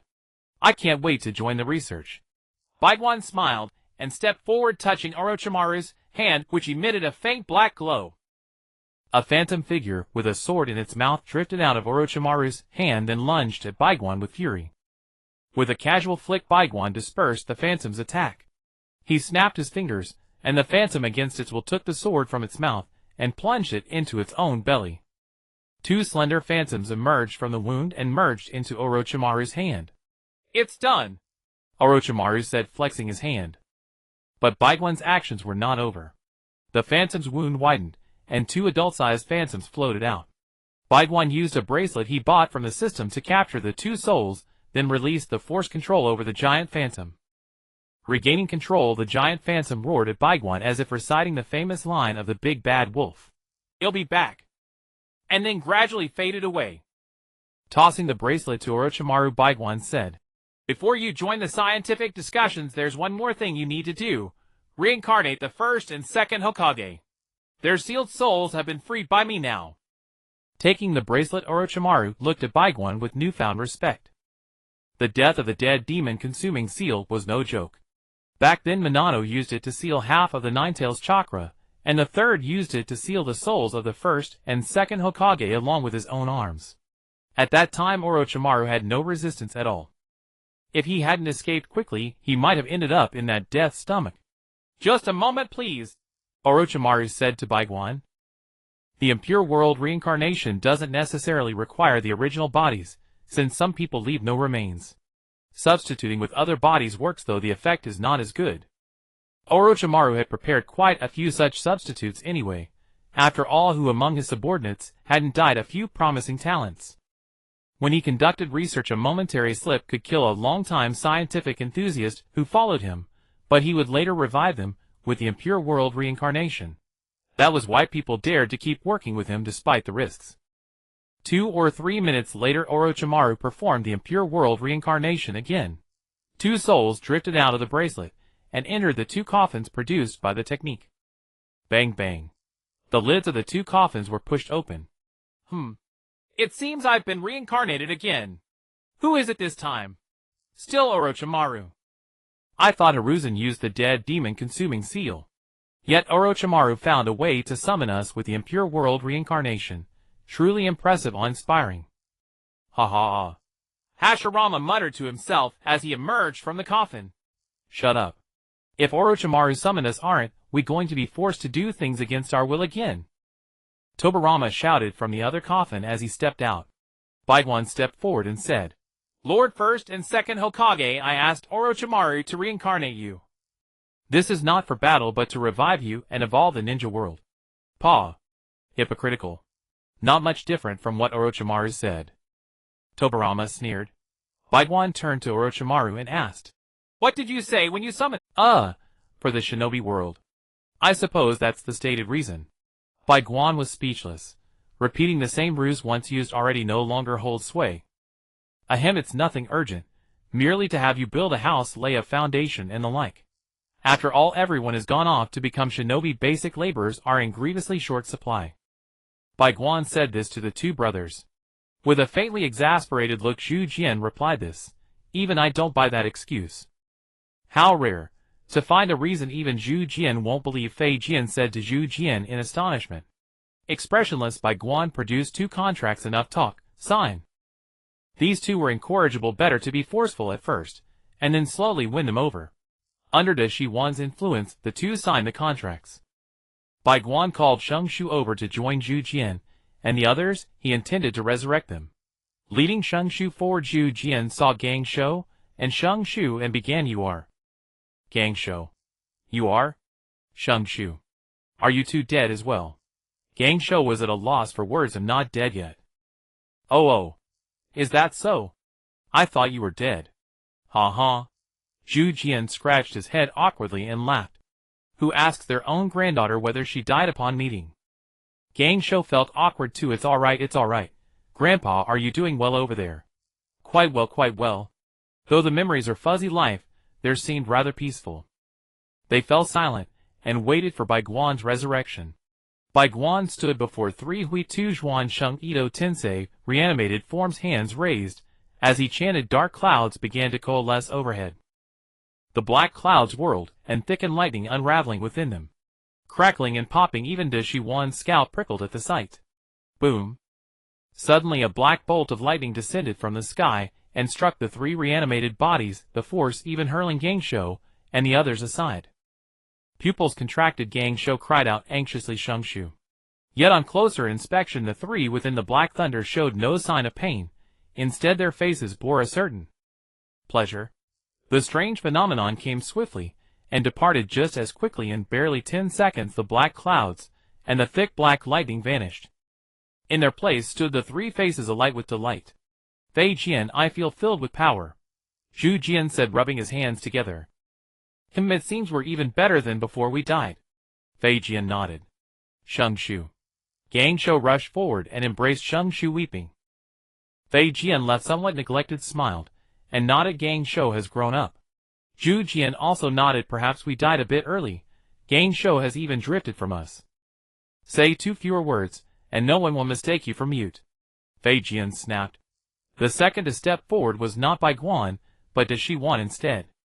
Da Shi Wan's face was written with incredulity, as he appraised the 3, poking and prodding them now and then with his hand. Remarkable, remarkable. I'm beginning to like this place, Deshiwan murmured. After the others reacquainted themselves with their bodies, Bai Guan led them into the restaurant. As they entered, the former Muyi shinobi now serving as the restaurant security all set down their chopsticks at once, staring in astonishment at the three unfamiliar faces. Although the fourth had been revived too, the more ancient and widely famed first and second Hokage left a deeper impression on people. The shock was naturally far greater. Ah ha ha ha. Are these all my Mu-yes ninja? Zhu Jian exclaimed happily. Though some of them looked odd, they certainly did not seem weak.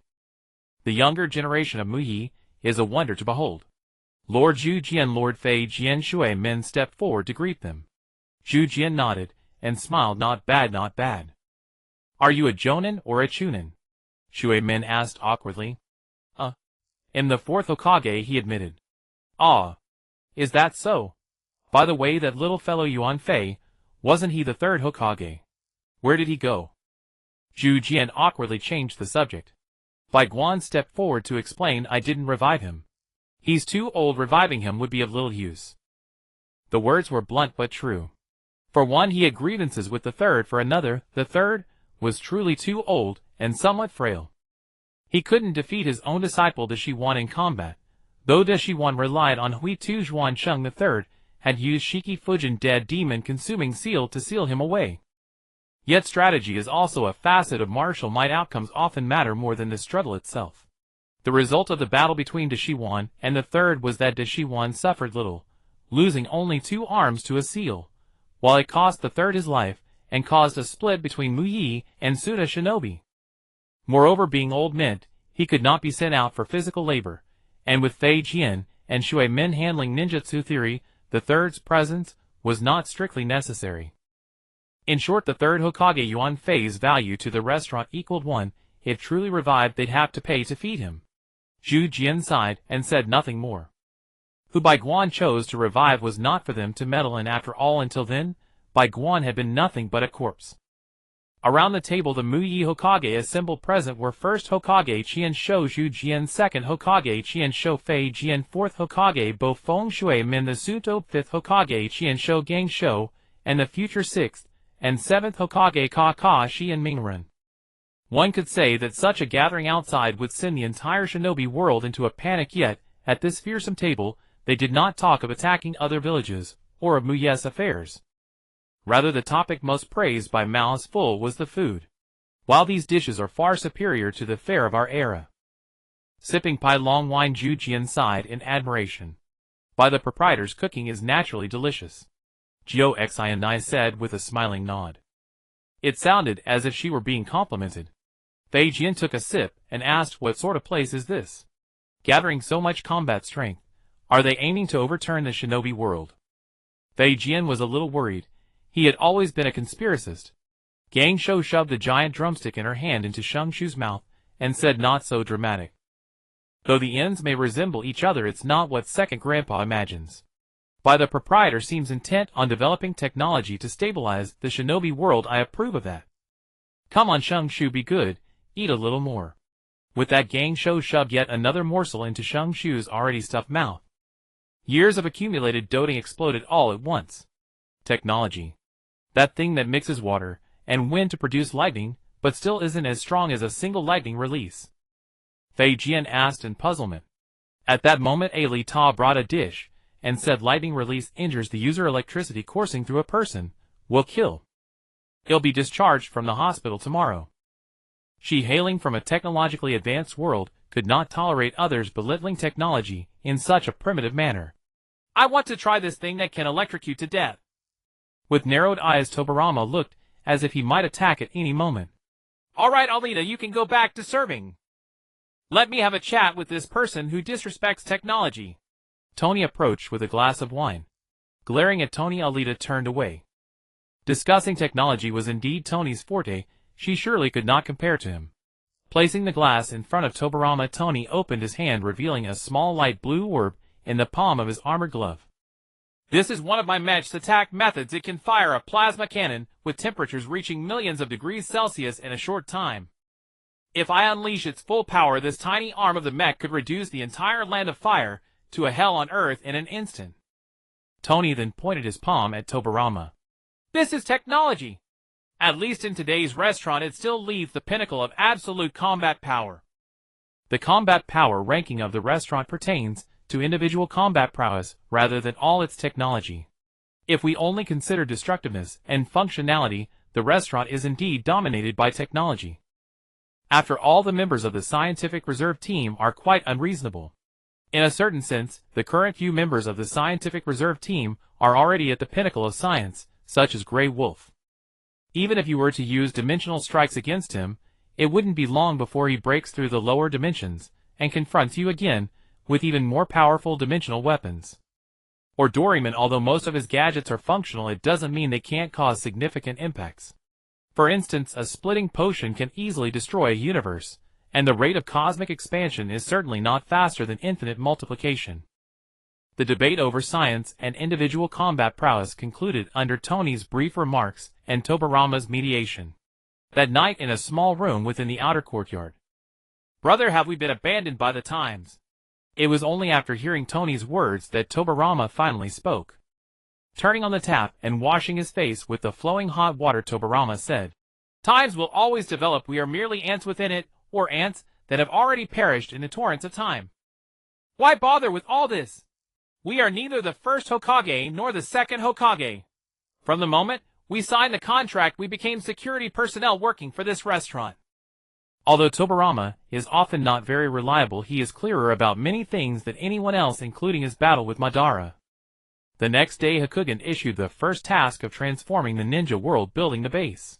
This task was assigned to the Tobarama brothers, the Guapai master and his apprentice, along with other security personnel. The Kola strategy has already shown initial results, and with the fifth Hokage Tsunade also being a security personnel of the Hokage restaurant, the renovation work for Konoha can be advanced directly.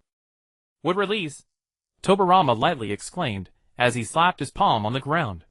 A thick, massive wooden stake erupted from the earth, rising approximately 5 meters high. Subsequently, the middle of the stake bulged again, forming a large slender triangle approximately 100 meters long and 50 meters wide. The wood produced by Tobarama's wood release has a strength comparable to metal, and as long as Tobarama is alive, the only way it can be damaged is through artificial means. Other security personnel ran up from the base of the triangle until they reached the top to place the flying thunder god marks of Minato and Tobarama. This was also a form of training. The last three to reach the top would face punishment. After placing the marks, Minato and Tobarama jointly used the flying thunder god to lift the massive base device to the top for installation. This device is incredibly massive, and few things within the restaurant could lift it due to its weight, yet it has a multitude of functions. Firstly, this device requires no energy supply. It will absorb wind energy, electrical energy, solar energy, cosmic rays, and other energies to replenish itself. It is also waterproof, fireproof, earthquake resistant, and disaster resistant. Here, disaster resistance does not merely mean withstanding natural disasters, but rather releasing an energy wave to obstruct them within a certain range, such as meteorites falling from the sky or the god tree's celestial body by a certain unnamed member of the Akatsuki Nagato. These can all be guided to land gently. Thus, this device is not only a communication device, but also a comprehensive protection device. One base after another appeared within 100 kilometers of Konoha, and by nightfall, they had completed half of the base construction. Oh! Time to wrap up. Wiping the sweat from his forehead, Tobarama said. Glancing back at the successfully erected bases, a sense of pride lingered in his heart. It had been a long time since he experienced the joy of working outdoors, and then returning home to enjoy delicious food. No, strictly speaking, Senju Tobarama had hardly ever experienced it. This made him miss his wife Uzumaki Mito. Tomorrow, he would ask shopkeeper Hokage if he could revive her. This kind of carefree life free from power was something Mito often talked about.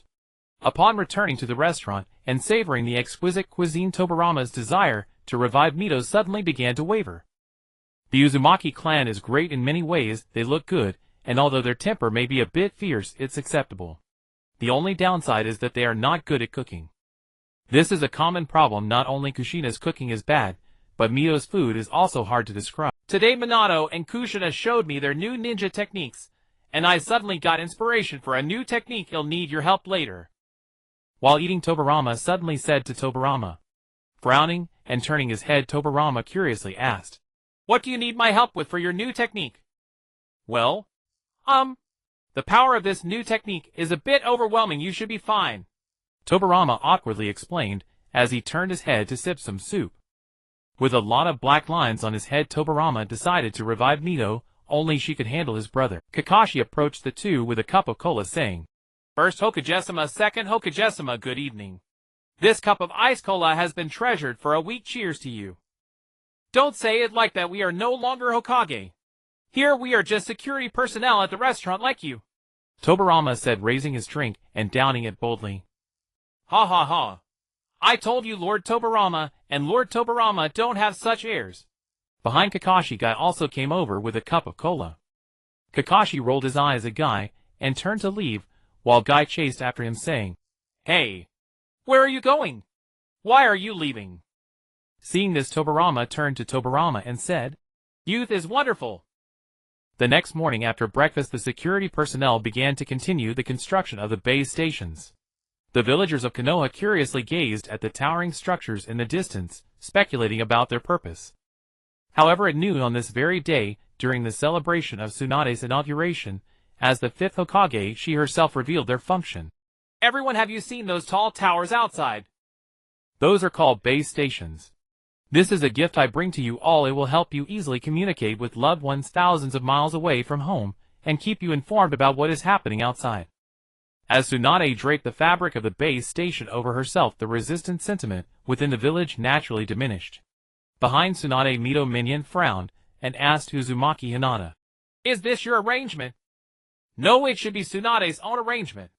I have seen this thing at the daimyo's place, and its function is indeed as Tsunade described." Yuzuki Hinata shook her head and said, "But I really want to know how it was erected from the ground up in such a short time. The Umbu who passed by said they found nothing. These towers seem to have sprouted up on their own." As the two high-ranking officials whispered to each other, and the villagers of Konoha cheered atop an electrical box in Konoha, accompanied by a distortion of space, a one-armed man in a coat appeared with a blonde-haired child. "Is this the Konoha of the past?" the little boy said, scratching his head. The one-armed man nodded. "Indeed, this is Konoha of the past." This should be after the Konoha collapse plan before Tsunade took office. How nostalgic. The one-armed man then said to the little boy, "Let's try to minimize contact with the past, otherwise spreading it around will make it useless to clear our memories." As the chakra sensing technique had not yet arrived, the two began to wander the streets. They were the future Sasuke and Naruto's son Boruto, who had traveled back to stop the plan of Uchiha Sarada from killing them in the past. However, every few steps Boruto took, the future Sasuke frowned, and his pace slowed. "Why is it so quiet? And only 1 out of 10 shops along the road seems to be open." No. Could it be that Uchiha Sarada has already come here and completed the plan? But that can't be right. He clearly still exists, and so does Boruto. The future Sasuke stopped Boruto, saying, "There's something wrong. Let's find a place to hide." "Huh? Why should we hide?" Boruto replied blankly. With veins popping on his forehead, the future Sasuke swore that if Boruto were not Naruto's son, he would have already been beaten to a pulp by him. "What are you guys doing? Today is the grand day of the 5th Hokage's inauguration." Suddenly a child's voice called out. Turning around, they saw Konohamaru sporting a bun and wearing a green vest. As the future Sasuke reminisced, Boruto miraculously wriggled free from his grasp and looked closely at Konohamaru, stroking his chin. "This look. Are you Konohamaru sensei when you were younger?" "Ha ha ha. Was Konohamaru really this silly when he was young?" Boruto explained, pointing at him with a snotty nose. Konohamaru shot Boruto an annoyed glance and walked away, treating both him and the future Sasuke like air. "Hey! Don't!" Before Boruto could finish, the future Sasuke, unable to hold back, punched him on the head. Grabbing Boruto by the collar, Sasuke displayed a hint of killing intent, saying, "Didn't I tell you not to interact too much with people from the present?" However, he quickly realized and retracted his killing intent, letting Boruto go. Boruto, startled by the future Sasuke, took a moment to regain his senses and timidly said, Master, you were really scary just now. The future Sasuke sighed, thinking to himself that this child was unteachable, and that he was like a rotten wood that couldn't be carved. After realizing the reason why the villagers were absent, he led Boruto towards the Hokage Tower. All past Hokage inaugurations took place in the Hokage Tower. Looking at Tsunade atop the tower, Boruto's eyes widened. Is that Tsunade, Grandma? Why does she seem no different from the future? The future Sasuke replied, Have you asked your dad about this? Have you asked your mom? Why do you need to ask me again? The future Sasuke regretted taking Boruto as his disciple, all because he was foolish. However, there was a topic the villagers were discussing that piqued his interest: the tall base stations rising outside. The future Konoha had also begun constructing base stations, but the progress was relatively slow, and in terms of both quantity and size, they were far inferior to the ones before their eyes. But there shouldn't have been such things in the past. Is the way of opening the past not right? This reflected the feelings of the future Sasuke. Taking advantage of the time left, the future Sasuke led Boruto towards the base stations that were being constructed. While observing a few base stations along the way, the future Sasuke discovered that the wood used in their construction was the work of wood release, and in this era only Yamato could use such techniques. Could it really be Tsunade's gift? Then why wasn't it present back then? Could the timing of her inauguration have caused the difference? The future Sasuke wanted to climb to the top of the base station to see the equipment, but found he couldn't climb up at all. After the base station was successfully installed, the wooden base activated a chakra absorption mode, making it impossible for chakra to adhere to it. After forcibly climbing up, he was met with the energy shield that the base station equipment provided. Even with the Rinnegan, the future Sasuke could only see through the shield to discern what was inside. After observing, the future Sasuke quickened his pace, even tucking Boruto under his arm for convenience. After a swift walk, they finally arrived at the base station construction site. What greeted them were Konohamaru and Guy, along with Hashirama Senju and Tobirama Senju. The future Sasuke's pupils constricted, and a possibility dawned upon him: that in this world Tsunade had reached some form of consensus with Orochimaru, and then Orochimaru was freely conducting his experiments. No! It must be stopped. The future Sasuke let go of Boruto and jumped out to attack Hashirama, shouting, Stop! Uchiha clan members! I haven't seen someone like you before. Hashirama frowned, sizing up the future Sasuke. The eternal Mangekyo Sharingan in the future Sasuke's eyes began to rotate.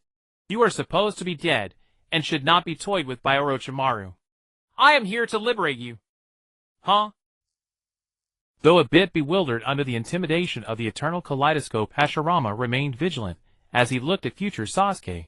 Although Orochimaru indeed toyed with us using the reanimation jutsu, he doesn't have the guts to do so now. A surge of chakra expanded from Hashirama's body, countering future Sasuke. A member of the Uchiha clan.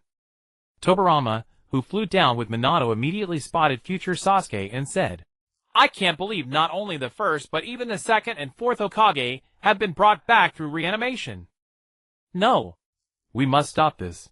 Future Sasuke's expression grew increasingly tense. Why does this person seem somewhat familiar? Minato, gazing at future Sasuke before him, thought to himself. Just as Minato was pondering, future Sasuke launched his offensive. With a flicker of his Sharingan, a black flame appeared above Hashirama's body. Oh! Not bad.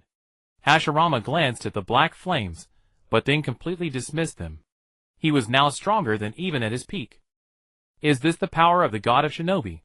Future Sasuke's pupils constricted, his heart filled with shock. Since learning of Amaterasu, he had never seen anyone who could directly ignore it.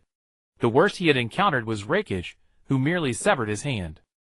Sasuke! Naruto, who had just run down from the base, couldn't help but shout when he first saw future Sasuke. Beside him was Shin. Sasuke looked confused. What's going on? No, I mean him. Look at him, he looks just like you. Naruto pointed at future Sasuke. After taking a good look at future Sasuke, Sasuke frowned, his expression very displeased. Angrily he said, How does he look like me? Look at him. He looks like a shell of a man, and he's missing a hand. Where's the resemblance? He looks very much like you. I knew it at first glance. Look at that pretentious expression, it's exactly the same as yours. WDNMD. You dog thief, die. If my mom hears this, she'll beat you to death. Naruto and Sasuke began to grapple, while future Sasuke in the distance was left in a daze. What on earth is going on? Not only has Tsunade assumed office in advance, but the Hokages have been resurrected, and I haven't even been captured. Sasuke felt a bit confused. However, Hashirama, still engulfed in the flames of Amaterasu, wouldn't allow him to remain perplexed. He swung a massive fist towards future Sasuke. I can easily block this attack with Susanoo, you know. With a hint of disdain, a Susanoo arm appeared before future Sasuke, attempting to block Hashirama's attack. Crack. The moment Susanoo made contact with Hashirama's fist, it shattered. How is this possible? Future Sasuke, sent flying, exclaimed with difficulty. He knew that even fighting against Uchiha wouldn't result in Susanoo being shattered by a single punch. Even Kagaya wouldn't be able to do that. Don't think you can bully my master. A childish voice rang out, causing the battlefield to suddenly freeze. In shock, Sasuke shouted, "Run!" Boruto. But instead of running away, Boruto stood directly in front of future Sasuke and declared, "Don't bully my master." Naruto and Sasuke, who were grappling, also turned their heads to see Boruto. "Naruto, look. He looks just like you," Sasuke said, grinning. With wide eyes, Naruto pointed at Boruto, saying, "How could I look like him? Look at his hair, his eyes, his beard. Whoa!" Naruto's voice grew softer, as he realized they really did look identical. At this age, Naruto really didn't differ much from Boruto, perhaps just in facial shape. Ah ha ha ha. You admit it now, right? Look at that stupid face, it's exactly the same as yours. Sasuke laughed heartily on the ground. Naruto, feeling mocked by Sasuke, suddenly felt extremely embarrassed. With a sullen expression, Naruto got up from the ground and walked over to Boruto. Wham! He punched Boruto down to the ground. How come you look so much like me, but are so stupid? Daddy. Why did you hit me? Whoa. The knockdown Boruto froze for a moment before bursting into tears. Even in the future, Naruto had never truly hit him more than twice. Dad! Upon hearing Boruto's words, all the security personnel couldn't help but gasp. Among them, the loudest was Minato. Don't say random things. Naruto is only 14, he's just starting to date. Calling him dad will confuse him. He couldn't believe that his son had already given him a grandson, and a foolish one at that. My dad is Uzumaki Naruto, and my mom is Hyuga Hinata. He is my dad. Boruto shouted at Minato. A petrifying sound came from Hinata's direction. Hinata, blushing deeply, felt a bit overwhelmed. She truly longed for the day in the future when she and Naruto would marry and have children, but she envisioned a well-behaved, cute, and intelligent little baby. Not a fool like this. Looking at Hinata's state from afar, Boruto laughed. Uh-huh. Look. She looks just like future mom when she's shy. The moment he finished speaking, Boruto noticed that the Hinata, who had just been shy and petrified, was gone, and he felt a wave of killing intent behind him. Master, save me! Boruto shouted desperately. I'm barely managing to take care of myself, how can I save you? If I can return intact this time, I'm definitely going to kick you out of the mountain gate. Future Sasuke shot a resentful glance at Boruto. Just now, Hashirama's punch, due to his disdain, had nearly stripped him of his combat ability. Having not received a response from future Sasuke, Boruto was grabbed by Hinata, as if he were a vegetable, lifting him by both hands. You seem a bit different from mom. Boruto stammered, looking at Hinata. In her eyes now, there was none of the gentleness of the future, rather it was a kind of intense shame that made her want to kill him. You said I am your mother? Hinata asked Boruto with a stern face. I am your son, born over a decade later with you and dad, and I have a sister named Himawari. Boruto panicked, spilling everything out. Hinata hesitated for a moment and asked, Himawari, is she cute? Sighing with relief, Boruto replied, She's adorable, extremely adorable. With a round face, big eyes, and those Bakugan just like yours. Boruto felt like he might be saved. Turning to Naruto, Hinata blushed and said, Naruto-kun, if I get pregnant in the future and the checkup shows a boy, shall we abort? Ah, no. Boruto instantly felt a chill run down his spine. If Hinata aborted, wouldn't he cease to exist? Fear spread within Boruto's heart, causing his entire body to tremble involuntarily. Tick-tock, tick-tock. It seemed something was dripping from Boruto, and Hinata immediately disdainfully threw him aside after looking down. How can someone of your age be scared to the point of wetting yourself? The speaker was the future Sasuke, who had just crawled up from the ground. Future Sasuke felt he could die at this moment. He, the reincarnation of Indra, a wielder of the Rinnegan, one of the last Uchiha clan members, and a companion of the strongest ninja, the 7th Hokage, had a disciple who was so utterly pathetic. How could he explain this to his good brother? How could he? Wait. This thing seemed to be just what his good brother Naruto had produced. At this moment future Sasuke began to suspect whether Boruto was picked from a garbage pile by Naruto. I think I understand the situation now. You must be the future children of Sasuke and Naruto, right? Minato, who had been silently pondering, concluded. Future Sasuke nodded. We are here to stop the plan of Akatsuki Kinshiki. The future Kinshiki has decided to travel back to the present to kill the young Naruto and me to gain our powers while eliminating our future selves. After hearing future Sasuke's explanation, Naruto pondered for a moment, then looked at Boruto on the ground and said, So he really is my son. Yes, he was born after you married Hinata, and you later had a daughter named Himawari. Future Sasuke gave Naruto an affirmative answer. Naruto, with a grim face, grabbed Boruto by the scruff of his neck and dragged him towards the restaurant. Future Sasuke stood in front of Naruto and said, Can you explain to me what exactly is going on here? Then you can teach him a lesson afterward. As you can see, we are establishing a base station.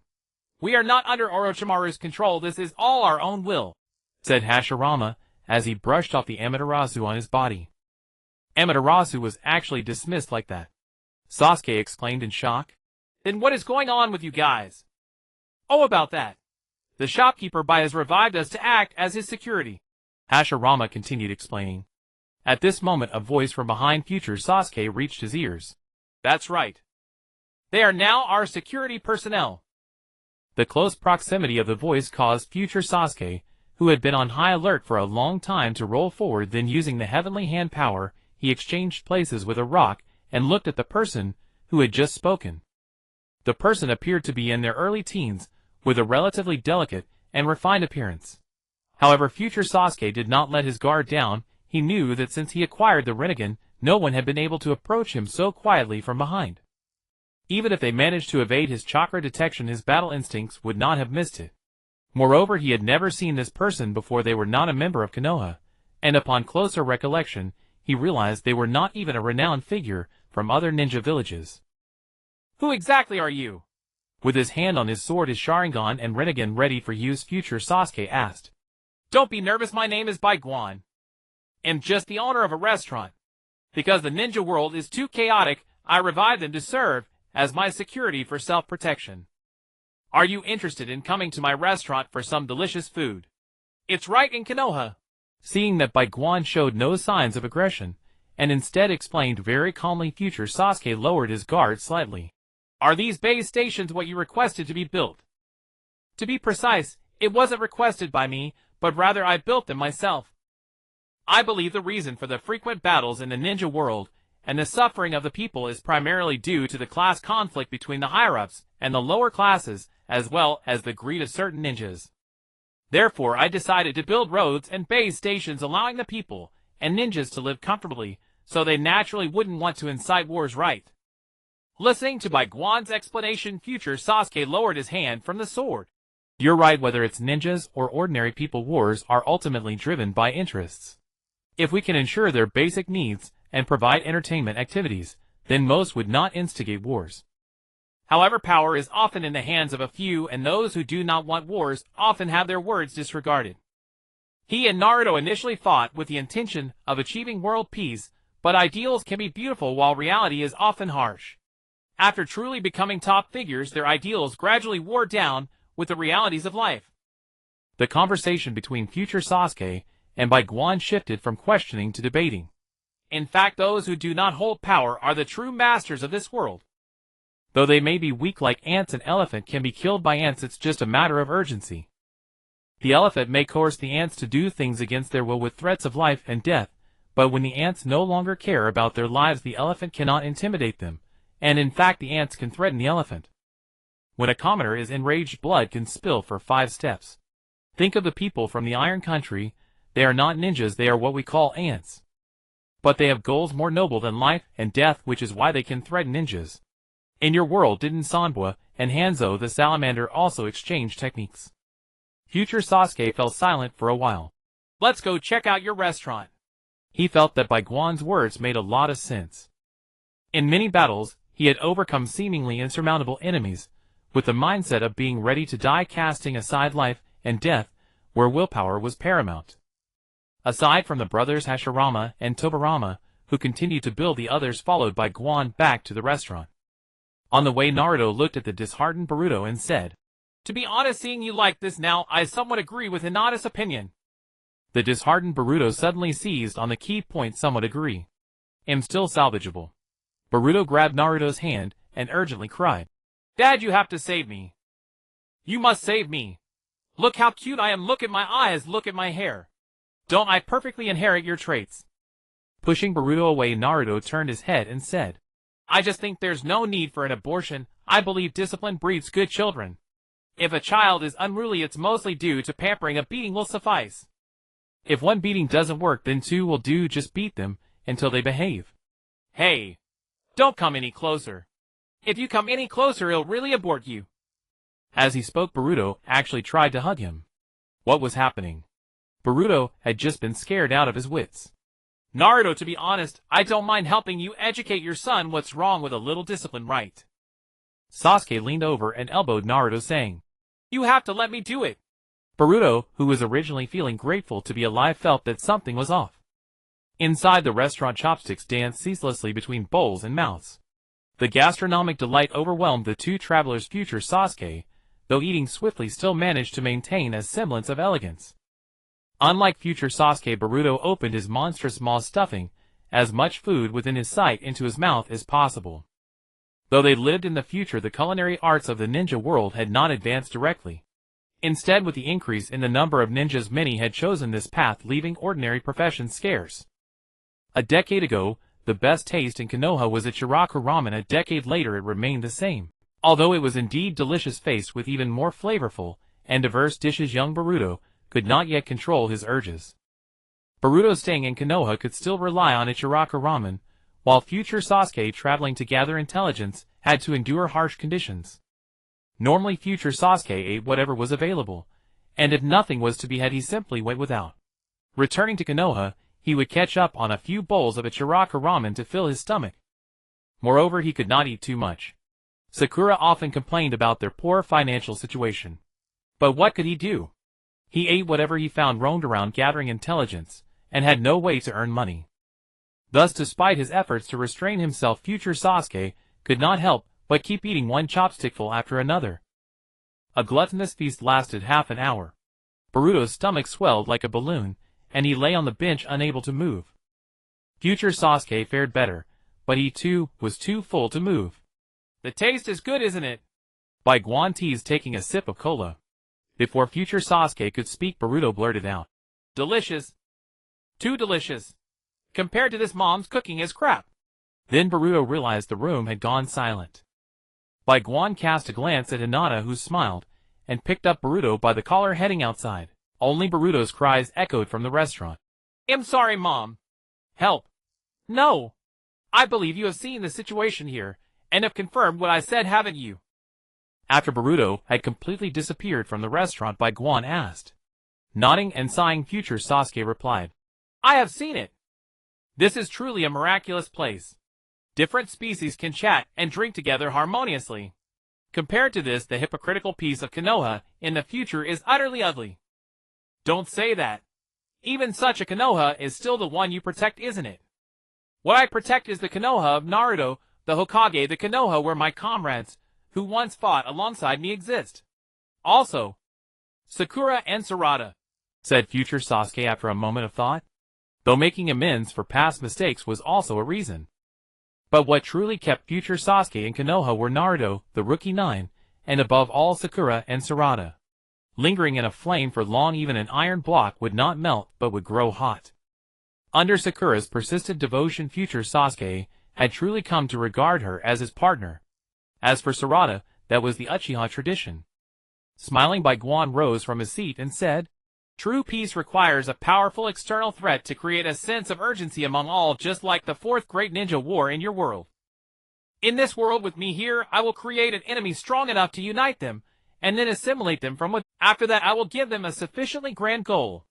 Achieving peace is only a matter of time. By the way, stay a while and enjoy yourself.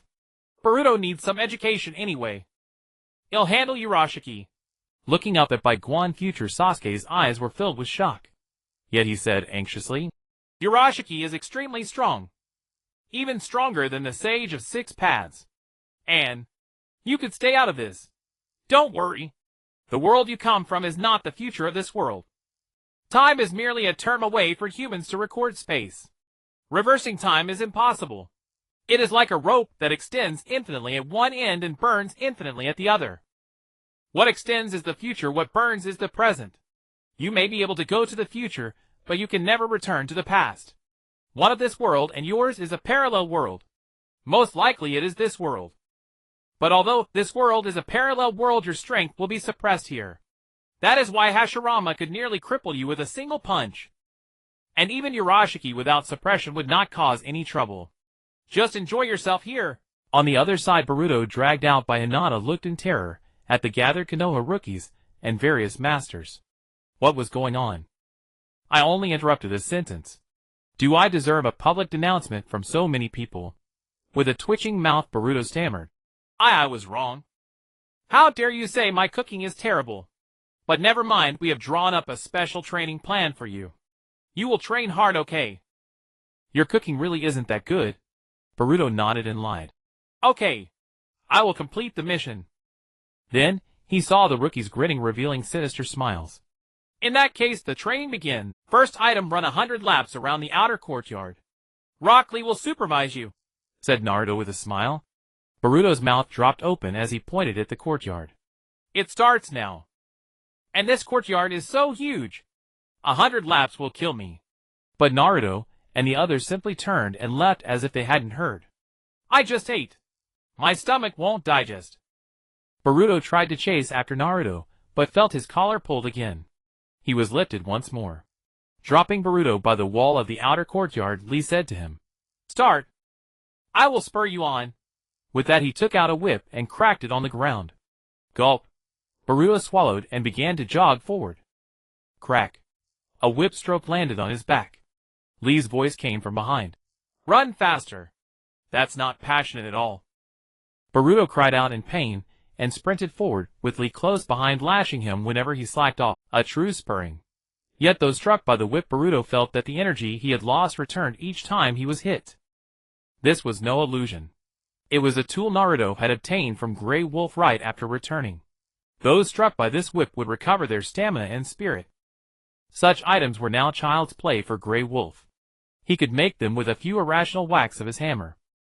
After being pushed for 2 days in the restaurant, Boruto finally heard a piece of good news for him. Pusher was coming.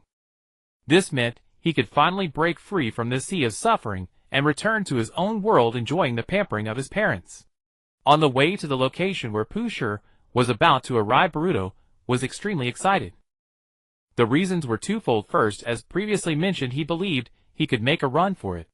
Second, he wanted to showcase himself and let those who had been chasing him for days see what he was capable of. Boruto was not weak compared to them at all. Along with the two of them were a group of security and Bai Guan. Originally, Bai Guan intended to deal with Pusher directly and finish him off with a slap. However, under the strong insistence of future Sasuke and Boruto, he decided to let the two of them show their abilities. After all, since coming here, they had been constantly facing setbacks. Although he felt that even if he let the two of them go, the techniques they would likely use would probably be something like Uchiha body slams, Uchiha withstand, or swirling around to get hit. The group arrived at the back of the Hokage rock in Konoha. According to Bai Guan's detection asking the system, Pusher would arrive in 5 minutes. Let's set up some traps here. Although he will be suppressed just like us, when he arrives he is still stronger than Kagaya, suggested future Sasuke. Nodding, Ji now said, Indeed, we cannot be careless. He had always been steady. Future Sasuke also nodded, and then dug a pit in the ground, placing some ninja tools inside. What are you doing? Sasuke asked future Sasuke as he looked at the pit which was only about 2 to 3 meters deep. Digging a trap. So when Pusher arrives he will fall right in. Then I can use the heavenly star of the earth to trap him and attack. By the way, can you help me out a bit? My one hand is really struggling here. Future Sasuke said, wanting Sasuke to go down and help. Sasuke looked a bit confused and then angrily threw 2 shuriken at Future Sasuke, saying, Are you an idiot? You just said he is a stronger enemy than Kagaya, and yet you think a simple trap can limit him. Dodging the shuriken, Future Sasuke buried the last ninja tool and said, Don't be so rash. I was this rash back then when I fought the guy Naruto, and we ended up losing an arm each. Sasuke glanced at Future Sasuke's empty clothes, then looked at Naruto, who was not far away teaching Boruto a lesson. He thought that if he fought Naruto like Future Sasuke did, he might end up using resurrection. After all, Naruto's enhancements had already surpassed his several versions. Among the 12 young strong ones, only Hinata, who excelled in physical techniques, Shineo, who was on the path of infinite evolution, and Lee, who could casually open the 8 gates after injecting Edmund, could match Naruto. If he had to count with his Mangekyo Sharingan, he could barely hold his own against Naruto for a couple of exchanges, and could even injure him by catching him off guard. This was the peak combat power of the 12 young strong ones. Below them were the likes of Ino, who had learned to cultivate in the immortal world after knowing that animals could turn human, Neji, who had replaced Hinata as the beloved disciple of the Turtle Sage, and Sakura, who was training under Tsunade to gain monstrous strength. Each of them was weaker than the last. Watching the restaurant's customers being more powerful than him, he felt a bit ashamed. How could he, a proud Uchiha genius, fall to such a level? While lost in thought, Sasuke suddenly noticed the eyes of Future Sasuke. Hey! Can I borrow your eyes for a bit? Sasuke suddenly said to Future Sasuke. He remembered that the Rinnegan was also plug-and-play. Future Sasuke rejected Sasuke's request. Are you kidding? You think I can just give away the Rinnegan? This eye belongs to the Sage of 6 Paths. After all, its power is limitless. I can help you fix your body. Look at how weak you are right now. Temptation. A barefaced temptation. I, Uchiha Sasuke, have a blood feud with evil. The fierce light appeared in Future Sasuke's eyes, and he resolutely said, Okay. Eyes are nothing compared to kidneys, right? Just then Naruto approached, asking, By the way, why are you so weak? Is Future Sakura really that strong? Future Sasuke remained silent for a while, and sighed, saying, She's a bit insatiable. Otherwise, I wouldn't have left home to run around. My body just can't handle it. Ha ha ha ha ha. Naruto rolled on the ground holding his stomach and laughing heartily. Sasuke's expression changed slightly. He felt that his grand plan for the Uchiha might need to be postponed a bit. Looking at Future Sasuke like this, he was afraid he couldn't handle it himself. But he was the only one left in the Uchiha clan along with his brother. Wait. His brother. Sasuke's plans in his heart began to change, while Itachi, far away from Akatsuki on his way to Konoha, was completely unaware of what awaited him. He was still immersed in the joy of reuniting with his brother. Looking at Naruto, with a grim face, Future Sasuke said, What are you laughing at? Your future isn't much better. Although your main body looks fine, your clones are weaker than me. Originally lying on the ground laughing, Naruto's face turned pale after hearing this. He then thought about Hinata, who was getting stronger and stronger from practicing martial arts. Damn. I'm not talking to you anymore. Frightened, Naruto immediately wanted to enter super training mode. If he didn't catch up with Hinata's progress, he was afraid he wouldn't be able to get married later on. But just as Naruto turned to leave, a rift appeared above the pit dug by Future Sasuke, and cracks in space began to form. While they were chatting, 5 minutes had quietly passed. He's here! Future Sasuke shouted, and the Rinnegan in his eyes began to spin. He was already prepared for the heavenly star of the earth. The cracks in space multiplied until they merged into a pitch-black opening. Pusher arrogantly walked out from the opening. Oh! You guys were waiting for me. That saves me the trouble of looking for you. Hand over the energy obediently, Pusher said arrogantly. However, just as he finished speaking and stepped out from the torn space, Pusher fell straight into the extremely crude trap dug by Future Sasuke. Aw! Damn it! Using a trap. Pusher, who had been pricked by the ninja tools below, flew up even more arrogant yet tinged with anger. The trap was surprisingly effective. Naruto and Sasuke looked in shock at Pusher, who had fallen for it. Humph. Have I stunned you all? Pusher smiled arrogantly.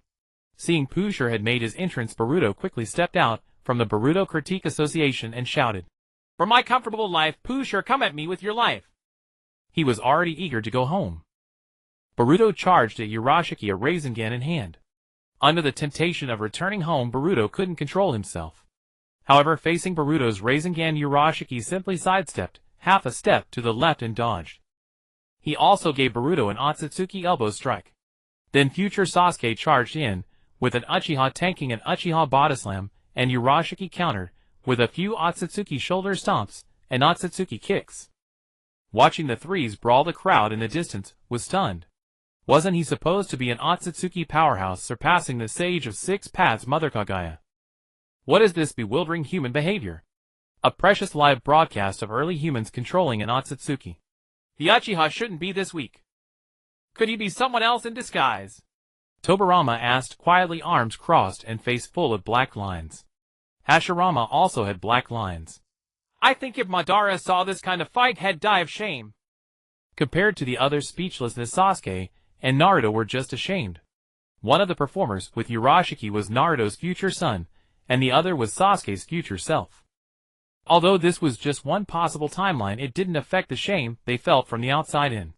Naruto couldn't take it anymore. A large red orb appeared at his hand, and he hurled it at Urashiki. If this kept up, he'd lose all face. When word got out, people would ask, "Hey, are you Naruto, the father of that idiot Boruto?" Sasuke wasn't to be outdone. His Mangekyo spun, and he instantly unleashed all his combat power onto Urashiki. Their attacks instantly knocked the off-guard Urashiki to the ground. What was going on? Weren't these Naruto and Sasuke from their childhood? How were they stronger than in the future? Urashiki was utterly baffled. He habitually assumed that Naruto and Sasuke, who couldn't defeat him in the future, were still children in the past, and should be pathetically weak. But the two had beaten him into this sorry state. I'm angry. Seeing his soiled clothes, Urashiki became furious. He activated Yamatsu Hirasaka, and a black hole appeared in front of him. He fiercely swung his fishing rod into it. A similar black hole appeared in front of Naruto.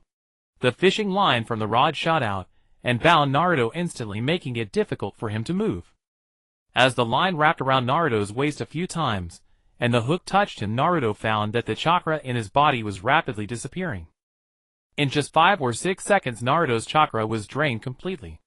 After absorbing all the chakra, the hook detached and the line and rod retracted.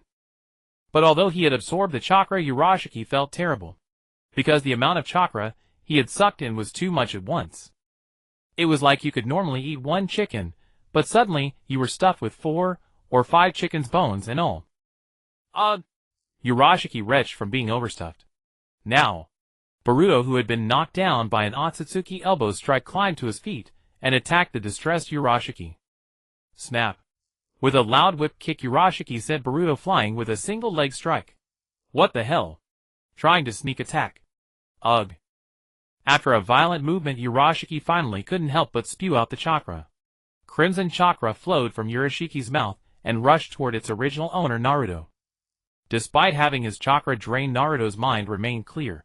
When the chakra vomited by Urashiki poured into his body all at once, he too retched.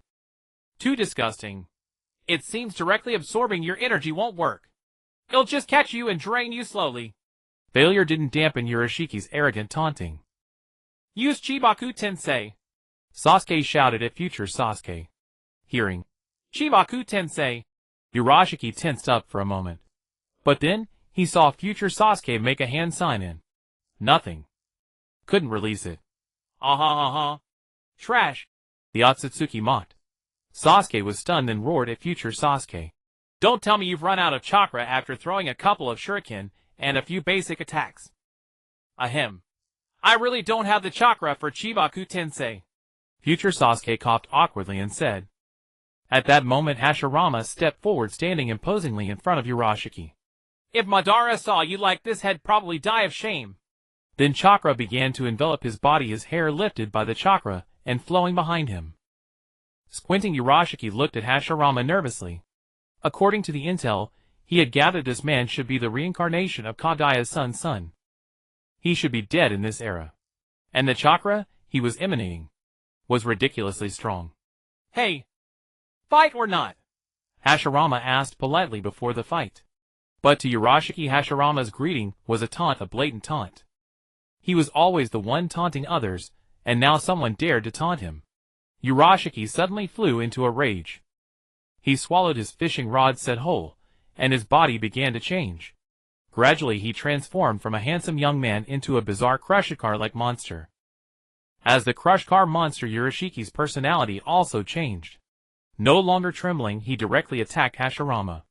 Chakra flowed through his hands, permeating bones, and filling blood vessels. Hashirama also used his monstrous strength to clash fists with Urashiki. A powerful shockwave erupted from the point of impact, causing future Sasuke's clothes to flutter violently. After that fist came another fist, a kick, and elbow strike. The clash between Hashirama and Urashiki grew increasingly intense, the two immersed in the philosophy of physical collision. After a few minutes, under the world suppression, Urashiki fell into a disadvantage, and was sent flying by a punch to the face from Hashirama. Cough. I'm done playing with you. Knowing he was completely outmatched, Urashiki chose to flee. Space tore open, and Urashiki was sucked in. This battle plunged the former ninjas, now security guards, into a strange paradox, which was stronger ninjutsu, or physical strength. After all, Hashirama and Urashiki had just been purely using physical bodies to clash, which looked incredibly impactful. But both had achieved that level through chakra, which fell under the realm of ninjutsu. Indeed. Training in martial arts is the right path. Niji's eyes shone with light, as if seeing his future self with martial arts perfected. But isn't that also ninjutsu? The more conservative Ino retorted. As one of the three security slackers, she always believed that silently mastering ninjutsu to its peak would lead to the pinnacle of life. Marry a rich, handsome guy. The group split into three factions. Two were arguing about whether to continue honing ninjutsu or switch directly to martial arts. As for the other faction, Naruto, Sasuke, and Hinata, they were criticizing future Sasuke and Boruto. You throw 2 shurikens and cast 2 ninjutsu, and your chakra isn't enough to release Dibao Tianxing. What the hell? Even with my current chakra, it shouldn't be this low, right? Sasuke questioned future Sasuke. The fight between future Sasuke and Pushi just now was truly embarrassing and awkward for him to watch. Future Sasuke scratched his head, also at a loss. It's just, I don't know why it's gone. He couldn't explain it clearly either. Anyway, the chakra that he could never run out of when he was young now disappears after just using 2 ninjutsu. It seems that not only Borin needs training, but you also need training. Right now, aside from the power of the Rinnegan, you might be inferior to me, Sasuke said with a tone of disappointment. On the other side, compared to Sasuke's interrogation of future Sasuke, Mingren and Chutian facing Borin had less to say. Beat him up first. Borin looked in horror at the 2 people before him, cracking their knuckles, and said, Hey, I just got beaten. Why are you hitting me? Dad. Mom. But Borin's fear was futile, he still had to take the beating. His parents gave him a double-team beating, and Borin's buttocks swelled up. It was about twice the size before. After beating him to vent his anger, Mingren said, Is that how you fight a master? Yell and charge. Astonished, Borin looked up from the ground and asked, Isn't it? That's how you fight, Dad. This left Mingren stunned, and then he reviewed his own history, finding that before coming to the restaurant he indeed fought that way. No. That's none of your business, you little brat. Embarrassed, Mingren slapped Borin's butt again. Borin screamed in pain, extremely annoyed. You do it like this, what's wrong with me learning from you? Hearing this, Chutian nodded instead. It seems to be true, it's normal for a son to resemble his father. By the way, Mingren-kun, how about I teach our son from now on? Mingren's eye twitched, a bit embarrassed. But then, he suddenly thought of something, and with a swift motion, he grabbed Kyushin's shoulders. Chutian was stunned, then her face quickly flushed red. Although she didn't blush easily in daily conversation, now Mingren had directly grabbed her shoulders. Well, get married. Whatever you say, I'll do it. Mingren nodded solemnly to Chutian, then pulled her into his arms. So my dad has such a romantic side. This scene stunned Borin. A rush of blood surged from below to Kyushin's brain. Instantly Chutian became dizzy and said, Okay. "That trick teacher Insure taught me really works." In Kyushin's blind spot, Mingren's facial expression was very excited. Recently Chutian has been immersed in martial arts training and Mingren sometimes couldn't find a good topic to start a conversation. After asking Insure gave him this idea. He had never found a chance to use it but now was a godsend. On the outskirts of the battlefield Bai watched Mingren and Chutian with Indi, while involuntarily secretly glancing at Zaibuzan. Zaibuzan had long noticed Bai's small movements, but he didn't dare to make any move.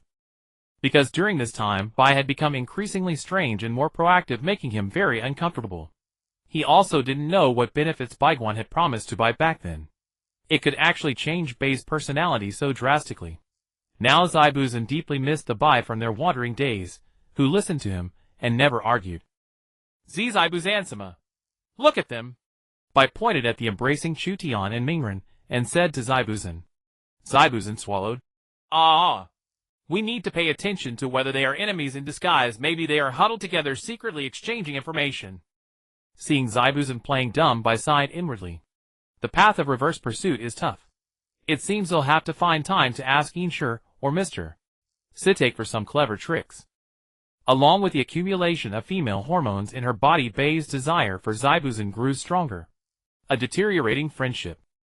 Pushi ran away. Boring got beaten. Future Sasuke got scolded. The matter was over. Bai Guan felt very bored. He took out the energy conversion gun and converted all the various ninja tools left on the field into pure energy, then turned them into a carriage. Lying lazily on the carriage, Bai Guan led the group swaying back to the restaurant. Coincidentally, as soon as they returned to the restaurant, they encountered Weka, who had been removed from the blacklist. Weka was now leading a big dog with a smile on his face, apparently having successfully avenged himself. Yo! Weka! I have pet food here. Bai Guan greeted Weka. Weka nodded, then crouched down to pet the dog. On the leisurely life of a retired assassin king. Actually, if Weka had come to the restaurant at the beginning of its establishment, Bai Guan might have taken him in as one of the teaching staff, teaching how to use surrounding props to cause damage to others. But now it's obvious that even the weakest sister's Chin, who can fight 1v100, so weak's value is approximately 0. As soon as he returned to the restaurant, he received a system prompt about an intruder in the outer courtyard, indicating that someone was trying to break in through the outer wall. Bai Guan checked and found that it was Jiadu leading Feiduan Yu and Guijiao outside the wall. Jiadu looked at Feiduan with a contemptuous and helpless expression, while Guijiao and Yu also stood with their arms crossed looking at Feiduan. Feiduan was seen swinging his scythe again and again, smashing the wall while shouting, I don't believe that the power of the evil god can't break this damn wall. It seemed that Feiduan had fallen into a trance, but actually it was because Jiadu had inadvertently said, This wall went did Allah, and I came here. No matter how we hit it, we couldn't break it. I guess you guys are the same. Feiduan was initially disdainful. It's just a wall, right? Until you and Guiju both tried and failed. He immediately became interested, and to show off he swung his scythe and smashed it. Then, the scythe rebounded and cut a large gash on his body. Embarrassment overwhelmed Feiduan, and to cover it up, he began this venting attack. You're here, you. A voice came from atop the wall. Looking up, they saw it was Yu's younger brother Zhuizhu. Guiju tilted his chin towards Zhuizhu and turned to Yu, saying, Your brother is here. Aren't you going up to catch up with him?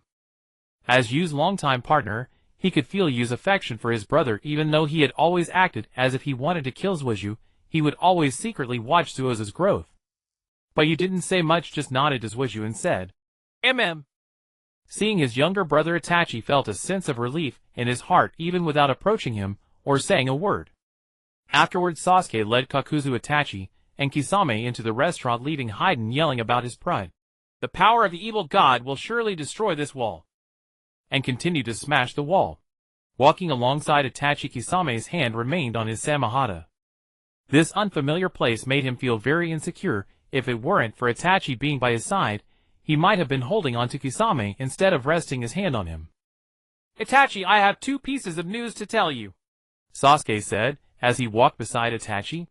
Itachi glanced at Sasuke and replied, Go on. The first piece of news is that my parallel world self has arrived. He might be a bit different, so be prepared.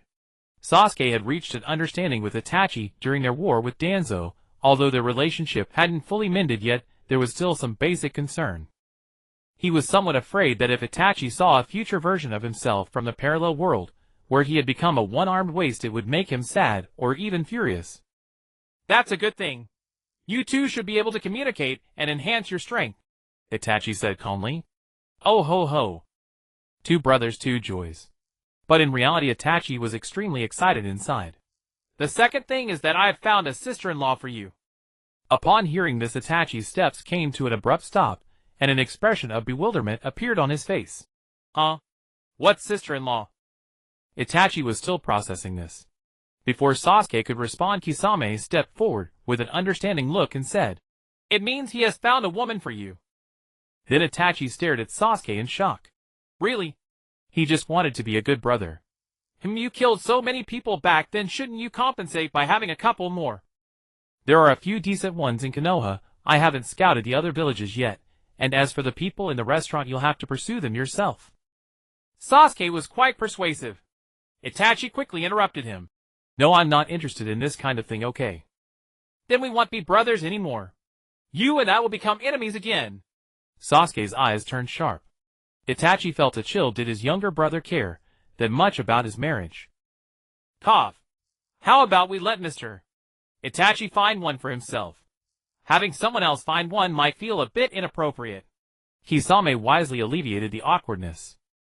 In the end, Sasuke gave Itachi a year's time to find a sister-in-law for him, otherwise, he would forcibly arrange for him to have 100, turning him into a soulless baby-making machine. Brother! In the restaurant, the future Sasuke, who had nothing to do, instinctively shouted when he saw Itachi. Itachi also noticed this boy who was supposed to be his brother in the future. With a melancholic gaze and a striking appearance, it was undoubtedly Sasuke. But why was he missing an arm? And why did he look so frail? Itachi assessed the future Sasuke in his heart. Sasuke told me that you are a version of him from a parallel world, right? Itachi nodded at the future Sasuke. Yes, in that world. The future Sasuke hesitated. Shaking his head, Itachi said, You don't need to say it. I knew when I saw your Sharingan. It seems my original plan was at least mostly successful in that world. The future Sasuke helplessly shook his head, his face a mixture of laughter and tears. On their world's timeline, Itachi's plan had indeed succeeded to a significant extent. Let's discuss serious matters first, Mr. Itachi. Kisame interjected. Itachi nodded and walked with Kisame to the front of Bai Guan, where some dishes had already been prepared. Itachi naturally sat down, picked up his chopsticks, and took a bite, while Kisame, seeing Itachi's decisiveness, also decided to try it. I might know why Mr. Itachi would place Sasuke here. After tasting the dishes, Kisame said with a smile. If he were Itachi, he would probably do the same, placing his brother in a place that had strength, wealth, and few worries. Let's discuss the serious matters first. Pain wants to reach an agreement with you. If you resurrect Yahiko, he can help you with something within his capabilities. Itachi spoke quite casually, as he guessed that Bai Guan would surely refuse. Pain couldn't resurrect Yahiko, which naturally wouldn't help Bai Guan, who could revive Yahiko. After all, Bai Guan wasn't just one person, he had a force stronger than Akatsuki under his command. Bai Guan smiled and said, Sure. You can give these 3 contracts to Pain, and tell him to sign them. I believe signing his name is within his capabilities, right? Taking the contracts, Itachi nodded. I will tell him. By the way, about the contract you gave me last time. I know. Itachi had already signed the contract given to him last time. After returning to Akatsuki, Itachi repeatedly conjured Sasuke's image in his mind, unable to sleep at night. This was the issue of willpower being diminished after reuniting with a brother he hadn't seen for so long. Then Itachi signed the contract, planning to leave Akatsuki after Bai Guan finished dealing with Pain, and come to the restaurant to guide his brother. Make sure to spend some quality time with Sasuke, he misses you a lot. Whether big or small. After leaving a sentence, Bai Guan stood up and left. As for Haiden, who was outside smashing walls, Bai Guan didn't intend to call him in. After all, the entire Akatsuki organization, although made up of rogue ninjas, were all criminals, who had committed numerous murders, but had motives for their actions. Like Kakuza, rather than saying he is an evil person, it is more accurate to say he is a ruthless person who simply loves money, and his murders are all for the sake of money. Of course, this doesn't mean Kakuzu is a good person, but at least he has a motive for killing. Then, there's Deidara, who is a bit scatterbrained and joined Akatsuki to showcase his art doing things for the sake of art. However, the entire Akatsuki is under the control of Black Zetsu, and Deidara's so-called art may not truly reflect his inner thoughts, he is merely being used. From the perspective of people like Scorpion Itachi and Kisame, they were not wrong.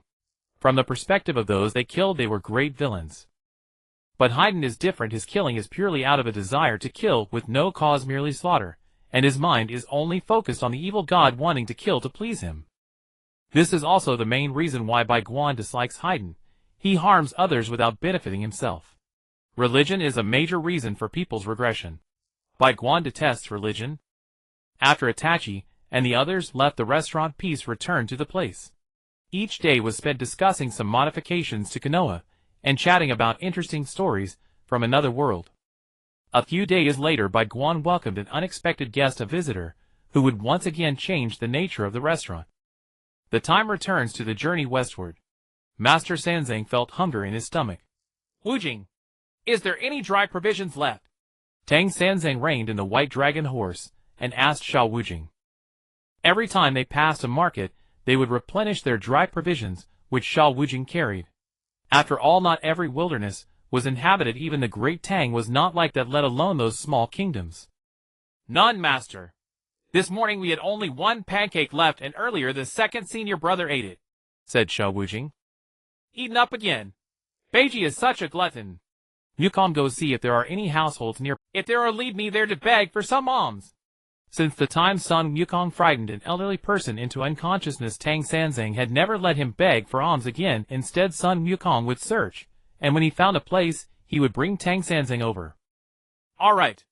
Master, beware of demons. Idiot. Junior brother Shaw. Protect the master well. Sun Wukong nodded and said to Zhu Beiji and Xiao Wujing. Waving his fat hand at the monkey, Zhu Beiji said, I know. Go on. Old Pig is getting hungry too. We can handle ordinary demons. Accustomed to Zhu Beiji's perfunctory attitude, Sun Wukong said no more and rode off on a cloud to search for households. Beiji, don't you think you eat too many dry provisions each time? If this continues, you'll become too fat to walk, said Tang Sanzang, sitting on the horse to Zhu Beiji. Zhu Beiji pulled out a straw mat from the bundle Xiao Wujing was carrying, spread it on the ground, and lay down, saying, When Old Pig was a Galea's Wang, I ate more in one day than all these dry provisions combined. And am still not fat. Master, don't worry so much. It's not that I worry too much. If you eat like this every day, the provisions will always be eaten up halfway. If there are households around, it's fine, but if there aren't, your master has to eat wild vegetables and tree roots. Those things are rough on the mouth. Tang Sanzang gave a disdainful glance, dismounted from the horse, and sat cross-legged on the straw mat Zhu Beiji had spread. Don't you think you're already fat enough? Zhu Beiji was momentarily speechless. He changed his posture from lying on his side facing Tang Sanzang, and soon soft snoring reached Tang Sanzang's ears. Sitting cross-legged on the straw mat, Tang Sanzang sighed inwardly and thought, I still have to endure this kind of life for more than a decade. In fact, Tang Sanzang was not foolish. Although his memories from his time as the Golden Cicada had been wiped clean by the saints, the memories of his subsequent 9 reincarnations remained. 9 lifetimes totaling several hundred years. He had more or less guessed what he was meant to do. It was his fate. Wherever they passed, Taoism declined and Buddhism flourished. Tang Sanzang also understood that this was not his doing, there was someone else behind it.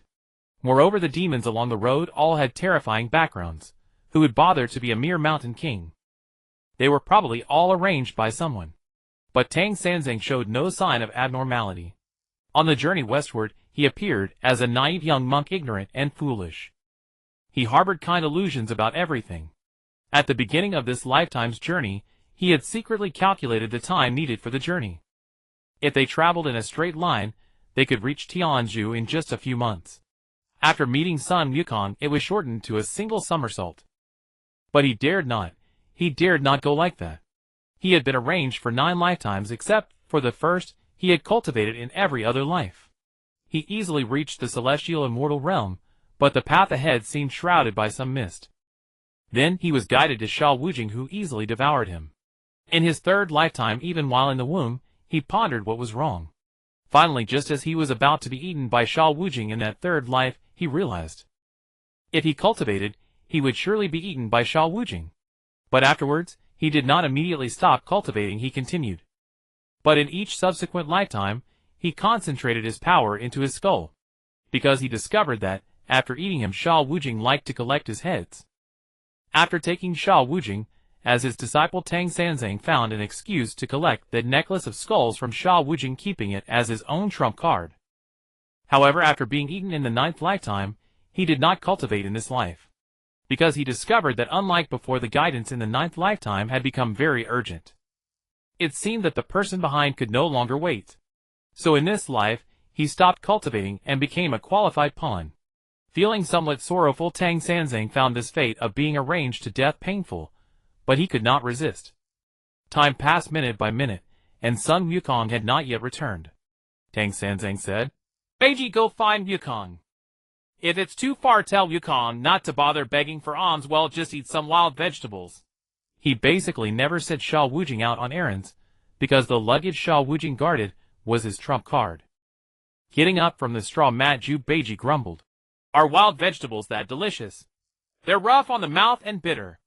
But still he took a breath, mounted a cloud, and flew in the direction where Sun Wukong had gone. After a while, just as Tang Sanzang was frowning, Sun Wukong returned carrying a large sack of dry provisions. He said, I looked ahead and didn't see any households. So I flew farther to a market to buy some provisions, but those mortals ran away when they saw me. It took me a long time to buy them. Next time, don't be so reckless. It's no wonder they run away when they see you looking like that. If not, we can make do with wild vegetables. By the way, where is Beiji? Didn't I tell him to go find you? Tang Sanzang nodded to Sun Wukong. Taking a big pancake from the bundle, Sun Wukong jumped onto a tree and said while eating, I didn't see that idiot. He probably found a cool place along the way to sleep. He's done that plenty of times before.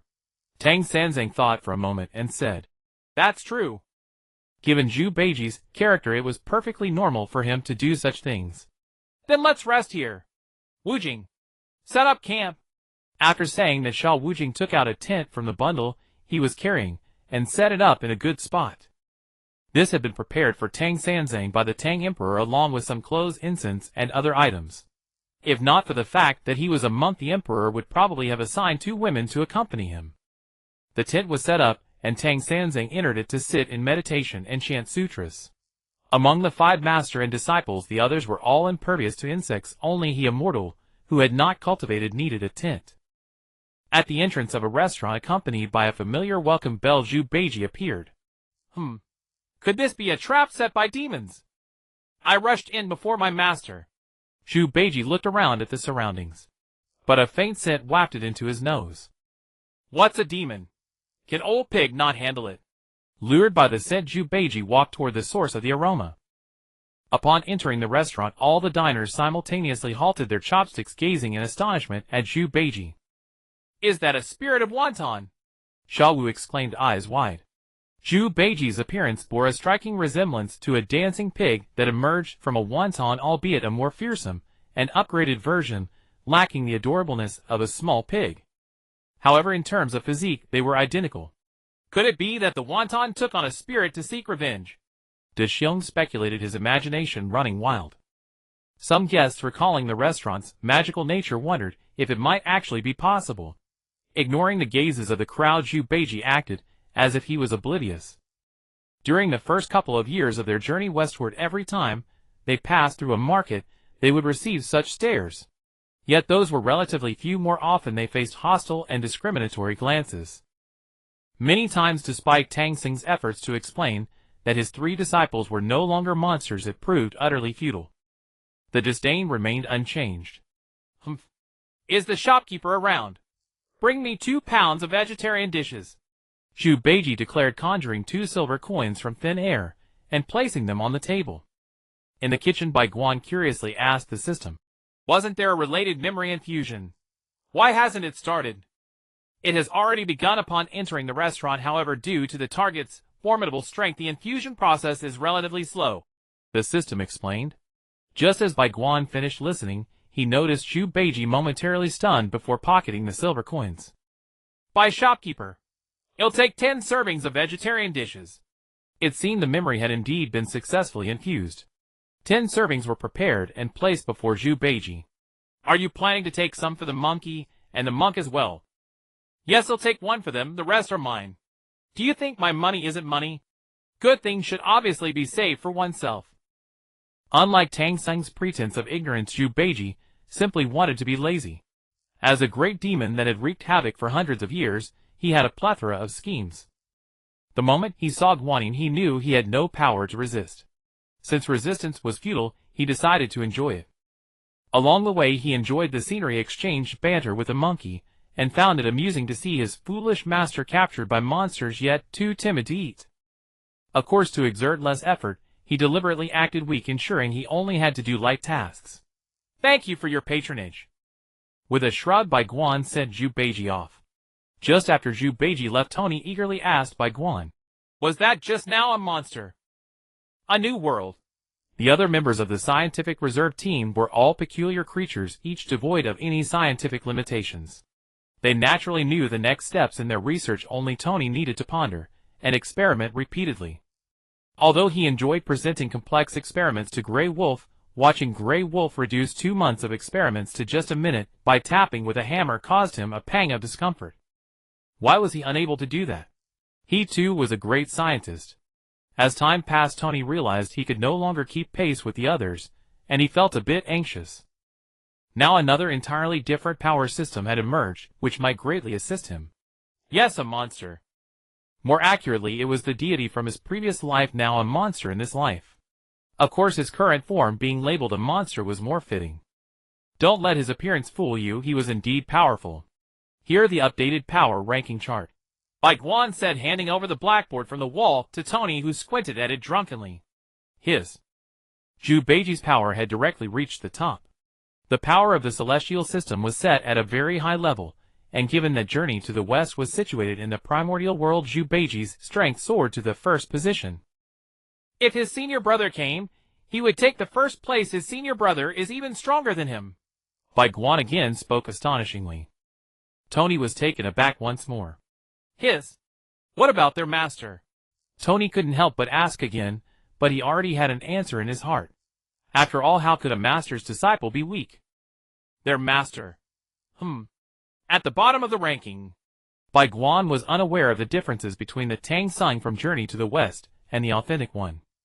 He naturally assumed that Tang Sung was just an ordinary monk, utterly powerless. Tony was somewhat incredulous.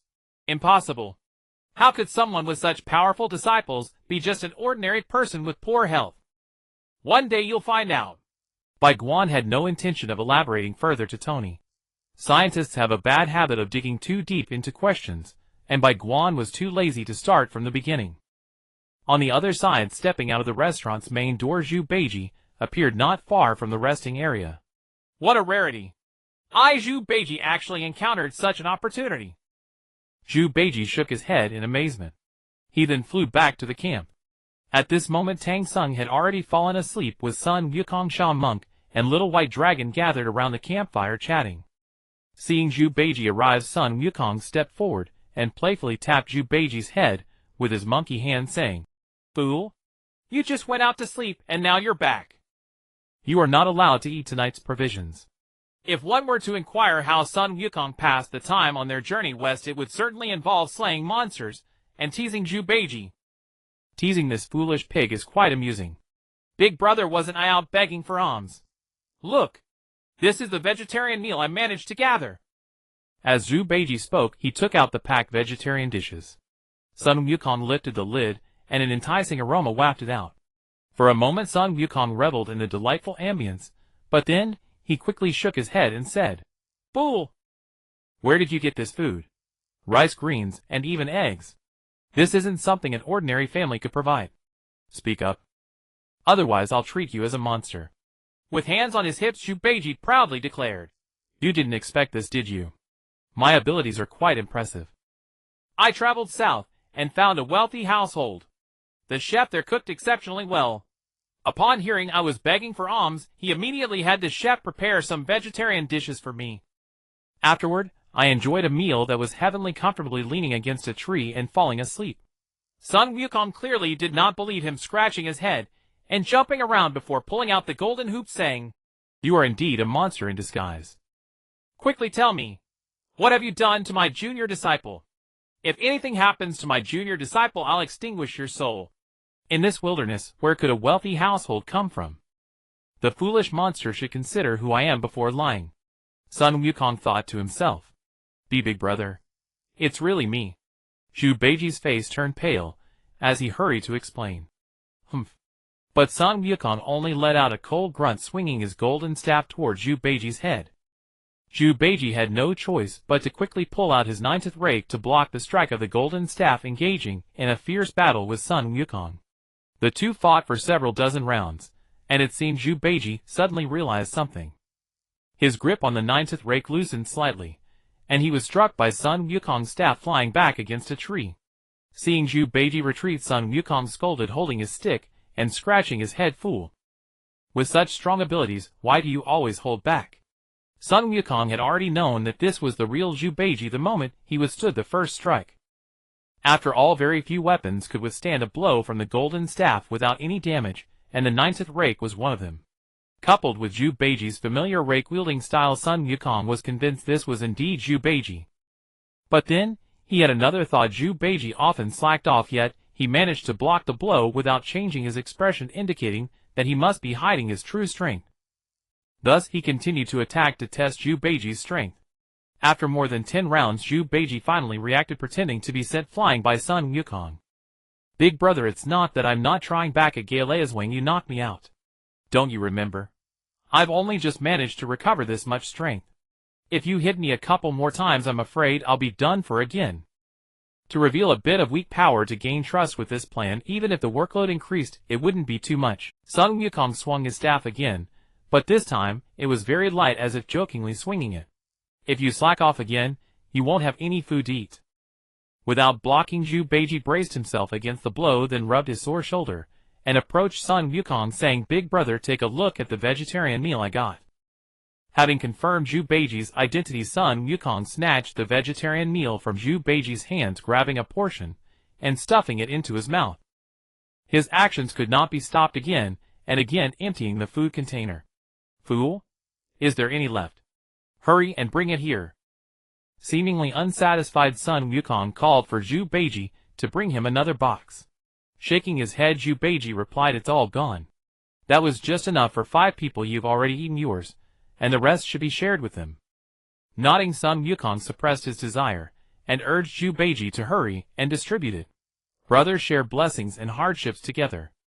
Seeing the two escape from their fight, the white dragon hurriedly approached with a large pancake, saying, "Second brother, here's some food." Among the 4 disciples, the white dragon was the youngest and held the other 3 in great respect. Zhu Beiji did not refuse accepting the pancake and tucking it into his embrace. Then he distributed the rice and vegetables. "Master has already gone to sleep. Let's save this food for him in the morning." Sha Monk packed Tang Sing's meal into his bag. But a voice interjected, who said, "I was sleeping. I've been chanting scriptures until now." Tang Sung leaned against the tent. In truth, he had fallen asleep long ago, but upon hearing Zhu Beiji's voice outside, he woke up. Hearing the commotion between Sun Wukong and Zhu Beiji made him even more spirited. Although their journey to the west had been arranged by others, the bond between master and disciple was genuine. "Oh dear. Master, you're not sleeping. Quickly taste the vegetarian meal second brother fetched. It's truly delicious." Sha Monk handed over the packed meal to Tang Sung. Upon receiving the food and inhaling its enticing aroma, Tang Sung's appetite surged. He swallowed a mouthful of saliva and was about to dig in, but suddenly noticed that everyone was slowly savoring their meal, while only Sun Wukong was grooming his fur by the fire. He asked, "Why isn't Wukong eating?" "Big brother finished his share too quickly. He's so impatient." Zhu Beiji commented on Sun Wukong's behavior while enjoying the food. Tang Sung lightly tapped Zhu Beiji's head with his chopsticks, saying, "How can you speak about your big brother? And isn't it natural for a monkey to be impatient? Come on, Wukong. This portion is to be shared between us." The straightforward Sun Wukong, hearing Tang Sung say to share, immediately grinned and took out a bowl approaching Tang Sing's side to take half of the food. We should thank those who provided us with this vegetarian meal. Beiji. When you went to fetch the meal, did you sincerely thank them? Before eating, Tang Sung began discussing some etiquette. After all, one should complete the act properly, for now, he was pretending to be a kind and old-fashioned monk. Chewing on a piece of green vegetable, Zhu Beiji mumbled, "Of course, I thank them. After all, it was free. The first meal for newcomers was free, but the next one would require payment." Frowning slightly, but then thinking about how it was already late, Tang Sing sighed. "Regardless of whether we spent money or not, we should be grateful to them."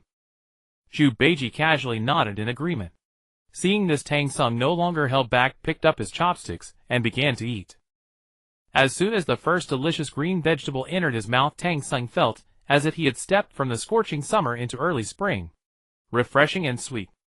Paired with large spoonfuls of rice, it was indeed a feast. Now he slightly regretted sharing half of it with Sun Wukong. After finishing the meal, Tang Sing wiped his mouth and said, "Beiji, having tasted such delicious food, we should go personally to express our gratitude. Tomorrow you must take me to visit the host and thank them." Zhu Beiji thought to himself, "Aren't you just trying to have another meal?" His master appeared strict and kind on the surface, but secretly seemed to have some ulterior motives. If Zhu Beiji had experienced modern internet culture, he would certainly describe this sentiment as repressed enthusiasm. "No need, master. I've already secured tomorrow's vegetarian meal." He certainly wouldn't take them to a restaurant, not to mention that there might be some powerful beings watching them. Moreover, such good things should be enjoyed alone. But just as he finished speaking, Zhu Beiji noticed that everyone around had fallen silent, their mouths slightly agape as they stared at him. Sun Wukong was even more furious, tugging at Zhu Beiji's ear and pulling him up and down. "Didn't you say you only got a few portions?" He had just barely suppressed his desire. Hey, big brother, take it easy. I didn't say there's nothing for tomorrow. There's just enough for tomorrow's meal. I swear by the heavenly law." Zhu Beiji wailed. This finally caused Sun Wukong to release his grip. Under the supervision of the other disciples, Zhu Beiji made a heavenly vow. Then he took out 5 portions of food. "This is for tomorrow." As soon as he finished speaking, Sun Wukong snatched the food from Zhu Beiji's hands and tossed it to Shahi. "Brother Sha, keep an eye on this. Otherwise that fool might steal a bite."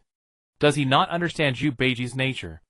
If he hadn't let it slip, Zhu Beiji probably wouldn't have mentioned there was any left. These 5 portions are what Zhu Beiji wants to devour alone. "What are you talking about, senior brother? Am I such a person? All right. It's just until tomorrow." Originally Zhu Beiji was thinking of arguing a bit, but seeing Sun Wukong's readiness to punch him for those 2 careless words, he decided to let it go. Moku Hashirama looked at the masterpiece before him, nodding with a smile. After the base station was completed, he began constructing other facilities, such as the laying of electrical wires and network cables. Of course, this was funded by Moku. Now a small area within Moku has achieved seamless internet connectivity. Novel things often attract many gazes, and the networking is no exception.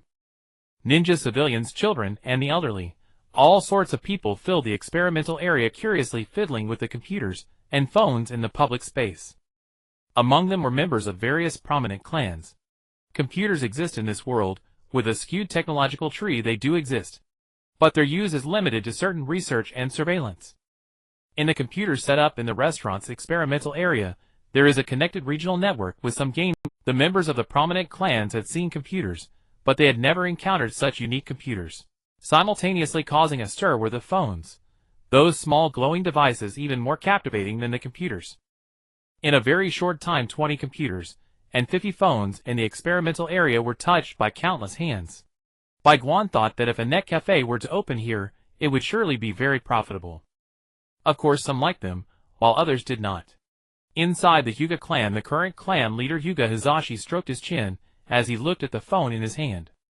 Next to him, Hanabi sat at the computer playing a card game. "How does this thing emit light?"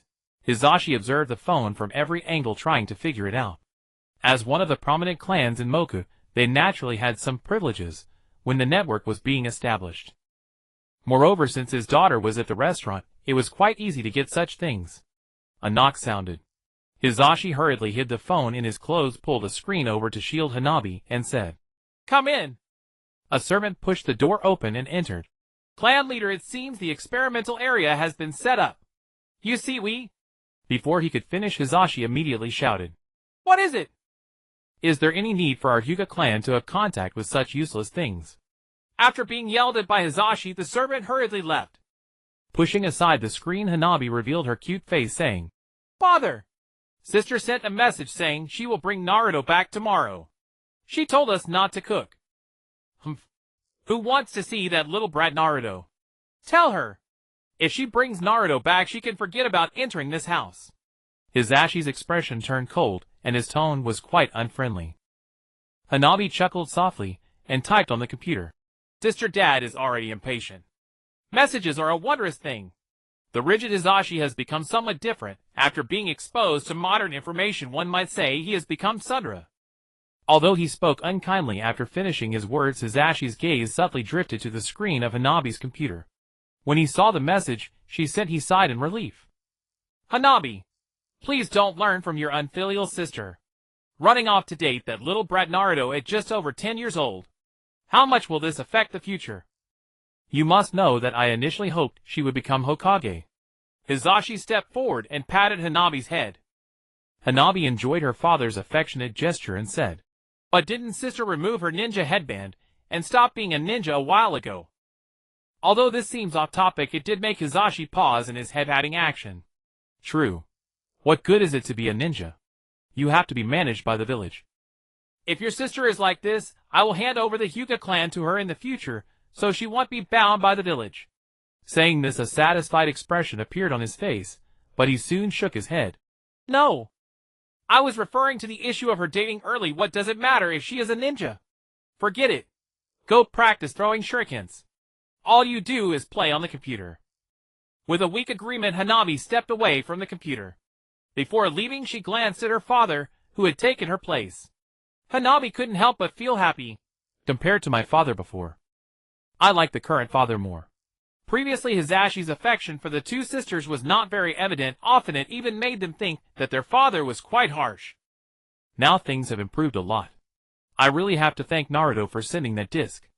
Hanabi smiled and sent Naruto a good person card. After Hanabi left, Hizashi opened a secret drawer inside which lay a set of discs.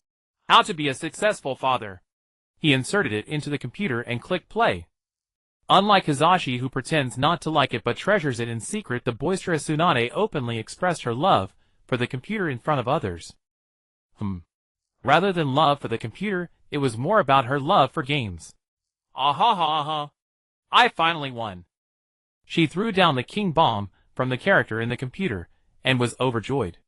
Her usual bad luck in gambling did not seem to affect this cold machine. So within the computer, Tsunade experienced both wins and losses.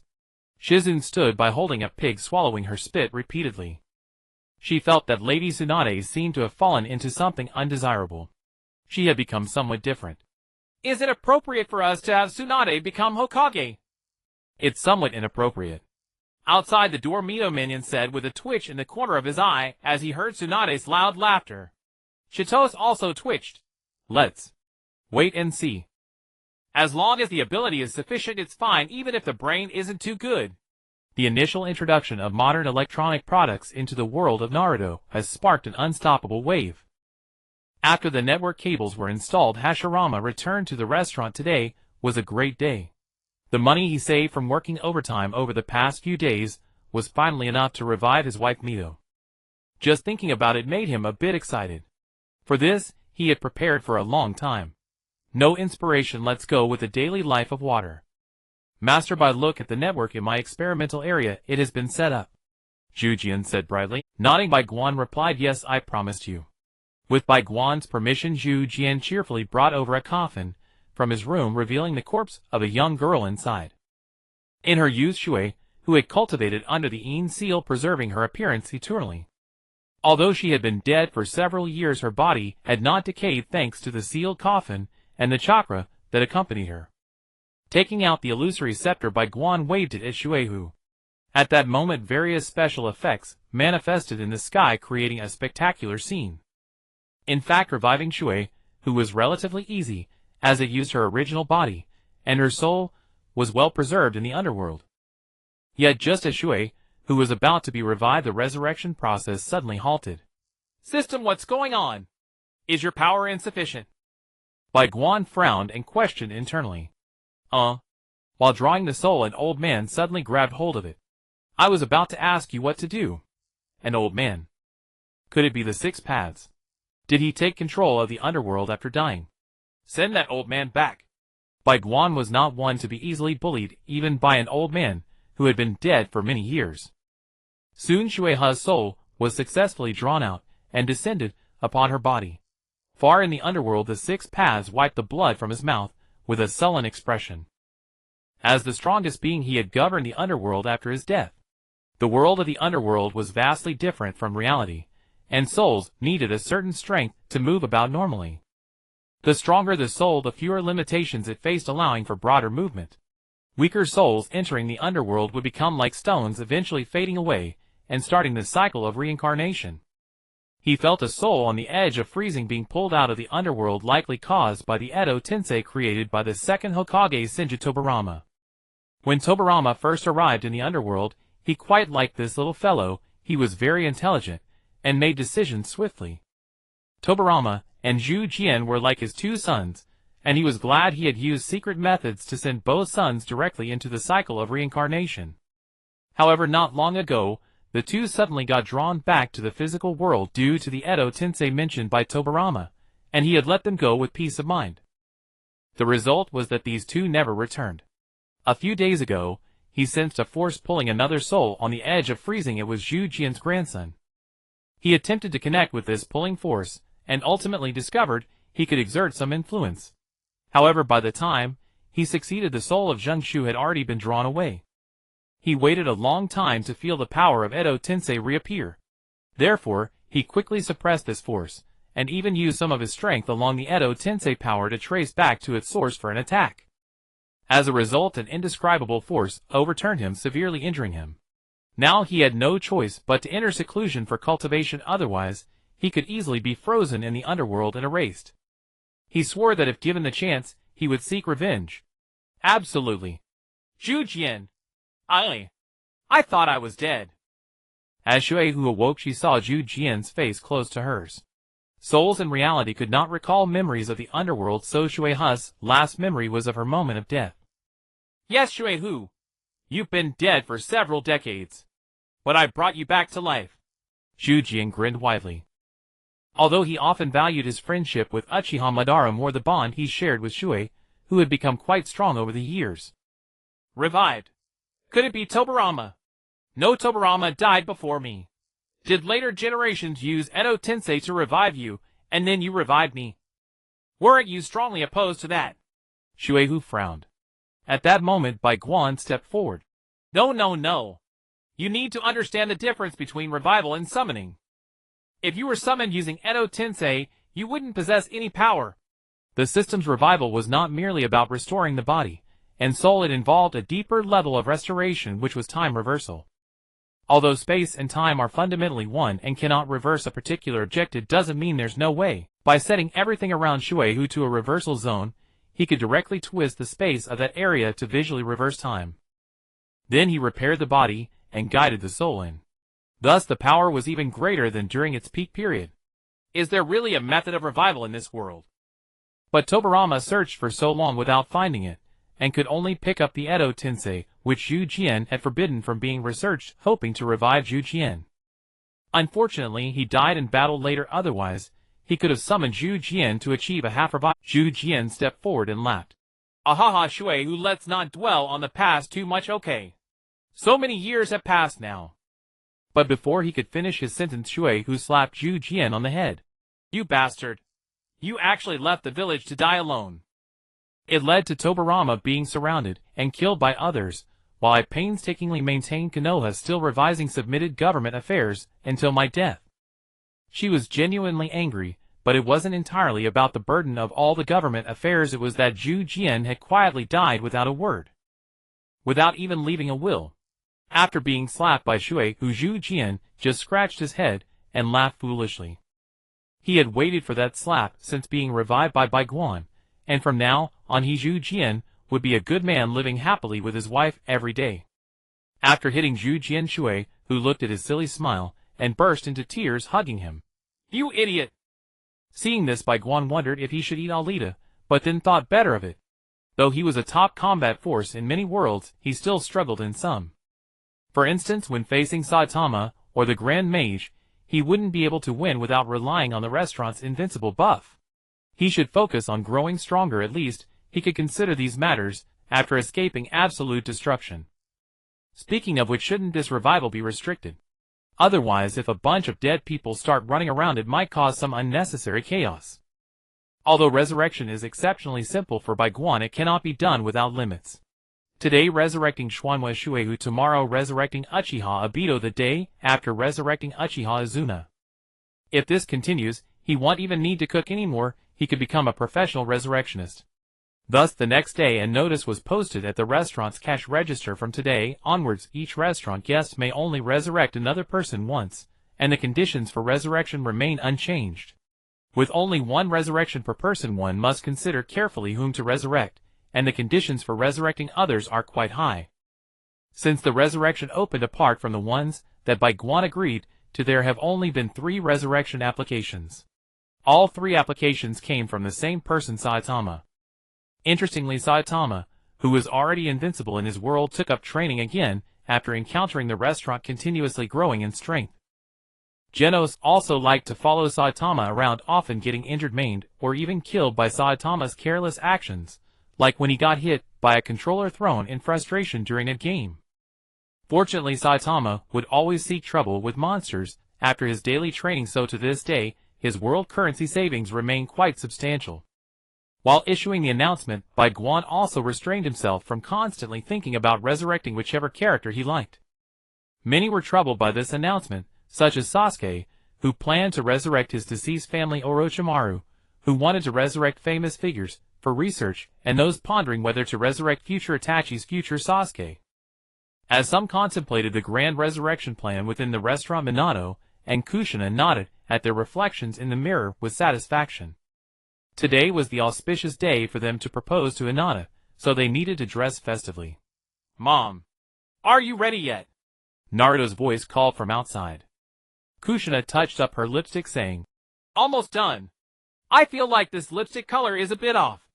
Living in the restaurant for so long had successfully transformed Kushina into a city beauty. It's necessary to put on proper makeup for formal occasions. Your mom is always like this. I don't even know what's so great about this makeup. She's not ugly, Minato said to Naruto outside the door. Since he had finished teaching his students, Minato now had nothing to do, and spent his days wandering around and playing games. Kushina became a city beauty, while Minato became a city slacker. Hearing Minato's jibe, a symbol suddenly appeared above Kushina's head. She grabbed a hairpin and threw it at Minato, saying, I'm dressing up like this just to make you look good.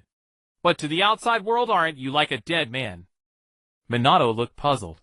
2 hours later, Minato exited with a haggard expression alongside Kushina. By then, Naruto had already dozed off outside. Dad, why are you so slow? Naruto, rubbing his eyes, asked in confusion. With a slightly flushed face, Kushina shot Minato a glare and said, I just wanted your dad to know I'm not a dead person. Naruto looked puzzled. Ahem. Why does a little kid need to know so much? Let's go propose. Minato emphasized the main topic, diverting Naruto's attention. Sure enough, Naruto regained his senses and said, Right. Let's hurry, Hinata must be waiting anxiously. To avoid causing a commotion, Hinata had gone back to the Hyuga household with a kunai marked with the Flying Thunder God technique, and was coordinating the setup. Rubbing his waist, Minato said, Let's go, let's go. Then, with each holding Kushina's hand, they used the Flying Thunder God technique to arrive at the guest room prepared by the Hyuga family. At that moment, Hinata was sitting in the guest room, dozing off, and finding the wait somewhat dull. Although the 3 of them arrived almost silently, Hinata still sensed their presence. Hinata woke up from her nap blushing as she smiled and said, Uncle, Auntie, you're here. I'll go get father. Hey, we're here to propose. There's no reason to call your big brother. Let's go. Kushina hurriedly stopped Hinata's actions and asked her to lead the way to Hayashi. On the way, Naruto cheerfully leaned close to Hinata and said, Hinata, you look so beautiful today. Since the occasion was formal, Hinata wore a traditional kimono, her hair styled into a bun. Stunning Naruto. Hinata blushed and replied shyly. In Naruto, you look handsome today too. She had only worn this outfit during festivals when she was younger, and hadn't worn it since entering the Ninja Academy. Now wearing it felt a bit awkward, but upon Naruto's compliment, she felt the outfit was not only comfortable, but also quite lovely. Naruto scratched his head awkwardly and said, This outfit was given by Uncle Tony. When he heard I was going to propose, he took this outfit out saying it was crafted by the world's top masters or something like that. I see, no wonder Uncle Tony has been acting a bit mysterious lately. Meanwhile in the restaurant, Tony pointed at the big screen and said, Did you see that? Look at how much I've sacrificed for his love. If you're so kind, why do you have hidden cameras? Shawaz looked at him with disdain. Immediately Tony's face turned awkward. Ah ha ha, isn't it to see how things progress? This drew laughter from other guests. Of course Tony wasn't so kind. The outfit he gifted Naruto had 7 hidden cameras inside capable of capturing Naruto's perspective from all angles. In the Hyuga family main hall, Hayashi was seated in the main position. Watching Hanabi, who was excitedly running around, he internally scoffed. They've been waiting all day, and they still haven't come. Is this how that brat Naruto treats his future father-in-law? Thank goodness Hinata had arranged so many things in advance. Once he sees Naruto, he must show him the Hyuga clan's gentle fist. And isn't it just Naruto coming? Why is Hanabi so excited all day? Does something feel off? Hinata hadn't told Hayashi about Naruto's proposal. She only mentioned she was bringing Naruto over today. A few minutes later, Hayashi spotted Naruto walking alongside Hinata and shouted, Naruto, you little brat. If Hanabi hadn't dragged me, I would have gone to rest. Hanabi. Let me tell you, Naruto, do you believe I won't let Hinata? Minato. Before he could finish, Hayashi saw Minato and Kushina behind Hinata and Naruto. He sprang from his seat, activated his Byakugan, and said in shock, You? You are Minato. But you are not. He wondered if his Byakugan was broken. In Rise's memory, Shuemin had died over a decade ago. He had even attended Shuemin's funeral back then. But who is this standing before him now? Could it be? How dare you, a brash impostor, come to the Rishyang family to deceive? Most importantly, he had actually deceived his precious daughter. Well, Uncle, they really are my parents, not someone else. Naruto quickly explained. Naruto knew that Shuemin was his father. Well, it was only in such a vulnerable state of mind that one could be easily deceived. Naruto, I am very sorry about your parents. But you must be careful of others' tricks. Shuemin and Joshinai died over a decade ago. After saying that, he raised his hand and struck at Shuemin with a gentle fist. But Chutian suddenly appeared in front of Shuemin, casually blocking the gentle fist struck by Rizu. Chutian, Rizu said with a tone of disappointment. Head of the Rishyang clan, long time no see. Shuemin said with a smile. Humph. Rizu snorted coldly and said, You impostor, telling me long time no see. Seeing Rizu adamantly insisting he was a fake, Shuemin smiled lightly and said, Times have changed, head of the Rishyang clan. Now we only want to watch Naruto grow up properly. As for whether we are real or fake.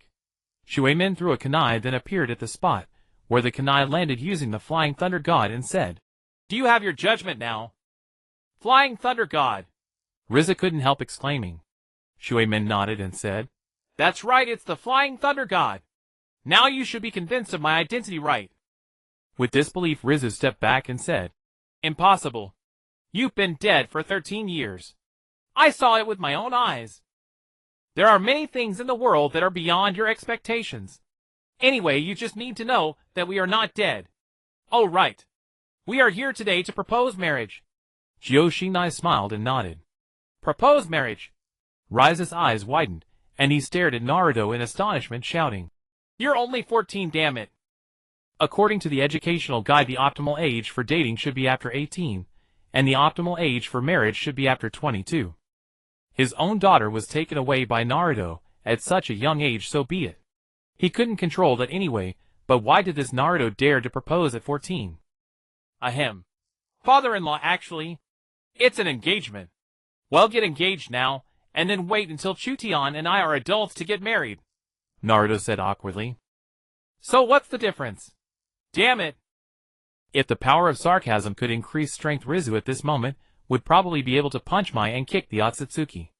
It should be known that due to many years of war, in the ninja world the average lifespan was less than 50. This achievement was only made possible by the ceasefire agreement in recent years. So generally in the ninja world people married and had children around the age of 16. But did he think Rizu was easy to fool? That educational guide was given by Naruto. Rizu suppressed his anger, slammed his hand heavily on the table and said, "No! You are still too young." If only he hadn't given him that educational guide. Naruto continued to persuade. "Father-in-law, I'm in adulthood at 18. And for the actual marriage, I plan to wait until I'm 20. Rizu thought about it. It sounded pretty good. Although it was a bit different from the educational guide in the context of the ninja world, it seemed understandable. "You little rascal. I'll let you pass for now. But if I find out that Chutian has been by you before marriage, I will kill you even if it costs my life." After thinking, Rizu threatened. Bowing and scraping, Naruto handed over a ring. "Dear father-in-law, take a look at the betrothal gift I prepared." Rizu grabbed the ring, looked it over and said, "I say, Naruto, isn't this a bit too shabby? After all, I am the head of a major clan and Mai and Chutian is considered a princess of Mai. You are also the son of the former Hokage, and you have connections with that restaurant. And yet, you give such a cheap ring as a betrothal gift. Who do you think you're looking down on?" "Ah ha ha ha. Brother Rishian, come over here for a moment." Shuiman's eye twitched. Then he pulled Rizu aside and whispered, "Brother, you need to probe it with chakra to use it. By the way, this is mine and Jyozinai's share." After saying that, he handed over 2 more storage rings. Could there really be something different? Rizu with a dubious look probed his chakra into the ring. Then he became stunned and quickly probed the other 2 rings with chakra. Where did they get so much money? Rizu exclaimed in his heart. For no other reason, the ring given by Naruto was filled with gold. The amount was outrageously large. The ring given by Shuiman contained a large amount of ninjutsu experience, which was also very valuable. Even Jyozinai's ring was filled to the brim with chakra metal. That was the same chakra metal that the entire ninja world had fought and killed over. The amount of chakra metal in this ring was even greater than the total amount back then. In an instant, Rizu felt that he should perhaps establish a country with so much money, ninjutsu, and chakra metal. After founding a nation, its strength would definitely not be much less than the 5 great nations. And with his own connections. No, no, no. Suddenly Rizu shook his head left and right, shaking off the thoughts in his mind. Since ancient times, royalty has been heartless. Once you become emperor, you become estranged from your children. My lovely Chutian, lovely Huahua, and the not-so-lovely Ningxi. Rizu thought of what the educational guide said. Since ancient times, royalty has been very irresponsible and failed in raising their offspring. Patricide and matricide have occurred quite frequently. Rizu at Sundara Daughtercon would absolutely never let his own daughter come at him with a knife to seize power. Absolutely not. Your gifts are very precious. I will make good use of them. Rizu turned his head, suppressing his inner turmoil, and said. But he found that no one was paying attention to him. Everyone was stuffing things into Wahua's little hands. Wahua, this ring of gold is for you. Buy whatever you like. If it's not enough, come to Brother Naruto for more. Wahua, this is the practice experience for the Flying Thunder God. Naruto actually refused to learn this, saying it was uncool. What does he know? You know, back when I was the legendary yellow flash of my eye, I had many beautiful girls. Ah, honey, I'm wrong. Stop twisting my ear. It's going to fall off. Wahua, his Flying Thunder God is actually quite good, but running fast isn't success. Not falling is the key. This is a sealing technique. I've improved it so that it can be practiced by anyone except those with the Uzumaki bloodline. You must practice it. You need to find a good man looking beautiful. Then why did you twist my ear? Am I not a good man? I think you're getting too cocky. Let's go! Come home with me. Then Shuiman and Jyozinai disappeared from Rizu's sight. Looking at the extremely valuable items in Wahua's hands, Rizu couldn't help but exclaim. It's still more cost-effective to raise a daughter. The news of Naruto's successful engagement spread among the villagers upon his departure. Along with it came the revelation that Naruto is the son of the 4th Hokage, Minato Namikaze. At that time, a multitude of letters were delivered to Naruto by the postal worker. Looking at the apologies in front of him, Naruto's heart sank deeper in disappointment. These foolish villagers were easily manipulated by others, and when they realized their mistakes, all they could do was apologize. After glancing at a few letters, he casually tossed them aside and set them ablaze. What? Are you not happy even when someone is apologizing to you? Sasuke remarked from the shadows. Sighing, Naruto replied, They are ignorant people, and they have made my childhood incredibly painful. It's not as simple as just forgiving. I will never forgive them for what they have done to me. Stepping out from the shadows, Sasuke patted Naruto on the shoulder saying, I understand. Though I have not faced as much hatred as you, I understand the feeling of being discriminated against and criticized by everyone. If it weren't for the restaurant, I might have gone down a path of no return. If it weren't for the restaurant, I might never have known my true heritage. I would have become a tailed beast weapon controlled by Konoha. After a long period of deep thought, Naruto suddenly said, How about we create our own village? Sasuke agreed with Naruto's proposal, as he didn't hold much affection for Konoha anyway. After discussing it, they made their way to Base Place. By the reason is like this. I want to establish a village, a place where everyone can live happily without discrimination, Naruto said, looking at the noticeably taller Naruto and Sasuke, who had both gained a healthy appearance, by nodded and said, You can discuss this with the guests. How many people you can gather support from depends on you. The promotion of technology has also reached a bottleneck. Although Konoha has some pilot programs, the stubborn higher-ups in the village refuse to continue promoting it in order to save face. Furious, the person in charge of installing the network, the former first Hokage and god of shinobi, slammed his fist on the table, angrily cursing the current incompetent higher-ups. Originally, Bai had been considering developing towards the Land of Water, but with Naruto's proposal, it seemed like a good idea. Gaining Bai's consent, the two ran in front of the guests to promote their policy, hoping for a response. You want to build a village? How big could a village be? Why not build a country instead? Jintoki said, taking a sip of his drink. Come on, it has to start small, right? Shinpachi, who was busy drawing, retorted. Turning with a pained expression, Jintoki said, Why has that brat become less adorable? Then Shinpachi turned to Jintoki with dead fish eyes and said, Useless man. Stuck in the daily arguments of the harem in the Gintama world, Jintoki spent all day in the restaurant drinking and complaining to Shinpachi. Try saying I'm a useless man again, you brat. If you can't even handle a few women, what does that make? Well, you can't even handle your brother, can you? If you can't manage one, why are you criticizing me? Do you believe I can teach Tsukuyami how to deal with you? Do you believe I can show Masamune how to get rid of you? The two began to argue, sparks seemingly flying between their 4 eyes. Noticing the situation was getting out of hand, Naruto and Sasuke quickly slipped away and found Tony. At that moment, Tony was happily holding Pepper and drinking heartily. Just yesterday, Pepper finally agreed to his pursuit. Huh? Building a village?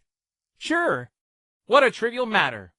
Whatever you need, feel free to come to Uncle Tony. From funding to military, I will arrange everything for you, Tony said cheerfully, embracing Pepper. Thank you, Uncle Tony. Wishing Uncle Tony and Sister Potts happiness. The two then walked past all the guests in the restaurant, and each received their approval. After all, establishing a village was an easy task for any of them. Finally, the two gathered the remaining members, including Rock Lee and Kakashi, to share their thoughts. This is not out of the question. But what about the industries I developed in Konoha? Kakashi scratched his head and said, After his father Konoha's White Fang was killed by Danzo's schemes, he also faced criticism from the ignorant villagers, and his goodwill towards Konoha remained only with a few comrades and these juniors. The new village will vigorously develop technology. By then, Kakashi Sensei, the development of industries will naturally be smoother than in Konoha. Technology will significantly increase people's happiness index and consumption ability, and the new village will offer more opportunities and workplaces, so the consumption capacity will not be low. Do you all agree? What about Lee? Kakashi asked, stroking his chin. Lee frowned. As long as my friends agree, Kakashi, if you agree, I wouldn't mind going. Bai exposed Danzo's dirty deeds, leading many Konoha jonin to be deeply disappointed in Konoha, including Lee, who learned that his father's body had been studied by Danzo for decades. At that time, a place with a better goal extended an olive branch to them, and the only thing that made them hesitate was their friends in the village. At that moment, Hashirama came over and said, Then just agree. Just then Naruto and Sasuke also came to visit Hashirama, gaining his support. Today's Konoha is different from the Konoha that was jointly established with Madara. Now one can clearly see the strong bureaucratic atmosphere and the taste of power. Rebuilding a village as long as the spirit remains. The differences with Konoha are not significant. Ultimately, under Hashirama's enticement, the remaining former Konoha villagers all agreed to this goal. Giving Hashirama a shoulder squeeze, Uzumaki Mito whispered in his ear, "Is this really okay? The establishment of Konoha consumed the efforts of countless people back then. Moreover, Tobirama seems somewhat displeased as he is drinking alone. The essence of Konoha has already changed, although replacing it with an excellent Hokage will gradually improve it. That process will take too long.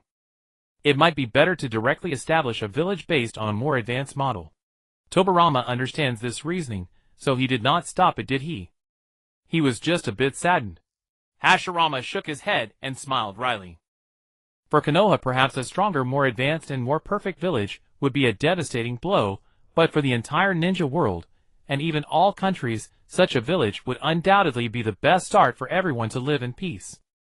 The rise of a village begins with a prime location.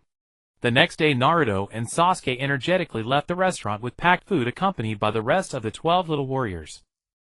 Although their time in the restaurant was joyful and fulfilling, prolonged stays inevitably brought some fatigue. Whenever a suitable opportunity arose, they would sneak away to have some fun. After all, among the entire Little Warriors security team, only Naruto, Sasuke, and Lee could come and go freely.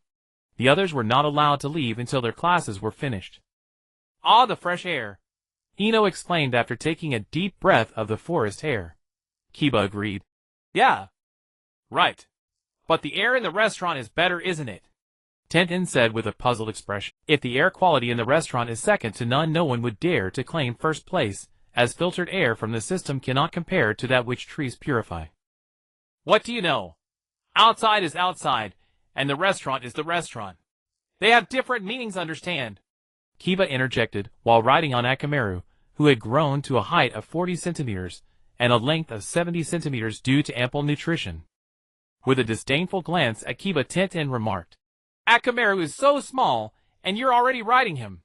Be careful not to tear your pants while riding a dog. Isn't a mount supposed to be trained from a young age? Besides, Akamaru and I are such good partners, he wouldn't mind. Right, Akamaru? Woof." The group made their way to the spot. They had initially chosen a place near the land of water, by the sea with a river. Geographically it held a natural economic advantage. However, being situated between the land of water and the land of fire, it became a buffer zone for the two nations' conflicts. Bandits and mountain thieves were a constant presence. Their goal this time was to eliminate all these bandits and thieves, and then directly establish a village on the spot. It took nearly 2 weeks to travel from Konoha to the selected location. Fortunately, the chosen place was quite nice, with beautiful scenery and a pleasant temperature. The river was crystal clear, and following its flow led them to a beach with golden sands. Sipping coconut juice, the 12 little warriors lay down in a row on the beach. "Hey Naruto, didn't we say we were going to hunt bandits? Why are we lying here?" Sasuke said weakly. After taking a sip of coconut juice, Naruto replied, "Haven't we just arrived? It's not too late to rest for a day before going. Those bandits can't run away, can they?" Ino agreed. But things often take a turn for the worse. Just after the group settled down, a band of masked riders arrived at the beach in a grand procession. One of the underlings said, "Boss, it's them, but be careful, some of them are wearing the Konoha headbands." The man referred to as the boss replied, "Just a bunch of kids. Even if they're all ninjas, they're just Jinin. I'm practically on the verge of becoming a Jonin. Cleaning up these kids will be a piece of cake. The boss is right. The boss is brilliant." The underling shouted in admiration. Do you know what I like most about you? It's the way you speak your mind." Ha ha ha. "Go. Kill all the men and leave those girls." A group of bandits charged toward the little warriors with their knives drawn. Those who could thrive in this area were not weak. They all had some background as warriors or ninjas. With so many of them, they weren't afraid of a few kids, who looked like mere Jinin. The bandits' arrogant dialogue naturally reached the ears of the little warriors. Sasuke said dejectedly, "Naruto, it's your turn. I really don't want to move." Let's have Lee do it, he's usually so hot-blooded. Naruto deflected. But Lee also declined, saying, Even the most hot-blooded need to rest. Only with adequate rest can one be hot-blooded again. How about Shikamaru? You're just talking nonsense, it doesn't matter who goes, I'm definitely not getting up. Shikamaru retorted. As everyone pushed responsibility away, the bandits had already reached them. Die, little brat. A bright long knife swung toward Shikamaru. Why am I the one being targeted? After complaining, Shikamaru activated his special ability, and threw the bandit before him into the sea. Not one to enjoy trouble, Shikamaru quickly grew fond of this ability, as he didn't need to move at all, just a thought could resolve things. After being studied by the scientific support team, Shikamaru learned this ability. Although it was a very weak power, Grey Wolf provided an energy amplifier. Even the weakest abilities could become incredibly powerful with an energy amplifier. The failure of the first bandit did not deter the others, instead it excited the remaining bandits. Away is dead. Get revenge for Away. Swimming in the sea, Away thought you're the one who's dead, your whole family is dead. One bandit after another charged at Shikamaru, and one after another was thrown into the sea. It wasn't until 2/3 of them were thrown out that fear began to creep into the hearts of the bandits. Boss, this little brat is something else. Shouldn't you step in? One underling nervously said to the boss. Humph. The bandit leader snorted coldly. A bunch of useless fools. At a critical moment it still falls to me. With that he drew his long knife and swiftly slashed at Choji. In his eyes, someone who could throw out so many underlings was naturally not someone to be trifled with, and among these kids Choji looked the most amiable. He believed that the knife techniques honed through battles with the 7 ninja swordsmen in the Hidden Mist village would be able to take down this kid in an instant. Indeed, he had participated in the brutal selection of the 7 ninja swordsmen in the Hidden Mist. Back then, he was one of the weaker ones, so he played a trick and pretended to be dead. To his surprise, he actually managed to fool everyone, and after being buried in the mass grave, he crawled out and became the Mountain King here. Die, fat pig! The bandit leader roared, buffing himself up as he swung at Choji. What he didn't realize was that his shout was actually buffing Choji. What did you say? I'm not fat, I'm just plump. Choji fumed, instantly inflating to 10 meters in size, and slapping the bandit leader into the sand. Not satisfied, he followed up with several more slaps, causing the entire beach to tremble with the impact. After venting his anger, the bandit leader had already fainted in the sand, fortunately on the beach. Otherwise, he would have probably been turned into mush. By the way, how should we deal with these bandits? Lee said, as he kicked back a bandit who had swum back from the sea.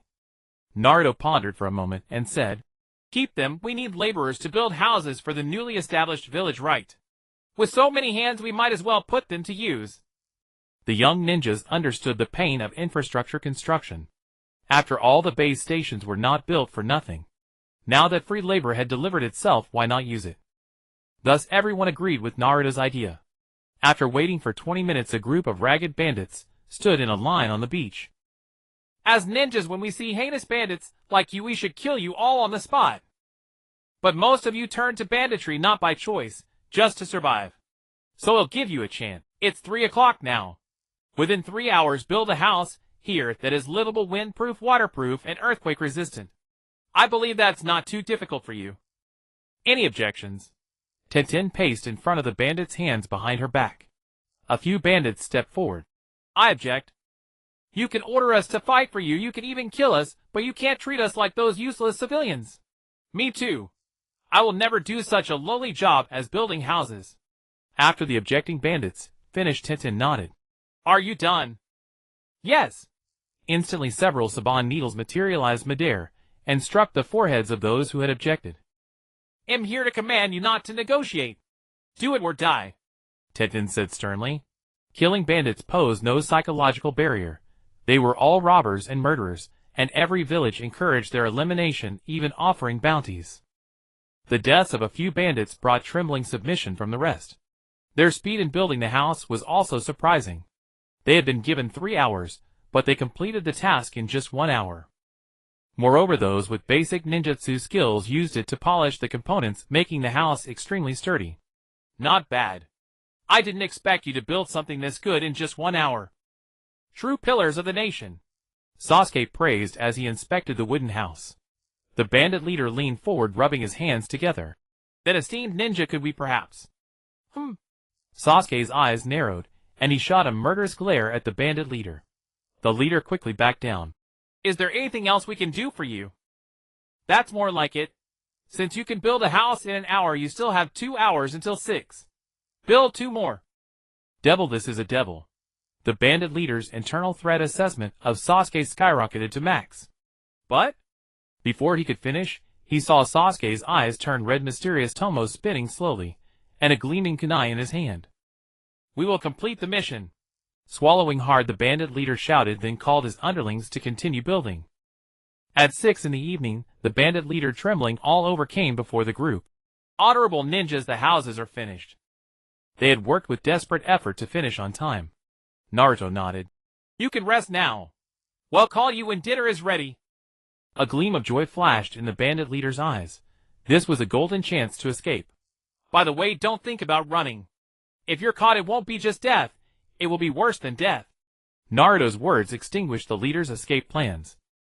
After basking in the sun a while longer, the sky began to darken. Naruto, are we having boxed lunches again today? Choji asked, his stomach growling. All the boxed lunches were under Hinata's care, and she only listened to Naruto. Boxed lunches? We are now independent village-building ninjas. What kind of dignity is that? Naruto declared with great righteousness. Shikamaru rolled his eyes. Then you cook. Do I look like someone who can cook? Naruto retorted, still speaking with confidence despite his inability. An awkward silence fell.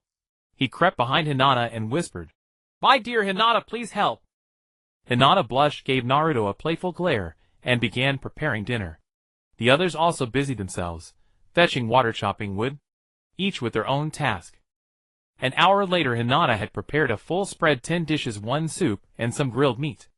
Hinata originally intended to cook for the bandits as well, but Sasuke stopped her. These bandits are no good. It'll make their food. So after Hinata finished cooking, Sasuke threw all the leftover scraps into a big pot and stir-fried them randomly. That was the bandits' dinner. Hey, you bandits! Come eat! Sasuke called out to them. The starving bandits rushed toward the pot like hungry ghosts. He infused his ladle with chakra and threw it, hitting a bandit, who yelped. Don't you know how to line up? Hit in line one by one, or it'll kill you all. Under the threat of death, the bandits obediently queued. The leader naturally stood at the front. Taking a wooden bowl and chopsticks, the bandit leader approached Sasuke trembling, and held out his bowl, his whole body tense, fearing Sasuke would strike him at any moment. But he only felt a weight in his hand. Opening his eyes, he saw the bowl filled to the brim with rice. What are you looking at? Go get some side dishes over there, then eat somewhere I can't see you. Sasuke snarled with a dark face. The scolded leader then went to Neji, who was in charge of serving the dishes. Neji's attitude toward these wicked bandits was even worse than Sasuke's. He cast contemptuous glances at them without restraint. But that didn't dampen the bandits' enthusiasm for eating. In this era of poor farming where peasants couldn't even have a decent life, rice was a luxury reserved for ninjas, ninja villages, and the wealthy. Outsiders might not eat rice even once a year. Bandits fared better, but still couldn't have it whenever they wanted. Even when they did, it was coarse grains mixed with husks, nothing like the crystal-clear appetizing rice the young ninjas distributed. And then, there were the stir-fried dishes whose aroma alone made their mouths water. They were truly cooked with plenty of oil. Compared to this, even the leader's own meals, which were generously oiled, seemed bland and tasteless. The leftover scraps from Hinata's cooking are considered a rare delicacy in these impoverished places, only enjoyed during festive occasions. After the first bite, the bandits couldn't stop eating. Once they finished, they sought more food, but supplies were limited, so whoever finished first got to refill. This led to a phenomenon where the bandits stuffed their mouths with food, only savoring it after they had filled their bowls a second time. Why do they keep coming back? Could it be that my cooking is exceptionally good? A series of bandits clamoring for more food gave Sasuke the illusion that his dishes were actually quite delicious. Skeptically, he took a piece of meat and put it in his mouth. After just a taste, Sasuke couldn't help but spit it out. He had added too much salt, making it overwhelmingly salty. Once the food was fully distributed, Sasuke and Neji headed to the wooden cabin where the others had already been waiting for some time. The dishes were kept warm with tools, and since they weren't very hungry, a little wait was acceptable. As everyone gathered to eat, Sasuke took a piece of Hinata's braised pork, and thought to himself that if he were a pig he still wouldn't eat that dish he had made. While eating, Shikamaru said, I observed those bandits, and found that the living conditions of the local people might be worse than we initially expected. The bandits had some martial skills allowing them to hunt, and even rob for food, but the ordinary folks didn't share such fortune. Although the soil was fertile, the lack of young laborers meant not much food could be grown, and they were exploited by the bandits. One could imagine their miserable state, so I believe our first step should be to gather the local populace and eliminate the bandits. Then we can develop productivity and increase food supply. This will attract more people, and during that time we can find some strong fighters to maintain order and prevent military invasions from the land of water and the land of fire. Of course, if we were to use Uncle Tony's gadgets, it would be much easier, and even with tools from Mr. Wolf Doraemon or Mr. Mangua we could accomplish it in no time. When Shikamaru agreed to help Naruto establish the village, he was already prepared to act as Naruto's strategist. After taking a sip of cola, Naruto swallowed his food and said, Let's do as you suggested. Building a village can't always rely on others, can it? We can find them again when the village is mostly established, and we need to expand. Although they were in the same restaurant, and had a good relationship, Naruto felt that too much influence from them on this world could lead to undesirable consequences. Moreover, this was their own affair, and it would be much better to handle it themselves. Alright, we can start the bandit extermination tomorrow morning, led by these bandits. 2 people will form a team with 10 people splitting into 5 routes to proceed. If we encounter strong enemies, we will call for help. The other 2 will gather the locals and encourage them to farm. Once the bandit problem is resolved, we won't be able to sustain such a large population with what we have. Shikamaru nodded. After finishing their meal, Lee and Tintin went to explain to the bandits what was expected of them for tomorrow. Tomorrow morning at 6 you will lead us to find other bandits nearby. The person leading the way can choose to stay and work in exchange for food if they find 10 bandit dens, or they can leave. Tintin set, hands behind her back. Can labor really earn us food for today? The bandit leader shouted. Tintin pulled out a piece of chocolate from her storage ring and tossed it to the bandit leader. Not just what you can eat today, you can even exchange for better items. Besides food, you'll be able to get daily necessities. Of course, this is after you have regained your freedom. Perhaps you should be thankful that you are part of the first group of captured bandits. The later ones won't be as fortunate. The bandits stirred at the thought of being able to exchange for better items through honest labor. They were intrigued. If they could live a comfortable life with sufficient food and clothing, who would want to be a bandit? By the way, you are the leader, right? Among your group, those who have killed step forward. Lee pointed at the ground with one finger, moving it up and down. More than half of the crowd stepped forward, including the bandit leader. Those who have assaulted women step forward. Those who didn't step forward take 2 steps. More than 10 people stepped to the front, including the bandit leader. Those who have killed children step forward. Those who didn't step forward take 2 steps. This time the bandit leader sighed in relief. He had not killed any children. 3 people stood at the very front, a fierce-looking bald man, a long-haired man, and a buzz-cut man whose legs were shaking. Looking at the buzz-cut man, Lee asked, How many people have you killed or assaulted? Be honest. I killed 3. They bullied me before I became a bandit, so I killed them. I assaulted 1 person, The buzz-cut man was interrupted by Lee, who said, Those behind you are acting suspiciously. He'll give you one last chance. There was a slight commotion in the bandit crowd, and 3 more people stepped to the front. Only 1 person remained at the back, completely still. I was originally thinking of letting you explain yourselves to see if there was any hope for you. Now it seems you are all beyond saving. With a shout, Lee's body flashed, and the other bandits saw 4 of the 6 in front fall, followed by 2 more. 2 people came to give a lecture, naturally prepared. Although Naruto didn't intend to directly use the restaurant's help for village building, there were no such constraints regarding these bandits. How about we utilize a gadget from Doraemon? Lee had just learned about their crimes through gadgets. As for the buzz-cut man, he indeed killed 3 people, but they were not the ones who bullied him. They were 3 innocent civilians, one of whom was a little girl he assaulted to death. The others had their share of crimes as well, and among those who remained standing in the front only the bald strongman was left. His crimes compelled Lee to investigate further, ultimately deciding to spare him. The bald man had only killed one person, his own child. He had become a bandit out of hunger, and during a robbery, he forced himself on a widow. However, the bald man had genuinely cared for the widow, providing her with money and food. He truly regarded her as his wife, and they later had a son together. On the day their son was born, the widow died in childbirth. When the child turned 5, he fell gravely ill. In this place medical conditions were poor, and going far away was impossible without money, especially with the bandit label hanging over them. In the end, the bald man, with tears in his eyes, killed his own child to spare him from further suffering. Thank you for the 1100 spirit coins donation from the Timespace Summoning. Killing the chicken to scare the monkeys. This was a necessary step for these bandits. They did not want these bandits to spread the idea that no matter how heinous the crime, as long as one labored, they could make amends. Could labor bring back the dead? Evil deeds must be punished, that is inevitable. If one commits truly atrocious acts, they must await death. This ideology needed to be instilled among these bandits. All right, the rest of you can go rest. Those 2 wooden cabins are for you. Shaoli spoke with an air of casualness, as if the men he had just killed were no more than chickens. The bandit leader's legs trembled uncontrollably, as he hurriedly called to his underlings. Go, go.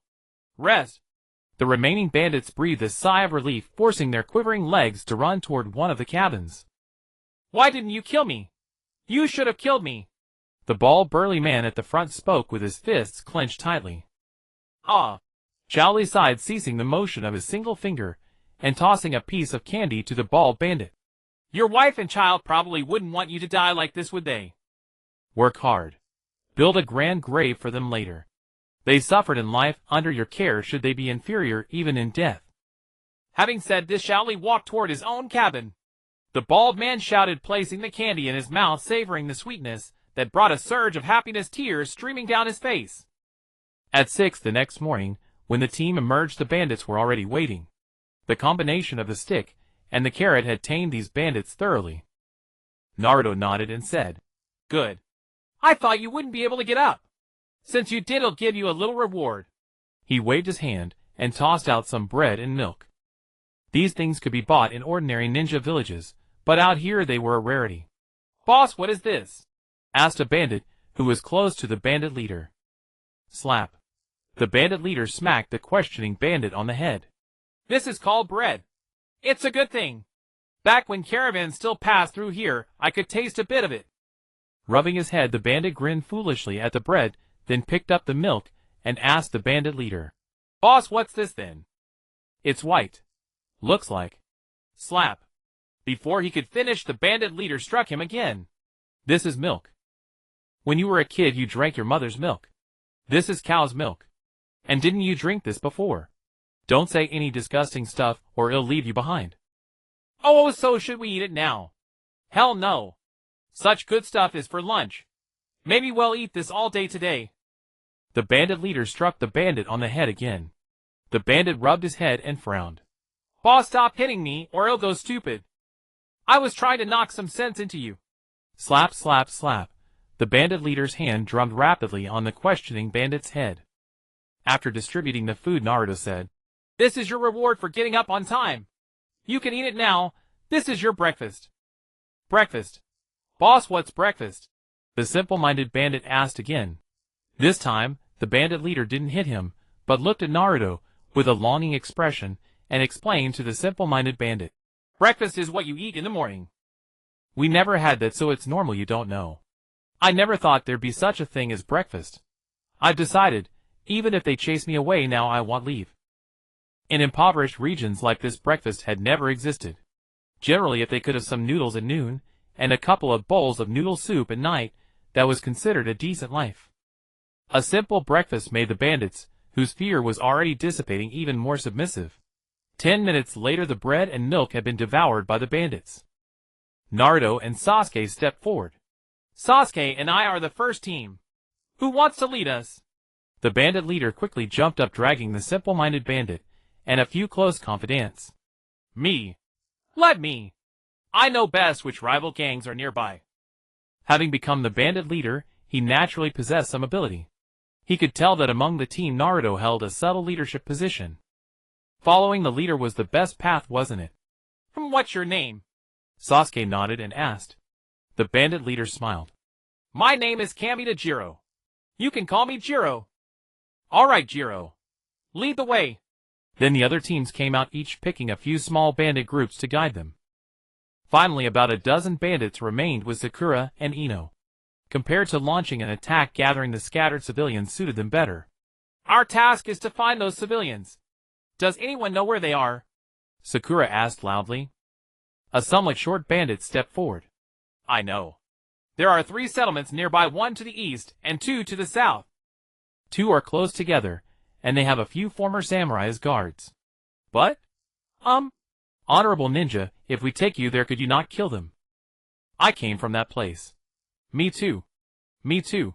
Many voices chimed in. Quiet. Quiet. Ino quickly suppressed the noise. We're going to gather them for labor. To tell you the truth, a new ninja village will be established here soon. Then they can become villagers directly. Her words stunned everyone into silence. After a moment, a bandit burst into cheers.